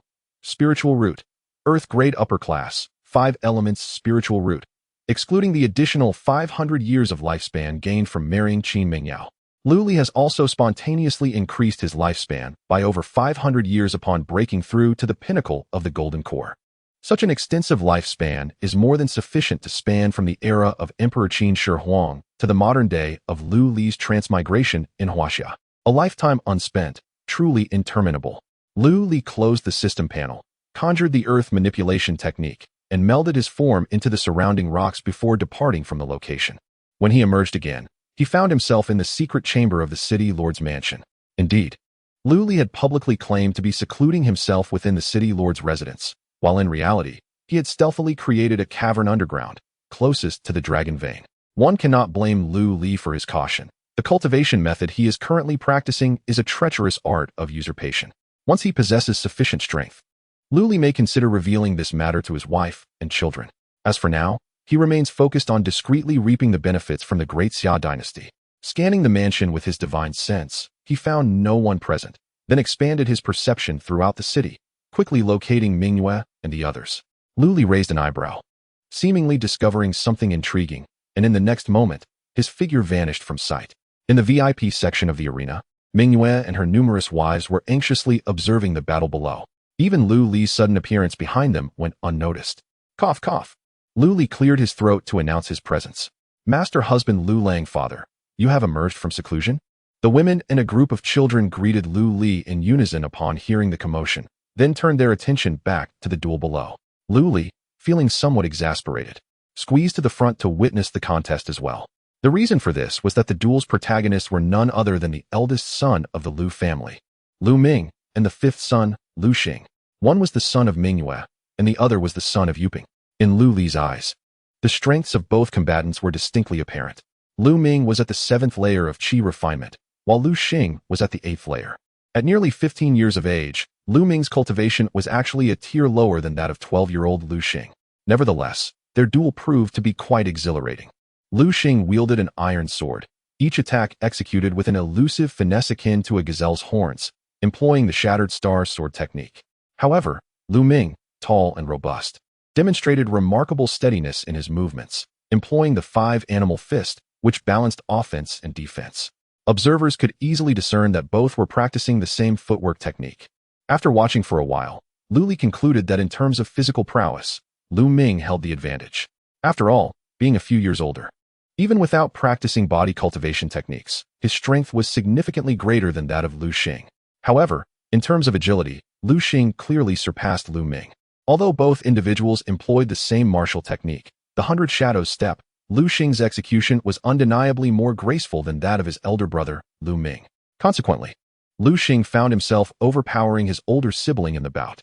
In the audience, Lu Lan furrowed her brow and remarked, "This rascal, Lu Xing, is fully aware that elder brother is not adept in weapon combat, yet dares to engage him with a real sword.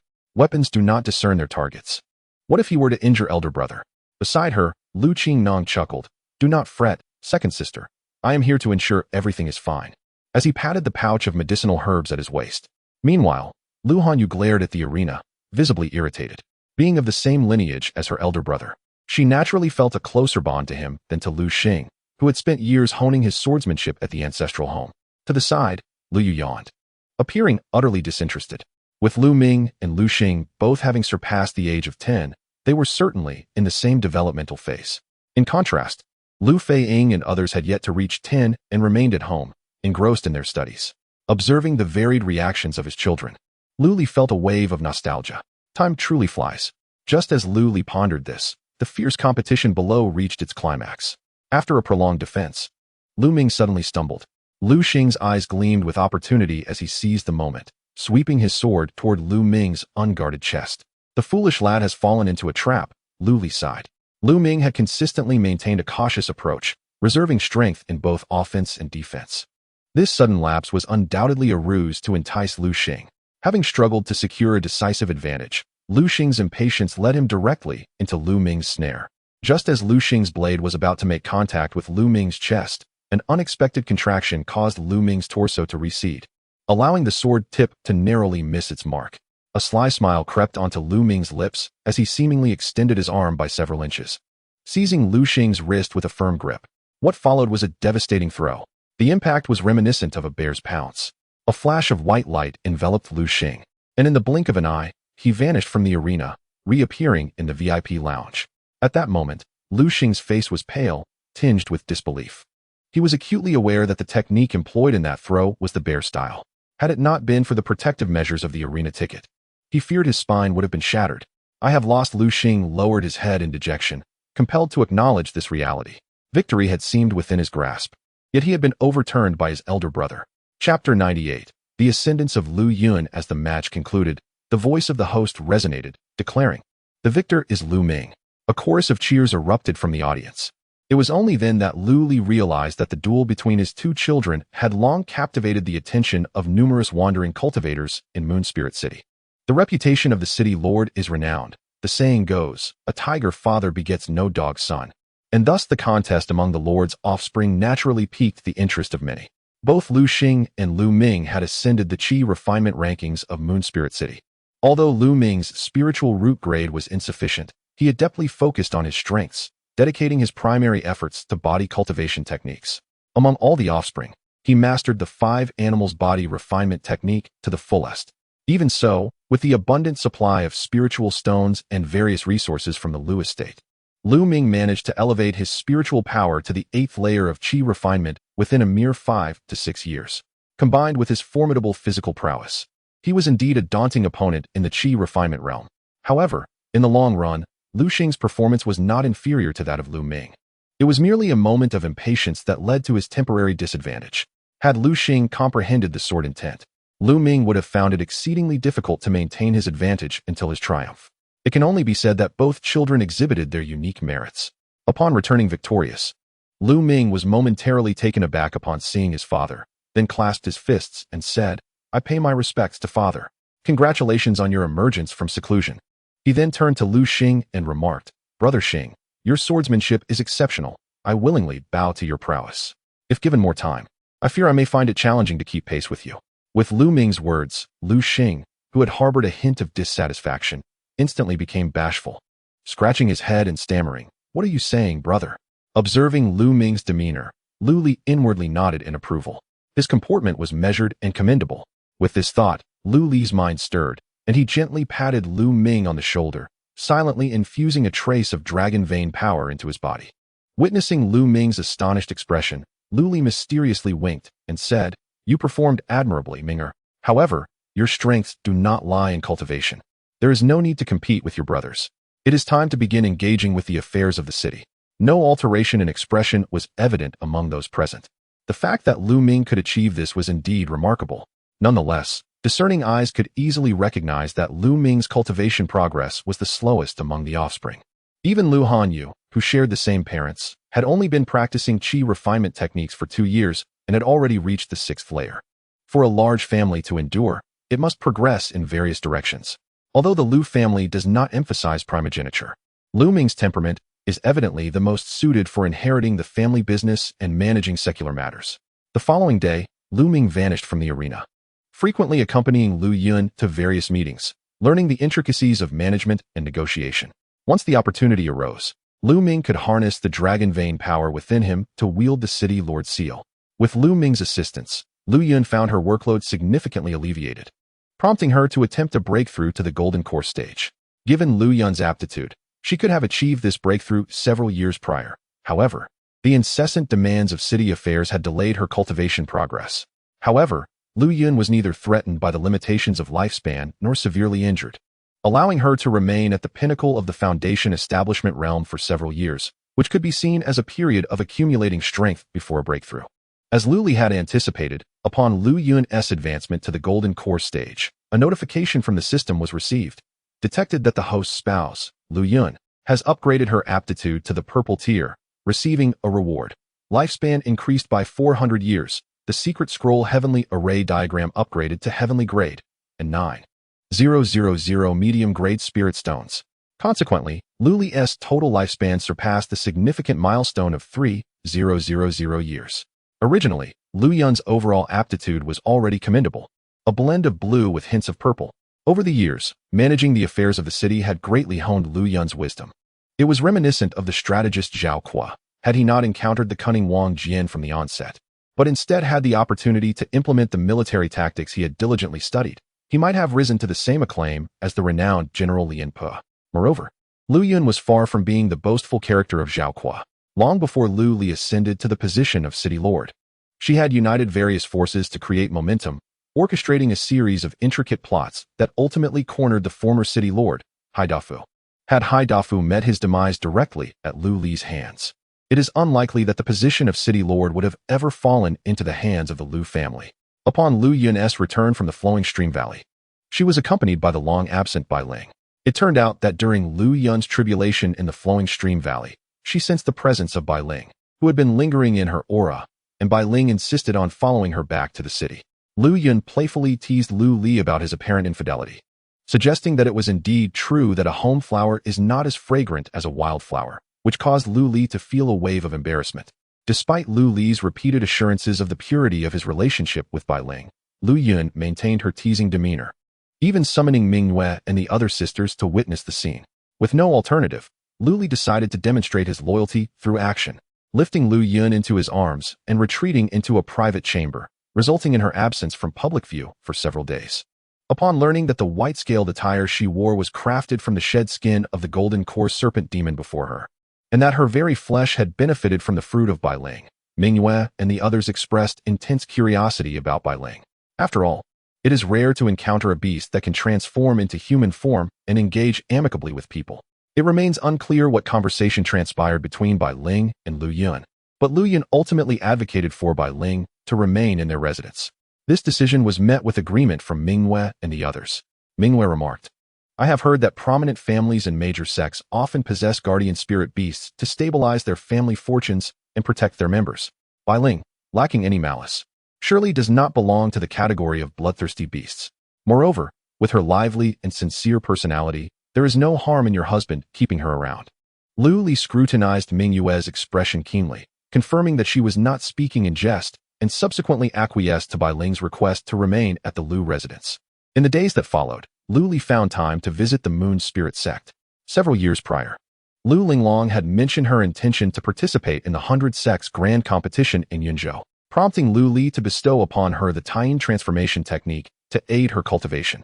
However, engrossed in his own training over the years, he had neglected to inquire about the outcome of the competition.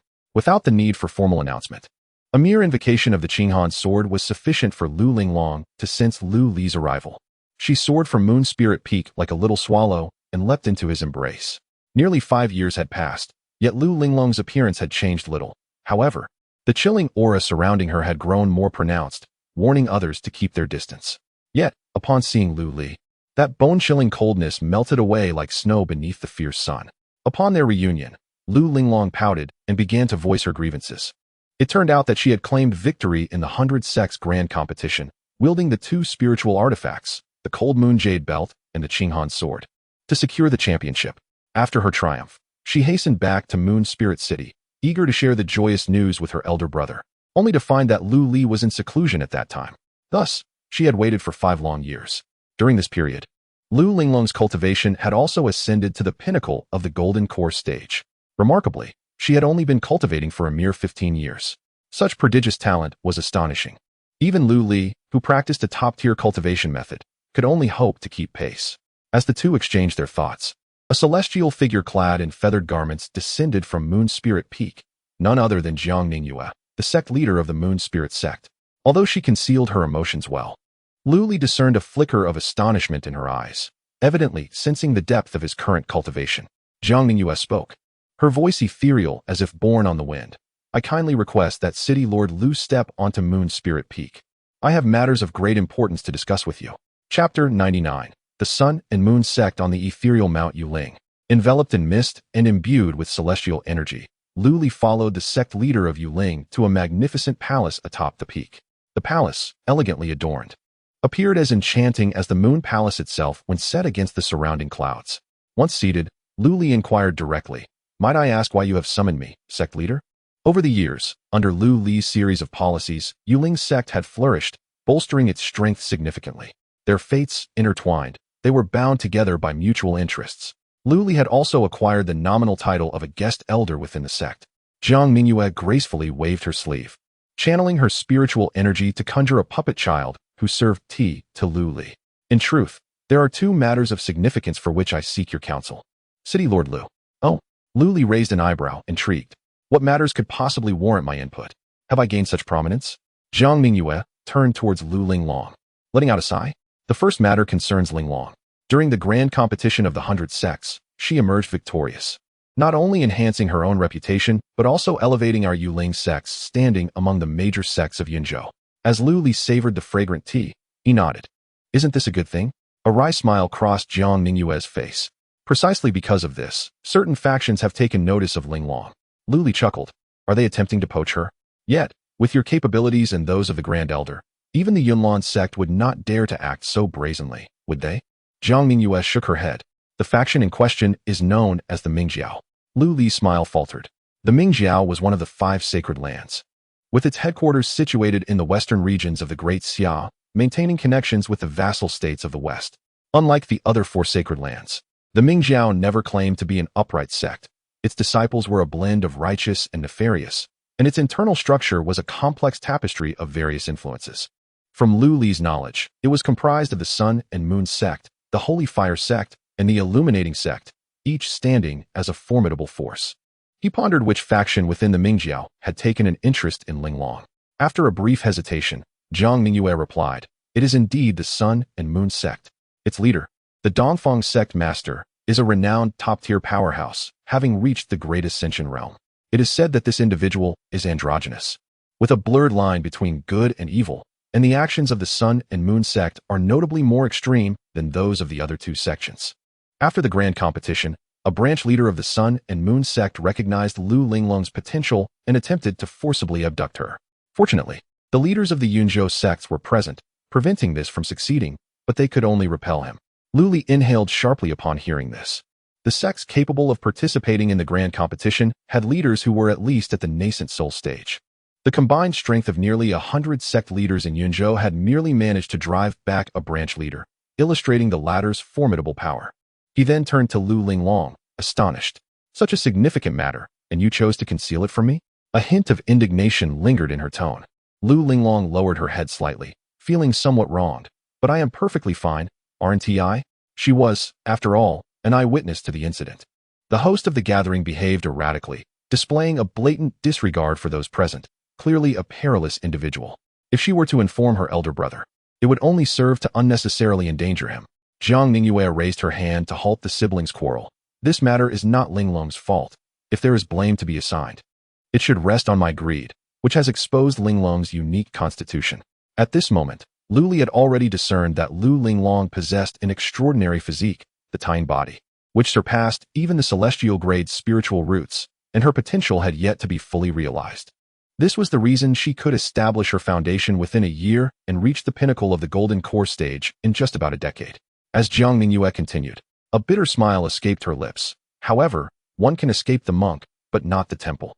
The Sun and Moon sect has issued an ultimatum to the Moon Spirit sect. They have stated that while Linglong may remain in Yunzhou for the time being, once she breaks through to the nascent soul stage, she must return to the Sun and Moon sect to assume the position of saintess. Lu Li's brow furrowed even deeper. The actions of this sacred place were excessively domineering. The Zen sect's master Yuan Qi had acted similarly in the past, and now the Sun and Moon sect was no different. Did Zhang Zongzhu intend to relinquish Linglong in exchange for the survival of the Moon Spirit sect? Lu Li's tone grew increasingly frigid as he grasped the underlying implication of Jiang Mingyue's words. The atmosphere thickened with tension. Lu Linglong gently tugged at Lu Li's sleeve, whispering, "The sect master is considering the welfare of the entire sect." Lu Li disregarded his sister's counsel, his gaze fixed on Jiang Mingyue. "Is that so, Jiang Zongzhu?" After a moment of silence, Jiang Mingyue replied, "Indeed. Even a single branch of the Sun and Moon sect possesses the power to obliterate the Moon Spirit sect. This is an unavoidable reality. Moreover, if Linglong goes to the sacred land, she will have access to superior techniques and resources for cultivation, thereby broadening her future accomplishments." As she spoke, Jiang Mingyue seemed to falter in her own reasoning, her voice dwindling. Under Lu Li's penetrating gaze, her head bowed lower. No matter how eloquently she spoke, it could not alter the essence of the situation. A sect that could not protect its disciples, one that had to sacrifice a disciple for a semblance of stability, could not escape the profound discontent of its leader. Furthermore, the chaotic reputation of the Sun and Moon sect was notorious, likened to a den of dragons and tigers. Even as a saintess, one could not evade various dangers. This was undoubtedly pushing Lu Linglong into the depths of peril. Lu Li fixed his unwavering gaze upon Jiang Mingyue's pristine visage before abruptly turning to Lu Linglong. "Linglong, gather your things. We shall descend the mountain together and leave Yunzhou." After a brief moment of anger, Lu Li regained his composure, realizing that this matter could not be blamed on Jiang Mingyue. No matter how formidable the Mingjiao was, it could not dominate the world entirely. If he could not provoke them, he could certainly evade them. At worst, he could take his wives and children, along with Linglong, to seek refuge in the Sword Pavilion, one of the 5 sacred lands, which was far preferable to leaving Linglong to confront the predatory wolves and tigers of the remote western regions alone. Just then, a sultry voice echoed from above. Following this, a stunning woman clad in a flowing purple gown descended gracefully. Her features were not purely Han, with deep-set eyes and a prominent nose. Her flowing golden hair accentuated her alabaster skin, rendering it as exquisite as white jade. With a slender waist and alluring curves, she resembled the most exquisite of treasures. Yet, the most captivating aspect was not her figure, but her striking heterochromatic eyes, one a soft gold and the other a pale silver. The enchanting allure of her mismatched irises was utterly mesmerizing. Upon seeing her, Lu Li's pupils instantly narrowed. There was no need for speculation. This person was undoubtedly the envoy of the so-called Sun-Moon Divine Cult. "Allow me to introduce myself. I am Amon Camilla, the leader of the branch of the Sun-Moon Divine Cult you were just discussing." Chapter 100. The moment of pretentiousness to think you wish to abduct the future saintess with such a feeble plan is rather unwise, Amon Camilla declared, hovering in the air with an air of superiority. Jiang Mingyue's expression soured.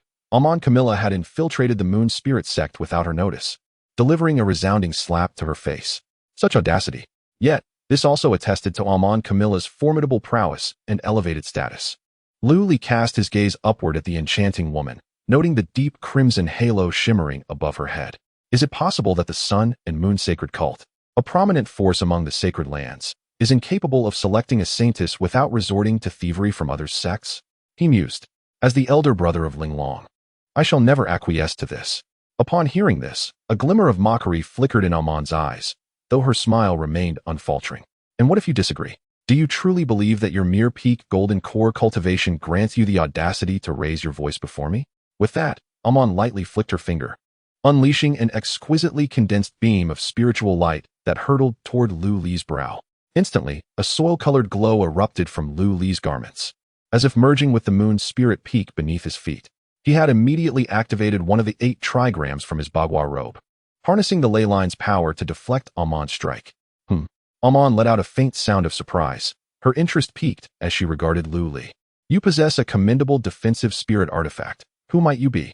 The mere fact that he could withstand her strike, even a casual one, was beyond what Lu Li's peak golden core strength could ordinarily achieve.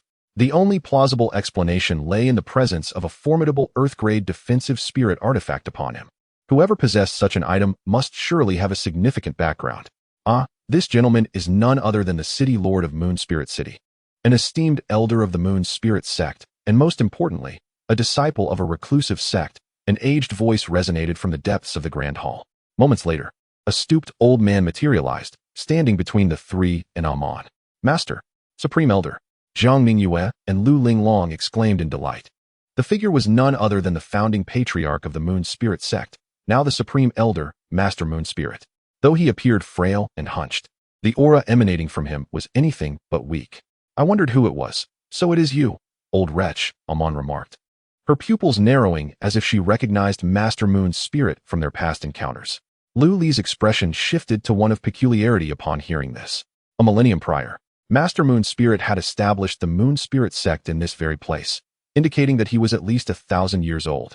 Did this imply that the exquisite Amon shared a similar age? Rumors of her single-handedly battling the various sect leaders of Yunzhou suggested her strength had reached the transformation stage. Yet her talent was merely a deep crimson hue, while even Zhang Ningyue's was a faint golden. Just moments ago, Lu Li had felt a twinge of confusion. Now, he realized the truth. After a millennium, even a turtle could cultivate into a formidable demon. At this moment, the enchanting figure of Amon appeared before Lu Li, resembling an ethereal illusion. Beneath that exquisite exterior lay the truth, a soul as decrepit as that of the venerable Yu Ling. The latter nodded slightly, acknowledging the presence. It has been a millennium, Amon, yet you remain as imperious as ever. 1,000 years ago, I was caught off guard by your treachery, leading to my loss of the position of the sect leader. Do you intend to target my disciples once more today? Amon's eyes glinted with malice. And what of it? A millennium has passed, and you still linger at the pinnacle of the nascent soul stage. Just look at your current state. Surely your lifespan is nearing its end. You have but a few years left to live. As more content loaded, a message appeared. This site only supports mobile browser access. If you see this paragraph, it means the chapter content has failed to load. Please disable reading mode, browsing mode, novel mode, and ad blocking features, or copy the URL to read in another browser.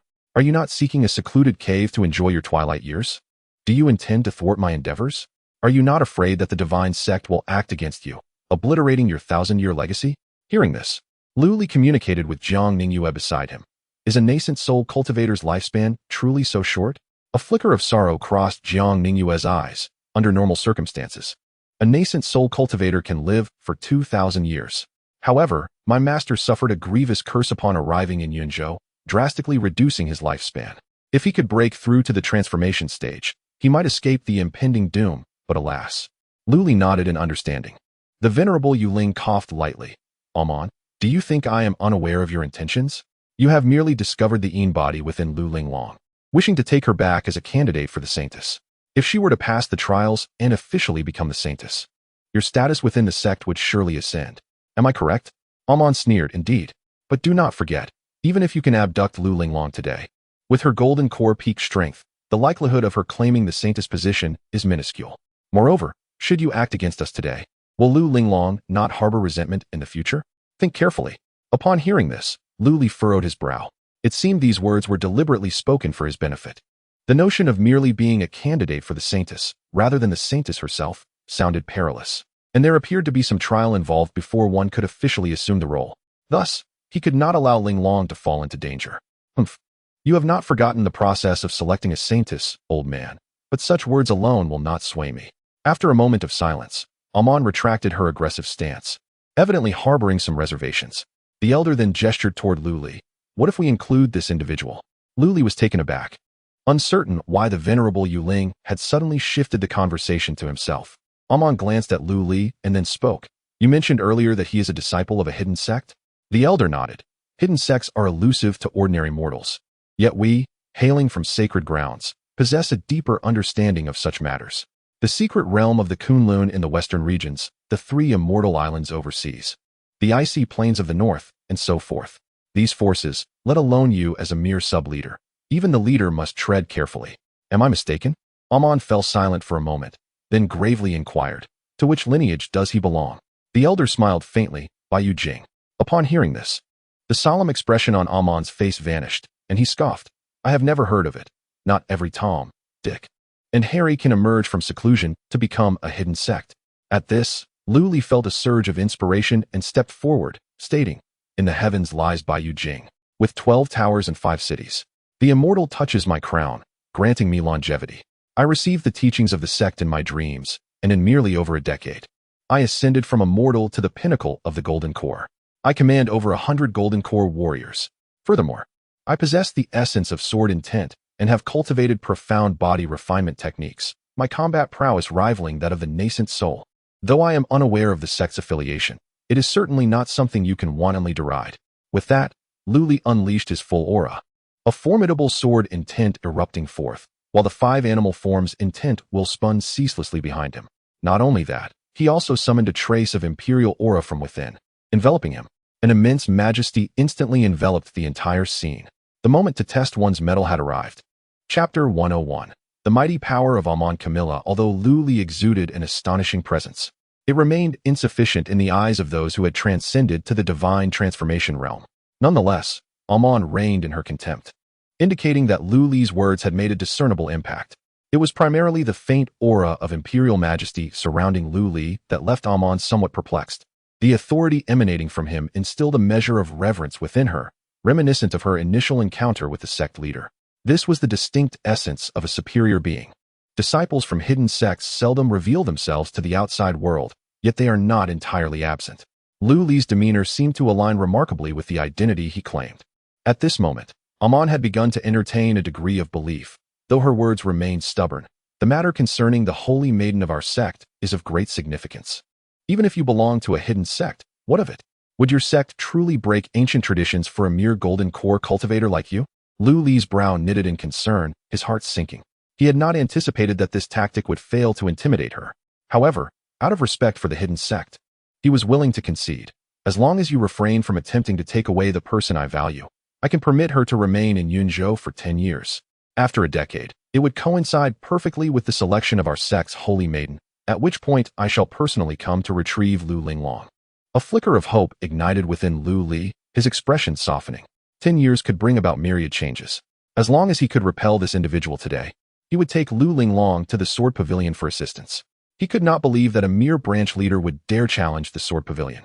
With this thought in mind, Lu Li nodded, agreed.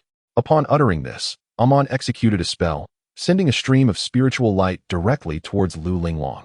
Faced with this unexpected turn of events, both Lu Li and Jiang Ningyue were taken aback, employing their own methods to intercept. Yet they could not halt the advance of the spiritual radiance.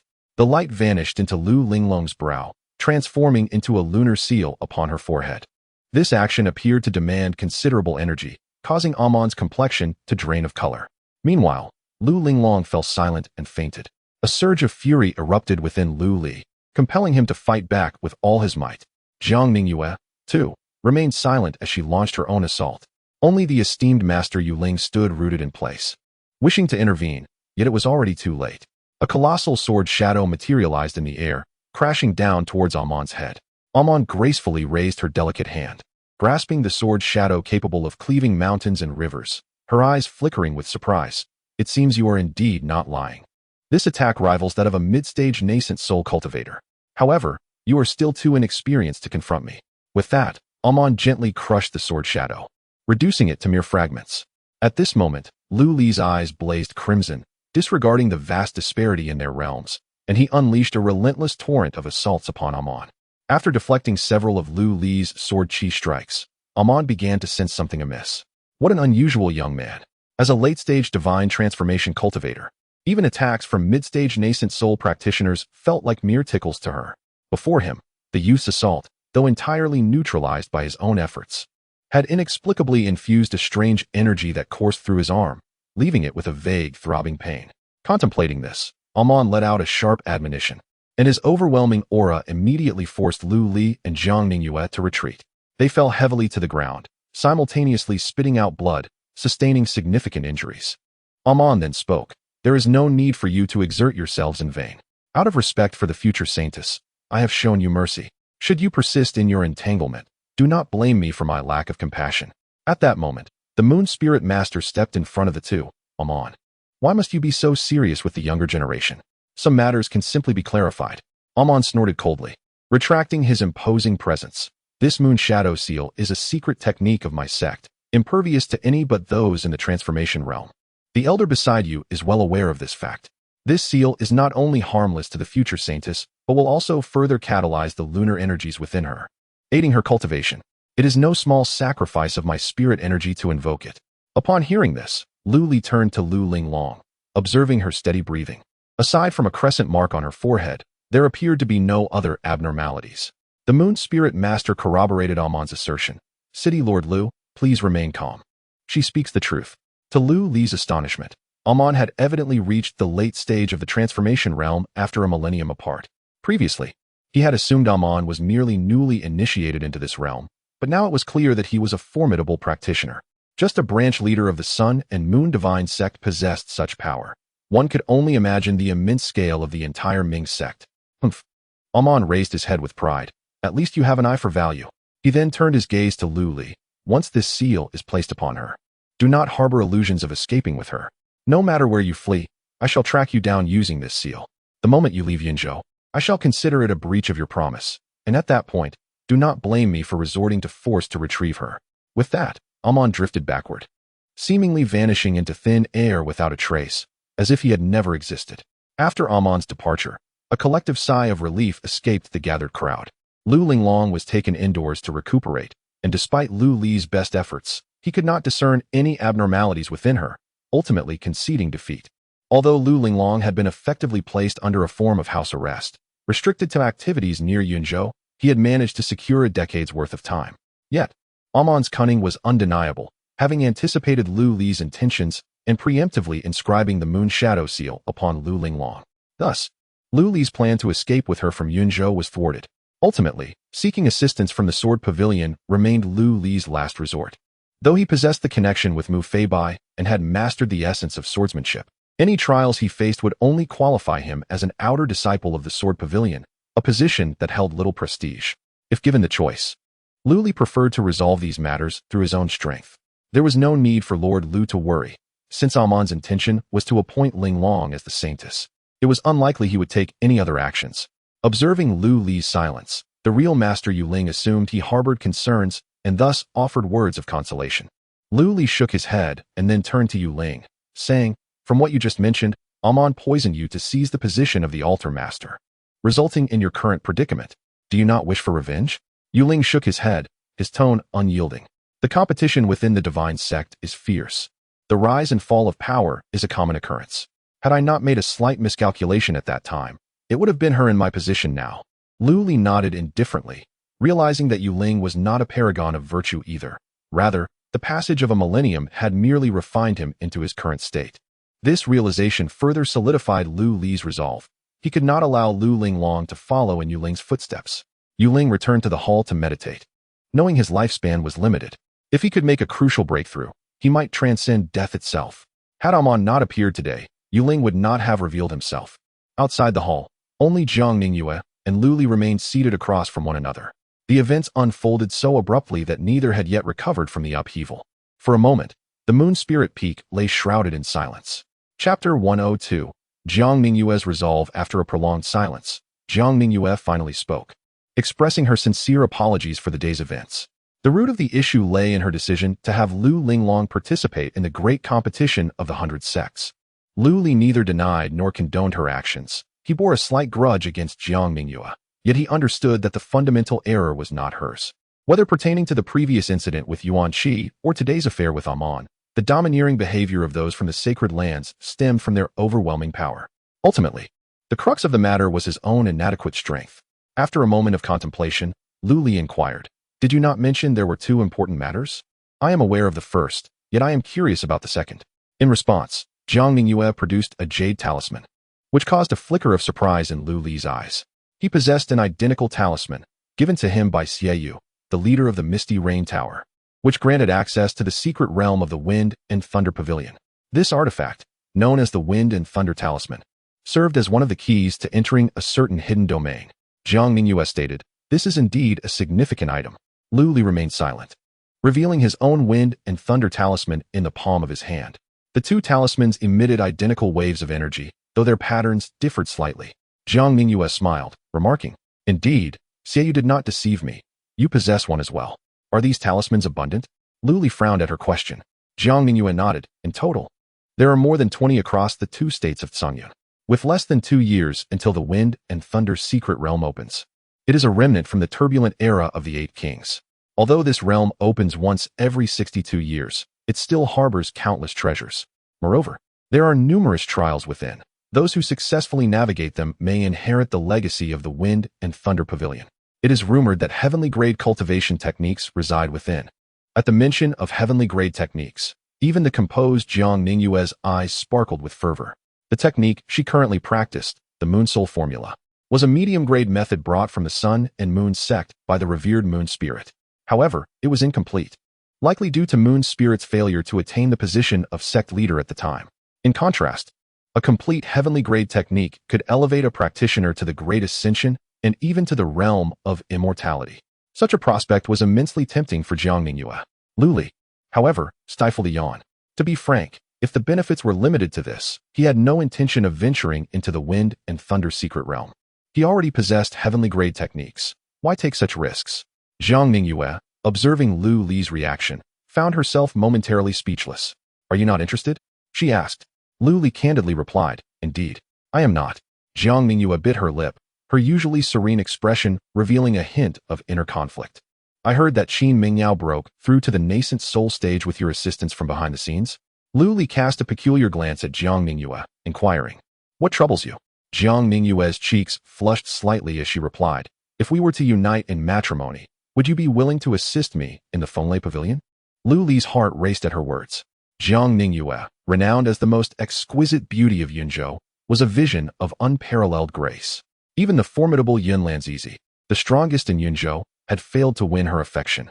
Although her cultivation level was merely at the nascent soul stage, her innate talent shone like a pale gold. If Qin Mingyao, with her purple aptitude, could gain rewards of heavenly-grade techniques, what extraordinary boon might Lu Li receive were he to wed Jiang Ningyue? As he gathered his thoughts, Lu Li slowly responded, "Why such desperation, Sect Master Jiang?" Jiang Ningyue glanced back at the Grand Hall, her eyes betraying a hint of nostalgia. "I have been orphaned since childhood, raised and taught by my master, who has shaped me into the Jiang Ningyue you see today. I regard my master as my true father. However, he suffers from a chronic ailment, his lifespan waning, and breaking through the confines of the nascent soul stage seems an insurmountable challenge. Given my current cultivation and resources, it may take a century to reach the transformation stage. I fear my master will not endure until then. If I were to acquire a heavenly-grade technique, that time could be significantly reduced. Once I achieve the transformation stage, I might find a means to extend his life." Lu Li raised an eyebrow. Although the Moon Spirit Master had not been visible for long, the aura of decay surrounding her suggested her time was indeed limited. His estimation indicated that, at most, she had another 30 to 50 years before she would depart from this world. This was the lethal poison bestowed upon her by the sub-branch Master Amon, which had lingered within her for a millennium, deeply entrenched within her very bones and nascent soul. Even Lu Li's alchemical skills could not remedy such a dire situation. The only recourse lay in a higher cultivator transferring the poison to themselves, thereby expelling it. Yet, who would willingly undertake such a burdensome task? Even Yun Lanzizi, who sought Jiang Ningyue's favor, would not dare to do so. Lu Li studied Jiang Ningyue, observing the sorrow and determination etched upon her features. He shrugged, pondering why she was so insistent upon him. "Surely, if you were to announce your willingness to ally, you would find countless suitors eager to join you?" Jiang Ningyue shook her head. Heavenly-grade techniques are of great significance. Typically, only the core disciples of the 5 holy lands are eligible to practice them. I cannot be certain that they would not succumb to greed. Is it not possible to study together? Lu Li inquired with curiosity. Jiang Ningyue regarded him with a slight frown. The techniques within the secret realms are recorded using special methods, often bound by restrictions. Once taken, they delve deeply into the mind, making transmission to another nearly impossible. This is common knowledge, is it not? As a disciple of a hidden sect, do you not face similar limitations? Upon hearing this, Lu Li chuckled lightly and deftly shifted the conversation. His own system was devoid of such flaws, if he so desired. The streets could be lined with the royal extreme classics. Yet, Lu Li refrained from such folly. Ultimately, he acquiesced to Jiang Ningyue's request to venture into the Thunder and Wind secret realm to seize the celestial grade martial arts. After deliberating on various details, they each dispersed. Lu Li proceeded to the chamber where Lu Linglong rested, patiently awaiting her awakening. Upon her revival, he recounted Jiang Ningyue's intentions in full, leaving Lu Linglong utterly astonished. "Brother, is it truly wise for you to act in such a manner?" she questioned, her brows furrowing in concern. Having developed a certain immunity to her elder brother's conduct after encounters with Mingwei and others. Nonetheless, she remained troubled, sensing a hint of opportunism in his actions. To this, Lu Li could only shrug in resignation. This matter had been initiated by Jiang Ningyue herself, rather than being coerced by him. Should he categorically refuse, it would render him a hypocrite. Moreover, Jiang Ningyue had those she cherished. Was he devoid of such connections? Regardless of the circumstances, Master Yueling still had decades ahead. Yet, the crisis posed by the Sun and Moon sect loomed just 10 years away. Marrying Jiang Ningyue would yield rewards from the system, thereby granting him more resources to confront the impending peril. In terms of duty, affection, and rationale, Lu Li found no justifiable grounds for refusal. Chapter 103. Breakthrough to the nascent soul. Upon departing from the Moon Spirit sect, Lu Li made his way directly to Ileo Mountain. 3 days later, having successfully transcended to the nascent soul stage, Lu Li returned to Moon Spirit City. Compared to the 4-9 Thunder tribulation encountered during his breakthrough to the Golden Core, the tribulation of the nascent soul was even more formidable and perilous. However, a trace of imperial aura accompanying the royal extreme scripture brought Lu Li considerable delight, as even the might of heaven and earth could be mitigated by this imperial energy.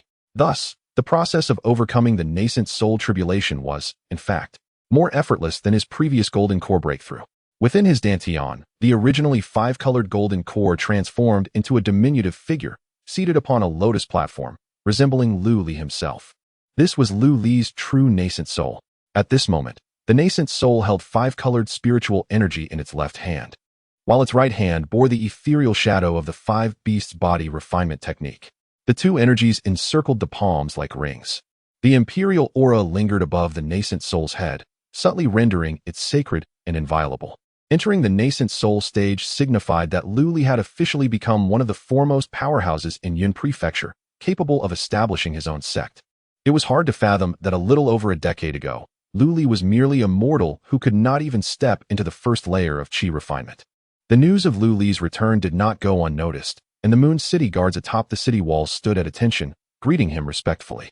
Lu Li nonchalantly waved his hand and soared into the city, leaving behind the admiring gazes of numerous wandering cultivators and city guards.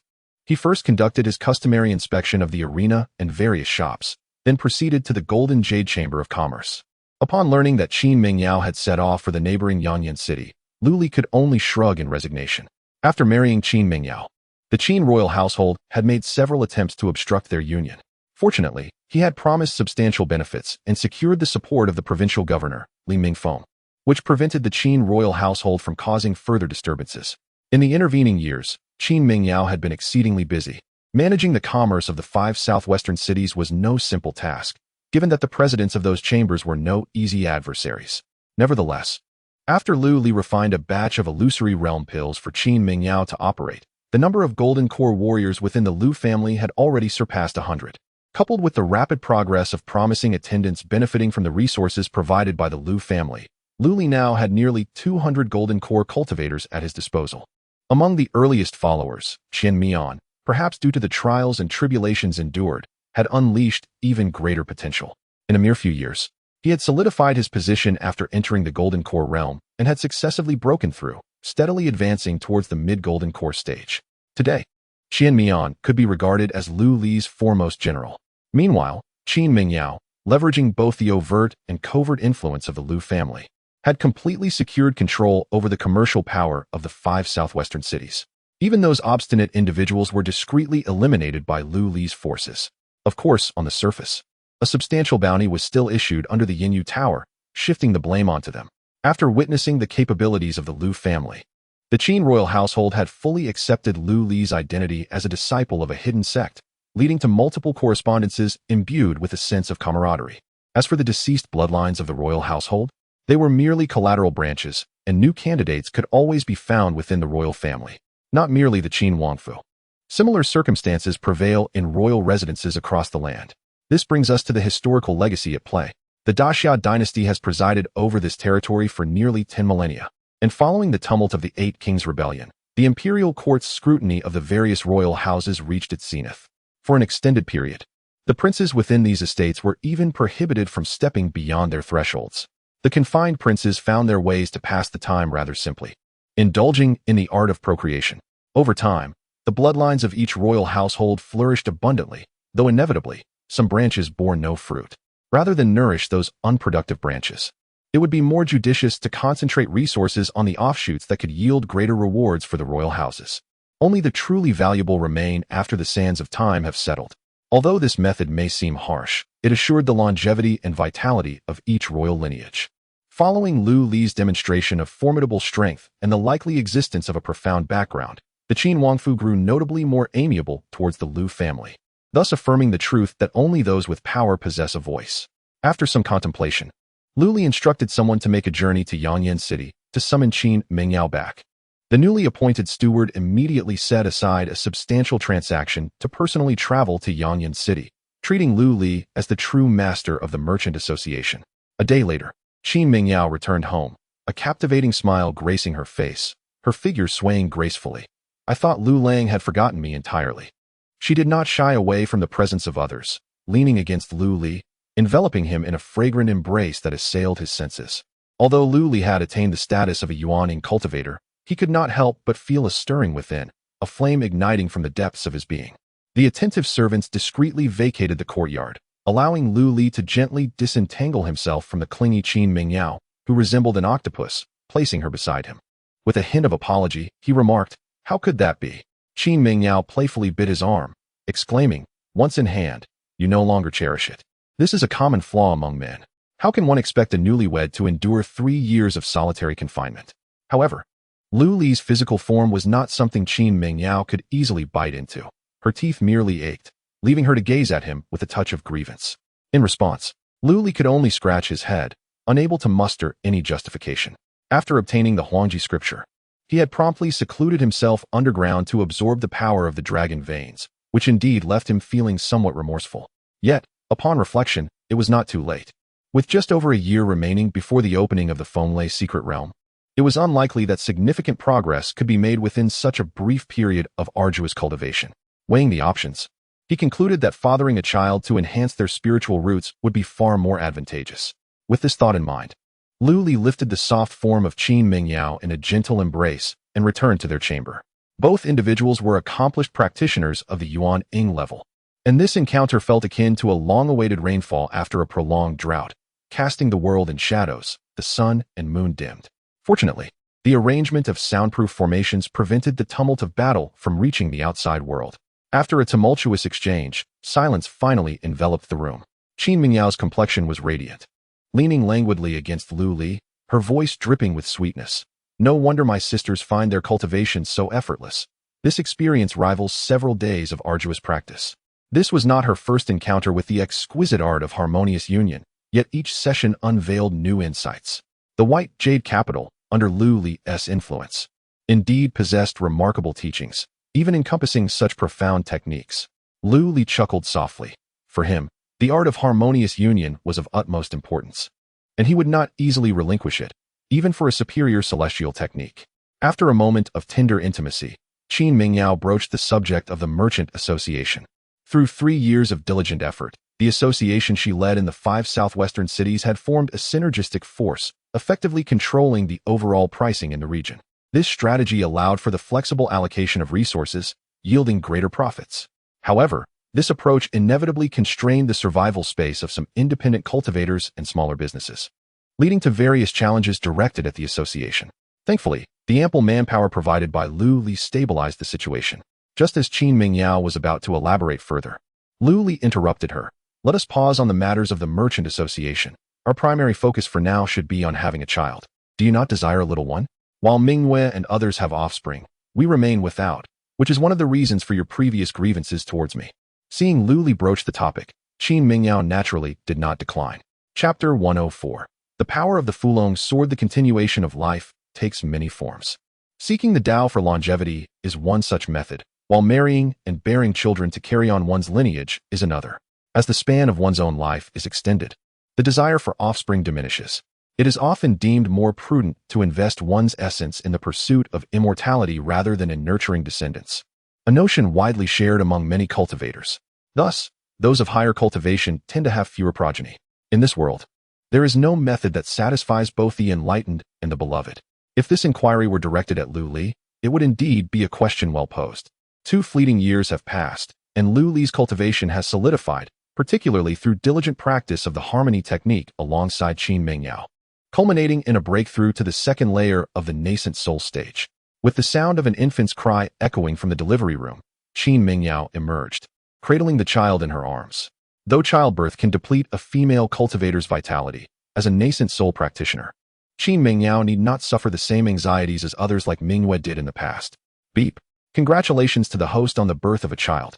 The host's spiritual root and comprehension have been enhanced.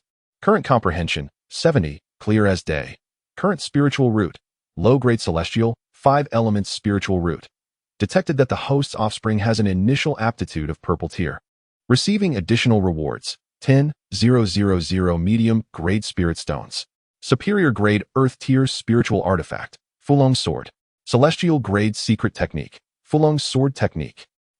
Hearing the system's notification in his mind, Lu Li smiled. His comprehension had increased by only 5 points, perhaps due to the inherent difficulties of further advancement.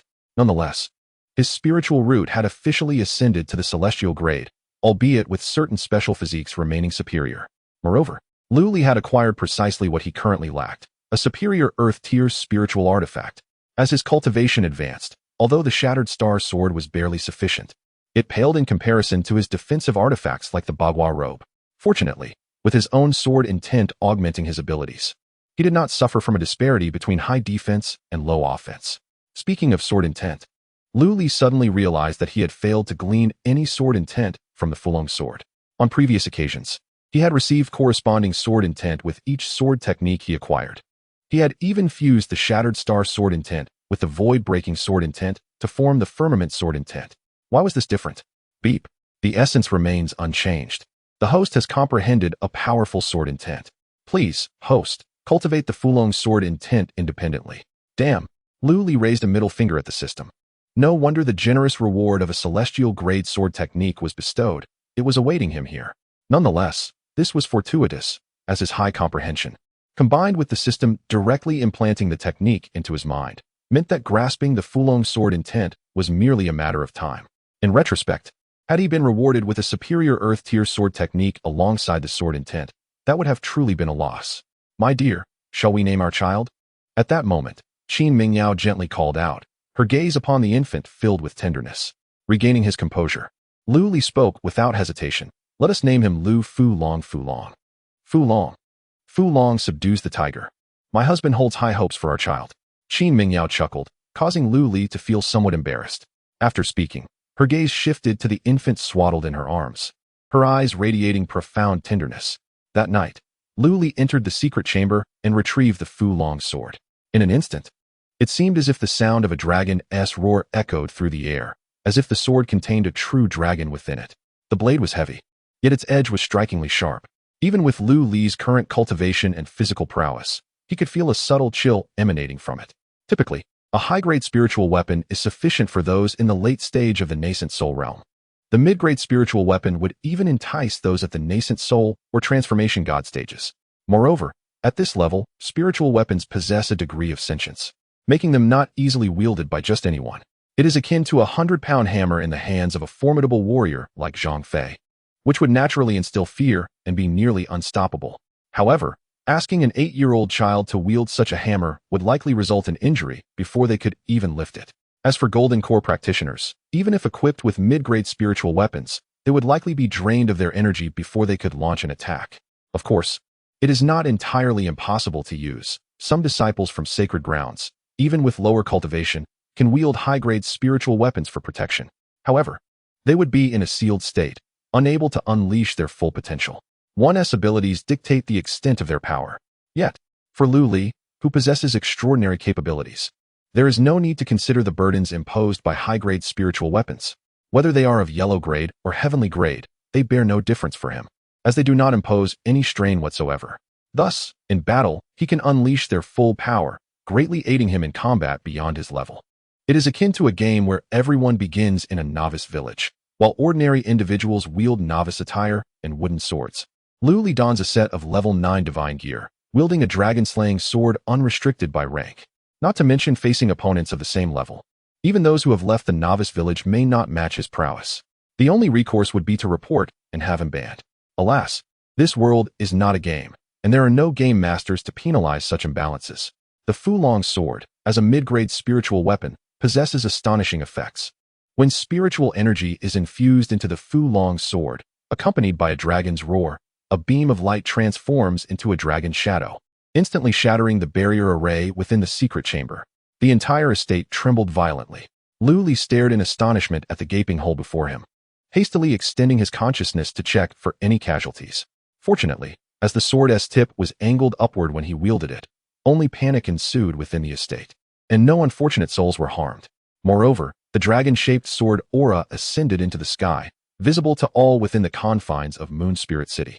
Even from a distance, onlookers could sense the formidable power it contained. What was this? It appeared to be a dragon? Judging by its trajectory, it seemed to emanate from the direction of the Lord's residence. Was the Lord practicing swordsmanship within the confines of his abode, inadvertently allowing his might to leak out? How terrifying! Just a single glance left one feeling paralyzed. Was this the extent of the Moon Spirit City Lord's prowess? It was noteworthy that Lu Li had merely infused a trace of spiritual energy, which was then amplified to such an extraordinary degree. This was the unique effect of the Fulong sword, a glance of disdain. Infusing spiritual energy transformed into Fulong sword aura, capable of exponentially increasing its attack and destructive power. Coupled with the ancestral Fulong sword technique, an amplification of several tens of times was not out of the question. Could a Yuan Ing stage practitioner contend with a transformation stage adept? The answer was a resounding no. Transformation stage beings could merely flick their fingers to inflict grievous injuries upon Yuan Ing cultivators. Even at their utmost effort, a Yuan Ing practitioner would find it exceedingly difficult to inflict even a scratch upon a transformation stage master. To pose such a query was inherently flawed. Yet, possessing the Fulong sword, this conundrum seemed less implausible. Of course, this did not imply that Lu Li currently possessed the combat capabilities of the transformation stage. After all, his own cultivation was merely at the initial stage of Yuan Ing. As one progressed, the disparities in combat power between realms became increasingly pronounced. Lu Li could engage in combat from Qi refining against Foundation Establishment against Golden Core, and even Golden Core against Yuan Ing. Yet he would never dare claim he could contend with a transformation stage master. To achieve such an extraordinary effect, it seemed only a heavenly grade spiritual weapon or even an immortal artifact could suffice. Indeed, as Lu Li's partner's aptitude improved, the rewards he reaped became ever more sophisticated. Merely a purple tier Qin Mengyao had bestowed upon him heavenly grade techniques and superior earthly grade spiritual weapons. What of the red tier, surpassing the purple? What about the pale golden aptitude of Jiang Mingyue? Upon expressing his concerns, the system provided an answer. The 4 fundamental grades of heaven, earth, mystery, and yellow were not the limits. There existed immortal artifacts beyond spiritual weapons. The road ahead is long and arduous, and one must continue to strive, dear youth. As Lu Li delved deeper into the Fulong sword, in a corner of Moon Spirit City, an exceedingly common passerby's gaze flickered before hastily departing the city. Chapter 105. Thundercloud City. Outside the grand hall of the Moon Spirit Peak, Jiang Mingyue gazed serenely at the place she had inhabited for a considerable time. She then spoke. Elder Lu, from this day forth, you shall preside over the affairs of our sect. Should I fail to return, you will be the next leader of the Moon Spirit sect. Beside her, Lu Buqi furrowed his brow and remarked, if the situation is so perilous, must you still go? Jiang Mingyue smiled faintly and shook her head. In life, there are certain things that one must undertake. With a sigh, Lu Buqi replied, I am but a golden core cultivator. I cannot bear such a heavy burden. He then inquired, where's Ling Long? Why is she absent? Jiang Mingyue shook her head. Ling Long is in seclusion. She aspires to achieve the transformation into spirit within 10 years. Lu Buqi chuckled wryly. My nominal disciple is truly exceptional. Here I am, stagnating at the golden core stage, while she is already aiming for the next level. As they conversed, a figure approached from a distance. Upon seeing the silhouette, Jiang Mingyue remarked, I must say, Your discernment is quite sharp. In the millennium since the Moon Spirit sect's establishment, the two individuals you brought back are indeed extraordinary. Lu Buki retorted with a hint of annoyance. Enough of your jibes. Who doesn't know that I initially overlooked their potential? Had I known the siblings were such prodigies, only a fool would have allowed them to descend the mountain. Ah, my friends, what an engaging conversation you are having. The figure exclaimed cheerfully as it drew near. It was none other than Lu Li. Upon hearing Lu Li's words, Lu Buki sighed once more, perhaps the most he had that day. It is one thing for Ling Long to break through to the nascent soul stage, but you need not flaunt your progress before me. To this, Lu Li could only shrug in resignation. Is it my fault that I cultivate too swiftly? After a brief exchange, Jiang Mingyue departed alongside Lu Li. Their destination was the Thunder Mountain Range, located at the border of the Zhangyun and Yun provinces, which served as the entrance to the Wind and Thunder secret realm. Regrettably, this marked Lu Li's first venture so far from home. The speed of a nascent soul cultivator is astonishing. Despite the journey spanning tens of thousands of miles from the southwestern region of Yun province to the east, it took merely an hour. Calculating the days, they deduced that the Wind and Thunder secret realm would open within the next few days. They settled in the nearest city, Thundercloud City, which sprawled magnificently between the two provinces, bustling with life. The streets echoed with the shouts of vendors, creating a vibrant atmosphere. Upon arriving in Thundercloud City, they were halted in their tracks by a robust man exuding the aura of a nascent soul cultivator.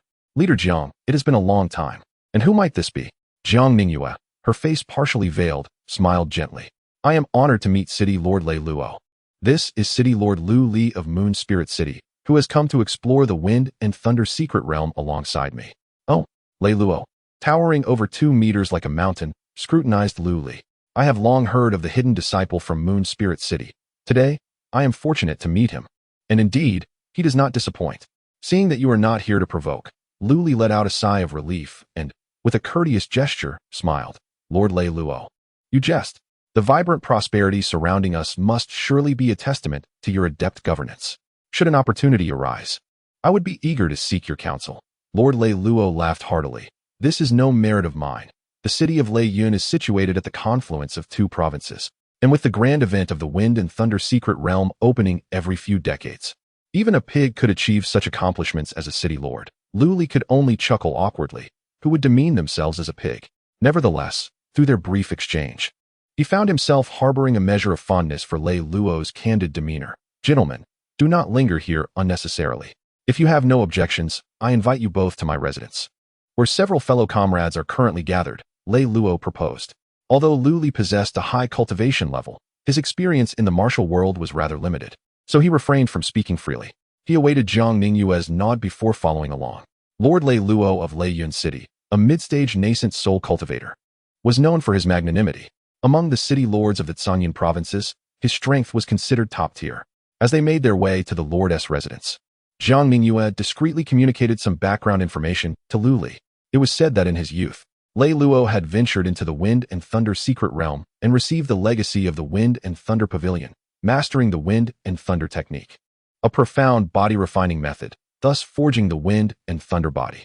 Lu Li raised an eyebrow. If that is the case, is Lei Luo not a disciple of the Wind and Thunder Pavilion? Would he be so benevolent as to allow us to seize opportunities from his ancestral sect? Jiang Mingyue cast a sidelong glance at Lu Li, though he inherited the legacy. He is merely an outer disciple. The Wind and Thunder Pavilion has long since been destroyed. What talk of a sect remains? Moreover, the Wind and Thunder secret realm is well known. How could Lei Luo dare to monopolize it? In fact, each time the realm opens, he warmly welcomes those seeking opportunities, thus earning a good reputation. Upon hearing this, Lu Li nodded. He is indeed a clever man. As they conversed, the two had already entered the Lord's residence. You are Lu Daoyu. At that moment, a voice called out. Lu Li turned to see it was Locke, the envoy from the mountain guarding sect. Sitting nearby, Xiaoyu raised her wine cup in a gesture of acknowledgement towards Lu Li. Envoy Locke, it's been well, Lu Li replied with a respectful gesture. Years had passed, and Locke had progressed from the pinnacle of the golden core stage to the nascent soul stage. It seemed he was not the only one making strides in this world. Lu Daoyu, I recall our first meeting when you were merely at the mid-golden core stage. Who could have anticipated that you would now be a nascent soul cultivator? In stark contrast to Lu Li's composure, Locke was astonished. Back then, Lu Li had been far beneath him in cultivation, yet had managed to defeat him. Now, with their roles reversed, Would Lu Li not easily overpower him? Hehe. Rotter is quite impressive, managing to break free from his shackles and reach the nascent soul stage after several years. Rock shyly waved his hand, saying, "No more of that. If you continue, I shall have nowhere to hide my old face." Haha, are the two of you acquainted? At this moment, Lalo approached. Noting that although Elder Luo of the Town Mountain sect had just achieved the nascent soul, he was a formidable body cultivator and should not be underestimated. Hearing this, Rock could only smile wryly, choosing not to mention the incident where Lu Li had defeated him. Apart from the likes of Xie and Rock, there were 7 or 8 other nascent soul cultivators present, all hailing from the major factions of Yinzhou. Considering this, it became apparent that Lu Li was the only legitimate city lord in attendance, making him seem somewhat out of place. Should the governor of Yinzhou learn of this, he might very well reprimand Lu Li for neglecting his duties. Contrary to Lu Li's expectations of a tense atmosphere, these nascent soul cultivators displayed a warm enthusiasm towards him. While their words did not explicitly seek to curry favor, the intent to befriend was unmistakably palpable. Particularly, the leader of the Qingling sect from the southwest, whose sect was stationed near Qingmu City, was well aware of the relationship between Lu Li and Qin Mingyao. To cultivate a friendship with Lu Li was tantamount to aligning with Qin Mingyao, thereby easing any obstacles regarding business with the Golden Jade Merchant Association. Even without the connection to Qin Mingyao, Lu Li's status as a disciple of a reclusive sect, coupled with his nascent soul cultivation, warranted considerable attention.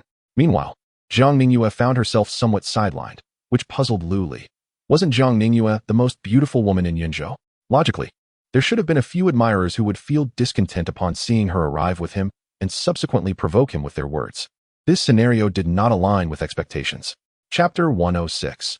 Jiang Ningyue's concerns in order to host the most distinguished group of formidable individuals from Yinzhou. Lei Luo arranged a lavish banquet. At the gathering, the atmosphere was lively as guests exchanged toasts, filled with camaraderie. However, with the exception of Lei Luo, nearly everyone refrained from engaging in conversation with Jiang Ningyue, who sat quietly to the side. Lu Li, holding a cup of wine, approached Xie and sat beside him, inquiring, "Do you know what is going on?" The beauty of Jiang Ningyue was such that even the once infatuated Mu Feibai found it nearly impossible to resist. The fervent gazes of the Yuanian cultivators directed towards her were unmistakably genuine. Yet, paradoxically, they were also deeply intimidated by her. Xie cast a casual glance in Jiang Ningyue's direction before downing his spirit wine, replying simply, "Yin Lanzi." Lu Li raised an eyebrow, encouraging Xie to elaborate. Finding another beauty in Yunzhou to rival Jiang Zhongzhu's allure was no simple feat, but it was not entirely impossible. Jiang Ningyue's reputation as the most beautiful woman in Yunzhou stemmed not only from her own exquisite appearance and cultivation, but also from her association with Yin Lanzi. A hero is often matched with a beauty, and thus the foremost cultivator of Yunzhou naturally deserved the company of its foremost beauty. It is said that Yin Lanzi would also participate in the upcoming Fenglei Secret Realm. So I advise you to keep your distance from Jiang Ningyue to avoid attracting unnecessary trouble, Xie concluded, falling silent and continuing to drink. The spirit wine, known as thunderous wine, was crafted from the waters of the Thunder Pool within the Thunder Mountain range, combined with various rare heavenly materials, resulting in a sweet and delightful taste that left a tingling sensation upon consumption. It was a specialty of Thundercloud City, with a single bottle priced at several thousand spirit stones. Lei Luo's choice to serve such exquisite wine was indeed a display of generosity. Meanwhile, Lu Li fell into contemplation. The intimidation wielded by Yin Lanzi exceeded his expectations. Merely his reputation was enough to instill fear among the Yuanian cultivators. The name of a person bears the weight of their shadow. This effect was undoubtedly tied to his extraordinary prowess. However, a smile gradually emerged on Lu Li's face. Jiang Ningyue had already promised to become his Dao partner once he achieved his goals. With his pale golden aptitude, Lu Li could not afford to let her slip away. Anyone who dared to reach out to take her would have to be prepared for the consequences. Noticing Lu Li's expression, Xie also allowed a hint of a smile to grace his lips. It seemed that the Fenglei Secret Realm would hold quite a spectacle. Throughout the banquet, Lu Li gleaned more information about the Fenglei Secret Realm from the conversations around him. With its opening, all cultivators at the Foundation establishment stage and above could enter. But without the Jade Talisman, they would only be able to roam the periphery. According to Lei Luo, the secret realm contained a vast expanse, divided into outer and inner halls. The grand formation within the inner hall was impenetrable, even to those at the transformation stage or returning to the void. Only those in possession of the Fenglai Jade Talisman could successfully enter the inner hall and obtain more precious inheritances or treasures. This talisman served as the key to accessing the inner hall's treasury. Based on my speculation, although the Fenglai Pavilion has been destroyed, it is likely that a mighty being at the ascendant stage once presided over it. Otherwise, the grand formation of the secret realm could not have endured to this day and retained such formidable power. A master of formations, the sect leader swayed his head, appearing somewhat inebriated. The potency of the thunderous wine could be overwhelming, even for those of the nascent soul stage, unless one utilized spiritual power to dispel its effects. However, Lu Li held a differing perspective. It was well known that the leader of the Stream sect was proficient in formations. Yet it was curious that he was unaware that some top-tier formations could autonomously absorb the spiritual energy of heaven and earth to sustain themselves. The Stream sect leader shook his head. The Lord of Moonlight City makes a valid point. Yet the chaotic meridians within the thunderous mountain range lead to rampant spiritual energy nearby, making it difficult even for ordinary cultivators to absorb, let alone formations shaped by the terrain. After a brief pause, Lu Li raised an eyebrow. I see, but since it is a secret realm, it should exist within an independent space.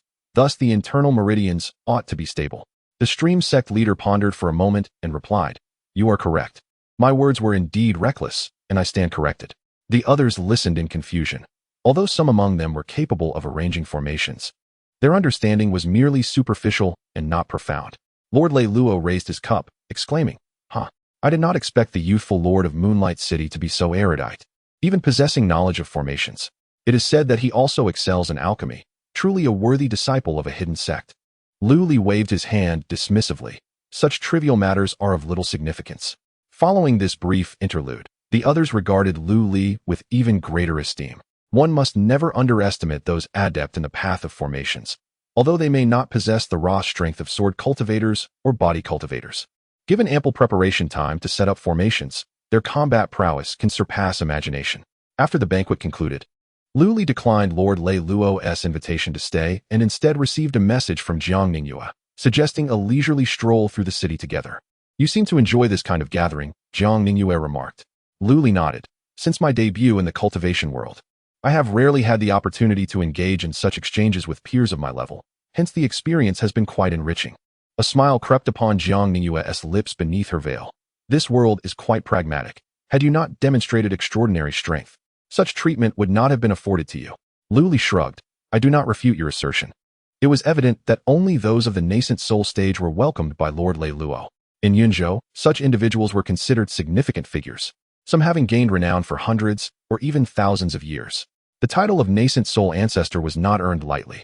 Moreover, within Lu Li's spiritual perception, he sensed the presence of several golden core cultivators scattered throughout the city. These individuals had also come to partake in the grand event of the secret realm's opening, but lacked the requisite strength to engage in such gatherings. Jiang Ningyue gazed at the brightly lit streets and suddenly sighed. What did you think of Xieyu's words earlier? Lu Li was taken aback. Are you referring to Yun Lanzai? Jiang Ningyue nodded and replied, Indeed. Yun Lanzai has regarded me as a forbidden treasure without my consent. I never anticipated that he would involve himself in this matter. If you accompany me, it is likely that he will target you. Therefore, let us cancel our original agreement. It was evident that Jiang Ningyue had little hope for the forthcoming journey. The allure of the heavenly grade cultivation method is something that ordinary individuals find difficult to resist. Despite the jovial camaraderie among the guests at the banquet, should a heavenly grade technique emerge, the very next moment, they would be embroiled in a fierce struggle, willing to shed blood for it. Jiang Ningyue sought Lu Li's assistance for this very reason. However, the news of Yun Lanzai's impending arrival disrupted Jiang Ningyue's original plans. Yun Lanzai's prowess far surpassed that of the others. During the last grand competition of the 100 sects, he led the sect masters in forcing back the leader of the Sun and Moon Divine sect, a man. After considering various factors, Jiang Ningyue ultimately decided to forego this collaboration. Lu Li turned his gaze toward her, noticing the luminous sheen of Jiang Ningyue's cheeks, illuminated by the interplay of moonlight and the flickering candlelight within the city. Her lowered eyelids trembled slightly, casting delicate shadows upon her fair visage. Suddenly, Lu Li broke into a smile. A pair of smiles can turn the tide, and 100,000 elite soldiers may turn against their masters. Jiang Ningyue was taken aback. The meaning of this poetic expression was quite straightforward. I am but a mundane person, enticed by wine, beauty, and wealth. How could I abandon the opportunity to wed the most beautiful woman in Yunzhou, merely because of Yun Lanzai? He is not worthy. Chapter 107. Yun Lanji Jiang Ningyue felt a tremor in her heart upon hearing the words, glancing at the man beside her. Yun Lanji was renowned, having reached the realm of semi-divine transformation many years ago. After all these years, who could say whether he had taken that crucial step to attain full divine transformation? All cultivators in Yunzhou regarded Yun Lanji as a ferocious tiger. Merely a whisper of his name could send a throng of nascent soul cultivators scurrying away. Yet, the man before her showed no fear. Was it the boldness of youth or the confidence of one with a plan? If circumstances turned unfavorable, self-preservation was paramount. After all, any misstep on her part would be difficult to explain to Ling Long. Jiang Ningyue spoke softly. Lu Li smiled in silence.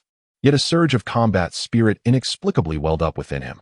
Though Jiang Ningyue's words were couched in delicacy, they nonetheless conveyed her skepticism regarding his ability to seize opportunities from the jaws of danger. It was disheartening for any man to be underestimated by his future wife. The title of the strongest in Yunzhou? Sooner or later, that honor would rightfully belong to him. Days passed, and the formidable energies within Thundercloud City diminished significantly. Numerous Peak Foundation establishment and Golden Core cultivators had already set forth for the Thunderclap Mountains. Lu Li and the other nascent soul experts sensed the fluctuations on their jade talismans. Today marked their departure. The various nascent soul practitioners in the City Lord's mansion had also formed factions based on proximity and relationships. Naturally, Lu Li partnered with Jiang Ningyue, while Locke had unknowingly allied with Xie Yu and the master of the Shimai sect, known for his expertise in formations. The remaining 7 nascent soul cultivators divided into 2 teams. Surprisingly, City Lord Lei Luo chose not to participate this time, opting to remain in the city. Thus, it appeared that Lu Li's faction was the weakest. This was primarily due to Jiang Ningyue's grand ambitions, which made it imprudent to disclose everything to others. Coupled with the intimidation posed by Yun Lanji, the rest of the group, aside from the impetuous Lu Li, had no intention of allying with Jiang Ningyue. Before long, they arrived at the Thunderclap Mountains. As they journeyed deeper into the range, the once clear sky darkened considerably. Occasional flashes of dark purple lightning streaked across the heavens, adding an oppressive atmosphere to the surroundings. Lu Li extended his hand, forming a fist, and then opening it, revealing arcs of electricity dancing in his palm, causing the fine hairs on his arm to stand on end. The spiritual energy here was indeed fierce, thoroughly infused with lightning power. It was likely that this place boasted numerous prime mineral veins. The unique environment, rich in lightning-attributed gold energy, resulted in an abundance of golden spiritual essence. Jiang Ningyue nodded in affirmation, stating, "Indeed, one of Thundercloud City's major trades involves mining. The local demon beasts are further empowered by the lightning energy, making them significantly more formidable than those found in other regions." Lu Li expressed his astonishment. It is commonly said that demon beasts fear the power of thunder, yet here, they had adapted to their environment over the years, transforming it into a source of strength. Truly, the world is full of wonders.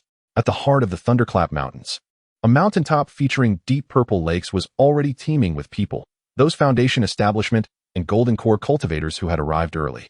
Although this place is not suitable for cultivators to linger for extended periods, a stay of several days or half a month would not significantly impact them. Rather, it could serve to refine their spiritual energy and physique through the tempestuous lightning. However, prolonged exposure may lead to an irritable disposition due to the violent energies and spiritual aura of this locale. The arrival of numerous nascent soul cultivators immediately stirred a commotion among the crowd, prompting the other practitioners to instinctively clear a path for these formidable beings.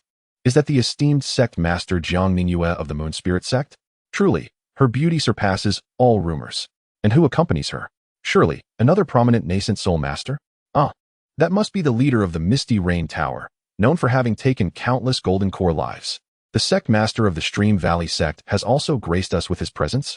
It is said that his profound understanding of formations has led to numerous invitations from the governor of Yunzhou to enhance the state's grand array. As the discussions continued, many made their way to the lake's edge. Lu Li surveyed the lake before him, where electric arcs danced across the surface, and beneath, he could faintly discern fish leaping. Upon closer inspection, these so-called fish were actually manifestations of pure lightning energy. This phenomenon, born from the power of thunder, possesses the capacity to both annihilate and nurture life. These lightning-formed creatures emanated a distinct aura of vitality.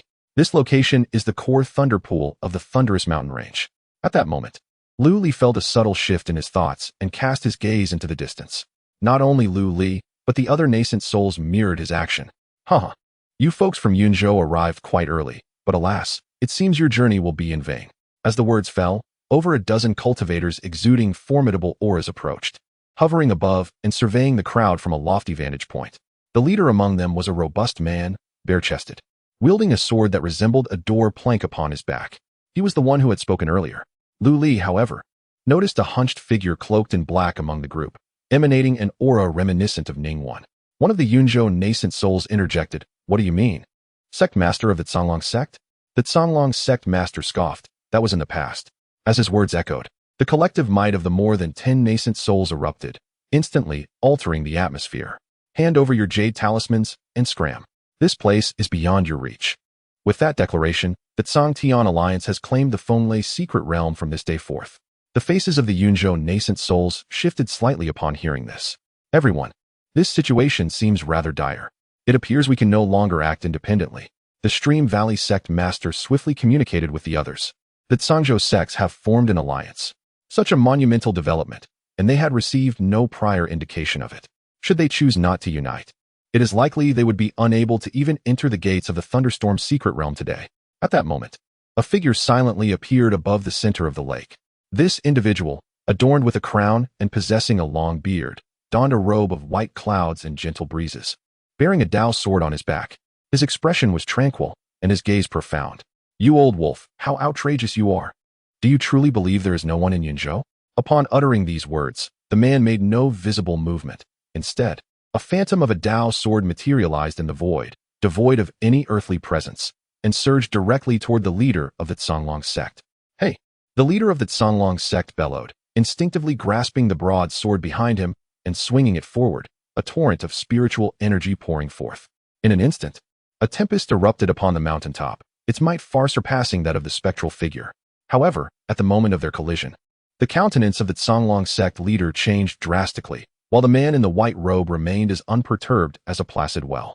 With a muted sound, the Canglong sect leader coughed up blood, his form violently retreating 1,000 meters. As the saying goes, the uninitiated observe the spectacle, while the knowledgeable discern the intricacies. The foundation-building practitioners present were left bewildered, yet the Yuanying experts understood the situation clearly. The attack of the phantom, seemingly unremarkable, concealed an essence of extraordinarily pure magical power. Indeed, it was not mere spiritual energy, but magical power, a higher-tier force that could only be wielded by those at the transformation stage. The identity of the newcomer was unmistakable. He was none other than the foremost powerhouse of Yunzhou, Yunlanzi. The Celestial Alliance? What is that insignificant entity? A coalition formed by a group of second-rate individuals, daring to dictate terms? Yunlanzi spoke with his hands clasped behind his back, exuding the demeanor of a true master. Chapter 108. The two divine transformation realms. Yunlanzi arrived, and with a single strike repelled the formidable warriors of Zhangzhou, instantly stirring a wave of excitement among the crowd. Unfazed by the reaction surrounding him, Yunlanzi turned to Jiang Ningyue and smiled. "How have you been, Master Ningyue?" Unlike others who referred to Jiang Ningyue as the Moon Spirit sect leader, Yunlanzi addressed her as Master Ningyue. Jiang Ningyue nodded lightly. "Very well. Thank you for your concern, sect leader Yun." Despite Yunlanzi's familiarity, Jiang Ningyue's demeanor remained somewhat aloof. Yunlanzi discreetly glanced at Lu Li standing beside Jiang Ningyue, then said with a smile, "Allow me to deal with this group first, and we shall converse in detail later." The lord of the Kangwolf sect steadied himself, his gaze fluctuating uncertainly. "Yunlanzi, you have come too? Have you forgotten that the Wind and Thunder secret realm only permits those below the divine transformation realm to enter?" The Wind and Thunder secret realm had opened over a dozen times, spanning nearly 6 or 7 centuries. The powerful figures of the two regions were well acquainted with its rules. Within the realm, there were specific restrictions.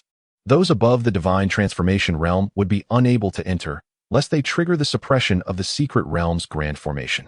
The earlier attack imbued with magical power by Yunlanzi evidently revealed his true strength. Only those who could transcend the heavenly tribulation to become divine transformation beings could convert their inner spiritual energy into magical power. "What brings a divine transformation expert like you here?" The Kangwolf sect leader sneered. "Hee, why should I explain my actions to you? You all have formed an alliance, seeking to monopolize this secret realm and exclude the warriors of Yunzhou. I will certainly report this to the governor of Li, urging him to seek justice from your Tsangzhou governor. Since you harbor such intentions, you might as well surrender your jade tokens. Otherwise, do not blame me for being merciless. Yun Lanzai spoke with a calm smile, his words instantly invigorating the Yuan Ying cultivators present. The sect leader of Shimai exclaimed excitedly, "Sect leader Yun, how noble of you! My Shimai sect holds you in the highest regard." Nearby, Locke nodded in agreement. This act of asserting Yunzhou's power will surely be reported to the governor of Li. Wherever there are people, there exists a world of intrigue. This holds true for every city and state. Although all are subjects of the Great Xia, cooperation and competition have always been prevalent, especially since this situation originated from the arrogance of the Tsangzhou cultivators. Returning their own tactics against them certainly provided a sense of relief for the people of Yunzhou. In contrast to the praises showered upon Yun Lanzai, Lu Li gazed at the figure in the sky, his thoughts swirling. He held no personal grievances against Yun Lanzai, yet this did not prevent him from viewing him as a potential adversary. He had previously orchestrated a joint effort to slay Yun Lanzai's disciple, Haidafu, in Moon Spirit City. Although a mere golden core might not warrant revenge from Yun Lanzai, the current connection with Jiang Mingyue complicated matters. While Yun Lanzai had not overtly pursued Jiang Mingyue, the rumors circulating indicated that he regarded her as a prize. The fleeting glance Yun Lanzai had cast upon him earlier revealed a hint of coldness. It was clear that the conflict between Yun Lanzai and Lu Li was irreconcilable, unless he were to voluntarily relinquish his aspirations for a partner of pale gold quality. What a preposterous notion! Furthermore, Lu Li furrowed his brow. Yun Lanzai had evidently been present in this location for some time. Otherwise, how could he have fortuitously appeared just as the crowd from Tsangzhou arrived to intervene? Such deliberate posturing firmly ensnared the hearts and minds of the gathered Yuanian cultivators. This individual harbored considerable ambition. For Lu Li, who had cultivated the Huangji Sutra and harbored designs on seizing Yunzhou, this was undoubtedly an impediment. A confrontation with Yun Lanzai was inevitable. As Lu Li pondered these myriad thoughts, Yun Lanzai engaged the Yuanian cultivators from Tsangzhou. It was a lofty expectation to require the numerous Yuanian cultivators to surrender their jade talismans based solely on a single command. Such a demand could only be feasible if Yun Lanzai were of a significantly higher return to Void Realm. To surrender the jade talismans without a fight would render the Tsangzhou's reputation as the Celestial Alliance utterly diminished, perhaps irretrievably so. A transformation from the God transformation stage into the Yuanian realm, even with tenfold numbers, would merely resemble a tiger entering a flock of sheep. Yet, contrary to expectations, the Yuanian cultivators from Tsangzhou did not disband as anticipated. Each individual emanated profound waves of energy, their collective momentum inexplicably surging. Be cautious, Sect Master Yun. This is an exceedingly sophisticated joint attack formation, the Sect Master of the Shimai sect hastily proclaimed. Lu Li also cast aside his earlier thoughts, a hint of astonishment gracing his features. He too discerned the intricacies at play. Truly, this world is replete with talented individuals. It is well known that joint attack formations can enhance the strength of the practitioners involved, yet the quality of such formations varies significantly. The Shifang formation that Lu Li comprehended was only applicable to the Golden Core stage. Beyond this, its efficacy wanes considerably. A formation capable of exponentially boosting the strength of all Yuanian cultivators is undoubtedly superior to the Shifang formation. Lu Li sensed an unusual significance in this development. The formation's ability to command the allegiance of these Yuanian cultivators, coupled with its profound complexity, surely indicated the presence of a formidable figure behind it. Such a person must be quietly supporting the entire alliance's growth, likely with grand aspirations. A storm is brewing. Lu Li exhaled deeply. Even before entering the secret realm during this expedition to the thunderous mountain range, he had already witnessed much. Traveling 1,000 miles is indeed more enlightening than reading myriad tomes. The ancients do not deceive me. Joint attack formations, how intriguing. Yun Lanzai's eyes narrowed slightly, a flash of cold light passing through them. Today, I shall demonstrate the might of my Cloud Dragon's sword technique. With a resounding hum, a tempest swirled around Yun Lanzai, as a sword materialized from his back, soaring into the clouds. His magical energies swiftly coalesced, forming a thick layer of mist that connected with the clouds above. Within this cloud formation, a dragon of vapor coiled and danced, letting out a resounding roar. Just then, a flash of lightning streaked across the sky, the sound of thunder harmonizing with the dragon's cry, amplifying its grandeur. As the cloud dragon emerged, the dragon-subduing sword within Lu Li's dantian quivered incessantly, its roar echoing in response. as if yearning to break free from its confines and engage in battle alongside it. Lu Li's gaze was gravely fixed upon the hidden dragon's sword within him, his attention unwavering as he observed the assault initiated by Yun Lanzi. It was indeed unexpected that Yun Lanzi had grasped the essence of sword intent. Although this sword intent appeared somewhat immature compared to his own celestial sword intent, when combined with his formidable strength, it exuded an extraordinary aura.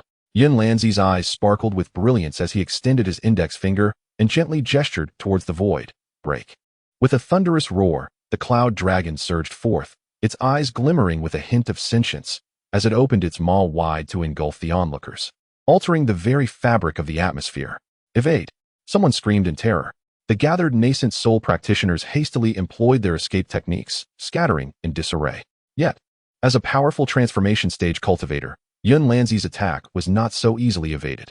In an instant, half of the more than 10 nascent soul cultivators were struck by the wave of energy, spitting blood and their vitality waning.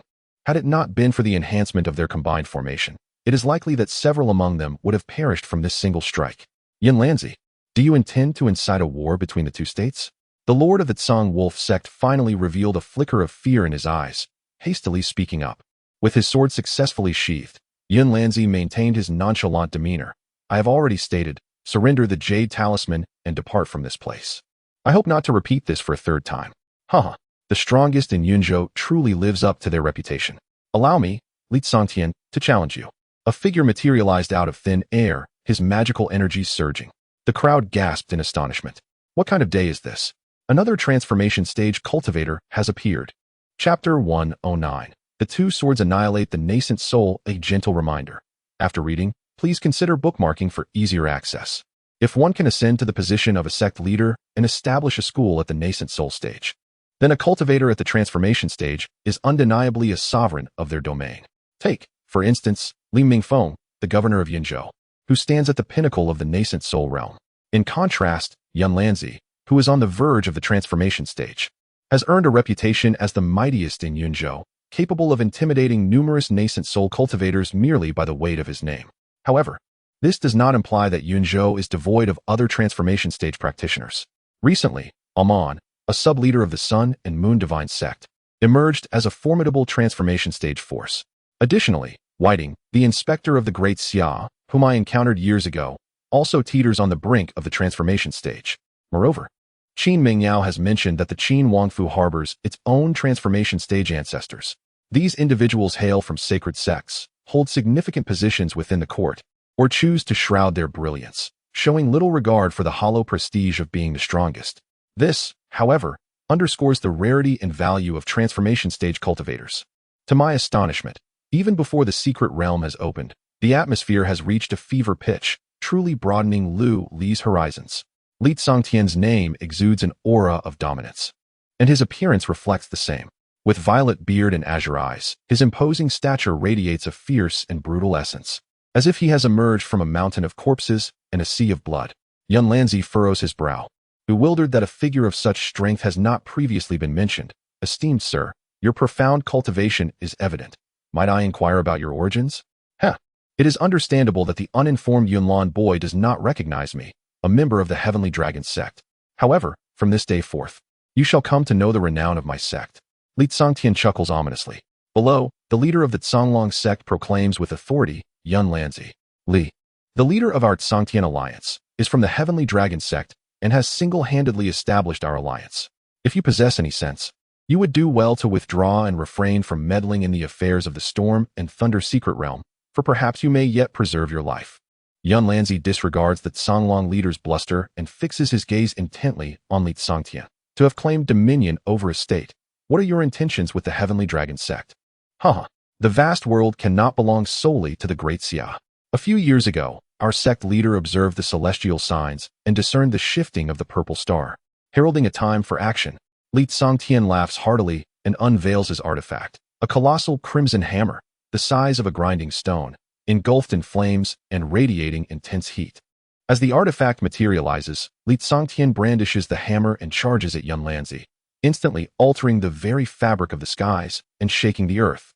Equally shaken is Lu Li's spirit. The implications of Li Tsangtian's words are monumental.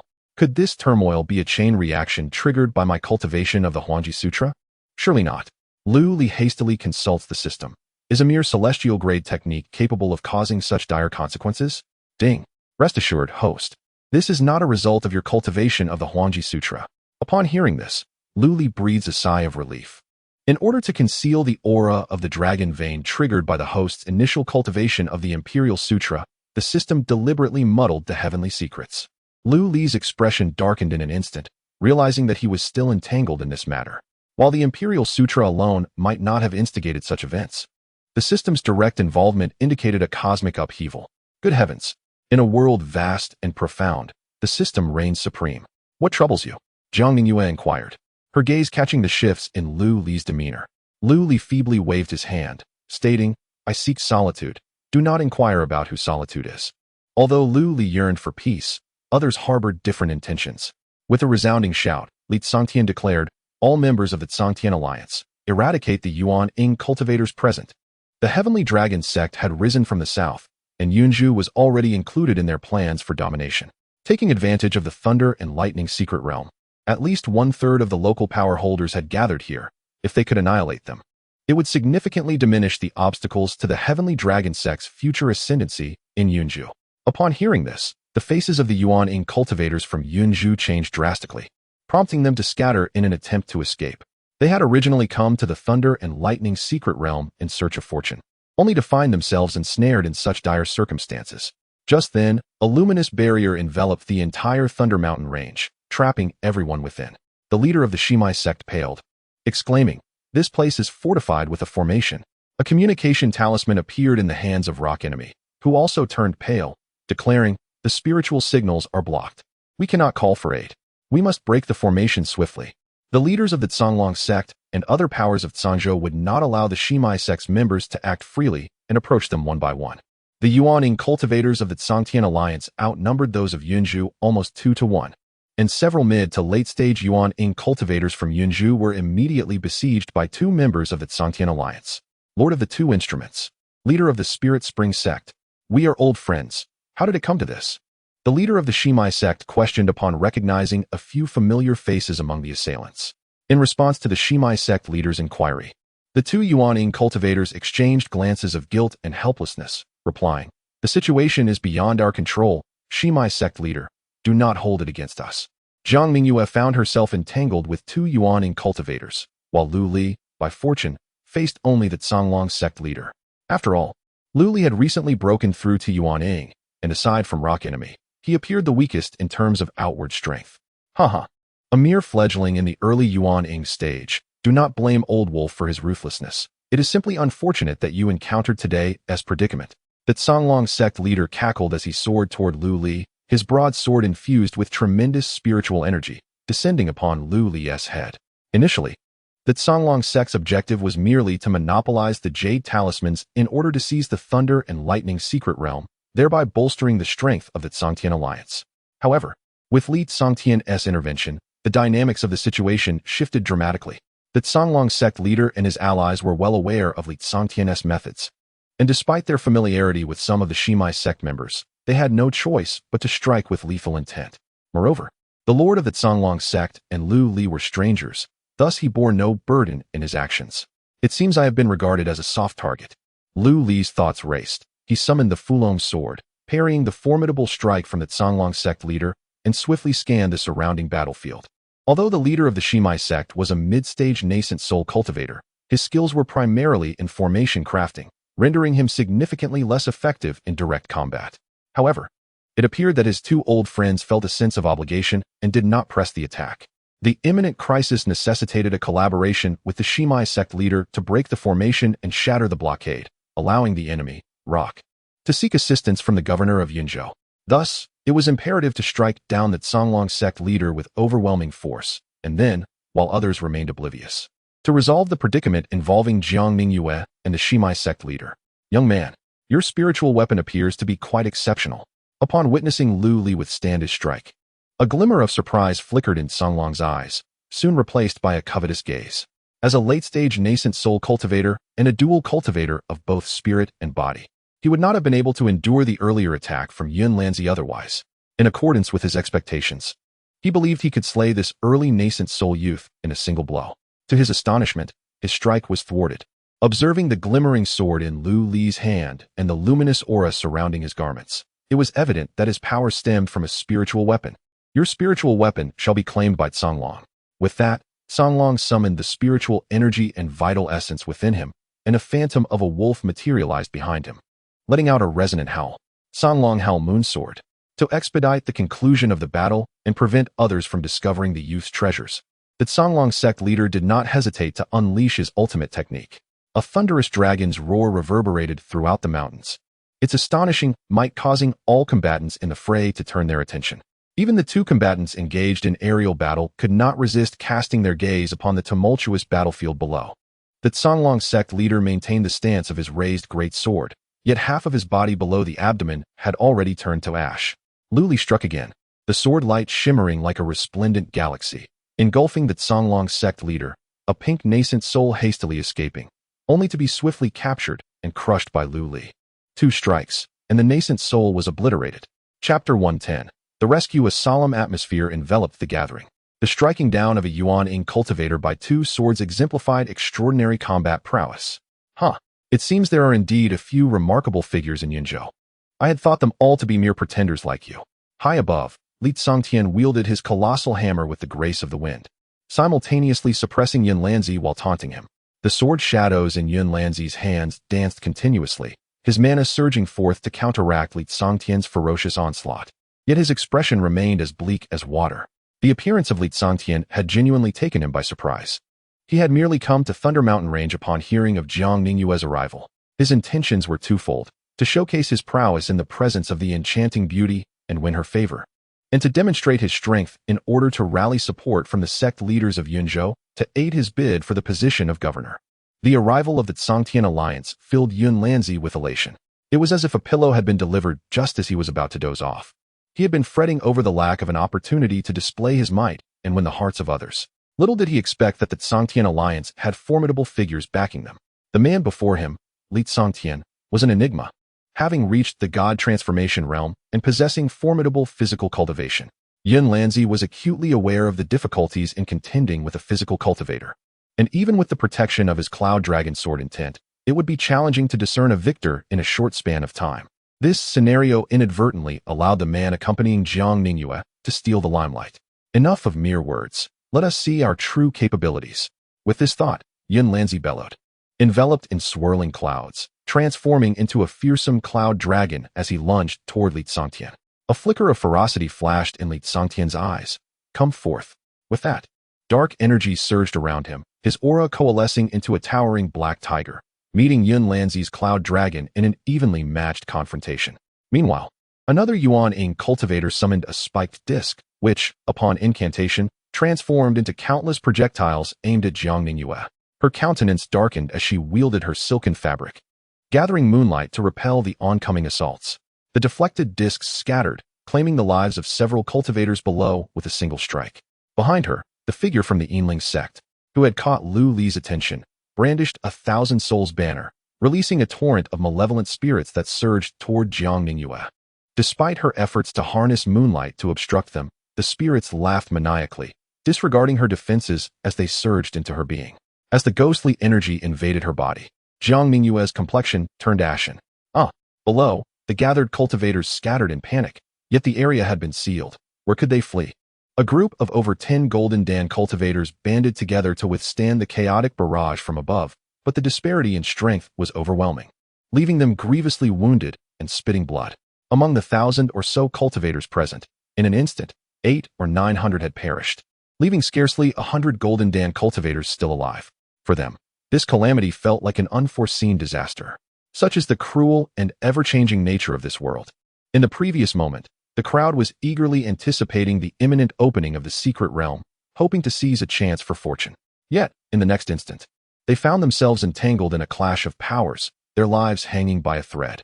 Lu Li, feeling a pang of compassion, sighed deeply and cast a golden array diagram downwards. Survivors, hasten into this formation, and you shall be spared from immediate peril. The array diagram, buoyed by the wind, expanded to 100 meters upon reaching the ground. It was divided into 8 directions, with the yin-yang dual fish at its center, representing the Bagua array diagram that Lu Li had obtained alongside the Bagua robe after Lu Yun gave birth to Lu Jiming. Unlike the Kanding array diagram, the Bagua array, while a secret technique, possessed a physical form that could serve as a focal point to enhance the formation or be deployed independently, transforming into a grand Bagua array.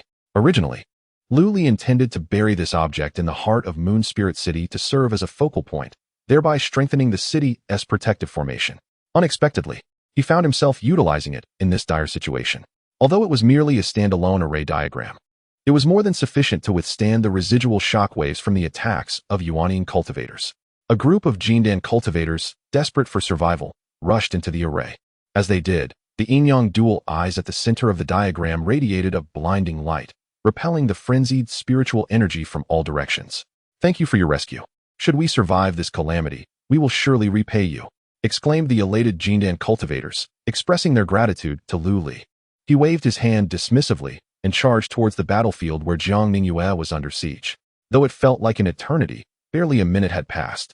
Upon seeing Lu Li arrive, the two cultivators attacking Jiang Ningyue hesitated in their assault, shifting to a more defensive stance. The primary reason was the overwhelming display of power Lu Li exhibited, which compelled them to exercise caution to avoid meeting the same fate as the lord of the Zonglong sect. "Are you all right?" Lu Li inquired as he wielded the Fulong sword, dispersing the myriad of ghostly shadows and flying wheels, reaching Jiang Ningyue's side.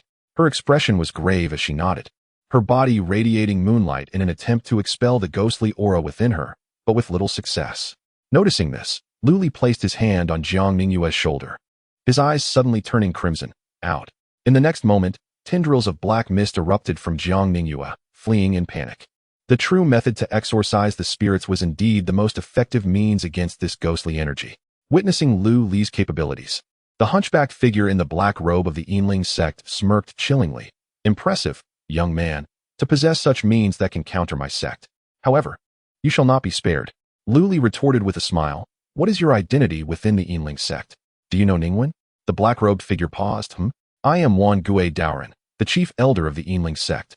You are acquainted with that wretched child, Ningwen?" Following this, the figure laughed sinisterly. "Since you know Ningwen, then you shall become a ghost general within my Thousand Souls flag. Enough of your prattle, old specter. Why do you not make your move? Delay in this matter could jeopardize the alliance," shouted the Yuanian cultivator who was attacking Jiang Ningyue alongside Wan Gue Daoren. As the serrated flying wheel reappeared in his hand, transforming into countless illusory forms to repeat his previous assault. A mere phantom of a flying wheel has the power to extinguish the life of a gold core cultivator, demonstrating the formidable strength of its assault. The Taoist of 10,000 ghosts, with a sinister smile, swayed the Thousand Souls banner, and in an instant, a surging black mist enveloped the two, obscuring the sky and the sun. Within this shroud of darkness, the wails of tormented souls echoed, the anguished cries of spirits ensnared within the banner. This lamentation seemed to possess a potency that could obscure one's spiritual consciousness, inducing a dizzying sensation. Amongst those who ascend to the nascent soul stage, who does not harbor a few hidden talents? Faced with the dual onslaught, Jiang Ningyue narrowed her brows, preparing to unleash her spiritual power in retaliation. Lu Li conveyed through thought, "Your internal energy has been significantly eroded by the ghostly aura. Focus on regaining your strength first, for a fierce battle lies ahead." With that, a brilliant lightning radiance erupted from Lu Li's Bagua robe, swiftly expanding outward. He formed a sword seal with his hand, and the Fulong sword shot forth, transforming into countless sword shadows that deftly intercepted one of the assailant's strikes. At that very moment, Lu Li's figure abruptly vanished from its original position, reappearing directly before the Taoist of 10,000 ghosts. There, the lightning from his Bagua robe surged into his palms, striking the old man's Thousand Souls banner. "Utterly foolish," the elder sneered. His Thousand Souls banner was a top-tier spiritual artifact, imbued with the power of thousands of vengeful spirits. If he could find another nascent soul cultivator to serve as a ghost general, it could be elevated to the rank of an Earth-grade spiritual artifact. The 10,000 Souls banner. Any ordinary cultivator that approached would be ensnared by the ghostly aura, their strength reduced to mere remnants. With the power of the 1,000 souls at his command, he would surely claim victory with ease. "Yield to me and transform into my ghost general within the banner." Chapter 111. Temporarily avoiding the limelight hiss. Lu Li pressed his palms against the 1,000 Souls banner, instantly unleashing a series of searing white smoke. The 10,000 Ghosts Taoist shrieked in anguish, hurriedly retracting the banner, only to discover 2 new damages upon it, causing his eye to twitch furiously. Damn it! This wretched fellow has actually harmed my spiritual artifact. However, Luli was not faring any better, as he damaged the opponent's artifact. The vengeful spirits and ghostly energy from the 1,000 Souls banner surged into his body, causing his face to turn an ashen hue. Come, accept your fate. A flicker of malice crossed the 10,000 Ghosts Taoist's eyes. This lad's methods were not inferior to those of the esteemed elder practitioners from Longhu Mountain. He truly posed a significant threat to the sect that commands spirits. Witnessing the backlash from his own artifact, he resolved to pursue the advantage and obliterate this individual right here. The King of Ghosts descends. With his hand weaving incantations, dark smoke enveloped the 10,000 Ghosts Taoist. Soon, ghastly apparitions with sharp claws and fangs emerged from the smoke, towering at least 3 meters high, bringing forth a chilling wind as they charged toward Lu Li. Lu Li stood motionless, eyes tightly shut, seemingly attempting to expel the ghostly energy from within. Humph! Surrender your life to compensate for my losses. The 10,000 Ghosts Taoist, transformed into a ghostly entity, coldly chuckled as he thrust a claw, nearly a meter long, towards Lu Li's heart. At that moment, Lu Li abruptly opened his eyes, revealing 2 blood-red pupils that pierced the 10,000 Ghosts Taoist's gaze. How dare a mere jester claim the title of Ghost King? A stern voice resonated as a spectral figure of a red-robed man with a leopard head and fierce eyes materialized behind Lu Li. True exorcism, the true form of Zhong Kuei. In Lu Li's original world, Zhong Kuei was a deity of Taoism, known for exorcising demons and evil spirits. Statues of Zhong Kuei were commonly displayed to ward off malevolence, and tales of his ghost-catching exploits have been passed down through the ages. The final few forms of the exorcism rewarded by the system could summon the specter of Zhong Kuei. If Lu Li's cultivation were higher, he might even summon the true Zhong Kuei himself. As the figure appeared, the 10,000 Ghosts Taoist trembled, as if confronting a nemesis. Lu Li extended his hand to grasp the air, and countless bolts of lightning converged into his palm, transforming into a thunderous sword that cleaved forward. Mimicking the actions of the red-robed figure behind him, the thunder sword struck the 10,000 Ghosts Taoist, dissolving him as swiftly as a heated iron sword slicing through tofu.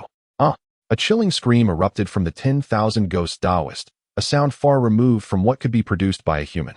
As the thunder sword descended, a bolt of lightning from the heavens coincidentally struck down upon the 10,000 Ghosts Taoist's body, as if in eerie synchronization.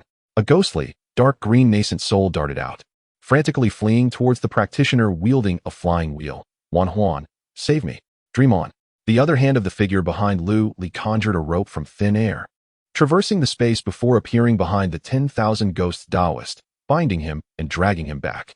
In the next moment, the figure opened its enormous mouth and, to the astonishment of all, devoured the nascent soul, chewing it with a grim satisfaction. The 10,000 Ghosts Taoist has perished. Hiss! What is that? Still entangled with the Lu Li's Volong sword, the Taoist Huan was suddenly gripped by terror, hastily retracting his flying wheel and fleeing. The Gui Taoist was a formidable mid-Yuan cultivator, a troublesome ghost practitioner, and could hardly be harmed by ordinary attacks. Yet, unexpectedly, he could not withstand even 3 rounds in Lu Li's hands. What manner of freak is this? Enough of this. He must find someone else. As the Gui Taoist met his demise, the surrounding black mist gradually dissipated. The crimson glow in Lu Li's eyes faded, returning to normal, and the imposing silhouette behind him vanished silently, as if it had never appeared. The golden core cultivators observing from the Bagua diagram were left in a state of astonishment. While they may have been prominent figures in their respective cities, amidst this chaotic clash of numerous Yuaning powerhouses, they were rendered insignificant. Fortunately, they had encountered a benevolent Yuaning master who provided them with some protection, and they keenly focused on the safety of their benefactor. They watched anxiously as the master charged towards the leader Jiang, only to see the ghost-controlling Yuan and ghost practitioner envelop both of them in black mist, causing the onlookers to fret for their benefactor's safety. After all, should the master fall, they would be left with no guardian. However, merely a few minutes later, the black mist dispersed. The Gui Taoist had long since vanished, leaving a solitary Cangzhou Yuan and cultivator fleeing in panic. Had they won, the master was magnificent. The golden core cultivators below erupted in cheers. Among those who had extricated themselves from the chaos, someone finally recognized Lu Li, the lord of Yuling City, who had wed the esteemed President Qin of the Golden Jade Merchant Association. Lord of Yuling City, if I survive this calamity today, I shall surely serve under your banner. The Lord of Yuling City is benevolent. We will undoubtedly repay this kindness. The voices below resounded like thunder. But at that moment, Lu Li had no time to attend to this crowd of onlookers. Within a mere 10 minutes, having slain 2 Yuan-ing cultivators, his prowess had already raised the vigilance of the Zhangzhou crowd. 5 Yuan-ing cultivators approached in unison, their bodies shimmering with the faint glow of a combined attack formation. Lu Li focused his gaze and saw that Luokidi had lost an arm and was on the brink of death, yet was rescued by Xieyu. The two were struggling together to hold on. The situation for the leader of the Shimai sect was far more dire. Everyone knew he was the key to breaking the formation. Thus, he was besieged by no less than 3 adversaries. While Lu Li was slaying 2 Yuan-ing cultivators, the leader of the Shimai sect also fell. Alongside him perished 2 other Yuan-ing cultivators, but they managed to grievously injure one in their final struggle. In the span of just 10 minutes, the number of fallen Yuan-ing cultivators had astonishingly reached 6. It is important to note that these were not mere qi refining or foundation establishment cultivators. In a region with a population exceeding 100 million, only a scant few could attain Yuan-ing status. Such a brutal slaughter is a rarity that occurs once in a century. Faced with 5 predatory Yuan-ing cultivators, beads of sweat began to form in Lu Li's palms. Although it appeared that I effortlessly vanquished 2 nascent soul practitioners, the reality of my predicament is known only to me. The leader of the Zhonglong sect underestimated me and fell before my prowess, succumbing to the lethal combination of the Volong sword's unique effect and the celestial grade Volong sword technique. As for the Wang widow, his misfortune was profound. The true essence of ghostly exorcism that I wield is the bane of such malevolent entities. Had he engaged me in a conventional manner, it would have sufficed. But he foolishly adopted a technique that merged him with the spirits. Consequently, he found himself thoroughly restrained by my abilities, unable to unleash even half of his potential. At present, I am in a less than optimal state. While the 2 battles were brief, they drained a significant amount of my spiritual energy. Confronting 5 formidable mid to late-stage nascent soul cultivators, who had mastered a cooperative formation and advanced with precision, a grueling struggle was inevitable. How was I to break this impasse? My thoughts raced in desperation. Just then, the ground below trembled violently as the water in the thunder pool spiraled into a vortex, revealing a spatial portal at the lake's center. The Wind and Thunder secret realm is officially opened. My eyes gleamed with renewed hope, and I raised the Volong sword high, unleashing a wave of sword energy that forced the 5 adversaries back. Activating all my defensive artifacts, I swiftly seized Jiang Ningyue, accelerating to my utmost limit, and plunged into the portal at the lake's heart. If I cannot confront them, then I shall evade them. We will address matters once we are within the secret realm. Witnessing this, the nascent soul practitioners from Yunzhou comprehended my intent immediately. They too unleashed their strength to repel the foes before diving into the vortex. The Zhangzhou cultivators, left with no choice, followed suit. In an instant, the once bustling mountaintop was left with only 2 transcendent stage practitioners high above and the golden core cultivators below. What shall we do? Are we still going to enter? Someone inquired. Would it not be wiser to flee while we can? Damn it. We came here seeking opportunities. We cannot falter at the threshold. A few among the bolder ones gritted their teeth and stepped out of the 8 trigrams formation, charging into the vortex. Others remained anxiously within the formation, hoping that the external sealing array would dissipate before their comrades emerged. Chapter 112. The frantic rush as the crowds below dispersed. Li Songtian swung his massive hammer, forcing Yun Lanzi to retreat, and let out a hearty laugh. Boy, you are no match for me. You have merely just entered the transformation stage, whereas I have been in this realm for over a decade. However, I can offer you a chance for a fair contest. We shall each send forth a doppelganger into the secret realm, thus equalizing the disparity in our realms. If you defeat me, I shall depart without causing further disturbance. If you lose, you will willingly submit to my Tianlong sect. What do you say? Upon hearing Li Songtian's words, Yun Lanzi pondered for a moment. Very well. Their conflict momentarily abated, and soon enough, both invoked their abilities to conjure peak stage doppelgangers, venturing into the secret realm. The scene shifted to Lu Li and Jiang Ningyue, who had entered the secret realm first. They found themselves in a vast, open area, where the landscape revealed a desolate expanse, shrouded in dust and marked by jagged black stones. Lu Li scanned the surroundings, realizing that Jiang Ningyue was not nearby. The two had evidently been separated by the tumultuous currents at the entrance of the secret realm. Relieved, Lu Li thought that this situation was quite favorable. The cultivators from Zhangzhou had relied on their numbers to oppress the severely injured cultivators from Yunzhou. In a one-on-one confrontation, Luli was confident that he could annihilate them all. With no one in sight, Luli unleashed the techniques of the Huangji scripture, drawing in the surrounding spiritual energy with all his might. The spiritual essence within the secret realm was considerably gentler compared to the violent lightning forces of the Thunder Mountain range. He needed to adjust his state to its optimal condition immediately, preparing for the inevitable battle. Above the wilderness, a vortex of spiritual energy materialized from thin air, akin to a tornado arising from the ground. Disregarding the three primary effects of the Huangji scripture, its nature as a celestial-grade technique allowed for an exceptionally rapid absorption of spiritual power. Before long, Luli felt his dantian swell with energy. Suddenly, Luli expelled a dark mass from his mouth, which writhed and struggled upon hitting the ground. This was the malevolent energy he had forcibly absorbed when shattering the 1,000 Souls banner of the 10,000 Ghosts Taoist. Within this energy lingered a trace of the 10,000 Ghosts Taoist's will. If left unchecked, it would undoubtedly grow stronger and seize control within him. Had it not been for his possession of the true resolution to exorcise spirits, it would have long since corroded his internal organs. Indeed, one must not underestimate the prowess of the world's heroes. Luli wiped the corner of his mouth and crushed the dark mass beneath his foot. A plume of black mist rose, momentarily revealing the sinister visage of the 10,000 Ghosts Taoist before it dissipated. With that, the last vestige of the 10,000 Ghosts Taoist's existence in this world was erased. Now, with no lingering concerns, the hunt could commence. A cruel smile crept across Luli's lips.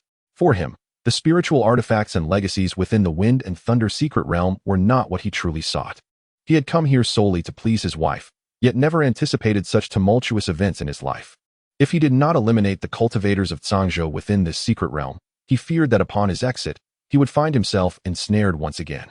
Luli had no desire for death, thus he could only implore them to embrace it instead. He retrieved a jade talisman from his bosom and infused it with his consciousness, thereby gaining a vague understanding of his surroundings. Avoiding the disorientation that would render him unable to discern directions, the secret realm resembled a miniature world, spanning several states in size. The periphery was divided into 5 major regions: the Blackstone Plain, the Domain of Flames, the Cage of 10,000 Thunder, the Gloomy Forest, and the Devouring Sea. The inner region consisted solely of one place, known as Wind and Thunder City. He had materialized in the Blackstone Plain. The 5 regions balanced the 5 elemental forces that safeguarded the inner city, revealing the extraordinary prowess of the being who had crafted this secret realm. After a moment of contemplation, Luli discerned some of its mysteries. More content is loading. Please wait. This site supports only mobile browser access. If you see this paragraph, it indicates a failure in loading the chapter content. Please disable reading mode, browsing mode, and ad blocking features, or copy the URL to read in another browser. Nevertheless, acknowledging the intricacies of this top-tier formation laid by a transcendent being, even if he could unveil its secrets, he would be unable to breach the array. Following the map on the Jade Talisman, Luli soared towards the central area of the Blackstone Plain, Blackstone City. There, an internal teleportation array awaited, enabling passage to other outer regions. Those who possessed the Jade Talisman could enter the core area of the secret realm, Wind and Thunder City. Regardless of whether he sought ambush or companionship, he felt compelled to explore that location, believing other cultivators who had arrived here would share the same intention. In the skies, it seemed as though there were restrictions. Upon ascending to a height of 100 meters, an ominous sensation arose within Luli, as if he were on the brink of encountering a grave peril. After a brief moment of reflection, he descended to a height of approximately 80 meters, alleviating the foreboding feeling. At that instant, the ground below suddenly stirred. A massive serpent-like creature, measuring several dozen meters in length, erupted from the earth. Its head as large as a truck. The creature opened its gaping maw and lunged at Luli in midair. Unfazed, Luli enveloped himself in a radiant aura of sword light, propelling himself forward with unwavering determination. The serpent engulfed Luli in one bite, only for its head to explode moments later, showering the area with blood and flesh. The sword light surrounding Luli shielded him from the filth, allowing him to maintain his momentum without a hint of hesitation. This creature did not resemble a typical beast. Even foundational stage beasts possessed some degree of intelligence, capable of discerning fortune from misfortune. The strength of this monstrosity was akin to that of a mid-golden elixir cultivator, yet it acted solely on instinctual predation. As Luli continued his ascent, thoughts raced through his mind. If the slain serpent possessed any degree of intelligence, it would undoubtedly be infuriated by Lu Li's almost dismissive demeanor. The earth trembled as one peculiar serpent after another emerged, towering like spires and obstructing Lu Li's path. With no other option, Lu Li reluctantly halted his advance. According to Lord Lei Yun, each entrance into the secret realm presents a distinct scene, revealing a landscape that seems to perpetually transform. Yet, the underlying essence remains unchanged, with certain rules universally applicable. As Lu Li stroked his chin thoughtfully, he gracefully descended to the ground upon his sword. Curiously, the moment his feet touched the earth, the long worms retreated back underground, their traces erased by the shifting sands. Indeed, it was as he suspected. Lu Li chuckled wryly to himself. Merely one of these elongated creatures possessed the strength of a mid-stage golden core cultivator, while his destination lay 1,000 miles away, with countless long worms lurking along the path. Such a formidable assembly would compel even a nascent soul cultivator to retreat, let alone those of the golden core and foundation establishment stages. Yet, as long as he remained grounded, these long worms exhibited no inclination to stir, which was rather peculiar. It seemed this place operated under unique laws that forbade unrestrained flight. Nevertheless, Lu Li smiled mischievously and summoned the Fulong sword once more. In the instant the earth trembled, Lu Li transformed into a streak of light, soaring forth. Often, it was just as Lu Li zipped past on his sword that the long worms erupted from the ground like sharpened blades. The interval between the two was so brief that not even a blink could occur, leaving the worms to watch helplessly as Lu Li sped away, emitting cries of frustration. From an aerial perspective, one would witness a truly magnificent spectacle, a beam of sword light racing ahead at an astonishing velocity, while behind, long worms surged upward, stirring clouds of dust.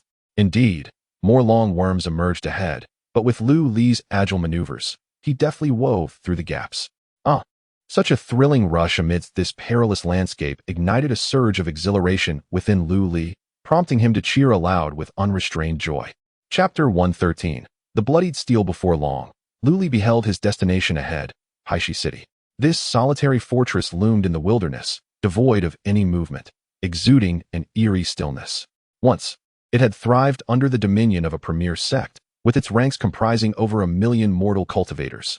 Now, it stood desolate and forlorn. Lu Li, however, paid no heed to these melancholic reflections and soared through the city gates on his sword. The persistent, writhing long worm behind him could only emit a reluctant roar before retreating back underground. A smile curled on Lu Li's lips. His previous burst of speed, nay, his soaring flight, had been a spontaneous decision, the essence of which he alone comprehended. Having traversed this world for over a decade, he was not one to act with excessive caution, yet he had never before been so audacious. It was in this raucous revelry that a flicker of enlightenment ignited within him. He promptly settled in a meditative pose at the city gate, absorbing the surrounding spiritual energy. This surge of energy was not merely for healing or replenishment. Within him, a threshold silently opened, propelling him to the third layer of the nascent soul stage. Everything unfolded with a sense of natural progression, as though it were a foregone conclusion. Above Lu Li, a phantom image of the Ziwei star shimmered into existence, while the ground beneath him surged with the essence of the dragon vein. A glint of pride flashed in Lu Li's eyes. Indeed, his instincts had proven correct. Though this place lay within a secret realm, remnants of the dragon vein energy from the city's inception still lingered. However, this energy was not as vibrant as that which he had encountered beneath the Moon Spirit City. Instead, it bore a somber, languid quality. If one were to draw a comparison, it resembled an aging dragon on the brink of demise, in contrast to a vigorous young golden dragon. Yet, this did not impede Lu Li from harnessing the Huangji Classic to amplify his own strength. As for the phantom of the Ziwei star above, it was summoned forth by Lu Li through the full exertion of the Huangji Classic. Even across the expanse of a secret realm, it maintained a resonant connection with the distant Ziwei star in the celestial void. The convergence of earthly and heavenly energies within him propelled Lu Li's power to ascend rapidly. Soon, his inner being felt as though a parched pond had been replenished, reaching the pinnacle of the third layer. The familiar sensation of an impending obstacle arose. Lu Li recognized that he now stood before another threshold. Beyond lay the fourth layer of the nascent soul stage, the mid-tier of this realm. "Break for me," Lu Li silently commanded, channeling his spiritual energy into a fierce assault against the barrier, akin to a seasoned general leading his troops in a valiant charge against formidable fortifications. Crack, crack. Like a deluge breaching its dam, The torrent of spiritual energy shattered the obstruction after a brief standoff. A wave of clarity surged within Lu Li, akin to a divine revelation, sending a tremor through his entire being. Following this, it seemed as though the resonant sounds of bells and drums echoed within his mind, a continuous hum whispering in his ears, causing him to feel as light as a feather. The bottleneck that had once troubled him now transformed into a refreshing stream flowing into his body, soothing the injuries inflicted by his earlier forceful advance. The transformation occurred with astonishing swiftness, reminiscent of a treacherous defector calming the populace after a city's surrender, coaxing them to serve the imperial forces. He had broken through to the fourth layer of the nascent soul stage. Lu Li slowly opened his eyes, a look of joy illuminating his face, a smile gracing his lips. Truly, it is a moment of enlightenment that has spared me years of arduous cultivation. I have now stepped into the mid-stage of the nascent soul, feeling the surging spiritual power within me. Even if the leader of the Zhonglong sect were to be resurrected, I would not need the Fulong sword. Relying solely on my superior cultivation technique and exceptional spiritual vein, I could achieve a swift victory, unrivaled among peers. At that moment, the jade talisman in Lu Li's embrace stirred. He took it out, noticing its radiant glow, seemingly guiding him towards something. Following the jade talisman, Lu Li arrived at the center of the city, where he beheld a dark black stone tablet standing in the square. Inscribed upon the tablet were the historical records of this place. Blackstone City, established 10,000 years ago, was one of the 5 cities under the banner of the Wind and Thunder Pavilion. In those days, the sect was not a vassal of the dynasty. Cultivators of the same realm had to bow their heads before the court officials. However, the reality was quite the opposite. The officials in the city were appointed by the strongest local sect, merely needing to report to the court. In essence, it was akin to a feudal lordship. With the sudden rise of the Great Xia dynasty, clearing the 6 directions and 8 realms, and using the 5 sacred lands as a springboard, they sought to reclaim the sects of the world for their own purposes, thus establishing royal authority over the sections. Yet, the patriarch of the Wind and Thunder Pavilion, feeling indignant, forcibly absorbed the 5 cities under his command into the sect's secret realm using his extraordinary powers, subsequently founding the 5 outer domains. This act incited the displeasure of the dynasty, prompting the elders of the 5 sacred lands to unite and demand that the leader of the Wind and Thunder Pavilion confess his wrongdoings. Naturally, negotiations broke down, leading to a fierce confrontation. The leader of the Wind and Thunder Pavilion repelled the elders but sustained grave injuries, retreating to the secret realm to recuperate, while the elders of the 5 sacred lands, not wishing to press too hard, allowed the leader to escape. Any person from the 5 sacred lands entering the Wind and Thunder secret realm would surely face the punishment of being devoured by myriad thunder. Lu Li felt a sense of reflection. The Wind and Thunder Pavilion was indeed formidable, capable of contending with the 5 sacred lands. Yet, how could such a powerful sect vanish quietly from history? At that moment, the jade talisman approached the stone tablet, causing the spiritual patterns on the tablet to illuminate, manifesting the spectral image of an elderly man. Lu Li took several cautious steps back, reassured only after confirming that the elder was merely a remnant image within the stone tablet, incapable of causing harm.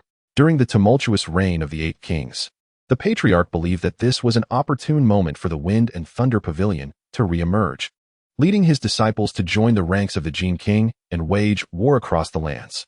However, the might of the Xia dynasty was overwhelming, and the people of the 5 sacred lands, treacherous and cunning, conspired to lay an ambush. The patriarch's old wounds flared up, and he perished. The disciples of the 5 sacred lands surged into the secret realm, slaughtering all in their path.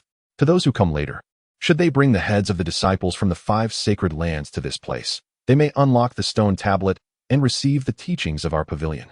The higher the cultivation level of the deceased, the greater the quality of the techniques bestowed. The inscriptions on the stone tablet gradually faded, and the ethereal figure of the elder simultaneously dissipated. Before the stone tablet appeared a gaping pit, within which lay numerous skulls. It seemed that this place served as the burial pit for the disciples of the 5 great sacred lands. Lu Li stood motionless, waiting for a considerable time. When he noticed that Lu Li remained inactive, the pit trembled once more, vanishing into the ground as if it had never existed. Observing this, Lu Li let out a sigh of relief. Not to mention that the cultivation techniques here held no allure for him, even if they did. He had no intention of taking action. The reason was simple: it was not worth it. Since the upheaval of the 8 kings, thousands of years had passed, and the 5 great sacred lands had become the vanguard of all sects in the realm. Moreover, There was not a single living creature in this place. Even if he were to sacrifice his head, could the stone tablet ascertain the identity of a disciple from a sacred land based solely on a severed head? What a ludicrous notion. However, judging by the skulls in the pit, it was evident that some individuals had been gullible enough to cast the required offerings into it.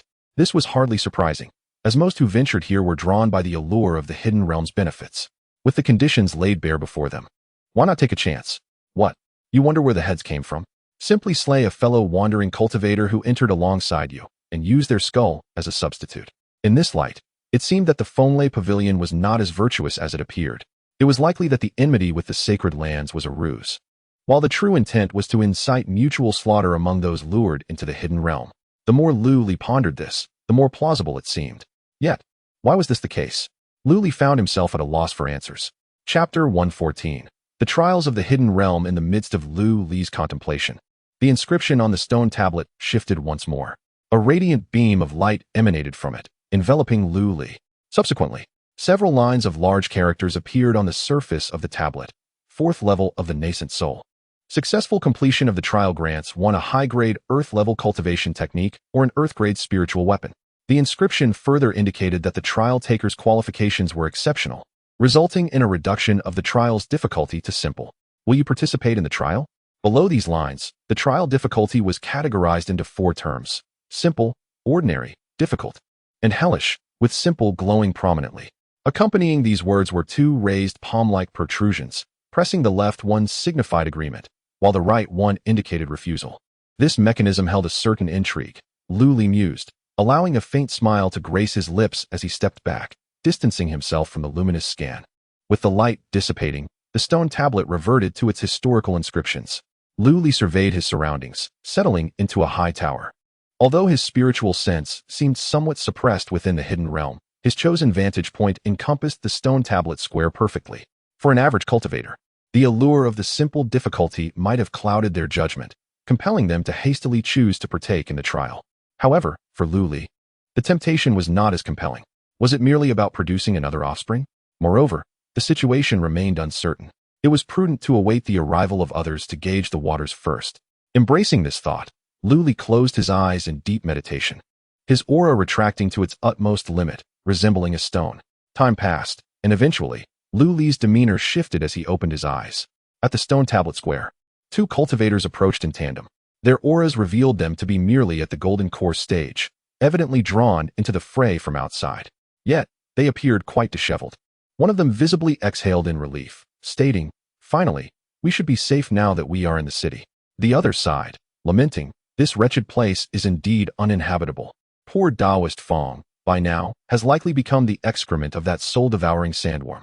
Enough of that. Without his demise, we might not have even obtained this terrain map.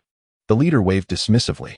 The path of cultivation is fraught with peril, where life and death often hang by a thread. There is little time for mourning others. It is imperative to swiftly uncover the opportunities that lie within this place. Look over there at the stone tablet. It seems somewhat different.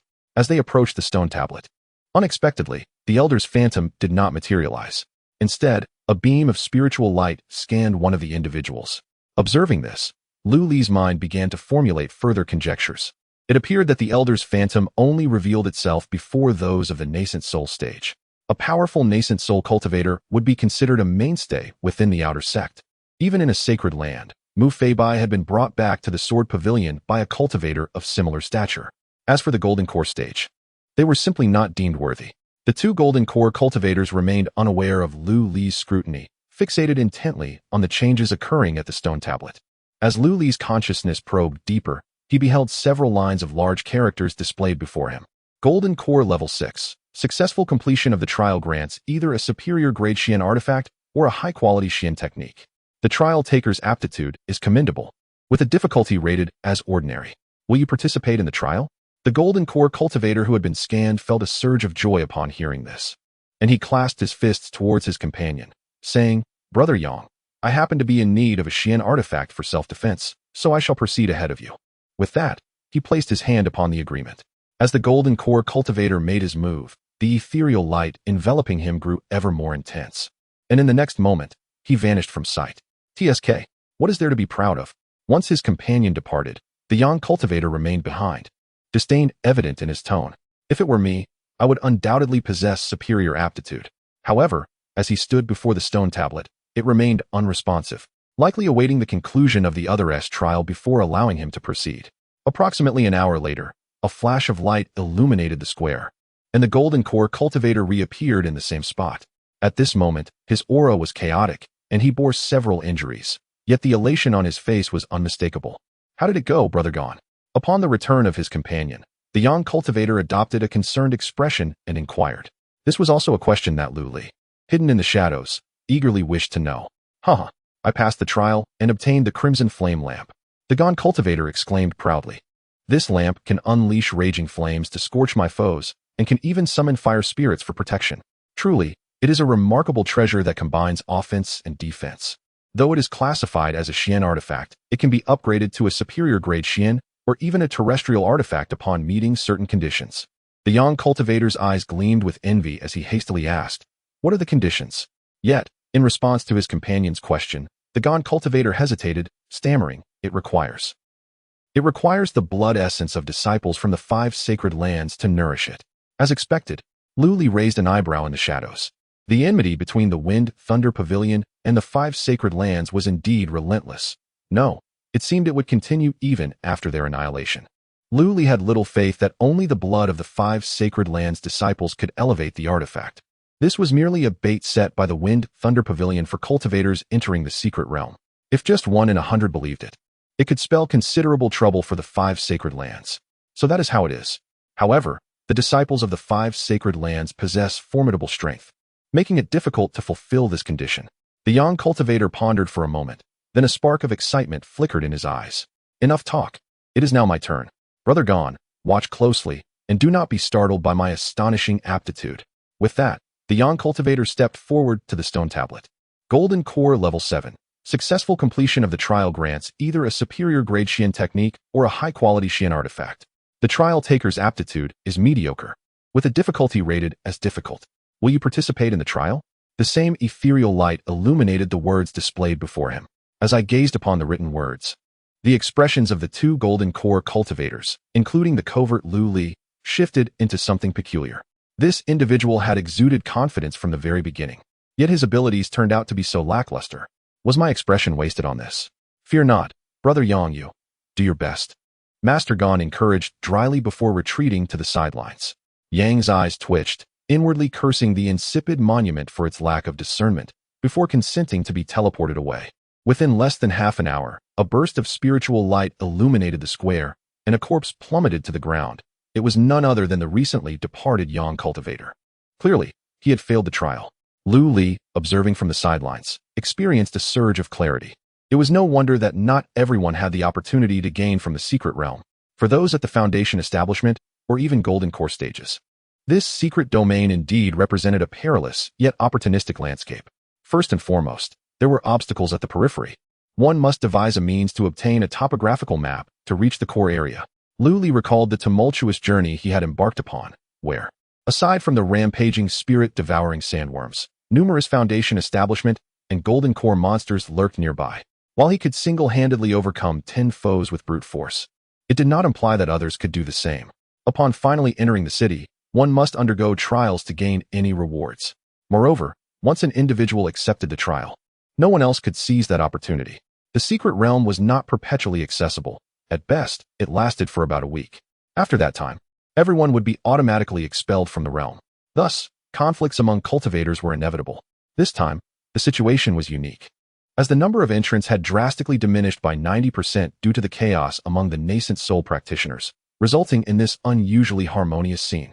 Under normal circumstances, one could fear that these individuals would be driven to madness. Having gathered sufficient understanding of the situation, it was time to attempt this so-called trial. Just as Lu Li stood up, preparing to venture forth, a tremendous explosion suddenly resonated from outside Haishi City. An astonishing shockwave, accompanied by a tempest of debris and sand, surged into the city. The stone monument at the heart of Haishi City trembled slightly, as spiritual light radiated outward, forming a protective barrier that enveloped the city and shielded it from the external onslaught. Remarkably, it also served as the focal point of the city's defensive formation. This monument was indeed a paragon of diligence. Lu Li discreetly gave a thumbs up to the monument, his figure silently appearing atop the city walls of Haishi. The source of such a cacophony could only be another nascent soul cultivator. Who could the newcomer be? Chapter 115. The preemptive strike. Get away, you cursed sandworm. Outside the Blackstone city, a nascent soul cultivator rode a fierce beast, a crimson aura swirling around him, exuding an air of menace. He wielded a spear with relentless vigor, scattering the sandworms into dismembered fragments with each sweeping motion. Rather than a mere cultivator, he resembled a battle-hardened warrior. Lu Li recognized him. He was a nascent soul cultivator from Tsangzhou, although Lu Li was unaware of his name. His mid-nascent soul strength was commendable, yet being besieged by a throng of golden core sandworms was somewhat disgraceful. However, the Tsangzhou cultivator soon unleashed a furious roar. I have tolerated you for long enough. As he shouted, his aura surged exponentially, and the spear in his hand created ripples that expanded outward. The surrounding sandworms were instantly vanquished, raining down as a shower of flesh. Yet, in the next moment, an even greater number of sandworms erupted from the ground, encircling the cultivator anew. Hundreds of sandworms roared in unison at the nascent soul cultivator, their cacophony resonating like a tangible force. From the vantage point atop Blackstone City, Lu Li silently rejoiced at his decision to avoid entangling himself with this swarm of sandworms. Their collective roar even possessed the capacity to assault one's consciousness. He could feel the tremor in his mind from a considerable distance. A multitude can overwhelm even the mightiest of foes, and these sandworms, being at least of golden core caliber, were far from insignificant. At that moment, a powerful aura approached from afar, resonating with the spear-wielding cultivator. Fear not, Brother Long. For I, Hua, have arrived. A nascent soul cultivator wielding a folding fan soared through the winds, effortlessly shredding the sandworms before him with the razor winds generated by his fan. While a pack of wolves might overpower a solitary tiger, they would be utterly annihilated by two tigers working in unison. Soon, the sandworms besieging the cultivator named Long were swept away, and the two cultivators converged. Thank you, Brother Hua, for your timely assistance. Long exhaled with relief. As a body cultivator, he was formidable in one-on-one combat, yet his defensive capabilities against group attacks were lacking, which had led to his predicament. The arrival of Hua, proficient in wind-based spells, was indeed a fortuitous boon. Hua, with his flowing long hair, bore an air reminiscent of a pampered young master, in contrast to the sturdy and resolute appearance of Long. However, to underestimate him as a mere wealthy scion would be a grave miscalculation. With a charming smile, Hua unfurled his fan and said, Brother Long, there is no need for gratitude. We are both members of the Celestial Alliance. Despite past grievances between our sects, it is time to set aside differences and unite our strengths. Blackstone City lies ahead. Let us hasten our journey. At that moment, a blinding light flickered atop Blackstone City. The smile on Hua's face froze, and a shadow of death loomed over him. A sword chi approached with astonishing speed, drawing near from the distance. In a moment of dire crisis, Master Hua took two decisive actions. The first was to activate the defensive spiritual artifact upon his person. The second was to deftly wield his folding fan, astonishingly swapping positions with the nearby Master Long in an instant. This secret technique, known as transposing flowers and trees, left Lung's eyes wide with disbelief. How could the brother he had just been camaraderie with so readily use him as a shield in the face of mortal danger? The sword chi surged forth relentlessly, unyieldingly aimed at Hua. A sickening sound echoed as blood splattered, and half of Hua's shoulder was obliterated. Shock coursed through him. What a tyrannical assault! Despite the formidable body cultivator, Long, standing before him and the protection of a high-grade defensive artifact, he had still been grievously wounded. He realized he must flee. One more moment here, and he would surely meet his demise. More sword chi shot toward him from the side. A piercing scream shattered the air as Hua fell to the ground, thrashing in agony. In the distance, Lu Li lowered his longbow, with arrows imbued with sword intent. Enhanced by his sun-quelling bow, it was an absurdity that he could not fell a fellow cultivator of the same realm. Lu Li ascended, hovering before the injured Hua, sealing his spiritual power before turning his gaze to Long. Do you wish to live or die? He asked. Lung gritted his teeth, replying, Cowardly scoundrel. What skill is it to strike from the shadows? Without offering an explanation, Lu Li summoned the Fulong sword, pointing it coldly at Lung's nose. Lung's pupils contracted in fear at the sight of the sword in Lu Li's hand. Recognizing him as the formidable expert from Yunzhou who had slain two individuals outside the secret realm. What do you intend? Lung asked, his bravado faltering. Lu Li gestured toward Blackstone City. Enter, and relay the information regarding your Tsangtian alliance to me. Lu Li was unaware of the establishment of the Tsangtian alliance or the intelligence regarding the sudden emergence of a transformation realm expert outside. To assist Jiang Mingyue in achieving success within the secret realm, and for his own survival, Lu Li needed to gather information without delay. He could not afford to conclude a chaotic battle without knowledge of the circumstances. Before Hua's arrival, Lu Li had already resolved to capture an opponent. However, Hua's unexpected appearance compelled him to act first, wounding one to ensure his safety. Seeing that Lung was unwilling to cooperate, Lu Li decisively severed Lung's limbs. A scream of despair erupted from Lung as he glared at Lu Li with venomous eyes. Under the influence of Lu Li's sword intent and the Fulong sword, even the formidable physique of a nascent soul-body cultivator struggled to withstand the onslaught. Lu Li then sealed Lung's internal spiritual power, effortlessly carrying him back to the city. One in each hand. The commotion outside the city did not escape the notice of the previously mentioned cultivator surnamed Gon, who had now ascended the city wall to survey the scene. Upon witnessing Lu Li's return, he immediately recognized him as the benevolent figure who had safeguarded them outside the secret realm and hurried forward to pay his respects. I am Gon Ming, an elder of the Spirit Fire sect. I am deeply grateful for your timely intervention, esteemed senior. May I inquire about your honorable name? Lu Li nodded in acknowledgement, replying, I am Lu Li, the Lord of Moon Spirit City. Gon Ming's eyes widened in realization. So you are the illustrious Lord of Moon Spirit City. I have long heard of your esteemed reputation. How may I be of service to you, my lord? Lu Li casually tossed the gravely injured Lung Feng before him. Just keep an eye on him. Should anyone approach, please inform me immediately. Gon Ming readily agreed. However, his demeanor towards the nascent soul from Tsangzhou was far less cordial. After all, the turmoil outside had been instigated entirely by the nascent souls of Tsangzhou. Had it not been for Lu Li's intervention, he would likely have perished amidst the chaos. Meanwhile, Lu Li brought Hua Buxiao to the stone tablet. Lord Lu, we have no enmity between us. Would you spare my life? Hua Buxiao pleaded for mercy. Lu Li chuckled softly. Indeed, that may be true. But your Tsangtian alliance has indiscriminately attacked us. So what then? Without further ado, he declared, may you have a good journey. With that, Lu Li drew his sword and severed Hua Buxiao's head. A nascent soul, bound by a spiritual energy rope, emerged, its expression filled with malice. Lu Li, by slaying me, you have become an enemy of the Tsangtian alliance. The alliance leader will not let you go. Was it not destined to be so? Lu Li replied with a light laugh, as his spiritual light surged forth, obliterating the nascent soul. Lu Li's habit was to eradicate threats at their inception. Although this calamity was unforeseen, the events had transpired, and a rift had formed with the Tsangtian alliance. It was prudent to diminish their strength as much as possible to prevent further adversaries upon his return. Furthermore, Lu Li sought to validate the suspicions that lingered in his mind. Chapter 116. The Stone Tablet Elder. The luminous aura of the stone tablet flickered once more, presenting again the option to undertake the trial. Lu Li furrowed his brow and withdrew the jade talisman, affixing it to the stone tablet once again, causing the ethereal figure of the elder to materialize anew. It appeared he had misjudged the situation. Only those possessing the jade talisman could unveil the hidden quests within the secret realm. It was declared that if a later arrival could procure the heads of 5 individuals from the sacred lands to offer here, the stone tablet would be unlocked, granting them the teachings of my pavilion. The higher the cultivation of the deceased, the greater the quality of the teachings received. As the elder's words concluded, a pit, ready to receive the severed heads, reappeared.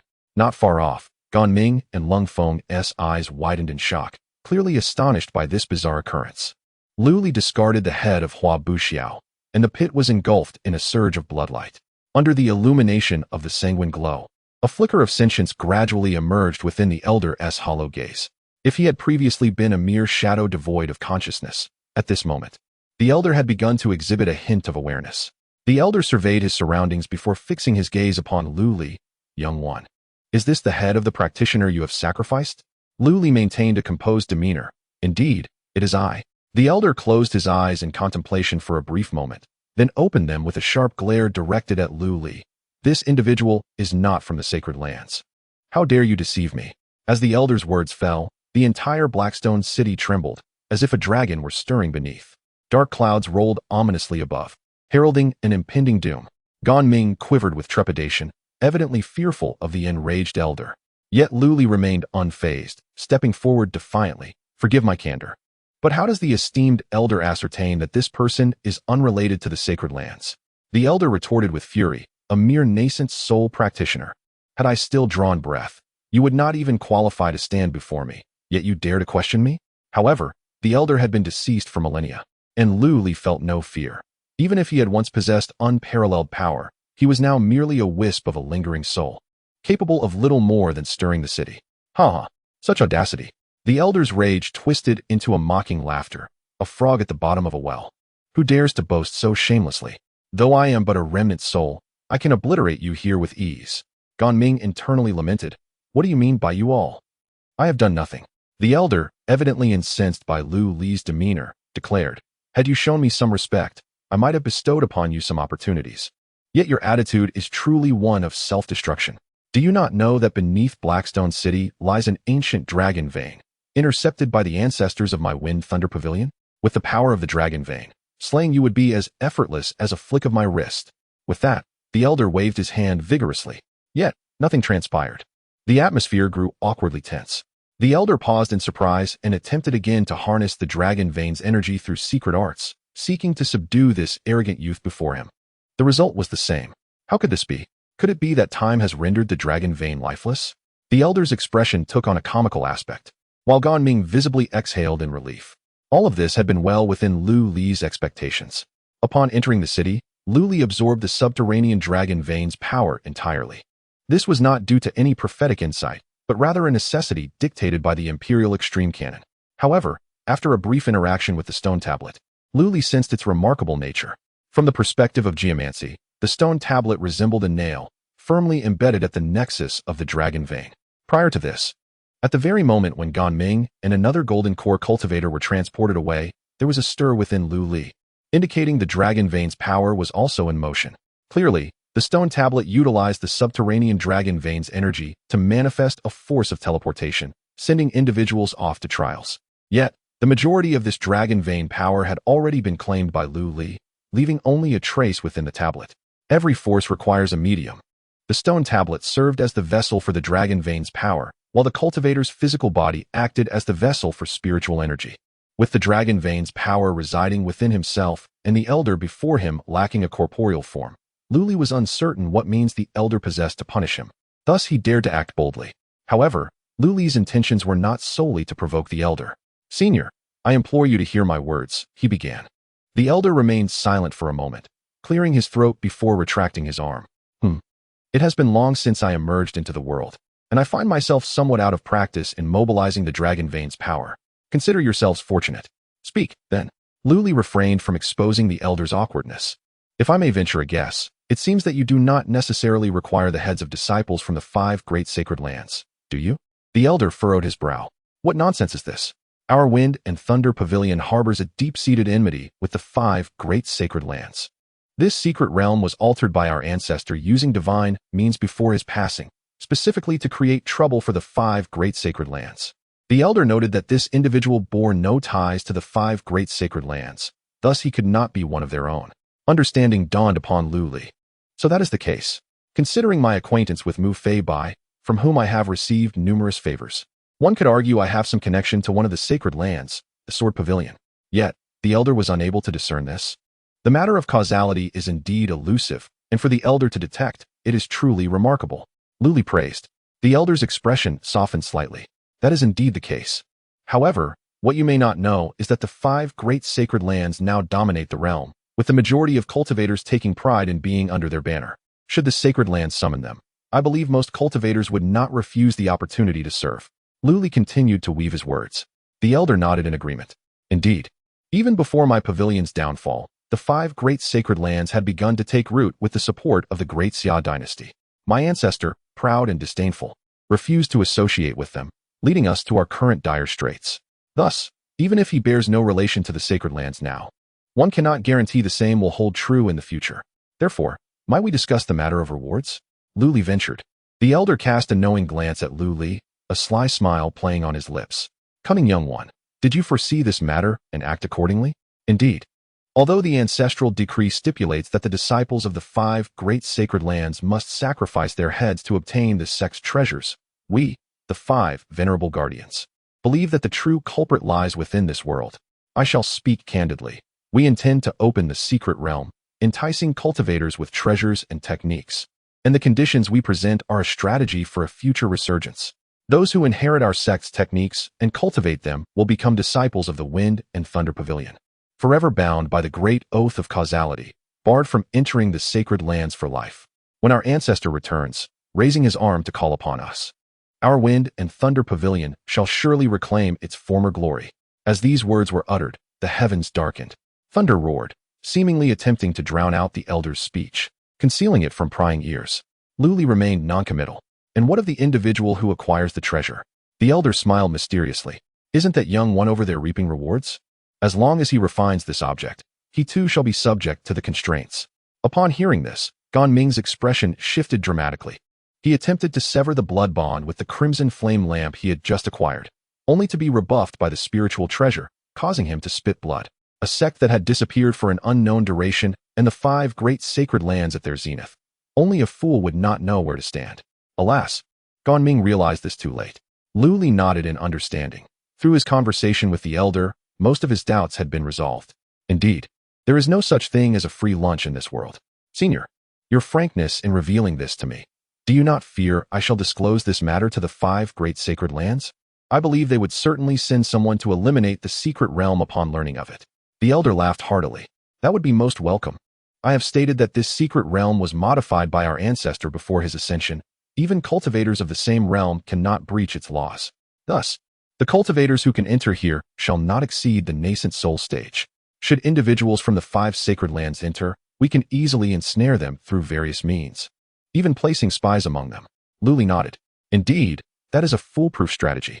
Very well. Your ability to decisively eliminate nascent soul cultivators and your superior aptitude promise that, when our pavilion returns, you shall be among our elite. I shall make an exception and impart to you a celestial-grade technique. What say you? The elder stroked his beard. Smiling, Luli returned a faint smile. I must decline. Chapter 117. The Interception in all honesty, among the 5 great sacred lands. The only one who left a favorable impression on Lu Li was Mu Feibai. He held no such regard for Yuan Qi of the Zen sect or Amon of the Bright Religion. Nevertheless, Luli had no intention of becoming adversaries with the 5 sacred lands. After all, he did not covet their offerings. He could forego the cultivation techniques. Meanwhile, Gan Ming and Lung Feng were taken aback by the conversation between the two, nearly forgetting their current predicament. To learn of such a staggering secret was one thing, but to discover that someone could actually resist the allure of heavenly-grade techniques? This was a celestial treasure. Even within the sacred lands, only a select few were deemed worthy to cultivate such extraordinary methods. For the sake of this technique, who would hesitate to confront the 5 great sacred lands? Furthermore, it wasn't as if he was being asked to engage in a life-and-death struggle immediately. How perplexing. The elder furrowed his brow, a hint of ire seeping into his words. Do you truly believe I cannot compel you? Today, this technique is yours to claim, whether you desire it or not. With that, the elder lightly tapped his finger, and a surge of spiritual light struck like lightning into Lu Li's mind. The Secret Repository of the Wind and Thunder Pavilion, Volume 1 of the Wind and Thunder Sutra. Simultaneously, a concealed wave of energy surged toward the depths of Lu Li's soul. Ha! The seed has been sown. You are destined to be a member of my Wind and Thunder Pavilion, the elder proclaimed.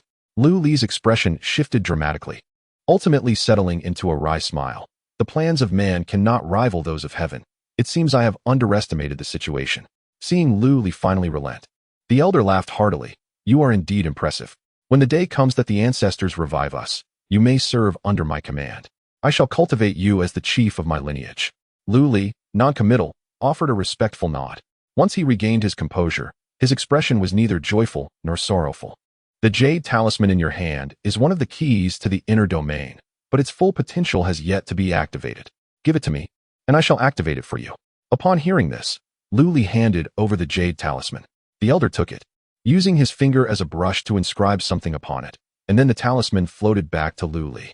After completing this, the elder's ethereal form dimmed slightly. The Wind and Thunder Jade Talisman was originally a symbol of the true disciples of my pavilion. Once you use it to enter the inner domain, the talisman will automatically disperse, scattering across various locations to select the elite. However, I have modified it. It now exclusively belongs to you. This means that from this moment forth, you are a true disciple of my Wind and Thunder Pavilion. Time is of the essence. I must return to my slumber. I hope next time you awaken me, it will be with the head of a stronger practitioner. With those final words, the elder vanished completely. Lu Li remained standing in place, his thoughts a mystery to all. The miserly old man. I played along in his little charade, and the heavenly grade technique he provided is merely a fragment. Lu Li scoffed inwardly. He now comprehended the true purpose of the secret realm. Within it lay numerous techniques and spiritual artifacts, but these treasures were akin to cursed riches. Anyone who dared to take them would inevitably be plagued by their curses. What a return to the world, what a resurgence, is merely the deluded struggle of long-dead souls, long since departed. The 5 great sacred lands could not possibly be ignorant of this. Yet, they still chose not to prevent the opening of the wind and thunder secret realm. Ultimately, it reflects their utter disregard for the wind and thunder pavilion. A sect that has perished for millennia does not even require the intervention of the leaders of the 5 great sacred lands. A mere collaboration of 5 elders suffices to subdue it. To think it could stand alongside the sacred lands is but a folly of the deluded. As for the restrictions within this technique, the moment they began to encroach upon Lu Li's soul, they were entirely eradicated by his own system.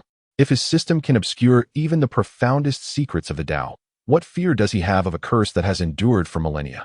Lord Lu? Senior Lu? Gan Ming timidly interjected, interrupting Lu Li's contemplation. More content is loading. Please wait. This site only supports mobile browser access. If you see this paragraph, it signifies a failure to load the chapter content. Kindly disable your browser's reading mode, novel mode, and ad blocking features, or copy the URL to another browser for reading. Lu Li finally regained his focus. Oh, you're still here? Gan Ming felt a pang of helplessness. Did he truly lack presence? However, this was not the moment to dwell on such matters. Lord Lu, I witnessed what transpired earlier, and I dare to inquire, what path should we take henceforth? The allure of the profound spirit artifact he had acquired was undeniable, yet the cost was to become adversaries of the 5 great sacred lands. Contemplating this, it felt as if he had seized a sesame seed only to lose a watermelon. Gan Ming was momentarily lost in thought. Lu Li, sensing his turmoil, offered comforting words. We are all in this together now, like grasshoppers on the same string. I trust that the cultivators who benefit from this place will feel the same. None will readily divulge this matter to avoid inviting calamity, am I right? Gan Ming nodded vigorously. You heard the words spoken earlier. Upon the resurgence of the wind and thunder pavilion, I shall become the chief of our lineage, a position vastly superior to yours. Yet, wherever there are factions, there will be strife, correct? Lu Li continued. Gan Ming was no fool. He quickly grasped the implications of Lu Li's words. Understood. I, Gan Ming, am willing to serve Lord City Master with utmost diligence. Lu Li smiled with satisfaction. Perhaps this was indeed an opportunity, a chance to establish his own faction. In the past, Cao Cao wielded the Emperor's authority to command the lords. Today, Lu Li would leverage the Wind and Thunder Pavilion to issue his summons. With this identity, he might very well craft a narrative that attracts more talents to serve him, just as Gan Ming had done. In colloquial terms, it was akin to snatching victory from the jaws of defeat. Now, let us discuss your matters. Lu Li turned his gaze to Coldblade. In such a brief span, Coldblade's wounds had already begun to heal.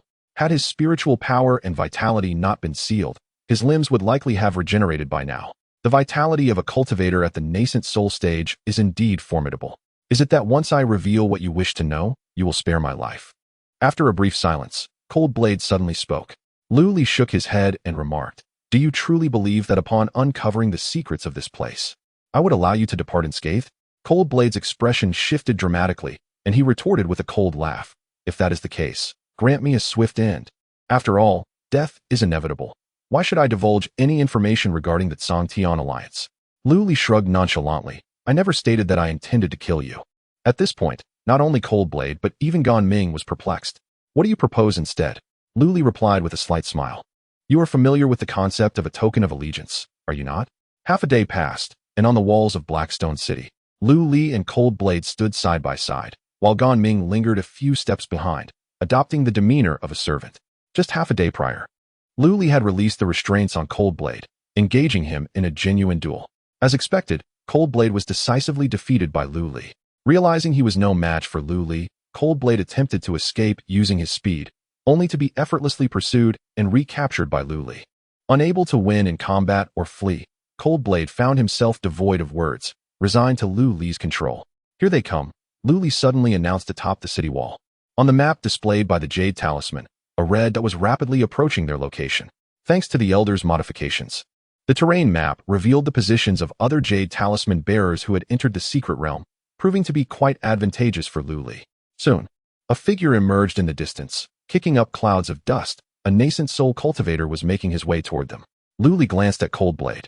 This individual should also belong to your Tsangtian alliance. If you wish to join forces with him to eliminate me, feel free to attempt it. However, this time I shall show no mercy.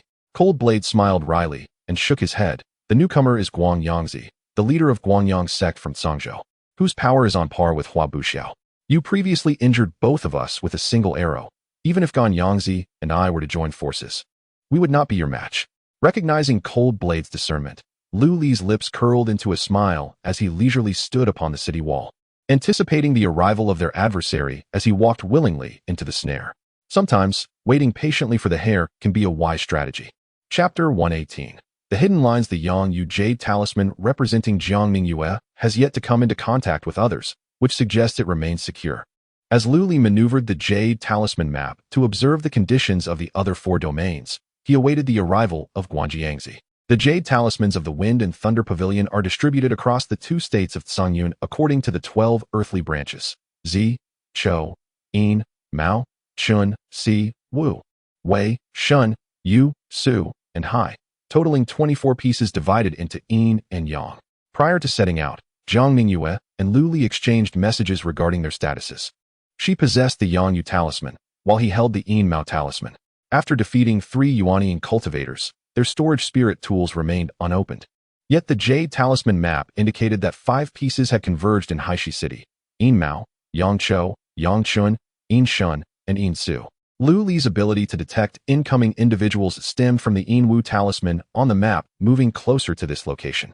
It could be said that the Jade Talisman, which the Elder of Haishi City had specially modified for him, was of equal significance to a grade Earth Spirit tool within the Wind and Thunder secret realm. Having confirmed Jiang Mingyue's temporary safety, Lu Li no longer felt the urgency to rush to the other domains, but instead devised a different plan. This expedition into the secret realm had significantly broadened Lu Li's horizons, and the emergence of the Tsangtian alliance and the Tianlong sect hinted at an unusual disturbance brewing. It was likely that a storm would soon arise, and as Yunzhou bordered Zhangzhou, it would probably be embroiled in the ensuing chaos. As the Lord of Moon Spirit City, Lu Li felt compelled to prepare in advance. Furthermore, considering his own interests, Lu Li, having cultivated the Huangji Sutra, must expand his sphere of influence to gain control over more dragon veins and sentient beings. This ambition had never been shared with anyone. Thus, subduing the fellow Yuanian cultivator, Lung Feng, was merely the first step in his grand design. While Lu Li pondered, Guanjiangzi had already traversed numerous obstacles and arrived at the foot of the city.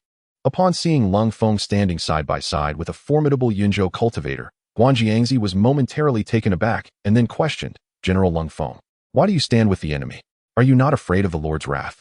Lung Feng, smiling bitterly within, replied, "Friend Guanjiangzi, you misunderstand.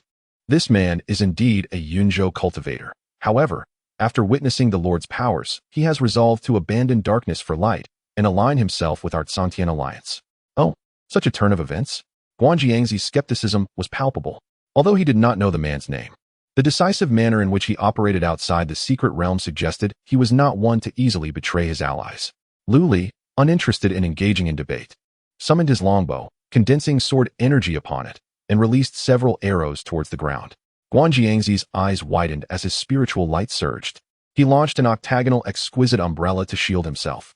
When the sword energy struck, the umbrella emitted a brilliant glow that enveloped Guanjiangzi.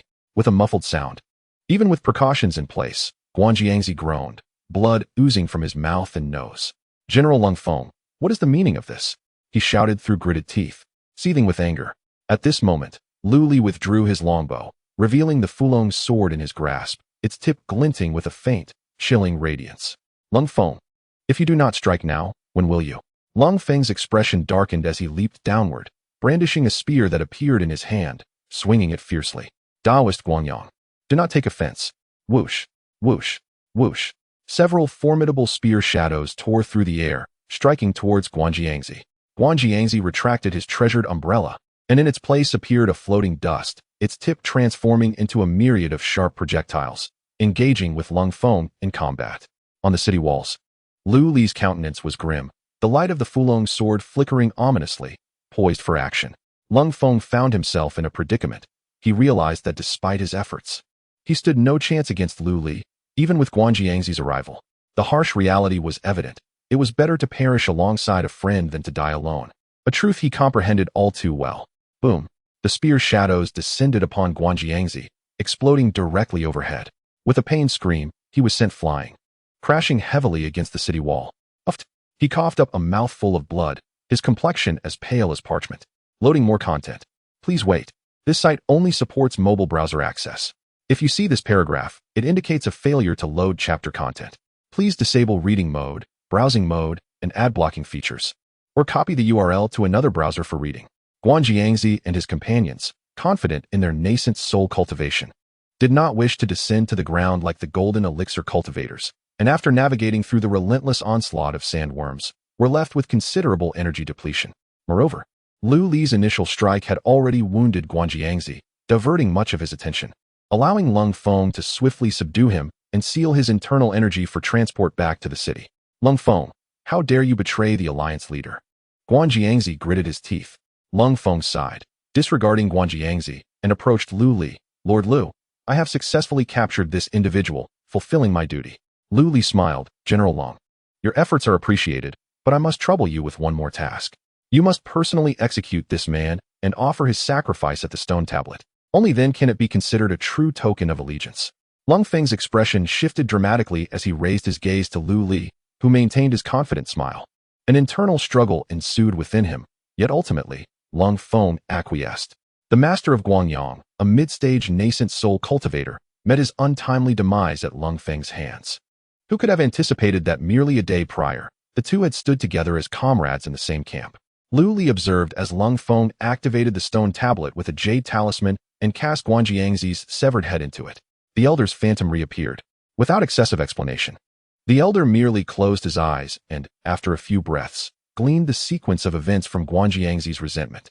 Casually, he declared, in that case, I shall impart to you a ground-tier technique, and you shall become an inner disciple of my Fenglei sect's Haishi lineage.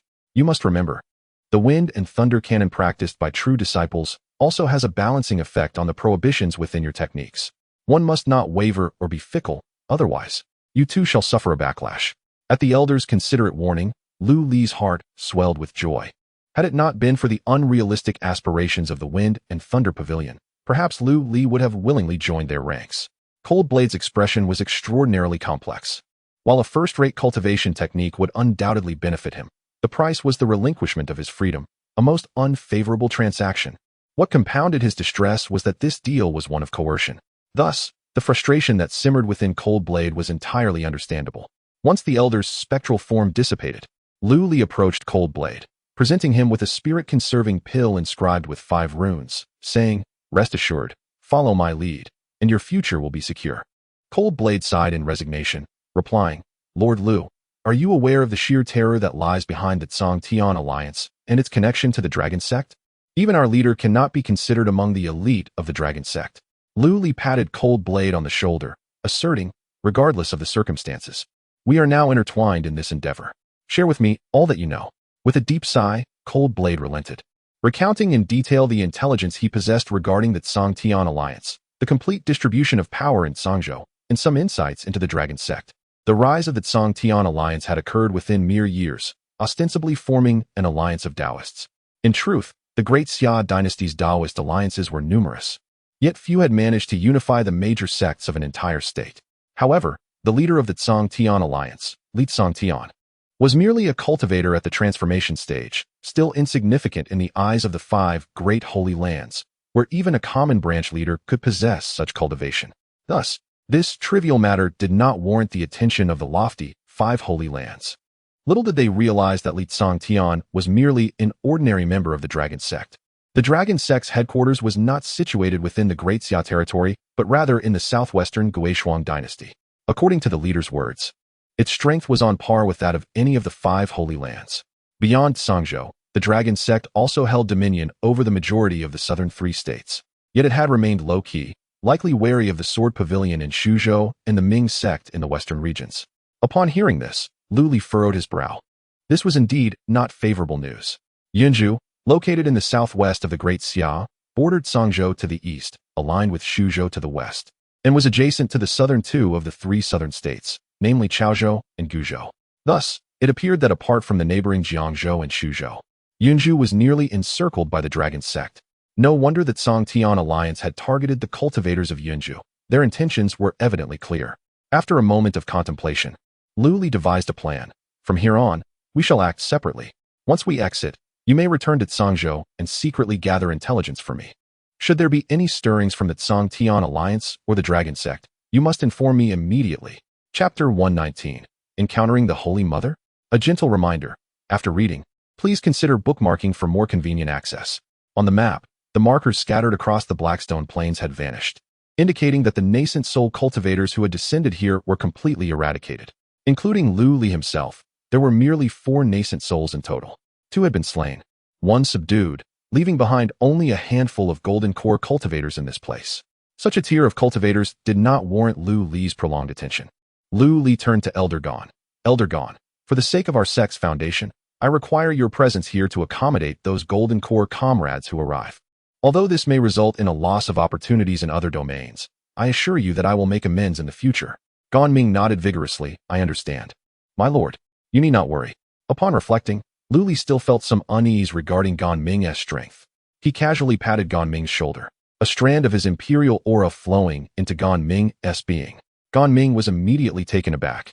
The overwhelming presence that entered him struck his fragile heart with such force that he nearly fell to his knees in reverence. What? What is this power? Who exactly is this Lord of Moon Spirit City? Do not be astonished. This is merely a small technique of mine.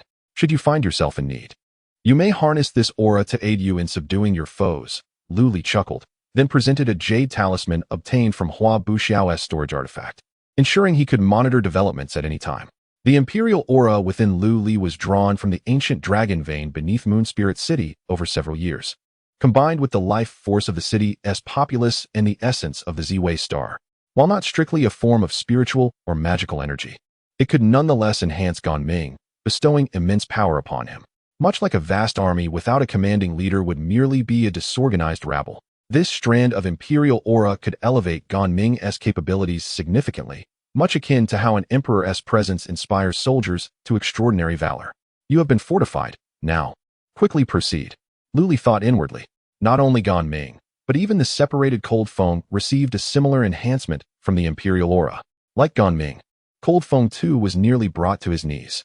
It must be noted that Cold Fong's title of general was well-deserved. Having emerged from humble beginnings as a common soldier, he fortuitously ascended into the realm of cultivation, rising from a mere corporal in the Great Xia dynasty to a minor commander in the spiritual army. Subsequently, after offending a general of the spiritual army, he was compelled to return to Songzhou and live as a bandit for several centuries, eventually cleansing his identity and establishing a modest sect. Though termed a sect, it was, in fact, a coalition of the original bandits who had bribed the governor of Songzhou to obtain official recognition. Cold Fong merely became their strongest member and declared himself a general for the sake of indulgence. Eventually, he was conscripted by the Celestial Alliance and found himself here. Lord City Master, could it be that? Cold Fong, with his military background, felt a flicker of realization. This force bears a remarkable resemblance to the military command symbol wielded by the Supreme Commander during my time in the army. Under the enhancement of this military insignia, every individual within the ranks experiences a significant augmentation of power. However, this emblem not only fortifies the army's discipline, but also possesses an immense capability for life and death. As the saying goes, the sovereign demands the death of his subjects, and they must comply. Unlike the shallow and ignorant Gan Ming, Lung Feng perceives much more from this enigmatic force. I am merely an ordinary lord passing through this place, Lu Li remarked with a smile, opting not to delve further into the topic. This serves as a subtle means of intimidation. With the protection of the Wind and Thunder Pavilion's restrictions in his sea of consciousness and his physical form ensnared by the imperial aura, Lung Feng found himself irrevocably bound to his own chariot of war. It was unexpected to discover such a hidden gem among the city lords of Yunzhou. My subordinates' earlier losses were not in vain, Lung Feng thought with a wry smile and a respectful gesture, fully convinced. Having concluded the matter at hand, Lu Li approached the stone tablet and activated the jade talisman. Instantly, a detailed map of the entire secret realm materialized in his mind.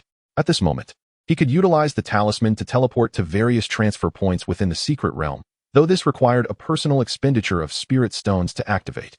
Furthermore, the stone tablet possessed spatial teleportation capabilities, rendering it a multifaceted treasure.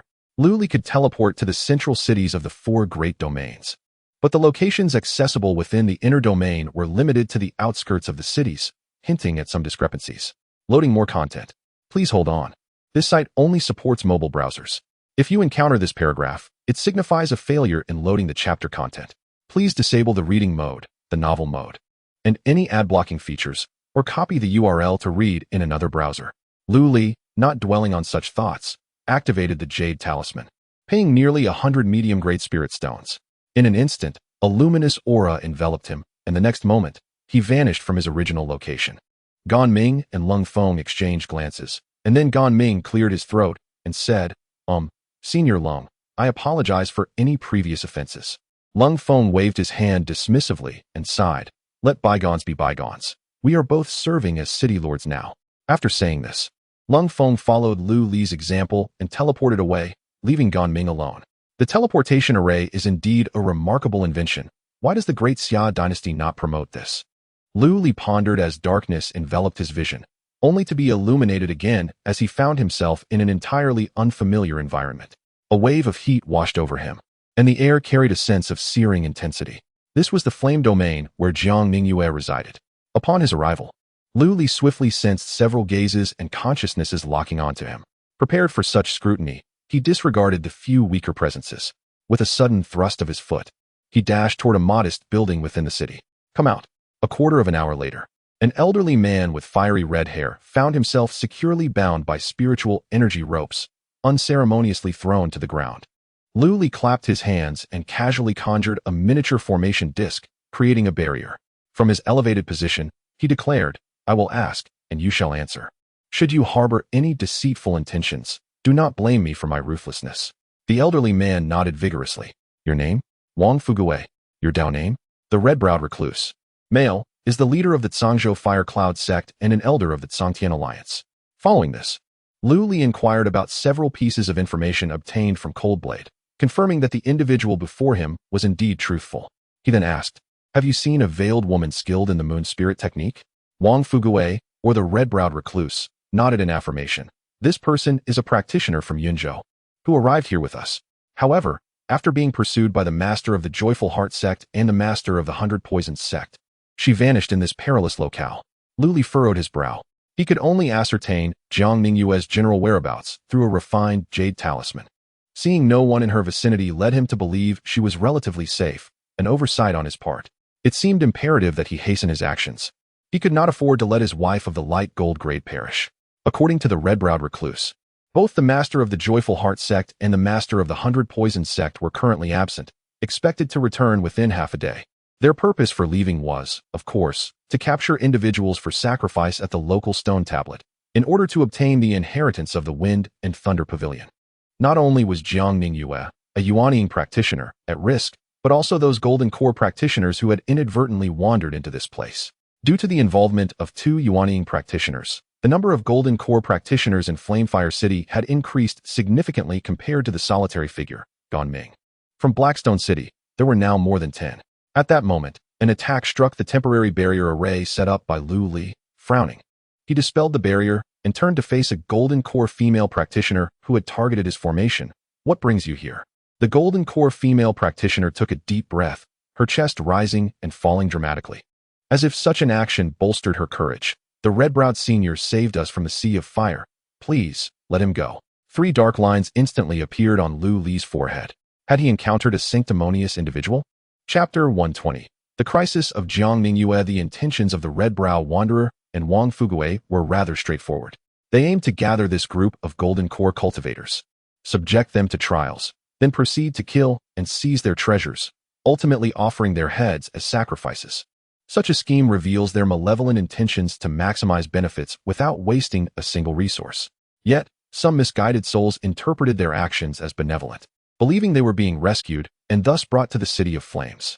Before the Golden Core female cultivator, with her pale green aptitude halo hovering above her head, Lu Li found himself at a loss for words. Judging by her appearance and cultivation, coupled with her voluptuous form, she seemed worthy of the blue tier. One must remember that even among his own companions, the one with the least aptitude and lowest realm, Mingwei, possessed a more pronounced green aptitude halo than this woman. Should she successfully reach the golden core stage, ascending to the blue tier would undoubtedly be within her grasp. What, then, was hindering this milk cow from flourishing? Lu Li soon deduced that it was her intellect. While they were plotting to sell her out, she foolishly interceded on their behalf. Moreover, as a nascent soul cultivator, while he may not wield absolute authority here, he was certainly not someone a mere golden core could afford to offend. Was she not akin to an old immortal consuming arsenic, yearning for longevity? In this perilous world, how had she managed to cultivate to her current level? Do you not recognize who I am? Lu Li inquired.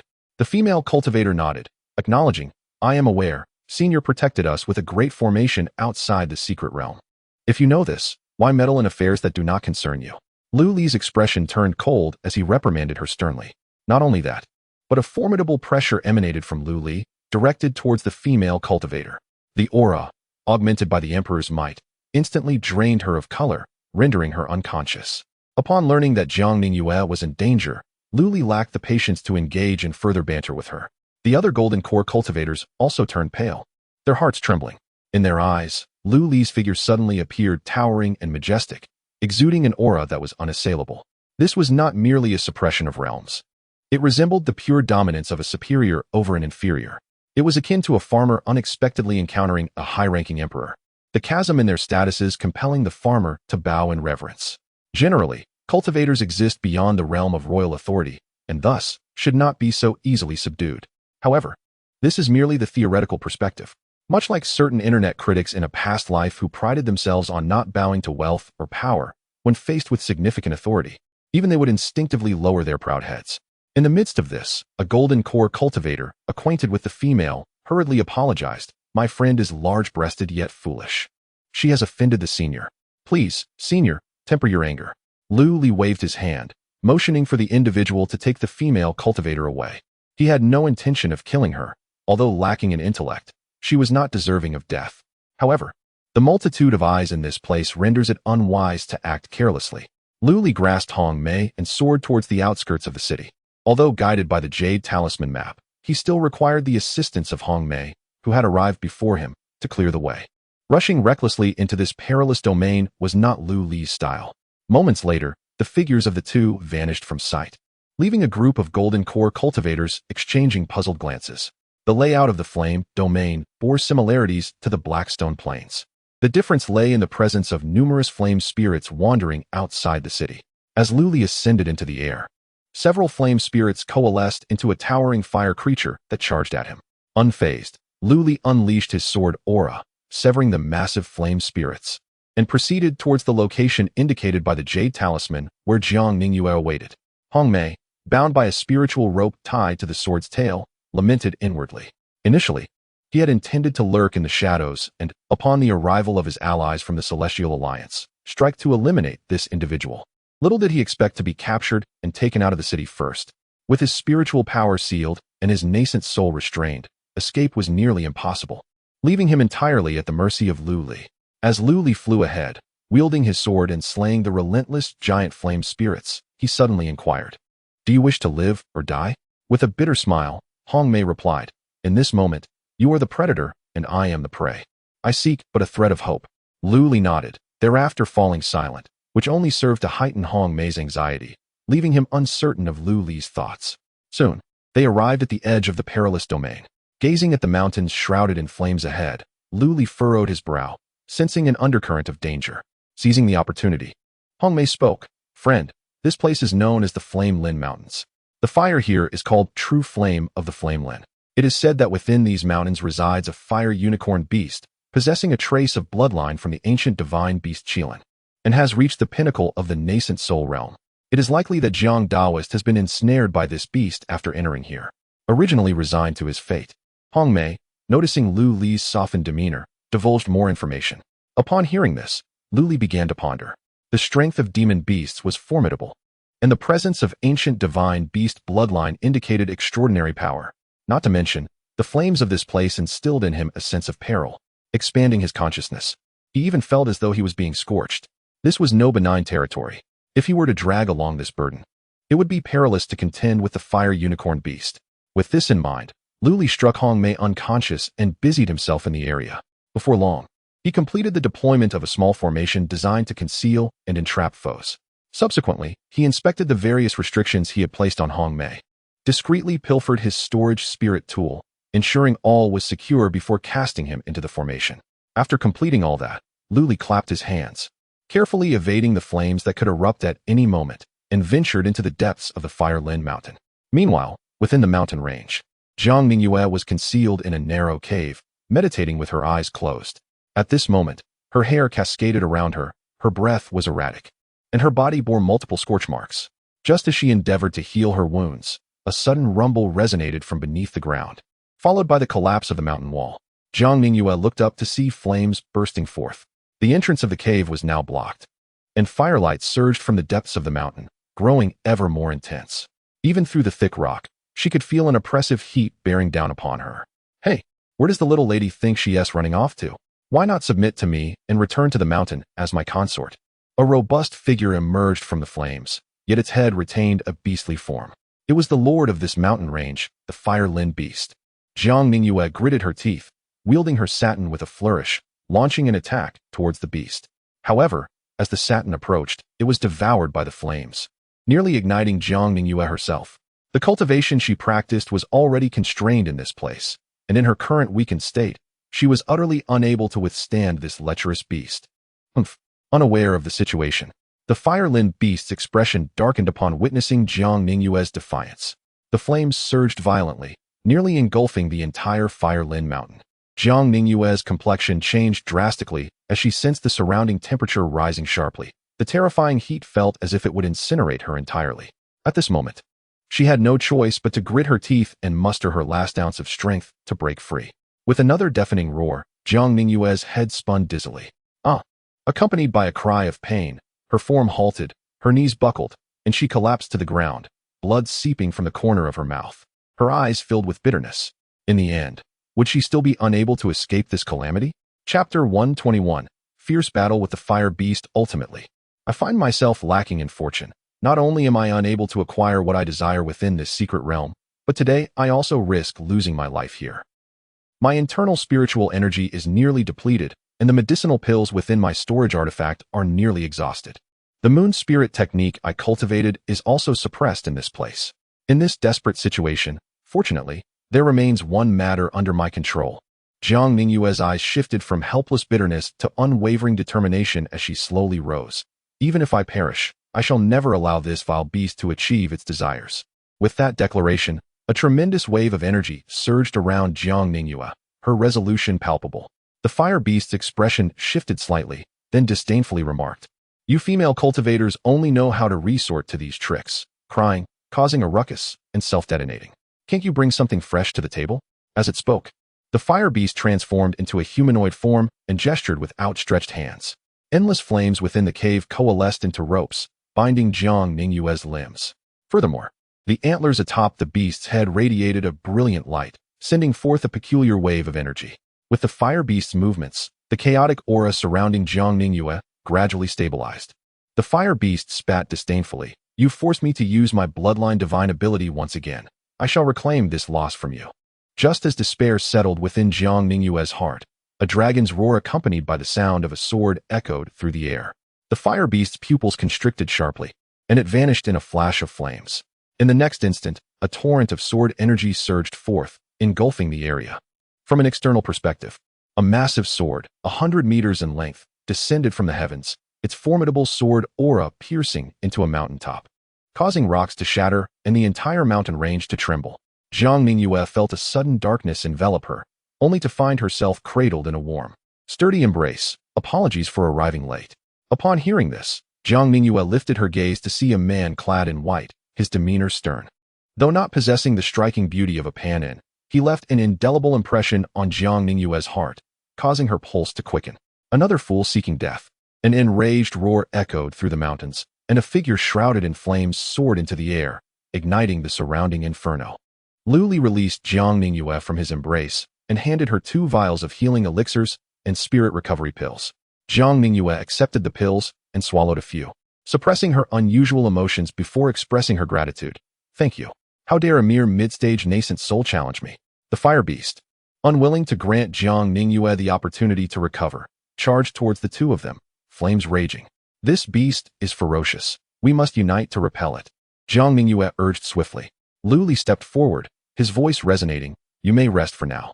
He brought his fingers together before his chest, and the Fulong sword above him trembled slightly, emitting a dragon's roar before soaring into the sky, transforming into a colossal sword to meet the inferno. Fulong's sword technique, heavenly sword, slaying dragon. Boom. The immense collision generated violent waves, causing the mountains to shake even more violently, the earth itself quaking beneath them. A terrifying gale surged forth, and at the point of confrontation, a violent explosion erupted, flames and lightning converging as if the apocalypse had descended, painting a scene of utter horror. Jiang Ningyue stood beside Lu Li, her eyes wide with astonishment. Had Lu Li's power truly escalated to such heights? Yet in the next moment, the body of the fire beast pierced through the remnants of the explosion, its speed akin to that of thunder. Its arm transforming into a beastly claw, lunging towards Lu Li. Behind him, the phantom of a monstrous beast roared. Lu Li's countenance remained serene. The aura of his bagua robe shimmered, and the Qian hexagram flickered upon his chest.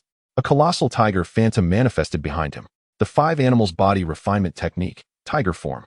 With a clash of fist and claw, waves of energy surged forth, materializing into rings that spread outward. Jiang Ningyue was instantly propelled hundreds of meters away by the force, yet fortunately, the protective power of the bagua robe shielded her from injury. Boom, boom, boom. Their movements were swift, the air filled with the shadows of their fists and feet as they exchanged dozens of blows within mere moments. The sound of their clashes resonating like thunder. There were no superfluous words. They were plunged into fierce combat. The tiger phantom behind Lu Li grew increasingly solid.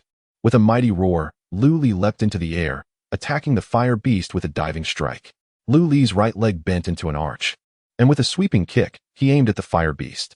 The beast crossed its arms before its chest, blocking Lu Li's assault. With this strike, they finally separated, each standing in the void. Lu Li's bagua robe flickered with light, clearly showing signs of considerable expenditure. The fire beast, bearing numerous wounds, found those injuries dissipating into smoke in an instant. A flicker of solemnity crossed its eyes. It now understood that its opponent was not to be underestimated. It was not merely Lu Li's formidable physique, but rather the defensive spiritual artifact he possessed that played a crucial role. Thus, it was time for it to take matters seriously. With a roar, the shadow behind the fire beast gradually merged into its body. The beast, which had retained a semi-human form, instantaneously transformed into a 10-meter-tall creature. With the body of a deer, the tail of an ox, hooves of a horse, and scales of a fish, crowned with a single horn, it resembled the legendary Qilin described in texts. Yet the ferocity glinting in its eyes and the ominous flames enveloping its form signified that it was not a harbinger of good fortune from ancient times, but rather a rare and fearsome beast. Bloodline divine ability, the true form of the fire. Leave that female cultivator behind, and you may depart. Otherwise, do not blame me for my lack of courtesy. The fire beast spoke human words, resonating like war drums. Lu Li smiled faintly, his palm beckoning as the Fulong sword sprang forth from an unknown source into his grasp. The sword's tip pointed directly at the fire beast, its intent unmistakable. Seeking death. The fire beast scoffed, its form suddenly shooting forth, imbued with tremendous force, charging directly at Lu Li. Calm and unhurried, Lu Li wielded the Fulong sword, tracing an elegant arc as it lunged toward the fire Qilin beast. The creature opened its maw wide, expelling torrents of scalding magma that flowed forth, distorting the very air with its searing heat. Lu Li deftly tilted his head to evade, feeling the intense heat brush past his ear, a heart-stopping close call. The fire Qilin beast, undeterred, unleashed a deluge of magma rain once more.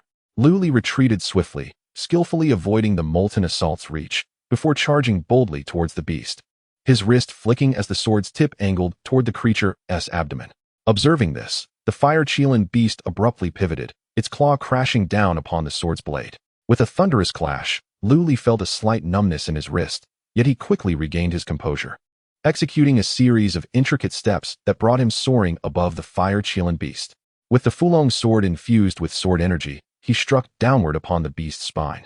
A resounding clang erupted, showering sparks as the creature's scaled armor, surprisingly resilient, proved no less formidable than an ordinary spiritual artifact.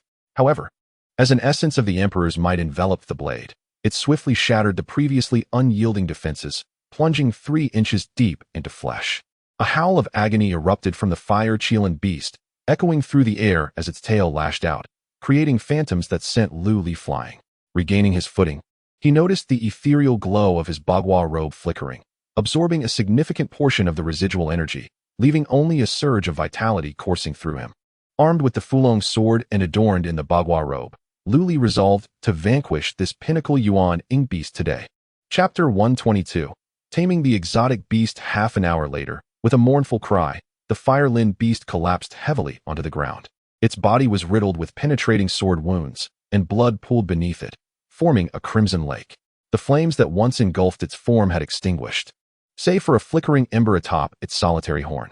Yet, despite its grievous injuries, it still clung to life.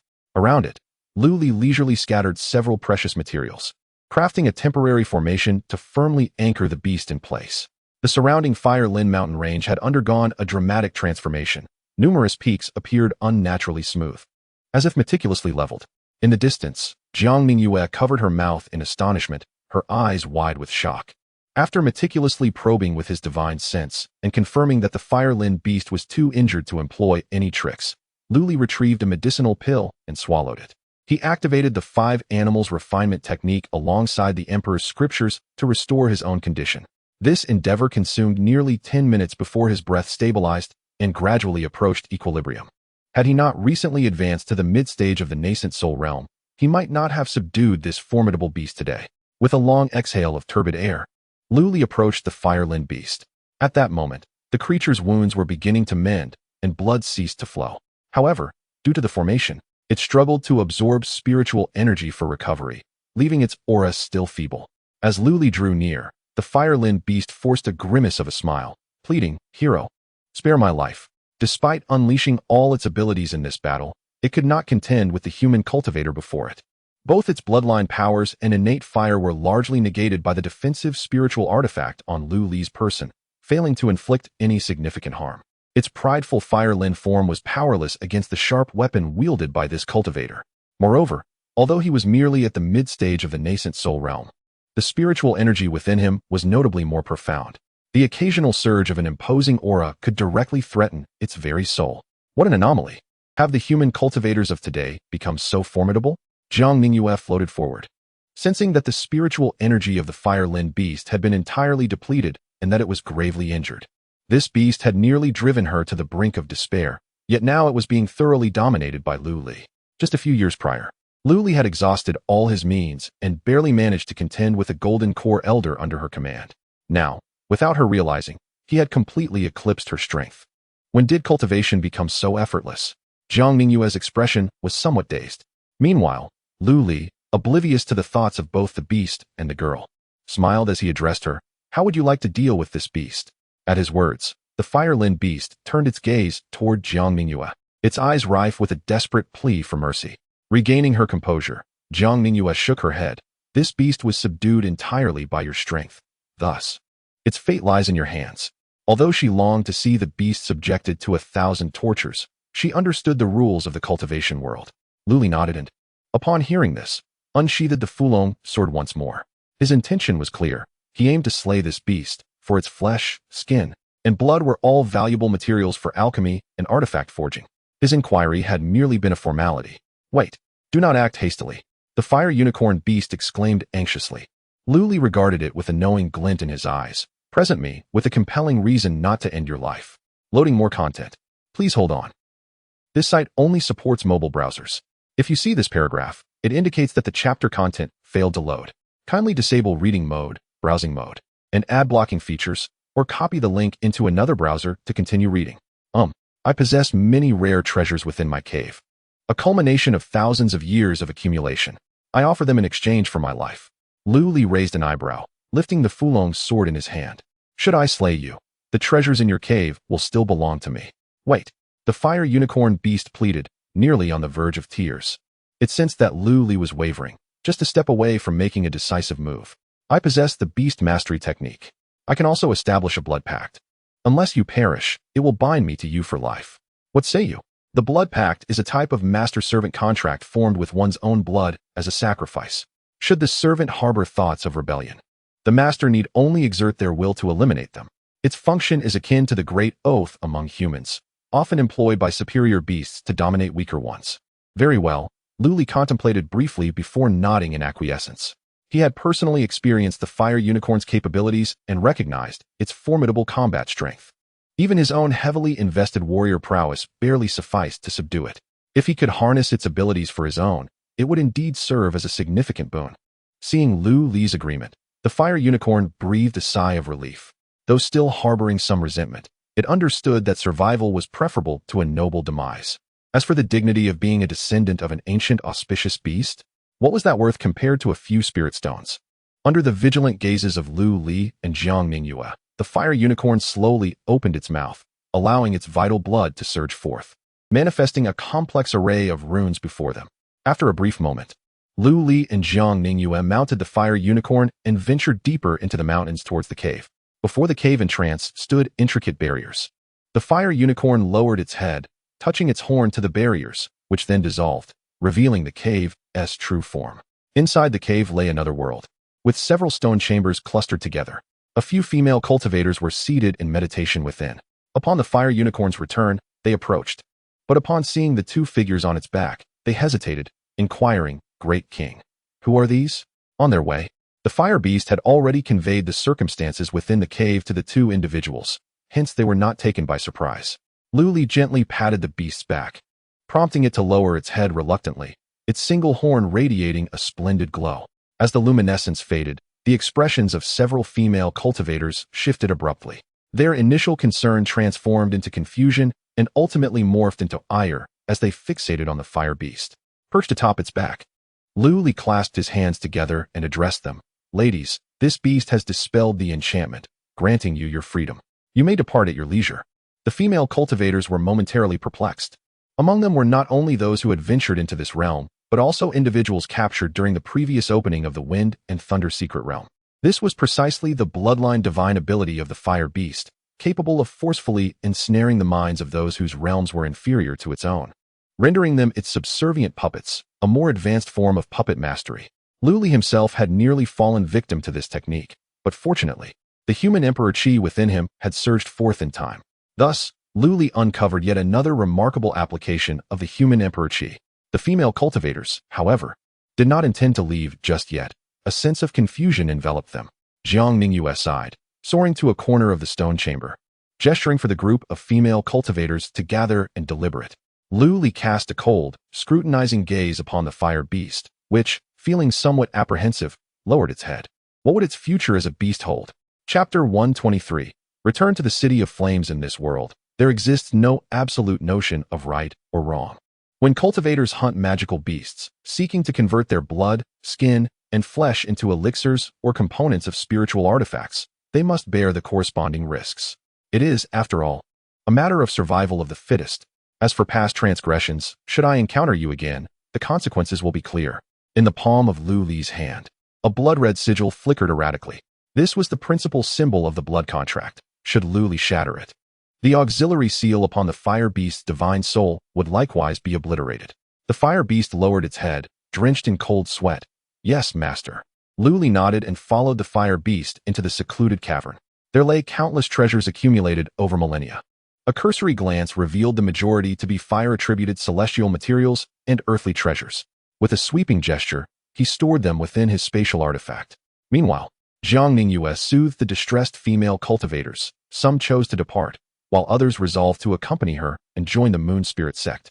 For those intending to leave, Lu Li extracted a portion of treasures from the fire beast's hoard and supplemented them with some elixirs and talismans from his own resources as compensation. As for those who wished to follow Jiang Ningyue, he instructed them to wait in the City of Flames for the opportune moment to exit the secret realm. Subsequently, Lu Li and Jiang Ningyue set forth to the Fire City.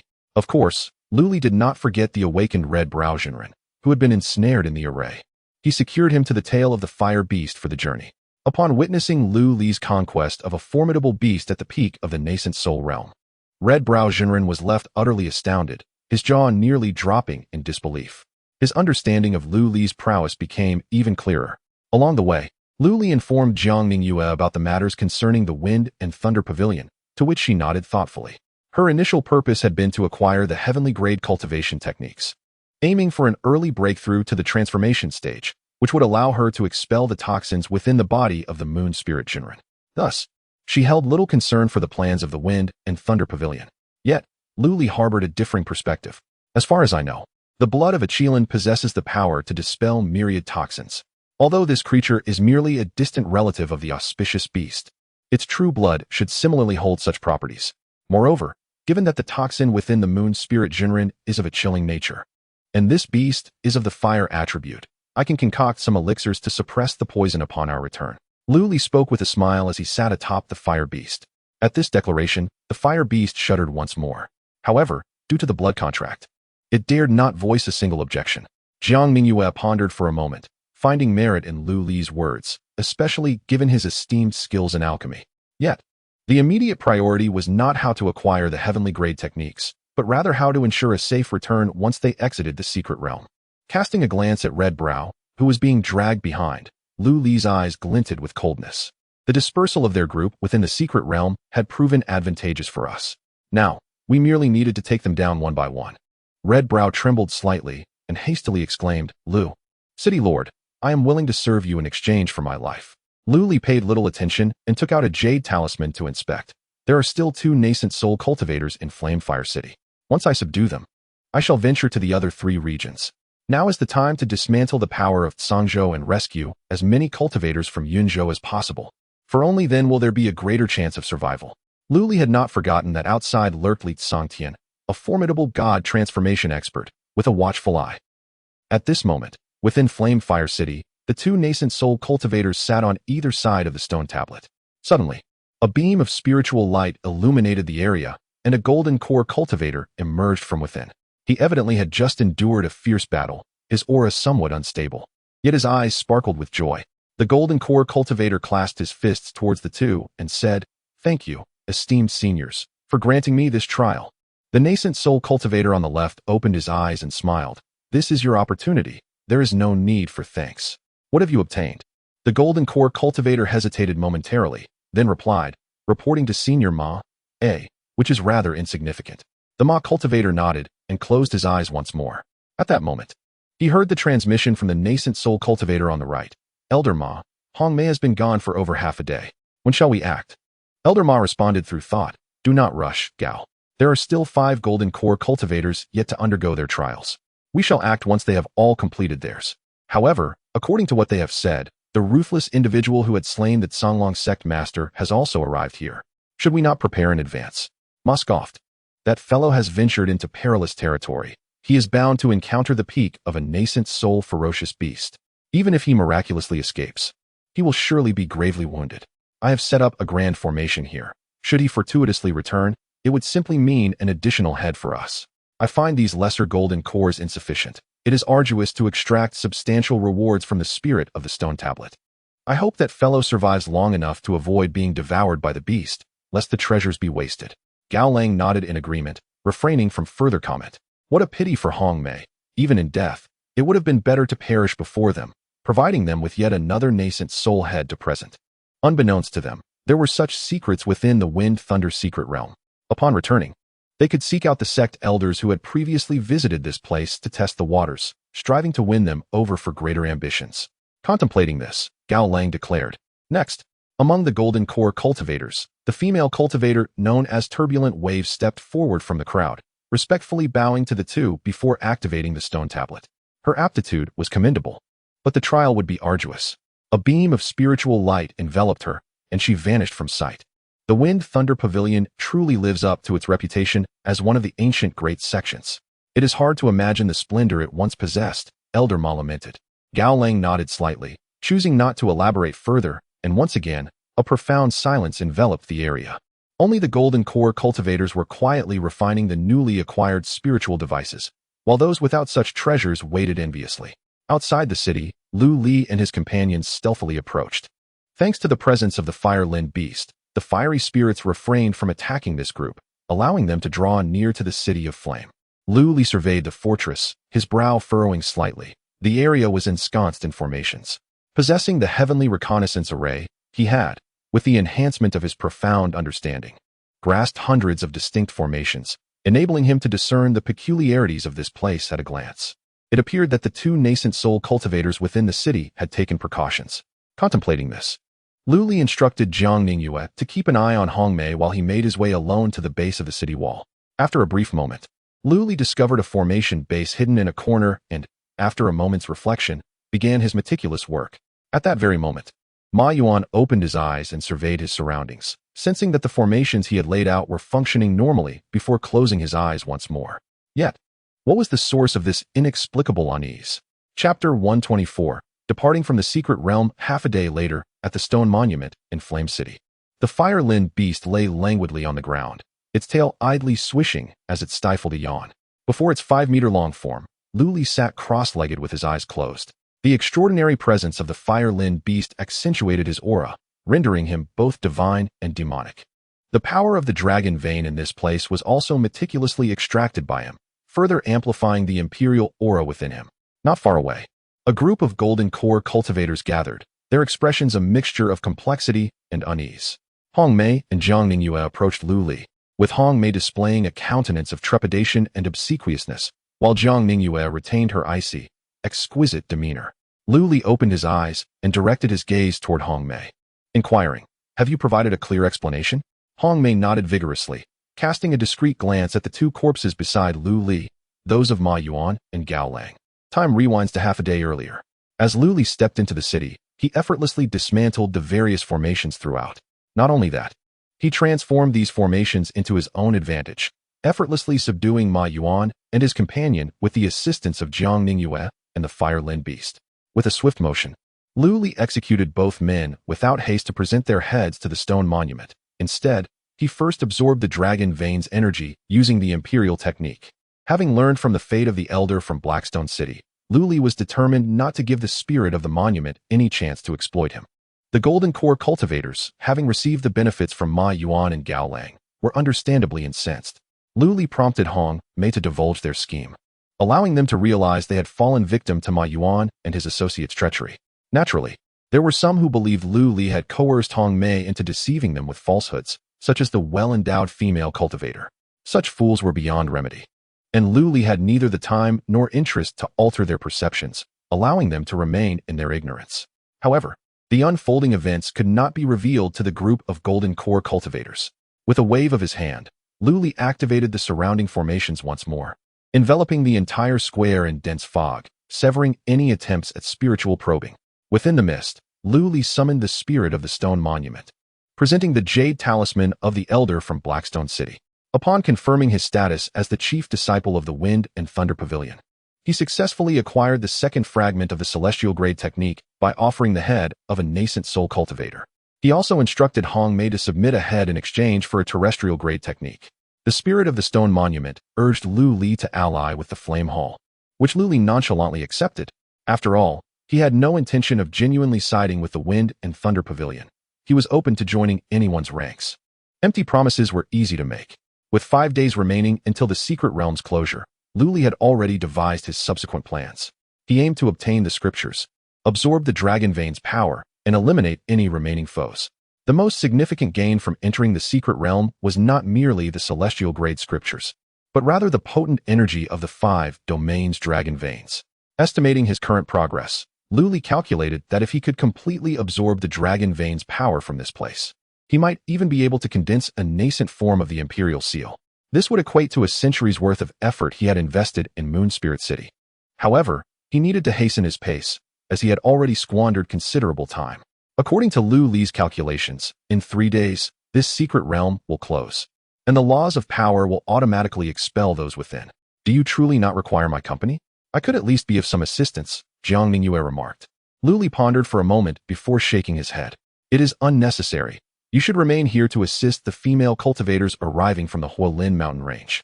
It would be best to also persuade the Golden Core practitioners in this area. The Moon Spirit City and the Moon Spirit Sect are in need of expansion and require more hands. Beside them, the Huolin beast scoffed. Why go through all that trouble? A mere glance from my divine powers will suffice. Lu Li smiled and patted the beast's head, causing it to tremble slightly. The blood talisman power at the center of his palm instantly invigorating the creature. Hong Mei hastily interjected, "Friend Lu." As the content continued to load, a message appeared, indicating that the site only supported mobile browsing. If one encountered this passage, it signified a loading failure of the chapter's content, advising the user to disable reading modes and ad blockers, or to switch to another browser. Lu Li furrowed his brow and looked at Hong Mei, who suddenly realized her indiscretion. "My lord, I harbor no ulterior motives. I shall serve you faithfully." Lu Li remained non-committal, assigning the arrangements concerning Lung Feng to Hong Mei as well. Neither was aware of the other's true identity, providing an additional layer of security. Lu Li activated a jade talisman, sending Hong Mei to the Thunder Prison where Lung Feng was absent, while he mounted the Horlin beast and ventured into the dark forest. As they vanished beneath the shimmering light of the teleportation, Jiang Ningyue stood in place, momentarily taken aback. As the head of the Moon Spirit sect, she was acutely aware of her designated role. Strangely, she bore no aversion to this arrangement. Shaking her head, she settled near the stone tablet, waiting for the arrival of the female cultivators, while also blocking the departure of the Golden Core practitioners to prevent Lu Li's schemes from being prematurely revealed. Time passed swiftly, and 3 days had elapsed. The area around the stone tablet glimmered, and Lu Li, riding the Horlin beast, reappeared in the plaza of Yanhua City. Following him was Xieyu, the master of the Misty Rain Tower. After acknowledging Jiang Ningyue with a nod, he retreated to a corner to meditate and heal, mending his grievous injuries. Jiang Ningyue regarded Lu Li with a probing gaze, to which Lu Li sighed. "Only one Yuanian cultivator remains alive in Yun Prefecture. I employed certain means, and now he is one of us. That Rockdi from the Mountain Suppression sect also perished within this secret realm." Lu Li took a seat beside Jiang Ningyue, his expression revealing a hint of weariness. He unfolded the jade talisman map and conveyed through voice transmission. "There are 5 Yuanian cultivators remaining in Tsangzhou of the several domains. They will serve as my upcoming infiltrators within the Tsangtian Alliance. Additionally, I deliberately chose not to subdue one Yuanian practitioner to create an illusion of uncertainty. The 2 jade talismans from the inner domain belong to the avatars of Yun Lanzi and Li Tsangtian. After some contemplation, I have decided not to involve myself." Jiang Ningyue turned her head to gaze at Lu Li, observing the sharp contours of his profile. However, his voice remained calm and indifferent, as if he were merely discussing a trivial matter. "Indeed, I shall remember," Jiang Ningyue nodded. She refrained from inquiring why Lu Li had divulged such a secret to her. Everything was understood without words. Lu Li offered a faint smile, sitting cross-legged with his eyes closed. Though his inner spiritual energy remained abundant, and even his strength had increased, his mind felt somewhat weary. It was time to rest for a while. The square fell into silence as Jiang Ningyue gazed at Lu Li's profile, until the entire secret realm suddenly trembled. Time passed unmeasured before an inexplicable force surged forth, enveloping the crowd in a luminous aura. After the radiance faded, no one remained in that place. Lu Li opened his eyes to behold the scenery of the Wind and Thunder Mountains. High above, Yun Lanzizi and Li Tsangtian slightly closed their eyes before reopening them, evidently having retracted their avatars from the secret realm. Yun Lanzizi wore a smile, while Li Tsangtian's expression was one of palpable anger. The disparity in their contest within the inner domain was starkly evident. However, when Li Tsangtian's gaze swept downward, his fury dissipated, and he erupted into laughter, exclaiming, "What does it matter if we gained a small victory within the secret realm? Little do they know that in other places, we have suffered complete defeat." Upon hearing this, Yun Lanzizi glanced at Lu Li and Jiang Ningyue below, his brow slightly furrowing in contemplation. Chapter 125. The return. Confronted by the slightly frosty gaze of Yun Lanzi, Lu Li offered a faint smile, showing no intention of retreat. Their eyes locked, and the air around them seemed to solidify. Behind Lu Li, the fiery Lin beast erupted into a blaze, a natural reaction akin to the bristling of fur, clearly sensing the impending danger. Li Tsangtian's gaze oscillated between Lu Li and Yun Lanzi, a glimmer of amusement flickering in his eyes. A whisper reached Lu Li's ear. "Youngster, shall we engage in something grand? Together, we could eliminate Yun Lanzi right here. Once accomplished, I shall grant you the position of vice leader of the Tsangtian Alliance, with governance over the territory of Cloud Prefecture." Before Lu Li could respond, Yun Lanzi spoke aloud. "Li Tsangtian, if there is something to discuss, speak plainly. There is no need for such petty schemes that would only tarnish the reputation of your Tsangtian Alliance." "Ha, merely a small suggestion," Li Tsangtian replied, unfazed. As this transmission was evidently meant for Yun Lanzi to overhear, Lu Li frowned. It was clear this was a tactic to sow discord. The leader of the Tsangtian Alliance was far more cunning than his rough exterior suggested. "Leader, all our companions within the Alliance have perished at his hands. We cannot let him leave unscathed." A Yuaning cultivator, not under Lu Li's control, suddenly interjected. Before entering the secret realm, there had been over 10 Yuan-ing cultivators from the Tsang prefecture, yet only 6 emerged. In the Cloud prefecture, merely 3 survived. As for the Golden Core cultivators, there was little to say. Gan Ming had blended into the crowd of Golden Core practitioners, stealthily minimizing his presence. Lu Li cast a cold glance at the speaker, stating, "Had you not fled swiftly, you would have joined them." The Yuan-ing cultivator fell silent, shivering and retreating 2 steps, clearly shaken and haunted by fear. Li Tsangtian's smile gradually faded, evidently feeling that this individual had embarrassed the Tsangtian alliance. Cold Foam, Hong Mei, and the others remained silent. Noticing the weakening momentum of his Yuan-ing allies, and with an apex Yuan-ing beast at their side, the situation was becoming increasingly challenging. All of this was due to that young man. You have thwarted my grand scheme today, and it seems we are now at odds. I demand an explanation. Li Tsangtian narrowed his eyes, arms crossed, gazing down at Lu Li. An overwhelming pressure emanated towards Lu Li, causing Zhang Ningyue and Xie to change color and retreat several meters. The flames on the Lin beast surged higher. Yet it still withstood the formidable aura of Li Tsangtian. With a resounding sword hum that echoed through the heavens, Lu Li countered Li Tsangtian's pressure and turned to Yun Lanzi. Are you not planning to intervene while your fellow cultivators from Cloud Prefecture are being oppressed? Yun Lanzi furrowed his brow. Earlier, when Lu Li and Zhang Ningyue emerged, he had keenly sensed an unusual atmosphere between the two. For Yun Lanzi, who harbors affections for Zhang Ningyue, the situation is rather vexing. Selfishly, he does not wish to impede Li Tsangtian's pressure on Lu Li. However, his position necessitates that he must intervene. As the foremost expert of Yunzhou and the leader of its premier sect, failing to act at this juncture could severely tarnish his reputation, jeopardizing his future plans. You, the Tsangtian Alliance, have declared war in a life-and-death struggle. What need is there for further explanation? Li Tsangtian, would you truly go back on your word? The two had previously agreed to contend within the secret realm, with Li Tsangtian pledging to withdraw if defeated. Very well. Suddenly, Li Tsangtian retracted his imposing aura and gestured, summoning a flying vessel that materialized in midair, upon which several Yuan-ing from Tsangzhou were drawn by spiritual light. As the surrounding barrier dissipated, Li Tsangtian entered the vessel, and in the next moment, it vanished, appearing a kilometer away. The objective of this encounter has largely been fulfilled, has it not, Lu Li? We shall meet again. With the barrier's disappearance, many Golden Core cultivators breathed a sigh of relief and dispersed. Gan Ming, mingling among the crowd, hesitated, but upon meeting Lu Li's gaze, he felt reassured and departed with the throng.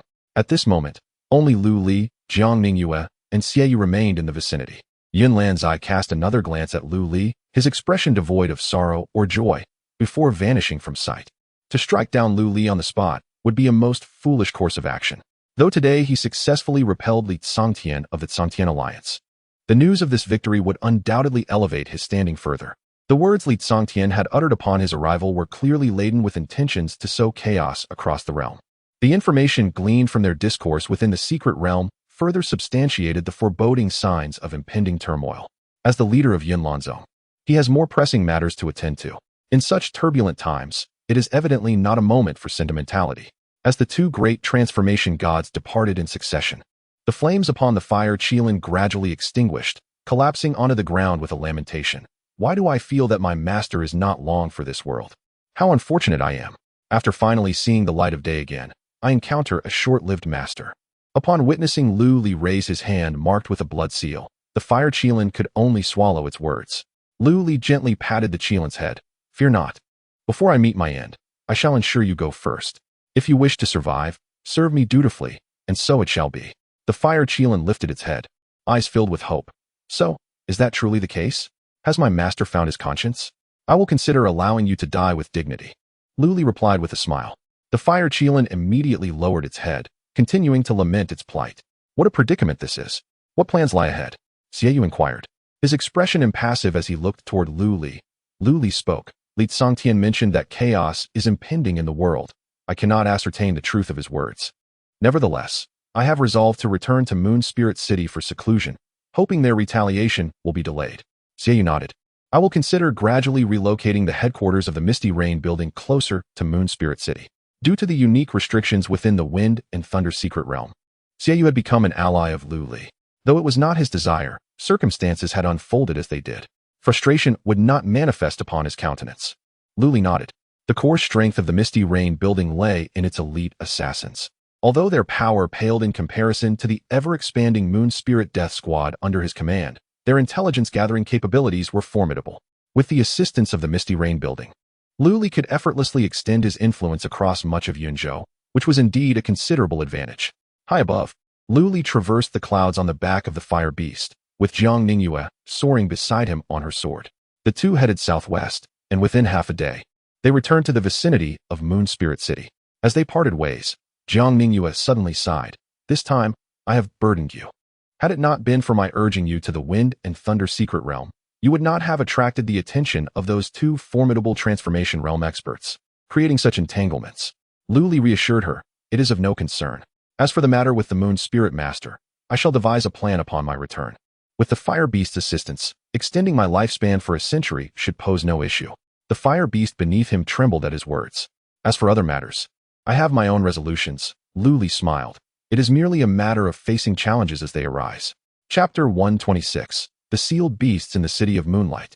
Within the Lord's Manor, Lu Li reclined in a grand chair, his eyes slightly narrowed as if in a light slumber. Behind him, Mingyue gently massaged his temples, her fingers delicately kneading the area, soothing his restless spirit. The courtyard was filled with the joyful laughter of children and the gentle reprimands of women, enveloping the entire estate in a warm and inviting atmosphere. At the entrance of the courtyard, the fire unicorn lay in its 2-meter form, its tail swaying gently as it vigilantly scanned its surroundings, as if on guard for potential threats, a true guardian. My husband, was the exploration of the secret realm successful? Mingyue inquired softly. Lu Li opened his eyes slightly, responding, It went rather well. Strictly speaking, he emerged as the greatest victor of this Wind and Thunder secret realm. He had obtained the complete Wind and Thunder Pavilion's heavenly-level cultivation technique, the Wind and Thunder Classic. Beyond merely acquiring a comprehensive method of cultivation, he also gained the authority to command the other disciples of the Wind and Thunder Pavilion through the power of the technique. Furthermore, he had seized the dragon vein energies from 5 foreign domains, significantly enhancing his human emperor aura, equivalent to a century of arduous cultivation. He also acquired a peak nascent soulfire unicorn, along with its treasures accumulated over thousands of years. Of course, such gains came with their own set of losses. Although his rewards were abundant, his strength had been exposed to the outside world. It was only a matter of time before his name would spread throughout the 2 states of Tsangyun and even nearby regions. The formidable Tsangtian Alliance and Yunlan sect would undoubtedly perceive him as the rising third force. This was somewhat at odds with Lu Li's original plans. The powerhouses of the transformation realm were not easily dealt with. The situation outside the secret realm had appeared deceptively calm, yet was fraught with peril. Li Tsangtian and Yunlan Zi, wary of one another, had unwittingly made Lu Li a new force that disrupted the balance. Whichever side he leaned towards would likely face peril from the other. Li Tsangtian's retreat was likely a ploy to see Lu Li create trouble for Yunlan Zi, allowing him to reap the benefits. Given his current strength, he could only pose a threat to those in the transformation realm. Ultimately, his power remained insufficient. Father. Outside the courtyard, the now towering Lu Ming paid his respects. Lu Li sat up, a hint of a smile gracing his face. Minger, what brings you here? Lu Ming entered, taking a small stool to sit. Reporting to father, there have been numerous rumors circulating in the city lately, claiming that there is an overflow of dragon energy from our manor, and some even suggest father harbors treasonous intentions. The governor of Yunzhou has written inquiring about this matter. How should we respond? Lu Li waved his hand dismissively. Li Mingfeng must have caught wind of something and is seeking to gain from me. Sending him 20 gold core warriors, along with 100,000 spirit stones, should silence him. Lu Ming nodded in agreement. If he attempts to take further advantage. Lu Li pondered for a moment before replying. We must express some resistance, yet for now, we should adhere to the principle of patience. This is a minor disadvantage stemming from the exposure of our strength. Behind Li Mingfeng stands the great Xia dynasty, but this letter is likely instigated by Yunlan Zi. On the way back, Lu Li had already contemplated many crucial matters. The Tsangtian Alliance and the dragon sect behind it openly challenge the authority of the great Xia, and chaos begins to unfold. In recent years, Yunlan Zi has been consolidating his title as the dragon head of Yunzhou. The clandestine maneuvers of the Wind and Thunder Pavilion over the years, along with the tacit approval of the 5 sacred lands, have contributed to this turmoil. Is the world truly in disarray due to one's cultivation of the imperial extremity scripture? Perhaps not. At most, one has merely initiated a gathering. To gather is not to participate. What matters most now is to survive and develop. If one were to fall out with Li Mingfeng at this juncture, it is conceivable that Yun Lanzai might come to trouble one under the guise of restoring order. More content is loading. Please wait. This site only supports mobile browser access. If you see this paragraph, it indicates that the chapter content has failed to load. Please disable reading mode, immersive mode, novel mode, and ad blocking features in your browser, or copy the URL to another browser for reading. For now, endure this situation. Lu Li patted Mingyue's arm, then stood up and walked towards the alchemy chamber. Xiaohua, come here. At the door, the fire liner beast trembled slightly, reluctantly making its way to the alchemy chamber. Half a year later, Lu Li surveyed the crimson pill in his hand, as a rich vitality and fiery energy filled the entire alchemy chamber. Observing the lethargic fire liner beast beside him, Lu Li spoke, "You have worked hard this past 6 months." The fire liner beast sighed. "It's not the labor that troubles me, but the fate I endure. Pity me, having accumulated pure blood essence over thousands of years. Only to save a decrepit old man." Lu Li squinted and smiled. "Do not think I am unaware. The reason you willingly signed the blood contract with me is partly to escape the secret realm under the pretense of legitimacy. Furthermore, utilizing your blood essence to cleanse yourself, breaking through the barriers that have bound you for millennia to reach the God transformation realm, is it not so?" The corners of the fire liner beast's mouth twitched, yet it remained silent. Lu Li stowed away the pill and approached the fire liner beast. "After your breakthrough, take advantage of my momentary lapse in vigilance to control my mind with your powers and willingly dissolve the contract. This way, you not only rid yourself of the Wind and Thunder Pavilion, but also take your revenge on me. Killing 2 birds with 1 stone, is it not?" The fire liner beast's eyes flickered with agitation, hastily rising. Master, I did not. I have not thought of such things." The panic in its voice was palpable. Lu Li smiled more amiably. "Do you know why I have chosen to keep you here despite being aware of your intentions?" The fire liner beast was perplexed, but noticed the manifestation of the Emperor's aura in Lu Li's hand, coalescing into a grand seal's phantom. Throughout the city lord's manor, dozens of great formations activated simultaneously, enveloping the surroundings. Whoosh! The fire liner beast erupted in flames, resisting the chilling killing intent surrounding it. Yet outside the alchemy chamber, everything continued as usual. The Lu family, from Mingyue to the servants, went about their business, completely unaware of any anomaly. "Because this is my domain, and I shall enact my judgment upon you effortlessly. You will not stir a single ripple in my grasp. Now, I present you with another choice: submit or perish." A flicker of anger flashed in the fire liner beast's eyes. "I submit." Lu Li smiled. "Excellent." Having spoken, the imprint of the sovereign's essence in his hand slowly soared towards the fire unicorn beast. Lu Li deliberately moderated the speed of this imprint's flight, intending to grant the fire unicorn beast an opportunity for resistance. As the imposing seal drew nearer, the struggle in the creature's eyes intensified. Just as the great seal was about to descend, the fire unicorn beast despondently lowered its head, evidently surrendering. The imprint descended unimpeded into the beast's crown, embedding itself within its consciousness and upon its primordial spirit.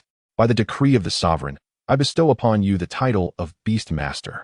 The fire unicorn beast roared, unleashing an invisible wave that rippled across the city hall, traversing East Street and West Block, enveloping the entirety of Moon Spirit City within a 1,000-mile radius. In a chamber of the city hall, Bai Ling suddenly opened her eyes, her form flickering as she appeared outside the alchemy room, hesitant to speak. "I arrived here first." The benefactor truly shows favoritism. Once tranquility returned, the imprint upon the fire unicorn beast's gaze rendered Lu Li as a figure of immense stature, both dignified and inviolable. The beast knelt on all fours, proclaiming, "I pay homage to my master." Lu Li nodded in satisfaction. The authority to confer titles across the realms is, after all, a sovereign's prerogative. Although Lu Li was merely a city lord at present, bestowing a beast to stabilize the local fortune was more than sufficient. Thus, the instability posed by the fire unicorn beast was wholly resolved, alleviating a burden from his heart. Chapter 127.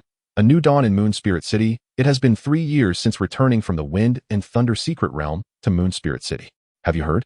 The young wife of Wang Yuanwei from the outskirts of the city, who was initially facing complications in childbirth, has miraculously given birth safely, with both mother and child in good health. It is said that Wang Yuanwei is known for his benevolence, and surely heaven would not forsake him. Oh, you only know one side of the tale, yet not the other. Oh, pray, enlighten me. I have heard that the lord of the city has tamed a mythical beast. bearing the auspicious signs of an ancient Chelan to protect our moon spirit city and its surroundings. Forgive my candor, but I would argue that this matter has no direct connection to the auspicious beast, does it? How can it not? I was once stuck at the 9th level of chi refinement, resigned to the thought of never breaking through to foundation establishment. One fateful night, I dreamt of a fiery beast howling at the heavens, and upon awakening, I felt compelled to act. Was that not the catalyst for my successful breakthrough? Congratulations, my friend. Congratulations. Alas, if you choose not to believe, then so be it. In a tea house within Moon Spirit City, two scholars dressed in traditional attire were engaged in conversation. Yet their words were fraught with disagreement, leading to an unsatisfactory parting. Upon leaving the tea house, the younger scholar shook his head in disillusionment. He had initially thought the Lord of Moon Spirit City to be a remarkable figure, capable of managing such prosperity in a short time, only to discover it was built upon illusions and fabrications. The tale of the auspicious beast is nothing but a farce. With that, the scholar adjusted his sleeves and returned to the inn where he was temporarily lodging. He was a traveler from Shuzhou, but he bore another identity as a disciple of the Jiuquan sword sect, affiliated with the Sword Pavilion. The renowned Feibai sword master was a brother to his master, and it was said that the current lord of Moon Spirit City had once learned from Feibai's sword, thus establishing a certain connection which he had hoped to explore. However, upon hearing such absurdities upon entering the city, the young man lost interest in pursuing an acquaintance with the lord. Regardless, as he had reached a critical juncture in his swordsmanship, he decided to linger for a few more days, to thoroughly comprehend the next page of the sword manual before embarking on further travels. In his room, he established a barrier of sword energy to ensure undisturbed meditation, settling into a cross-legged position as he reflected on the perplexing aspects of the sword manual. Suddenly, a fiery figure flashed through his mind, prompting him to open his eyes and exclaim, "Which demon dares to disrupt my sword heart?" There was no response. The young man furrowed his brow, carefully surveying his surroundings before closing his eyes once more. This time, a sudden clarity washed over him, dispelling the doubts that had plagued him for so long. A surge of sword energy erupted, shattering the barriers and piercing through the roof. The energy vanished as swiftly as it had appeared, and the young man opened his eyes, a look of indescribable joy illuminating his face. Could it be? Is it truly real? At that moment, the door burst open, and a bag of gold and silver fell into the arms of the innkeeper, who had rushed in to question the disturbance. The innkeeper blinked in astonishment, only to find the room devoid of presents. This bounty was sufficient to cover any losses, and with pressing matters at hand, he would overlook the transgression. The innkeeper, unfazed by the occurrence, plucked a gold ingot from the bag, bit into it, and with a chuckle, tucked it away in his bosom. Outside the lord's mansion, a figure hurriedly approached. Two guards of the Moon City, both at the Golden Core stage, furrowed their brows and stepped forward, demanding, "Who goes there? Halt your advance." The figure paused, revealing a young man. He clasped his hands and addressed the guards, "Honorable officers, I am a disciple of the Jiuquan sword sect and have come to seek an audience with the city lord. May I inquire if you could relay my request?" The guards shook their heads. "The city lord is not present. If you have matters to discuss, we can convey them on your behalf." The young man composed his thoughts and politely replied, "It is no pressing matter. Merely a desire to express my gratitude to the city lord and to inquire about the auspicious beast." After a brief moment, one of the guards chuckled, another one, "Is it? This marks the 520th visitor this month." The young man raised an eyebrow and produced a small pouch of spirit stones, offering it to them. "Might you share more details?" The guard's expression grew serious as he pushed the spirit stones back. "Ah, my good fellow, you flatter us. We are not of such character. This is not a matter shrouded in secrecy. The city lord has already given instructions.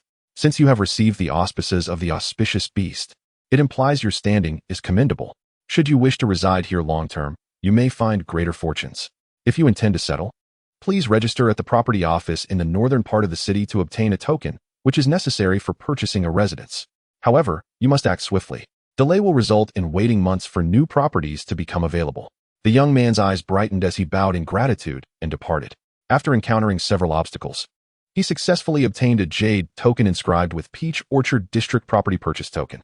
With this token in hand, he followed the guidance of a beautiful female cultivator to a model display, which showcased dozens of high-rise buildings, representing the entirety of the Peach Orchard District. "This token allows you to purchase any unit within the district," she explained. "While each unit is compact, they are inscribed with isolation formations to prevent any divine consciousness below the nascent soul stage from probing. This particular unit is priced at 10,000 spirit stones and includes a spirit gathering formation and various home decorations. If you do not require the isolation and gathering formations, another unit is available for only 2,000 spirit stones. As he gazed at the exorbitantly priced residences, the young man could not help but be taken aback. As a mere inner disciple of the Jiuquan sword sect, his annual stipend amounted to slightly over 1,000 spirit stones. After his daily expenditures, he was left with merely 5,000 spirit stones in hand. In other cities, acquiring a residence would cost only several dozen to a few hundred spirit stones. How could it be so exorbitant here? This was clearly an act of extortion. Yet, recalling the benefits of this location, he gritted his teeth and retrieved his storage bag. I shall purchase this unit for 2,000 spirit stones. Upon uttering these words, the youth's complexion flushed slightly, seemingly embarrassed by his lack of generosity. However, the female cultivator's expression remained unchanged, still adorned with a polite and sweet smile. There is no need for haste, my friend. You have acquired the housing jade token, which guarantees you access to properties for 3 years. Should you wish to purchase a dwelling worth 10,000 spirit stones, but find yourself lacking in resources, I can offer you several recommendations. Firstly, consider joining the Moon City Guard, which grants a 50% discount on the cost of spirit stones. Additionally, the annual salary for a guard is quite substantial, amounting to 2,000 spirit stones. However, once you enlist, you must serve for 10 years before you may depart. Otherwise, you must repay the difference. Secondly, you might participate in the Moon Spirit Tournament, where the materials and prizes obtained can also be exchanged for spirit stones. Yet, there are only 2 days remaining to register for this quarter's competition. Lastly, you could undertake tasks listed in the city, such as slaying monsters or collecting rare materials, along with a few bounties from the Misty Rain Pavilion. The youth, somewhat bewildered, exited the housing office and exhaled while gazing at the sky. The Lord of Moon Spirit City is truly a remarkable individual. The Moon Spirit Tournament possesses a certain allure. It would be worth a visit. Meanwhile, high above, Lu Li and Jiang Ningyue were overlooking the scene below. This is my new 5-year plan. What do you think, Ningyue? Jiang Ningyue's cheeks flushed slightly. The Lord's thoughts are indeed intricately connected, but please do not address me in such a manner. I am not yet formally married to you, and it feels rather awkward. Lu Li laughed heartily, and a joyful atmosphere enveloped the air. Chapter 128. The sudden cataclysm of transformation. As the two descended into the city, they strolled leisurely along the bustling streets, yet not a soul paid them any heed. Upon entering the nascent soul stage, certain subtle techniques became instinctual. For instance, utilizing the power of the nascent soul to weave a diminutive barrier around themselves, effectively diminishing the attention of others. Such minor stratagems proved particularly effective against beings of lesser realms. Jiang Ningyue, her eyes brimming with admiration, remarked, "Are all 500 golden core cultivators in the city your subordinates?" Lu Li shook his head slightly. It is merely a little over 400. The remaining golden core practitioners have gradually migrated from other cities over the years. By the way, how is the injury of Master Yuling? Jiang Ningyue expressed her gratitude. Ever since I consumed the fire scale pill you provided, the toxins have notably diminished, and my lifespan has somewhat rejuvenated. I should be fine for another century. That is good to hear. Unbeknownst to them, they had arrived before a 9-story pavilion, upon which 3 grand characters were inscribed. Yanyu Tower. The 9-story Yanyu Tower served various purposes. The lower 3 floors were designated for Foundation establishment assassins to receive tasks, while the middle 3 floors were reserved for those at the early Golden Core stage. The uppermost 3 floors housed the core assassins and the elite within the tower. Suddenly, a figure appeared, landing gracefully before them and clasping his hands in greeting. City Lord Lu, Sect Master Jiang. Lu Li smiled warmly. Thank you, Master Xie. No need for such formalities. How have you fared during this past year in this place? Xie retained his usual impassive demeanor. Satisfactory. Please, come inside. The 3 entered the tower, not ascending to the top floor, but rather, under Xieyu's guidance, they proceeded to an underground chamber. This location had been arranged with Lu Li's consent and fortified with multiple protective formations. With a wave of his hand, 3 chairs materialized. Once seated, Xieyu spoke directly. City Lord Lu, your timing is fortuitous. I happen to have some new intelligence to report. Lu Li raised an eyebrow. Is the Yunzhou Alliance stirring up trouble once more? The Yunzhou Alliance, led by Yun Lanzi, was formed after the expedition to the Wind Thunder Secret Realm. Drawing upon his prestige and strength, he managed to unite a significant portion of the sects in Yunzhou to counter the Tsongtian alliance from the neighboring Cangzhou. Reports suggest that skirmishes between the 2 factions had erupted multiple times within a mere year. It is noteworthy that Yun Lanzi had extended an invitation for the Moon Spirit sect to join the alliance, which was graciously declined by Jiang Ningyue. Such alliances typically comprised predominantly of sect forces, with few city lords participating, representing a so-called Jianghu power. Xie nodded. According to the intelligence gathered within the tower, Yun Lanzi intends to petition the imperial court for the position of governor of Yunzhou. Should this come to pass, his relationship with the current governor, Li Mingfeng, will be irreparably strained. In response to the Yunzhou alliance's actions, Li Mingfeng has summoned 3 special envoys from the court, including 2 at the threshold of transformation and 1 at the initial stage of transformation. Lu Li nodded in agreement. Finding this information consistent with the reports relayed by the Golden Core Death Warriors he had sent to Yunzhou City. Furthermore, Lung Feng and others had transmitted substantial additional information. The situation in Zhangzhou had long since descended into chaos, even clashing directly with the Wudumi sect, an outer faction of one of the 5 sacred grounds, the Tianshi court. This news is, indeed, quite favorable for the Moon Spirit City where Lu Li resides. Being situated in a remote location has its advantages. Xie continued. However, I have also come across some intriguing rumors. It appears they are linked to the royal family, who are secretly seeking out cultivators infused with the essence of true dragons, primarily focusing their efforts on various royal clans. Even the Qin Wangfu has recently been notably reclusive. At these words, Lu Li's heart skipped a beat, and he inquired discreetly, "True dragon essence? What is that?" Xie shook his head, equally perplexed. "I am unsure. This information seems to have been deliberately leaked by the Tianji Pavilion." After departing from the Smoke and Rain Tower, Lu Li fell into deep contemplation. True dragon essence? Could it possibly refer to his own imperial aura? He should not have revealed himself. Jiang Ningyue glanced at Lu Li, a fleeting look of contemplation crossing her eyes.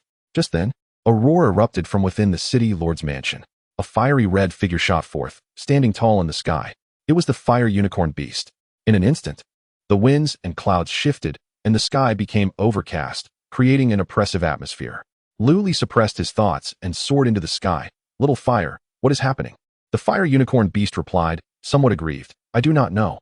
I entered a dream and sheltered 2 little children, and who would have thought that while asleep, I would be on the verge of a breakthrough? As the guardian beast, it would receive a portion of cultivation feedback while suppressing the fate of others. In ancient times, many auspicious beasts followed a similar path, cultivating through the faith of tribal totems. The fire unicorn beast was already on the cusp of transcending to the god transformation realm, which led to this unexpected predicament. Lu Li was momentarily speechless, then spoke, "Fly higher. I will activate the array to assist you in your tribulation." The fire unicorn beast nodded and ascended further. At that moment, the thousands of cultivators in Moon Spirit City all looked up, their gazes fixed upon the fire unicorn beast in the sky. For a brief moment, the entire city fell silent. Lu Li entered the city lord's mansion, sat cross-legged, and activated various grand formations. Layers of spiritual light enveloped the entirety of Moon Spirit City. Defensive arrays such as the 5 Elements Guardian Spirit Array and the 1,000 Ice Sealing Demon Array were initiated. Normally, tribulation crossing is an affair beyond the reach of others. However, the situation with the fire unicorn beast was different. It was the guardian beast suppressing the city's fate, allowing it to connect with the local array through the collective power of its inhabitants. The once clear sky suddenly darkened, thick clouds roiling as thunder and lightning crackled. The fire unicorn beast's body suddenly expanded to several dozen meters in size, coiling majestically in the sky. Lu Li narrowed his eyes, his right hand sweeping upward with force. The power of the numerous formations converged into brilliant light, coalescing upon the surface of the fire unicorn beast. With a resounding boom, the first bolt of lightning struck down fiercely. Bang, bang, bang. The ethereal radiance enveloping the fire served as a shield against the onslaught of thunder. Lu Li narrowed his eyes, realizing the formidable power of this thunder tribulation was astoundingly terrifying. Even through layers of intricate formations, he could still feel an oppressive force, akin to the searing of his very soul. Crack, crack. Following this, a series of thunderous roars erupted, cascading one after another. Bolts of thunder relentlessly descended, as if intent on annihilating the fire. A sense of trepidation gripped Lu Li's heart. Could his formations and the fire withstand such ferocious assaults? Boom. A resounding explosion reverberated, unleashing a tempestuous wave of energy that engulfed a radius of over 10 yards. A robust purple lightning serpent writhed amidst the dark clouds. Go! With a commanding shout from Lu Li, the power of the formation surged forth once more. Roar! The fire unleashed a furious roar. In the next moment, a blinding light suddenly burst forth from the depths of the ominous clouds, and a colossal thunder dragon, spanning over 20 yards, emerged from within the storm, crashing violently into the fire. Bang! A thunderous sound erupted, shaking the eardrums of all present and compelling them to instinctively kneel in reverence. Lu Li's expression shifted dramatically as he coughed up a mouthful of blood. The ethereal light of the formation surrounding the fire had dissipated. From this moment onward, it would have to rely on its own strength. Chapter 129. The Wind and Thunder Codex. A storm of tribulation loomed over the skies of Moon Spirit City for a substantial duration, lasting well over half a day. The once prominent figure of the fire beast had vanished, leaving only a tempest of violent purple lightning swirling across the heavens. Fortunately, this cataclysmic event was directed solely at the fire beast and not at Moon Spirit City itself. Shielded by intricate protective formations, the city managed to endure the residual chaos. Lu Li, having shielded the fire beast from two formidable tribulations, found himself gravely injured. He retrieved several healing elixirs, consumed them, and sat down to recuperate. As the thunderous roars and blinding flashes began to wane, the silhouette of the fire beast re-emerged. Its body was now cloaked in an inky darkness, every inch marred and damaged, shaking off the charred remnants of its scales. It radiated a brilliant light before unleashing a triumphant roar that echoed with a sense of liberation and joy. After being trapped in the secret realm for over a millennium, constrained by peculiar laws, it had languished in the nascent soul stage for hundreds of years. Today, it had finally transcended. Amidst the jubilant cries from below, Lu Li allowed a subtle smile to grace his lips. The fire beast had been prepared by the Wind and Thunder Pavilion as a prized disciple, and the conditions for its release were exceedingly stringent. Initially, Lu Li had contemplated ending its life if he could not liberate it. Is that the auspicious beast? Someone exclaimed in Moon Spirit City. The auspicious beast has successfully passed its tribulation. Although not every resident of Moon Spirit City had received the fire beast's protection, stories from fortunate individuals had spread its fame widely within just a year. Concurrently, Lu Li's Imperial Supreme Sutra, the chapter of all beings, had also made significant strides, gathering considerable collective will from the populace. Listening to the cheers below, the fire beast sought to display its splendor, conjuring a cloud beneath its feet and descending gracefully from the heights as if descending a staircase. Although it had relinquished the lavish lifestyle of a beautiful female cultivator, this adulation was quite gratifying in its own right. How long do you intend to revel up there? Lu Li's voice reached the fire beast's ears, prompting it to cease its inspection of the city and return to the city lord's residence. Upon landing, the fire beast resumed its normal size and grumbled. I rarely have the chance to showcase my grandeur, and yet you deny me the opportunity to bask in it? I am now a formidable being of the transformation stage. At this, Lu Li narrowed his eyes. Oh, has your bravado increased following your breakthrough? Are you becoming arrogant? The fire beast shuddered, recalling the identity of the person before it, and hastily began to ingratiate itself. I was merely caught up in the moment. Please do not take offense, master. Lu Li replied nonchalantly. To assist you in withstanding the tribulation, the city's protective formations consumed over 100,000 spirit stones. If your performance fails to meet expectations, I am more than willing to extract more from you in the form of alchemical materials to compensate for this loss. Do you understand? Understood. The fire beast wagged its tail, its demeanor now resembling that of a large dog rather than the majestic, auspicious beast it had been moments before. In truth, the fireland beast has indeed become a companion to its offspring within the estate, with even the 2-year-old Lu Fulong clamoring daily to ride the dog. The life of beasts is fraught with challenges. However, the breakthrough of the fireland beast signifies that Moon Spirit City has gained a formidable entity with the prowess of divine transformation, which is a fortuitous development. Consequently, Lu Li made an exception and hosted a grand celebration in the city, catering to the fireland beast's penchant for vanity and ostentation. The approach was akin to a carrot-and-stick method of training. At present, the strength of Moon Spirit City is indeed formidable. The city possesses 1 divine transformation beast, 5 nascent soul practitioners, and 456 golden core cultivators. Among them, 320 are golden core dead soldiers produced through the refinement realm. The remainder consists of assassins from the Misty Rain Tower and attendants of the Lu family. Thanks to the growth over the past few years, the 3 prominent families have seized the opportunity to expand significantly. Yet, due to the former family head's inability to maintain control, the 3 elders of the Moon Spirit sect personally intervened, resigning from their positions to focus on managing the area. Moreover, due to the incident in the Thunderstorm Secret Realm, the Moon Spirit sect has welcomed a number of reasonably skilled female golden core cultivators, including several experts at the late or peak golden core stage, greatly enhancing the sect's strength. However, this has also led to a somewhat imbalanced dynamic, with the feminine aspect of power overshadowing the masculine.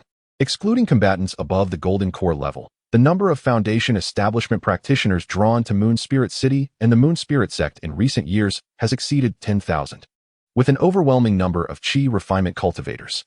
Among them are both wandering cultivators and disciples from various other sections.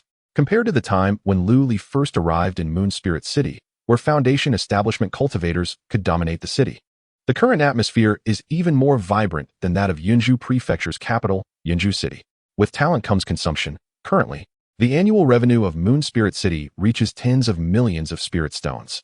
Consequently, the Jinyu Chamber of Commerce has ascended to become the second largest branch in Yunzhou, with Qin Mingyao overwhelmed with work, experiencing a bittersweet blend of toil and joy.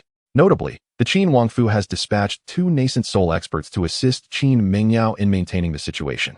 However, within this territory of Moon Spirit City, Lu Li cannot allow his wife to lose power.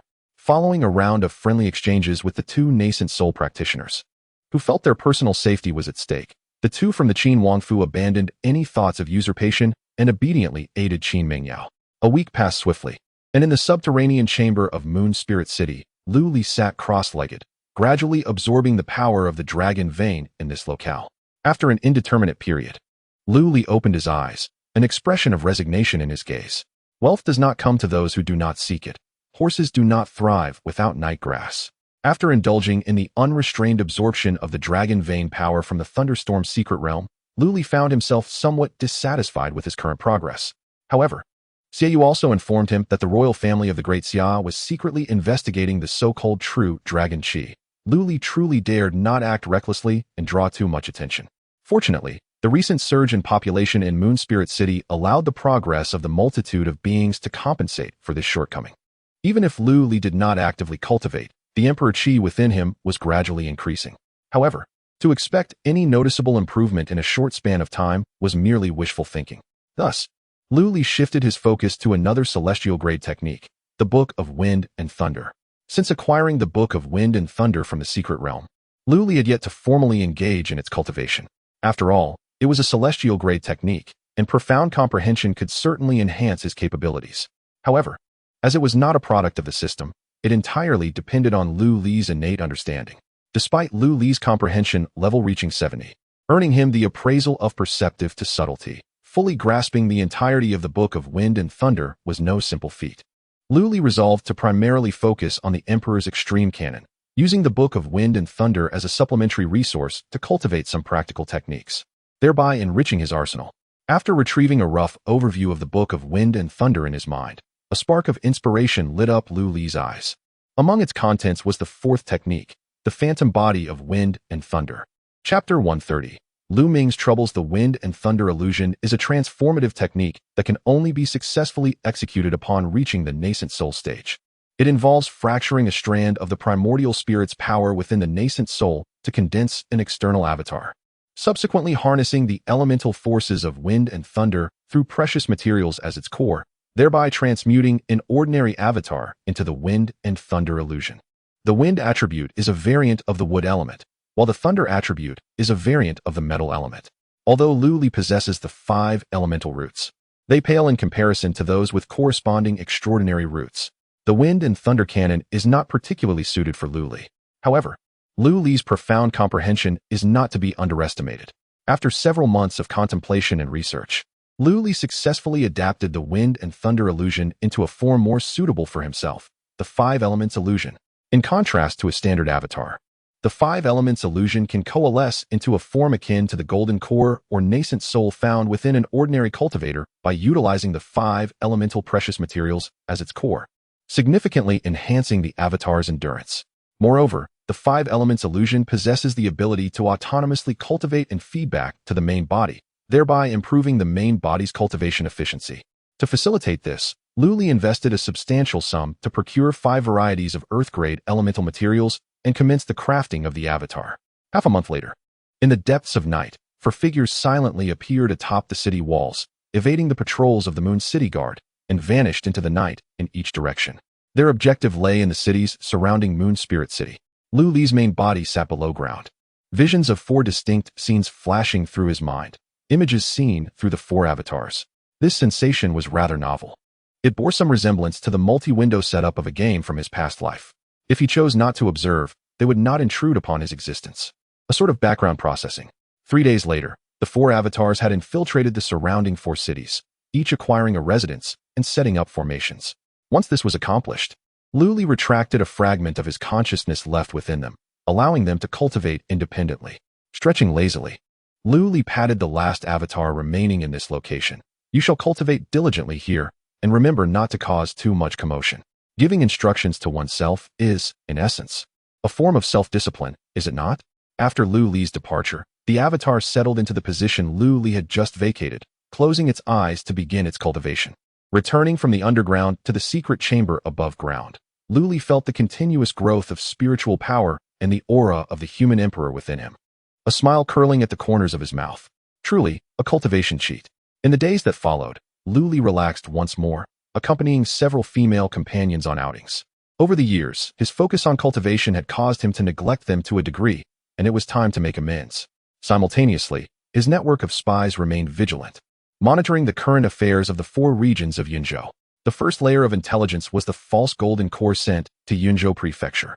The second layer comprised the golden core death warriors and the assassins from the Misty Rain Tower that Lu Li had trained.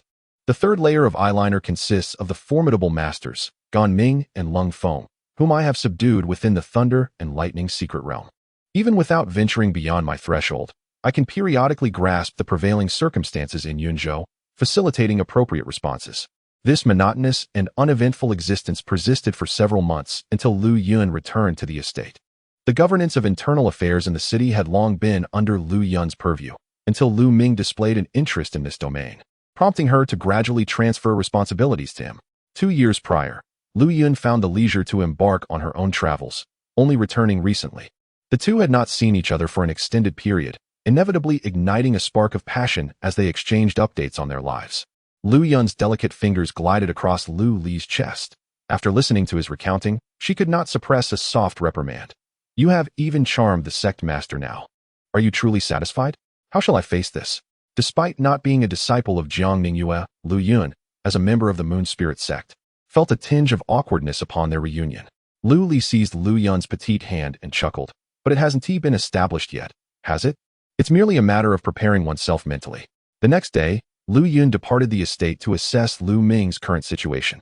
Though Lu Ming was not Lu Yun's biological offspring, she had watched him grow from a tender age, later taking on a role akin to a mentor. Notably, after turning 10, several descendants of the Lu family moved out of the Lord's residence to reside in the old ancestral home, leaving behind only Lu Jiming, Lu Ming, and the youngest, Lu Fulong. Recently, Lu Jiming and Lu Ming also intended to vacate the Lord's residence to join their elder siblings. This was not out of disdain. Rather, it was a decision they made willingly. As children mature, they naturally seek their own space, resulting in a somewhat emptier Lord's residence. Lu Li sighed at this development and redirected his focus toward his partner, striving to provide Lu Fulong with more companions of similar age. After spending half a day away, Lu Yun returned, prompting Lu Li to inquire curiously, "Have you completed your assessment so soon?" Lu Yun nodded with a smile. "Tomorrow. The arrangements in the city will be meticulously organized. Those residential areas for cultivators are quite innovative, and their efficacy is indeed commendable. There is little left for me to teach him." Lu Li chuckled, secretly refraining from revealing that he had imparted these strategies to the family's elder. However, he noted, "I observed that Ming has been unusually pensive lately. When I asked him, he merely blushed and stammered." Lu Li raised an eyebrow, a flicker of speculation igniting within him. Using his spiritual awareness to cover the entire city, he indeed found Lu Ming sitting in the real estate office, lost in thought, occasionally sighing. This demeanor resembled that of his former classmate harboring a secret crush. Is he experiencing the pangs of adolescence? Lu Li's interest was piqued, and he began to pay closer attention to his elder's behavior. Lu Ming's daily life is rather simple. During the day, he attends to his duties at the newly established real estate office, spending time dealing with the mundane affairs of the city before allowing himself to drift into a reverie. Whenever someone knocks at his door, he returns to focus on important matters before once again succumbing to daydreaming. In the evening, he returns to his residence to rest, occasionally perusing manuals of martial techniques and methods, yet he does not engage in any deliberate cultivation. Lu Li furrows his brow increasingly as he observes Lu Ming. Compared to a few years ago, Lu Ming's cultivation level has hardly advanced. He remains in the mid-stage of foundation establishment. Having not yet broken through to the golden core stage, he possesses a lifespan of barely 200 years. Judging by his demeanor, it is evident that he lacks the motivation to cultivate. This fills Lu Li with concern, fearing that he may one day find himself sending off a son with gray hair, while he himself remains untouched by age. Oh, but it seems I shall not turn gray. My son, hasten to the city lord's manor. Lu Li's thoughts conveyed through a mental message. Startled by the call, Lu Ming sprang to his feet and hurried to the manor. Observing Lu Ming's somewhat anxious demeanor, Lu Li sighed, striving to soften his tone. My dear, has something transpired recently? Lu Ming hesitated, then seemed to gather his resolve.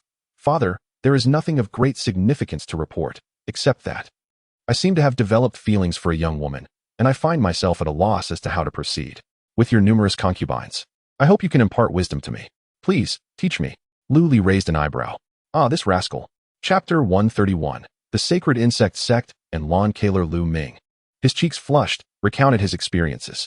6 months prior, he encountered a female cultivator named Lawn Kaler, who had settled in this place, and he was instantly smitten. Upon regaining his composure, he realized that her image had completely occupied his heart. It seemed that she harbored some feelings for him as well, yet her demeanor was elusive, leaving him in a state of torment. With a hint of embarrassment, Lu Ming said, There is one matter for which I seek my father's forgiveness. As Kaler hails from Insect Prefecture and is a wandering cultivator, she lacks sufficient spirit stones. Thus, I took the liberty of assigning her a residence for her cultivation. Lu Li listened in silence. As the son of the city lord, he was not a scoundrel who exploited others, yet it seemed unbecoming for him to play the sycophant. However, given his son's infatuation, Lu Li refrained from harsh criticism. Just as he was about to offer some words of comfort, he suddenly received a telepathic message from the fire beast. Master, it appears that your offspring's consciousness is somewhat abnormal, as if under the influence of a love insect curse. Lu Li maintained his composure and replied telepathically, Is this truly the case? The fire beast's voice took on a lewd tone. Have you forgotten my innate divine abilities? I would not err in my perception. Noticing Lu Li's impassive expression, Lu Ming lowered his head even further. Lu Li then spoke reassuringly, My son, do not worry. This matter is inconsequential. However, you should arrange to meet that female cultivator tomorrow and bring her to me. I may be able to offer you some advice. Elated by these words, Lu Ming quickly expressed his gratitude and departed, clearly filled with anticipation. Once Lu Ming left, Lu Li's expression darkened, and he made his way to the Misty Rain Tower. The tower collected information on every cultivator entering the city and had become a crucial intelligence agency under his command. If this were a mutual affection, it would be acceptable, but should someone be scheming, Lu Li would not remain passive. After explaining his purpose to Xiaoyu, Lu Li soon received first-hand information about Lawn Kaler. Lawn Kaler, in the Golden Core stage, hailing from Insect Prefecture, arrived in Moon Spirit City 6 months ago. According to the investigation by the Misty Rain Tower, Lawn Kaler was not merely a wandering cultivator as she claimed. Rather, she was an outer disciple of the Sacred Insect Sect. Xiaoyu added, The Sacred Insect Sect is the foremost sect in Insect Prefecture, equivalent in stature to the Yunlan sect of Yun Prefecture. Seated at the table, Lu Li gently tapped his fingers on the surface. The fact that a disciple of the Sacred Insect Sect was masquerading as a wandering cultivator to approach Lu Ming was undoubtedly significant. Lu Ming, merely a foundation establishment cultivator, would be oblivious to the schemes laid by a Golden Core cultivator. Furthermore, he and the Fire Beast could not constantly monitor the entire city, which allowed someone to exploit this oversight. Upon returning home, Lu Li summoned the Fire Beast. Is there a way to dispel the curse? The Fire Beast yawned languidly. Curses differ from spells. Even if the caster is killed, the cursed insects will remain in the young master's mind, under the control of this love insect curse. He may even seek death to join her in the afterlife. At these words, Lu Li's brow furrowed deeper. He promptly closed his eyes, extending his consciousness, and soon beheld Lu Ming returning to the old residence, grinning foolishly as he entered his room. Lu Li's consciousness expanded once more, conducting a thorough search throughout the city for the female cultivator named Lawn Kaler. As anticipated, he soon detected her presence within a small residence in the southern villa district. In addition to the commercial buildings expanded from his previous life, Moon Spirit City had also seen the addition of villas and courtyards, all of which fell under the auspices of the auspicious Fireland Beast, thus receiving preferential blessings, resulting in their exorbitant prices. A standalone villa would start at no less than 100,000 spirit stones. Consequently, aside from the three prominent families who purchased a few at discounted prices, ordinary cultivators simply lacked the spirit stones necessary for acquisition, leaving the villa district rather desolate. Lu Ming, that lad, seemed to have found a hidden treasure. Lu Li had no intention of correcting his son's extravagant behaviors, yet if it were due to the influence of a love curse, intervention would be necessary.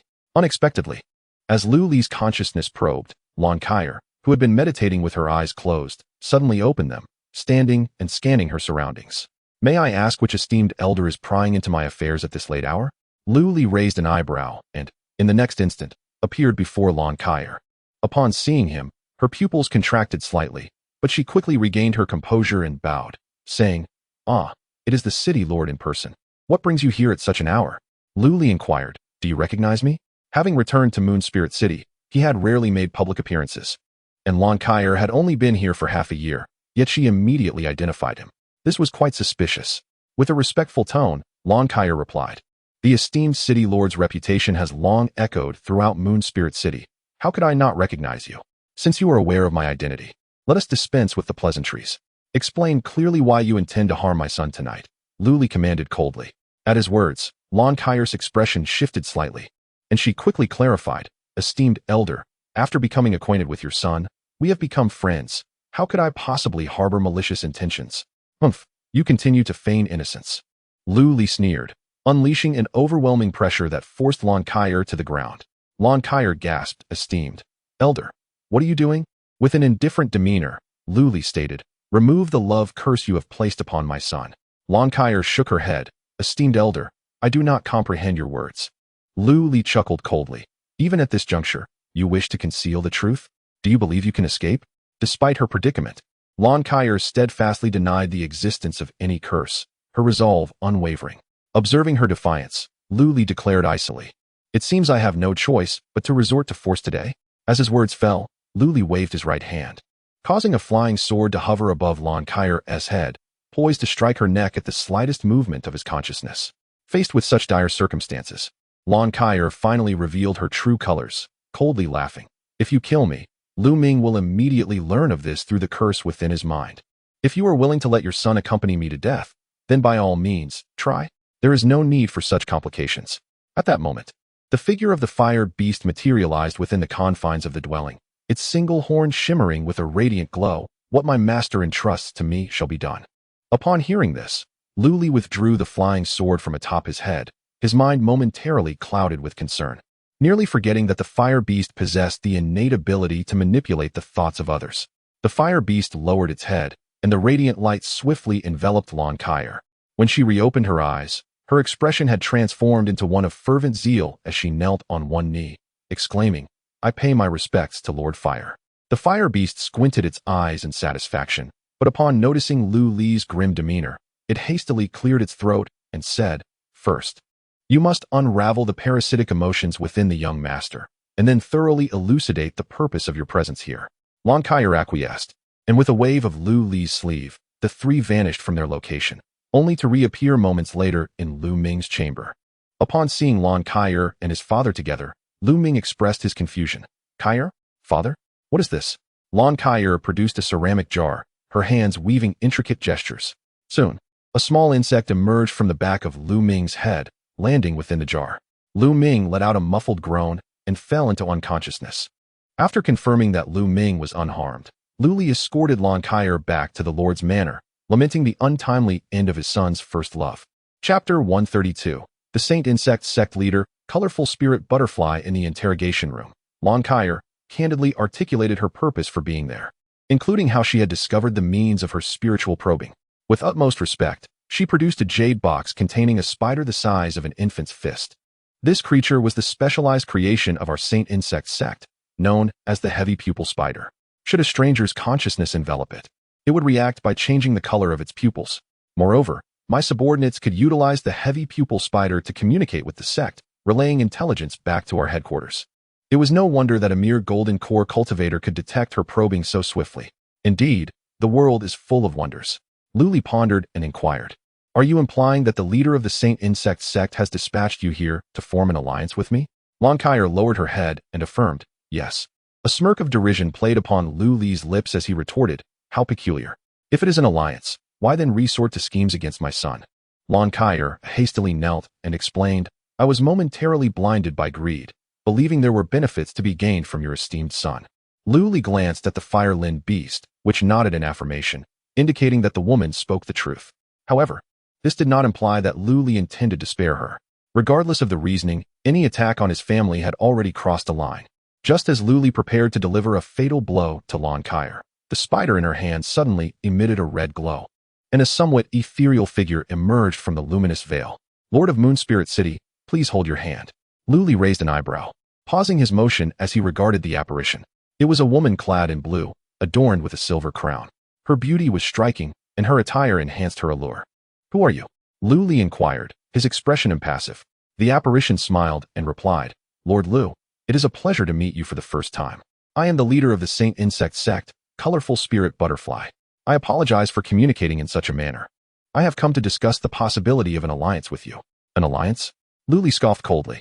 I fear that the alliance is but a ruse, while the true intention is to corrupt my Moon Spirit City. I regret to inform you, but I have no intention of forming an alliance with someone who has covertly attacked my offspring, Luli declared. Colorful Spirit Butterfly shook her head, sighing. I am aware of the circumstances. May I request, Lord City Master, that you allow your beast to cease its control over her? I will handle this matter appropriately. Luli hesitated briefly before instructing the fire-limbed beast to release Lon Kyer's mental hold. After all, it was merely an illusion before him. If he displayed excessive wariness, it would only undermine his position. He decided to observe her intentions for the time being. As the fire-limbed beast lifted the mental restraint on Lon Kyer, her expression turned somewhat dazed. Yet upon seeing the ethereal figure before her, her complexion paled dramatically, and she quickly fell to her knees. Disciple Lon Kyer pays her respects to the sect leader. Colorful Spirit Butterfly regarded the kneeling Lon Kyer with a tone that bore a hint of frost. Lon Kyer, do you understand your transgressions? The body of Lon Kyer trembled slightly as she spoke. Disciple, I acknowledge my wrongdoing. I was ensnared by my own folly and nearly jeopardized the great matters of our sect. I am willing to accept my punishment. Kai Ling Dai continued, out of selfishness. You nearly brought our sacred sect to the brink of ruin. Had you been within the sect, you would have been cast into the abyss of 10,000 insects for your transgressions. However, with Lord Lu present, it falls to him to decide your fate. I trust you know what to do? Upon hearing this, Lon Kyer glanced at the expressionless Lu Li and presented a jade box, within which lay a goo worm of the golden core stage. Confused, Lu Li listened as Kai Ling Dai explained, at the onset of their cultivation, members of our sect nurture a life-bound goo worm, which is intrinsically linked to their life. Should the goo worm perish, the cultivator shall also meet their end. Conversely, if the worm survives, it can employ secret methods to facilitate reincarnation. Thus, even if Lord Lu were to slay Lon Kyer, she could still be reborn through the goo worm. This is a closely guarded secret of our sacred insect sect, known to very few. Luli raised an eyebrow, realizing that had he unknowingly extinguished Lon Kyer's life and handed over her storage bag to Qin Mingyao, she might have escaped unscathed. Kai Lingdi's revelation of such a secret indicated her sincerity in this matter. Observing Lon Kyer's continued trembling, Luli pondered for a moment before sighing. Very well. I shall temporarily take this worm into my possession, and in return, she shall serve my son for a century. What say you, Sectmaster Kai? Though the emotional goo worm afflicting Lu Ming had been dispelled, its lingering effects remained, leaving traces of turmoil in his heart. The one who tied the knot must be the one to untie it. Thus, it was prudent to keep Lon Kyer close for the time being. Once the remnants of Lu Ming's affections had completely dissipated, a clearer decision could be made. Furthermore, with Kai Ling Dai extending an olive branch, Luli resolved to consider her proposal for an alliance before making any final judgments. Kai Ling Dai nodded with a smile. Shouldn't you express your gratitude to Lord Lu? Lon Kyer, with her head bowed in dejection, responded, I am deeply grateful for your mercy, Lord. Luli nodded. You may leave for now. I have pressing matters to discuss with your sectmaster. Lon Kyer acquiesced and departed the interrogation room, accompanied by the fire beast. The following morning, Lu Ming awakened with a sense of melancholy. It seemed he had dreamt for an extended period, wherein he had fallen for a woman, neglecting much of his studies and energy. Regrettably, he could not recall her appearance. He chuckled to himself, contemplating whether he had been struck by youthful infatuation. He remembered how his mother and several aunts had teased him in his youth, recalling how he had chosen a cosmetics box meant for girls during a childhood rite. A prophecy that had now seemingly come to fruition. Rising from his bed, he opened the door and stepped into the front courtyard. where he was surprised to find his father seated at the dining table, enjoying a meal for the first time in ages, accompanied by several younger siblings. Lu Ming hurriedly approached and bowed, saying, "I greet you, father. I have risen late, and I hope for your forgiveness." Lu Li smiled, took a sip of plain porridge, and gestured to the empty seat beside him, saying, "No matter, sit down and eat." Lu Lan teased, "It's rare to see elder brother sleeping in. Today father has specially come to see you. Poor us siblings, none of us have captured father's attention like you." Lu Li lightly tapped the head of his elegant and blossoming daughter with his chopsticks, saying, "What foolishness is this? Your elder brother is preoccupied with the affairs of the city daily, neglecting his cultivation, while you all revel in ease. Today, father has come to assess your studies and see if you have been slacking in your training." Hearing this, Lu Lan stuck out her tongue and buried her head in her food. After breakfast, the siblings went to the front courtyard to wait, leaving only Lu Li and Lu Ming behind. Lu Li clapped his hands, and Lan Kaier emerged from behind the hall, offering a slight bow to the two. Lu Ming was taken aback. This woman, she seemed familiar. An unusual emotion simmered within him. "From today onwards, this lady shall serve as your guardian, Minger. You are not a child anymore. It is time to consider giving me a grandchild," Lu Li remarked with a smile. "Greetings, young master," Lan Kaier said obediently. "This, father, I am not." Lu Ming's face flushed, and he stammered. Lu Li laughed heartily and made his way to the front courtyard. Chapter 133. The eternal golden silkworm pupa with the life-bound insect poison in her possession, Lan Kaier felt untroubled by any potential upheaval she might incite. However, her conversation last night with the master of the holy insect sect, Kai Lingdai, proved immensely fruitful for Lu Li. The southern frontier, predominantly inhabited by the Miao people, is often referred to as Miaojiang. The Miao people are notorious for their cruel and savage methods of raising poisons, having perfected the survival of the fittest doctrine to an extreme. Millennia ago, the three provinces of the southern curse insects were unified under the control of the Miao king. Yet, as the Great Xia dynasty extended its dominion over the southern regions, a strategy of division was adopted, fragmenting the Miao king's authority into three major sects, each governed by a high priest. Each high priest possessed distinct expertise, leading to the emergence of the Curse province, dominated by sorcery practitioners, the Insect province, led by those who wielded spirit insects, and the Gu province, focused on the mastery of spirit poisons. In the Insect province, practitioners emphasized the utilization of various spirit insects, nurturing them with their own blood and employing secret techniques to control them. Conversely, the Gu province transcends mere insects, with local practitioners believing that all things can be transformed into poisons, placing particular emphasis on toxic substances. In stark contrast to the holy insect sect of the Insect province, the Gu province's most formidable sect venerates the five poisons as its sacred artifact, bearing the name of the poison cult.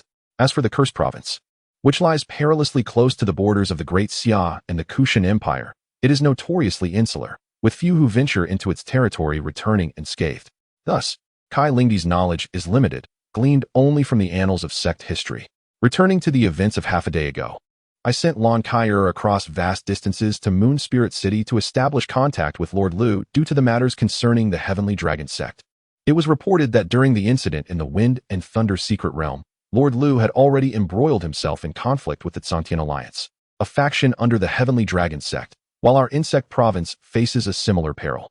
The Heavenly Dragon sect harbors grand ambitions, bolstered by the support of the Kushan Empire. Our sect is strategically located at the crossroads of Yunzhou and the Insect province, making it imperative that we assist one another. Thus spoke Kai Lingdai. Lu Li raised his hands in a gesture of surrender, stating, "You overestimate my capabilities, Sect Master Kai. I am but a mere Yuaning cultivator. What can I possibly achieve amidst such overwhelming circumstances?" Kai Lingdai shook her head in response, saying, "Although the Heavenly Dragon sect is indeed formidable, the Great Xia dynasty shows no signs of decline, and the five sacred lands remain steadfast pillars of strength. They would not dare to act with complete impunity. I have sought aid from the Sword Pavilion of Shu Province, enlisting a Return to Void sword cultivator to bolster our defenses against the Heavenly Dragon sect.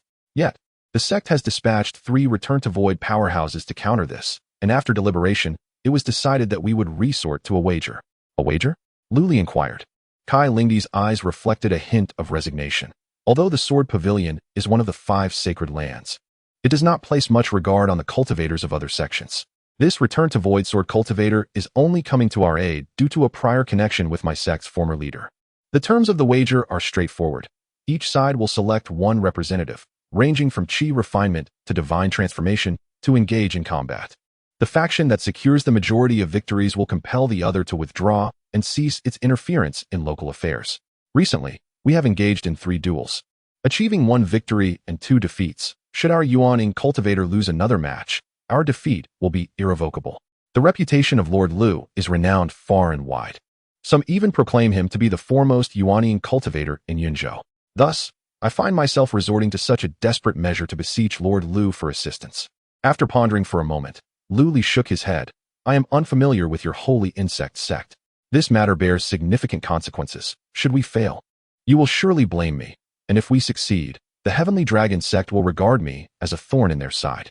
Therefore, I must decline your request, and I urge Sect Master Kai to seek counsel elsewhere. Upon hearing this, Kai Lingdai became somewhat anxious. That is not the case at all. The accounts of Lord Lu's exploits in the Storm Thunder Secret Realm have already been disseminated by Li Tsangtian of the Celestial Alliance. How else would I be aware of your deeds? Within the Heavenly Dragon sect, there are already those who perceive you as an adversary, and we of the Holy Insect sect serve as a natural bulwark. It is imperative that we stand together in mutual support. Yet Lu Li remained resolute, shaking his head once more. What nonsense! To expect him to become the scapegoat without any evidence was akin to an old man willingly consuming arsenic, as if he were tired of living. Seeing his steadfastness, Kai Lingdai bit her silver teeth, conflicted, and spoke. Pray tell, have you ever heard of the 10,000-year golden silkworm pupa? Lu Li's thoughts stirred. Indeed, he had heard of it. The 10,000-year golden silkworm pupa is among the finest exotic insects in the world, capable of significantly enhancing one's cultivation upon consumption. In terms of value, it far surpasses even the rarest of elixirs. However, such a treasure is exceedingly rare, according to the secret accounts collected by Lu Yun. It was only ever encountered during the reign of the Miao King, inciting a frenzy among the powerful of the Great Xia dynasty. Ultimately, it fortuitously fell into the hands of a golden core demon beast, which instantly elevated its realm to the peak of Yuanying. Yet, the fate of this golden core demon was rather tragic. Before it could fully absorb the efficacy, it was shattered by a group of enraged experts and subsequently divided among them, refined into exquisite cultivation elixirs. According to the chronicles within the secret accounts, consuming a 10,000-year golden silkworm pupa produces effects equivalent to a Yuanying cultivator practicing for nearly a millennium. Lu Li's heart raced. What did he currently lack the most? Time was his greatest scarcity. A single 10,000-year golden silkworm pupa could remedy that. Having cultivated for merely over a decade to reach the Yuanying realm, if he were granted a millennium's worth of cultivation, it would not be an exaggeration to say he could soar to great heights. Of course, as one progresses, the path of cultivation becomes increasingly arduous. Lu Li's aptitude is considered above average in Yunzhou, yet in the entirety of the Great Xia dynasty and the continent at large, it is merely above the median. After all, there exist innate spiritual body cultivators akin to his own Lu Linglong. Even those exceptional beings would not dare claim that they could ascend to immortality within a millennium. Lu Li estimated that a single 10,000-year golden silkworm pupa could elevate him to the peak of the transformation god stage, but further ascension would be a mere dream. Yet this is indeed an unparalleled opportunity that arises only once in a millennium. Are you implying that your sect possesses such divine artifacts? Upon speaking, Lu Li realized that his voice had grown somewhat hoarse. Kai Lingdi's expression turned slightly awkward. Not exactly, but our holy insect sect specializes in the art of insect manipulation. And over the years, we have cultivated quite a number of 100-year-old golden silkworm pupae. Lu Li thought to himself, what a waste of expression. Nevertheless, it is true that such a remarkable divine item, a mere holy insect sect, which does not belong to the 5 great sacred lands, could hardly be expected to retain it safely. Although the effects of the golden silkworm pupae are extraordinary, each individual may only consume one in their lifetime. The distinction between a 100-year and a 1,000-year golden silkworm pupa is vast. Lu Li estimated that it could at most save him a few years of time, merely allowing him to elevate his realm a notch. For such trivial gains, it seemed rather unworthy. Observing the change in Lu Li's expression, Kai Lingdai hastily added, however, we still have several 1,000-year golden silkworm pupae in our sect, with the oldest reaching 3,000 years. If City Lord Lu is willing to lend us your assistance, I would gladly offer 1,000-year silkworm pupa as a token of gratitude. Upon hearing this, Lu Li fell into contemplation and nodded after a moment. Before Kai Lingdai could express her joy, Lu Li raised 2 fingers. Firstly, I require your oldest golden silkworm pupa and 20-100-year golden silkworm pupae as compensation. Secondly, upon my arrival at your holy insect sect, I need you to provide the compensation up front. If you can agree to these two conditions, I assure you a safe victory in this competition. Chapter 134. The current state of the second generation of the Lu family, a flickering lamp, and 3 cups prompt you to cherish this moment. After some negotiation, Kai Lingdai reluctantly agreed to offer a 2,000-year-old golden silkworm pupa and 15th-century-old golden silkworm pupae as the price for Lu Li's assistance. After concluding their discussion, Kai Lingdai jestingly remarked, "Lord Lu, your appetite is truly insatiable. It feels as if you are demanding half our lives. Were it not for the irreconcilable conflict between the 5 Poisons sect and our faction, I might have rashly considered seeking refuge under the banner of the Heavenly Dragon sect."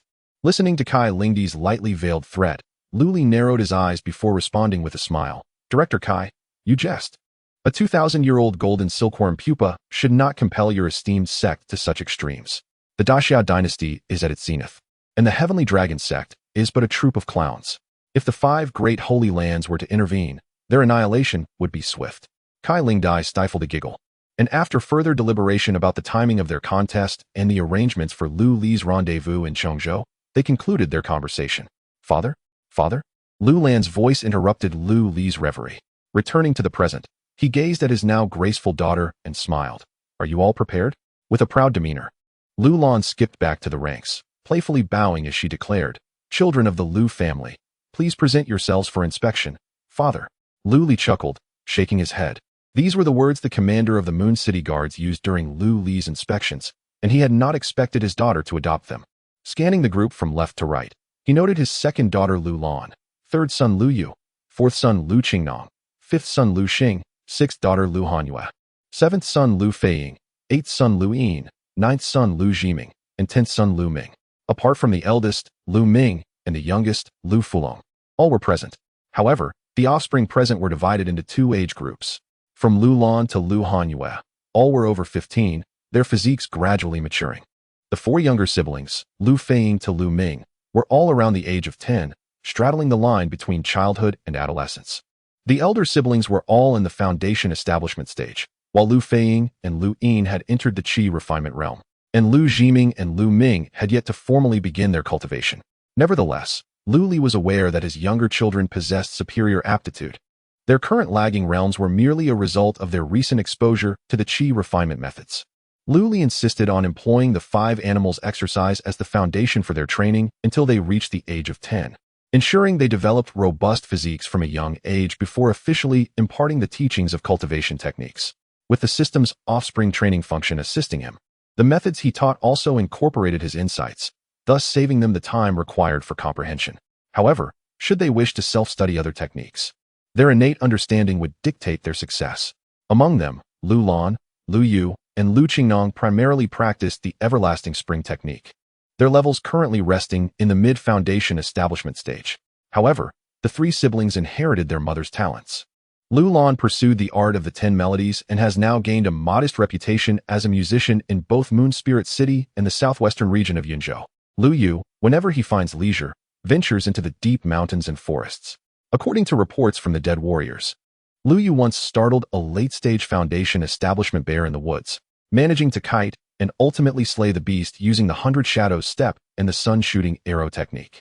As for Lu Qingnong, she has followed in her mother's footsteps, mastering both medical and alchemical arts that surpass even Qingqing's. She has established a medical clinic, where patients seeking remedies and elixirs come in droves. The true warrior, however, remains the 5th sibling, Lu Xing, practicing the primordial skill. Lu Xing has now reached the late stage of foundation establishment, and his exquisite swordsmanship shines brightly in the Moon Spirit City's arena. He delights in spending his days immersed in the arena, hoping to cultivate a sword intent and become a true swordsman. Lu Hanyue, as Lu Li's only other daughter, frequently visits the Moon Spirit sect. She practices the Ta-Yin transformation technique, a method Lu Li has not extensively studied himself but entrusted to Lu Linglong, who dotes on her little niece and has provided her with ample guidance. Consequently, despite Lu Hanyue's lack of fervor for cultivation, her prowess ranks just below that of the sword-obsessed Lu Xing's second son, Lu Feiying, has already turned 10. Lu Li initially thought he would share Lu Yu's passion for hunting. However, he showed no interest and instead clings to a gold-devouring mouse. Since the return of the fire-lind beast, he has become attached to this formidable creature, pestering it to take him out to play, much to the beast's chagrin. In response, the fire-lind beast imparted to him a rudimentary beast control technique, allowing him to accompany Lu Yu into the mountains to gather various animals. Lu Feiying began to raise the collected animals outside the city, harboring ambitions of establishing a zoo. In contrast, Lu Yin, born around the same time, has proven to be less of a concern. Beyond her daily cultivation, she studies music theory with her sister Lu Lan. However, this has rendered her somewhat delicate, lacking a degree of masculine vigor. The ninth sibling, Lu Jiming, and the 10th, Lu Ming, are a pair of lively treasures. Though young, they have already begun to display exceptional qualities. After Lu Li imparted the celestial array diagram to Lu Jiming, he became thoroughly engrossed in it. While he has yet to formally practice and cannot yet set up spiritual arrays, he has become well-versed in some simple layouts, often using his younger brother Lu Ming as a test subject.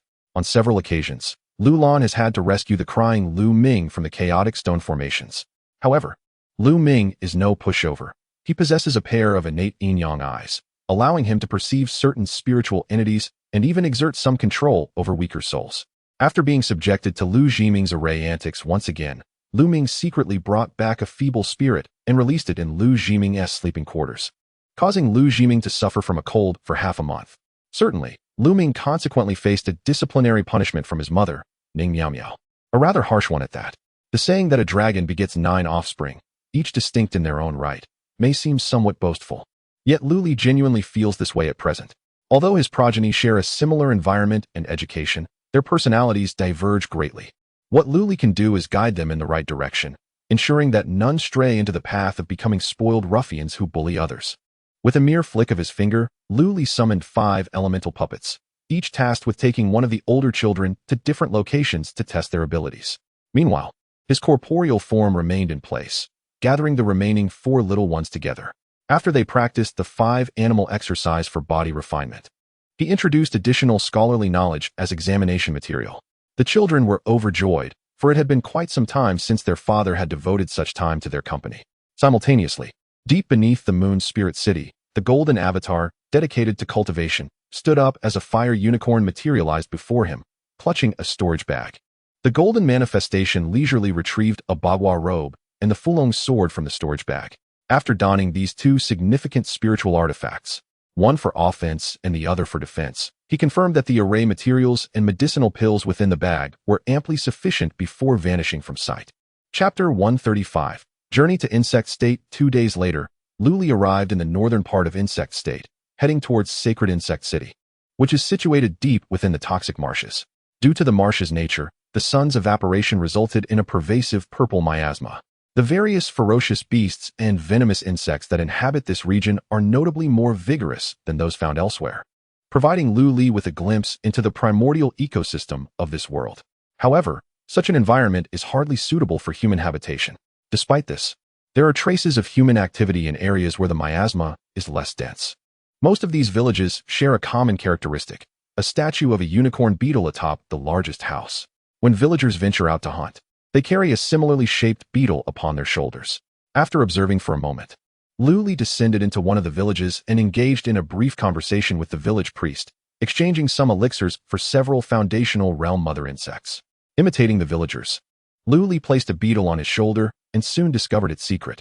It can absorb the miasma and convert it into spiritual energy, which it then expels. However, the conversion efficiency leaves much to be desired. The output from several mother insects is less than 1/10 of what a foundational realm cultivator could achieve. If they could be bred on a large scale, with tens of thousands absorbing the miasma together, it might hold some promise. Yet, nurturing these beetles to the foundational realm is exceedingly difficult, so that plan is not feasible. After this minor interlude, Lu Li arrived at Sacred Insect City. Atop the city walls stands another grand statue of a beetle, and within 100 miles of approaching the city, the miasma vanished entirely, as if there were a natural barrier in place. This location is not far from the Sacred Insect Sect and serves as the capital of Insect State. The governor here is the Grand Elder of the Sacred Insect Sect. However, this Grand Elder's role as governor is somewhat nominal, as even the Sacred Insect Sect itself teeters on the brink of defection, making it clear that he could abandon his official status within the Great Xia dynasty at any moment.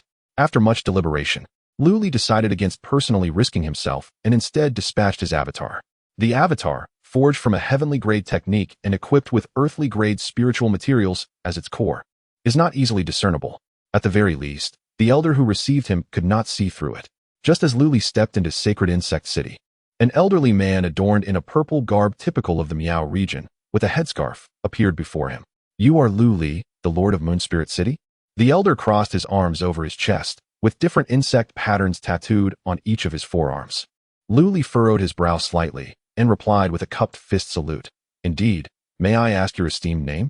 "My name is Wu Mu Hong, Grand Elder of the Sacred Insect Sect. However, according to the hierarchy of the Great Xia, you should address me as Lord Wu." Wu Muheng's tone was indifferent, his gaze tinged with a hint of hostile disdain.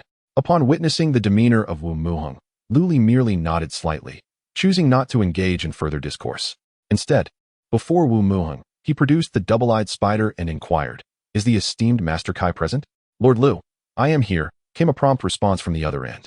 Luli sighed, expressing, "I had anticipated a delightful collaboration, yet it appears that the opinions within your sect are rather discordant. Upon my arrival in the Sacred Insect City, I was met at the threshold by your sect's Grand Elder. It seems that my presence is not particularly welcomed. Therefore, I kindly suggest that Master Kai seek a more suitable contender for this contest." With that, Luli intended to depart from the scene. "Please, Lord Lu, do not be hasty." Kai Lingdai swiftly comprehended the situation. After uttering this phrase, she severed the communication. In less than half a minute, a formidable aura surged from the distance, heralding the arrival of Kai Lingdi's true form.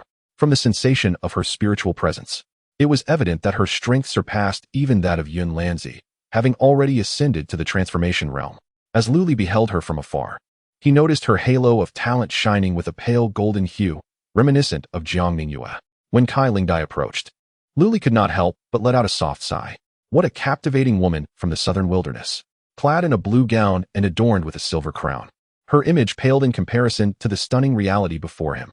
Her skin was as fair and delicate as intricately carved jade, and her eyes sparkled with a watery allure that seemed to draw one in. Especially striking was her petite figure, with graceful curves and a slender waist that seemed barely graspable. She truly embodied the essence of a fairy. Kai Lingdai smiled radiantly, instantly brightening the skies. "Welcome, Lord Lu. I hope you will not take offense at our humble hospitality." Luli shrugged, disregarding the Grand Elder beside him, whose expression was as dark as a pot's bottom, and clasped his hands in courtesy, stating, "One is indebted when receiving favors. Master Kai has graciously consented to my terms, thus I shall certainly be attentive." Kai Lingdai, perceiving the unspoken understanding, replied, "Lord Lu, please accompany me back to the mountain. The promised reward shall be presented to you with both hands." At that moment, Wu Muheng interjected, "Master, is this not a bit hasty? There remains half a month until the contest. You would entrust our sect's treasures to this individual now? What if he absconds with them? Moreover, should he fail in the competition, would we not be left with nothing?"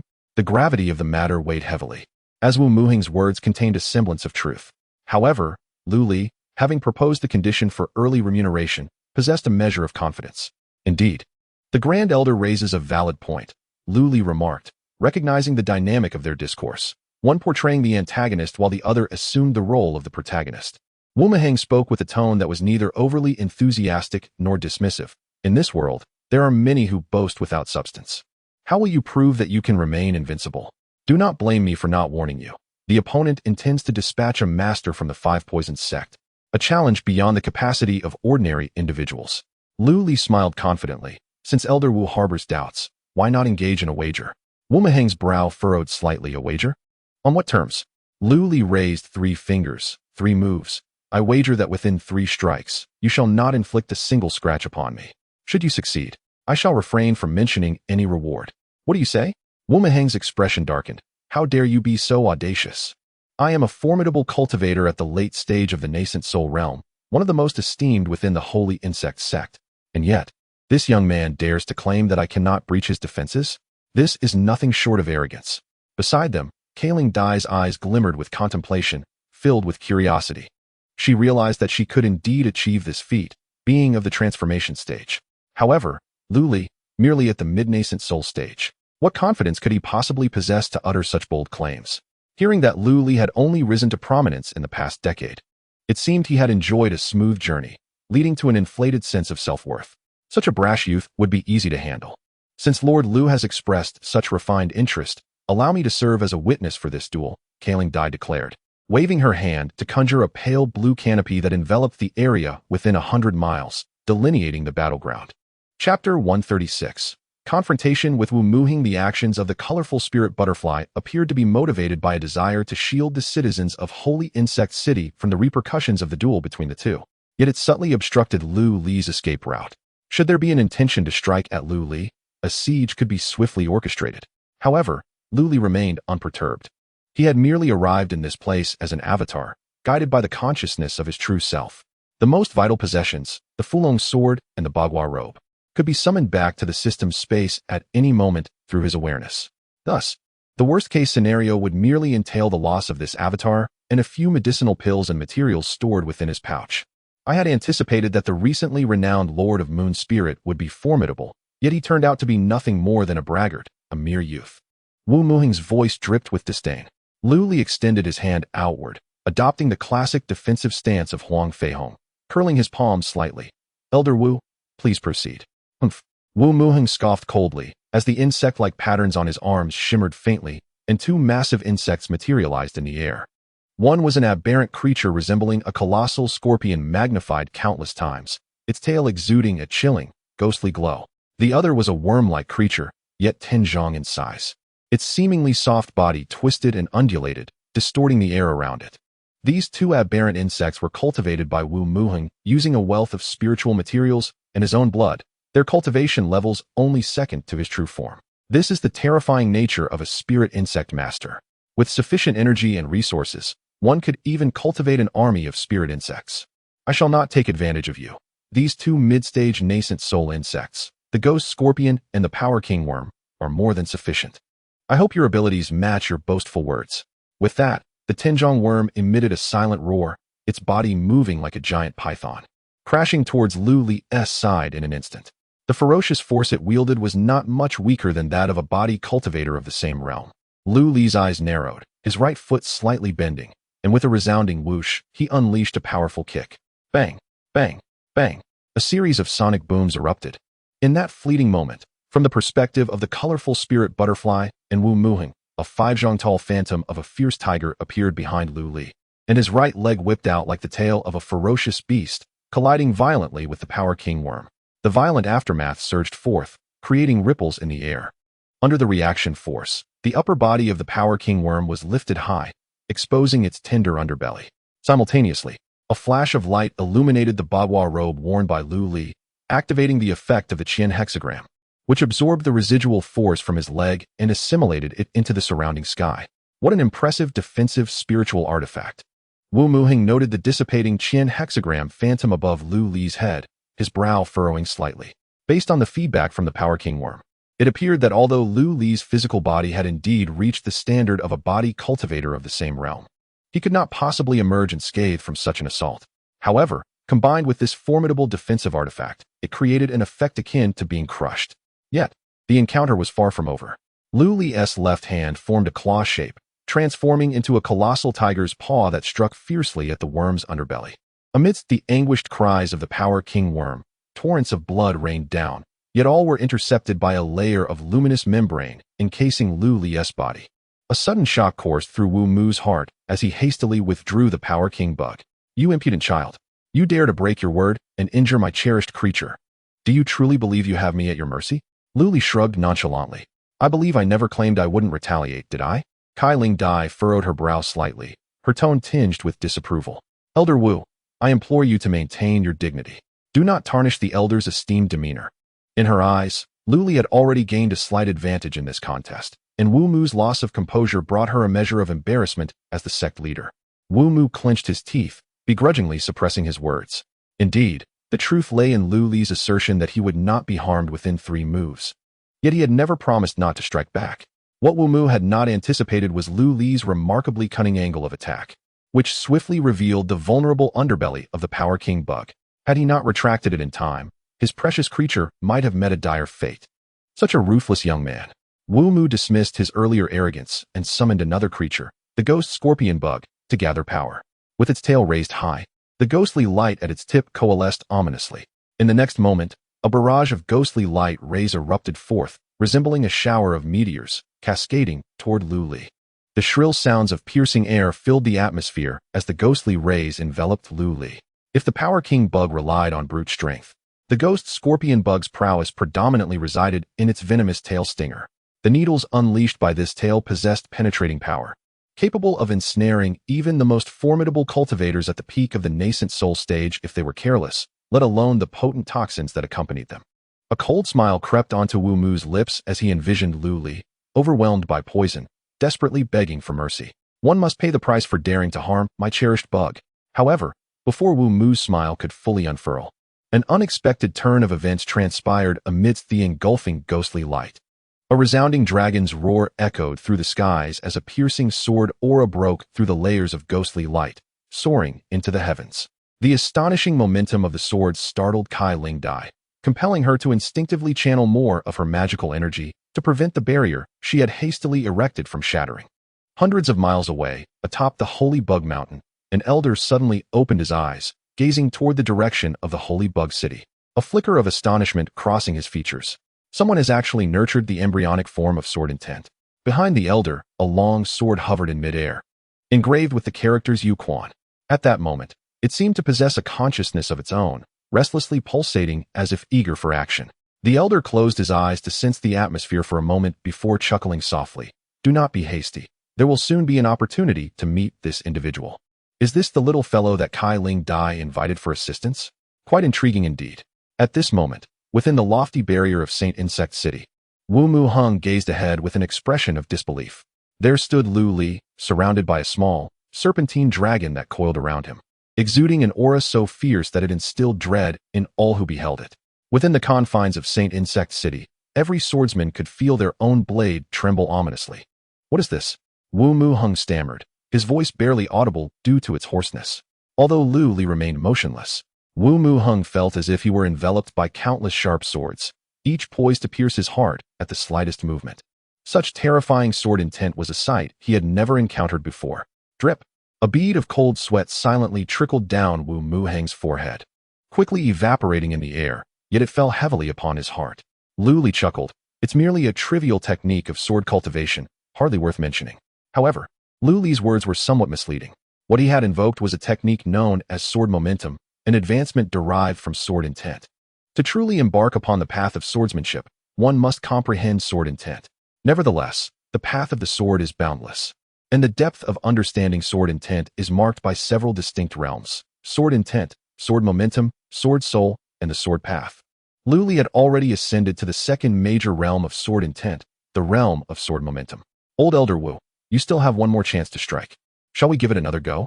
Lu Li inquired with a mischievous glint in his eye, brandishing the Fulong sword. Chapter 137. The Sacred Insect Sect. Lu Li did not specifically target the insect beasts under Wu Mu Heng's command. Yet the fierce momentum of his sword still inflicted harm upon the colossal scorpion. Wu Mu Heng, filled with anguish, retracted the trembling shadow scorpion, anger flickering in his eyes. Just as he was about to speak, he heard the voice of the vibrant spirit butterfly from above. There is no need for this final move. Lord Lu has already demonstrated his prowess. Elder Wu, you are not his match. Allow me to handle this. Simultaneously, the sound of the vibrant spirit butterfly resonated within Wu Mu Heng's ears. Wu Mu Heng's cheeks twitched slightly, and with a hint of reluctance, he nodded. The vibrant spirit butterfly continued. The disciples of Bai Yu Jing truly live up to their reputation. With this masterful sword technique, one can easily stand proud among peers. I offer my apologies once more on behalf of Elder Wu. I hope Lord Lu will not take offense. Lu Li smiled gently. It is of no consequence. Although the vibrant spirit butterfly had shown him ample respect from the outset, Lu Li could distinctly perceive that after assessing his strength, this respect had transformed into genuine admiration.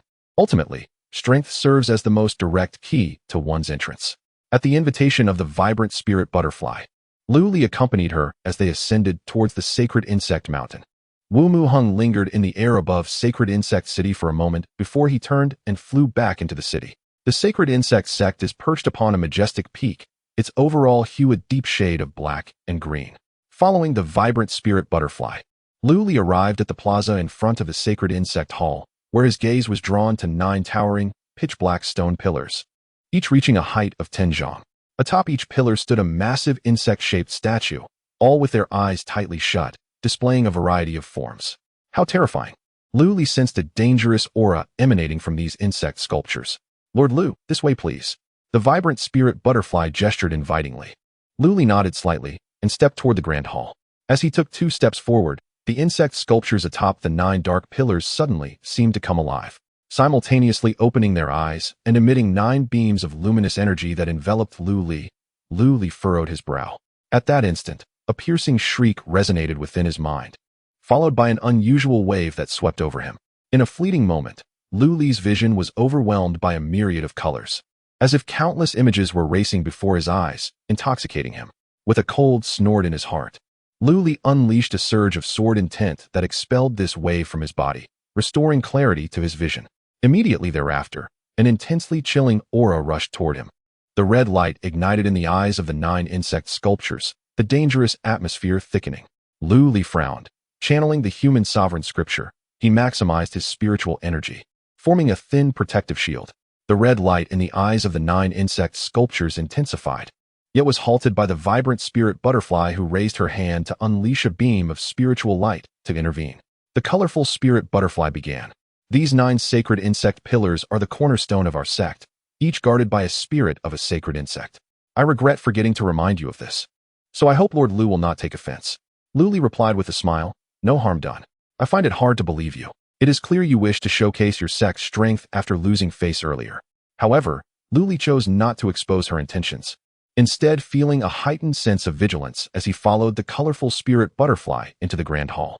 Once inside, the colorful spirit butterfly communicated with her subordinates. Soon, a female cultivator of the Golden Core stage arrived, respectfully presenting a storage bag. After receiving it, the colorful spirit butterfly dismissed the female cultivator and opened the bag to reveal a jade box. Here is the golden silkworm pupa you requested, Lord Lu. Please take a look. Lu Li accepted the jade box and opened it, revealing a golden pupa quietly resting within. Its surface was adorned with a dense network of wrinkles, and upon closer inspection, one could discern faint golden threads intertwined within, emanating a vibrant life force. Such a rich vitality! Lu Li exclaimed in awe. The colorful spirit butterfly solemnly stated, the Millennium Golden Silkworm Pupa is a treasure of our sect, only obtainable by those who have made significant contributions. I hope Lord Lu will do his utmost in the upcoming competition in half a month's time. Lu Li nodded. It is only right to fulfill one's obligations when entrusted with a task. Although there was an underlying tone of coercion in her words, Lu Li did not mind the arrangement. After all, in business, it was not unusual to make such deals. Seeing Lu Li's acceptance, the colorful spirit butterfly presented another storage bag containing over 10 similar jade boxes. Then I shall take Lord Lu to the back mountain for a short stay. Her primary concern was that Lu Li might abscond with the treasure. Please, Lu Li said, bowing slightly, and together they proceeded deeper into the sacred insect mountain.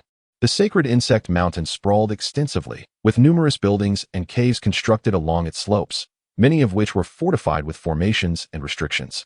Upon reaching the back mountain, a stream of sword energy transformed into a flash of light, halting before them and coalescing into a solid little sword. A voice, belonging to an elder, resounded. Young friend from Moon Spirit City, may I invite you to my residence for a discussion? Lu Li glanced at the colorful spirit butterfly, who bowed respectfully before addressing him. This is the esteemed elder from the Sword Pavilion who has come to assist our sect, the Long Rainbow Sword Immortal. So this is the sword cultivator of the Void Return realm? The mere essence of sword energy is already so solid, indicating unfathomable strength. With a thought, Lu Li clasped his hands in greeting. Junior Lu Li pays his respects to the elder. No need for formality. Please follow me. The little sword quivered slightly, the elder's voice lacking the sharpness typical of sword cultivators, instead imbued with a sense of tranquility. Lu Li followed the little sword and descended into a spacious and elegant courtyard. To the right of the courtyard were several ancient stone tables and benches. With nothing else in sight, an elderly man sat leisurely on a stone bench to the left, savoring his tea. His hair and beard were entirely white, his face adorned with deep wrinkles, and his presence emanated a stillness that made him appear to be an ordinary old man at first glance. However, upon closer inspection, one would notice that his aged eyes were profound and starry, evoking an inscrutable mystery that even Lu Li's spiritual awareness nearly succumbed to. Young friend, please take a seat. The elder from the Sword Pavilion said with a hearty laugh, resembling a neighborly grandfather inviting one for afternoon tea. This unpretentious demeanor endeared him to Lu Li. Without hesitation, Lu Li approached and sat beside the stone bench, while the colorful spirit butterfly stood behind him. The elder spoke slowly. I observed your swordsmanship earlier. You must be quite skilled in this art. Would you be interested in a friendly spar? I would be honored. Lu Li nodded, as if he had anticipated this moment. The exchanges between sword practitioners were often simple and sincere. He had long sought an opportunity to engage in a duel with another swordsman, to validate his recent insights. The elder from the sword pavilion nodded slightly, and then flicked his finger, unleashing a stream of sword energy that cleaved through the air, revealing a dark and profound tunnel akin to an abyss. Please, proceed, he gestured. Thank you, senior. Lu Li clasped his fists in gratitude, and then leapt into the tunnel. In an instant, darkness enveloped him, and as his vision adjusted, Lu Li realized he had entered an entirely different realm. Before him floated hundreds of long swords, each radiating an intimidating aura of sharpness that sent shivers down his spine. Chapter 138. A sense of familiarity as Lu Li surveyed the surroundings. The Changhong Sword Immortal chuckled and said, upon entering the transformation stage, one can establish their own realm, and upon reaching the void return stage, the ephemeral domain can be transformed into a small world. This place is the Changhong Sword realm of this old man. To comprehend the essence of swordsmanship at the nascent soul level, it is evident that the young friend possesses a profound understanding of the way of the sword. I am not alone in my path. Please, young friend, give it your all. Lu Li cupped his hands in respect and replied, then I humbly request your guidance. With that, the Fulong sword materialized in his hand, and he dove into the array of 100 swords. To his surprise, the 100 long swords moved of their own accord, launching themselves towards Lu Li. In a mesmerizing display, Lu Li danced through the swords, enveloped by a relentless tempest of blades, his form gliding like a fish through water. It became indistinguishable whether it was the person wielding the sword or the sword guiding the person. The clashing of weapons resounded like a captivating melody throughout the air. When Lu Li finally ceased his movements, he seemed to transform into an unmatched, razor-sharp sword. Exhilaration surged within him as he let out a long breath, a triumphant shout echoing in his heart. It had been ages since he felt such unbridled joy, relying solely on his mastery of swordsmanship. This was a true encounter of equals, a meeting of true talent. In mere moments, Lu Li felt his comprehension of the way of the sword ascend to new heights. Once more, at last, the 100 long swords trembled, shattering into fragments that coalesced into a brand new long sword, upon which the words Yuqing were inscribed. Haha, splendid. The Changhong Sword Immortal clapped in admiration at Lu Li's actions. Such skill from the young friend stirs my own desire to engage. Have you had your fill of the Yuqing sword? It is time for me to spar with you. The Yuqing sword, seemingly imbued with sentience, lightly tapped its blade before transforming into a streak of light that landed in the Changhong Sword Immortal's grasp. The Changhong Sword Immortal wielded the treasured sword, and in an instant, the air was filled with brilliant sword light, the sword energy radiating like a rainbow. The sound of clashing metal reverberated throughout the vast expanse. Lu Li then understood why the Changhong Sword Immortal was not known as the Yuqing Sword Immortal, though he wielded only the initial stage of the nascent soul. Each stroke of his sword was executed with exquisite perfection, leaving no energy wasted. Moreover, his techniques flowed like a deer's antlers, each arc of the rainbow imposing an overwhelming sense of pressure upon Lu Li. Every strike Lu Li launched was flawlessly countered by the Changhong Sword Immortal.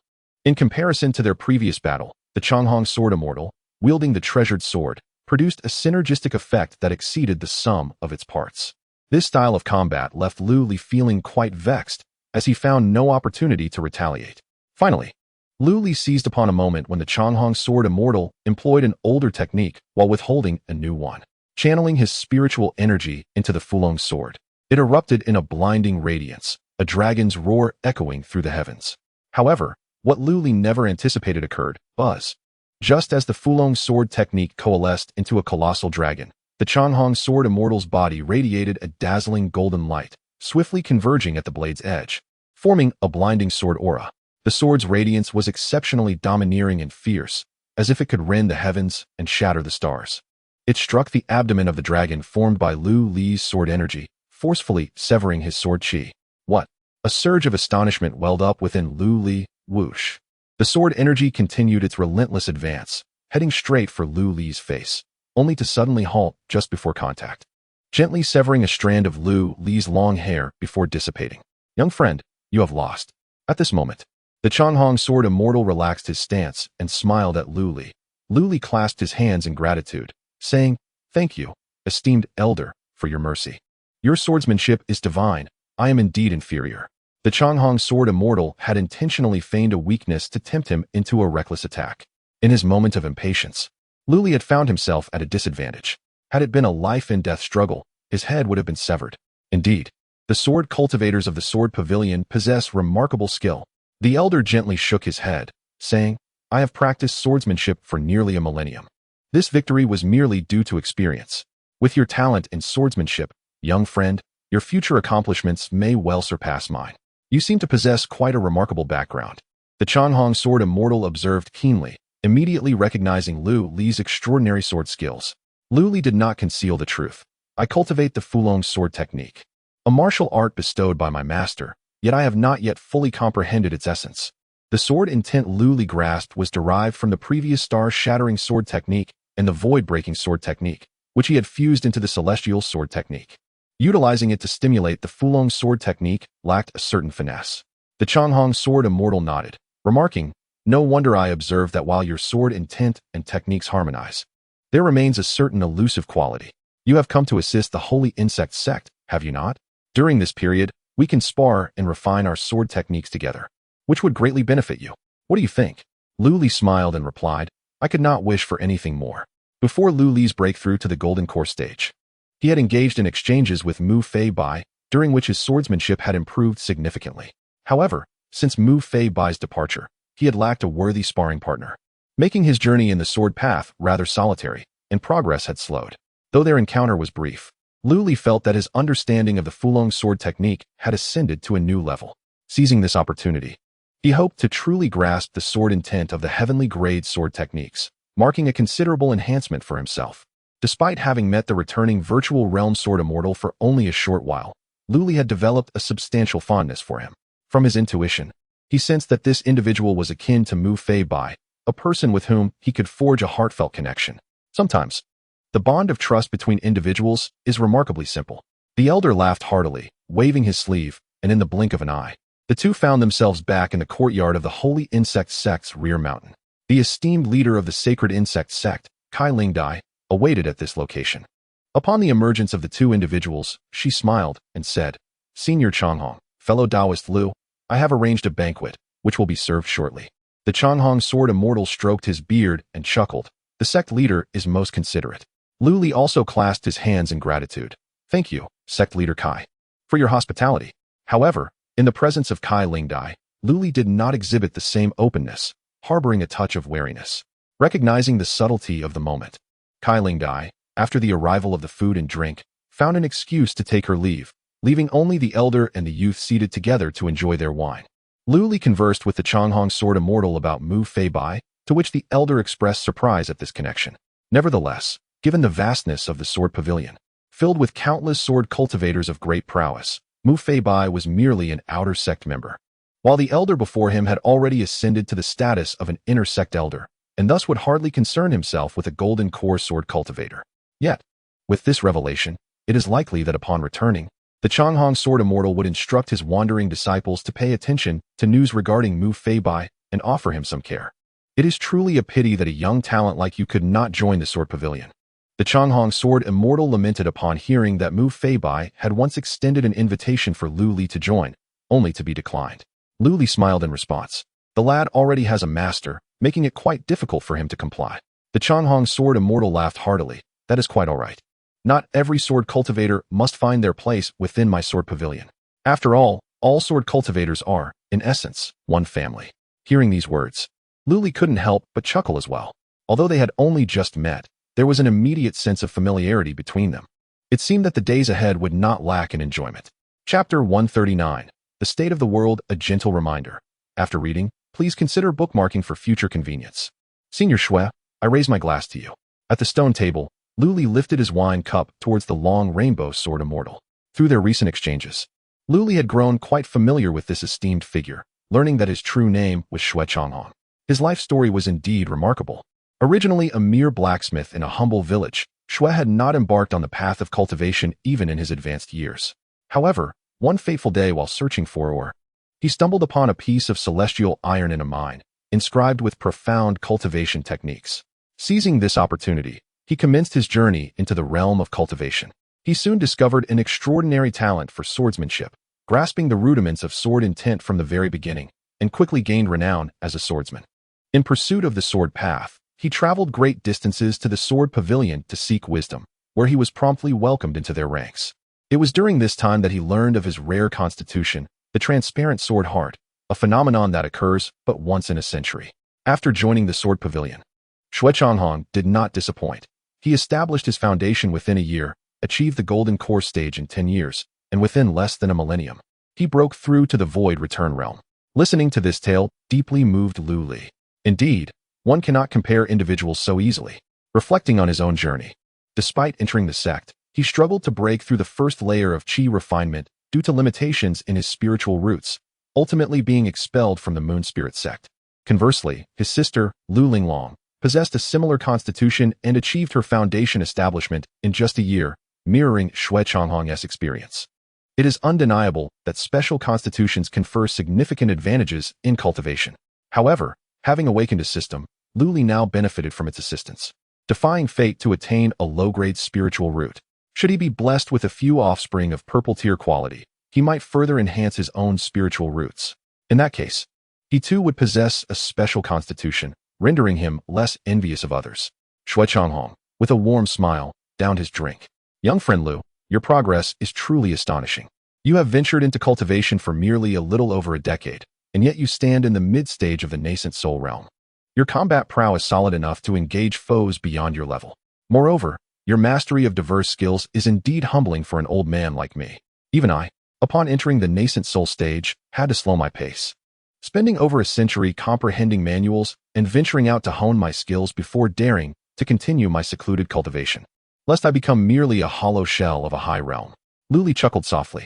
Could he admit that his techniques were all rewards from the system, requiring no effort of his own for comprehension? A significant part of his rapid cultivation stemmed from this advantage. Ordinary cultivators, aside from their daily practice, must invest considerable time and energy into refining their skills and honing other techniques. Take the scattered cultivators in Moon Spirit City, for instance. Did they not yearn for a singular focus on their cultivation? Yet, the time required to comprehend manuals and enhance their combat techniques, alongside the need to purchase manuals and elixirs with spirit stones, consumes precious hours. Thus, many cultivators find themselves ensnared by mundane affairs, rendering the dream of truly carefree cultivation merely a fantasy. Naturally, Lu Li would not disclose this matter to Xue Changhong. As their conversation progressed, they shifted their focus to the impending competition. Senior, why do you think the Heavenly Dragon sect has gained such momentum without any counteractions from the Great Xia dynasty? Lu Li pondered.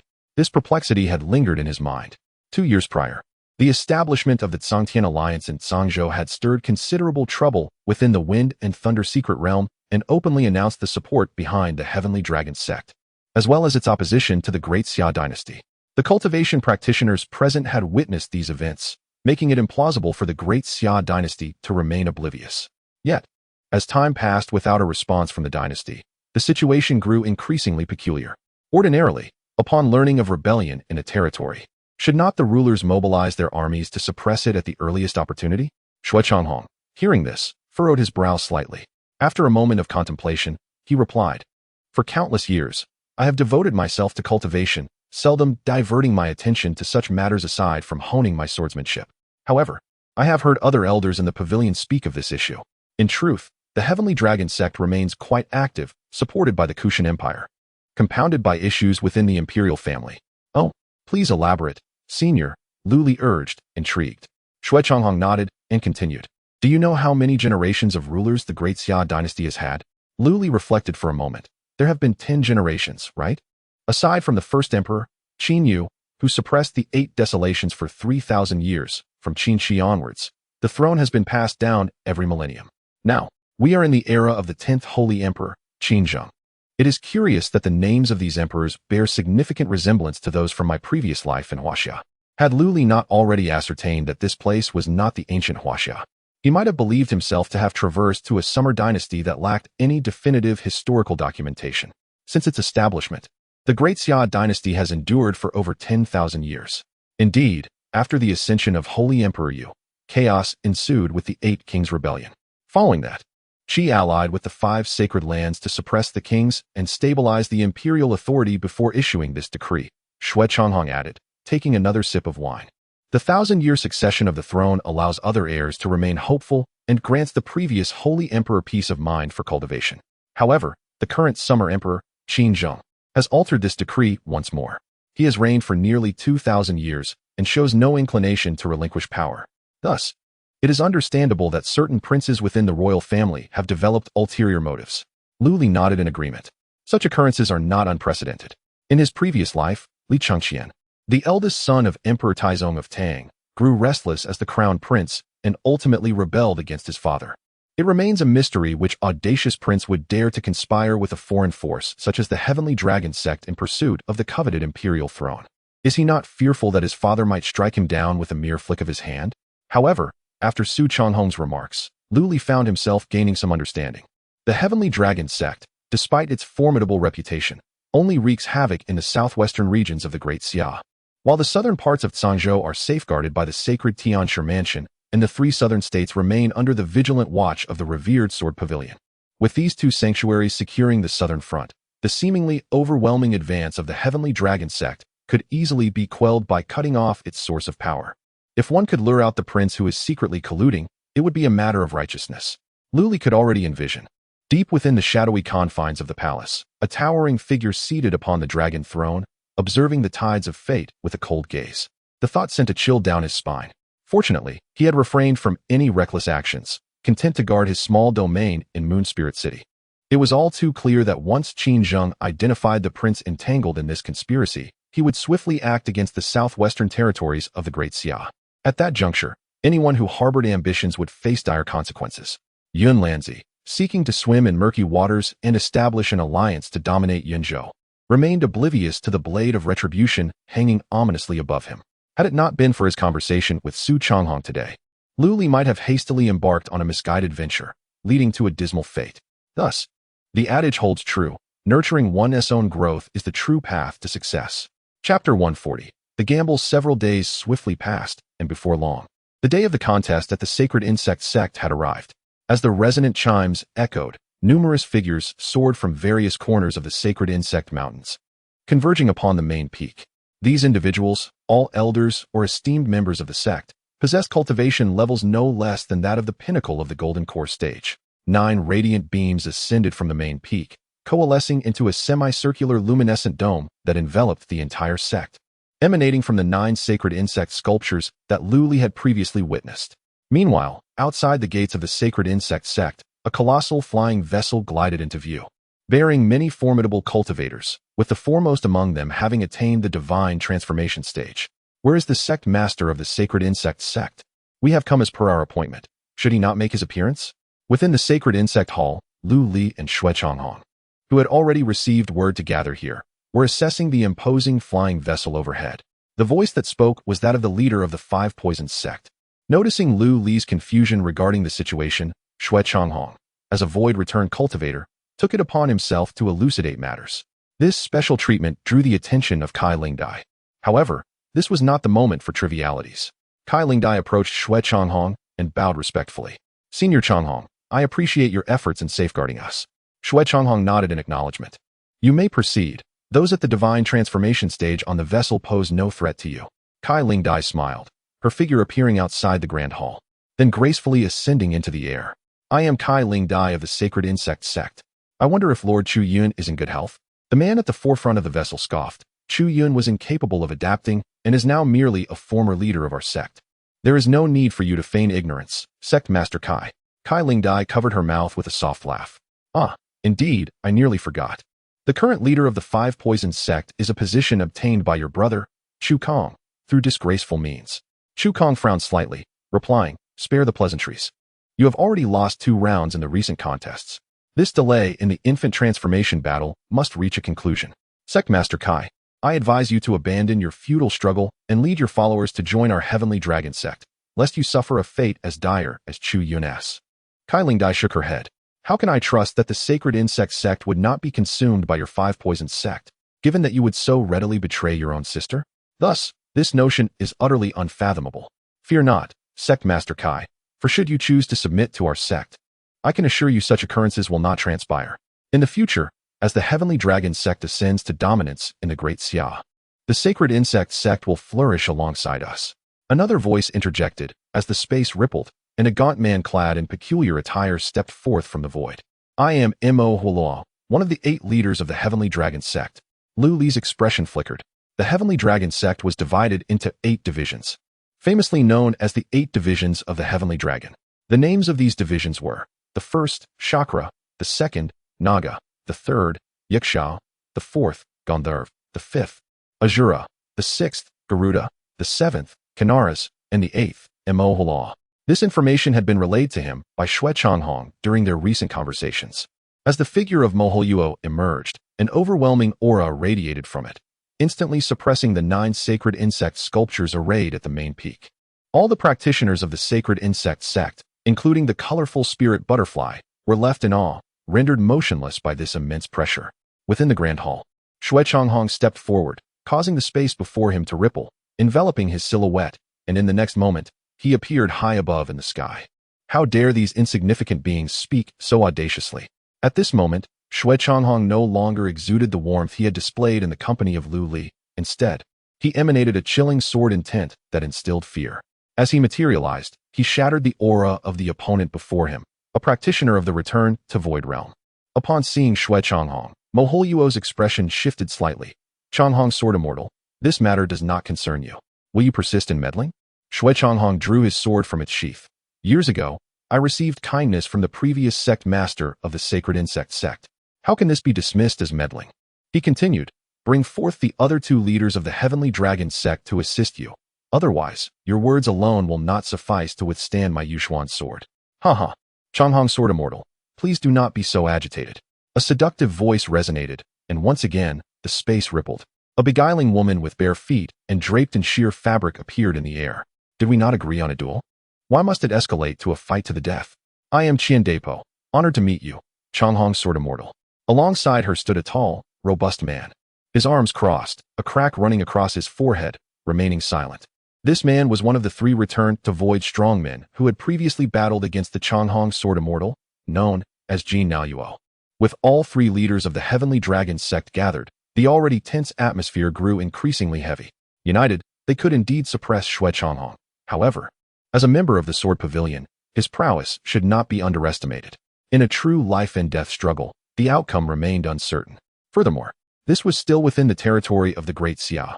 Although the Shuzhou Sword Pavilion was thousands of miles away, it was not beyond the realm of possibility for practitioners of the Return to Void or even higher realms to arrive for assistance in a short span of time. Thus, they proposed the matter of a duel. It was evident that Qian Depo was the true leader among the 3. She clapped her hands, and from the flying vessel, dozens of figures emerged, bustling in the air, soon constructing a platform for the duel. The matter of the duel must proceed, Master Kai. You cannot find further excuses to delay today, you know. Our patience is not boundless, she stated, her smile concealing an underlying bloodthirst that caused Kai Lingdi's face to pale. Within the grand hall, Lu Li sighed and leaped into the air. It was now his moment to take the stage. What a striking young man, Qian Depo remarked lightly, observing his mid-yuaning strength, which was indeed commendable. Mo Hualuo Jia seemed discontented with Qian Depo's scrutinizing gaze upon Lu Li, coldly fixing his stare upon him and inquiring, who is this young man? Not one of the Sacred Insect sect, yet he dares to involve himself in this matter? Lu Li merely shrugged, responding, I am merely fulfilling a request. There is no time to waste. Let us commence, Tian Na Luo interjected. From within the flying vessel emerged a peak Yuanian cultivator, gracefully descending onto the arena. She was an enchanting female practitioner, who flashed a beguiling smile and cast a flirtatious glance towards Lu Li. This captivating display stirred a fervor among the onlooking disciples below, yet Lu Li remained indifferent, gazing calmly at the enchanting woman before him. Chapter 141. Decisive Victory High Above. Mo Hualuo gazed down at the battle, sneering, this individual's skills are rather ordinary. It seems we are destined to win this contest. However, Gonda held a differing opinion, remarking, the young lad possesses a surprisingly robust spiritual power, suggesting commendable innate talent. His cultivation technique must be at least of earth rank or higher. He is likely concealing his true abilities. At this, Mo Hualuo let out a cold snort, his gaze towards Lu Li growing increasingly frigid. Jin Na Luo maintained an expression of indifference, silently observing the arena below. On the other side, Kai Ling Dai furrowed her brows.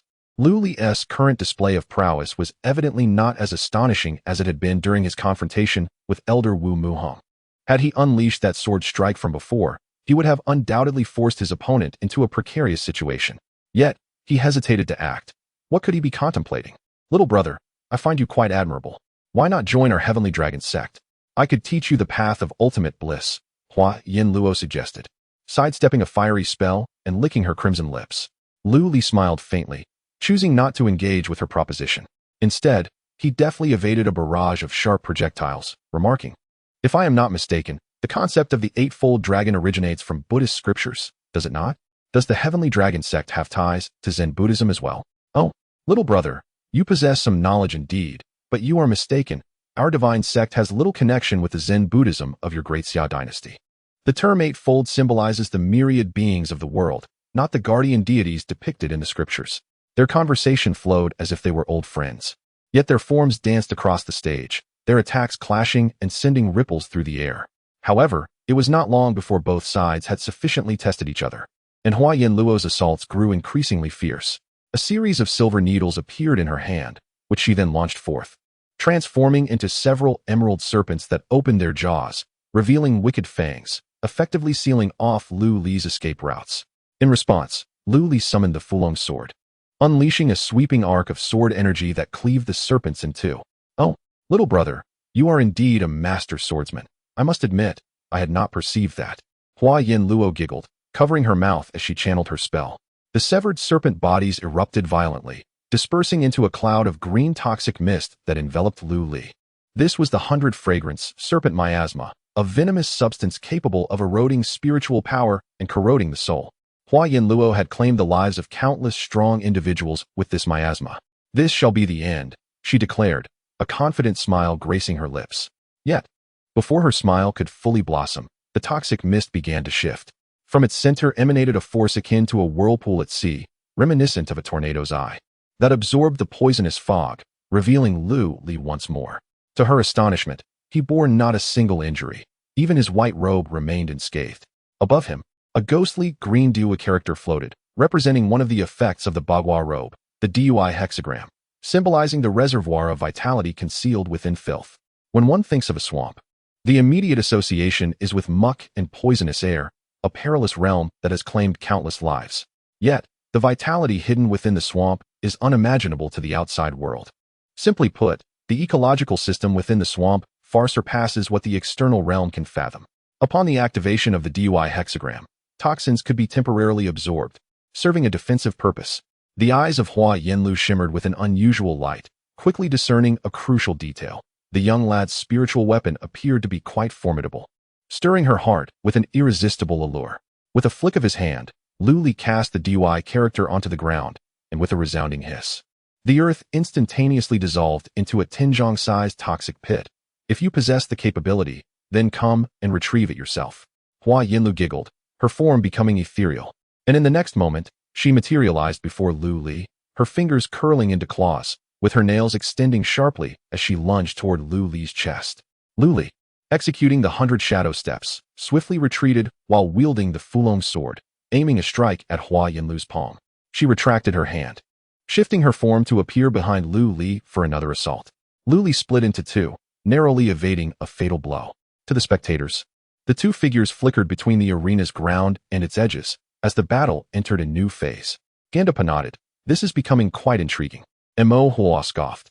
"This lad relies merely on the advantage of his spiritual weapon. His defeat is imminent." Yet, what is his origin? How does he possess such a protective artifact? The previously silent Jin Nalu spoke up. "He is the lord of a small city within Yunzhou, named Lu Li. My subordinate, the formidable Li Tsangtian, has reported intelligence regarding him. This young man has triumphed over the Tsangtian alliance in the Fenglei secret realm, slaying numerous nascent soul cultivators. His strength is far beyond what he currently exhibits." Upon hearing this, the reactions of the two were markedly different. Ganda Po's interest deepened, while Mo Holoa's expression darkened. "Jin Nalu, why did you not disclose such critical information earlier?" The members of the 8 divisions each have their own leaders, and their respective powers do not interfere with one another, hence they were unaware of this matter.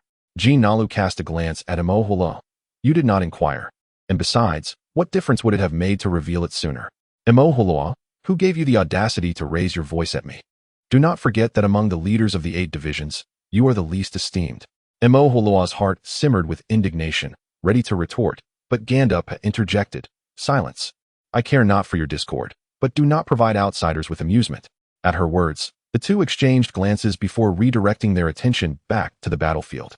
Hua Yinlu's movements were exceedingly swift, yet Lu Li's mastery of the 100 Shadow Steps, also of Earth rank, allowed him to keep pace. However, Hua Yinlu, being at the pinnacle of the nascent soul stage and merely a step away from transformation, launched fierce attacks aimed at Lu Li's vital points, rendering the scene exceedingly perilous. What's the matter, little brother? Are you perhaps enamored with me? If you would be so gracious as to offer up that defensive spiritual weapon of yours, I might consider granting you a position as my favored companion. Calmly and unperturbed, Lu Li responded to the assault, stating, I have no interest in buses. So let us dismiss this matter. Upon hearing Lu Li's words, Hua Yinlu's expression darkened. Although she was unfamiliar with the concept of a bus, she could grasp the underlying insult, prompting her to intensify her attacks, causing a series of piercing sounds and leaving long claw marks in her wake. With a flick of his wrist, Lu Li unleashed the Fulong sword, sending forth a stream of sword energy. This strike activated the sword's awe-inspiring effect. A dragon's roar echoed in the air as the sword energy transformed into a colossal dragon, erupting with a blinding radiance. Hua Yinlu's countenance shifted dramatically. She sensed a life-threatening menace. How could this be? Her opponent, clearly less skilled and merely at the mid-stage of the nascent soul realm, possessed such formidable explosive power? Damn it! Hua Yinlu cursed, with no time to ponder further. A serpent whip materialized in her grasp, but before she could launch her assault, she was engulfed by the dragon. The clash of their attacks resulted in a tremendous explosion. The arena below disintegrated in an instant. The aftermath quickly spread, but fortunately, the presence of numerous powerful individuals rendered it unnecessary for anyone to enter the Void Realm. The leaders of both the 5 Poison sect and the Holy Insect sect were sufficient to suppress the residual force. As the dust settled, the spectators turned their gaze to the arena, where they beheld Hua Yinlu, her form teetering in the air, her energy waning. In stark contrast, Lu Li remained composed, as if nothing had transpired. The outcome was unmistakably determined. Chapter 142, Breaking the Cocoon and Becoming a Butterfly. The latest chapter of I Am the Immortal of Longevity. Marrying and having children to become stronger is updated on the new keyboard novel network. In the lofty heights, the leaders of the 3 divisions of the Heavenly Dragon sect displayed expressions of astonishment. The power of this sword seemed to surpass that of an ordinary nascent soul cultivator, even brushing against the edges of the transformation god realm. The interest in Gandava's eyes grew more intense, while Moholio's countenance darkened further, and Jean Nalu remained impassive, his thoughts concealed from all. This child dares to disrupt our sect's plans. It would be prudent to eliminate him now. Moholio suddenly conveyed to Jean Nalu. He sensed a threat emanating from this individual. To defeat a peak nascent soul with a single sword strike at the mid-nascent soul stage is indeed the mark of a prodigy. And what Moholio relished most was the thrill of vanquishing such prodigies. Beheading a prodigy is a most satisfying endeavor. Do not forget that the sword immortal Changhong is still on the battlefield. Should you possess the confidence to survive beneath his blade, you may certainly attempt it. Jean Nalu responded, reminding him of why they had agreed to this contest in the first place. Moholio scoffed. Had it not been for your lack of effort, could this matter have escalated so? Jean Nalu pointed at Gandava and challenged, if you have the ability, then relay that sentiment to Gandava. At this, Moholio fell silent. At that moment, Shui Changhong spoke up, we have emerged victorious in this battle. Do the 3 of you have anything to say? Gandava nodded. I did not anticipate such a remarkable individual. Our defeat is not unjust. However, this battle merely levels the situation. There remains the final contest in the transformation god realm. Chu Kong. As his voice faded, the leader of the 5 Poisons sect soared into the air, directing his gaze at the colorful spirit butterfly. Colorful spirit butterfly. Do you dare to accept the challenge? Lord Lu, should any unforeseen circumstances arise, you must flee with all your strength. Suddenly, the voice of the colorful spirit butterfly resonated in Lu Li's ear. Lu Li was taken aback. This may not be appropriate. The colorful spirit butterfly replied. There is nothing inappropriate about it. You and my holy insect sect have no past entanglements, merely a transaction. Your duty has been fulfilled. Upon hearing this, Lu Li looked at the colorful spirit butterfly, noticing a hint of regret in her eyes. Without waiting for Lu Li to respond, the colorful spirit butterfly ascended into the air, proclaiming, "The fate of the sect rests upon this body. As the leader of the holy insect sect, I shall not allow you to succeed, even if it means shattering my form." Shukong chuckled. "Then let me see if you possess such capability." Both belonged to the same lineage from the southern wilds, and could be considered as branches of the same family. However, due to the strife for power, the three states of the southern wilds had fractured, leading to the emergence of the holy insect sect, centered around insect manipulation, and the five poisons sect, focused on poison arts. Without further ado, the two commenced their perilous duel. Meanwhile, Lu Li chose not to overexert himself and retreated into the protective formation of the holy insect sect. Previously, he had sensed a murderous intent from the heights, emanating from one of the three formidable beings of the void return stage. Given his current strength, he might contend with the transformation god initial stage cultivator. But against a higher-level void return expert, he was utterly powerless. To put it bluntly, a mere breath from such a being could obliterate him entirely. Fortunately, Shui Changhong promptly noticed this and spoke up, drawing the attention of several individuals. However, he was taken aback by the words of Kai Lingdai, which caught him off guard. Originally, Lu Li had intended to proceed in this manner, given that there was no prior acquaintance between them. Yet, upon articulating this thought, he found himself in a rather awkward position. It would be prudent to observe the situation for a while. Should any unforeseen developments arise once the matter concluded, he could then retreat. Although he was merely an incarnation, and the golden silkworm goo was concealed in a secret location, being annihilated here would nonetheless inflict considerable pain upon Lu Li, for the cost of condensing an incarnation was not trivial. Moreover, who could ascertain whether such formidable beings possessed means to annihilate his true self through his primordial spirit? In the high skies, the duel between the two was intense. Unlike the typical confrontations of ordinary cultivators with their magical artifacts, both summoned various types of goo insects to attack one another. However, the majority of Kai Lingdai's summoned creatures were insects, while Chu Kong occasionally summoned venomous snakes and toads among other toxic creatures. As is commonly known, creatures like the spider toad feast upon insects, thus placing Kai Lingdai's summoned beings at a disadvantage. The techniques of the holy insect sect practitioners primarily revolve around insect control. Should the goo insects be countered, much of their prowess would be rendered ineffective. After a brief stalemate, it was evident that Kai Lingdai could not hold out much longer. A sinister smile flickered in Chu Kong's eyes as he gestured with his hands, commanding a swarm of poisonous wasps to converge from all directions. Each wasp contained enough venom to bring a golden core cultivator to their demise. As the swarm encircled Kai Lingdai, a radiant glow of 7 colors enveloped her. In the next moment, the glow transformed into a cocoon, encasing Kai Lingdai within a vibrant chrysalis. Yet, the relentless wasps continued to assault the cocoon, producing a sound akin to metal clanging. Chu Kang's lips curled into a cold smirk as he summoned a peculiar purple toad, extending its tongue to bring it before him. The 7-colored celestial goo insect, recorded in ancient texts before the South Borders Division, is a rare and exceptional creature, one only the current sect master of the Holy Insect Sect is qualified to inherit. With this in conjunction with our sect's toxic scriptures, my cultivation will surely ascend to new heights.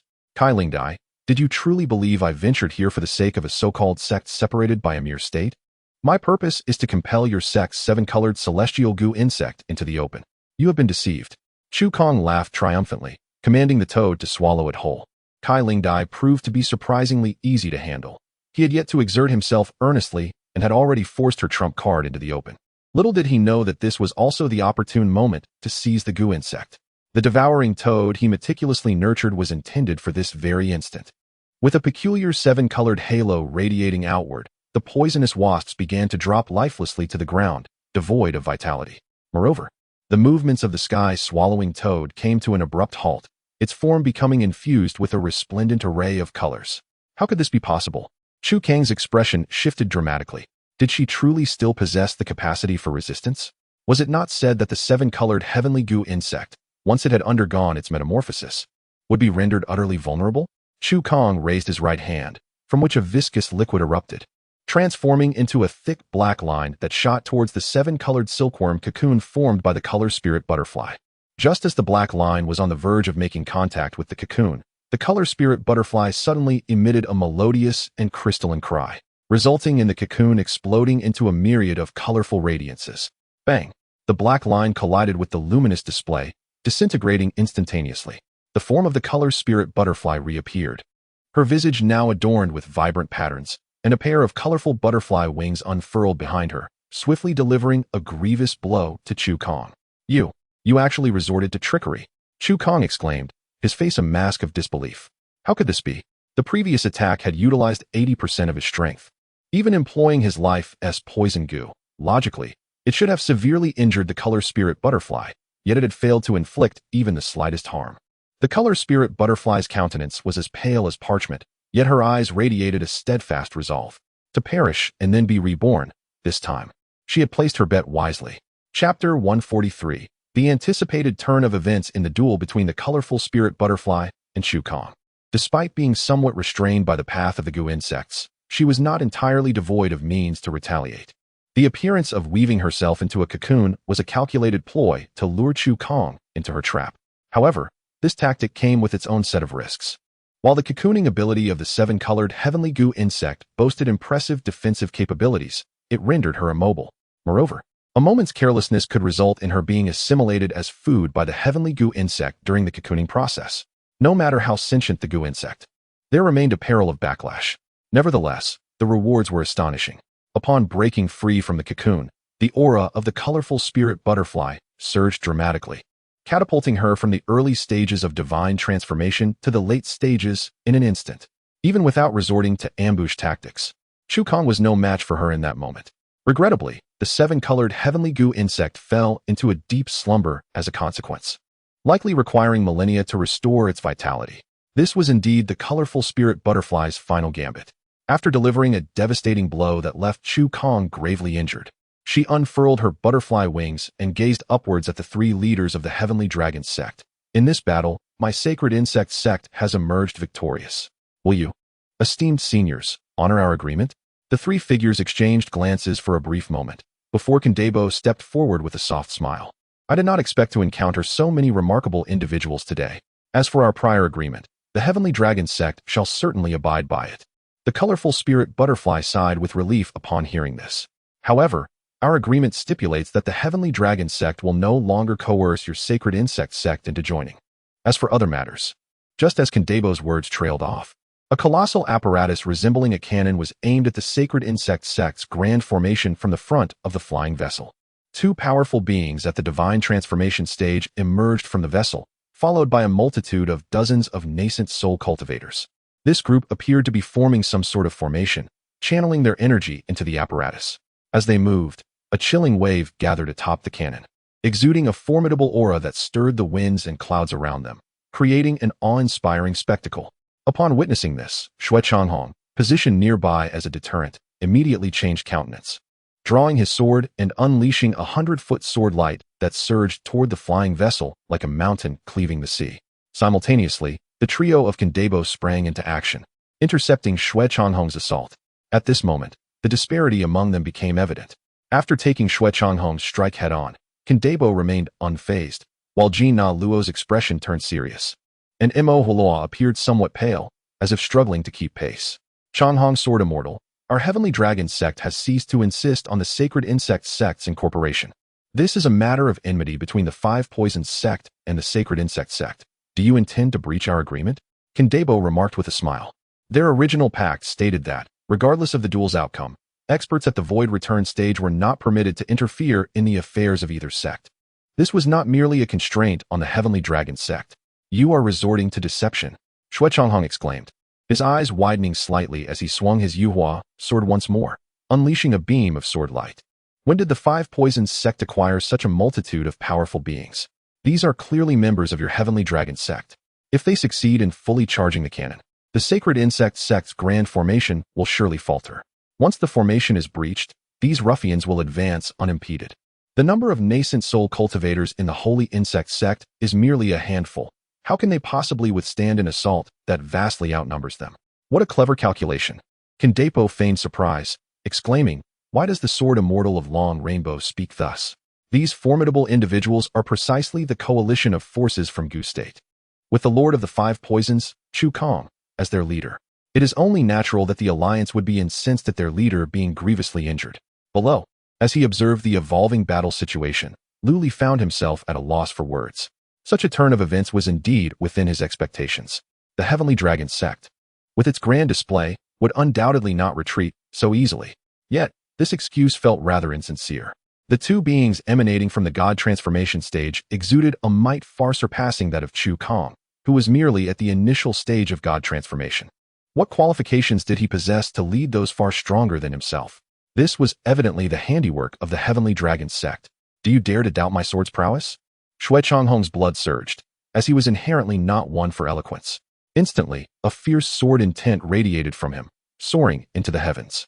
The three adversaries, witnessing this, quickly formed a formation to ensnare Shui Changhong high above. Unbeknownst to whether it was intentional, Kandepo's voice resonated throughout the holy insect mountains. Sword immortal of long rainbow. We hold the sword pavilion in high regard and wish not to be your enemies. However, should you desire to engage in a friendly contest, we three shall gladly oblige. But do not think to extricate yourself to resolve the battle below. The demise of the holy insect sect is imminent today. If anyone wishes to surrender to the five poison sect, it is not beyond the realm of possibility for them to preserve their lives. Upon hearing this, Luli distinctly sensed a wavering among the elders of the holy insect sect who had been merely spectating. However, the figure of Kai Lingdai also returned to the hall, urging, "Do not panic, everyone. I shall preside over this formation. The enemy cannot easily breach it. This battle pertains to the very survival of our sect. After this, all shall be rewarded based on merit. Elders, unite in resolve to confront this formidable foe." A silent sigh escaped Lu Li's heart. Kai Lingdi's words were somewhat presumptuous.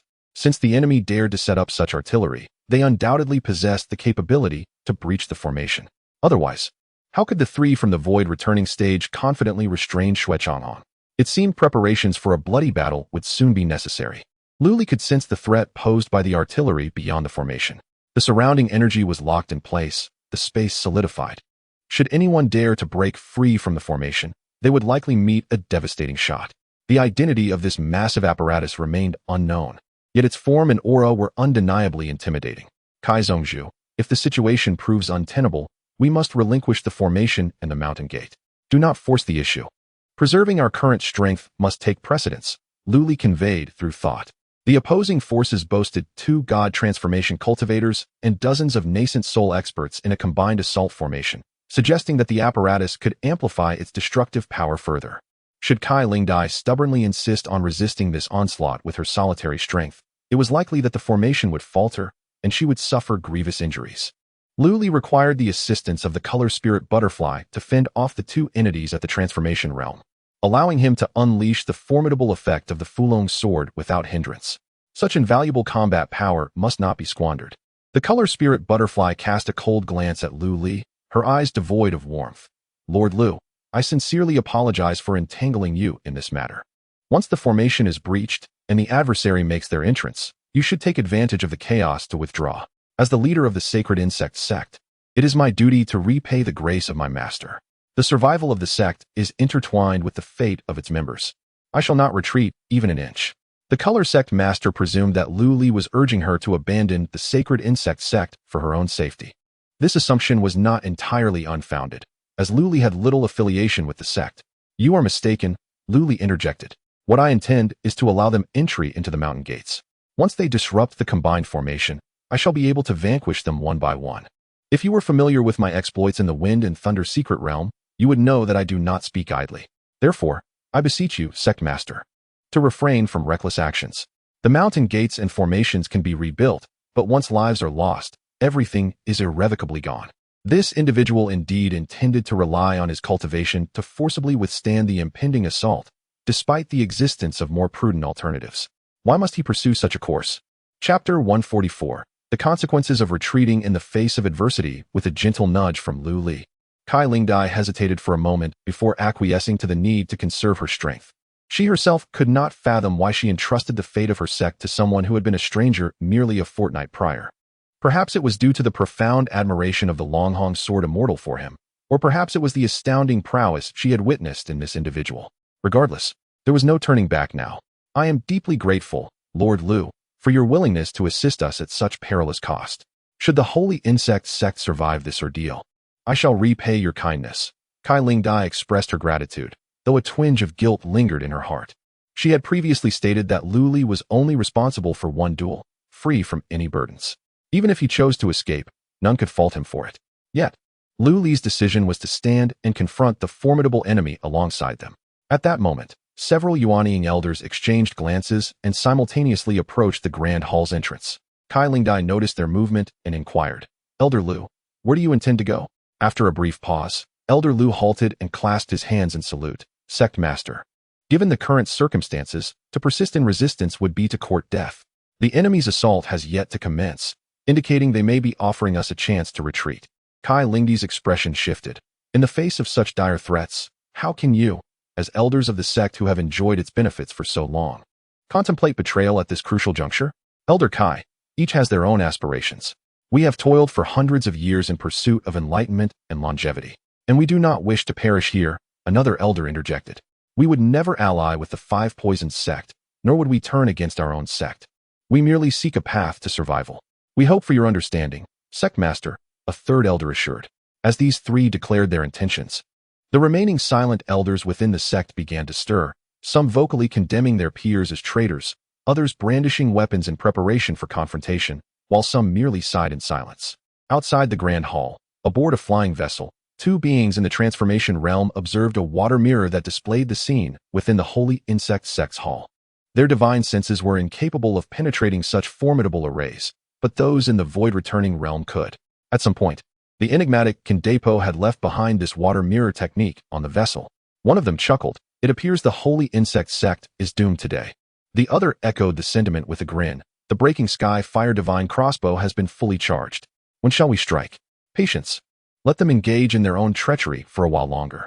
After a moment's contemplation, the Transformation Realm expert produced a sound transmission Jade Talisman, instructing, "Notify the assassination team that they need not act against anyone leaving the Holy Insect Sect for the time being. They should follow them outside the sect's perimeter before executing their ambush." "Understood." Dozens responded with resolve. "More than these elders. I am particularly concerned about that individual who fought against Hua Yinlu. His spiritual weapon is quite exceptional. Indeed, it has been agreed beforehand that that defensive spiritual artifact belongs to me. You certainly know how to seize advantages. Very well, after we break through the grand formation, let us first unite to eliminate the color spirit butterfly, while our subordinates keep a close watch on this individual." Both of them revealed a sinister smile. Simultaneously laughing was Lu Li, whose laughter resonated throughout the entire hall, overshadowing the commotion within. The crowd turned their gazes toward this youth, who had contributed greatly to the sect, yet remained oblivious to the reason behind his mirth. Lu Li shook his head. Historically, besieging a city has always emphasized surrounding three while leaving one, and the opposing side's actions are far from benevolent. "Elder Lu, you have been deceived." Elder Lu frowned. "Lu Li, the city lord, what do you mean by that?" The command from the powerful being in the void returning realm was clear. "As long as we are willing to surrender, our lives would be spared." "Such strength. Would they truly deceive us?" Lu Li shook his head. "Do not forget who orchestrated this situation. Do you truly believe that the formidable individuals aboard that flying vessel are genuinely subordinates of the Five Poisons Sect Master Chu Kong? Their intention is solely to better dismantle our fighting spirit from within, making it all the easier to annihilate us. After so many years of cultivation, have your minds become muddled?" Lu Li's expression was one of confusion, his sincerity even eliciting a chuckle from the color spirit butterfly. The expressions of Elder Lu and the others flushed slightly. They understood this simple logic as well. However, if they were to leave, perhaps there might still be a chance to escape. Remaining here would undoubtedly lead to their demise. There is no need for further discussion, City Lord Lu. We are still determined to leave." Elder Lu waved his sleeve dismissively. Lu Li sighed, summoning his sword, and gently traced his finger along the blade towards its tip. "Today, you must either stay here to face the enemy together, or the moment you step out of the hall, my sword will strike down upon the first among you to cross the threshold. If you do not believe it, feel free to test me." Elder Lu and the others felt a chill of trepidation. Lu Li's combat prowess had been displayed in full measure. Even Hua Yinlu, at the pinnacle of the nascent soul realm, was no match for him, let alone Elder Lu and the others in the mid-nascent soul stage. "Lu Li, this matter has little to do with you. Why do you insist on being the one to stick your neck out?" Lu Li smiled slightly. "Because I wish to." "You crude." Just as the two sides were at an impasse, the color spirit butterfly suddenly interjected, interrupting their discourse. "Enough." The color spirit butterfly appeared somewhat dejected and defeated. She closed her eyes to take a deep breath. Upon reopening them, her gaze was filled with cold resolve. "Since you, Lu Daoquan, are so insistent, then please, do as you wish. Depart swiftly, or do not blame me for changing my mind. Lu Daoquan and the others, with complex expressions, bowed in gratitude, leaving behind their identity tokens and sect belongings before swiftly taking to the air. The two God transformation realm figures aboard the flying vessel indeed made no effort to obstruct the departure of the three individuals. Master Kai, are you truly allowing them to leave? Lu Li inquired, furrowing his brow.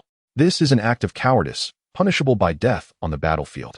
Kai Lingdai remained silent, her hand revealing a luminescent insect. The outcome would soon be apparent. If the glow did not extinguish within a certain time frame, it would signify that Lu Daoquan and his companions had safely vacated the premises. In that case, she planned to disperse her subordinates, including Lu Li, allowing them to flee for their lives. As for herself, she would never abandon the sacred insect sect. Is there anyone else wishing to depart? Our patience is not infinite. One of the God transformation realm figures on the vessel proclaimed languidly. In the final quarter of an hour, should you not leave or surrender, prepare to regret your choices in the underworld. At that moment, the luminescent insect in Kai Lingdi's grasp began to flicker violently. With a wave of her hand, a shimmering screen materialized, revealing the scene of Lu Daoquan and his companions in flight. They were currently besieged by 10 nascent soul realm experts, with one falling dead in an instant and 2 others grievously injured. Elder Lu and the others have perished. A flicker of sorrow crossed Kai Lingdi's eyes. The adversary indeed intended to annihilate them completely. Witnessing this, those remaining resolved to extinguish any lingering hope and prepared to confront the enemy with unwavering determination. How dare they toy with us? The 2 God transformation realm experts on the vessel, upon witnessing this scene through the water mirror, quickly realized they had been deceived. Enraged, they immediately activated the heaven-breaking fire god crossbow, unleashing a column of spiritual light. Chapter 145. A sword shakes the 4 directions. The luminous beam from the fire god crossbow struck the grand formation with devastating force, causing the protective shield to tremble violently, revealing faint cracks, indicating its imminent collapse. The entire peak of the holy insect sect was shaken to its core. The faces of the onlookers turned pale. The expression of the rainbow spirit butterfly darkened. She had not imbued this strike with her own cultivation, and the formation, lacking a guiding presence, proved to be considerably fragile. Had she maintained control over the main formation, it might have endured a little longer, but the adversary's fire god crossbow was not a one-time use weapon. Only by breaching the formation could they engage in close combat, thus offering a sliver of hope. Relay my command. All forces attack the holy insect sect. Leave no one alive. Outside the flying vessel, the leader of the God transformation realm laughed heartily. With a single command, numerous cultivators descended from the vessel. In addition to dozens of nascent soul practitioners, there were also 200 golden core cultivators. This formidable force rivaled that of an entire province. The golden core cultivators relentlessly charged towards the peaks of the holy insect sect, while powerful beings and goo insects flew out from each peak to intercept them. Brothers, today marks a calamity for our sect. Fight with all your might and uphold our sect's prestige. Kill. A grand melee erupted instantly, with the sounds of battle ringing out, screams and howls echoing in succession. The sky flickered with spiritual light, spells interweaved, and blood and luminescence splattered as corpses of goo insects and cultivators littered the ground. This chaotic scene was unprecedented for Lu Li, who felt an inexplicable sense of sorrow. After years of arduous cultivation in pursuit of immortality, a single misstep could result in becoming mere bones in a grave, ultimately leading to emptiness. The elevation of a cultivator's realm could only extend their lifespan to avoid natural death. Yet, to genuinely achieve immortality, one must possess commensurate combat prowess to avoid untimely demise. Otherwise, like the golden silkworm goo in his possession, which could live for up to 10,000 years, it would still end up as someone else's sustenance. However, now was not the time for lamentation. Dozens of nascent souls were already advancing towards the main peak. The 2 God transformation practitioners had also ascended to the sky. Rainbow Spirit Butterfly, do you dare to battle us? With gritted teeth, the Rainbow Spirit Butterfly rose silently into the air. Lu Li received her transmission. Lord Lu, I entrust this to you. Lu Li nodded, drawing the Fulong sword into his grasp, and charged forth alongside the elders who remained behind. Kill. Defend our holy insect sect. Let us fight these intruders. As the great battle was about to commence, a myriad of magical artifacts, poisons, and goo insects filled the sky. Upon seeing Lu Li emerge, half of the dozens of nascent souls divided to surround him. They had witnessed the might of his sword and dared not to underestimate him. Lu Li swung his sword, unleashing a Tenjong sword radiance, which was countered by a combined effort. Suddenly, a short spear materialized from the space behind, aiming directly at Lu Li's waist. A cultivator behind manipulated the spear with a hand gesture, launching a sneak attack.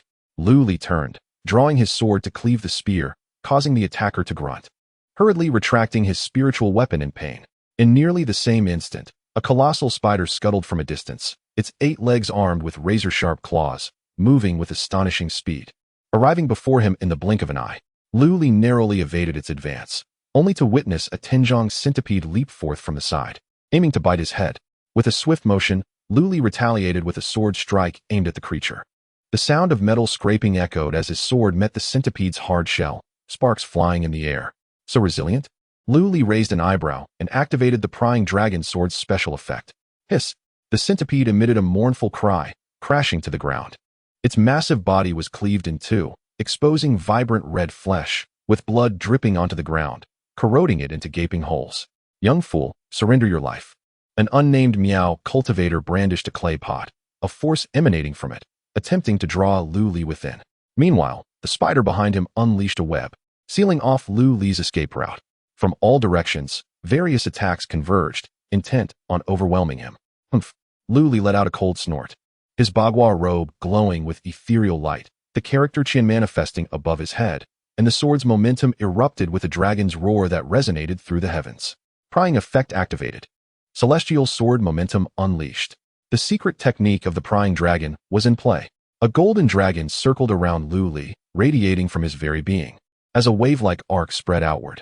Initially, the sword energy was merely the width of the blade, but as it expanded, its breadth grew exponentially, ultimately reaching 10 meters wide, colliding with the onslaught of enemies' attacks.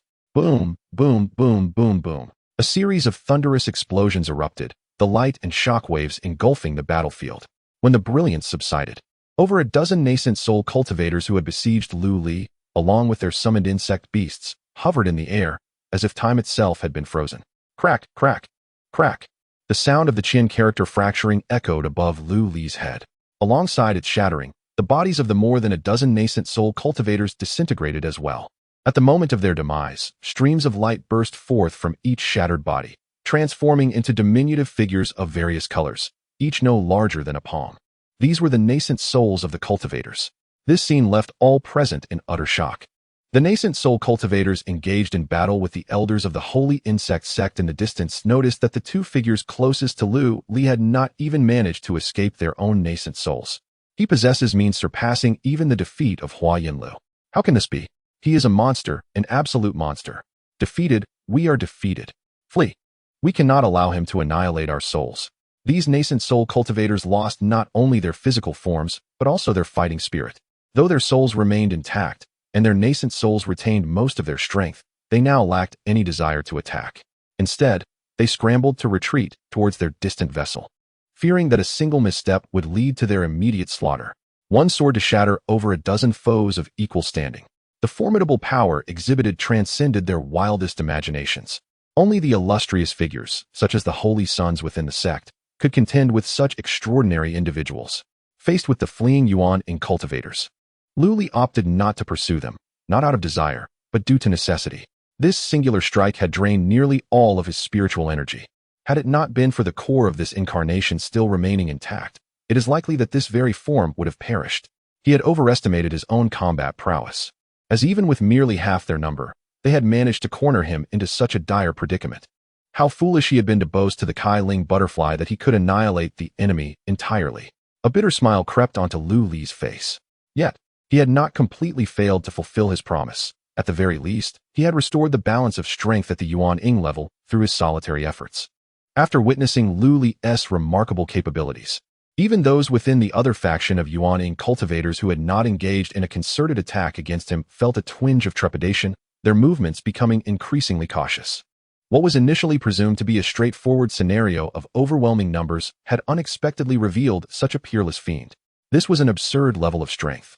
Conversely, invigorated by Lu Li's performance, the elders of the Holy Insect sect were flushed with excitement, their resolve only growing stronger.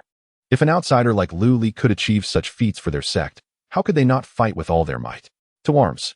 In an instant, the tides of battle shifted, the morale of the Holy Insect sect surged, rendering them more akin to the aggressors. Meanwhile, Lu Li stood with closed eyes, motionless, lacking any further actions. Observers could easily discern that he had exhausted his spiritual energy. Yet, even so, within the chaos of the battlefield, no one dared to approach within 10 paces of Lu Li. This afforded him a moment to recover his energy. However, he had only regained half of it when he soared into the sky, where the battlefield of the Kai Ling butterfly and 2 transformation phase cultivators lay. Chapter 146. The Reverse Slash of Transformation. In the vast expanse of the sky, 3 formidable beings of the transformation realm were engaged in a fierce battle. The residual energy from their arcane powers coalesced, creating turbulent currents in the atmosphere, where the essence of the heavens and earth surged chaotically, accompanied by flashes of lightning and booming thunder. Although the colorful spirit butterfly had ascended to the latter stage of transformation through the enhancement of the 7-colored sky goo insect, her foundation remained precarious. The 2 adversaries, albeit only at the mid-stage of transformation, displayed an uncanny synergy in their martial arts, seemingly derived from a common source, which allowed them to coordinate their attacks with remarkable intimacy. Under their collaborative onslaught, the colorful spirit butterfly found herself in a tight predicament. After exchanging blows with one of the transformation realm fighters, the other swiftly approached, seizing the opportunity while her internal energies were still in flux. A stone tablet materialized in his grasp, hurtling towards her from behind. Victory was within reach. The transformation realm cultivator reveled in a moment of secret satisfaction. Gritting her teeth, the colorful spirit butterfly could only hastily gather her internal energies to erect a defensive barrier. Just then, a sword aura shot up from below like a radiant rainbow, colliding with the stone tablet and dissipating its force. The tablet was momentarily delayed but still struck the colorful spirit butterfly, albeit with diminished impact, leaving her complexion pale. Who dares? The expression of the cultivator wielding the stone tablet darkened. That was an excellent opportunity. He had been confident that his strike would severely injure the butterfly. Yet a fleeting moment had granted her a chance to breathe. Patriarch Kai, I am here to assist you. Lu Li soared upwards, arriving near the colorful spirit butterfly. Sword in hand. It's you? The 2 transformation realm cultivators exchanged glances of surprise. They had been observing Lu Li's earlier battle below, noting the formidable power of his sword strike, which had already reached the threshold of the transformation realm. However, they also recognized that he had exhausted his spiritual energy, thus dismissing him as a threat. To their astonishment, Lu Li had managed to replenish his energies so swiftly, intervening at a critical moment to save the colorful spirit butterfly. You seek death. In the next instant, a stone tablet, imbued with heavy pressure, was hurled toward Lu Li. The wings of condensed magical power behind the colorful spirit butterfly flared to life, and the wind blades formed from her energies repelled the tablet. Thank you, she murmured softly. Had it not been for Lu Li's timely intervention, she would have likely sustained severe injuries, rendering her incapable of facing the 2 adversaries. The pair of cultivators halted their assault, and one of them frowned, saying, Young man, you choose to enter hell when there is a path to heaven. Do not blame us for taking advantage of our superior might. There exists an unwritten rule throughout the Great Xia dynasty and the entire continent, a guideline that dictates that forces engaged in battle typically employ a strategy of matching strength against strength, with beings of the transformation realm contending with others of the same caliber, and those of the returning void realm facing their equals. It is rare for them to engage with cultivators of lesser realms.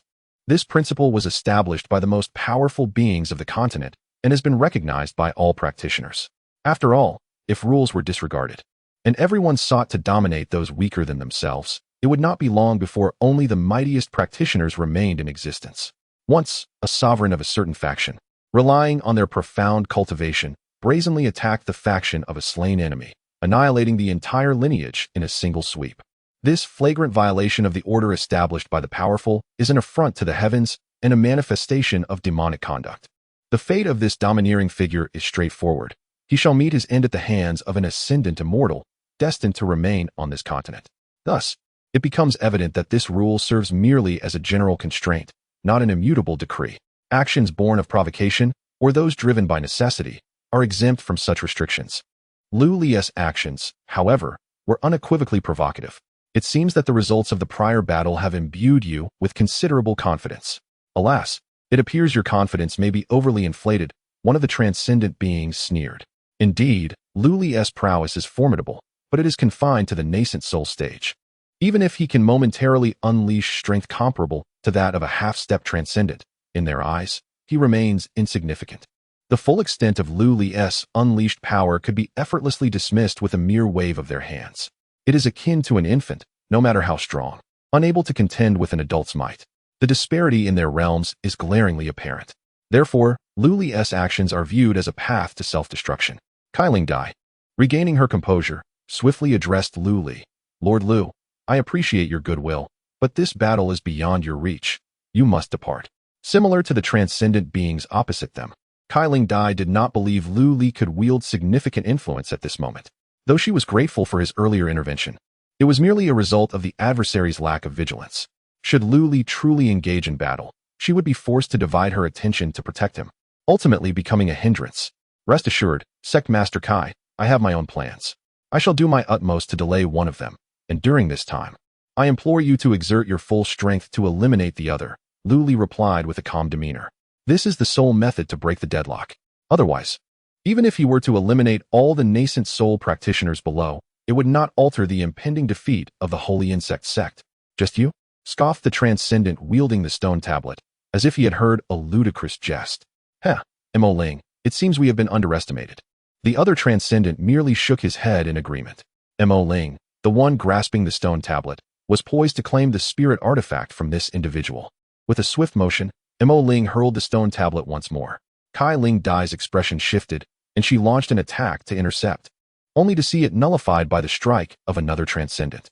In an instant, the two adversaries lunged forward from either side.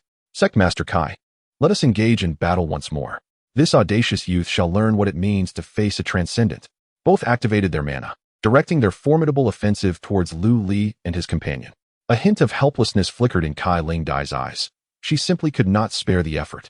Lu Li unleashed the Fulong sword, its blade transforming into a dragon as it surged toward the stone tablet. With a thunderous roar, Lu Li was instantly propelled hundreds of meters away, his vitality waning. His strength ultimately proved insufficient to withstand the assault of the transformation realm. His body was violently impacted, causing him to gasp and spew forth a torrent of blood that rained down in the air. At that moment, Lu Li swiftly ingested a medicinal pill and activated the 5 animals body refinement technique to mend his injuries. He is still alive? Mo Ling raised an eyebrow in surprise. Unbeknownst to him, Lu Li was protected by an Earth Grade 8 trigrams robe, coupled with the defensive capabilities of the 5 animals body refinement technique, enabling him to endure. A mere clown. The failure to eradicate what he deemed a bug left Mo Ling feeling somewhat humiliated. In an instant, he vanished from his location, reappearing beside Lu Li, striking with a palm. Your life is forfeit. At that moment, Lu Li suddenly opened his eyes, golden light surging forth. A radiant aura enveloped him, emanating an unfathomable sense of majesty. Meanwhile, in the Lord's Manor of Moon Spirit City, a beam of golden light shot upward, intercepted by a multitude of pre-prepared formations that contained its release without a trace. The one destined to perish is you. Lu Li swung his sword once more, unleashing another torrent of golden sword energy. Mo Ling smirked coldly, channeling his magical energy to envelop himself in armor. The attack, fueled by spiritual power, could not breach his magical attire. Yet, the overwhelming aura of authority was indeed noteworthy. However, events unfolded contrary to his expectations. The sword energy penetrated Mo Ling's magical attire effortlessly, piercing into his abdomen.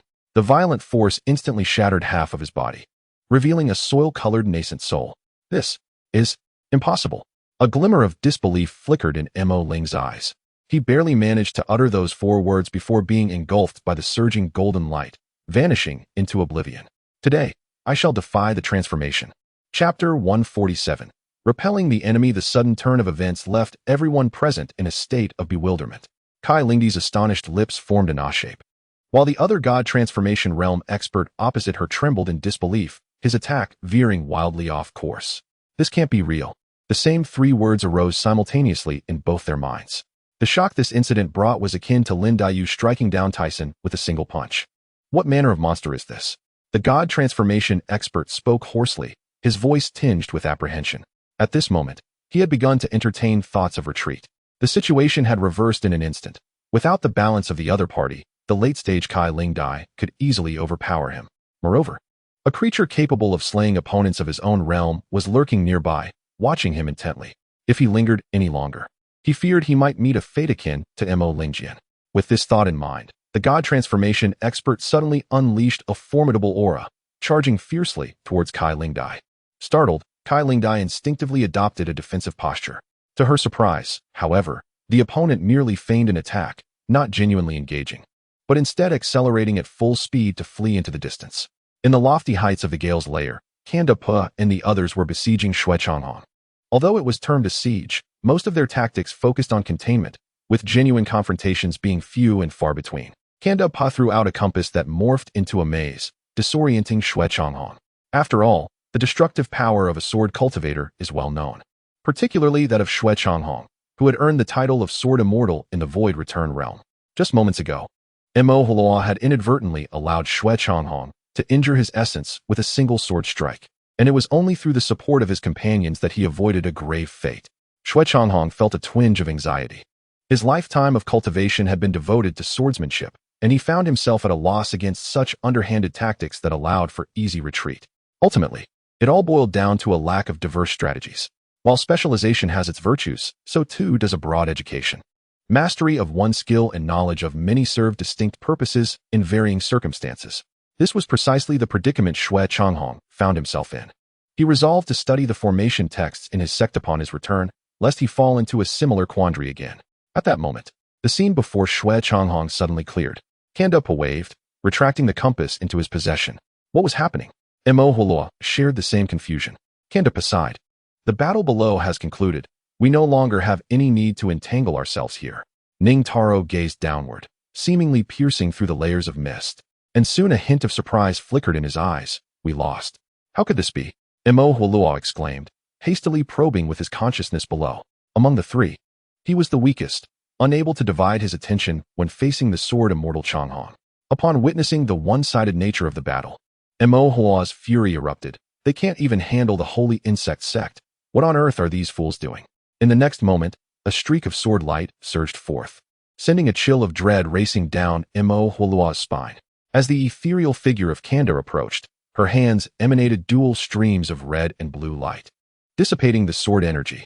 With the force of the strike causing her delicate visage to pale slightly, she nevertheless maintained a smile and remarked, Sword Immortal Changhong. The outcome of this battle is already determined. There is no need for further conflict, is there? Shui Changhong responded with a disdainful snort. You think you can strike and depart at your leisure? Such fortune does not come so easily. Kanda shook her head resolutely. No matter the circumstances, Sword Immortal Changhong, you cannot prevail over the three of us. Should we aim to subdue you, it would cost us at least 1 or 2 lives. This bargain is not advantageous for either party. With another scoff, Shui Changhong prepared to attack once more. Observing his intent, Kanda reluctantly stated, We can assure you that for a century, the Heavenly Dragon sect will harbor no further ambitions against the Holy Insect sect. Would that satisfy you, Sword Immortal Changhong? A century of peace would indeed settle the grievances of the former leader of the Holy Insect sect. Upon hearing this, Shui Changhong sheathed his sword and descended.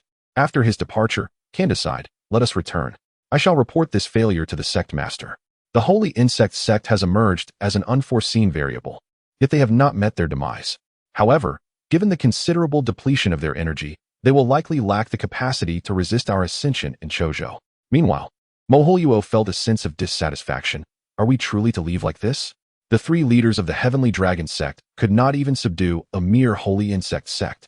This is difficult to accept. Tian Nalu spoke blandly. You are welcome to continue seeking combat with Sword Immortal Changhong, but we shall not protect you this time. Mo Huluo fell silent, acknowledging that he had indeed hindered their efforts significantly. That infernal sword cultivator always sought to exploit his weaknesses. Having suffered substantial injuries, he would require years of recuperation upon returning. The trio then soared downward, landing upon their flying vessel. The retreat signal echoed across the air, prompting the remaining cultivators engaged in battle to abandon their foes and converge upon the vessel, leaving chaos in their wake. Let us depart, Candace stated with a measured tone, refraining from any grandiloquent remarks towards the Holy Insect sect before retreating into the confines of the ship. The disciples of the Holy Insect sect erupted in victorious cheers at the sight of their enemies withdrawing. They had triumphed. Even the elders of the Holy Insect sect displayed faint smiles of satisfaction. Yet, in the skies above, Lu Li's form began to waver, his essence fragmenting. The core within him had shattered, and this incarnation was on the verge of dissolution.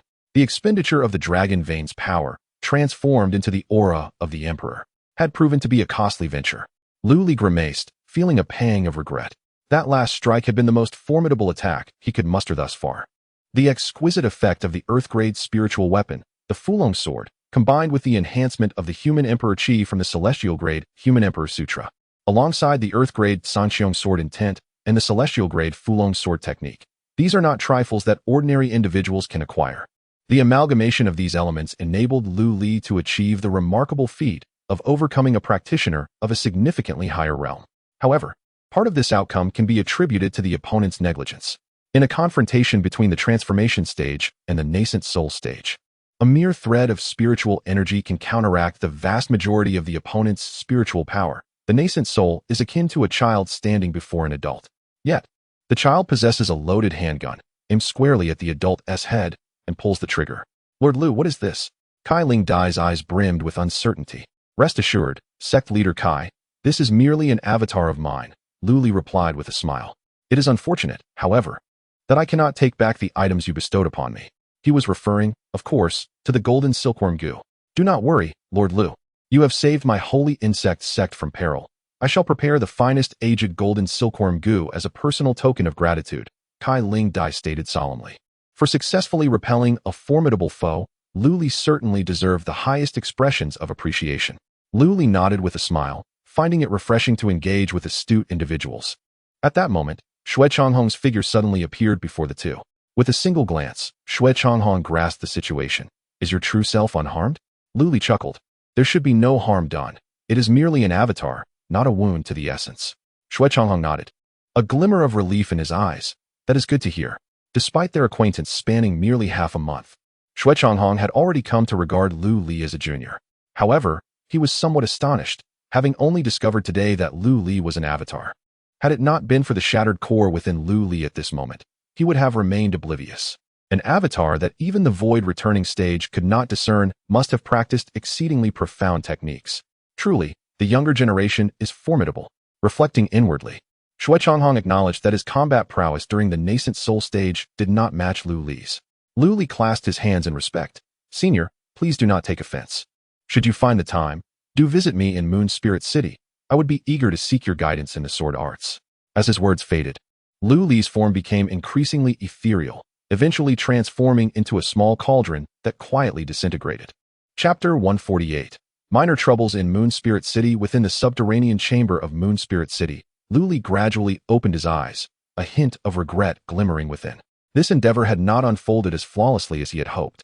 Nevertheless, it had indeed provided him with substantial insight.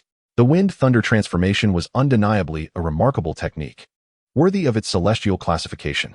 By utilizing an avatar to traverse the world while his true self remained in Moon Spirit City, he had established a fortress-like stronghold, impenetrable and fortified, akin to a steel barrel. Coupled with the presence of the fire beast in the god transformation realm, his strength rivaled that of the holy insect sect. As Lu Li found himself increasingly entangled with the heavenly dragon sect, he could not ignore the looming threat of an assault on his stronghold. Consequently, he extended an invitation to Xue Changhong, ostensibly to seek guidance on the sword path, yet in reality, it was a strategic maneuver. A city guarded by a formidable being in the Void Return realm would deter any ill-conceived plans from the leader of the heavenly dragon sect, provided they possessed sound judgment. Ultimately, however, Lu Li lamented his own inadequacies. Although he could pose a threat to those in the god transformation realm with his hidden trump cards, it was not a sustainable solution. The allure of challenging those beyond his rank was enticing, yet it was merely a desperate measure, fraught with uncertainty. One could not expect fortune to shine so favorably each time. He hoped that after the matters concerning the holy insect sect were settled, the color spirit butterfly would promptly deliver the golden silkworm goo. Exiting the chamber and arriving at the front courtyard of the city lord's mansion, a captain of the Moon City Guard reported the recent developments within the city over the past fortnight.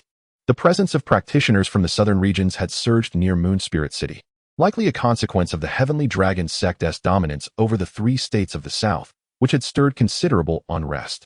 Consequently, tensions among the city's residents had begun to surface. In a vast forest, one can find all manner of birds.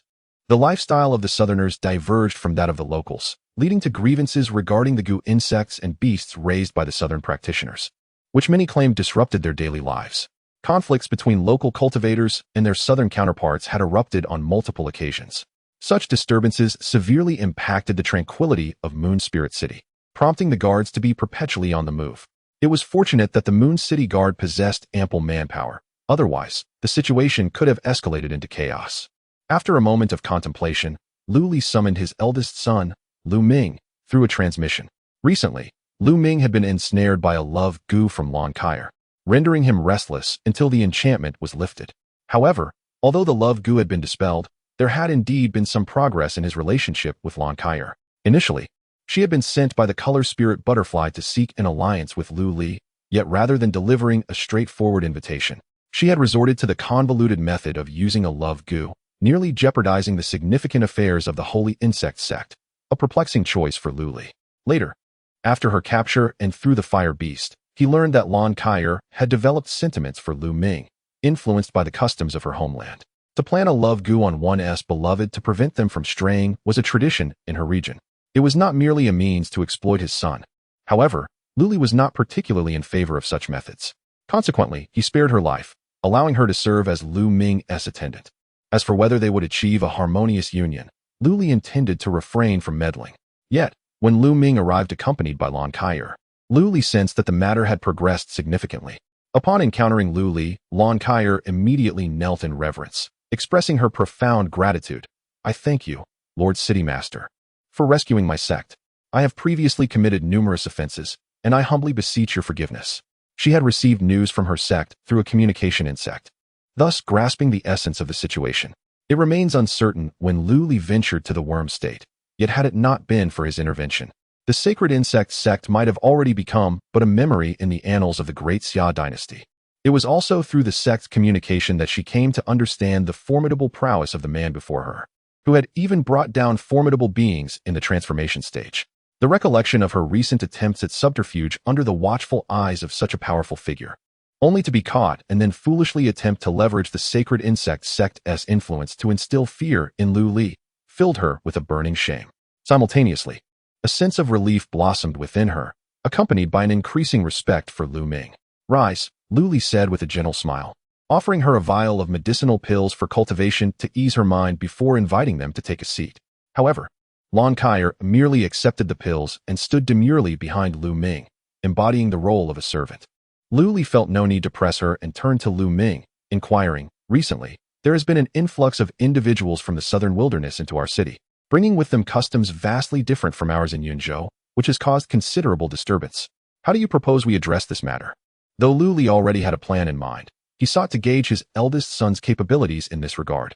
After a thoughtful pause, Lu Ming finally replied, in response, "Father, I believe this matter can be approached in 3 phases. The immediate concern is to bolster the city's defenses to prevent those with ulterior motives from exploiting the chaos and exacerbating the situation.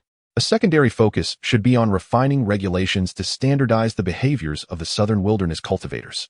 After all, Yuling City lies within Yunzhou. Adhering to local customs is essential. We cannot alter our ways for outsiders. For long-term strategy, I believe we should consider expanding Yuling City." Lu Li, maintaining his composure, inquired, "Oh, what prompts the need for expansion?" Lu Ming glanced at his father with a smile, stating, "A phoenix does not alight on a non-magnificent tree. It does not feed on unrefined grains, nor does it drink from a mere spring. This illustrates that as cultivators elevate their strength, their demands for their environment also intensify. The spirit-gathering towers we have constructed over the years have already sold out more than half, indicating how much these cultivators value their residences. The principles of wealth, law, companionship, and land are universally applicable. Under your stewardship, Father, Yuling City has become the most renowned city in the southwestern part of Yunzhou. And as your reputation continues to grow, the number of cultivators visiting Yuling City will only increase. It is not inconceivable that one day, we may witness a scene where foundational alchemists walk the streets in abundance. The mingling of cultivators and mortals inevitably breeds conflict, as exemplified by the situation in the southern frontier. If we impose certain restrictions while simultaneously granting them an independent district, it could mitigate the impact on the townsfolk. Thus, addressing this matter at its root necessitates the expansion of Moonlight City." As Lu Ming spoke, Lan Kaier's gaze softened further towards him. Had Lu Ming merely suggested suppressing those cultivators from the south, Lan Kaier, being a native of Chongzhou, would have felt a twinge of discomfort, even if unvoiced. However, Lu Ming's thoughtful approach, which considers the perspectives of both local residents and cultivators while respecting the customs and interests of the southern cultivators, showcases a depth of understanding. The allure of a man is not solely defined by sheer strength. At this moment, Lu Ming, with his eloquence, appeared to Lon Kaier as if illuminated by a gentle glow. The love curse should have been resolved, yet, am I the one being rebuffed? Noticing the subtle shift in Lon Kaier's expression, Lu Li allowed a slight smile to grace his face, casting an encouraging glance at Lu Ming. Excellent. It seems that your Aunt Lu's teachings have truly borne fruit. My son has grown. Therefore, I entrust this matter to you. Draft a set of regulations by tomorrow. Lu Ming nodded in response. I shall obey your command.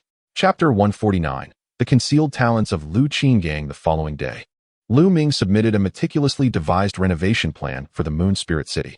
After reviewing it several times, Lu Li found no flaws and instructed Lu Ming to commence work. In this world, bolstered by the presence of cultivators, productivity is remarkably potent. A mere chi refining period practitioner can effortlessly lift a 100-pound stone, and a foundation establishment cultivator can transport heavy objects with spiritual energy, rivaling the efficiency of excavators. Lu Ming's approach was rather unconventional. Instead of erecting a new city wall around Moon Spirit City, he intended first to repair and smooth the roads of the nearby villages. Subsequently, he planned to invite artisans who had previously constructed residences for the Yunzhou prefecture to discuss the construction plans outside the city. Upon returning, he was oblivious to the mud staining his garments. The residents and cultivators within Moon Spirit City were perplexed. What could possibly be the motivation behind the eldest son of the city lord behaving in such a disheveled manner? After all, he was the son of the city lord, yet he appeared so unkempt. Ignoring the curious gazes of the crowd, Lu Ming reveled in his muddy endeavors outside the city. Then, an outrageous rumor began to circulate. It was said that the eldest son of the Lu family was the reincarnation of a wild boar spirit, perhaps influenced by his past life. He developed an affinity for mud. That very afternoon, Lu Yu, the third son of the Lu family, stormed into the tea house where this rumor had originated, delivering a stern reprimand to the gossipers, which incited quite a commotion. Another theory posited that the eldest son of the Lu family had fallen victim to a vile curse cast by outsiders, prompting calls to inform the city lord in an attempt to expel those from the southern regions.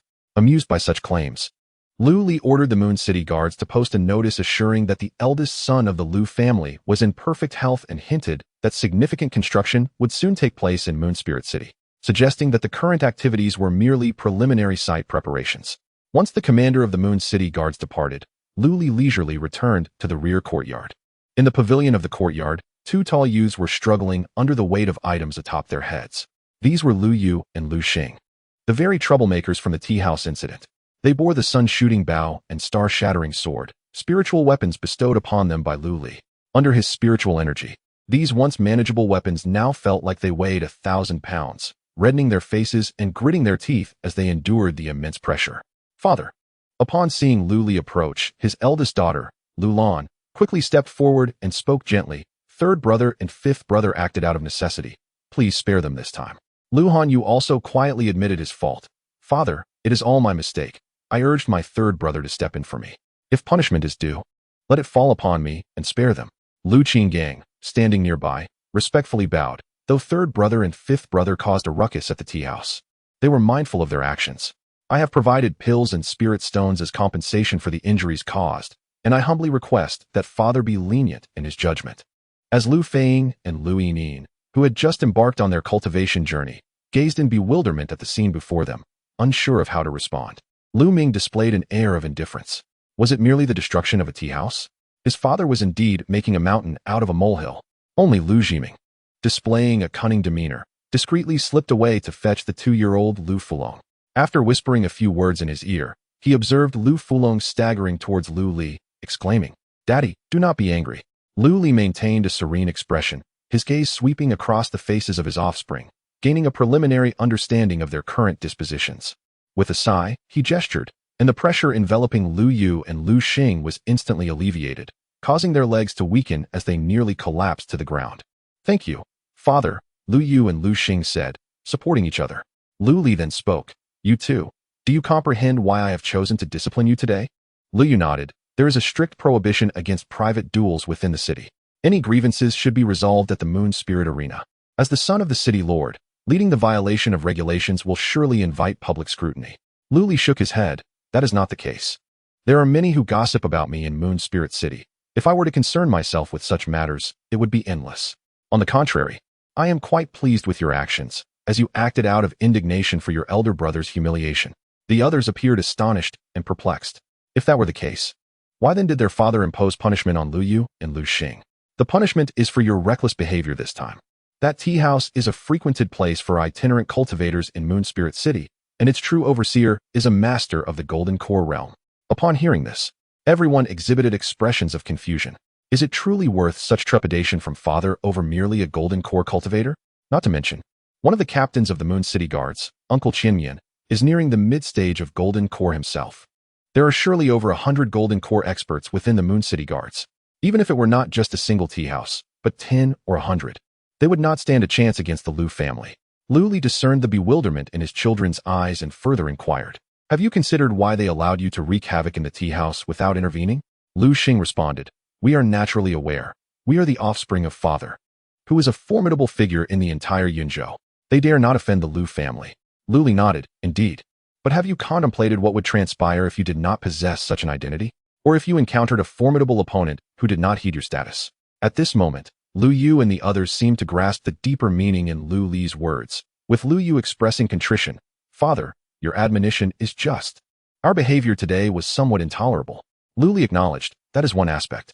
If this trend is not curbed, I fear my children may become as arrogant as Wu Gui was, causing trouble only to regret it later, a regret that would come too late." The second point, Lu Li cast a sweeping glance around and directed his gaze towards Lu Qingnong. "Are you aware of this?" Lu Qingnong was taken aback for a moment before responding. "Me?" Lu Li nodded. Observing this, Lu Qingnong could only clear his throat and say, "What my father refers to as the second point, I presume, concerns the overly direct methods employed by the third brother and his companions. Since we are aware of the origins of this matter, we could certainly adopt alternative tactics rather than recklessly assaulting their stronghold head-on. Were I to take action, I would disguise myself and, upon entering the tea house, find another pretext to teach that individual a lesson. Or perhaps surreptitiously introduce some concoction into his tea to induce a relentless bout of diarrhea for 3 days. If my ire still remains, I could seize the opportunity to poison him, thus eradicating the source entirely. This way, I could vent my frustrations while avoiding direct confrontation, ensuring I do not entangle myself in further troubles." After Lu Qingnong finished speaking, he sensed the surrounding silence and looked around. "What is the matter?" Lu Lan shook her head with a complex expression, while Lu Hanyu had half her body hidden behind her elder sister. "Fourth brother is quite terrifying." Lu Li was momentarily stunned, not realizing that his fourth brother was the true schemer. He had only known that Qingnong possessed remarkable medical talent, but did not expect his genuine interest lay in the art of poisoning. Should he perhaps send him to the Five Poisons sect for further training? Ahem. While Lu Qingnong's assertions contained a modicum of truth, resorting to poisoning was unnecessary for a mere verbal dispute. Lu Li brushed aside the chaotic thoughts in his mind, gathered his words, and spoke. "What I wish to convey is the importance of considering the consequences and acting prudently. After all, your future paths will be tread by you alone. As your father, I cannot be there to oversee you at all times. I do not expect you to be paragons of virtue, but I also hope you do not stray into darkness. Contemplate your actions before proceeding, and strive to remain true to your conscience." This opportunity to instill a nascent moral compass in his children was indeed worthwhile. However, just before their departure, Lu Yu seized Lu Qingnong and whispered insistently, leaving Lu Li both amused and exasperated. "Fourth brother, remember last year when you and I vied for the room with the best light in the old residence? You didn't manage to outdo me, did you? For the subsequent half-month, I found myself incessantly visiting the lavatory. Do you have any clues about that?" "Ah, no, not at all. What are you implying?" "I am not that kind of person. By the way, the elder brothers mentioned that I often wandered aimlessly in the courtyard at night. Yet I have no recollection of such occurrences. This must be related to you, right?" "That's truly not the case. Then what about the previous matter?" "I just remembered that the medical clinic has yet to open today. I must take my leave. Stay right there." Chapter 150. The predicament of Li Mingfeng. The expansion of the city required not only on-site surveys, but also the submission of formal documentation to the provincial government to obtain renovation permits. In previous years, this task might have posed some challenges. However, times have changed. Li Mingfeng displayed no reluctance whatsoever. Rather, he eagerly inquired whether any materials or manpower were needed. The expression on Qianyan's face as he recounted this matter was one of amusement. When he first visited the Yunzhou government, even a minor clerk under Li Mingfeng's command dared to assert his superiority. Yet, this time around, the atmosphere was entirely different. Li Mingfeng personally came out to greet him and hosted a lavish banquet in his honor. He readily acquiesced to Lu Li's requests, treating him as an equal. However, Qin Yin was aware that, as the governor of a province, Li Mingfeng's power and status far surpassed his own. This change in demeanor stemmed entirely from the fact that he had the backing of the city lord. Lu Li's accomplishments, having severed the divine transformation with his nascent soul, had already spread among the cultivators of Chongzhou and resonated throughout Yunzhou. Unbeknownst to him, whispers of dissent regarding the title of the strongest in Yunzhou, which had previously belonged to the leader of the Yunlan sect, Yunlanzi, had begun to circulate. After all, Yunlanzi had not achieved any notable victories against the divine transformation realm. Not only did Li Mingfeng grant the construction permit, but he also returned the spirit stones I had previously sent in full, indicating that the situation in Yunzhou was gradually slipping from his grasp. Lu Li discerned much from Li Mingfeng's actions. Qin Yin nodded and said, "Sir, the governor of Lizhou has also asked me to deliver a letter to you, insisting that it be opened personally by you." Lu Li took the letter that Qin Yin handed him, glanced through it, and smiled, just as I suspected. The content of the letter was straightforward. It was a plea for assistance. A few years prior, following the expedition to the Wind and Thunder secret realm, Yunlanzi had established the Yunzhou alliance in a bid for the position of governor. Li Mingfeng had not remained idle. He had invited 3 court envoys with whom he had some personal rapport to maintain a balance of power. The election system of the Great Xia dynasty operated on a dual mechanism of examination and recommendation.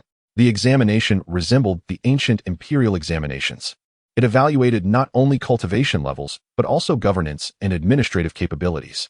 It was not a matter of merely being the most powerful to hold office.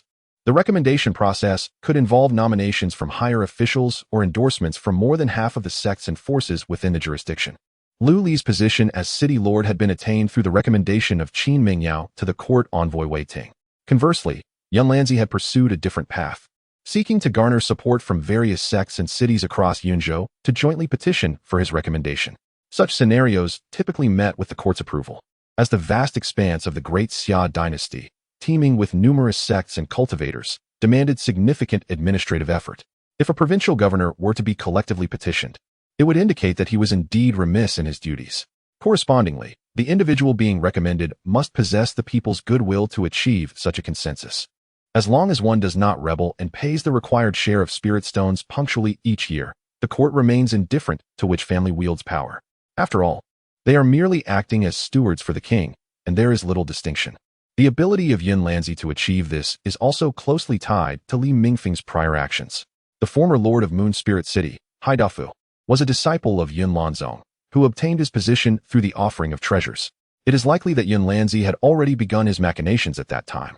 Otherwise, how could a mere golden core cultivator possibly possess treasures enticing enough to captivate Li Mingfeng?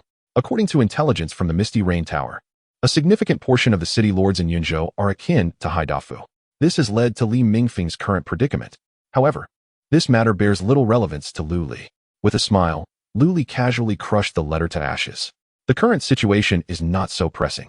Li Mingfeng is a resourceful individual, having merely fallen victim to a cunning ploy by Yunlanzi. He has not forgotten that Li Mingfeng has enlisted 2 semi-divine transformation cultivators and an early-stage divine transformation envoy from the court to support him, making it no easy feat for Yunlanzi to seize the position of provincial governor. With the 2 sides at an impasse, Lu Li finds himself in a position to either negotiate a favorable deal or simply reap the benefits. Development is the true path to success. Now that the official decree has been issued, Lu Ming's preparatory work for the survey is nearly complete, and the construction of the new Moon Spirit City has finally commenced. The roads from the nearby villages to Moon Spirit City have all been paved with bluestone slabs, providing far more convenience than the previous muddy paths. After consulting Lu Li's opinion, Lu Ming decided to establish a subsidiary city in each of the 4 cardinal directions surrounding Moon Spirit City, symbolizing the 4 symbols and harmonizing with the 5 elements to protect the central city. The original villagers will be relocated there to bolster the population. The former villages will be transformed in select areas to reflect the characteristics of the southern wilderness, where southern wilderness cultivators can rear spirit beasts and goo insects. This endeavor is, in fact, quite complex, though most villagers do not resist the idea. Villages are not like cities. They are often plagued by beastly intrusions. Although the cultivators of Moon Spirit City occasionally venture out to slay demons, how can the beasts of the 10,000 Great Mountains ever be completely eradicated? Living in the city not only ensures safety, but also offers greater comfort. Typically, it would take 3 generations of effort for them to gain entry into a city like Moon Spirit City. Yet, with the Lord's eldest son generously offering them free housing and job opportunities, this is indeed a once-in-a-century opportunity. However, there are elders reluctant to leave their homeland, as well as ruffians seeking to exploit the situation for personal gain. Lu Li subtly attached his consciousness to Lu Ming, observing how he navigates these matters. Faced with the reluctant elder, Lu Ming appealed to their emotions and reason, ultimately promising to establish a shrine in the village where each household could place ancestral tablets, ensuring the continuation of their lineage. In contrast, for the unscrupulous rascals seeking to exploit the situation for personal gain, Lu Ming showed no mercy, employing strict measures to suppress them. With this judicious blend of benevolence and firmness, after the preliminary establishment of the Four Directions city, all the villagers relocated there within just over half a year. Lu Li felt immense satisfaction regarding this progress. Though Lu Ming's cultivation was not as advanced as that of his younger siblings, such as Lu Jiming, he possessed a remarkable talent for governance. While it may be an exaggeration to call him a prodigy, he was certainly more than capable of managing a city. Moreover, without experience, how could one truly grasp the intricacies of leadership? It was not in vain that Lu Li had invested so much effort in him. Reporting back to his father, Lu Ming informed him that tomorrow marked the auspicious day for the official completion of Four Directions City, and requested that his father arrange a formation to name the city. Within the Lord's residence, Lu Ming presented his report to Lu Li. Compared to a year ago, Lu Ming's demeanor was imbued with a newfound resolve, and he appeared increasingly mature and composed. The youthful naivety that once characterized him had completely faded, as he had now matured into a capable adult. At that moment, Lu Ming discreetly cast a glance at the blue-clad maiden by the table. Lon Kyer was respectfully attending to the woman standing before her, previously introduced by his father. This woman was none other than the leader of the sacred insect sect, a formidable expert at the late stage of transformation, the foremost cultivator of insect prefecture. Kailing Dai, Lu Li reassured him, "My son, you have worked hard this past year. Tomorrow, I have a grand gift for you, a reward for your tireless efforts." Lu Ming responded with calmness, "Thank you, father. I shall take my leave." Yet, as he departed, Lu Ming could not suppress his inner musings. The Moon Spirit sect leader had yet to arrive, and his aunt had not yet achieved a fruitful union with his father. Could it be that another stepmother was on the horizon? His father truly was quite admirable. Chapter 151. The Plan of Mutual Benefit after Lu Ming departed. Kai Lingdai gently instructed Lon Kyer to withdraw, then remarked with a smile, "The eldest son of the city lord conducts himself with a measured approach, indeed demonstrating considerable acumen." She had also noted the new cities surrounding Moon Spirit City and, upon learning that they were personally supervised by Lu Ming, felt a deep admiration for him. As the leader of a sect, Kai Lingdai profoundly understood the significance of practical talents in strengthening one's influence. A solitary existence need not concern itself too much with others. After all, if one individual is well fed, the family need not worry. However, as leaders of their respective factions, they inevitably care about the strength of one another's forces. Having an abundance of capable subordinates brings prestige to one's name. "Your praise is excessive, Sect Master Kai. My son merely lacks the requisite talent, which necessitates his specialization in auxiliary paths. Ultimately, the pursuit of longevity remains our common aspiration," Lu Li lamented. Time flowed like a silent stream, and in the blink of an eye, 2 decades had passed since he descended the mountain. Lu Ming had matured from his initial babbling into a figure of adulthood. Kai Lingdai, filled with sentiment, added, "What you say, City Lord Lu, is indeed true. Our kind seeks nothing more than the essence of longevity. It is regrettable, however, that only upon embarking on this path do we realize the perils and solitude that accompany it." Yet, Lu Li swiftly shifted his mindset. Smiling, "I must extend my gratitude to Sect Master Kai for personally delivering the treasures. Otherwise, I would have been at a loss for what gift to bestow upon my son tomorrow." Kai Lingdai chuckled lightly, covering her mouth. "City Lord Lu, you jest. The treasures within Moon Spirit City are by no means inferior to those of my holy insect sect. The rewards from the arena competitions include several items that even I find tantalizing. I almost wish to bring my entire sect to pledge allegiance to you." This statement bore truth. The Holy Insect Sect, situated in the miasmic region of Insect Prefecture, possessed an abundance of spiritual herbs and exotic insects. Yet their supply of spiritual artifacts and medicinal pills left much to be desired. Unfortunately, their expertise did not lie in these areas. Hearing this, Lu Li's thoughts sparked. I wonder if Sect Master Kai is open to the idea of mutual exchange? With the increasing population of Moon Spirit City, the procurement of various raw materials had become a considerable challenge. Although Qin Mingyao had mobilized resources from other cities, the situation remained strained. Consequently, Qin Mingyao had no choice but to post task boards within the city, calling upon cultivators to gather spiritual herbs and ores. Yet, this method lacked stability. Unlike the southern regions of the three states, cultivators from other states had no incentive to venture into the miasmic and pestilent areas. This resulted in the southern regions harboring an exceptionally rich array of resources ripe for development. Should a supply line for raw materials be established, Lu Li was confident that within a decade, Moon Spirit City could supplant Cloud State City, emerging as the foremost city in the region. Kai Lingdai's expression shifted slightly.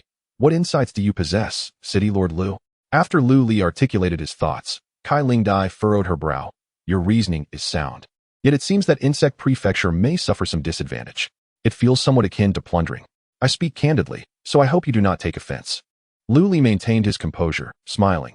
You are indeed correct, Sect Master Kai. This does represent a form of resource exploitation.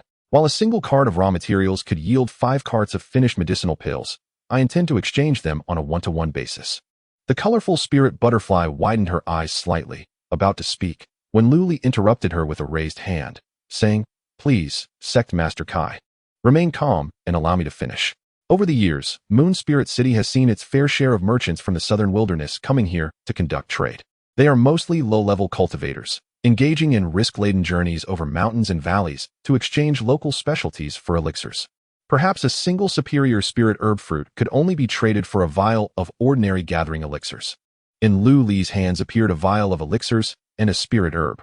The spirit herb fruit is the primary material for crafting gathering elixirs, and the medicinal power contained within a single superior spirit herb fruit is sufficient to forge dozens of gathering elixirs. With only 10 elixirs in a vial, it is evident that this transaction incurs a significant loss. Kai Lingdai frowned upon hearing this, feeling rather helpless. The cultivators from the southern wilderness have sought advice from alchemists to study the art of alchemy, yet for reasons unknown, they often stray into misguided paths, becoming poison masters and spirit masters, taking pride in crafting toxic elixirs. This trend is a reflection of the cultural atmosphere in the southern wilderness, one that cannot be altered by the power of a single sect. Currently, they are constrained and unable to find effective countermeasures. Is there perhaps a hint of frustration? Lu Li retracted the items in his hands and chuckled. Do you know, Sect Master Kai, why they continue to engage in such transactions despite knowing they may incur losses? Kai Lingdai shook her head. The reason lies in the fact that by bringing these elixirs back, they can earn much more. Lu Li clapped his hands, noting that as a powerful being in the transformation stage, Sect Master Kai is likely unaware of the plight of the lower-level scattered cultivators. According to the intelligence under my command, those who take elixirs back are selling them individually, with each piece fetching the price of a spirit-gathering herb. How outrageous! Kai Lingdai exclaimed, her anger rising as she nearly forgot she was a guest in Moon Spirit City, slamming her palm onto the table, which promptly disintegrated into dust. Lu Li shrugged, and once Kai Lingdai had calmed down, he continued, Thus, I bring forth this matter for 3 reasons. First, for the development of Moon Spirit City. Second, to regulate this unreasonable trade between the 2 regions. And third, to facilitate technical exchanges. If Sect Master Kai can comprehend these 3 points, I trust she will not refuse. Kai Lingdai pondered thoughtfully, sitting in silence, while Lu Li, indifferent to her contemplation, summoned a maid to attend to her before returning to the rear courtyard. Qin Mingyao immediately approached him, asking, How did it go? Did the sect master of the Holy Bug sect agree? Lu Li shook his head. She will agree. She merely needs some time to digest the information. Qin Mingyao narrowed her eyes, resembling a captivating fox as she leaned against Lu Li, her fingers gliding lightly across his chest. Though you promised to advocate on my behalf, I can't shake the feeling that you have ulterior motives. Lu Li smiled. Well then, do share your thoughts. Qin Mingyao narrowed her eyes, leaning close to Lu Li's ear and exhaling softly like orchids, whispering, In the years since returning from the Wind and Thunder Secret Realm, you've been busy with city building and gathering medicinal herbs and treasures. Could it be, as a member of the royal family, albeit a collateral branch, Qin Mingyao possessed a keen sensitivity to certain matters. At this moment, amidst a season of turmoil, it would not be amiss to make early preparations. Lu Li did not deny her observation. A flicker of alarm surged within Qin Mingyao. Lu Lang, are you truly contemplating rebellion? Have you lost your senses? Yet, at that instant, an unexpected sense of anticipation blossomed in her heart. Lu Li rolled his eyes. All right, you are indeed the significant figure here. I am merely pondering the rivalry between Li Mingfeng and Yun Lanzi for the position of state governor. What were you thinking? It seemed that these two factions were on the verge of serious conflict, and if he could prepare early, it would not be unwise to seize the opportunity and vie for that gubernatorial position. Upon hearing this, Qin Mingyao's expression momentarily faltered before she forced a laugh. Well, that is indeed the case. Speaking of which, the royal residence has recently sent people to inquire about me, likely to gauge your sentiments. While the royal palace could not overtly participate in the election for the state governor, some covert support could certainly be extended. Lu Li nodded. One must eat their meals bite by bite. There is no need to rush. What is meant to be mine will eventually be mine. At this moment, Qin Mingyao returned to her usual demeanor, her gaze laced with a hint of allure. And what about me? Am I to be consumed by you in the same manner? What do you think? Lu Li chuckled heartily, lifting Qin Mingyao and carrying her towards the back courtyard chamber. The formidable array within the city lord's residence quietly activated, concealing all scrutiny from within and without. Chapter 152. The resentment of El Buki. Today, the Moon Spirit City is bustling with activity. Major sects from the southwestern region of Yunzhou have received advance notice and dispatched envoys to attend the grand ceremony. The newly established Four Corners City in Moon Spirit City has extended an invitation to all fellow cultivators to witness the occasion. Although the Lord of Moon Spirit City has a contentious relationship with the leader of the Yunzhou Alliance, many sect masters who are part of the alliance have chosen to send representatives as a gesture of goodwill, which should not raise any eyebrows.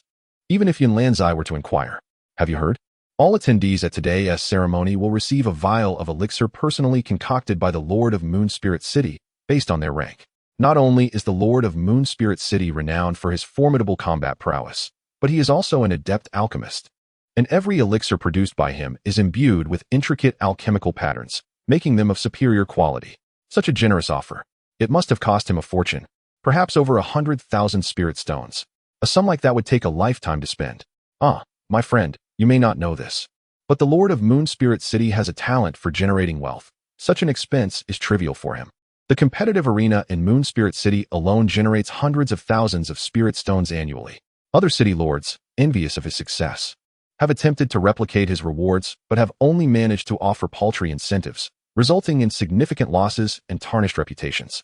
Currently, the competitive arena in Moon Spirit City stands as a beacon for cultivators in southwestern Yunzhou, with participation regarded as an honor.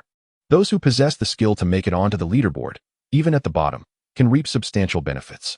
Indeed, it is rumored that a divine beast known as the Fire Qilin resides in Moon Spirit City, which is said to enhance fortune and facilitate smoother cultivation. A dear acquaintance of mine came here a year ago and successfully broke through to the Golden Core stage. Is this divine beast truly so extraordinary? Well, not entirely.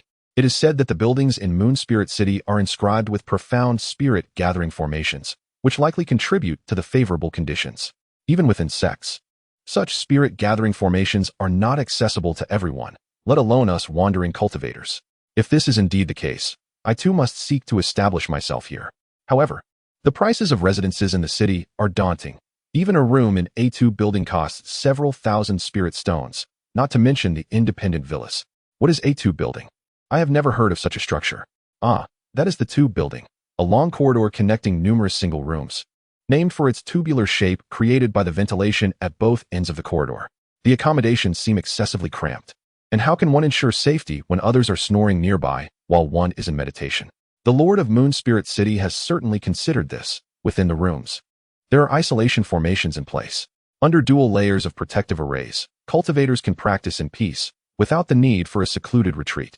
Furthermore, the city is patrolled by the Moon City Guards, each member being at least at the late foundation establishment stage, with 500 Golden Core cultivators stationed throughout the city to handle any issues that may arise. It appears that this proposition is somewhat acceptable. However, the price remains excessively high. Thousands of spirit stones are not readily available to just anyone. If you do not mind, might we consider co-purchasing a residence? This arrangement would indeed save us a substantial amount of spirit stones. Excellent, excellent.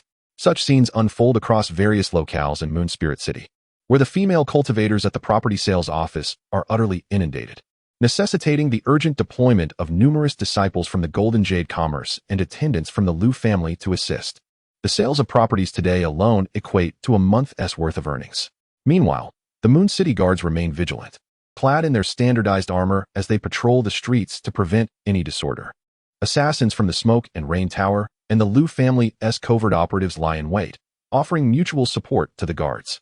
This bustling activity even takes Liu Li by surprise. The influx of visitors seems rather excessive, does it not?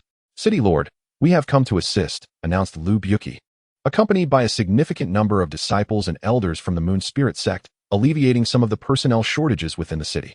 While the phrase one person attains the Tao, and even the dogs and chickens ascend, may be somewhat exaggerated, the Moon Spirit sect's strength has indeed approached that of the Yunlan sect in recent years.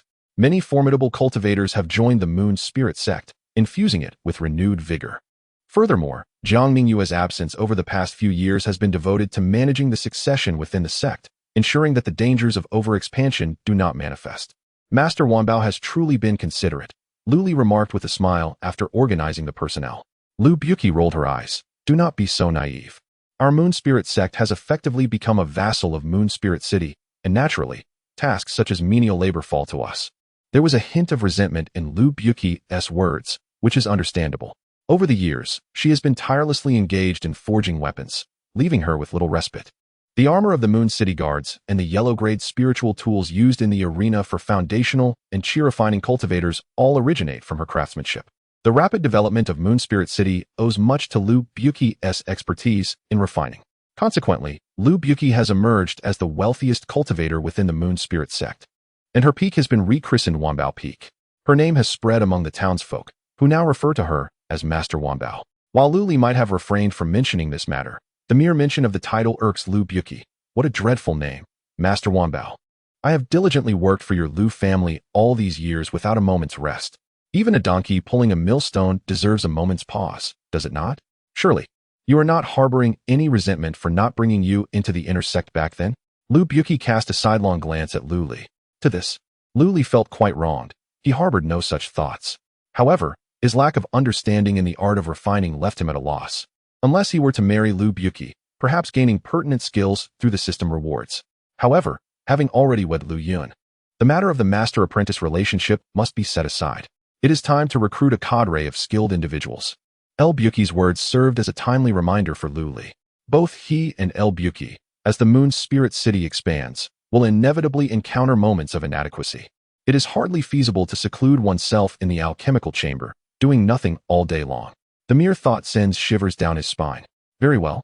I shall proceed to arrange the city defensive formation for the Four Directions City. Elder El, would you care to join? Liu Li deftly shifted the topic. El Buki muttered under his breath, but complied, following along obediently. Along the way, they encountered Xie, who still bore the expression of a lifeless visage. Together, they headed to the auxiliary city. The city defensive grand formation is not as easily inscribed as the spirit-gathering array of a simple building. It necessitates certain spiritual materials and treasures as the foundation for the formation. Observing Liu Li bustling about, El Buki sighed, pondering how this fellow practices. It has not been long, yet we have been left far behind. Xie nodded in agreement. After a busy day, Liu Li finally completed the arrangements for the auxiliary city, eagerly awaiting the moment to return to the Moon Spirit main city for the Grand City Establishment Ceremony. During the ceremony, the core formation will be activated, harmonizing with the four formations to create a chain formation. Only then shall the task be deemed officially completed. Chapter 153, The Four-Sided Auxiliary City. At this moment, the arena at the heart of Moon Spirit City was filled to capacity. However, the audience present today had not come to witness any duels. The identities and cultivation levels of the spectators varied greatly. Some were local cultivators from Moon Spirit City, while others were emissaries of various forces at the Golden Core stage, and still others were cultivators from different states who had settled here. A glance around revealed a fascinating blend of Foundation establishment and Golden Core practitioners, creating a unique spectacle. The Lord of Moon Spirit City truly lacked discernment. What level of cultivation do these wandering cultivators possess to share the same seating as I? A handsome young man clad in purple finery and adorned with a jade crown covered his mouth and nose, his expression one of discontent. Oh, my dear fellow, judging by your tone, it seems you carry quite the weight. An elderly man beside him chuckled amiably. I am the young master of the Falling Blossom sect. Who are you to engage in conversation with me? The young man cast a sidelong glance at the elderly speaker. The old man, dressed in tattered clothing, bore a broken wooden sword on his back and a wine gourd stained with grease at his waist, exuding a strong scent of alcohol. The young master of the Falling Blossom sect felt even more irritated. How could I, a young master, be seated beside a filthy beggar? Such disgrace. The old man, unfazed by the young man's words, simply smiled and surveyed the surroundings with a look of navet, as if he had never seen such a scene before. I'm speaking to you, did you hear me? The young master of the Falling Blossom sect, feeling ignored, grew more agitated. Didn't you say I shouldn't respond to you? The old man replied, puzzled. What is wrong with today's youth? Why are they so quick to anger? You, the young master, was momentarily at a loss for words, but soon retorted, old Taoist. Being allowed to sit beside me is a stroke of fortune you've earned over 3 lifetimes. I graciously permit you to converse with me. Pray tell, what is your background? How did you manage to acquire a ticket to this event? Indeed, entry to this arena required a ticket, which could be exchanged for a vial of elixir personally refined by the Lord of Moon Spirit City. A cursory glance revealed that the number of attendees had already surpassed several thousand, implying thousands of vials of elixirs. Such a grand gesture was not to be underestimated. Some enthusiastic onlookers had even affixed the label of the Cloud State's alchemist to the Lord of Moon Spirit City. Unbeknownst to them, the so-called personally refined elixirs simply involved gathering unmarked pills, which were then purified and processed through the 1,000-pill method and the greenbag needle. Nevertheless, for the past 6 months, Luli had been immersed in the alchemy chambers, seldom venturing outside. Haha, the title of old Taoist is hardly worth mentioning. And this ticket was a gift from an acquaintance. The old man preferred to keep his story vague, merely chuckling at the situation. The young master of the Falling Blossom sect appeared enlightened and summoned the Moon City guards, proclaiming, so you are merely a scoundrel who snuck in to take advantage of the situation. Hand over this deceitful old Taoist to the Lord of Moon Spirit City, and it shall be a fortunate encounter indeed. The surrounding cultivators nodded in agreement. The pungent aroma of the old man's alcohol was indeed overwhelming, causing discomfort to those seated nearby. Yet, none expressed their thoughts as bluntly as the young master had. Perhaps he was merely an unkempt recluse, a hidden master of the arts? Upon observing the young submaster of the Falling Flower sect, it was evident that this was his first venture beyond the sect's gates. A sign of his inexperience. It is prudent to tread carefully when traversing the outside world. What transpired? The Moon City guards, summoned by the commotion, approached the scene. With a hint of arrogance, the young master proclaimed, "What is the matter with you guards? Such a significant event has been infiltrated by a mad old Taoist. Yet thanks to my discerning eye, I have uncovered his presence." Upon hearing this, one guard furrowed his brow and turned to the elderly man, catching a whiff of the potent scent of alcohol. "Esteemed elder, do you possess an entrance permit?" The old man scratched his head, unable to produce the necessary documentation. The guard's frown deepened. Without a permit, it implied the man had sneaked in. Today, the city lord had invited dignitaries from all directions to observe the ceremony, and disturbances could not be tolerated. This individual was already disrupting the atmosphere for the guests nearby, and he might have to be escorted to the watchtower for a stern reprimand. Just as the guard prepared to take action, a voice resonated in his ear. "Wang Gang, do not act hastily. Kindly invite this man to the VIP area." Taken aback, Wang Gang shifted his approach. "Esteemed elder, the city lord requests your presence. I hope you will honor us by accompanying me to the VIP area." So I have been discovered, the old man thought, chuckling as he rose to follow Wang Gang. The expressions of those nearby varied, each one captivated by the scene unfolding. Behold, indeed, he is a master. The gathering was a mix of individuals, and only true cultivators of substantial prowess were worthy of seating in the VIP area. To receive an invitation from the city lord indicated that this old Taoist must possess at least the cultivation of a nascent soul. Meanwhile, the young master of the Falling Flower sect wore a complex expression, filled with regret. Why was he so unfortunate to encounter such a situation? This old man appeared quite affable. Surely he would not hold a grudge over a mere exchange of words, would he? In the VIP area of the arena, Luli stood by the window, exasperated. Why do these individuals insist on playing the game of hidden identities? This marks the 5th occurrence today. Thus, aside from the few nascent soul cultivators who arrived openly, 5 others have concealed their identities to gain entry here. However, under the probing formation I established, these individuals attempting to disguise their cultivation are as conspicuous as lanterns in the night, and they cannot evade detection. Soon, Wang Gang escorted the old Taoist to this location. After Wang Gang withdrew, Luli directly inquired, "Might I ask for your esteemed name, fellow Taoist?" The elder chuckled amiably. "This humble Taoist is known as Zhou Danzi. It is a pleasure to meet the illustrious city lord of Moon Spirit, Danzi. More like a drunken fool, Lu Li mused silently, yet smiled outwardly. Ah, it is a pleasure to meet you, Danzi. Have you come to observe the ceremony? If one were to attend the ceremony, I could introduce fellow cultivators to the adjacent seating area, where several esteemed guests have already taken their places. Danzi shook his head, stating, I have come here not merely to observe, but also to gain insight into Lord Lu's alchemical methods. Might I request a moment of your time for guidance? Lu Li raised an eyebrow, responding, My skills are rather rudimentary, and I fear they may not warrant such esteemed discourse. However, I am open to exchange. Danzi chuckled amiably. You are too modest, Lord Lu. The ability to mass-produce alchemical patterns and elixirs is not something just any alchemist can achieve. After a brief exchange, Lu Li escorted Danzi into the VIP room, which was occupied by over a dozen nascent soul cultivators. In the corner, the fire beast lazily surveyed the elderly figure Lu Li had brought in, then resumed its slumber. It was precisely due to the presence of the fire beast that these previously unruly nascent soul cultivators now sat obediently in their seats, preventing any untoward incidents. With the formidable beast overseeing the venue, who would dare to cause a disturbance? Confirming that there were no concealed nascent soul cultivators within the city's formations, Lu Li gracefully floated to the center of the arena. As he made his appearance, the atmosphere grew still. Lu Li proclaimed, I extend my heartfelt gratitude to all fellow cultivators for gracing us with your presence today. With the approval of the governor of Yunzhou, we are expanding Moon Spirit City to include 4 auxiliary cities, named Qingyue, Baiyue, Zhuiyue, and Xianyue, in honor of the ancient 4 sacred beasts, the Azure Dragon, White Tiger, Vermilion Bird, and Black Tortoise. Originally, Lu Li intended to name the cities directly after these 4 beasts, but he was dissuaded by the fire beast. Even it, being a distant kin of the ancient auspicious beast Qilin, felt that Moon Spirit City could not bear the weight of such grand titles unless it were to reach the level of its ancestors. With swift gestures, Lu Li chanted a commanding incantation, declaring, Activate the city protection formation. A radiant barrier emerged in the sky, resembling an inverted bowl, enveloping Moon Spirit City. The auxiliary cities also glimmered with spiritual light. From a vantage point high above, one would observe that the formations of these 5 cities harmoniously resonated, creating a synergistic effect. The main formation of Moon Spirit City, supported by the auxiliary formations, interlinked to form a chain formation, exponentially amplifying their efficacy. Should anyone attempt to breach the city, they would have to uproot the formations of all 5 cities entirely. Subsequently, Lu Li produced a grand seal, the city lord's emblem, and cast it forth. As he did so, the ground beneath began to tremble. The earth dragon stirred.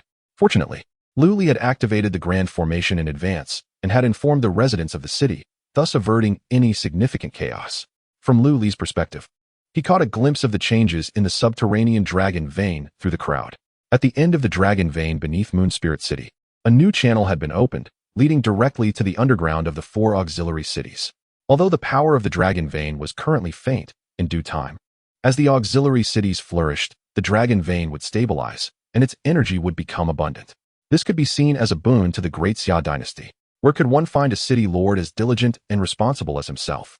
Lu Li inexplicably pondered. Chapter 154. A visit from Wei Ting. Amidst the jubilant celebrations and heartfelt congratulations, Lu Li returned to the VIP room. Following this, there were several performances of artistic entertainment, designed to enliven the atmosphere and ensure that no one felt their journey was in vain. In accordance with the customary procedures of past artistic showcases, Lu Li arranged for a dance and musical performance, featuring a carefully selected ensemble of 100 foundation-building female cultivators from the Golden Jade Commerce Association. Next came the traditional event of Moon Spirit City, the arena competition. The top contenders from both the foundation building and golden core rankings took their places, ready to engage in combat with their pre-arranged opponents. Those who attained the pinnacle positions in the talent-rich Moon Spirit City exhibited remarkable prowess in their martial techniques. Their movements fluid and their lethal strikes captivating the audience, who watched with rapt attention and exhilaration. The grand spectacle organized by Lu Li was not without purpose. The greater the displayed strength of Moon Spirit City, the more it would attract cultivators to settle within its bounds. Although he had expended millions of spirit stones for this occasion, the investment promised a swift return in the future. Furthermore, Lu Li's actions were motivated by a desire to enhance his own reputation, to become familiar among the crowd in anticipation of vying for the position of state governor. Now was not the opportune moment. It was wiser to await the outcome of the contest between Yun Lanzi and Li Mingfeng before reaping the benefits. The intricacies of the grand formation employed by the city lord were profound, surpassing even the protective array of the Yunlan sect. In the VIP room, an elder from the nascent soul realm clasped his hands in admiration. This nascent soul cultivator hailed from a sect that had not joined the Yunzhou alliance, making their existence increasingly arduous in recent years. Despite Yun Lanzi's reluctance to overtly eliminate rivals, he subtly signaled for his subordinates to take action. Those sects that had refrained from joining the Yunzhou alliance faced both overt and covert manipulation from the internal factions of the alliance, under the guise of personal grievances, leaving them with little recourse. At least a quarter of the sects within the Yunzhou alliance had been coerced into compliance. The elder, known as the True Man of Nanyang, was the leader of the Nanyang medicine sect, renowned for its expertise in herb gathering and pill refining. Over the years, the disciples of the Nanyang medicine sect had attempted to sell their medicinal materials and pills, only to be met with prices that had been halved, often resulting in conflict and casualties. This led to a cycle of confrontations, escalating to the level of sect leaders. It was only at this juncture that the True Man of Nanyang realized that the neighboring Nanyang city had fallen under the control of the Yunzhou alliance. To restore their previous pricing, joining the alliance had become imperative. Yun Lanzi is truly overstepping the bounds. The True Man lamented. My sect has always avoided conflict. Yet we find ourselves cornered in such a manner. The other nascent soul cultivators nodded in shared sentiment. They had come to Moon Spirit City to witness the proceedings with unclouded intentions, having reported their grievances to Lu Li. Currently, the situation in Yunzhou can be delineated into three distinct factions. The first is led by Li Mingfeng, representing the regional governor's side. The second is spearheaded by Yun Lanzi, representing the Yunzhou alliance. And the third comprises the independent Yuling city, which possesses sufficient resources and confidence to maintain neutrality. After much contemplation, the leaders of the sects that are reluctant to engage in this power struggle have found it prudent to curry favor with Lu Li in search of protection. After all, Lu Li boasts a notable record of having slain a being in the transformation stage and commands a formidable beast of the same level, rendering his power comparable to that of the Yunzhou alliance. I am well aware of your intentions, and rest assured, should Yun Lanzi truly escalate matters, I shall not remain passive, Lu Li reassured them warmly. He continued, stating that as the four cities are newly established and resources are scarce, he is willing to purchase any items the sects wish to sell. He also kindly requested that the sect leaders refrain from inflating prices excessively to preserve mutual goodwill. Naturally, upon hearing this, joy illuminated the faces of the sect leaders present. Each sect prioritized different aspects of survival, thus avoiding conflict among themselves. Given that Lu Li could effortlessly resolve their dilemmas, they had no reason to court discomfort. The four elements of wealth, law, companionship, and territory do not solely pertain to individual cultivators. Observing the delighted countenances of the sect leaders, Lu Li was inexplicably reminded of a video he had encountered in a past life, where a plea for help echoed, "Our products are unsold. Please assist us." The similarity to the current situation was striking. Lord Lu, we are not here merely to exchange resources for our sects, but rather, we find ourselves at odds with Yun Lanzong. A few forthright nascent soul cultivators openly articulated their motives. Their sects either harbored grievances against Yun Lanzong or had already aligned themselves with opposing forces. Haha, as the foremost sect in Yunzhou, the disciples of Yun Lanzong often exhibit arrogance, and I have suffered quite a bit at their hands, remarked a gaunt, diminutive rogue cultivator with a sinister undertone. The perils faced by rogue cultivators advancing to the nascent soul stage far exceed those supported by sections. Unlike Jiang Ningyue, who became a disciple of the esteemed Yuling, or Lu Linglong, who trains at the Yuling sect, the advantages of sect heritage and resources allow many to circumvent numerous obstacles. This rogue cultivator evidently bore significant animosity towards Yun Lanzong. His presence here was prompted by rumors of Lu Li's discord with Yun Lanzi over a woman at the entrance of the Fenglei secret realm. The enemy of my enemy is my friend. Lu Li surveyed the gathering of more than a dozen nascent soul cultivators and mentally categorized them into those seeking resource exchanges, those with grievances against Yun Lanzong, and rogue cultivators seeking refuge. Oh, I nearly forgot about the group of concealed individuals who stealthily arrived from other states. If I could secure their allegiance, I would be able to raise a banner to contend against the Yunzhou alliance. Alas, the complexities of their backgrounds necessitate a more gradual approach. At that moment, a guard from the Moon City knocked at the door, announcing, "My lord, the imperial envoy has arrived and is currently waiting next door." After bidding farewell to the Yuan Ying, Lu Li proceeded to another room where he encountered an old acquaintance. Wei Ting, the very person who had once recommended him for the position of the Moon Spirit City Lord. A decade had passed since their last meeting, and the formidable presence of the half-step transformation god that had once seemed so distant now appeared diminished. With a composed smile, Lu Li clasped his hands and greeted, "I pay my respects to Inspector Wei. I trust you have been well." Wei Ting was admiring the calligraphy and paintings on the wall. Upon hearing Lu Li's voice, he merely waved his hand. Lost in reciting the verses inscribed on the artwork, the immortal of Yuzhen often travels to Mount Taiwa. In the morning, the heavenly drum sounds, and two dragons soar high. Manipulating electricity without pause, the clouds naturally leave no trace. When shall I enter the lesser room, where the Queen Mother is bound to meet? Such fine poetry, truly remarkable. Wei Ting exclaimed. Is this the handiwork of your sect's esteemed predecessor, Qinglian? Lu Li replied with a smile. Indeed, this poem is titled The Immortal of Yuzhen. Wei Ting praised. In just a few lines, the ethereal essence of the immortal is vividly captured. Your predecessor, Qinglian, is indeed a great talent. After indulging in the poetry, Wei Ting finally turned his gaze to Lu Li, a hint of curiosity flickering in his eyes. When I first met you, you were merely at the Golden Core stage. Yet now I hear rumors of your defiance against transformation god realm experts. Are the disciples of hidden sects truly so astonishing? Lu Li remained unfazed, replying, I am unworthy of such praise. It is merely a small contingency left by my sect that has allowed me to achieve such feats in the world. There is still a long road ahead. Wei Ting nodded in understanding. Ah, that makes sense now. Inspector, please, this way. Lu Li gestured towards the tea table, and they sat across from each other to enjoy tea. Wei Ting expressed high praise for the remarkable changes Lu Li had brought to the governance of Moon Spirit City, advocating for such talent to serve the royal family in the Central Plains. A talent for governance. If all city lords possessed your capabilities, the great Xia dynasty would surely flourish even more abundantly, Wei Ting lamented. After exchanging a few casual remarks, Wei Ting suddenly set down his teacup and fixed his gaze intently on Lu Li. However, there is one matter that concerns me. For years ago, a surge of golden dragon energy ascended from Moon Spirit City in the dead of night, and I have received reports from the insect province that you employed a similar method to defy transformation gods. City Lord Lu, you give me a rather dangerous impression. Chapter 155. The boredom of Ning when only a dragon-shaped chi is present. While there may not be 10,000, there are certainly thousands in this world. It seems the court has never prohibited such techniques, Lu Li remarked with calm assurance. Wei Ting shook his head, responding, such techniques often possess only form, lacking true essence. They cannot be counted among the noteworthy. Furrowing his brow, Lu Li questioned, does the Inspector General suspect I harbor disloyal intentions? Wei Ting hesitated slightly. It is best that you do not, for you were recommended by me.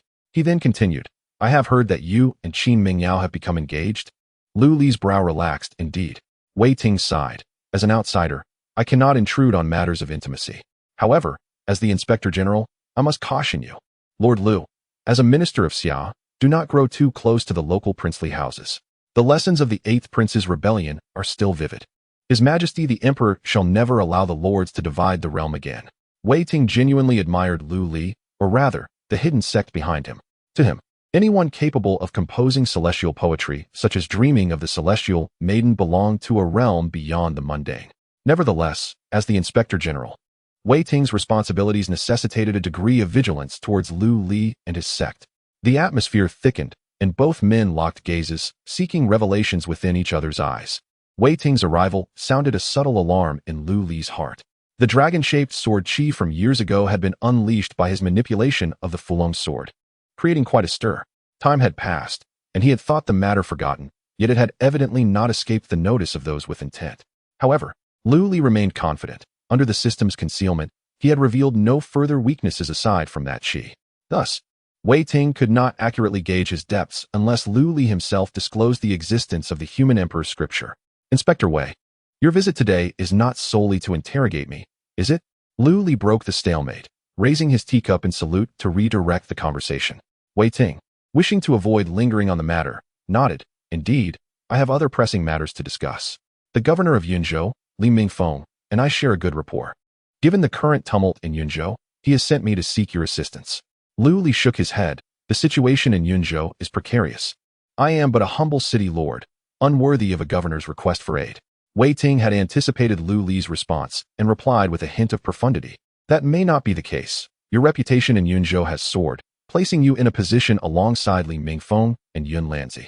Your relationship with Yun Lanzi is not particularly harmonious, is it?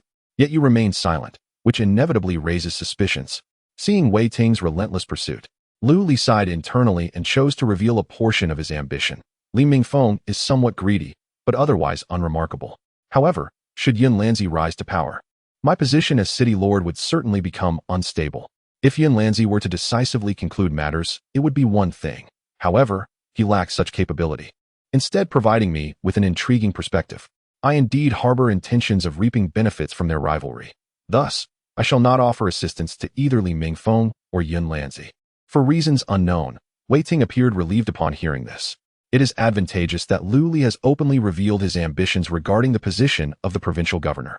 Had Lu Li persistently denied any such aspirations, it would have been cause for concern. After all, the most dangerous dogs seldom bark. Lu Li spoke no untruth. His current objective is indeed the gubernatorial seat of Yun Prefecture. As for what lies ahead, who can say with certainty? Wei Ting's arrival is merely a trifling episode. The celebration continues, and those leaders of the nascent soul realm are attended to by Qin Mingyao for subsequent dealings. Upon returning home, Lu Li presented a century-old golden silkworm pupa to Lu Ming as a reward in front of his offspring, serving as motivation. Such a divine object can be consumed only once in a cultivator's lifetime. With this treasure, Lu Ming will surely experience rapid growth in his cultivation. Kai Lingdai has indeed been quite generous, gifting Lu Li over 10 additional golden silkworm pupae beyond the previously agreed amount, compensating for the damage inflicted upon his incarnation outside the holy insect sect. Naturally, a portion of these pupae will be reserved for his wives. Following the acquisition of the golden silkworm pupae, Mingyue and the others promptly chose to enter seclusion, and it is anticipated that they will all emerge as golden core cultivators. Even those with slightly superior aptitude and strength, such as Ning Miao Miao and Lu Yun, should have no trouble breaking through to the late golden core stage. Furthermore, Lu Li also bestowed a treasure upon Qian Mian, whose excitement upon learning of its significance was palpable, reducing him to a trembling state of gratitude. A decade ago, he was but a prisoner in Moon Spirit City, his foundation damaged, with little hope of attaining the golden core. Under Lu Li's guidance, he restored his vitality, and with ample resources for cultivation, he has now reached the mid-golden core stage. With this new divine object, the nascent soul stage is within his grasp. On the following morning, Lu Li opened his eyes from meditation and strolled through the courtyard. The backyard, once filled with the laughter and merriment of the ladies, had grown notably quiet. Even the maids attending to the several mistresses had retreated to the front courtyard for idle chatter. With the mistresses entering seclusion in succession, they no longer required attendance. Just then, a chilling breeze swept through, heralding the gradual appearance of Ningwen. Should an ordinary mortal behold her, they would likely be paralyzed with fear. Lu Li, having not seen this ghostly cultivator in some time, nearly forgot her existence, and chuckled. What brings you such distress? Are you uncomfortable residing within the Yin Soul Stone? Ningwen sighed and replied, It is not that. I merely find myself disheartened watching others progress at an astonishing rate while I remain stagnant. Lu Li chuckled softly, stating that ghost cultivators lack a physical form, making their practice inherently challenging. However, with the aid of Yin Hua stones to nourish their souls, concerns about lifespan are alleviated. When Lu Li initially took Ningwen under his wing, he intended to refine Yin Hua stones for her, thinking it would provide an additional strategic advantage in his arsenal. Yet, as time passed, the golden core realm appeared trivial in his eyes. Meanwhile, Ningwen had languished for quite a while, residing within the Yin Hua stone carried by Ning Miao Miao, until everyone began to retreat into seclusion, leaving her without companionship, prompting her to seek out Lu Li once more. Why not allow me to find someone to forge a vessel for you, enabling you to once again experience life? Ningwen had not yet entered the nascent soul stage and was unable to perform the soul-seizing technique. Yet she could temporarily attach her spirit to a mortal body or an object. Alternatively, the method of borrowing a corpse could be employed, allowing her to inhabit the body of a recently deceased being. The limitations for ghost cultivators are substantial. Only by reaching the level of a ghost immortal can one truly reverse the flow of yin and yang to reconstruct their original corporeal form. Otherwise, they must resort to unconventional methods. Forget it. I am quite content with my current existence and shall not trouble myself with such matters. If you truly care, then during this period, take me with you to explore the world, lest I, a solitary ghost, grow weary in this place. Lu Li pondered for a moment before nodding in agreement. As it happens, I am scheduled to meet a nascent soul practitioner today to discuss alchemy. If you have no other engagements, you may accompany me. Ning Wen's expression shifted from resentment to delight, and the Inhua stone flew from Ning Miao Miao's secluded chamber into Lu Li's hand. What are we waiting for? Let us depart. Chapter 156. The joining of Jiu Danzi within the heavenly guest room of the inn. Jiu Danzi was toying with a brown elixir. The rich fragrance of the medicine wafted through the air, and the intricate patterns on the pill were distinctly visible. After contemplating for a moment, Jiu Danzi swallowed the elixir and closed his eyes to absorb its potency. Compared to an ordinary spirit-gathering pill, the efficacy has improved by over 40%. However, it seems slightly inferior to the effects of typical patterned pills. Why could this be? Jiu Danzi pondered, somewhat perplexed. At that moment, a voice resonated in his ear. Friend Jiu Danzi, please come out for a meeting. Jiu Danzi's spirit was invigorated as his figure vanished from the room. In the high skies, Lu Li stood with his hands clasped behind his back, his white robe billowing in the wind, creating a striking image of a celestial being. In stark contrast to Lu Li's refined appearance, Jiu Danzi appeared rather shabby. He wore a tattered robe, stained with remnants of wine. His disheveled gray hair held up by a wooden hairpin, a wooden sword slung across his back, and a wine gourd tied at his waist. It was no wonder that the young master of the Falling Flower sect judged by appearances. In such a guise, Jiu Danzi resembled a destitute, wandering trickster. However, Lu Li was well aware of Jiu Danzi's prowess, as the latter had already reached the pinnacle of the nascent soul stage. A person's strength could indeed elevate a disheveled appearance to one of indifference toward trivialities. Does Lord Lu have some leisure today? Jiu Danzi chuckled, discreetly glancing at the obsidian jade pendant at Lu Li's waist. He sensed the presence of a spectral entity. To his surprise, the Lord of Moon Spirit City was keeping a ghostly companion. Noticing Jiu Danzi's gaze, Lu Li clarified, "This is the ghostly cultivator Ning Wen, not a bloodthirsty fiend." As he spoke, Ning Wen's figure floated forward and bowed respectfully to Jiu Danzi. Jiu Danzi waved his hand dismissively. No need for formalities. Rather, I am exceedingly interested in Lord Lu's alchemical techniques. After exchanging pleasantries, they soon delved into the main topic. Jiu Danzi was eager to learn Lu Li's method of enhancing the efficiency of crafting patterned pills. The alchemical process was intricate, even at the nascent soul stage. It took half a day to refine the spirit-gathering pills used for foundation establishment, not to mention higher-tier pills, which could require over a month to produce. As Jiu Danzi spoke of the art of alchemy, his demeanor grew considerably more composed. If one seeks speed, it is possible to produce pills rapidly, but it comes at the cost of ensuring the quality of each batch, which is quite a conundrum. Lu Li nodded in agreement. Indeed, alchemy is a technical endeavor, and it also demands patience. Jiu Danzi continued. Yet, the alchemical techniques mastered by Lord Lu seem distinctly different. Thousands of bottles of patterned pills. Such a phenomenon is unheard of. How does Lord Lu manage to balance efficiency and quality? Upon uttering these words, even Jiu Danzi's weathered face flushed with embarrassment. Such inquiries pertain to the very foundation of one's existence, bordering on the realm of closely guarded secrets meant to be passed down through generations. To pose such a question was, in essence, a delicate transgression. Observing Lu Li's silence, Jiu Danzi hastily added, "Rest assured, I shall not seek your guidance without recompense. I am prepared to offer appropriate compensation. Do not be deceived by his humble attire. As an alchemist, he possesses substantial wealth, capable of effortlessly producing tens of thousands of spirit stones. If he were able to master Lu Li's alchemical techniques, he would not hesitate to exhaust his entire fortune." Lu Li chuckled, "My friend, do you jest? Do I appear to be in need of spirit stones?" This left Jiu Danzi momentarily speechless.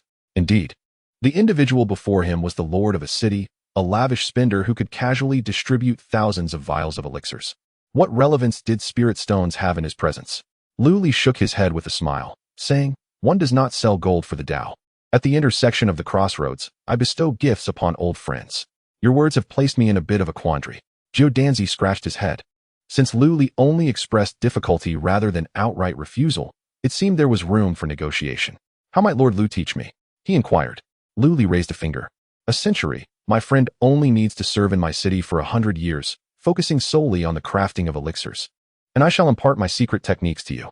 Coincidentally, Lu Li had been in search of skilled individuals, and Jiu Danzi had presented himself willingly. At that moment, Jiu Danzi found himself in a dilemma. As a leisurely person, he was unsure whether to agree. "Consider this well, my friend. Even an apprentice among mortals must spend years learning from a master. 100 years is but a fleeting moment for you. He continued, I trust you have investigated my background. My alchemical skills were acquired from the Baiyujing sect, which not only offers unique methods, but also exclusive formulas unheard of on this continent. With that, Lu Li produced a pill and handed it over. This is the Illusory Realm pill, capable of aiding weak cultivators below the golden core stage to swiftly ascend to that level, albeit at the cost of never advancing further in their lifetime. Moreover, the necessary ingredients for this elixir are commonplace and not particularly precious. Such a pill exists? Zhou Danzi's pupils constricted. He had long suspected that the number of golden core cultivators in Moon Spirit City was rather extraordinary. In most small sects and towns, having a few golden core cultivators was already remarkable. Even in slightly larger sects and provincial capitals like Yunzhou City, the number seldom exceeded 100. Yet, in Moon Spirit City, there were astonishingly 500 golden core cultivators within the ranks of the Moon City Guard. Now it became clear how such a feat was achieved. However, the side effects of this pill were significant. It was not a conventional elixir. It would serve excellently to cultivate death warriors. The Daxia dynasty also possessed similar secret techniques and pills, but they all required substantial sacrifices, making mass production impractical. Lu Li's implication was clear. If Zhou Danzi was willing, he could create an infinite number of golden core death warriors. As this realization dawned on him, Zhou Danzi could not help but scrutinize the youthful figure before him once more. Lu Li remained poised, awaiting Zhou Danzi's response. With the prospect of the illusory essence Dan revealed, Lu Li had already made his decision. It was one thing for the Zhou Danzi to agree, but if he intended to depart today, it seemed he might be compelled to leave him forever in this place. This murderous intent was skillfully concealed within Lu Li's heart, never betraying a hint of its presence. Fortunately, the outcome turned favorable. After much hesitation, Zhou Danzi ultimately acquiesced. Upon seeing this, Dan, I realized there is no turning back. Lord Lu possesses unparalleled skills, and the sect behind him is unfathomably profound. Zhou Danzi had his own calculations in mind. After all, it was he who had initially broached this matter, and to abandon it now would only serve to offend the ambitious lord of Yuling City. Thus, the moment the illusory essence Dan was produced, Zhou Danzi understood he had mounted a tiger from which he could not dismount. Nevertheless, the conditions proposed by Lu Li were indeed fair. Spending a century to master Lu Li's secret alchemical techniques was hardly a loss. It must be noted that such esoteric arts could only be imparted to blood relatives. In any light, he was the clear beneficiary. Moreover, Lu Li's words hinted at the existence of even more superior alchemical techniques within his sect. This was the inheritance of an elusive, immortal sect. Thus, rather than miss this golden opportunity, it was better to take a chance. If he could become a disciple of this Lord Lu, it might well be a turning point. After years of wandering, it was time to seek a powerful association. Seeing Zhou Danzi nod in agreement, Lu Li presented a contract. The document had already been prepared, detailing the obligations and rights of both parties. This paper was a treasure that had recently arrived from the central continent, imbued with the power of celestial constraints. Signing it was akin to binding oneself to the vows of the Great Way. Truly convenient. After examining the document and confirming its validity, Zhou Danzi promptly inscribed his name. Only then did Lu Li clasp his hands and say, with your assistance, my friend, I feel as though I have gained wings like a tiger. Today, allow me the honor of hosting you for a feast. Zhou Danzi, equally carefree, returned the contract, replying, in my humble life, I have no other passions but alchemy and wine. Thus, I shall impose upon Lord Lu. The two exchanged glances and burst into hearty laughter, filling the lofty air with a joyous atmosphere. Chapter 157. A series of joyous events. The updates on the novel I Become Stronger by Marrying and Having Children are promptly provided by the new Keyboard Novel Network. It has been a month since the expansion of the Sifang New City. The flow of people in the Moon Spirit City has returned to its usual state. Overall still on the rise, albeit not as bustling as before. The family of the city lord has also settled down, making rare appearances. Yet, the most discussed topic in the streets remains the Lu family. Dear friends, have you noticed any unusual occurrences in Moon Spirit City recently? A patron at the tea house inquired cheerfully while munching on snacks. Which matter are you referring to, my friend? Someone quickly responded. What else could it be? It must be the frequent thunderclaps that have been striking the city in the past month, another chimed in. During this month, thunder has often descended, targeting the Lord's mansion. Initially, the populace was filled with trepidation, but as the occurrences increased, the residents of Moon Spirit City grew accustomed to it. Isn't it just thunder? There's no need for alarm. Some dared to speculate. Could it be that the city lord has committed some heinous act to invoke such wrath from the heavens? However, this theory was swiftly met with ridicule and rebuttal. You speak nonsense. This is clearly the fluctuation of the fourth nine heavenly tribulation of the Golden Core realm. Someone in the Lord's mansion has broken through to Golden Core, not divine retribution. It was said that Lord Lu had brought back a batch of divine substances known as golden silkworm pupae from the insect state, which could greatly enhance a cultivator's prowess. Such miraculous substances exist? The crowd displayed expressions of envy. As the conversation unfolded, dark clouds began to gather in the sky once more, and flashes of lightning surged. The crowd rose and moved to the windows to witness the spectacle. Is this the sixth occurrence this month? It seems the first to break through was the eldest son of the Lu family, Lu Ming, followed by several matriarchs of the Lu family. I wonder who it will be today? In my opinion, it should be Madame Mingyue, someone suggested. Speaking of Madame Mingyue, she truly has had an extraordinary fate. Initially, she was merely a maid, kind-hearted but of mediocre talent. However, once the city lord took notice of her, she soared to great heights, achieving the Golden Core realm in just 20 years. One must say, the city lord is indeed generous, investing such abundant resources into a mere maid, forcibly elevating her to the Golden Core level. Hush, the city lord possesses wealth and resources. How he chooses to use them is his own affair. It would be wise for you to refrain from such remarks to avoid attracting trouble. Meanwhile, within the city lord's mansion, Mingyue gazed at the sky, a hint of anxiety in her eyes. Although her husband had made ample preparations for her and had witnessed the Golden Core tribulations of others, she still felt uncertain. She had never imagined she would achieve such success today. 20 years ago, she was merely a maid sold by human traffickers to this place, with no hope of ever touching the path of cultivation. Fortunately, she encountered her husband. Back then, he was just an ordinary man. Together, they had journeyed from their humble beginnings to where they stand now, having traversed 2 decades. Your husband is now renowned in Yunzhou, having become a figure of great prominence, while you find yourself trailing far behind. The women he encounters possess increasingly formidable skills, and recently, the esteemed leader of the sacred insect sect, Kai Lingdai, has proven to be a formidable entity at the transformation stage. Although you are aware of your husband's character, an inescapable sense of worry lingers in your heart. You yearn to grow stronger, to attain longevity, not out of jealousy, but simply to spend more time by your husband's side. Achieving the Golden Core stage would grant you several hundred years of life. You must transcend the 4-9 heavenly tribulation. Dear Sister Mingyue, take it easy.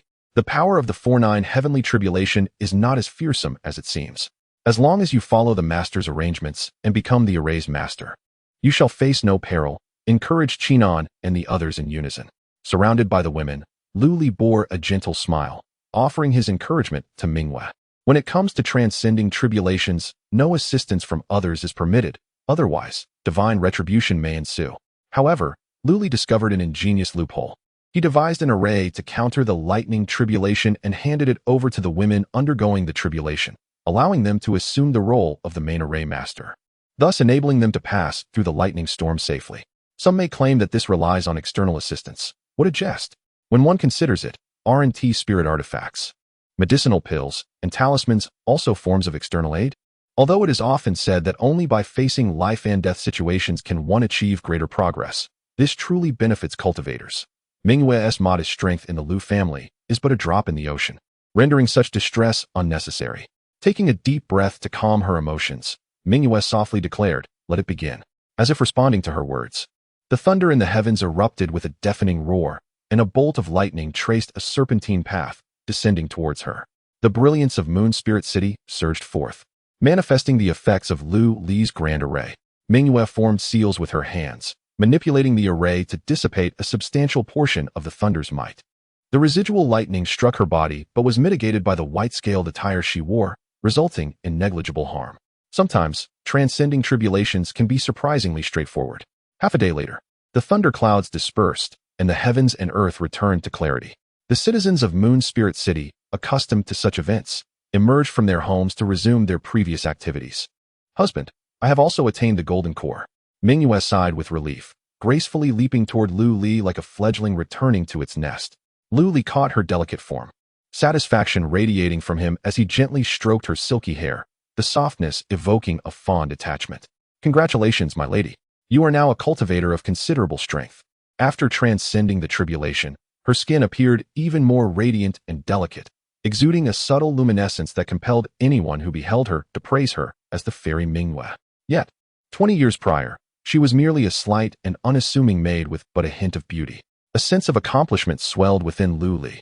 His lady had indeed transformed into a quintessential example of nurturing. Lu Li's feelings for Mingyue are uniquely profound. After obtaining the system, Lu Li's first wife is the enchanting Mingyue. It is through her that he acquired the foundational skills of the Hahuan technique, which solidified his entrance into the realm of cultivation. He is not oblivious to the whispers in the city suggesting that Mingyue is unworthy of being his principal spouse. Yet he has never contemplated the notion of divorce. A loyal wife should never be cast aside. Even the founding emperor of the Ming dynasty, Zhu Yuanzhang, did not abandon his consort, Empress Ma, after conquering the world, for she had supported him during his years of hardship. Those who prattle on about Mingyue merely being a maid are likely of little merit themselves. The joy derived from nurturing relationships is beyond the comprehension of such mediocrities. Moreover, the Lu family does not differentiate between wives and concubines. All are regarded as equal partners. The antiquated practice of having 3 wives and 4 concubines is the detritus of a feudal society, yet it remains a dream for many men. The fierce competition for status within the inner quarters is something Lu Li deeply abhors. The titles of wife and concubine are mere appellations. Those who fixate on such trivialities must be lacking in sense. It is precisely for this reason that the women of the Lu family coexist harmoniously, free from the intrigues that might otherwise arise. With Mingyue's breakthrough, the collective aspiration for all wives and concubines to reach the golden core stage has been preliminarily achieved, filling Lu Li with immense joy. He ordered a grand banquet to celebrate this occasion. Half a month prior, Lu Ming, who had also broken through to the golden core, along with Lon Kai took it upon themselves to organize a 3-day feast. The guards of Moon City and the attendants of the Lu family were invited to partake in the festivities, and they were rewarded with elixirs distributed by Lu Li. The atmosphere of celebration enveloped the entire Lord's manor. Qin Mingyao seized this opportunity to orchestrate a grand promotional event, resulting in a flurry of activity as everyone rushed to the Jinyu Merchants Association and other Lu family shops to indulge in extravagant purchases. Lu Ming quickly capitalized on the occasion by applying the same promotional strategy at the housing sales point. This flurry of activity replenished the coffers of the Lu family, which had recently been depleted by the expenses incurred in establishing the city. As the others emerged from their meditative retreats, the affairs of the city no longer required Lu Li's attention, allowing him to return to his secluded chamber to continue enhancing his strength. Chapter 158. The efficacy of the golden silkworm pupa. Is this the legendary Millennium Golden Silkworm pupa? In the dim chamber, Lu Li scrutinized the object in his hand.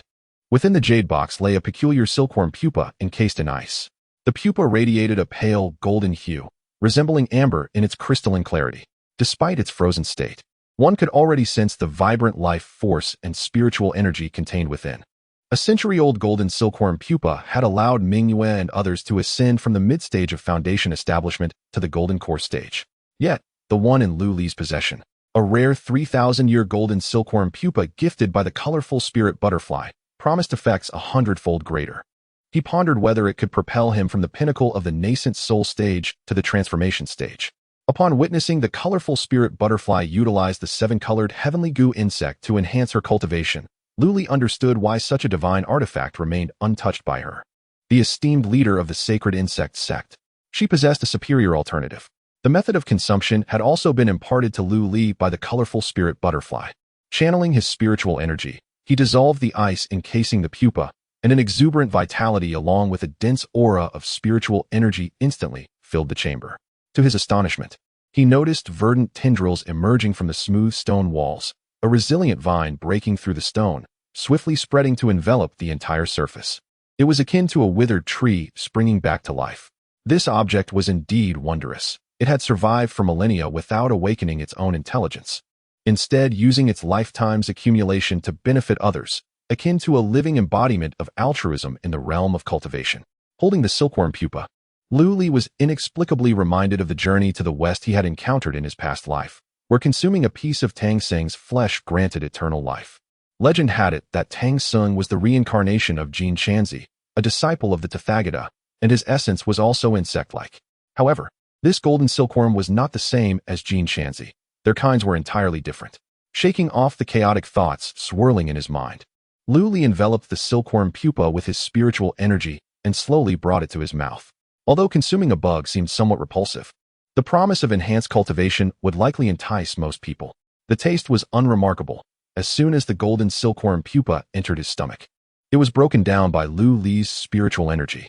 In the next moment, an exceptionally pure spiritual energy surged through his entire being, impacting every inch of flesh, sinew, skin, muscle, and organ to varying degrees. Just as Lu Li thought he might be harmed, an immense vitality materialized out of thin air, swiftly healing the injuries caused by the earlier shock. Simultaneously, that spiritual energy began to converge along his meridians toward his dantian. Soon, all of the spiritual energy was infused into his dantian. With a mere thought, Lu Li activated the human emperor's scripture, preparing to refine and assimilate this energy for his own use. Boom! After a violent tremor, his dantian expanded once more, a powerful aura erupting forth as if a mountain torrent had broken free. Subsequently, the energy within his dantian coalesced into liquid form, transforming into droplets of golden essence that merged into every pore of his body, cleansing his physique and nourishing his flesh. Lu Li shuddered slightly, feeling an overwhelming sense of euphoria, as if he were basking in a warm spring. Fifth layer of the nascent soul. Yet this was not the end. This amount represented merely 1% of the spiritual energy contained within the golden silkworm pupa. After several years of dwelling in the fourth layer of the yuaning stage, it was merely a matter of taking the final step that allowed Lu Li to break through immediately. When considering the circumstances, it was evident that reaching the pinnacle of Yuan Ying was well within reach. However, forcibly advancing into the transformation god realm would prove somewhat challenging. While cultivating, Lu Li's thoughts whirled, and he quickly estimated the significant enhancement that the 3,000 years of golden silkworm goo could bestow upon him. Consequently, he devoted himself to absorbing the remaining spiritual energy from the silkworm pupa, employing techniques to solidify his foundation, aiming for a robust base before seeking further breakthroughs. Although divine objects are indeed valuable, one must not neglect the importance of a solid foundation in pursuit of immediate gains. Given his already rapid progress, Lu Li preferred to expend some energy and spiritual essence refining his fundamentals rather than seeking shortcuts that might jeopardize his future. As the sun set and the moon rose outside, time slipped by swiftly, and months passed in the blink of an eye. Within the underground chamber, vines had proliferated, enveloping Lu Li's figure entirely. At last, Lu Li opened his eyes and rose to his feet. The surrounding vines disintegrated into powder at his gesture, which he gathered and stored diligently. These were premium plant ashes, infused with the vitality that had diffused from within him. They would serve as fertilizer when scattered over the soil of his estate's vegetation. Truly, he was a frugal and prudent lord, sensing the surging spiritual power within his dantian. A smile graced Lu Li's lips. It must be said that with the millennium golden silkworm pupa bestowed by the colorful spirit butterfly, his cultivation progress had been remarkably swift. The sea of spiritual energy within him had reached a state of saturation, and his Yuan Ying was nearing perfection, awaiting the moment of qualitative transformation when spiritual energy would transmute into magical power, allowing him to step into the realm of semi-transformation god. Once he crossed into the transformation god realm, it would signify that he possessed ample resources and confidence to confront perilous situations. With a single step, Lu Li appeared in the backyard, startling a maid who was tidying up nearby. However, the household staff had long grown accustomed to their lord's sudden appearances, and they promptly greeted him in hushed tones. "Greetings, esteemed lord." Lu Li nodded with a smile, and with a few swift strides, he located the dozing fire-lin beast, mounted it, and departed from the lord's estate. With his strength having notably increased, there were matters that required his attention. Among these was the engagement with the Moon Spirit sect's leader, Jiang Ningyue. It had been 3 to 4 years since he returned from the Wind and Thunder secret realm, during which Jiang Ningyue had made a proposition regarding her own condition, asking Lu Li to seek a remedy to help her master, the Moon Spirit real person, alleviate his poison and prolong his life. Jiang Ningyue originally intended to acquire a heavenly grade cultivation technique from the Wind and Thunder secret realm to rapidly advance to the transformation god realm and then use her magical power to transfer the residual poison from her master into herself. However, while she failed to secure the heavenly grade technique, Lu Li successfully discovered a method to extend life. This involved utilizing the pure fire essence blood of the fire-lin beast, complemented by various yang fire medicinal materials to refine the fire-lin pill, thereby suppressing the yin poison within the Moon Spirit real person. After a winding journey, Jiang Ningyue's request was ultimately fulfilled. However, Jiang Ningyue has yet to honor her promise of marriage. This is partly due to the significant changes and numerous trivial matters within the Moon Spirit sect in recent years, many of which require her decisive leadership as the sect master. Additionally, there are concerns regarding the formidable individuals in the northern region of Yunzhou, particularly Yun Lanzi, the master of the Yunlan sect and the leader of the Yunzhou alliance, who holds several prestigious titles. It is well known throughout Yunzhou that Yun Lanzi harbors feelings for Jiang Ningyue. Back in Thundercloud City, many nascent soul cultivators refrained from engaging in conversation with Jiang Ningyue to avoid arousing Yun Lanzi's suspicions. Only Lu Li dared to confront Yun Lanzi directly, though they never came to blows. Had Jiang Ningyue married Lu Li immediately upon her return, it might have attracted considerable trouble for him. Hence, she proposed to postpone the matter. Following the breakthrough of the Fire Lin beast into the divine transformation stage, Lu Li could have seized the opportunity to wed Jiang Ningyue. However, he too was preoccupied with cultivating the wind and thunder illusion and seeking assistance from the Holy Insect sect. Finally, with some free time today, Lu Li decided to visit the Moon Spirit sect to see his future bride. As a formidable divine beast, the Fire Lin beast traveled with extraordinary speed, seemingly meandering through the air, yet it reached the Moon Spirit mountain range, located 100 miles away, in mere minutes. Lu Li was now quite familiar with the Moon Spirit sect. Upon the arrival of the city lord, the gatekeeping disciples readily allowed him entry without needing to notify the elders. For Lu Li, the Moon Spirit sect felt akin to a second home.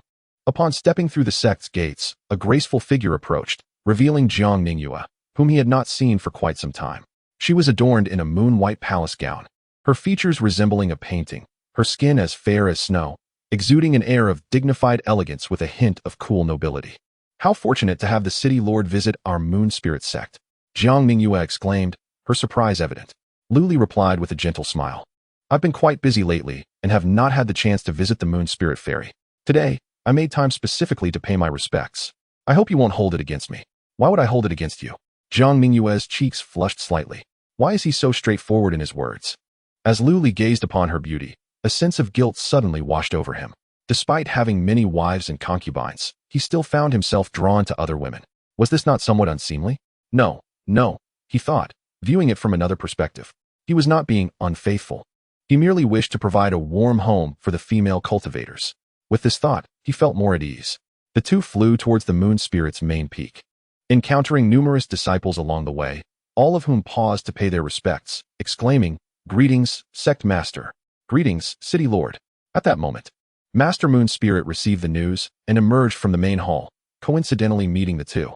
Lu Li offered a respectful bow. "Greetings, esteemed Master Moon Spirit." Master Moon Spirit waved his hand dismissively, chuckling, "That title of esteem does not suit me. It is better to simply call me Master Moon Spirit." After a brief exchange of pleasantries, Master Moon Spirit inquired, "Is there a particular matter that brings you here today, City Lord?" Lu Li nodded and spoke plainly. "I have come to propose marriage to the Moon Spirit sect, seeking to wed Sect Master Jiang." Such a sudden announcement? The brows of Master Yuling twitched, while Jiang Ningyue beside him blushed charmingly. "Forgive my candidness, but might Lord Lu consider postponing the union for a time? After all, the Yunzhou alliance is currently flourishing, and should you wed my disciple at this juncture, it is likely that Yun Lanzi would not remain passive. The strength of the Yuling sect is not yet sufficient to contend with the Yunzhou alliance." Master Yuling expressed his concerns. Lu Li chuckled, "Master Yuling, your words are misguided. If I were to marry Jiang Ningyue, we would become one family. Should the Yuling sect encounter difficulties, how could I possibly stand idly by?" As he spoke, Lu Li unleashed his aura, a formidable presence that instantly enveloped the entire Yuling main peak. Master Yuling's eyes widened in astonishment as he realized that the young man before him had already reached the pinnacle of the nascent soul realm. He had gathered insights about Lu Li's strength through his own disciple. Previously, in the Wind and Thunder secret realm, Lu Li had already stood invincible among peers, even subduing a monstrous beast at the peak of the nascent soul realm. After a trip to Insect State, he had slain a powerful entity at the transformation stage. At that time, Lu Li was merely in the mid-nascent soul stage. Now, with such a significant breakthrough, there was certainly no need to worry about Yun Lanzi. How had this young man cultivated to such an extent? Thus, Master Yuling should have no reason to refuse, should he? Chapter 159. The wedding incident. Though a tinge of reluctance lingered in her heart, Master Yuling ultimately acquiesced to Lu Li's request. Jiang Ningyue, the party directly involved, held no objections either. Having followed her master since childhood, her understanding of matters concerning men and women was rather limited. However, Lu Li had left a favorable impression on her, and since she had previously pledged to marry him, she felt no justification to renege on her word. He had come to her rescue in times of peril, stood firm against formidable foes, and displayed exceptional talent in cultivation. There was little to find fault with. Thus, I kindly ask Master Yuling to select an auspicious date so that I may return and prepare for the wedding procession, Lu Li stated. With the purple aptitude of Qin Mingyao already granting him the celestial grade technique Emperor's Sutra, the prospect of marrying Jiang Ningyue, who bore a faint golden aptitude halo, sparked curiosity in him. What rewards might the system bestow upon him if he succeeded in this endeavor? Master Yuling expressed her admiration for Lu Li's actions. It was noted that he had only been cultivating for 20 years, an incredibly youthful age in the realm of immortals. Yet he exhibited none of the impetuosity often associated with youth, which pleased her greatly. In her earlier years, she had served in the Ming sect and had no offspring of her own. She had come to regard Jiang Ningyue as a daughter. However, hearing that Lu Li already had several wives unsettled her somewhat. Yet, it was common for the powerful to have multiple consorts, not to mention the emperor, who had thousands of beauties in his harem, and her old acquaintance, Amon Camilla, who also had hundreds of favorites.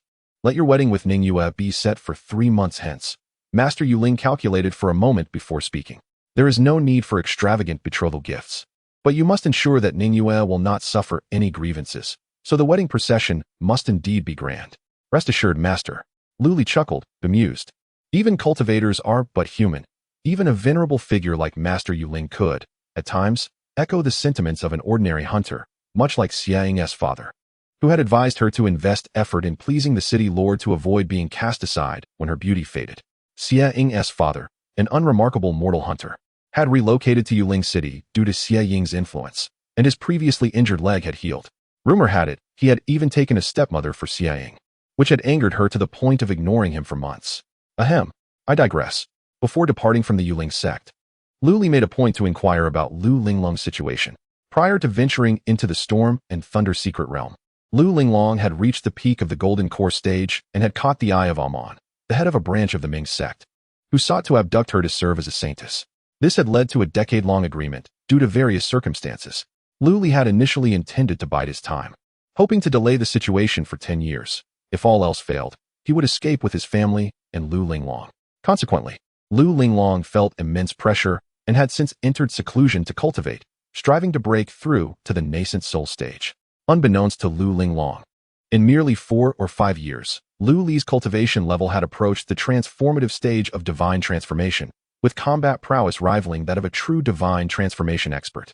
Given another 4 or 5 years, the threat posed by Amon would become negligible. However, Lu Li had no intention of disturbing Lu Linglong's arduous training. He intended to wait until she achieved the nascent soul stage before seeking a millennium-old golden silkworm chrysalis from the holy insect sect to aid his sister's further advancement. A little pressure can be a source of motivation. This is indeed a positive development. Yet, he couldn't help but feel a pang of guilt when contemplating how Lu Linglong would react upon learning of his recent marriage to Jiang Ningyue. 3 months later, the entire month was adorned with festive decorations in the city of Moon Spirit, permeated by an atmosphere of joy. A grand procession of wedding attendants, comprising Golden Core practitioners, emerged from the main gate of Moon Spirit City in splendid formation. The citizens were well aware that Lord Lu was once again set to wed. The object of his affections this time was none other than the renowned leader of the Moon Spirit sect, celebrated for many years. This esteemed leader was lauded as the most beautiful woman in Yunzhou, and her cultivation had also reached the nascent soul stage, embodying both beauty and strength. Such a celestial being could only be matched by a figure of Lu Li's caliber. At the forefront of the procession, Lu Li donned a resplendent red robe, seated atop his fiery red-haired fire-lind beast, exuding an air of elegance that captivated the onlookers. Look, there stands Lord Lu himself. I have cultivated in this city for several years, yet have never seen him up close. Indeed, I hear Lord Lu has practiced for merely 20 years. Excelling in alchemy and formations, I am curious about his training methods. Are you new here? Lord Lu has openly declared himself a disciple of a hidden sect, a fact well known among the elders of Moon Spirit City. A hidden sect? Could it be akin to the immortal sects of Punlai Island in the Eastern Sea or Kunlun Mountain in the Western regions, known only by reputation? Precisely. The sect to which Lord Lu belongs is called Baiyu Jing, as the poem goes. In the heavens lies Baiyu Jing, with 12 towers and 5 cities. Such ostentation. It seems something unexpected is bound to occur. While seated upon the fire-lind beast, Lu Li couldn't help but shake his head in resignation. This extravagant display was not his original intention, but he was unable to resist the wishes of his future father-in-law, the venerable Moon Spirit. Yet, he felt an inexplicable flutter in his heart. One must not underestimate such subtle sensations, A cultivator's intuition often heralds events of significance, proving more accurate than divination. His journey to fetch his bride was unlikely to unfold without incident. Just as they were about to reach the gates of the Moon Spirit sect, the fire-limbed beast abruptly came to a halt. Immediately thereafter, a terrifying aura surged towards the wedding procession, overwhelming them. Who dares to obstruct my lord's path? As the fiery beast let out a furious roar, it unleashed an aura that countered the overwhelming pressure. Shortly thereafter, two figures emerged. Upon seeing this, Luli furrowed his brow. He recognized both individuals, one of whom he had anticipated, while the arrival of the other took him by surprise. The two who approached were Yun Lanzai and Li Tsongtian, the two formidable beings of the transformation stage who had once confronted each other outside the Wind and Thunder secret realm. What brought them together? Ha! Young friend Lu Li, how have you been? Li Tsongtian exclaimed, his voice still brimming with bravado. Meanwhile, Yun Lanzai maintained a serene expression, his thoughts veiled from all. Lu Li steadied his emotions, dismounting from the fiery beast and clasping his hands in greeting. Is this not the esteemed leader Li of the Tsongtian Alliance? What brings you to my domain of Moon Spirit City, rather than tending to your territories in Sangzhou? Li Tsongtian chuckled heartily. I heard that a joyous occasion awaited you today, and I could not resist making the journey, regardless of the distance. Do you not welcome me, dear brother? Despite having only met briefly before and maintaining a somewhat adversarial relationship, Li Tsongtian spoke as if they were old friends. Lu Li chose not to dwell on this matter and replied, when friends come from afar, one cannot turn them away. However, I fear that your visit may not be of a friendly nature, in which case, my welcome would be less enthusiastic. As he spoke, Lu Li cast a glance at Yun Lanzai, who slowly shook his head, articulating his purpose for being there. You shall not succeed in this union today. Chapter 160. Confronting two divine transformation experts. Upon hearing the words of Yun Lanji, Lu Li responded with a cold smile. Yun Lanji, your reach extends a bit too far. Do you truly believe that such actions will sway Ningyu's heart? Little do you realize, your behavior is akin to that of a jester entertaining a crowd. Lu Li's sharp remarks darkened Yun Lanji's countenance. It was not that he had decided against marrying Jiang Ningyue. Rather, a thorn pricked at his heart. The tale of his association with Jiang Ningyue, the most beautiful woman in Yunzhou, had been spun by the tongues of idle gossip. A fine sword deserves an exquisite sheath. A hero deserves a beautiful companion. As one of the most esteemed cultivators in Yunzhou, both in cultivation and reputation, Yun Lanji believed that his partner should reflect his stature. Thus, he had not sought out other companions, subconsciously deeming Jiang Ningyue as his own. Though other cultivators in Yunzhou may have harbored feelings for Jiang Ningyue, they were wary of their own status and strength, daring not to approach her. How could he possibly be inferior to Lu Li? The latter was merely a newly risen upstart, yet he dared to surpass Yun Lanji. Most critically, while Lu Li had taken on multiple wives and concubines, Jiang Ningyue would only serve one husband. What, then, did his years of restraint signify? If he refrained from intervening today, even if he ascended to the position of governor of Yunzhou, others could easily twist the narrative to humiliate him. I am the foremost expert in Yunzhou, a master of the divine transformation realm, capable of commanding the heavens and the earth. Your betrothed has been taken from you. I am the leader of the Yunzhou sect alliance, with hundreds of sects under my command, all obeying my every decree. Your betrothed has been taken from you. No matter his achievements, such taunts could easily be hurled at him. Thus, Lu Li's betrothal today must be thwarted. Words are futile. You shall not succeed in this union. Yun Lanji declared, though his mind churned with thoughts. The words he could utter remained painfully dry. Lu Li's verbal assaults bore significant weight, rendering his own actions reminiscent of a mere clown. Therefore, he resolved to demonstrate his strength through action, to cleanse his humiliation with blood. Are you prepared to clash? Lu Li's smile faded as he turned to Li Tsongtian, standing beside Yun Lanji. Does the alliance leader align with Yun Lanji's stance? Li Tsongtian replied with a smile. I have heard of your exploits in Chongzhou, where you defeated Mo Ling, who stands on par with us in cultivation. You are now an enemy of my heavenly dragon sect. The enemy of my enemy is my friend, after all. Moreover, Yun Lanji has presented enticing terms for joining the heavenly dragon sect, which is hard to resist. Lu Li remained impassive, nodding in agreement. You speak true, however. Now that you are aware of my capabilities, do you truly believe that the two of you possess the power to subdue me? Li Tsong laughed heartily, declaring that one must first engage in battle to truly understand. As his words fell, two immense auras surged skyward, pressing relentlessly upward. The surrounding mountains and stones shattered in an instant, debris scattering in all directions. The bridal procession was instantly overwhelmed by this force. Had it not been for Lu Li and the fire beast standing resolutely at the forefront, casualties would have surely ensued. If you possess the ability, then let us duel in the heavens. With a wave of his hand, Lu Li summoned the 8 trigrams diagram, enveloping his subordinates before soaring into the sky. Yun Lanji and Li Tsangtian immediately followed suit. Just as the fire beast intended to join them, it heard Li Tsangtian's hearty laughter. Let the beast play with its kind. Do not meddle in this affair. With that, a diminutive, black-haired beast emerged from Li Tsangtian's sleeve, enlarging in the wind to 100-foot stature as it roared toward the heavens. Its imposing presence sent creatures fleeing and startled birds into flight. Upon closer inspection, the beast bore black fur and resembled a hunting dog, save for its forked tail. Flames flickered from its mouth and nostrils, while its eyes blazed with a fierce inferno. It was none other than the fearsome beast, Huidou. The fire beast's pupils constricted. Huidou, a legendary creature that feeds on flames, brings devastation wherever it roams, leaving scorched earth in its wake. The fire beast bristled at the sight. Huidou was its natural adversary, a creature of fire just like itself. Nevertheless, the fire beast stood its ground. In the years since being brought back to Moon Spirit City as a revered beast, its life had been exceedingly comfortable. Lu Li had granted it the status of a divine beast, stabilizing the local fortunes and bestowing blessings upon the cultivators there. In return, the fire beast reaped the rewards, its cultivation advancing far beyond previous years while it appeared to merely slumber. Such fortune could not be disrupted. What was a mere blackened hound? It would be dealt with. With a fierce roar, the fire beast summoned wings of flame and charged at Huidou.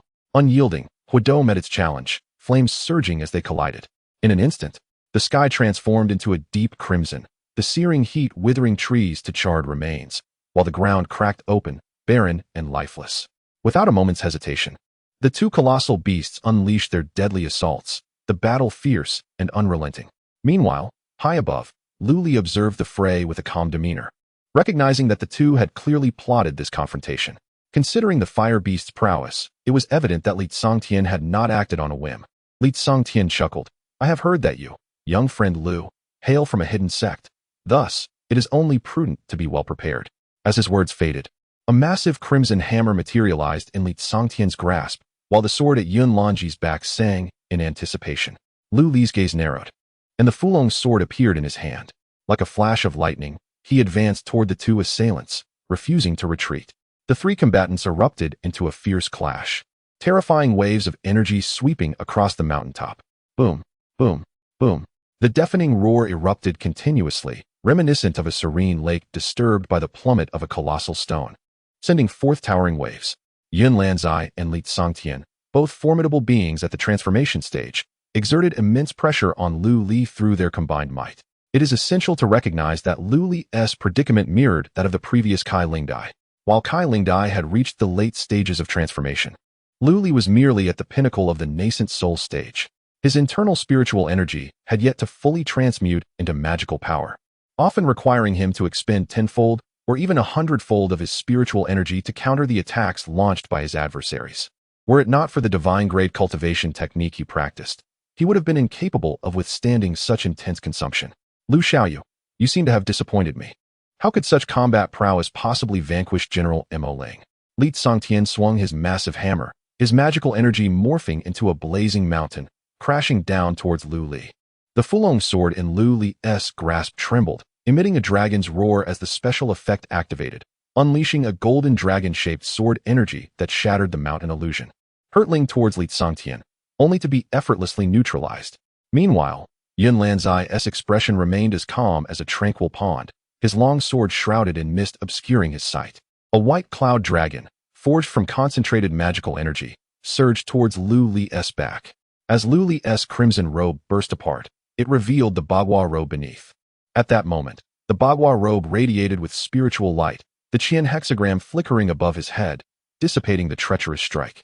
Nonetheless, the residual force caused a trickle of blood to escape from Lu Li's lips. Yun Lanzai and Li Tsangtian pressed their advantage relentlessly. The battle escalated in intensity as the 2 joined forces, leaving Lu Li increasingly beleaguered. Seizing the opportunity, Li Tsangtian launched an attack that Lu Li could not evade, landing a devastating blow that sent him reeling, blood spurting from his mouth in agony. It appeared that defeat was inevitable. If this is all the ability you possess, it seems you cannot escape death today. Yun Lanzai stood, sword sheathed, exuding an air of superiority. Lu Li, wiping the blood from the corner of his mouth, suddenly chuckled. I say, haven't you had enough of this two-on-one affair? Oh, do you perhaps have reinforcements? Li Tsongtian, resting the giant hammer on his shoulder, raised an eyebrow at the remark. Lu Li grinned mischievously, and in the next moment, 5 beams of spiritual light soared into the sky, enveloping all 3 combatants. A formation materialized out of thin air, trapping them within its confines. Inside the formation, Lu Li beamed with pride. He had endured for this long, waiting for the 5 avatars to converge from various locations. Now, it was time for him to turn the tables. Chapter 161. A forceful retreat. How could this fellow possess so many allies? Li Tsongtian furrowed his brow. Following the formation being set, 5 unfamiliar men, each bearing distinct appearances, encircled the 2. Observing their auras, it became evident that each was at the pinnacle of the nascent soul stage. When did Yunzhou acquire such formidable beings? Who are you? This matter concerns our personal grievance with the city, Lord of Moon Spirit. Depart at once to avoid self-harm. Li Tsongtian bellowed. Despite his surprise, he remained composed. He did not believe that these inexplicably appearing 5 could possess the same level of power as Lu Li, capable of contending with the transformation stage. Truly, those who can fight beyond their rank are few and far between. In response to Li Tsongtian's threat, the 5 men remained silent. Lu Li, however, spoke up with a smile. Li Alliance leader, did you not just claim that I am a disciple of a hidden sect? How could I not discern the origins of these individuals? Li Tsongtian's pupils constricted. Could it be that these individuals are protectors of the sect? In the treacherous world of Jianghu, core disciples of major sects often have protectors accompanying them during their journeys. Li Tsongtian regarded these 5 as fitting this description. While 5 nascent soul peak experts were not particularly alarming, what truly astonished Li Tsongtian was the undeniable existence of the sect to which they belonged. Prior to his arrival, he had conducted thorough investigations into Lu Li's background. Although Lu Li claimed to be a disciple of the hidden sect by Yujing, demonstrating remarkable progress in his cultivation, no one resembling other hidden sect disciples had surfaced. As a protector of the Heavenly Dragon sect, he was somewhat informed about certain hidden sects: the Penglai Island of the East Sea, the Kunlun Mountains of the Western regions, the Fire Cloud Cave of the Northern Plains, and the Purple Bamboo Forest of the Southern Bay, among others. Yet, he had never heard of a sect by the name of Baiyujing. Thus, Li Tsongtian speculated that the so-called divine impartation of teachings was a myth, and this youth must have encountered other fortuitous opportunities to advance so swiftly. The identity of a hidden sect disciple was merely a guise he donned to shroud himself in mystery, instilling trepidation in others. However, the emergence of these 5 individuals shattered all of Li Tsongtian's assumptions. Could it be that there truly exists a hidden sect named Baiyujing? They are merely 3rd-generation disciples of my sect, akin to my peers, Lu Li chuckled, inflating the truth to obscure their depths. Li Tsongtian's heart raced. 3rd-generation disciples already reached the pinnacle of the nascent soul? What of the 2nd generation? The elders and the sect leader? Truly, they were worthy of being called a hidden celestial sect. At that moment, Li Tsongtian began to entertain thoughts of retreat. He needed to return and report this matter to the Heavenly Dragon sect. Lu Li's claim of being a sect disciple was indeed credible, and adjustments to the plans for this location were imperative. Yet, with Lu Li's formation now complete, how could Li Tsongtian simply come and go as he pleased? He would surely strip Lu Li of a layer of skin today, delivering a decisive blow to prevent 100 retaliatory strikes.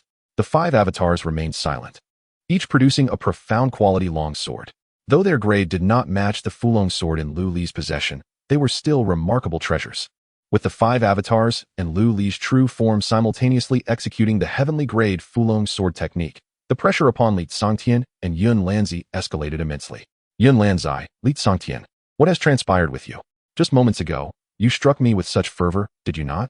Lu Li laughed heartily as he brandished the Fulong sword, its fierce aura surging forth once more, a phantom dragon of immense proportions enveloping Yun Lanzi and shattering the cloud-like serpent that entwined him. Ah! Yun Lanzi cried out in anguish, his countenance twisted in agony, utterly devoid of the previous serenity he had exuded.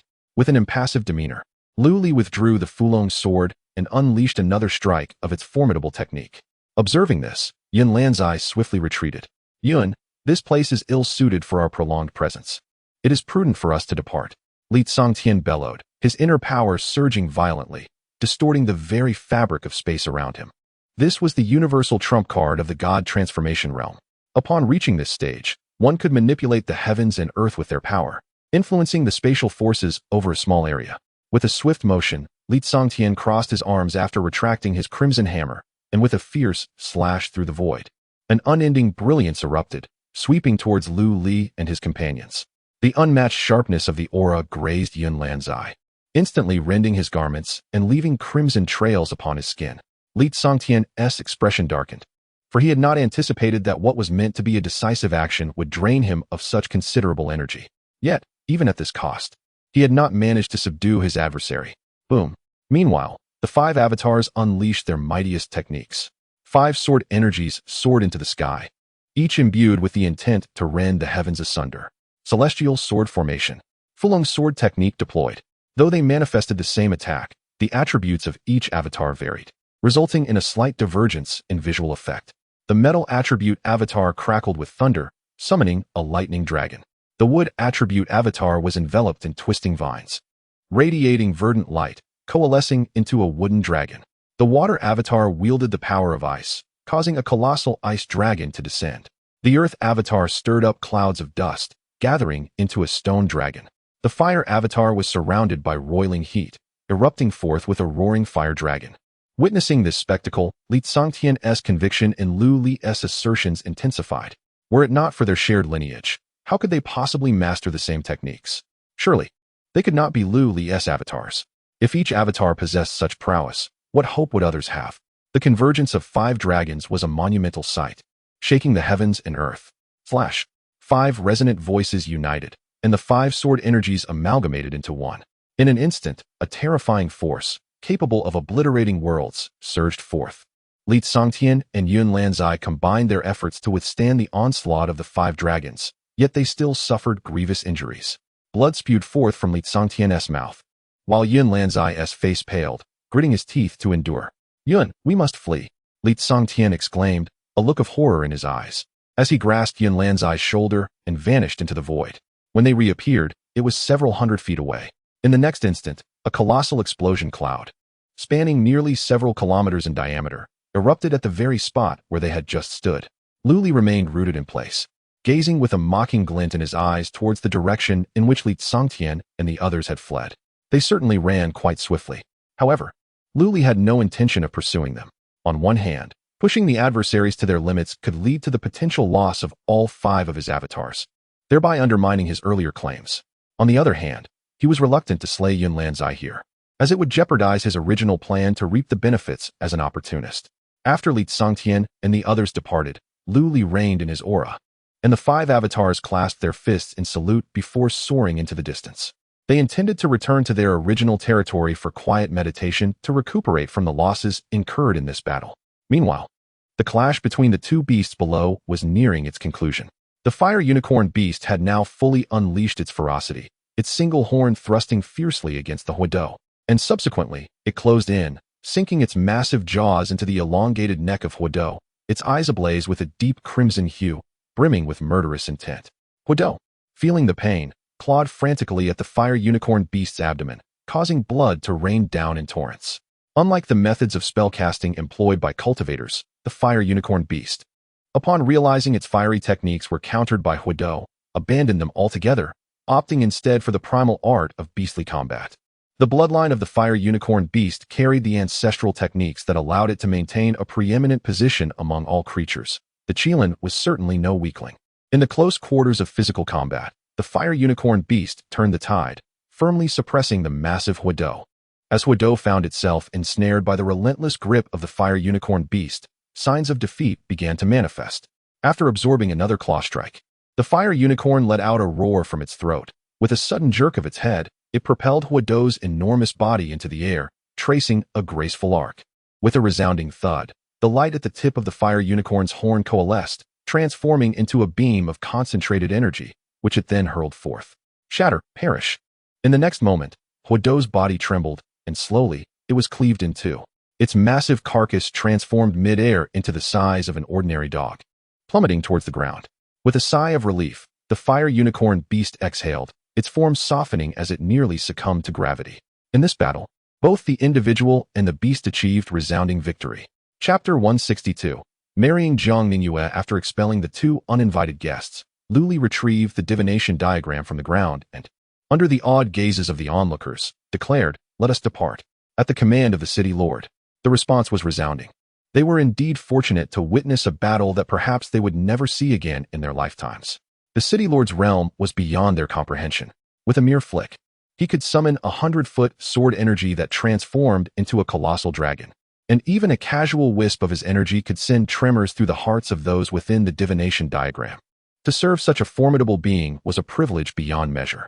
After a brief organization, the group set off once more. Lu Li perched upon the back of the fire beast, casually tossing a few high-grade healing elixirs into its mouth, and affectionately patted its large head. You performed admirably today. The Calamity Beast was of the transformation realm, and its swift dispatch of the foe showcased the extraordinary capabilities of the fire beast. It let out a few satisfied grunts, not saying much more, though its continuously wagging tail betrayed its current pride. Upon arriving at the Moon Spirit sect, Lu Li furrowed his brow slightly. The sect was shrouded in a layer of mist, making it difficult for the mind's eye to penetrate. This was clearly the handiwork of Yun Lanzi. No wonder his commotion had not drawn any attention from the Moon Spirit sect. Lu Li had harbored some thoughts, believing his care for the sect would merit at least a semblance of acknowledgement during the battle at their doorstep. However, it seemed he had misjudged the situation. The strength of the Moon Spirit sect was not comparable to that of the Holy Insect sect, with their strongest being the peak Yuanying realm cultivator. The Moon Spirit true person, who was still suffering from lingering toxins, and thus was not a significant threat. Previously, the sub-leader of the Sun-Moon Divine sect, Amun Kamara, had infiltrated the Moon Spirit sect's heartland without a sound, and today, Yun Lanzi had obscured their senses with secret techniques, revealing just how inadequate the sect's defenses were. It was imperative to find a time to improve the Moon Spirit sect's protective formations, Lu Li mused as he rubbed his chin. Not to mention, the Moon Spirit sect would be one of his future in-laws, and his sister still resided there. Enhancing their defensive capabilities was indeed necessary. After conducting a thorough inspection, Lu Li discovered the means left by Yun Lanzi and effortlessly dispelled it with sword energy, unveiling the scenery within the Moon Spirit sect. At this moment, outside the main gate of the Moon Spirit sect, all the outer disciples and elders were donned in new robes, waiting at the entrance. They had long heard that the City Lord of Lu would lead the wedding procession today, yet after waiting for half the day, no one had arrived. Suddenly, a procession appeared at the mountain gate, startling them. Greetings to the City Lord of Moon Spirit City. An elder of the outer sect was the first to react, quickly rallying the others to pay their respects. Clearly, they had indeed been deceived by Yun Lanzi, entirely unaware of the happenings outside. It seemed that improving the formation was an urgent matter.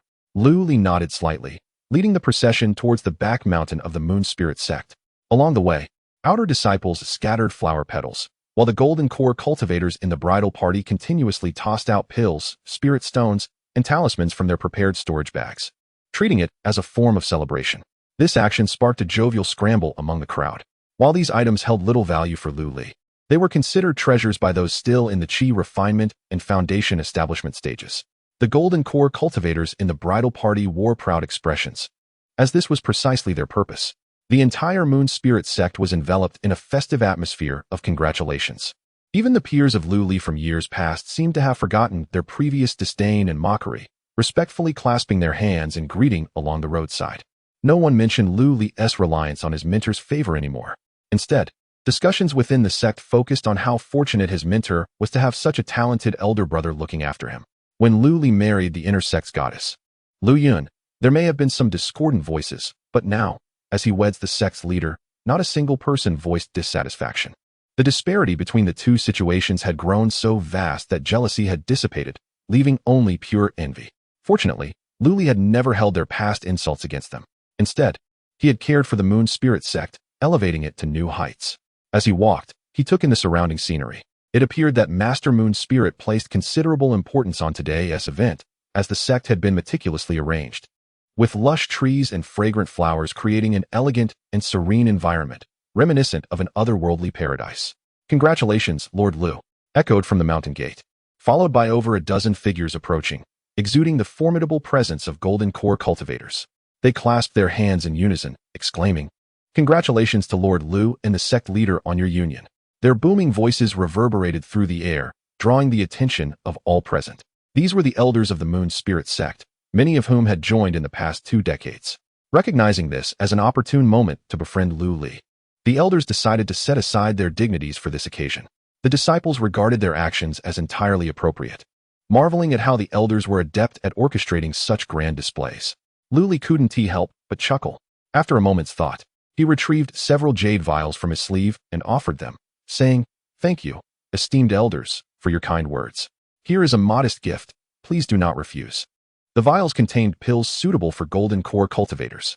While not as immediately effective as the century-old golden silkworm pupae, they were nonetheless highly beneficial for ordinary cultivation, each worth at least 1,000 spirit stones.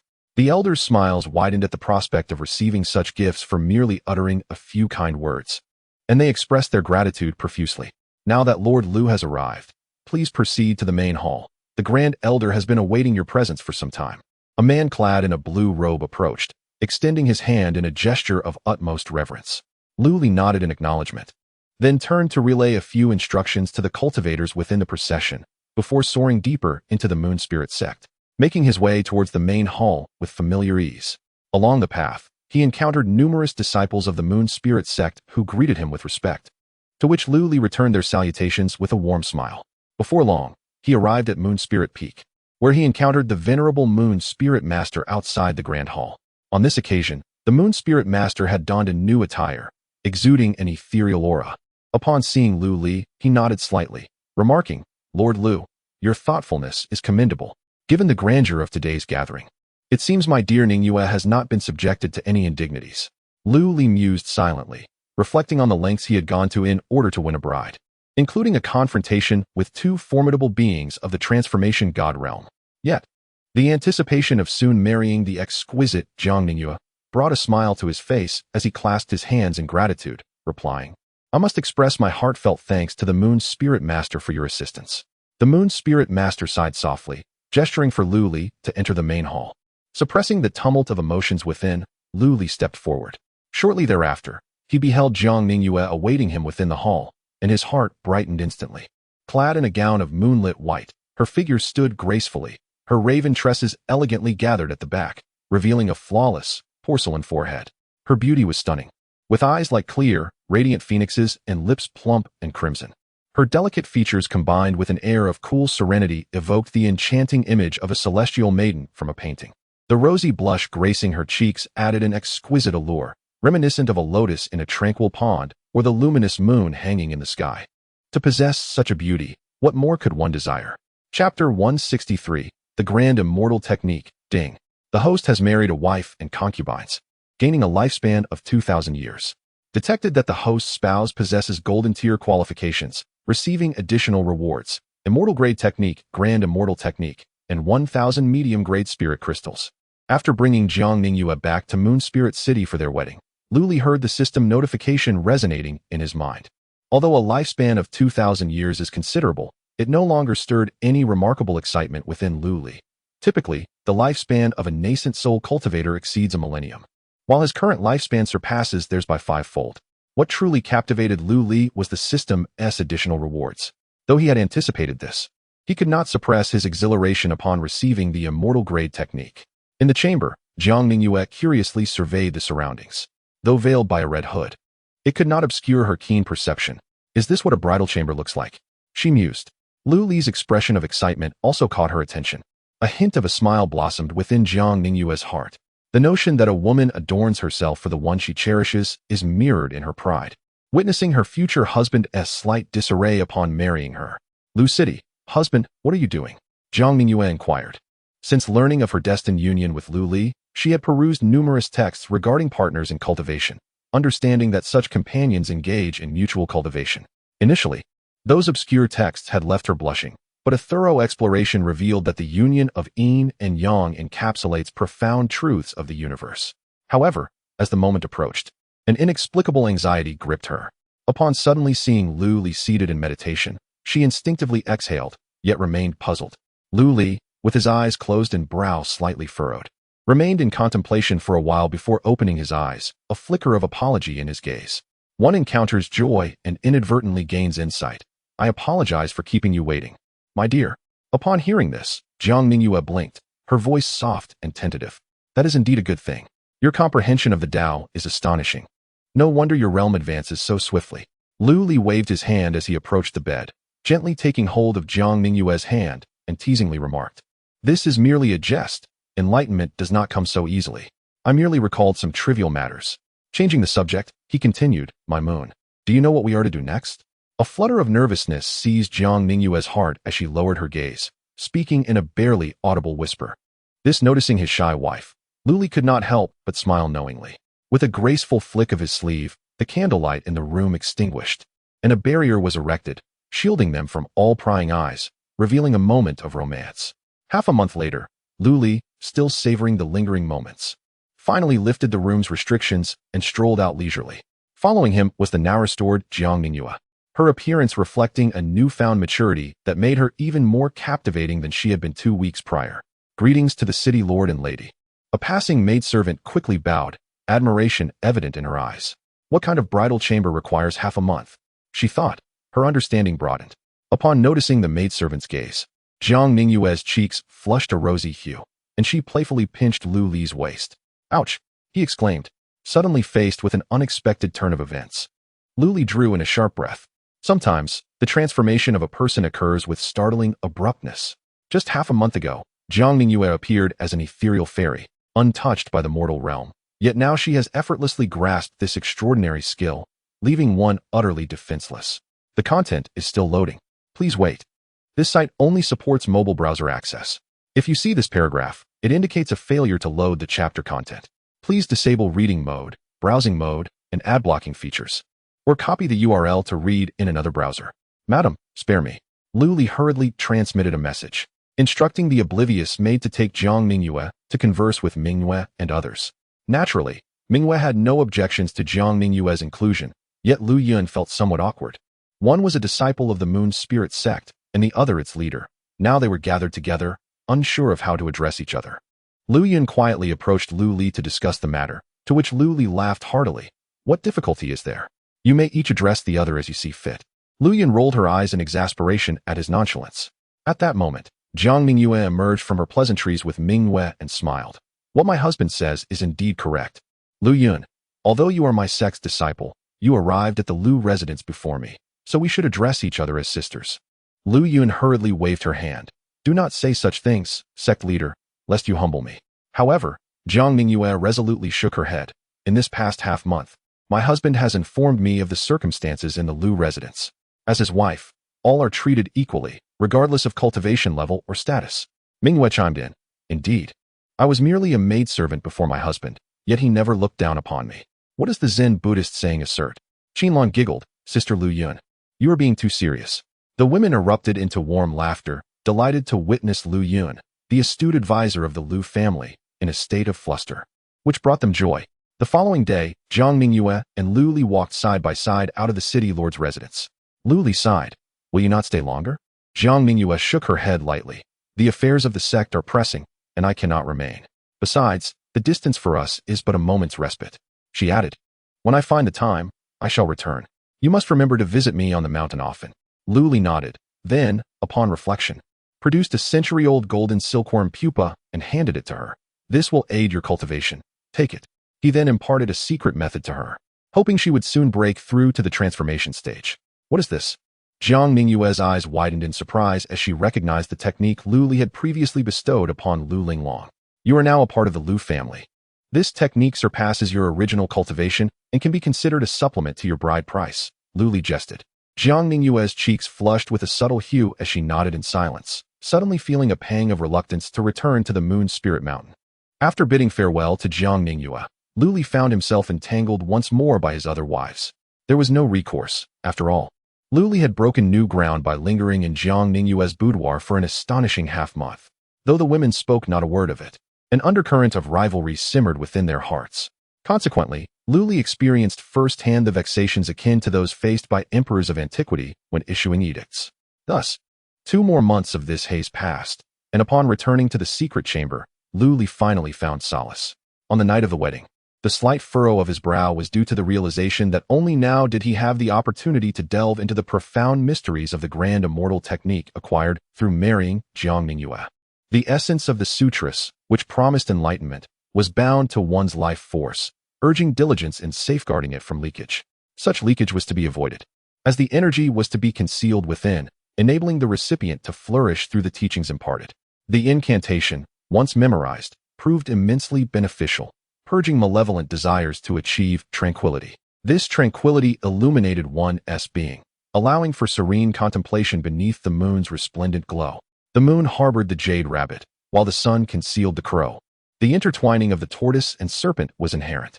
This intertwining fortified one's essence, permitting the cultivation of the golden lotus amidst flames. Harnessing the quintessence of the five elements, one could seamlessly ascend to the realms of Buddha and immortality.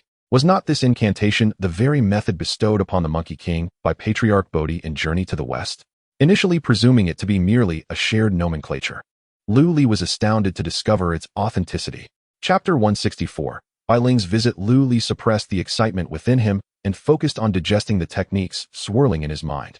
The great immortal technique, being a celestial-level method, undeniably possessed the potential for one to ascend to immortality. Yet, a significant dilemma loomed before him. The more he studied, the more furrowed his brow became. The recorded methods were indeed extraordinary, detailing the path to cultivating the golden elixir. It is crucial to recognize that this golden elixir differs from the common understanding. The one chronicled in the great immortal technique represents a profound golden elixir pathway. Once ingested, one's fate lies in their own hands, not dictated by the heavens. This is categorically distinct from the golden elixir realm perceived by the masses. If the former be likened to a mountain peak, the latter merely a step along the ascent, the two cannot be equated. The techniques documented in the great immortal technique allow one to condense their magical energy upon mastering the basics, akin to a grand practitioner at the transformation stage. This is an extraordinary path, capable of seizing the very essence of creation and encroaching upon the mysteries of the sun and moon. Once the elixir is formed, even the spirits would find it difficult to coexist. One need only evade the triennial calamities of thunder, wind, and fire that occur every 5 centuries to achieve a leisurely longevity. In essence, by practicing this method, even if one surpasses great realms, they would not face the tribulations of thunder, merely transitioning into the perilous trials of the 3 calamities. However, the corresponding methods to evade these disasters, namely the accompanying 72 transformations, were not bestowed upon him by the system. If he were to cultivate the great immortal technique without the requisite means to avert disaster, how would he confront the impending thunder calamity? Moreover, to embark on this cultivation path, he would have to nullify the hard-earned attainment he had gathered, starting anew. Alternatively, he could, upon reaching the transformation stage, convert all his spiritual energy into magical power and then recultivate this technique. Overall, while this technique is of exquisite quality, it is ill-suited to his current circumstances. Oh, system, you have truly posed a formidable challenge. Lu Li resolved to momentarily set aside the intention of cultivating the great immortal technique. The current imperial scriptures were already sufficient for him and held substantial utility. Though the great immortal technique was enticing, it was akin to a mirage in the desert. Just as the Changchun technique and the Taiyin transformation technique he had previously acquired, the system's rewards did not always align perfectly with his desires. This aspect must be rectified. The system lamented, "I am at my wit's end." After a fleeting distraction, Lu Li's life returned to a tranquil rhythm. There were no further disturbances from Li Tsangtian or Yun Lanzi, while Li Mifeng took the initiative to send gifts. Laden with praise for Lu Li, evidently aware of the commotion he and Yun Lanzi had stirred outside the Moon Spirit sect. From Li Mingfeng's perspective, Lu Li was merely focused on managing his modest territory, lacking the ambitious fervor of Yun Lanzi. How could such a powerful, yet unambitious individual fail to be well regarded? What Li Mifeng did not realize was that Lu Li's actions were entirely strategic, a calculated observation from a distance. By repelling Yun Lanzi, he instilled a sense of caution, preventing any undue thoughts from arising, while allowing Li Mingfeng to stand at the forefront, alleviating the pressure on Moon Spirit City and safeguarding it from potential threats posed by the forces of the Yunzhou alliance. A win-win situation. In this manner, the atmosphere in the northern region of Yunzhou grew increasingly tense amidst the clash of 2 formidable powers, while the southwestern part remained remarkably tranquil and serene. One day, as the Yunzhou alliance and the forces under Li Mingfeng's command convened in Yuling City to procure elixirs, they encountered each other and engaged in a fierce battle outside the city. The outcome was that they were swiftly subdued and cast out by Lu Li over 1,000 miles. Following this incident, Yuling City gained a status akin to that of Leiyun City. The fame of the city lord became widely recognized, and regardless of which faction entered the territory, they were cautioned against causing trouble or acting recklessly. Such circumstances attracted numerous wandering cultivators who sensed the changing tides to seek Lu Li's protection in Yuling City. Lu Li had not anticipated that the rivalry between the 2 factions would yield such benefits. and he was thus all the more pleased. 2 years passed in this manner.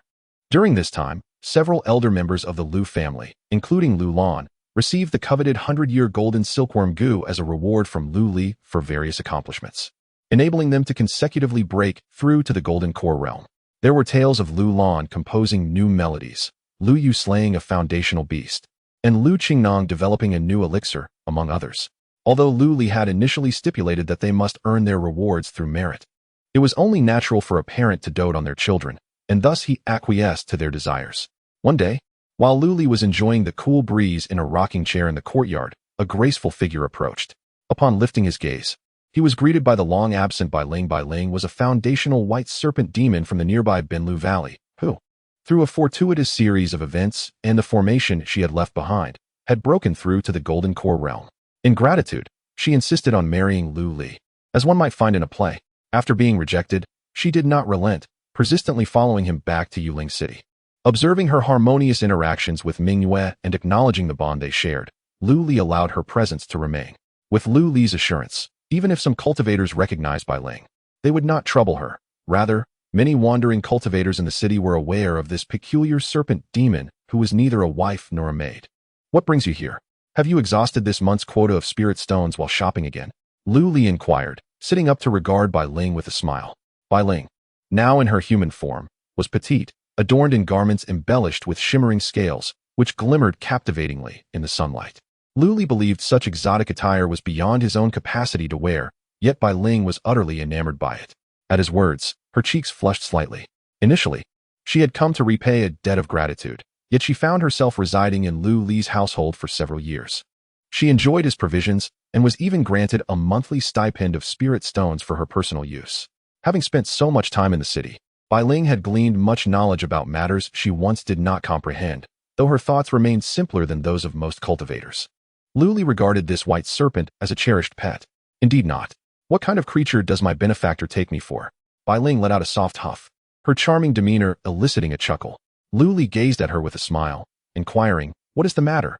Not long ago, I returned to the flowing valley and discovered that, having been away for quite some time, it had been occupied by another serpent demon.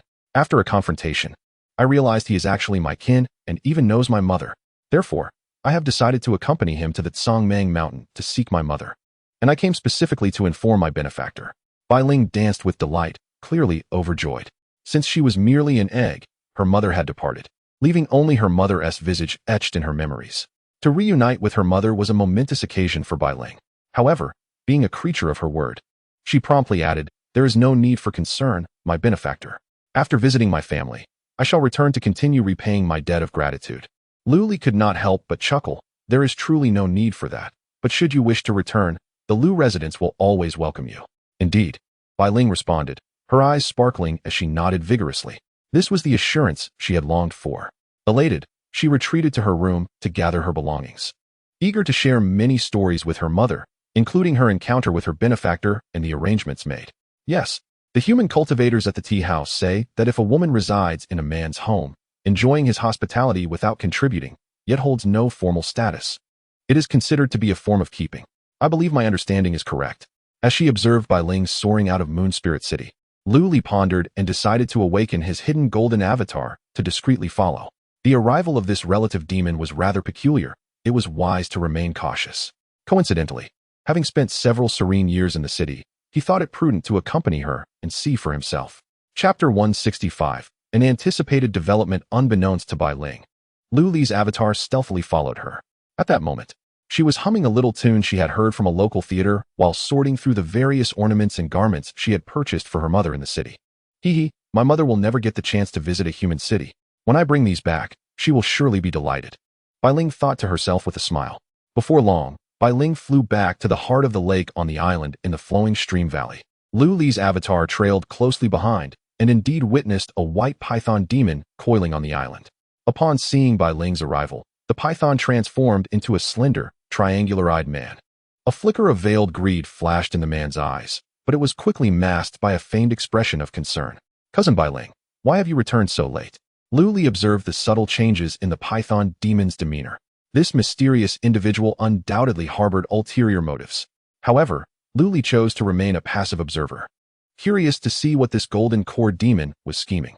Upon hearing the python's words, Bai Ling lowered her head, feeling a bit embarrassed. I'm sorry, Bai Hua. I didn't mean to take so long. Bai Hua waved his hand, still wearing a concerned expression. Human cultivators are exceedingly cunning. I worry you might be deceived. Enough of that. Let us hasten back to Tsangmang Mountain to see your mother, he continued. Bai Ling tilted her head, a hint of skepticism in her voice. Do you truly know my mother, cousin? Bai Hua's expression faltered for a moment before he furrowed his brow. What do you mean by that, cousin? Has some human cultivator spoken to you about this? Bai Ling waved her hand dismissively. No, I was merely asking. Bai Hua sighed in relief and smiled again. In that case, let us be off. The two flew together, and Lu Li's avatar remained concealed high above, only following stealthily after Bai Hua had distanced himself. To the south of Yunzhou lay a vast mountain range, notorious for its numerous ferocious beasts, aptly named the 10,000 Great Mountains. The Ilao Mountains, where Qin Mengyao had achieved her breakthrough to the nascent soul stage, formed the outskirts of this formidable range.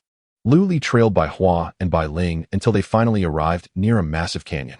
Activating a secret technique to obscure his presence, Lu Li sensed the presence of several powerful beasts nearby, some even at the nascent soul stage. It was rumored that the depths of the 10,000 Great Mountains harbored formidable demon beasts capable of transcending to the god transformation stage. However, due to the overwhelming might of humanity, bolstered by the cooperative suppression of the 5 Holy Lands and the Great Xia dynasty, these beasts, no matter how ferocious, could only retreat to the shadows. Consequently, the inner sanctum of the 10,000 Great Mountains had become a forbidden zone for human cultivators. Without extraordinary strength, ordinary cultivators dared not tread here. Cousin, this is Tsangmang Mountain, Bai Hua said with a smile. Bai Ling furrowed her brow slightly. Is my mother truly here? The Bai Snake clan cherished beautiful landscapes, and the flowing stream valley had once been a picturesque locale. Before her lay a verdant gorge, yet it was permeated by a suffocating miasma, causing Bai Ling to feel an immediate sense of discomfort upon arrival. Why had her mother chosen such desolate and inhospitable terrain for her secluded cultivation? Bai Hua chuckled softly. Cousin, since we have reached this point, it would be unwise for me to conceal the truth from you. Indeed, I share a lineage with the White Serpent, yet I am unfamiliar with your mother. My intention in the rushing stream valley was merely to entice you back with me. Upon encountering a strikingly handsome kin, how could I resist exerting extra effort?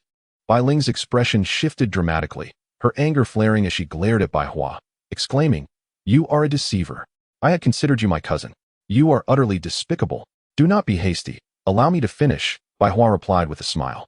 Cousin, if you agree to marry me and come to Tsangmang Mountain, I assure you, you shall want for nothing in the future. You must be dreaming. Bai Ling retorted furiously.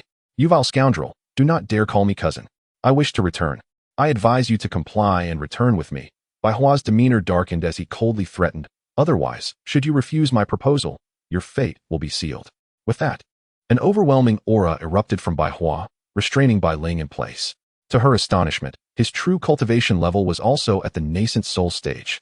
Their earlier confrontation had been a mere performance by Bai Hua to lower her defenses. Bai Ling's complexion turned pale as she struggled desperately. Release me, you wretched scoundrel. If you dare to harm me, my benefactor will not let you go unpunished. Ha! Is your benefactor the Lord of Moon Spirit City, Lu Li? Bai Hua sneered. I have gone to great lengths to lure you here. How could the Lord of Moon Spirit City possibly be aware? Even if he were present, what could he do? Remember, the 100,000 Great Mountains are our demon clan's domain. You filthy wench, do not expect me to treat you kindly if you refuse my advances, he declared. With those words, Bai Hua lunged forward to seize Bai Ling startled. She screamed and turned to flee, but her movements were a beat too slow. Her garment was caught by the white python demon. With a forceful tug, Bai Ling was thrown to the ground, her attire in tatters, revealing her delicate arm. A glimmer of greed flickered in Bai Hua's eyes as he beheld the exposed skin beneath her disheveled clothing. The White Serpent clan may not revel in consuming flesh. Generally regarded as benevolent demons, yet lineage matters. At the very least, Bai Hua, who had been raised in the 100,000 Great Mountains, was not particular. This excursion in search of sustenance had serendipitously led him to a rare find. The serpent's nature being inherently lascivious, Bai Hua had previously captured human maidens for his enjoyment. As I passed through the tumultuous valley, I fortuitously encountered the ethereal Bai Ling, who instantly captivated Bai Hua. Although Bai Hua's cultivation had rapidly advanced due to the consumption of numerous demon beasts' flesh and blood, the malevolent aura had tainted his white serpent lineage, rendering it somewhat murky.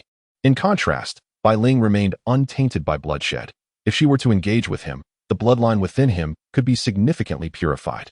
Moreover, Bai Ling's very essence promised substantial nourishment. Should he consume her entirely, it might elevate his cultivation to unprecedented heights. With this thought, Bai Hua trembled with excitement, his eyes aflame with crimson fervor. Just as he was poised to take action, a sigh echoed through the air, and a bolt of lightning suddenly struck down from the heavens, casting Bai Hua to the ground. Who dares? Bai Hua scrambled to his feet, gazing upward in alarm. The figure of Lu Li materialized silently, descending to stand before Bai Ling. Bai Ling, filled with exhilaration, exclaimed, "Benefactor." Lu Li responded with a gentle smile and nodded, casually draping a garment over Bai Ling. Upon hearing her words, Bai Hua's pupils constricted. "You are the Lord of Moon Spirit City?" Lu Li sighed, refraining from answering Bai Hua's inquiry, and instead addressed Bai Ling. "From now on, be more vigilant. Do not allow yourself to be so easily deceived. If something were to happen to you, Ming Yue and the others would be profoundly saddened." Bai Ling nodded earnestly. "Come with me." Lu Li extended his hand. Bai Ling's cheeks flushed as she placed her small hand into Lu Li's palm, experiencing a sense of security she had never known before. Indeed, the benefactor's hand was wonderfully warm.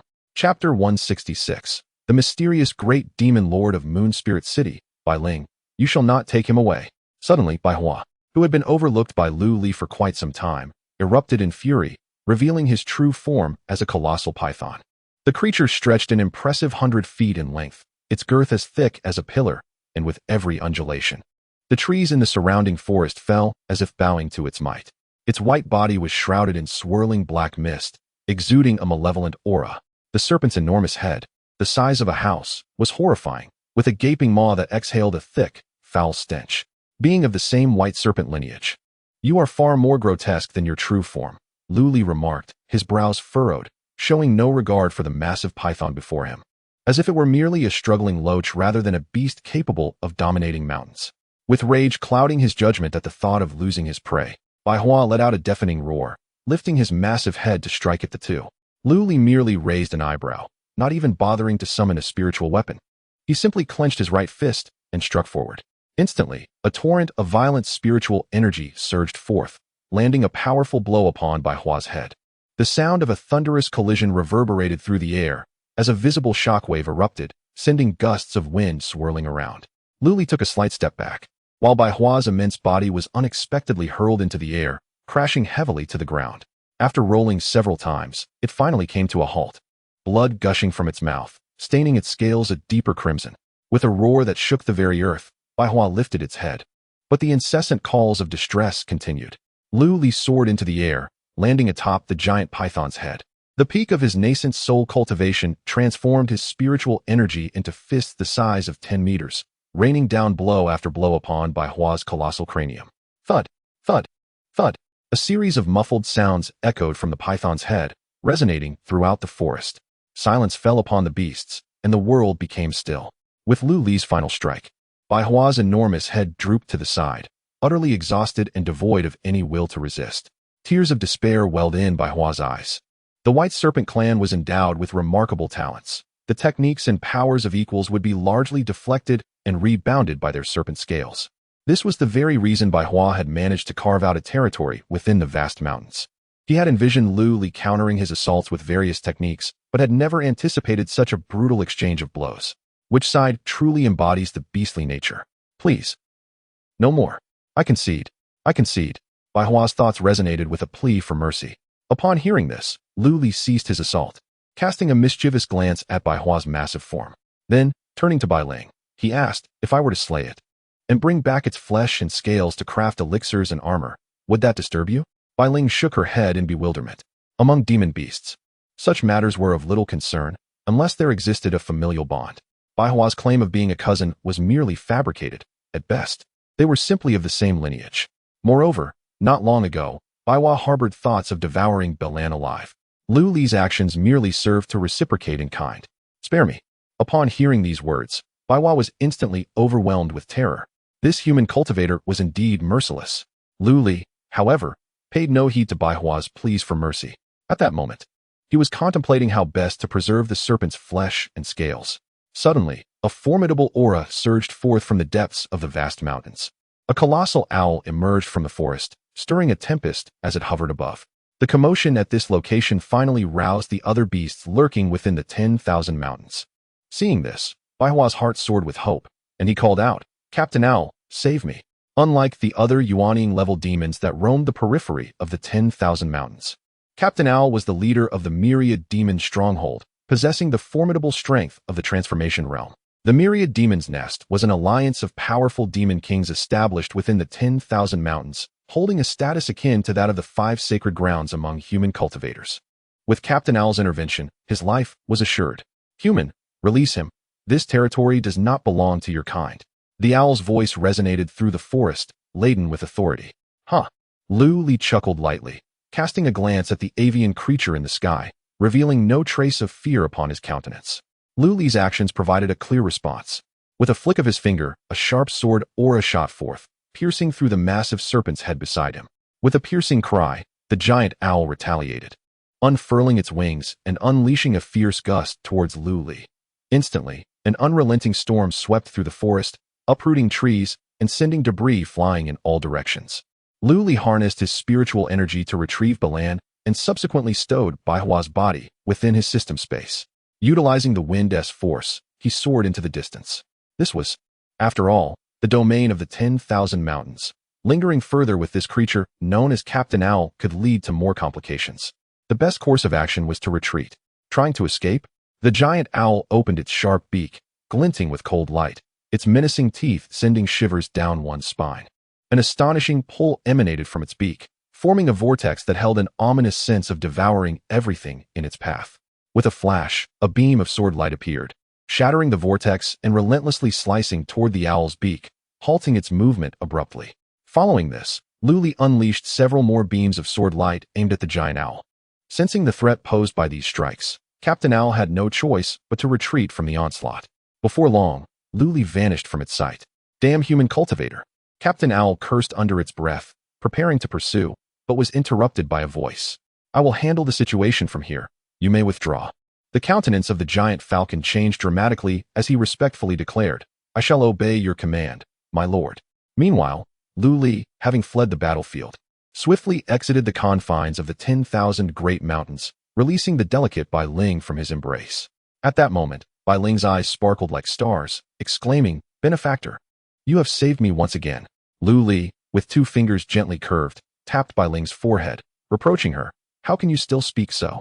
If it weren't for your reckless decision to follow Baihua here, none of this would have transpired." Bai Ling pouted in a display of innocence. "I understand my mistake."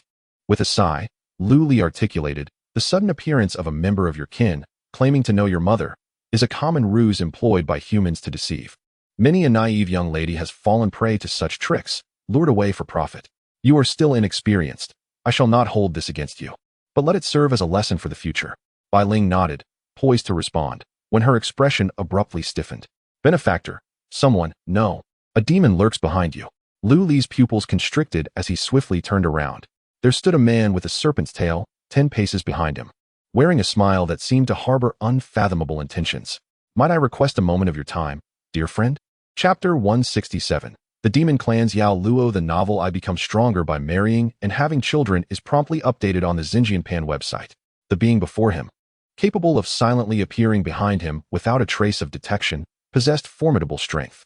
Lu Li's body tensed, his gaze warily fixed on the suddenly manifested serpent-like figure. "Who might you be, esteemed one?" he inquired. The serpent replied with a smile, "I am Yao Luo, the second in rank of the 10,000 Demon Nest, known to the outside human race as the second demon god of Mount 10,000 Demons." Lu Li's pupils constricted in shock. The 10,000 Demon Nest is a collective term for the forces residing within the heart of the 100,000 Great Mountains, representing the leadership of myriad demon clans. It comprises 6 great demon gods, 8 demon kings, 72 demon generals, and countless demon leaders. Even the 5 great holy lands regard this immense demonic power with trepidation. Under the combined pressure of the 5 great holy lands and the Daxia dynasty, the demon race has suffered setbacks but has not descended into annihilation, largely due to the efforts of the 10,000 Demon Nest. While the demon beasts encountered in the outside world may boast of being demon kings with mere golden core strength, such claims are but the naive musings of those who have not seen the broader world. In the realm of the 100,000 Great Mountains, Should a demon dare to make such assertions, they would swiftly be reduced to nothing more than a mere pile of bones. A true demon king is a title reserved for those great demon beasts that have reached the void-returning realm. The title of demon god transcends even that, only conferred upon those who have attained the integration realm or beyond. Hence, the Yao Luo before him is, at the very least, an extraordinary demon of integration realm cultivation. What business do you seek with me? Lu Li felt an overwhelming sense of vigilance rising within him. Do not be alarmed, young friend. I harbor no ill intentions. Yao Luo reassured him, gently waving his hand. Suddenly, a stone table appeared from thin air, adorned with an assortment of pastries and hot tea. Yao Luo then gestured for Lu Li to take a seat. With a resolve forged in acceptance, Lu Li thought, since he could not win in a fight nor escape, he might as well sit down. Meanwhile, Bai Ling cautiously positioned herself behind Lu Li, trembling with trepidation, unwilling to make any unnecessary movements. As a fellow demon, she felt a greater pressure than Lu Li, stemming not only from differences in realm, but also from the intrinsic bloodline ties among demon beasts. Ah, dear girl, there is no need for such formality. The Whitesnake clan is quite a noble lineage within the demon race. Though it is unfortunate that most of our kin are scattered across distant lands, making it difficult for us to gather, Yao Luo chuckled lightly, shaking his head. As Yao Luo recounted the intricacies within the demon race, Lu Li gradually clarified his understanding. The so-called demons are the spirits of all things gathered together, and the demon race is merely a collective term. Only those lineages with ancestors who have been demon gods or immortal beings can truly be regarded as noble families within the demon race. These ancestral clans possess what is known as ancestral memory within their bloodlines, lending credence to their heritage. Bai Ling's ancestor was a white snake who achieved immortality. You have come to this place today through a fortunate twist of fate, and thus, I shall bestow upon you a small opportunity, Yao Luo declared, flicking his finger to reveal a droplet of essence that floated into Bai Ling's forehead. Lu Li, standing nearby, made no move to intervene. Regardless of whether Yao Luo possesses benevolent intentions or ulterior motives, the power he wields renders one utterly impotent. Upon receiving a drop of his essence blood, Bai Ling emitted a muffled groan and instantly collapsed, unveiling a magnificent form of a white serpent spanning several dozen feet. However, with a mere wave of his hand, Yao Luo caused Bai Ling's figure to rapidly diminish, transforming into a delicate serpent only the width of a finger and the length of an arm, coiled tightly. Upon closer inspection, Lu Li discerned that all of Bai Ling's life signs remained normal, yet a terrifying energy surged within, continuously refining her bloodline. It appeared that Yao Luo's essence blood was greatly beneficial to Bai Ling. After Bai Ling awakens, her bloodline will undergo further purification, and her strength will see a significant enhancement. Thus, I extend my gratitude to you, esteemed elder, Lu Li said with a respectful gesture, although a heightened sense of vigilance brewed within him. There is no such thing as a free lunch in this world. Given that Yao Luo presented such a boon upon their first encounter, it surely harbored other motives. It is worth noting that Lu Li had recently slain a beast within the 10,000 Great Mountains. Their relationship was not one of cordiality. Are you, young friend, puzzled? Yao Luo inquired with a knowing smile, seemingly perceiving Lu Li's thoughts. Lu Li nodded. Indeed, the human race and the demon race are largely adversaries. The myriad demons have been coerced into the 10,000 Great Mountains due to our kin's actions, and your actions leave me quite bewildered. Yao Luo smiled faintly. Do you so readily conclude that I am of the demon race? Lu Li's pupils constricted. I implore you to clarify, esteemed elder. Yao Luo sighed. In ancient times, before the establishment of the human emperor and the emergence of sages, the world was dominated by the demon race. However, the human race later ascended, seizing the predominant position. Yet, do you know which race once reigned supreme before these two? Hearing this, flashes of insight flickered in Lu Li's mind. Recalling tales from his past life about the primordial myths, coupled with Yao Luo's peculiar appearance, he suddenly felt a surge of uncertainty. Could it be that you are of the witch clan? Legends from his previous life spoke of Fuxi and Nuwa, both depicted with human bodies and serpent tails. They are the origins of Huaxia civilization and the earliest mythological figures. Not only Huaxia, but the myths of the four ancient civilizations are rife with coincidences, with several progenitors of human civilization portrayed similarly. Now it was Yao Luo's turn to be astonished. You are aware of the existence of the witch clan? Such ancient matters predate human civilization, with only fragments recorded. And those records are meticulously sealed, known only to a select few supreme beings. Clearing his throat, Lu Li responded, my sect possesses some records regarding this, albeit not in great detail. It seems it is time to once again don the non-existent tiger skin. Yao Luo seemed to have investigated Lu Li's life and remarked with realization, I see now. It appears that the Baiyu Jing you mentioned truly exists.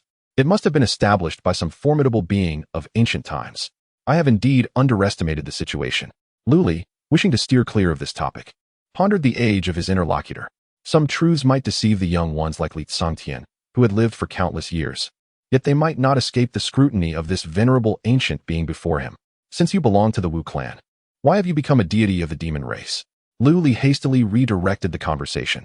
Yao Luo sighed and replied, though our Wu clan was once the dominant power of antiquity, we fell victim to the jealousy of the heavens, our bloodline struggling to endure, and thus gradually withdrew from the annals of history. With the rise of humanity, they, unaware of the truth, conflated us with myriad spirits transformed into various demons. Over time, we became regarded as part of the demon race. Our clan was revered as the progenitors of the demon lineage. Among my ancestors, some ascended to higher realms.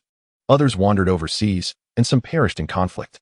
Now, in my generation, only 3 formidable beings remain. One of them is my wife, the first demon deity of the myriad demon nests. I beseech you to remain here today. This is the result of my wife's divination in the cave. To resolve the impending crisis of bloodline extinction in our realm, the key lies within you. Yao Luo's words were astonishing. Chapter 168. The spirit-purifying immortal Lu Li found himself momentarily at a loss, then shook his head and replied, Senior, you jest. I am but a mere nascent soul cultivator, still far from attaining the divine transformation. How could I possibly bear such a great responsibility? Yao Luo, however, asserted with conviction. Fuji's divination has never missed its mark. Fuji was the name of the foremost demon deity within the lair of myriad demons. At this revelation, Lu Li scratched his head in confusion. He had merely followed Bai Ling to this place, concerned for her safety, never anticipating he would become embroiled in such matters. The fate of an entire clan rested upon his shoulders, stretching back to the ancient times when the Witch clan was rebranded as the primordial demon clan. What a convoluted turn of events. The only connection he had to the Witch clan was his own soul, which belonged to a past life as a person from the land of Huaxia. If the legend of Nuwa creating humanity were indeed true, then, in a strict sense, he might share some ancestral ties. Could the demon deity named Fuji truly foresee to such an extent? Lu Li's thoughts soared far and wide. Yet he still managed to inquire, what is it that you require of me, senior? Having received benefits from Bai Ling and gained insights into ancient mysteries unknown to ordinary folk, he felt compelled to reciprocate the goodwill of his counterpart. To his surprise, Yao Luo appeared somewhat perplexed. Well, I am not entirely certain. Fuji only instructed me to come and establish a connection with you today, without providing further instructions. Clearly, he was a doting husband. Lu Li felt speechless. The enigmatic aura Yao Luo exuded upon his arrival had given way to a more naive demeanor during their exchange. Surely, this must be a mere illusion. Please, allow me a moment to inquire. Upon uttering this, Yao Luo closed his eyes. Lu Li could only take a small sip from the tea before him. To his astonishment, the moment the tea entered his mouth, an extraordinarily pure energy surged within him, guiding the circulation of his spiritual power. Merely a sip of hot tea had transformed 1/10 of his spiritual energy into magical power. Remarkable. Lu Li's eyes lit up, and he hastily consumed the remainder of the tea. With that single cup, 2/10 of his spiritual energy had now been converted into magical power.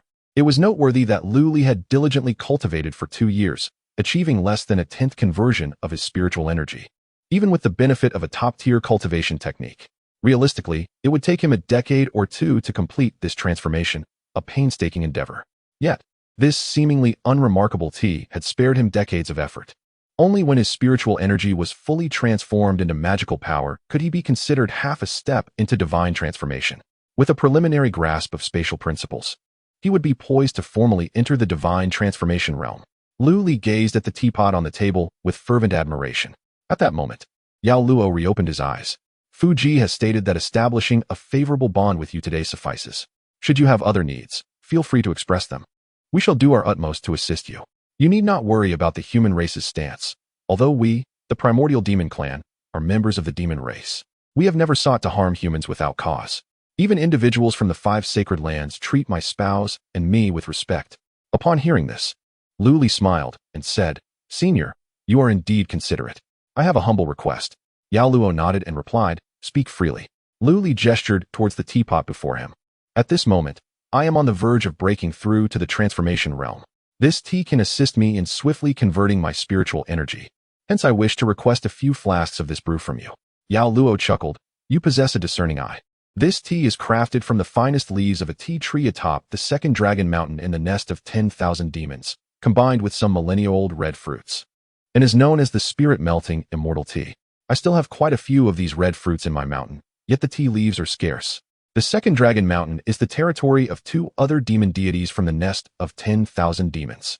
The tea leaves take a millennium to grow. Even some of the demon generals within the nest must achieve merit to be rewarded with such a treasure. For us, this tea holds no practical use. We simply seek its exquisite flavor. Since you desire it, I shall give you all that I possess. With that, Yao Luo produced a jar of tea leaves and several vibrant red fruits from his sleeve and handed them over. You may brew it with spiritual spring water. However, be cautious, for those lacking sufficient cultivation who consume this tea risk exploding from within. Yao Luo's words reflected a meticulous concern. Having come with the intention of forming a bond, Lu Li felt it necessary to heed this warning. Otherwise, should he bestow such a spiritual treasure upon another without caution, it could lead to disastrous consequences. With matters settled, Lu Li departed with the still slumbering Bai Ling.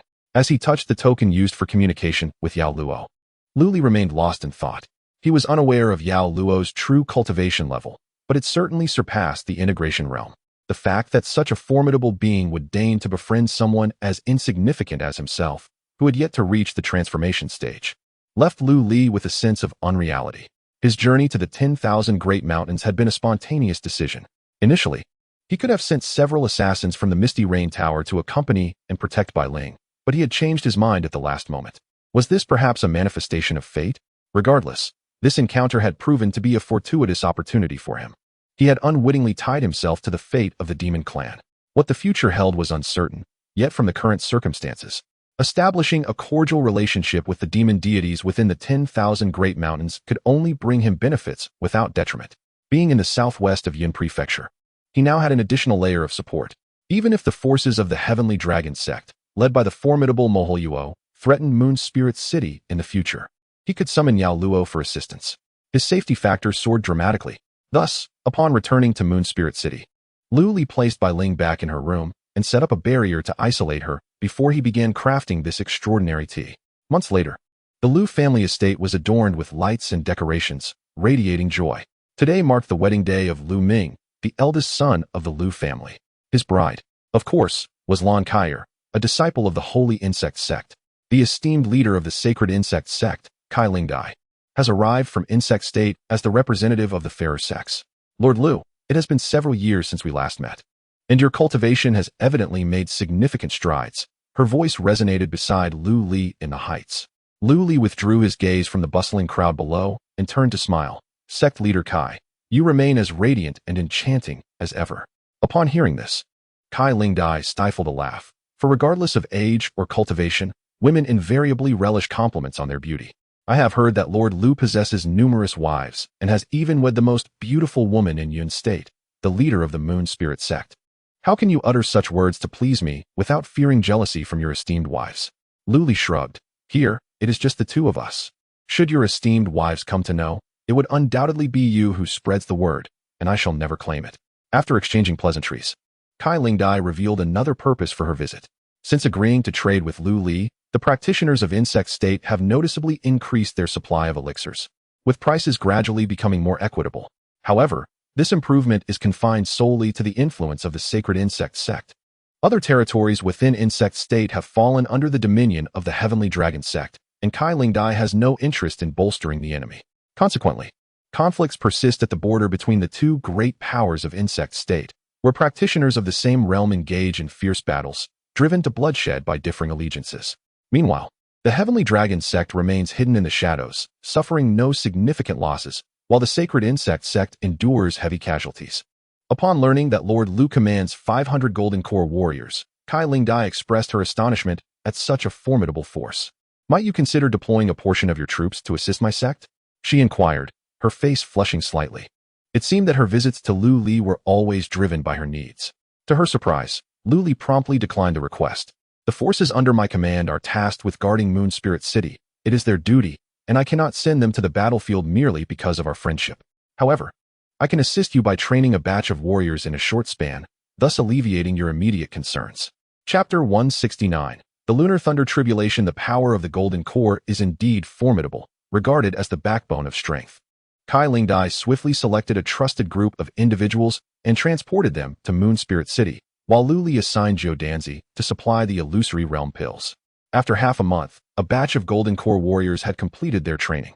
After offering a millennium-old golden silkworm goo as a price, Kai Lingdai returned to Insect Prefecture with this group of cannon fodder, and Lu Li prepared to enter seclusion to advance to the divine transformation stage. With the assistance of the 2A Ling Immortal Tea, Lu Li had completely transformed the spiritual energy within him into magical power. He only needed to comprehend the pathway of space to endure the tribulation. However, before entering seclusion, Lu Li made a special visit to the Moon Spirit sect to renovate the mountain-protecting array for Jiang Ningyue. On the day of their grand wedding, Yun Lanzi had sealed Moon Spirit Mountain, a fact that Jiang Ningyue and the Moon Spirit real person later came to understand. It became evident that Yun Lanzi's primary target was not the Moon Spirit sect. Otherwise, when he led his forces to attack, the sect would have been caught completely off guard. Jiang Ningyue was both astonished and furious, while the Moon Spirit real person sighed deeply. Now, with Lu Li's initiative to enhance the mountain-protecting array, the defenses of the Moon Spirit sect were rejuvenated. Upon completing the array's arrangement, Lu Li clapped his hands, and Jiang Ningyue sweetly remarked, "You have worked hard, my husband." Lu Li was taken aback for a moment, then feigned a frivolous demeanor, saying, "So, how will you reward your husband?" He cast a mischievous glance over Jiang Ningyue's alluring figure. Now, as a married woman, Jiang Ningyue's temperament had shifted slightly. Although she still retained the essence of a cool, ethereal maiden, she exuded a more mature charm that was undeniably captivating. Her cheeks flushed. Jiang Ningyue shot Lu Li a glance, ready to retort, when suddenly, the sky darkened ominously. A familiar sense of oppression emanated from the heavens. This was the harbinger of a thunder tribulation. Someone was about to break through. Jiang Ningyue was momentarily taken aback, then looked toward the direction of the Moon Spirit's main peak.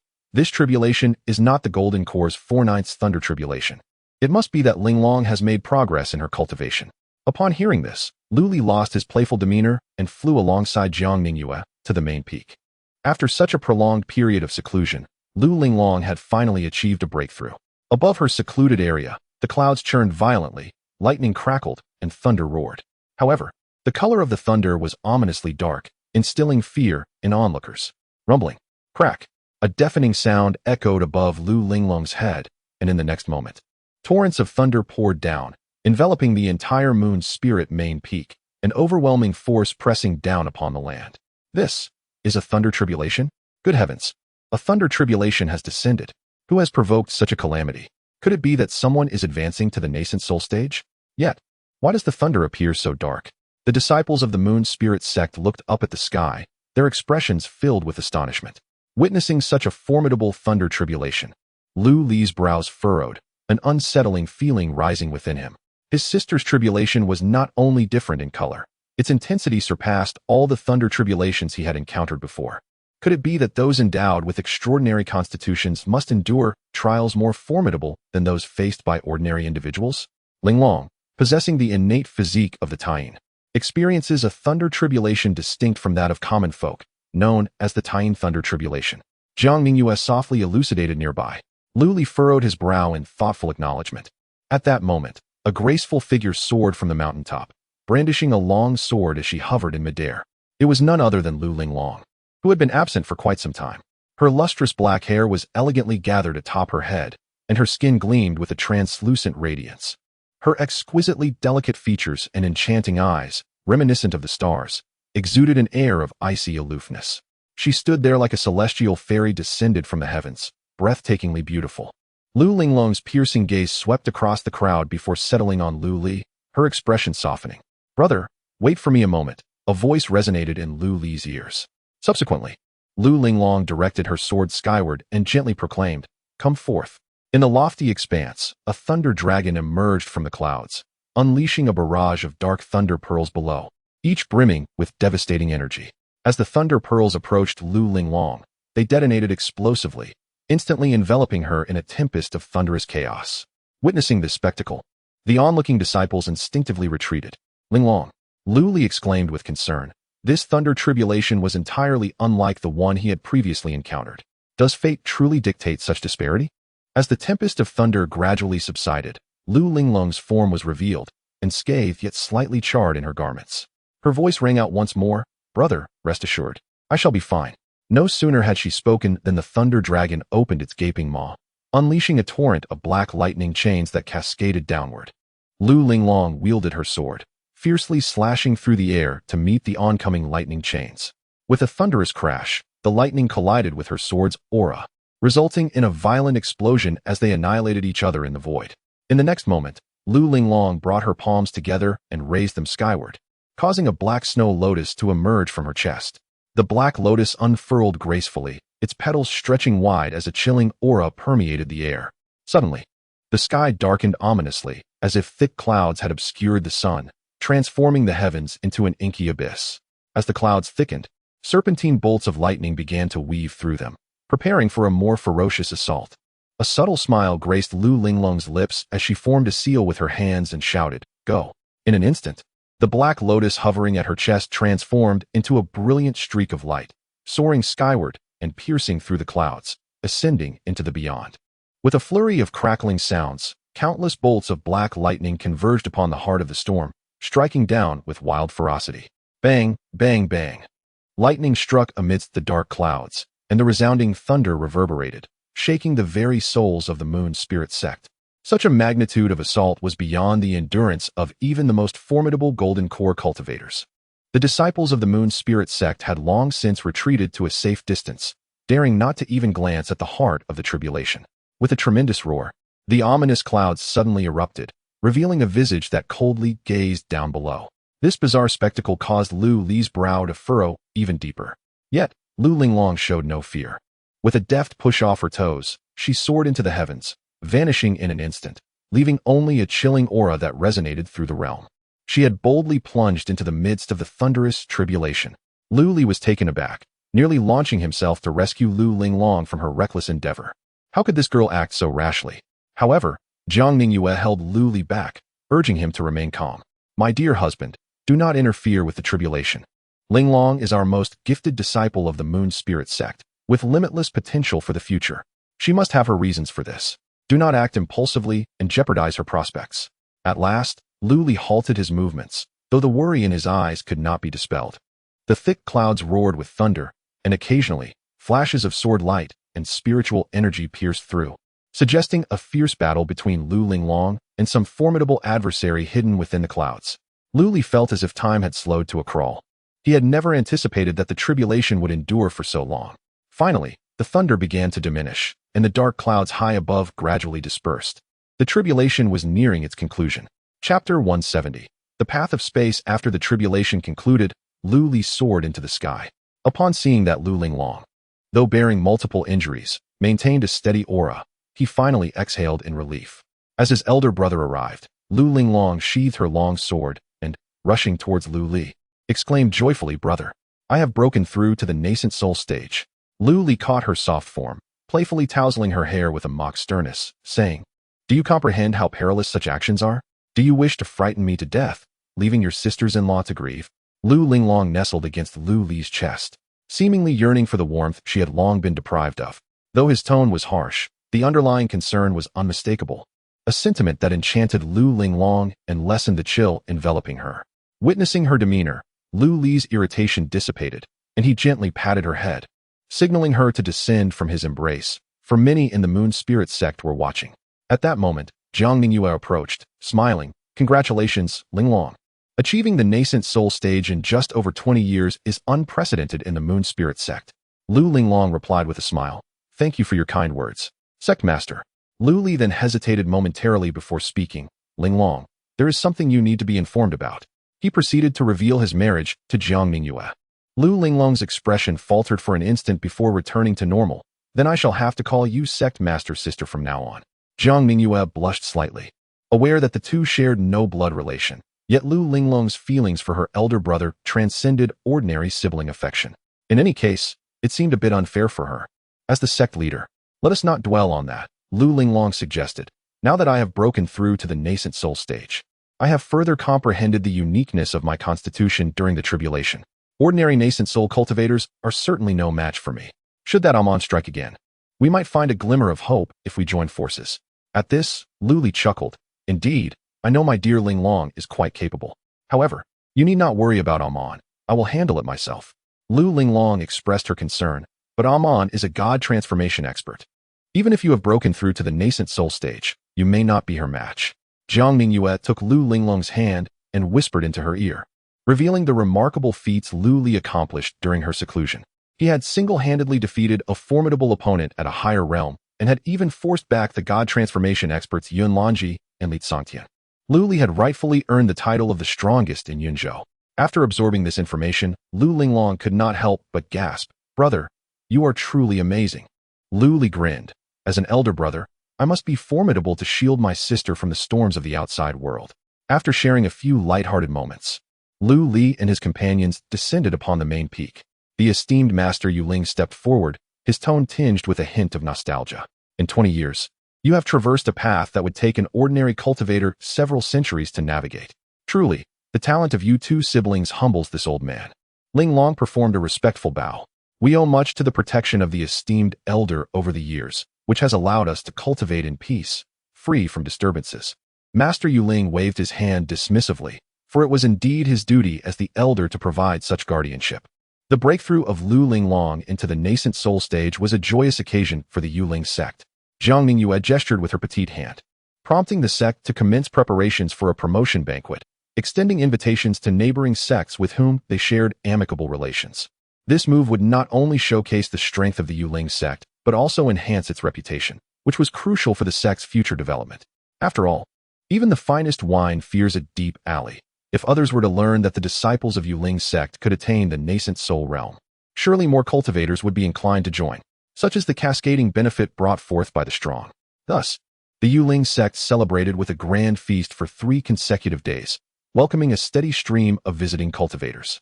Meanwhile, Lu Li quietly departed, returning to the underground chamber of Yuling City to prepare for his own breakthrough into the transformation stage. His aptitude had been rated as perceptive within the system's evaluation, yet comprehending the path of space was no simple endeavor. In truth, both cultivators and mortals share an inseparable bond with space from the moment of their birth. The existence of objects and the venue of their movement is space itself. Space imbues entities with variability, serving as a variable in existence. The principle that the Tao produces 1, 1 produces 2, 2 produces 3, and 3 produces all things elucidates the myriad collisions and transformations of various existences within space. It is because of the presence of space that change is possible. Space, in its essence, is devoid of energy, yet all entities possessing energy must be anchored within it. For instance, storage spirit artifacts are fundamentally crafted from crystals imbued with spatial properties. In the Daxia dynasty, such crystals were far from rare. Thus, even a foundational-level artificer could forge storage spirit artifacts. Returning to the cultivator himself, Lu Li, having undergone 9 years of obligatory education in his past life, understood that even atoms exist with gaps and spaces between them. The existence of spatial factors resides within each individual. Phrases like a flower is a world, a leaf is a Bodhi imply that the human body embodies the universe and are not mere fanciful notions. To cultivate to the transformation stage is to gradually unlock these spatial factors, resonating with the vast outer world and reaching a preliminary level of application. As for why such comprehension requires the transformation stage, it is likely because the unlocking of spatial factors necessitates a higher level of energy for the human body to maintain mastery over itself, preventing complete assimilation and dissolution into the cosmos. This encapsulates the essence of the path of space. As Lu Li's eyes grew increasingly radiant, his thoughts became clearer. Half a year swiftly passed, and upon concluding his cultivation, Lu Li opened his eyes and let out a deep sigh. Raising his gaze, it seemed as if his vision pierced through layers of soil, revealing the skies above Moon Spirit City. At that moment, the heavens were shrouded in dark clouds. An overwhelming pressure akin to apocalyptic descent was coalescing, the tribulation of divine transformation. A smile graced Lu Li's lips as he stepped forward, appearing effortlessly above Moon Spirit City. He did not employ any magical powers or techniques. It was merely a rudimentary application of the spatial path. Finally, the day had arrived. Lu Li murmured to himself, gazing at the impending tribulation with a surge of fervor within his heart. With a thunderous roar, the sky darkened abruptly, and amidst the ominous clouds, Flashes of lightning danced as the terrifying force of nature descended upon the earth. A deafening roar reverberated across the land. Suddenly, a bolt of purple lightning, as thick as a bowl, rent the sky and struck directly at Lu Li. With a nimble jump, he soared upward, confronting the thunderhead head-on. Crack! The lightning struck heavily upon his chest, causing Lu Li to shudder violently, a mouthful of blood escaping him as he was thrust back several paces. Yet, instead of retreating in fear, Lu Li surged forward, seizing the purple lightning with determination. Boom! Another bolt of purple lightning descended, but Lu Li withstood it fiercely. His body trembled slightly, yet he gritted his teeth and continued to ascend. The might of the tribulation was exceedingly tyrannical, although Lu Li barely managed to endure it. His internal organs were harmed. Nevertheless, a fervent expression illuminated his face. This was exhilarating. As the force of thunder relentlessly stimulated his flesh, the cells within him awakened further, voraciously consuming the lightning, which he had dubbed spatial particles. The intensity of the tribulation intensified, causing Lu Li's skin to redden, with traces of blood barely visible beneath. Yet to him, this was a blessing. Below, the fire-limbed beast gazed in stunned disbelief. Had its master gone mad? To confront the divine transformation tribulation without any protective power? Had he truly succumbed to the madness of cultivation? Chapter 171. Breakthrough to the divine transformation. Gift from the demon god Lu Li, of course, had not lost his mind. Instead, he harnessed the formidable power of the thunder tribulation to meticulously refine his nascent understanding of the path of space. Though it appeared as if he faced the thunderstorm unprotected, the majority of its formidable force was absorbed by the spatial factors within his body, akin to a newly excavated reservoir eagerly devouring the energy of the thunder. After enduring 9 bolts of lightning, Lu Li finally sensed that the spatial factors within his body had reached saturation. He then activated his magical barrier, drew forth the Fulong sword, and began to cultivate his physical form using the 5-animal refinement technique. In the high heavens, the resonance of sword chants and the rumbling of thunder intertwined, reminiscent of a clash between 2 titans. The protective array of Yuling City was activated, safeguarding the citizens from harm. As the final bolt of lightning descended, Lu Li radiated a pearlescent glow, and the sky gradually returned to a gentle azure, signifying that he had successfully navigated the divine transformation thunder tribulation. Today, he had achieved divine transformation. With a triumphant roar, Lu Li reveled in the immense power coursing through him, unable to contain his exuberant laughter. The divine transformation realm was indeed extraordinary. Compared to before, not only did his magical power flow with unprecedented ease, but his mastery over the surrounding world had also significantly increased. A mere flicker of his magical essence could summon the spiritual energy within a 10-mile radius to his command. Moreover, having grasped the path of space, Lu Li could now traverse any location his thoughts touched without the aid of any supernatural techniques. Congratulations, Master, on your ascension to divine transformation. The fire-limbed beast soared into the sky, respectfully offering its congratulations. Several nascent soul cultivators stationed in the city also ascended to the heavens, expressing their heartfelt felicitations to Lu Li. Before long, the news of the city lord's breakthrough to the divine transformation realm spread throughout Yuling City and rapidly reached various regions of Yinzhou. This was indeed the divine transformation realm. In the entire Yinzhou, there had only been one figure, Yun Lanzi, who had been deemed the strongest for centuries. Although this title had recently been claimed by Lu Li, he had achieved such a remarkable level of mastery within a mere 20 years. What a prodigious talent he was. To the common folk, the intricacies of the divine transformation realm were beyond their comprehension. They only knew that their city lord had grown immensely stronger. Each time the lord's power increased, profound changes would ripple through Yuling City, often accompanied by generous rewards. For the people of Yuling City, this was a moment of collective celebration. Indeed, it was not long before the city lord's mansion issued a new decree. Every common citizen of Yuling City could receive a free healing pill. While not a miraculous elixir that could resurrect the dead, it would bolster the health of mortals and protect them from ailments. Furthermore, cultivators within the city could claim corresponding pills based on their cultivation levels. In an instant, praises resounded throughout Yuling City, with everyone extolling Lu Li's virtues, and the aura of the emperor's authority rose slightly. Within the city lord's mansion, Lu Li was welcoming guests who had come to congratulate him.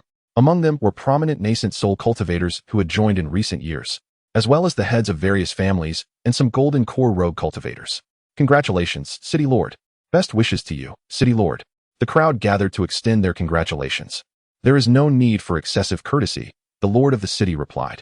Today, I have fortuitously surpassed the tribulation and made advancements in my cultivation.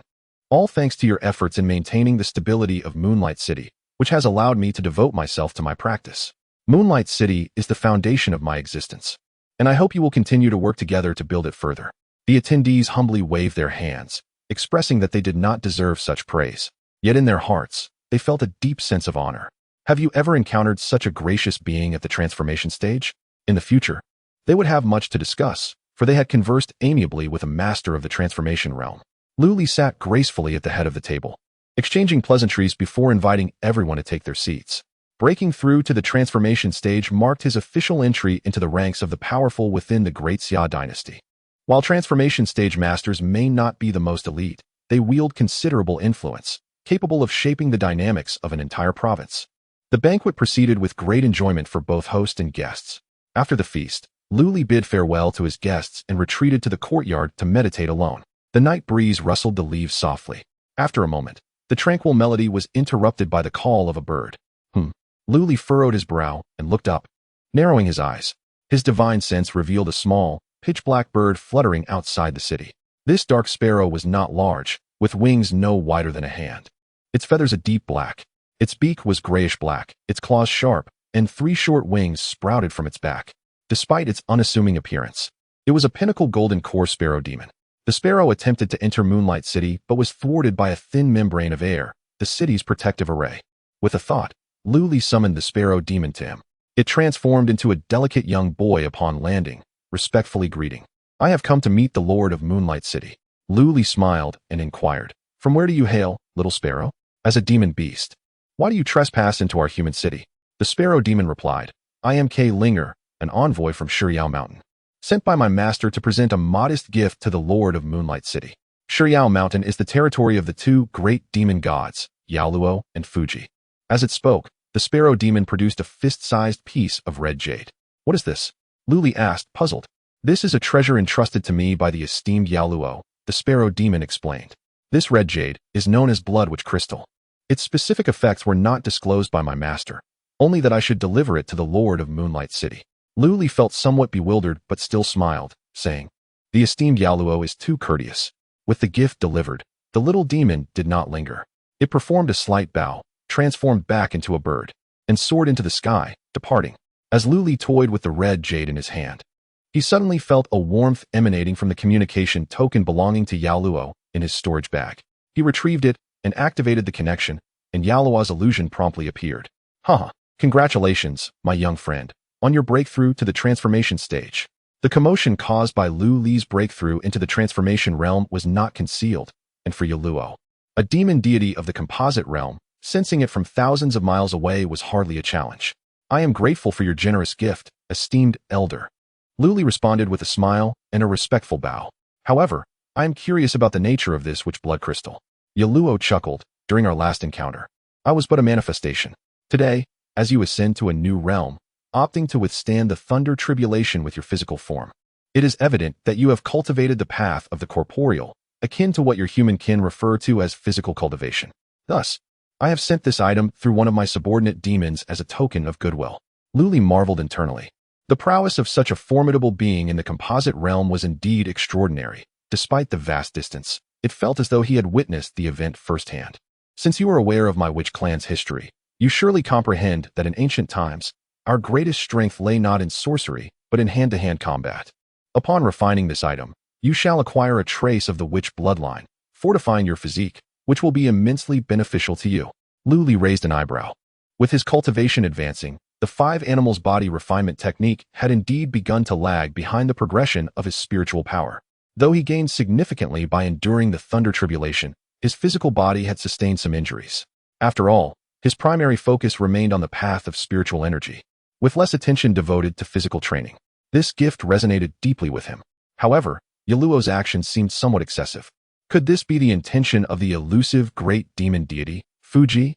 Esteemed elder, I do not wish to appear overly suspicious by nature. I have already benefited greatly from your guidance, which has saved me substantial time in transcending to the transformation realm. Now, receiving the witch blood crystal again leaves me feeling somewhat anxious, Luli candidly expressed. In a world rife with schemes, Why would Yaluo be so invested in his affairs? Yaluo chuckled heartily, unfazed by Lu Li's skeptical demeanor. Fuji has anticipated this. If you harbor doubts, you need not consume this item immediately. In due time, others will arrive, and you shall find solace in that. With a wave of his hand, the communication was abruptly severed, leaving Lu Li in a state of perplexity. Chapter 172. The establishment of the Moon Spirit Alliance having secured the Witch Blood Crystal. Lu Li pondered for an extended period but was unable to extract any substantial intelligence from his conversation with Yao Luo. Perhaps it was a gesture of goodwill. In the following days, the effects of Lu Li's breakthrough into the transformation realm began to manifest gradually. Firstly, in the northern part of Yunzhou, the movements of Yun Lanzi and his companions became increasingly urgent. United with Li Tsangtian, the forces under Li Mingfeng were starting to falter. Li Mingfeng repeatedly sent envoys to Lu Li for assistance, but Lu Li declined, citing his duty to guard the Moon Spirit City. At this point, Li Mingfeng finally recognized Lu Li's ambition to profit from the sidelines while remaining aloof. He sought to leverage a letter of recommendation for the position of regional governor to persuade Lu Li to lend his strength. Li Mingfeng had served in Yunzhou for over 200 years, while the governors of the Great Xia dynasty were typically rotated every 300 years. For Li Mingfeng, as long as he could maintain his position for the remaining decades of his tenure, he would have the opportunity to return to the central region to report back and potentially be reassigned to other areas or remain in the central region as an official, a commendable choice indeed. However, should he be overthrown by the local cultivators, he would lose his foothold in the imperial court. To be a regional governor and then be toppled by the populace would signify incompetence. The Great Xia dynasty would not reinstate such a failure. This marked the conclusion of Li Mingfeng's political career. The benefits of entering the court as an official extend beyond the mere enjoyment of power. Under the auspices of the Great Xia dynasty's fortune, officials experienced significant advantages in their own cultivation and in confrontations with others. Although Li Mingfeng's innate talent was rather mediocre, he had managed to break through to the nascent soul realm after serving as a minor official in the central court. Later, during his tenure as governor of Yunzhou, he ascended from the early stages of the nascent soul to its pinnacle within a mere 200 years. Furthermore, under the protection of the Great Xia dynasty, ordinary cultivators would think twice before attempting to take the life of an official, weighing the potential repercussions of incurring the wrath of the dynasty's fortune. Consequently, despite having stepped into the transformation realm for several years, Yun Lanzi had never contemplated killing Li Mingfeng outright. Instead, he opted for what appeared to be a more arduous path of competition. For cultivators with insufficient innate talent, entering the court as an official could indeed be a more expedited path to elevate their cultivation. Naturally, such advantages could be disregarded by true prodigies. After all, serving in the court, while beneficial, also entails numerous constraints. Those with genuine talent often possess lofty aspirations, reluctant to be shackled by royal authority. Embodying the sentiment of the emperor calls, but I shall not board the ship. To digress, Li Mingfeng's actions were born of necessity. The 3 imperial envoys he had summoned were severely suppressed under the combined might of Li Mingfeng and Li Tsangtian. While their lives were not in jeopardy, the blow to the morale of Li Mingfeng's forces was substantial. Many of the city lords allied with Li Mingfeng began to waver, gravitating towards Yunzhou's alliance. If this continued, it would not be long before Yunzhou fell entirely into Yun Lanzi's hands. Observing the earnest pleas in Li Mingfeng's correspondence, Lu Li fell into deep contemplation. One initially presumed that the two rivals would engage in a fierce contest. However, it was surprising to find Li Mingfeng so ineffectual. Nevertheless, the smooth ascendance of Yun Lanzi can likely be attributed to the court's deliberate indulgence. By aligning with Li Tsangtian, Yun Lanzi has effectively taken a stance in favor of the Heavenly Dragon sect. Lu Li learned from the elder Xue Changhong of the Sword Pavilion that the Heavenly Dragon sect appears to have connections with a certain ambitious prince within the royal family, all under the watchful eye of the current Emperor Qinzheng. This implies that until the lurking Leviathan in Zhongzhou is ensnared, the rise of the Heavenly Dragon sect remains unstoppable. Conversely, once the fish from Zhongzhou is hooked, the Great Xia dynasty will commence a thorough reckoning with all individuals and forces associated with the Heavenly Dragon sect. Yun Lanzi remains oblivious to this reality. What seems like a powerful alliance is, in fact, a gradual descent into perdition. It appears that action must be taken. After some contemplation, Lu Li resolved to extend his assistance to Li Mingfeng. Given the prevailing circumstances, if Li Mingfeng were to fall, Yunzhou would inevitably fall into the hands of Yun Lanzi and the Heavenly Dragon sect, making Lu Li a target of ire. Supporting the external enforcers is indeed essential. akin to what Lu Li had done for the Holy Insect sect. Thus, he penned a letter to Li Mingfeng, expressing his willingness to lend aid, which brought immense joy to Li Mingfeng. Shortly thereafter, news of the establishment of the Moon Spirit Alliance by the Lord of Moon Spirit City spread rapidly throughout Yunzhou. The influence of the transformation realm is not to be underestimated, especially with the groundwork laid during Lu Li's recent establishment of the Four Directions City. Consequently, many sect leaders and nascent soul experts flocked to join Lu Li's ranks, forming the third significant power in Yunzhou, which allied with the provincial governor Li Mingfeng to collectively oppose the Yunzhou alliance. This intelligence reached Yunlanzong, where Yun Lanzi sat in the grand hall, his brow furrowed in silence.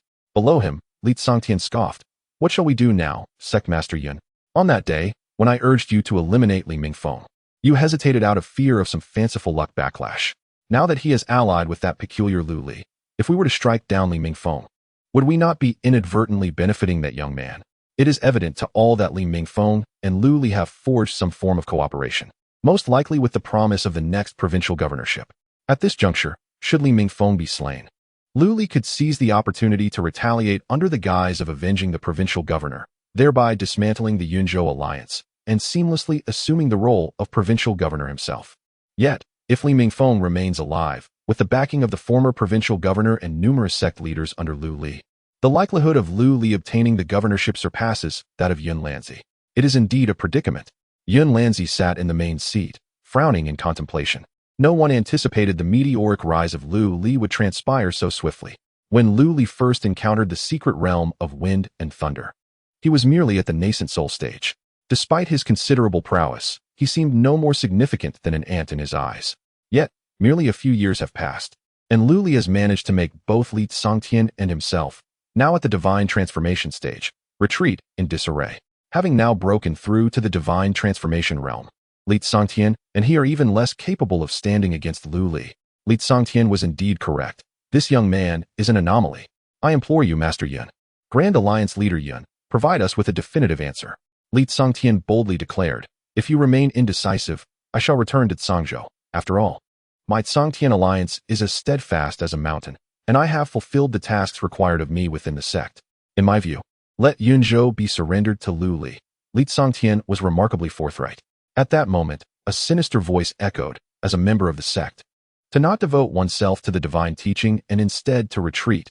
Li Tsangtian, if you were my direct subordinate, I would ensure your immediate demise.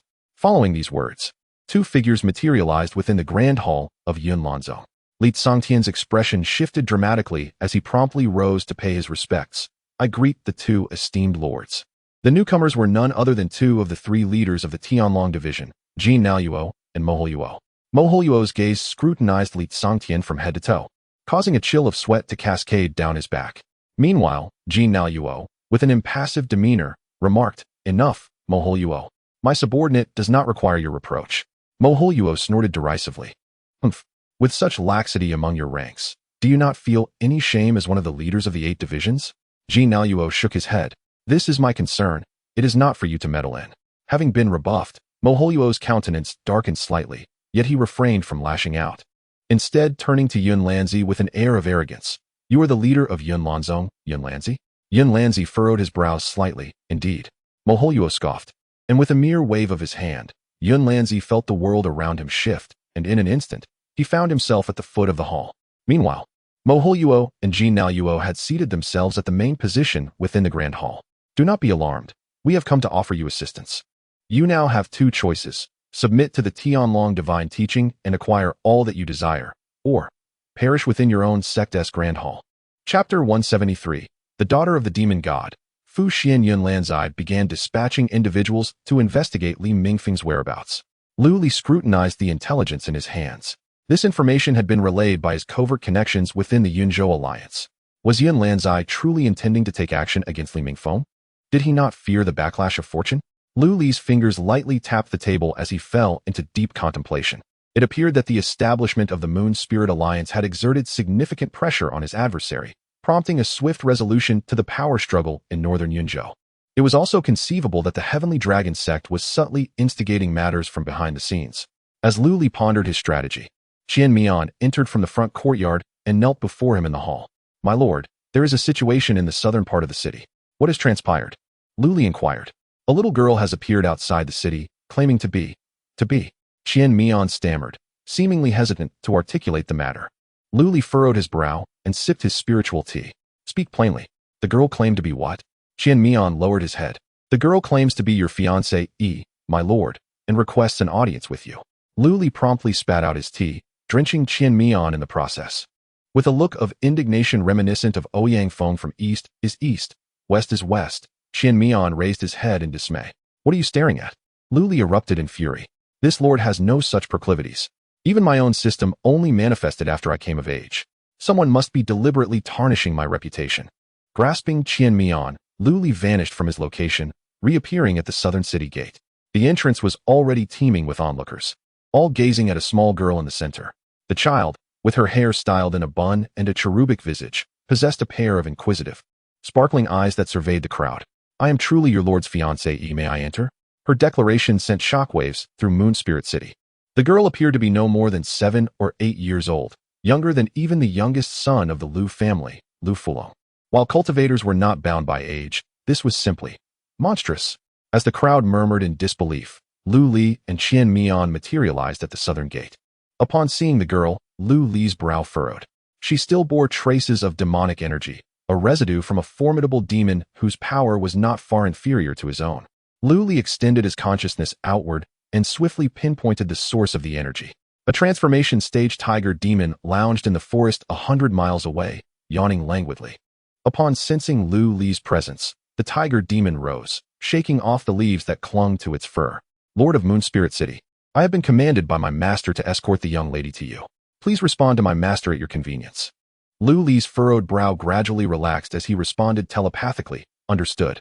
The tiger demon wasted no time, transforming into a fleeting shadow and vanishing into the forest.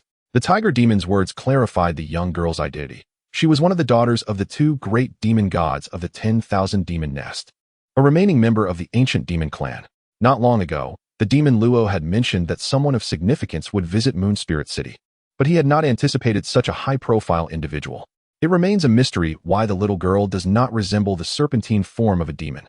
Previously, Lu Li had used his divine sense to probe the surroundings, only to find a gathering at the southern gate, completely oblivious to the girl's presence. The fact that she could easily deceive his divine perception indicated her astonishingly high cultivation level. What purpose did the demon have in sending her here? Are you the Lord of Moon Spirit City, my betrothed? The little girl asked, her voice sweet and innocent. Her words left Lu Li momentarily stunned, and he quickly waved his hand, responding, I am indeed the Lord of Moon Spirit City, but I have no engagement with you, dear child. So the matter of betrothal cannot be discussed. He had rooted himself in Moon Spirit City for many years, and he could not allow such sordid rumors to circulate about him. The little girl tilted her head in confusion. My father said that since you have taken our family's stone, it means you are half of our kin. In this world, you are the only one who can be my husband. Lu Li inwardly cursed the demon for this predicament. Not only had he not absorbed the bloodstone, but even if he had, his essence remained that of a human. Was this truly the way the demon race sought to thrive? This place is crowded and filled with eyes. Please, come with me to my residence for a discussion. With the child making such a declaration, Lu Li could hardly refuse her entry at the city gate. Once they returned to his abode, Lu Li immediately retrieved a communication talisman to connect with the demon. Father. The moment the illusion of the demon appeared, the little girl joyfully rushed forward, only to stumble in confusion as she missed him entirely. Lu Li, adopting a serious expression, addressed the demon, Senior, what is the meaning of this? The demon, equally puzzled, replied, Did Shinner not clarify things for you?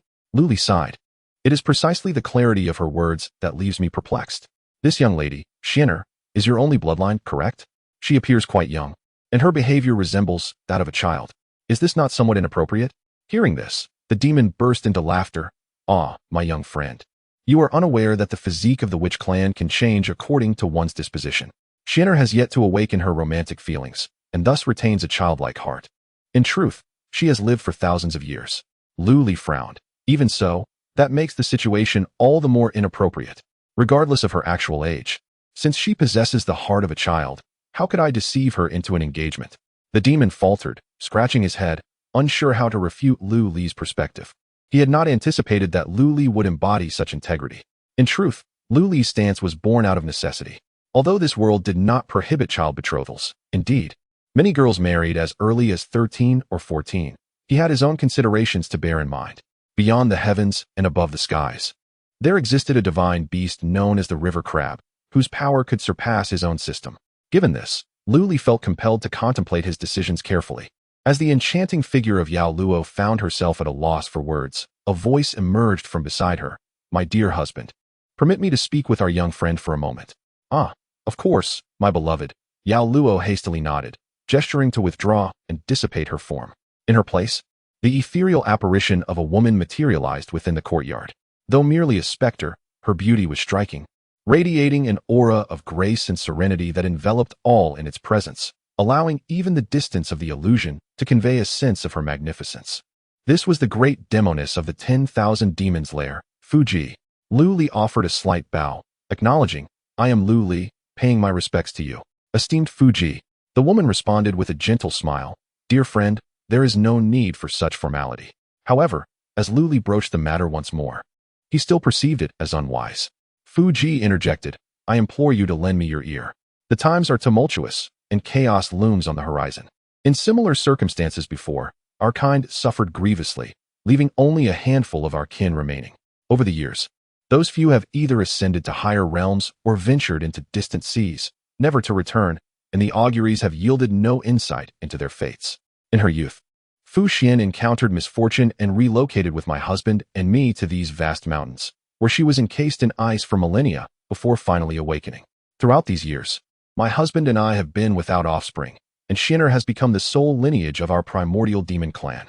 Due to the traumas of her early years, she possesses a heart so pure that it has hindered her growth and enlightenment. I have divined through the ancestral tortoiseshell that a new human star shall arrive in these mountains, and the primordial demon clan may seize upon this celestial ascent to flourish once more.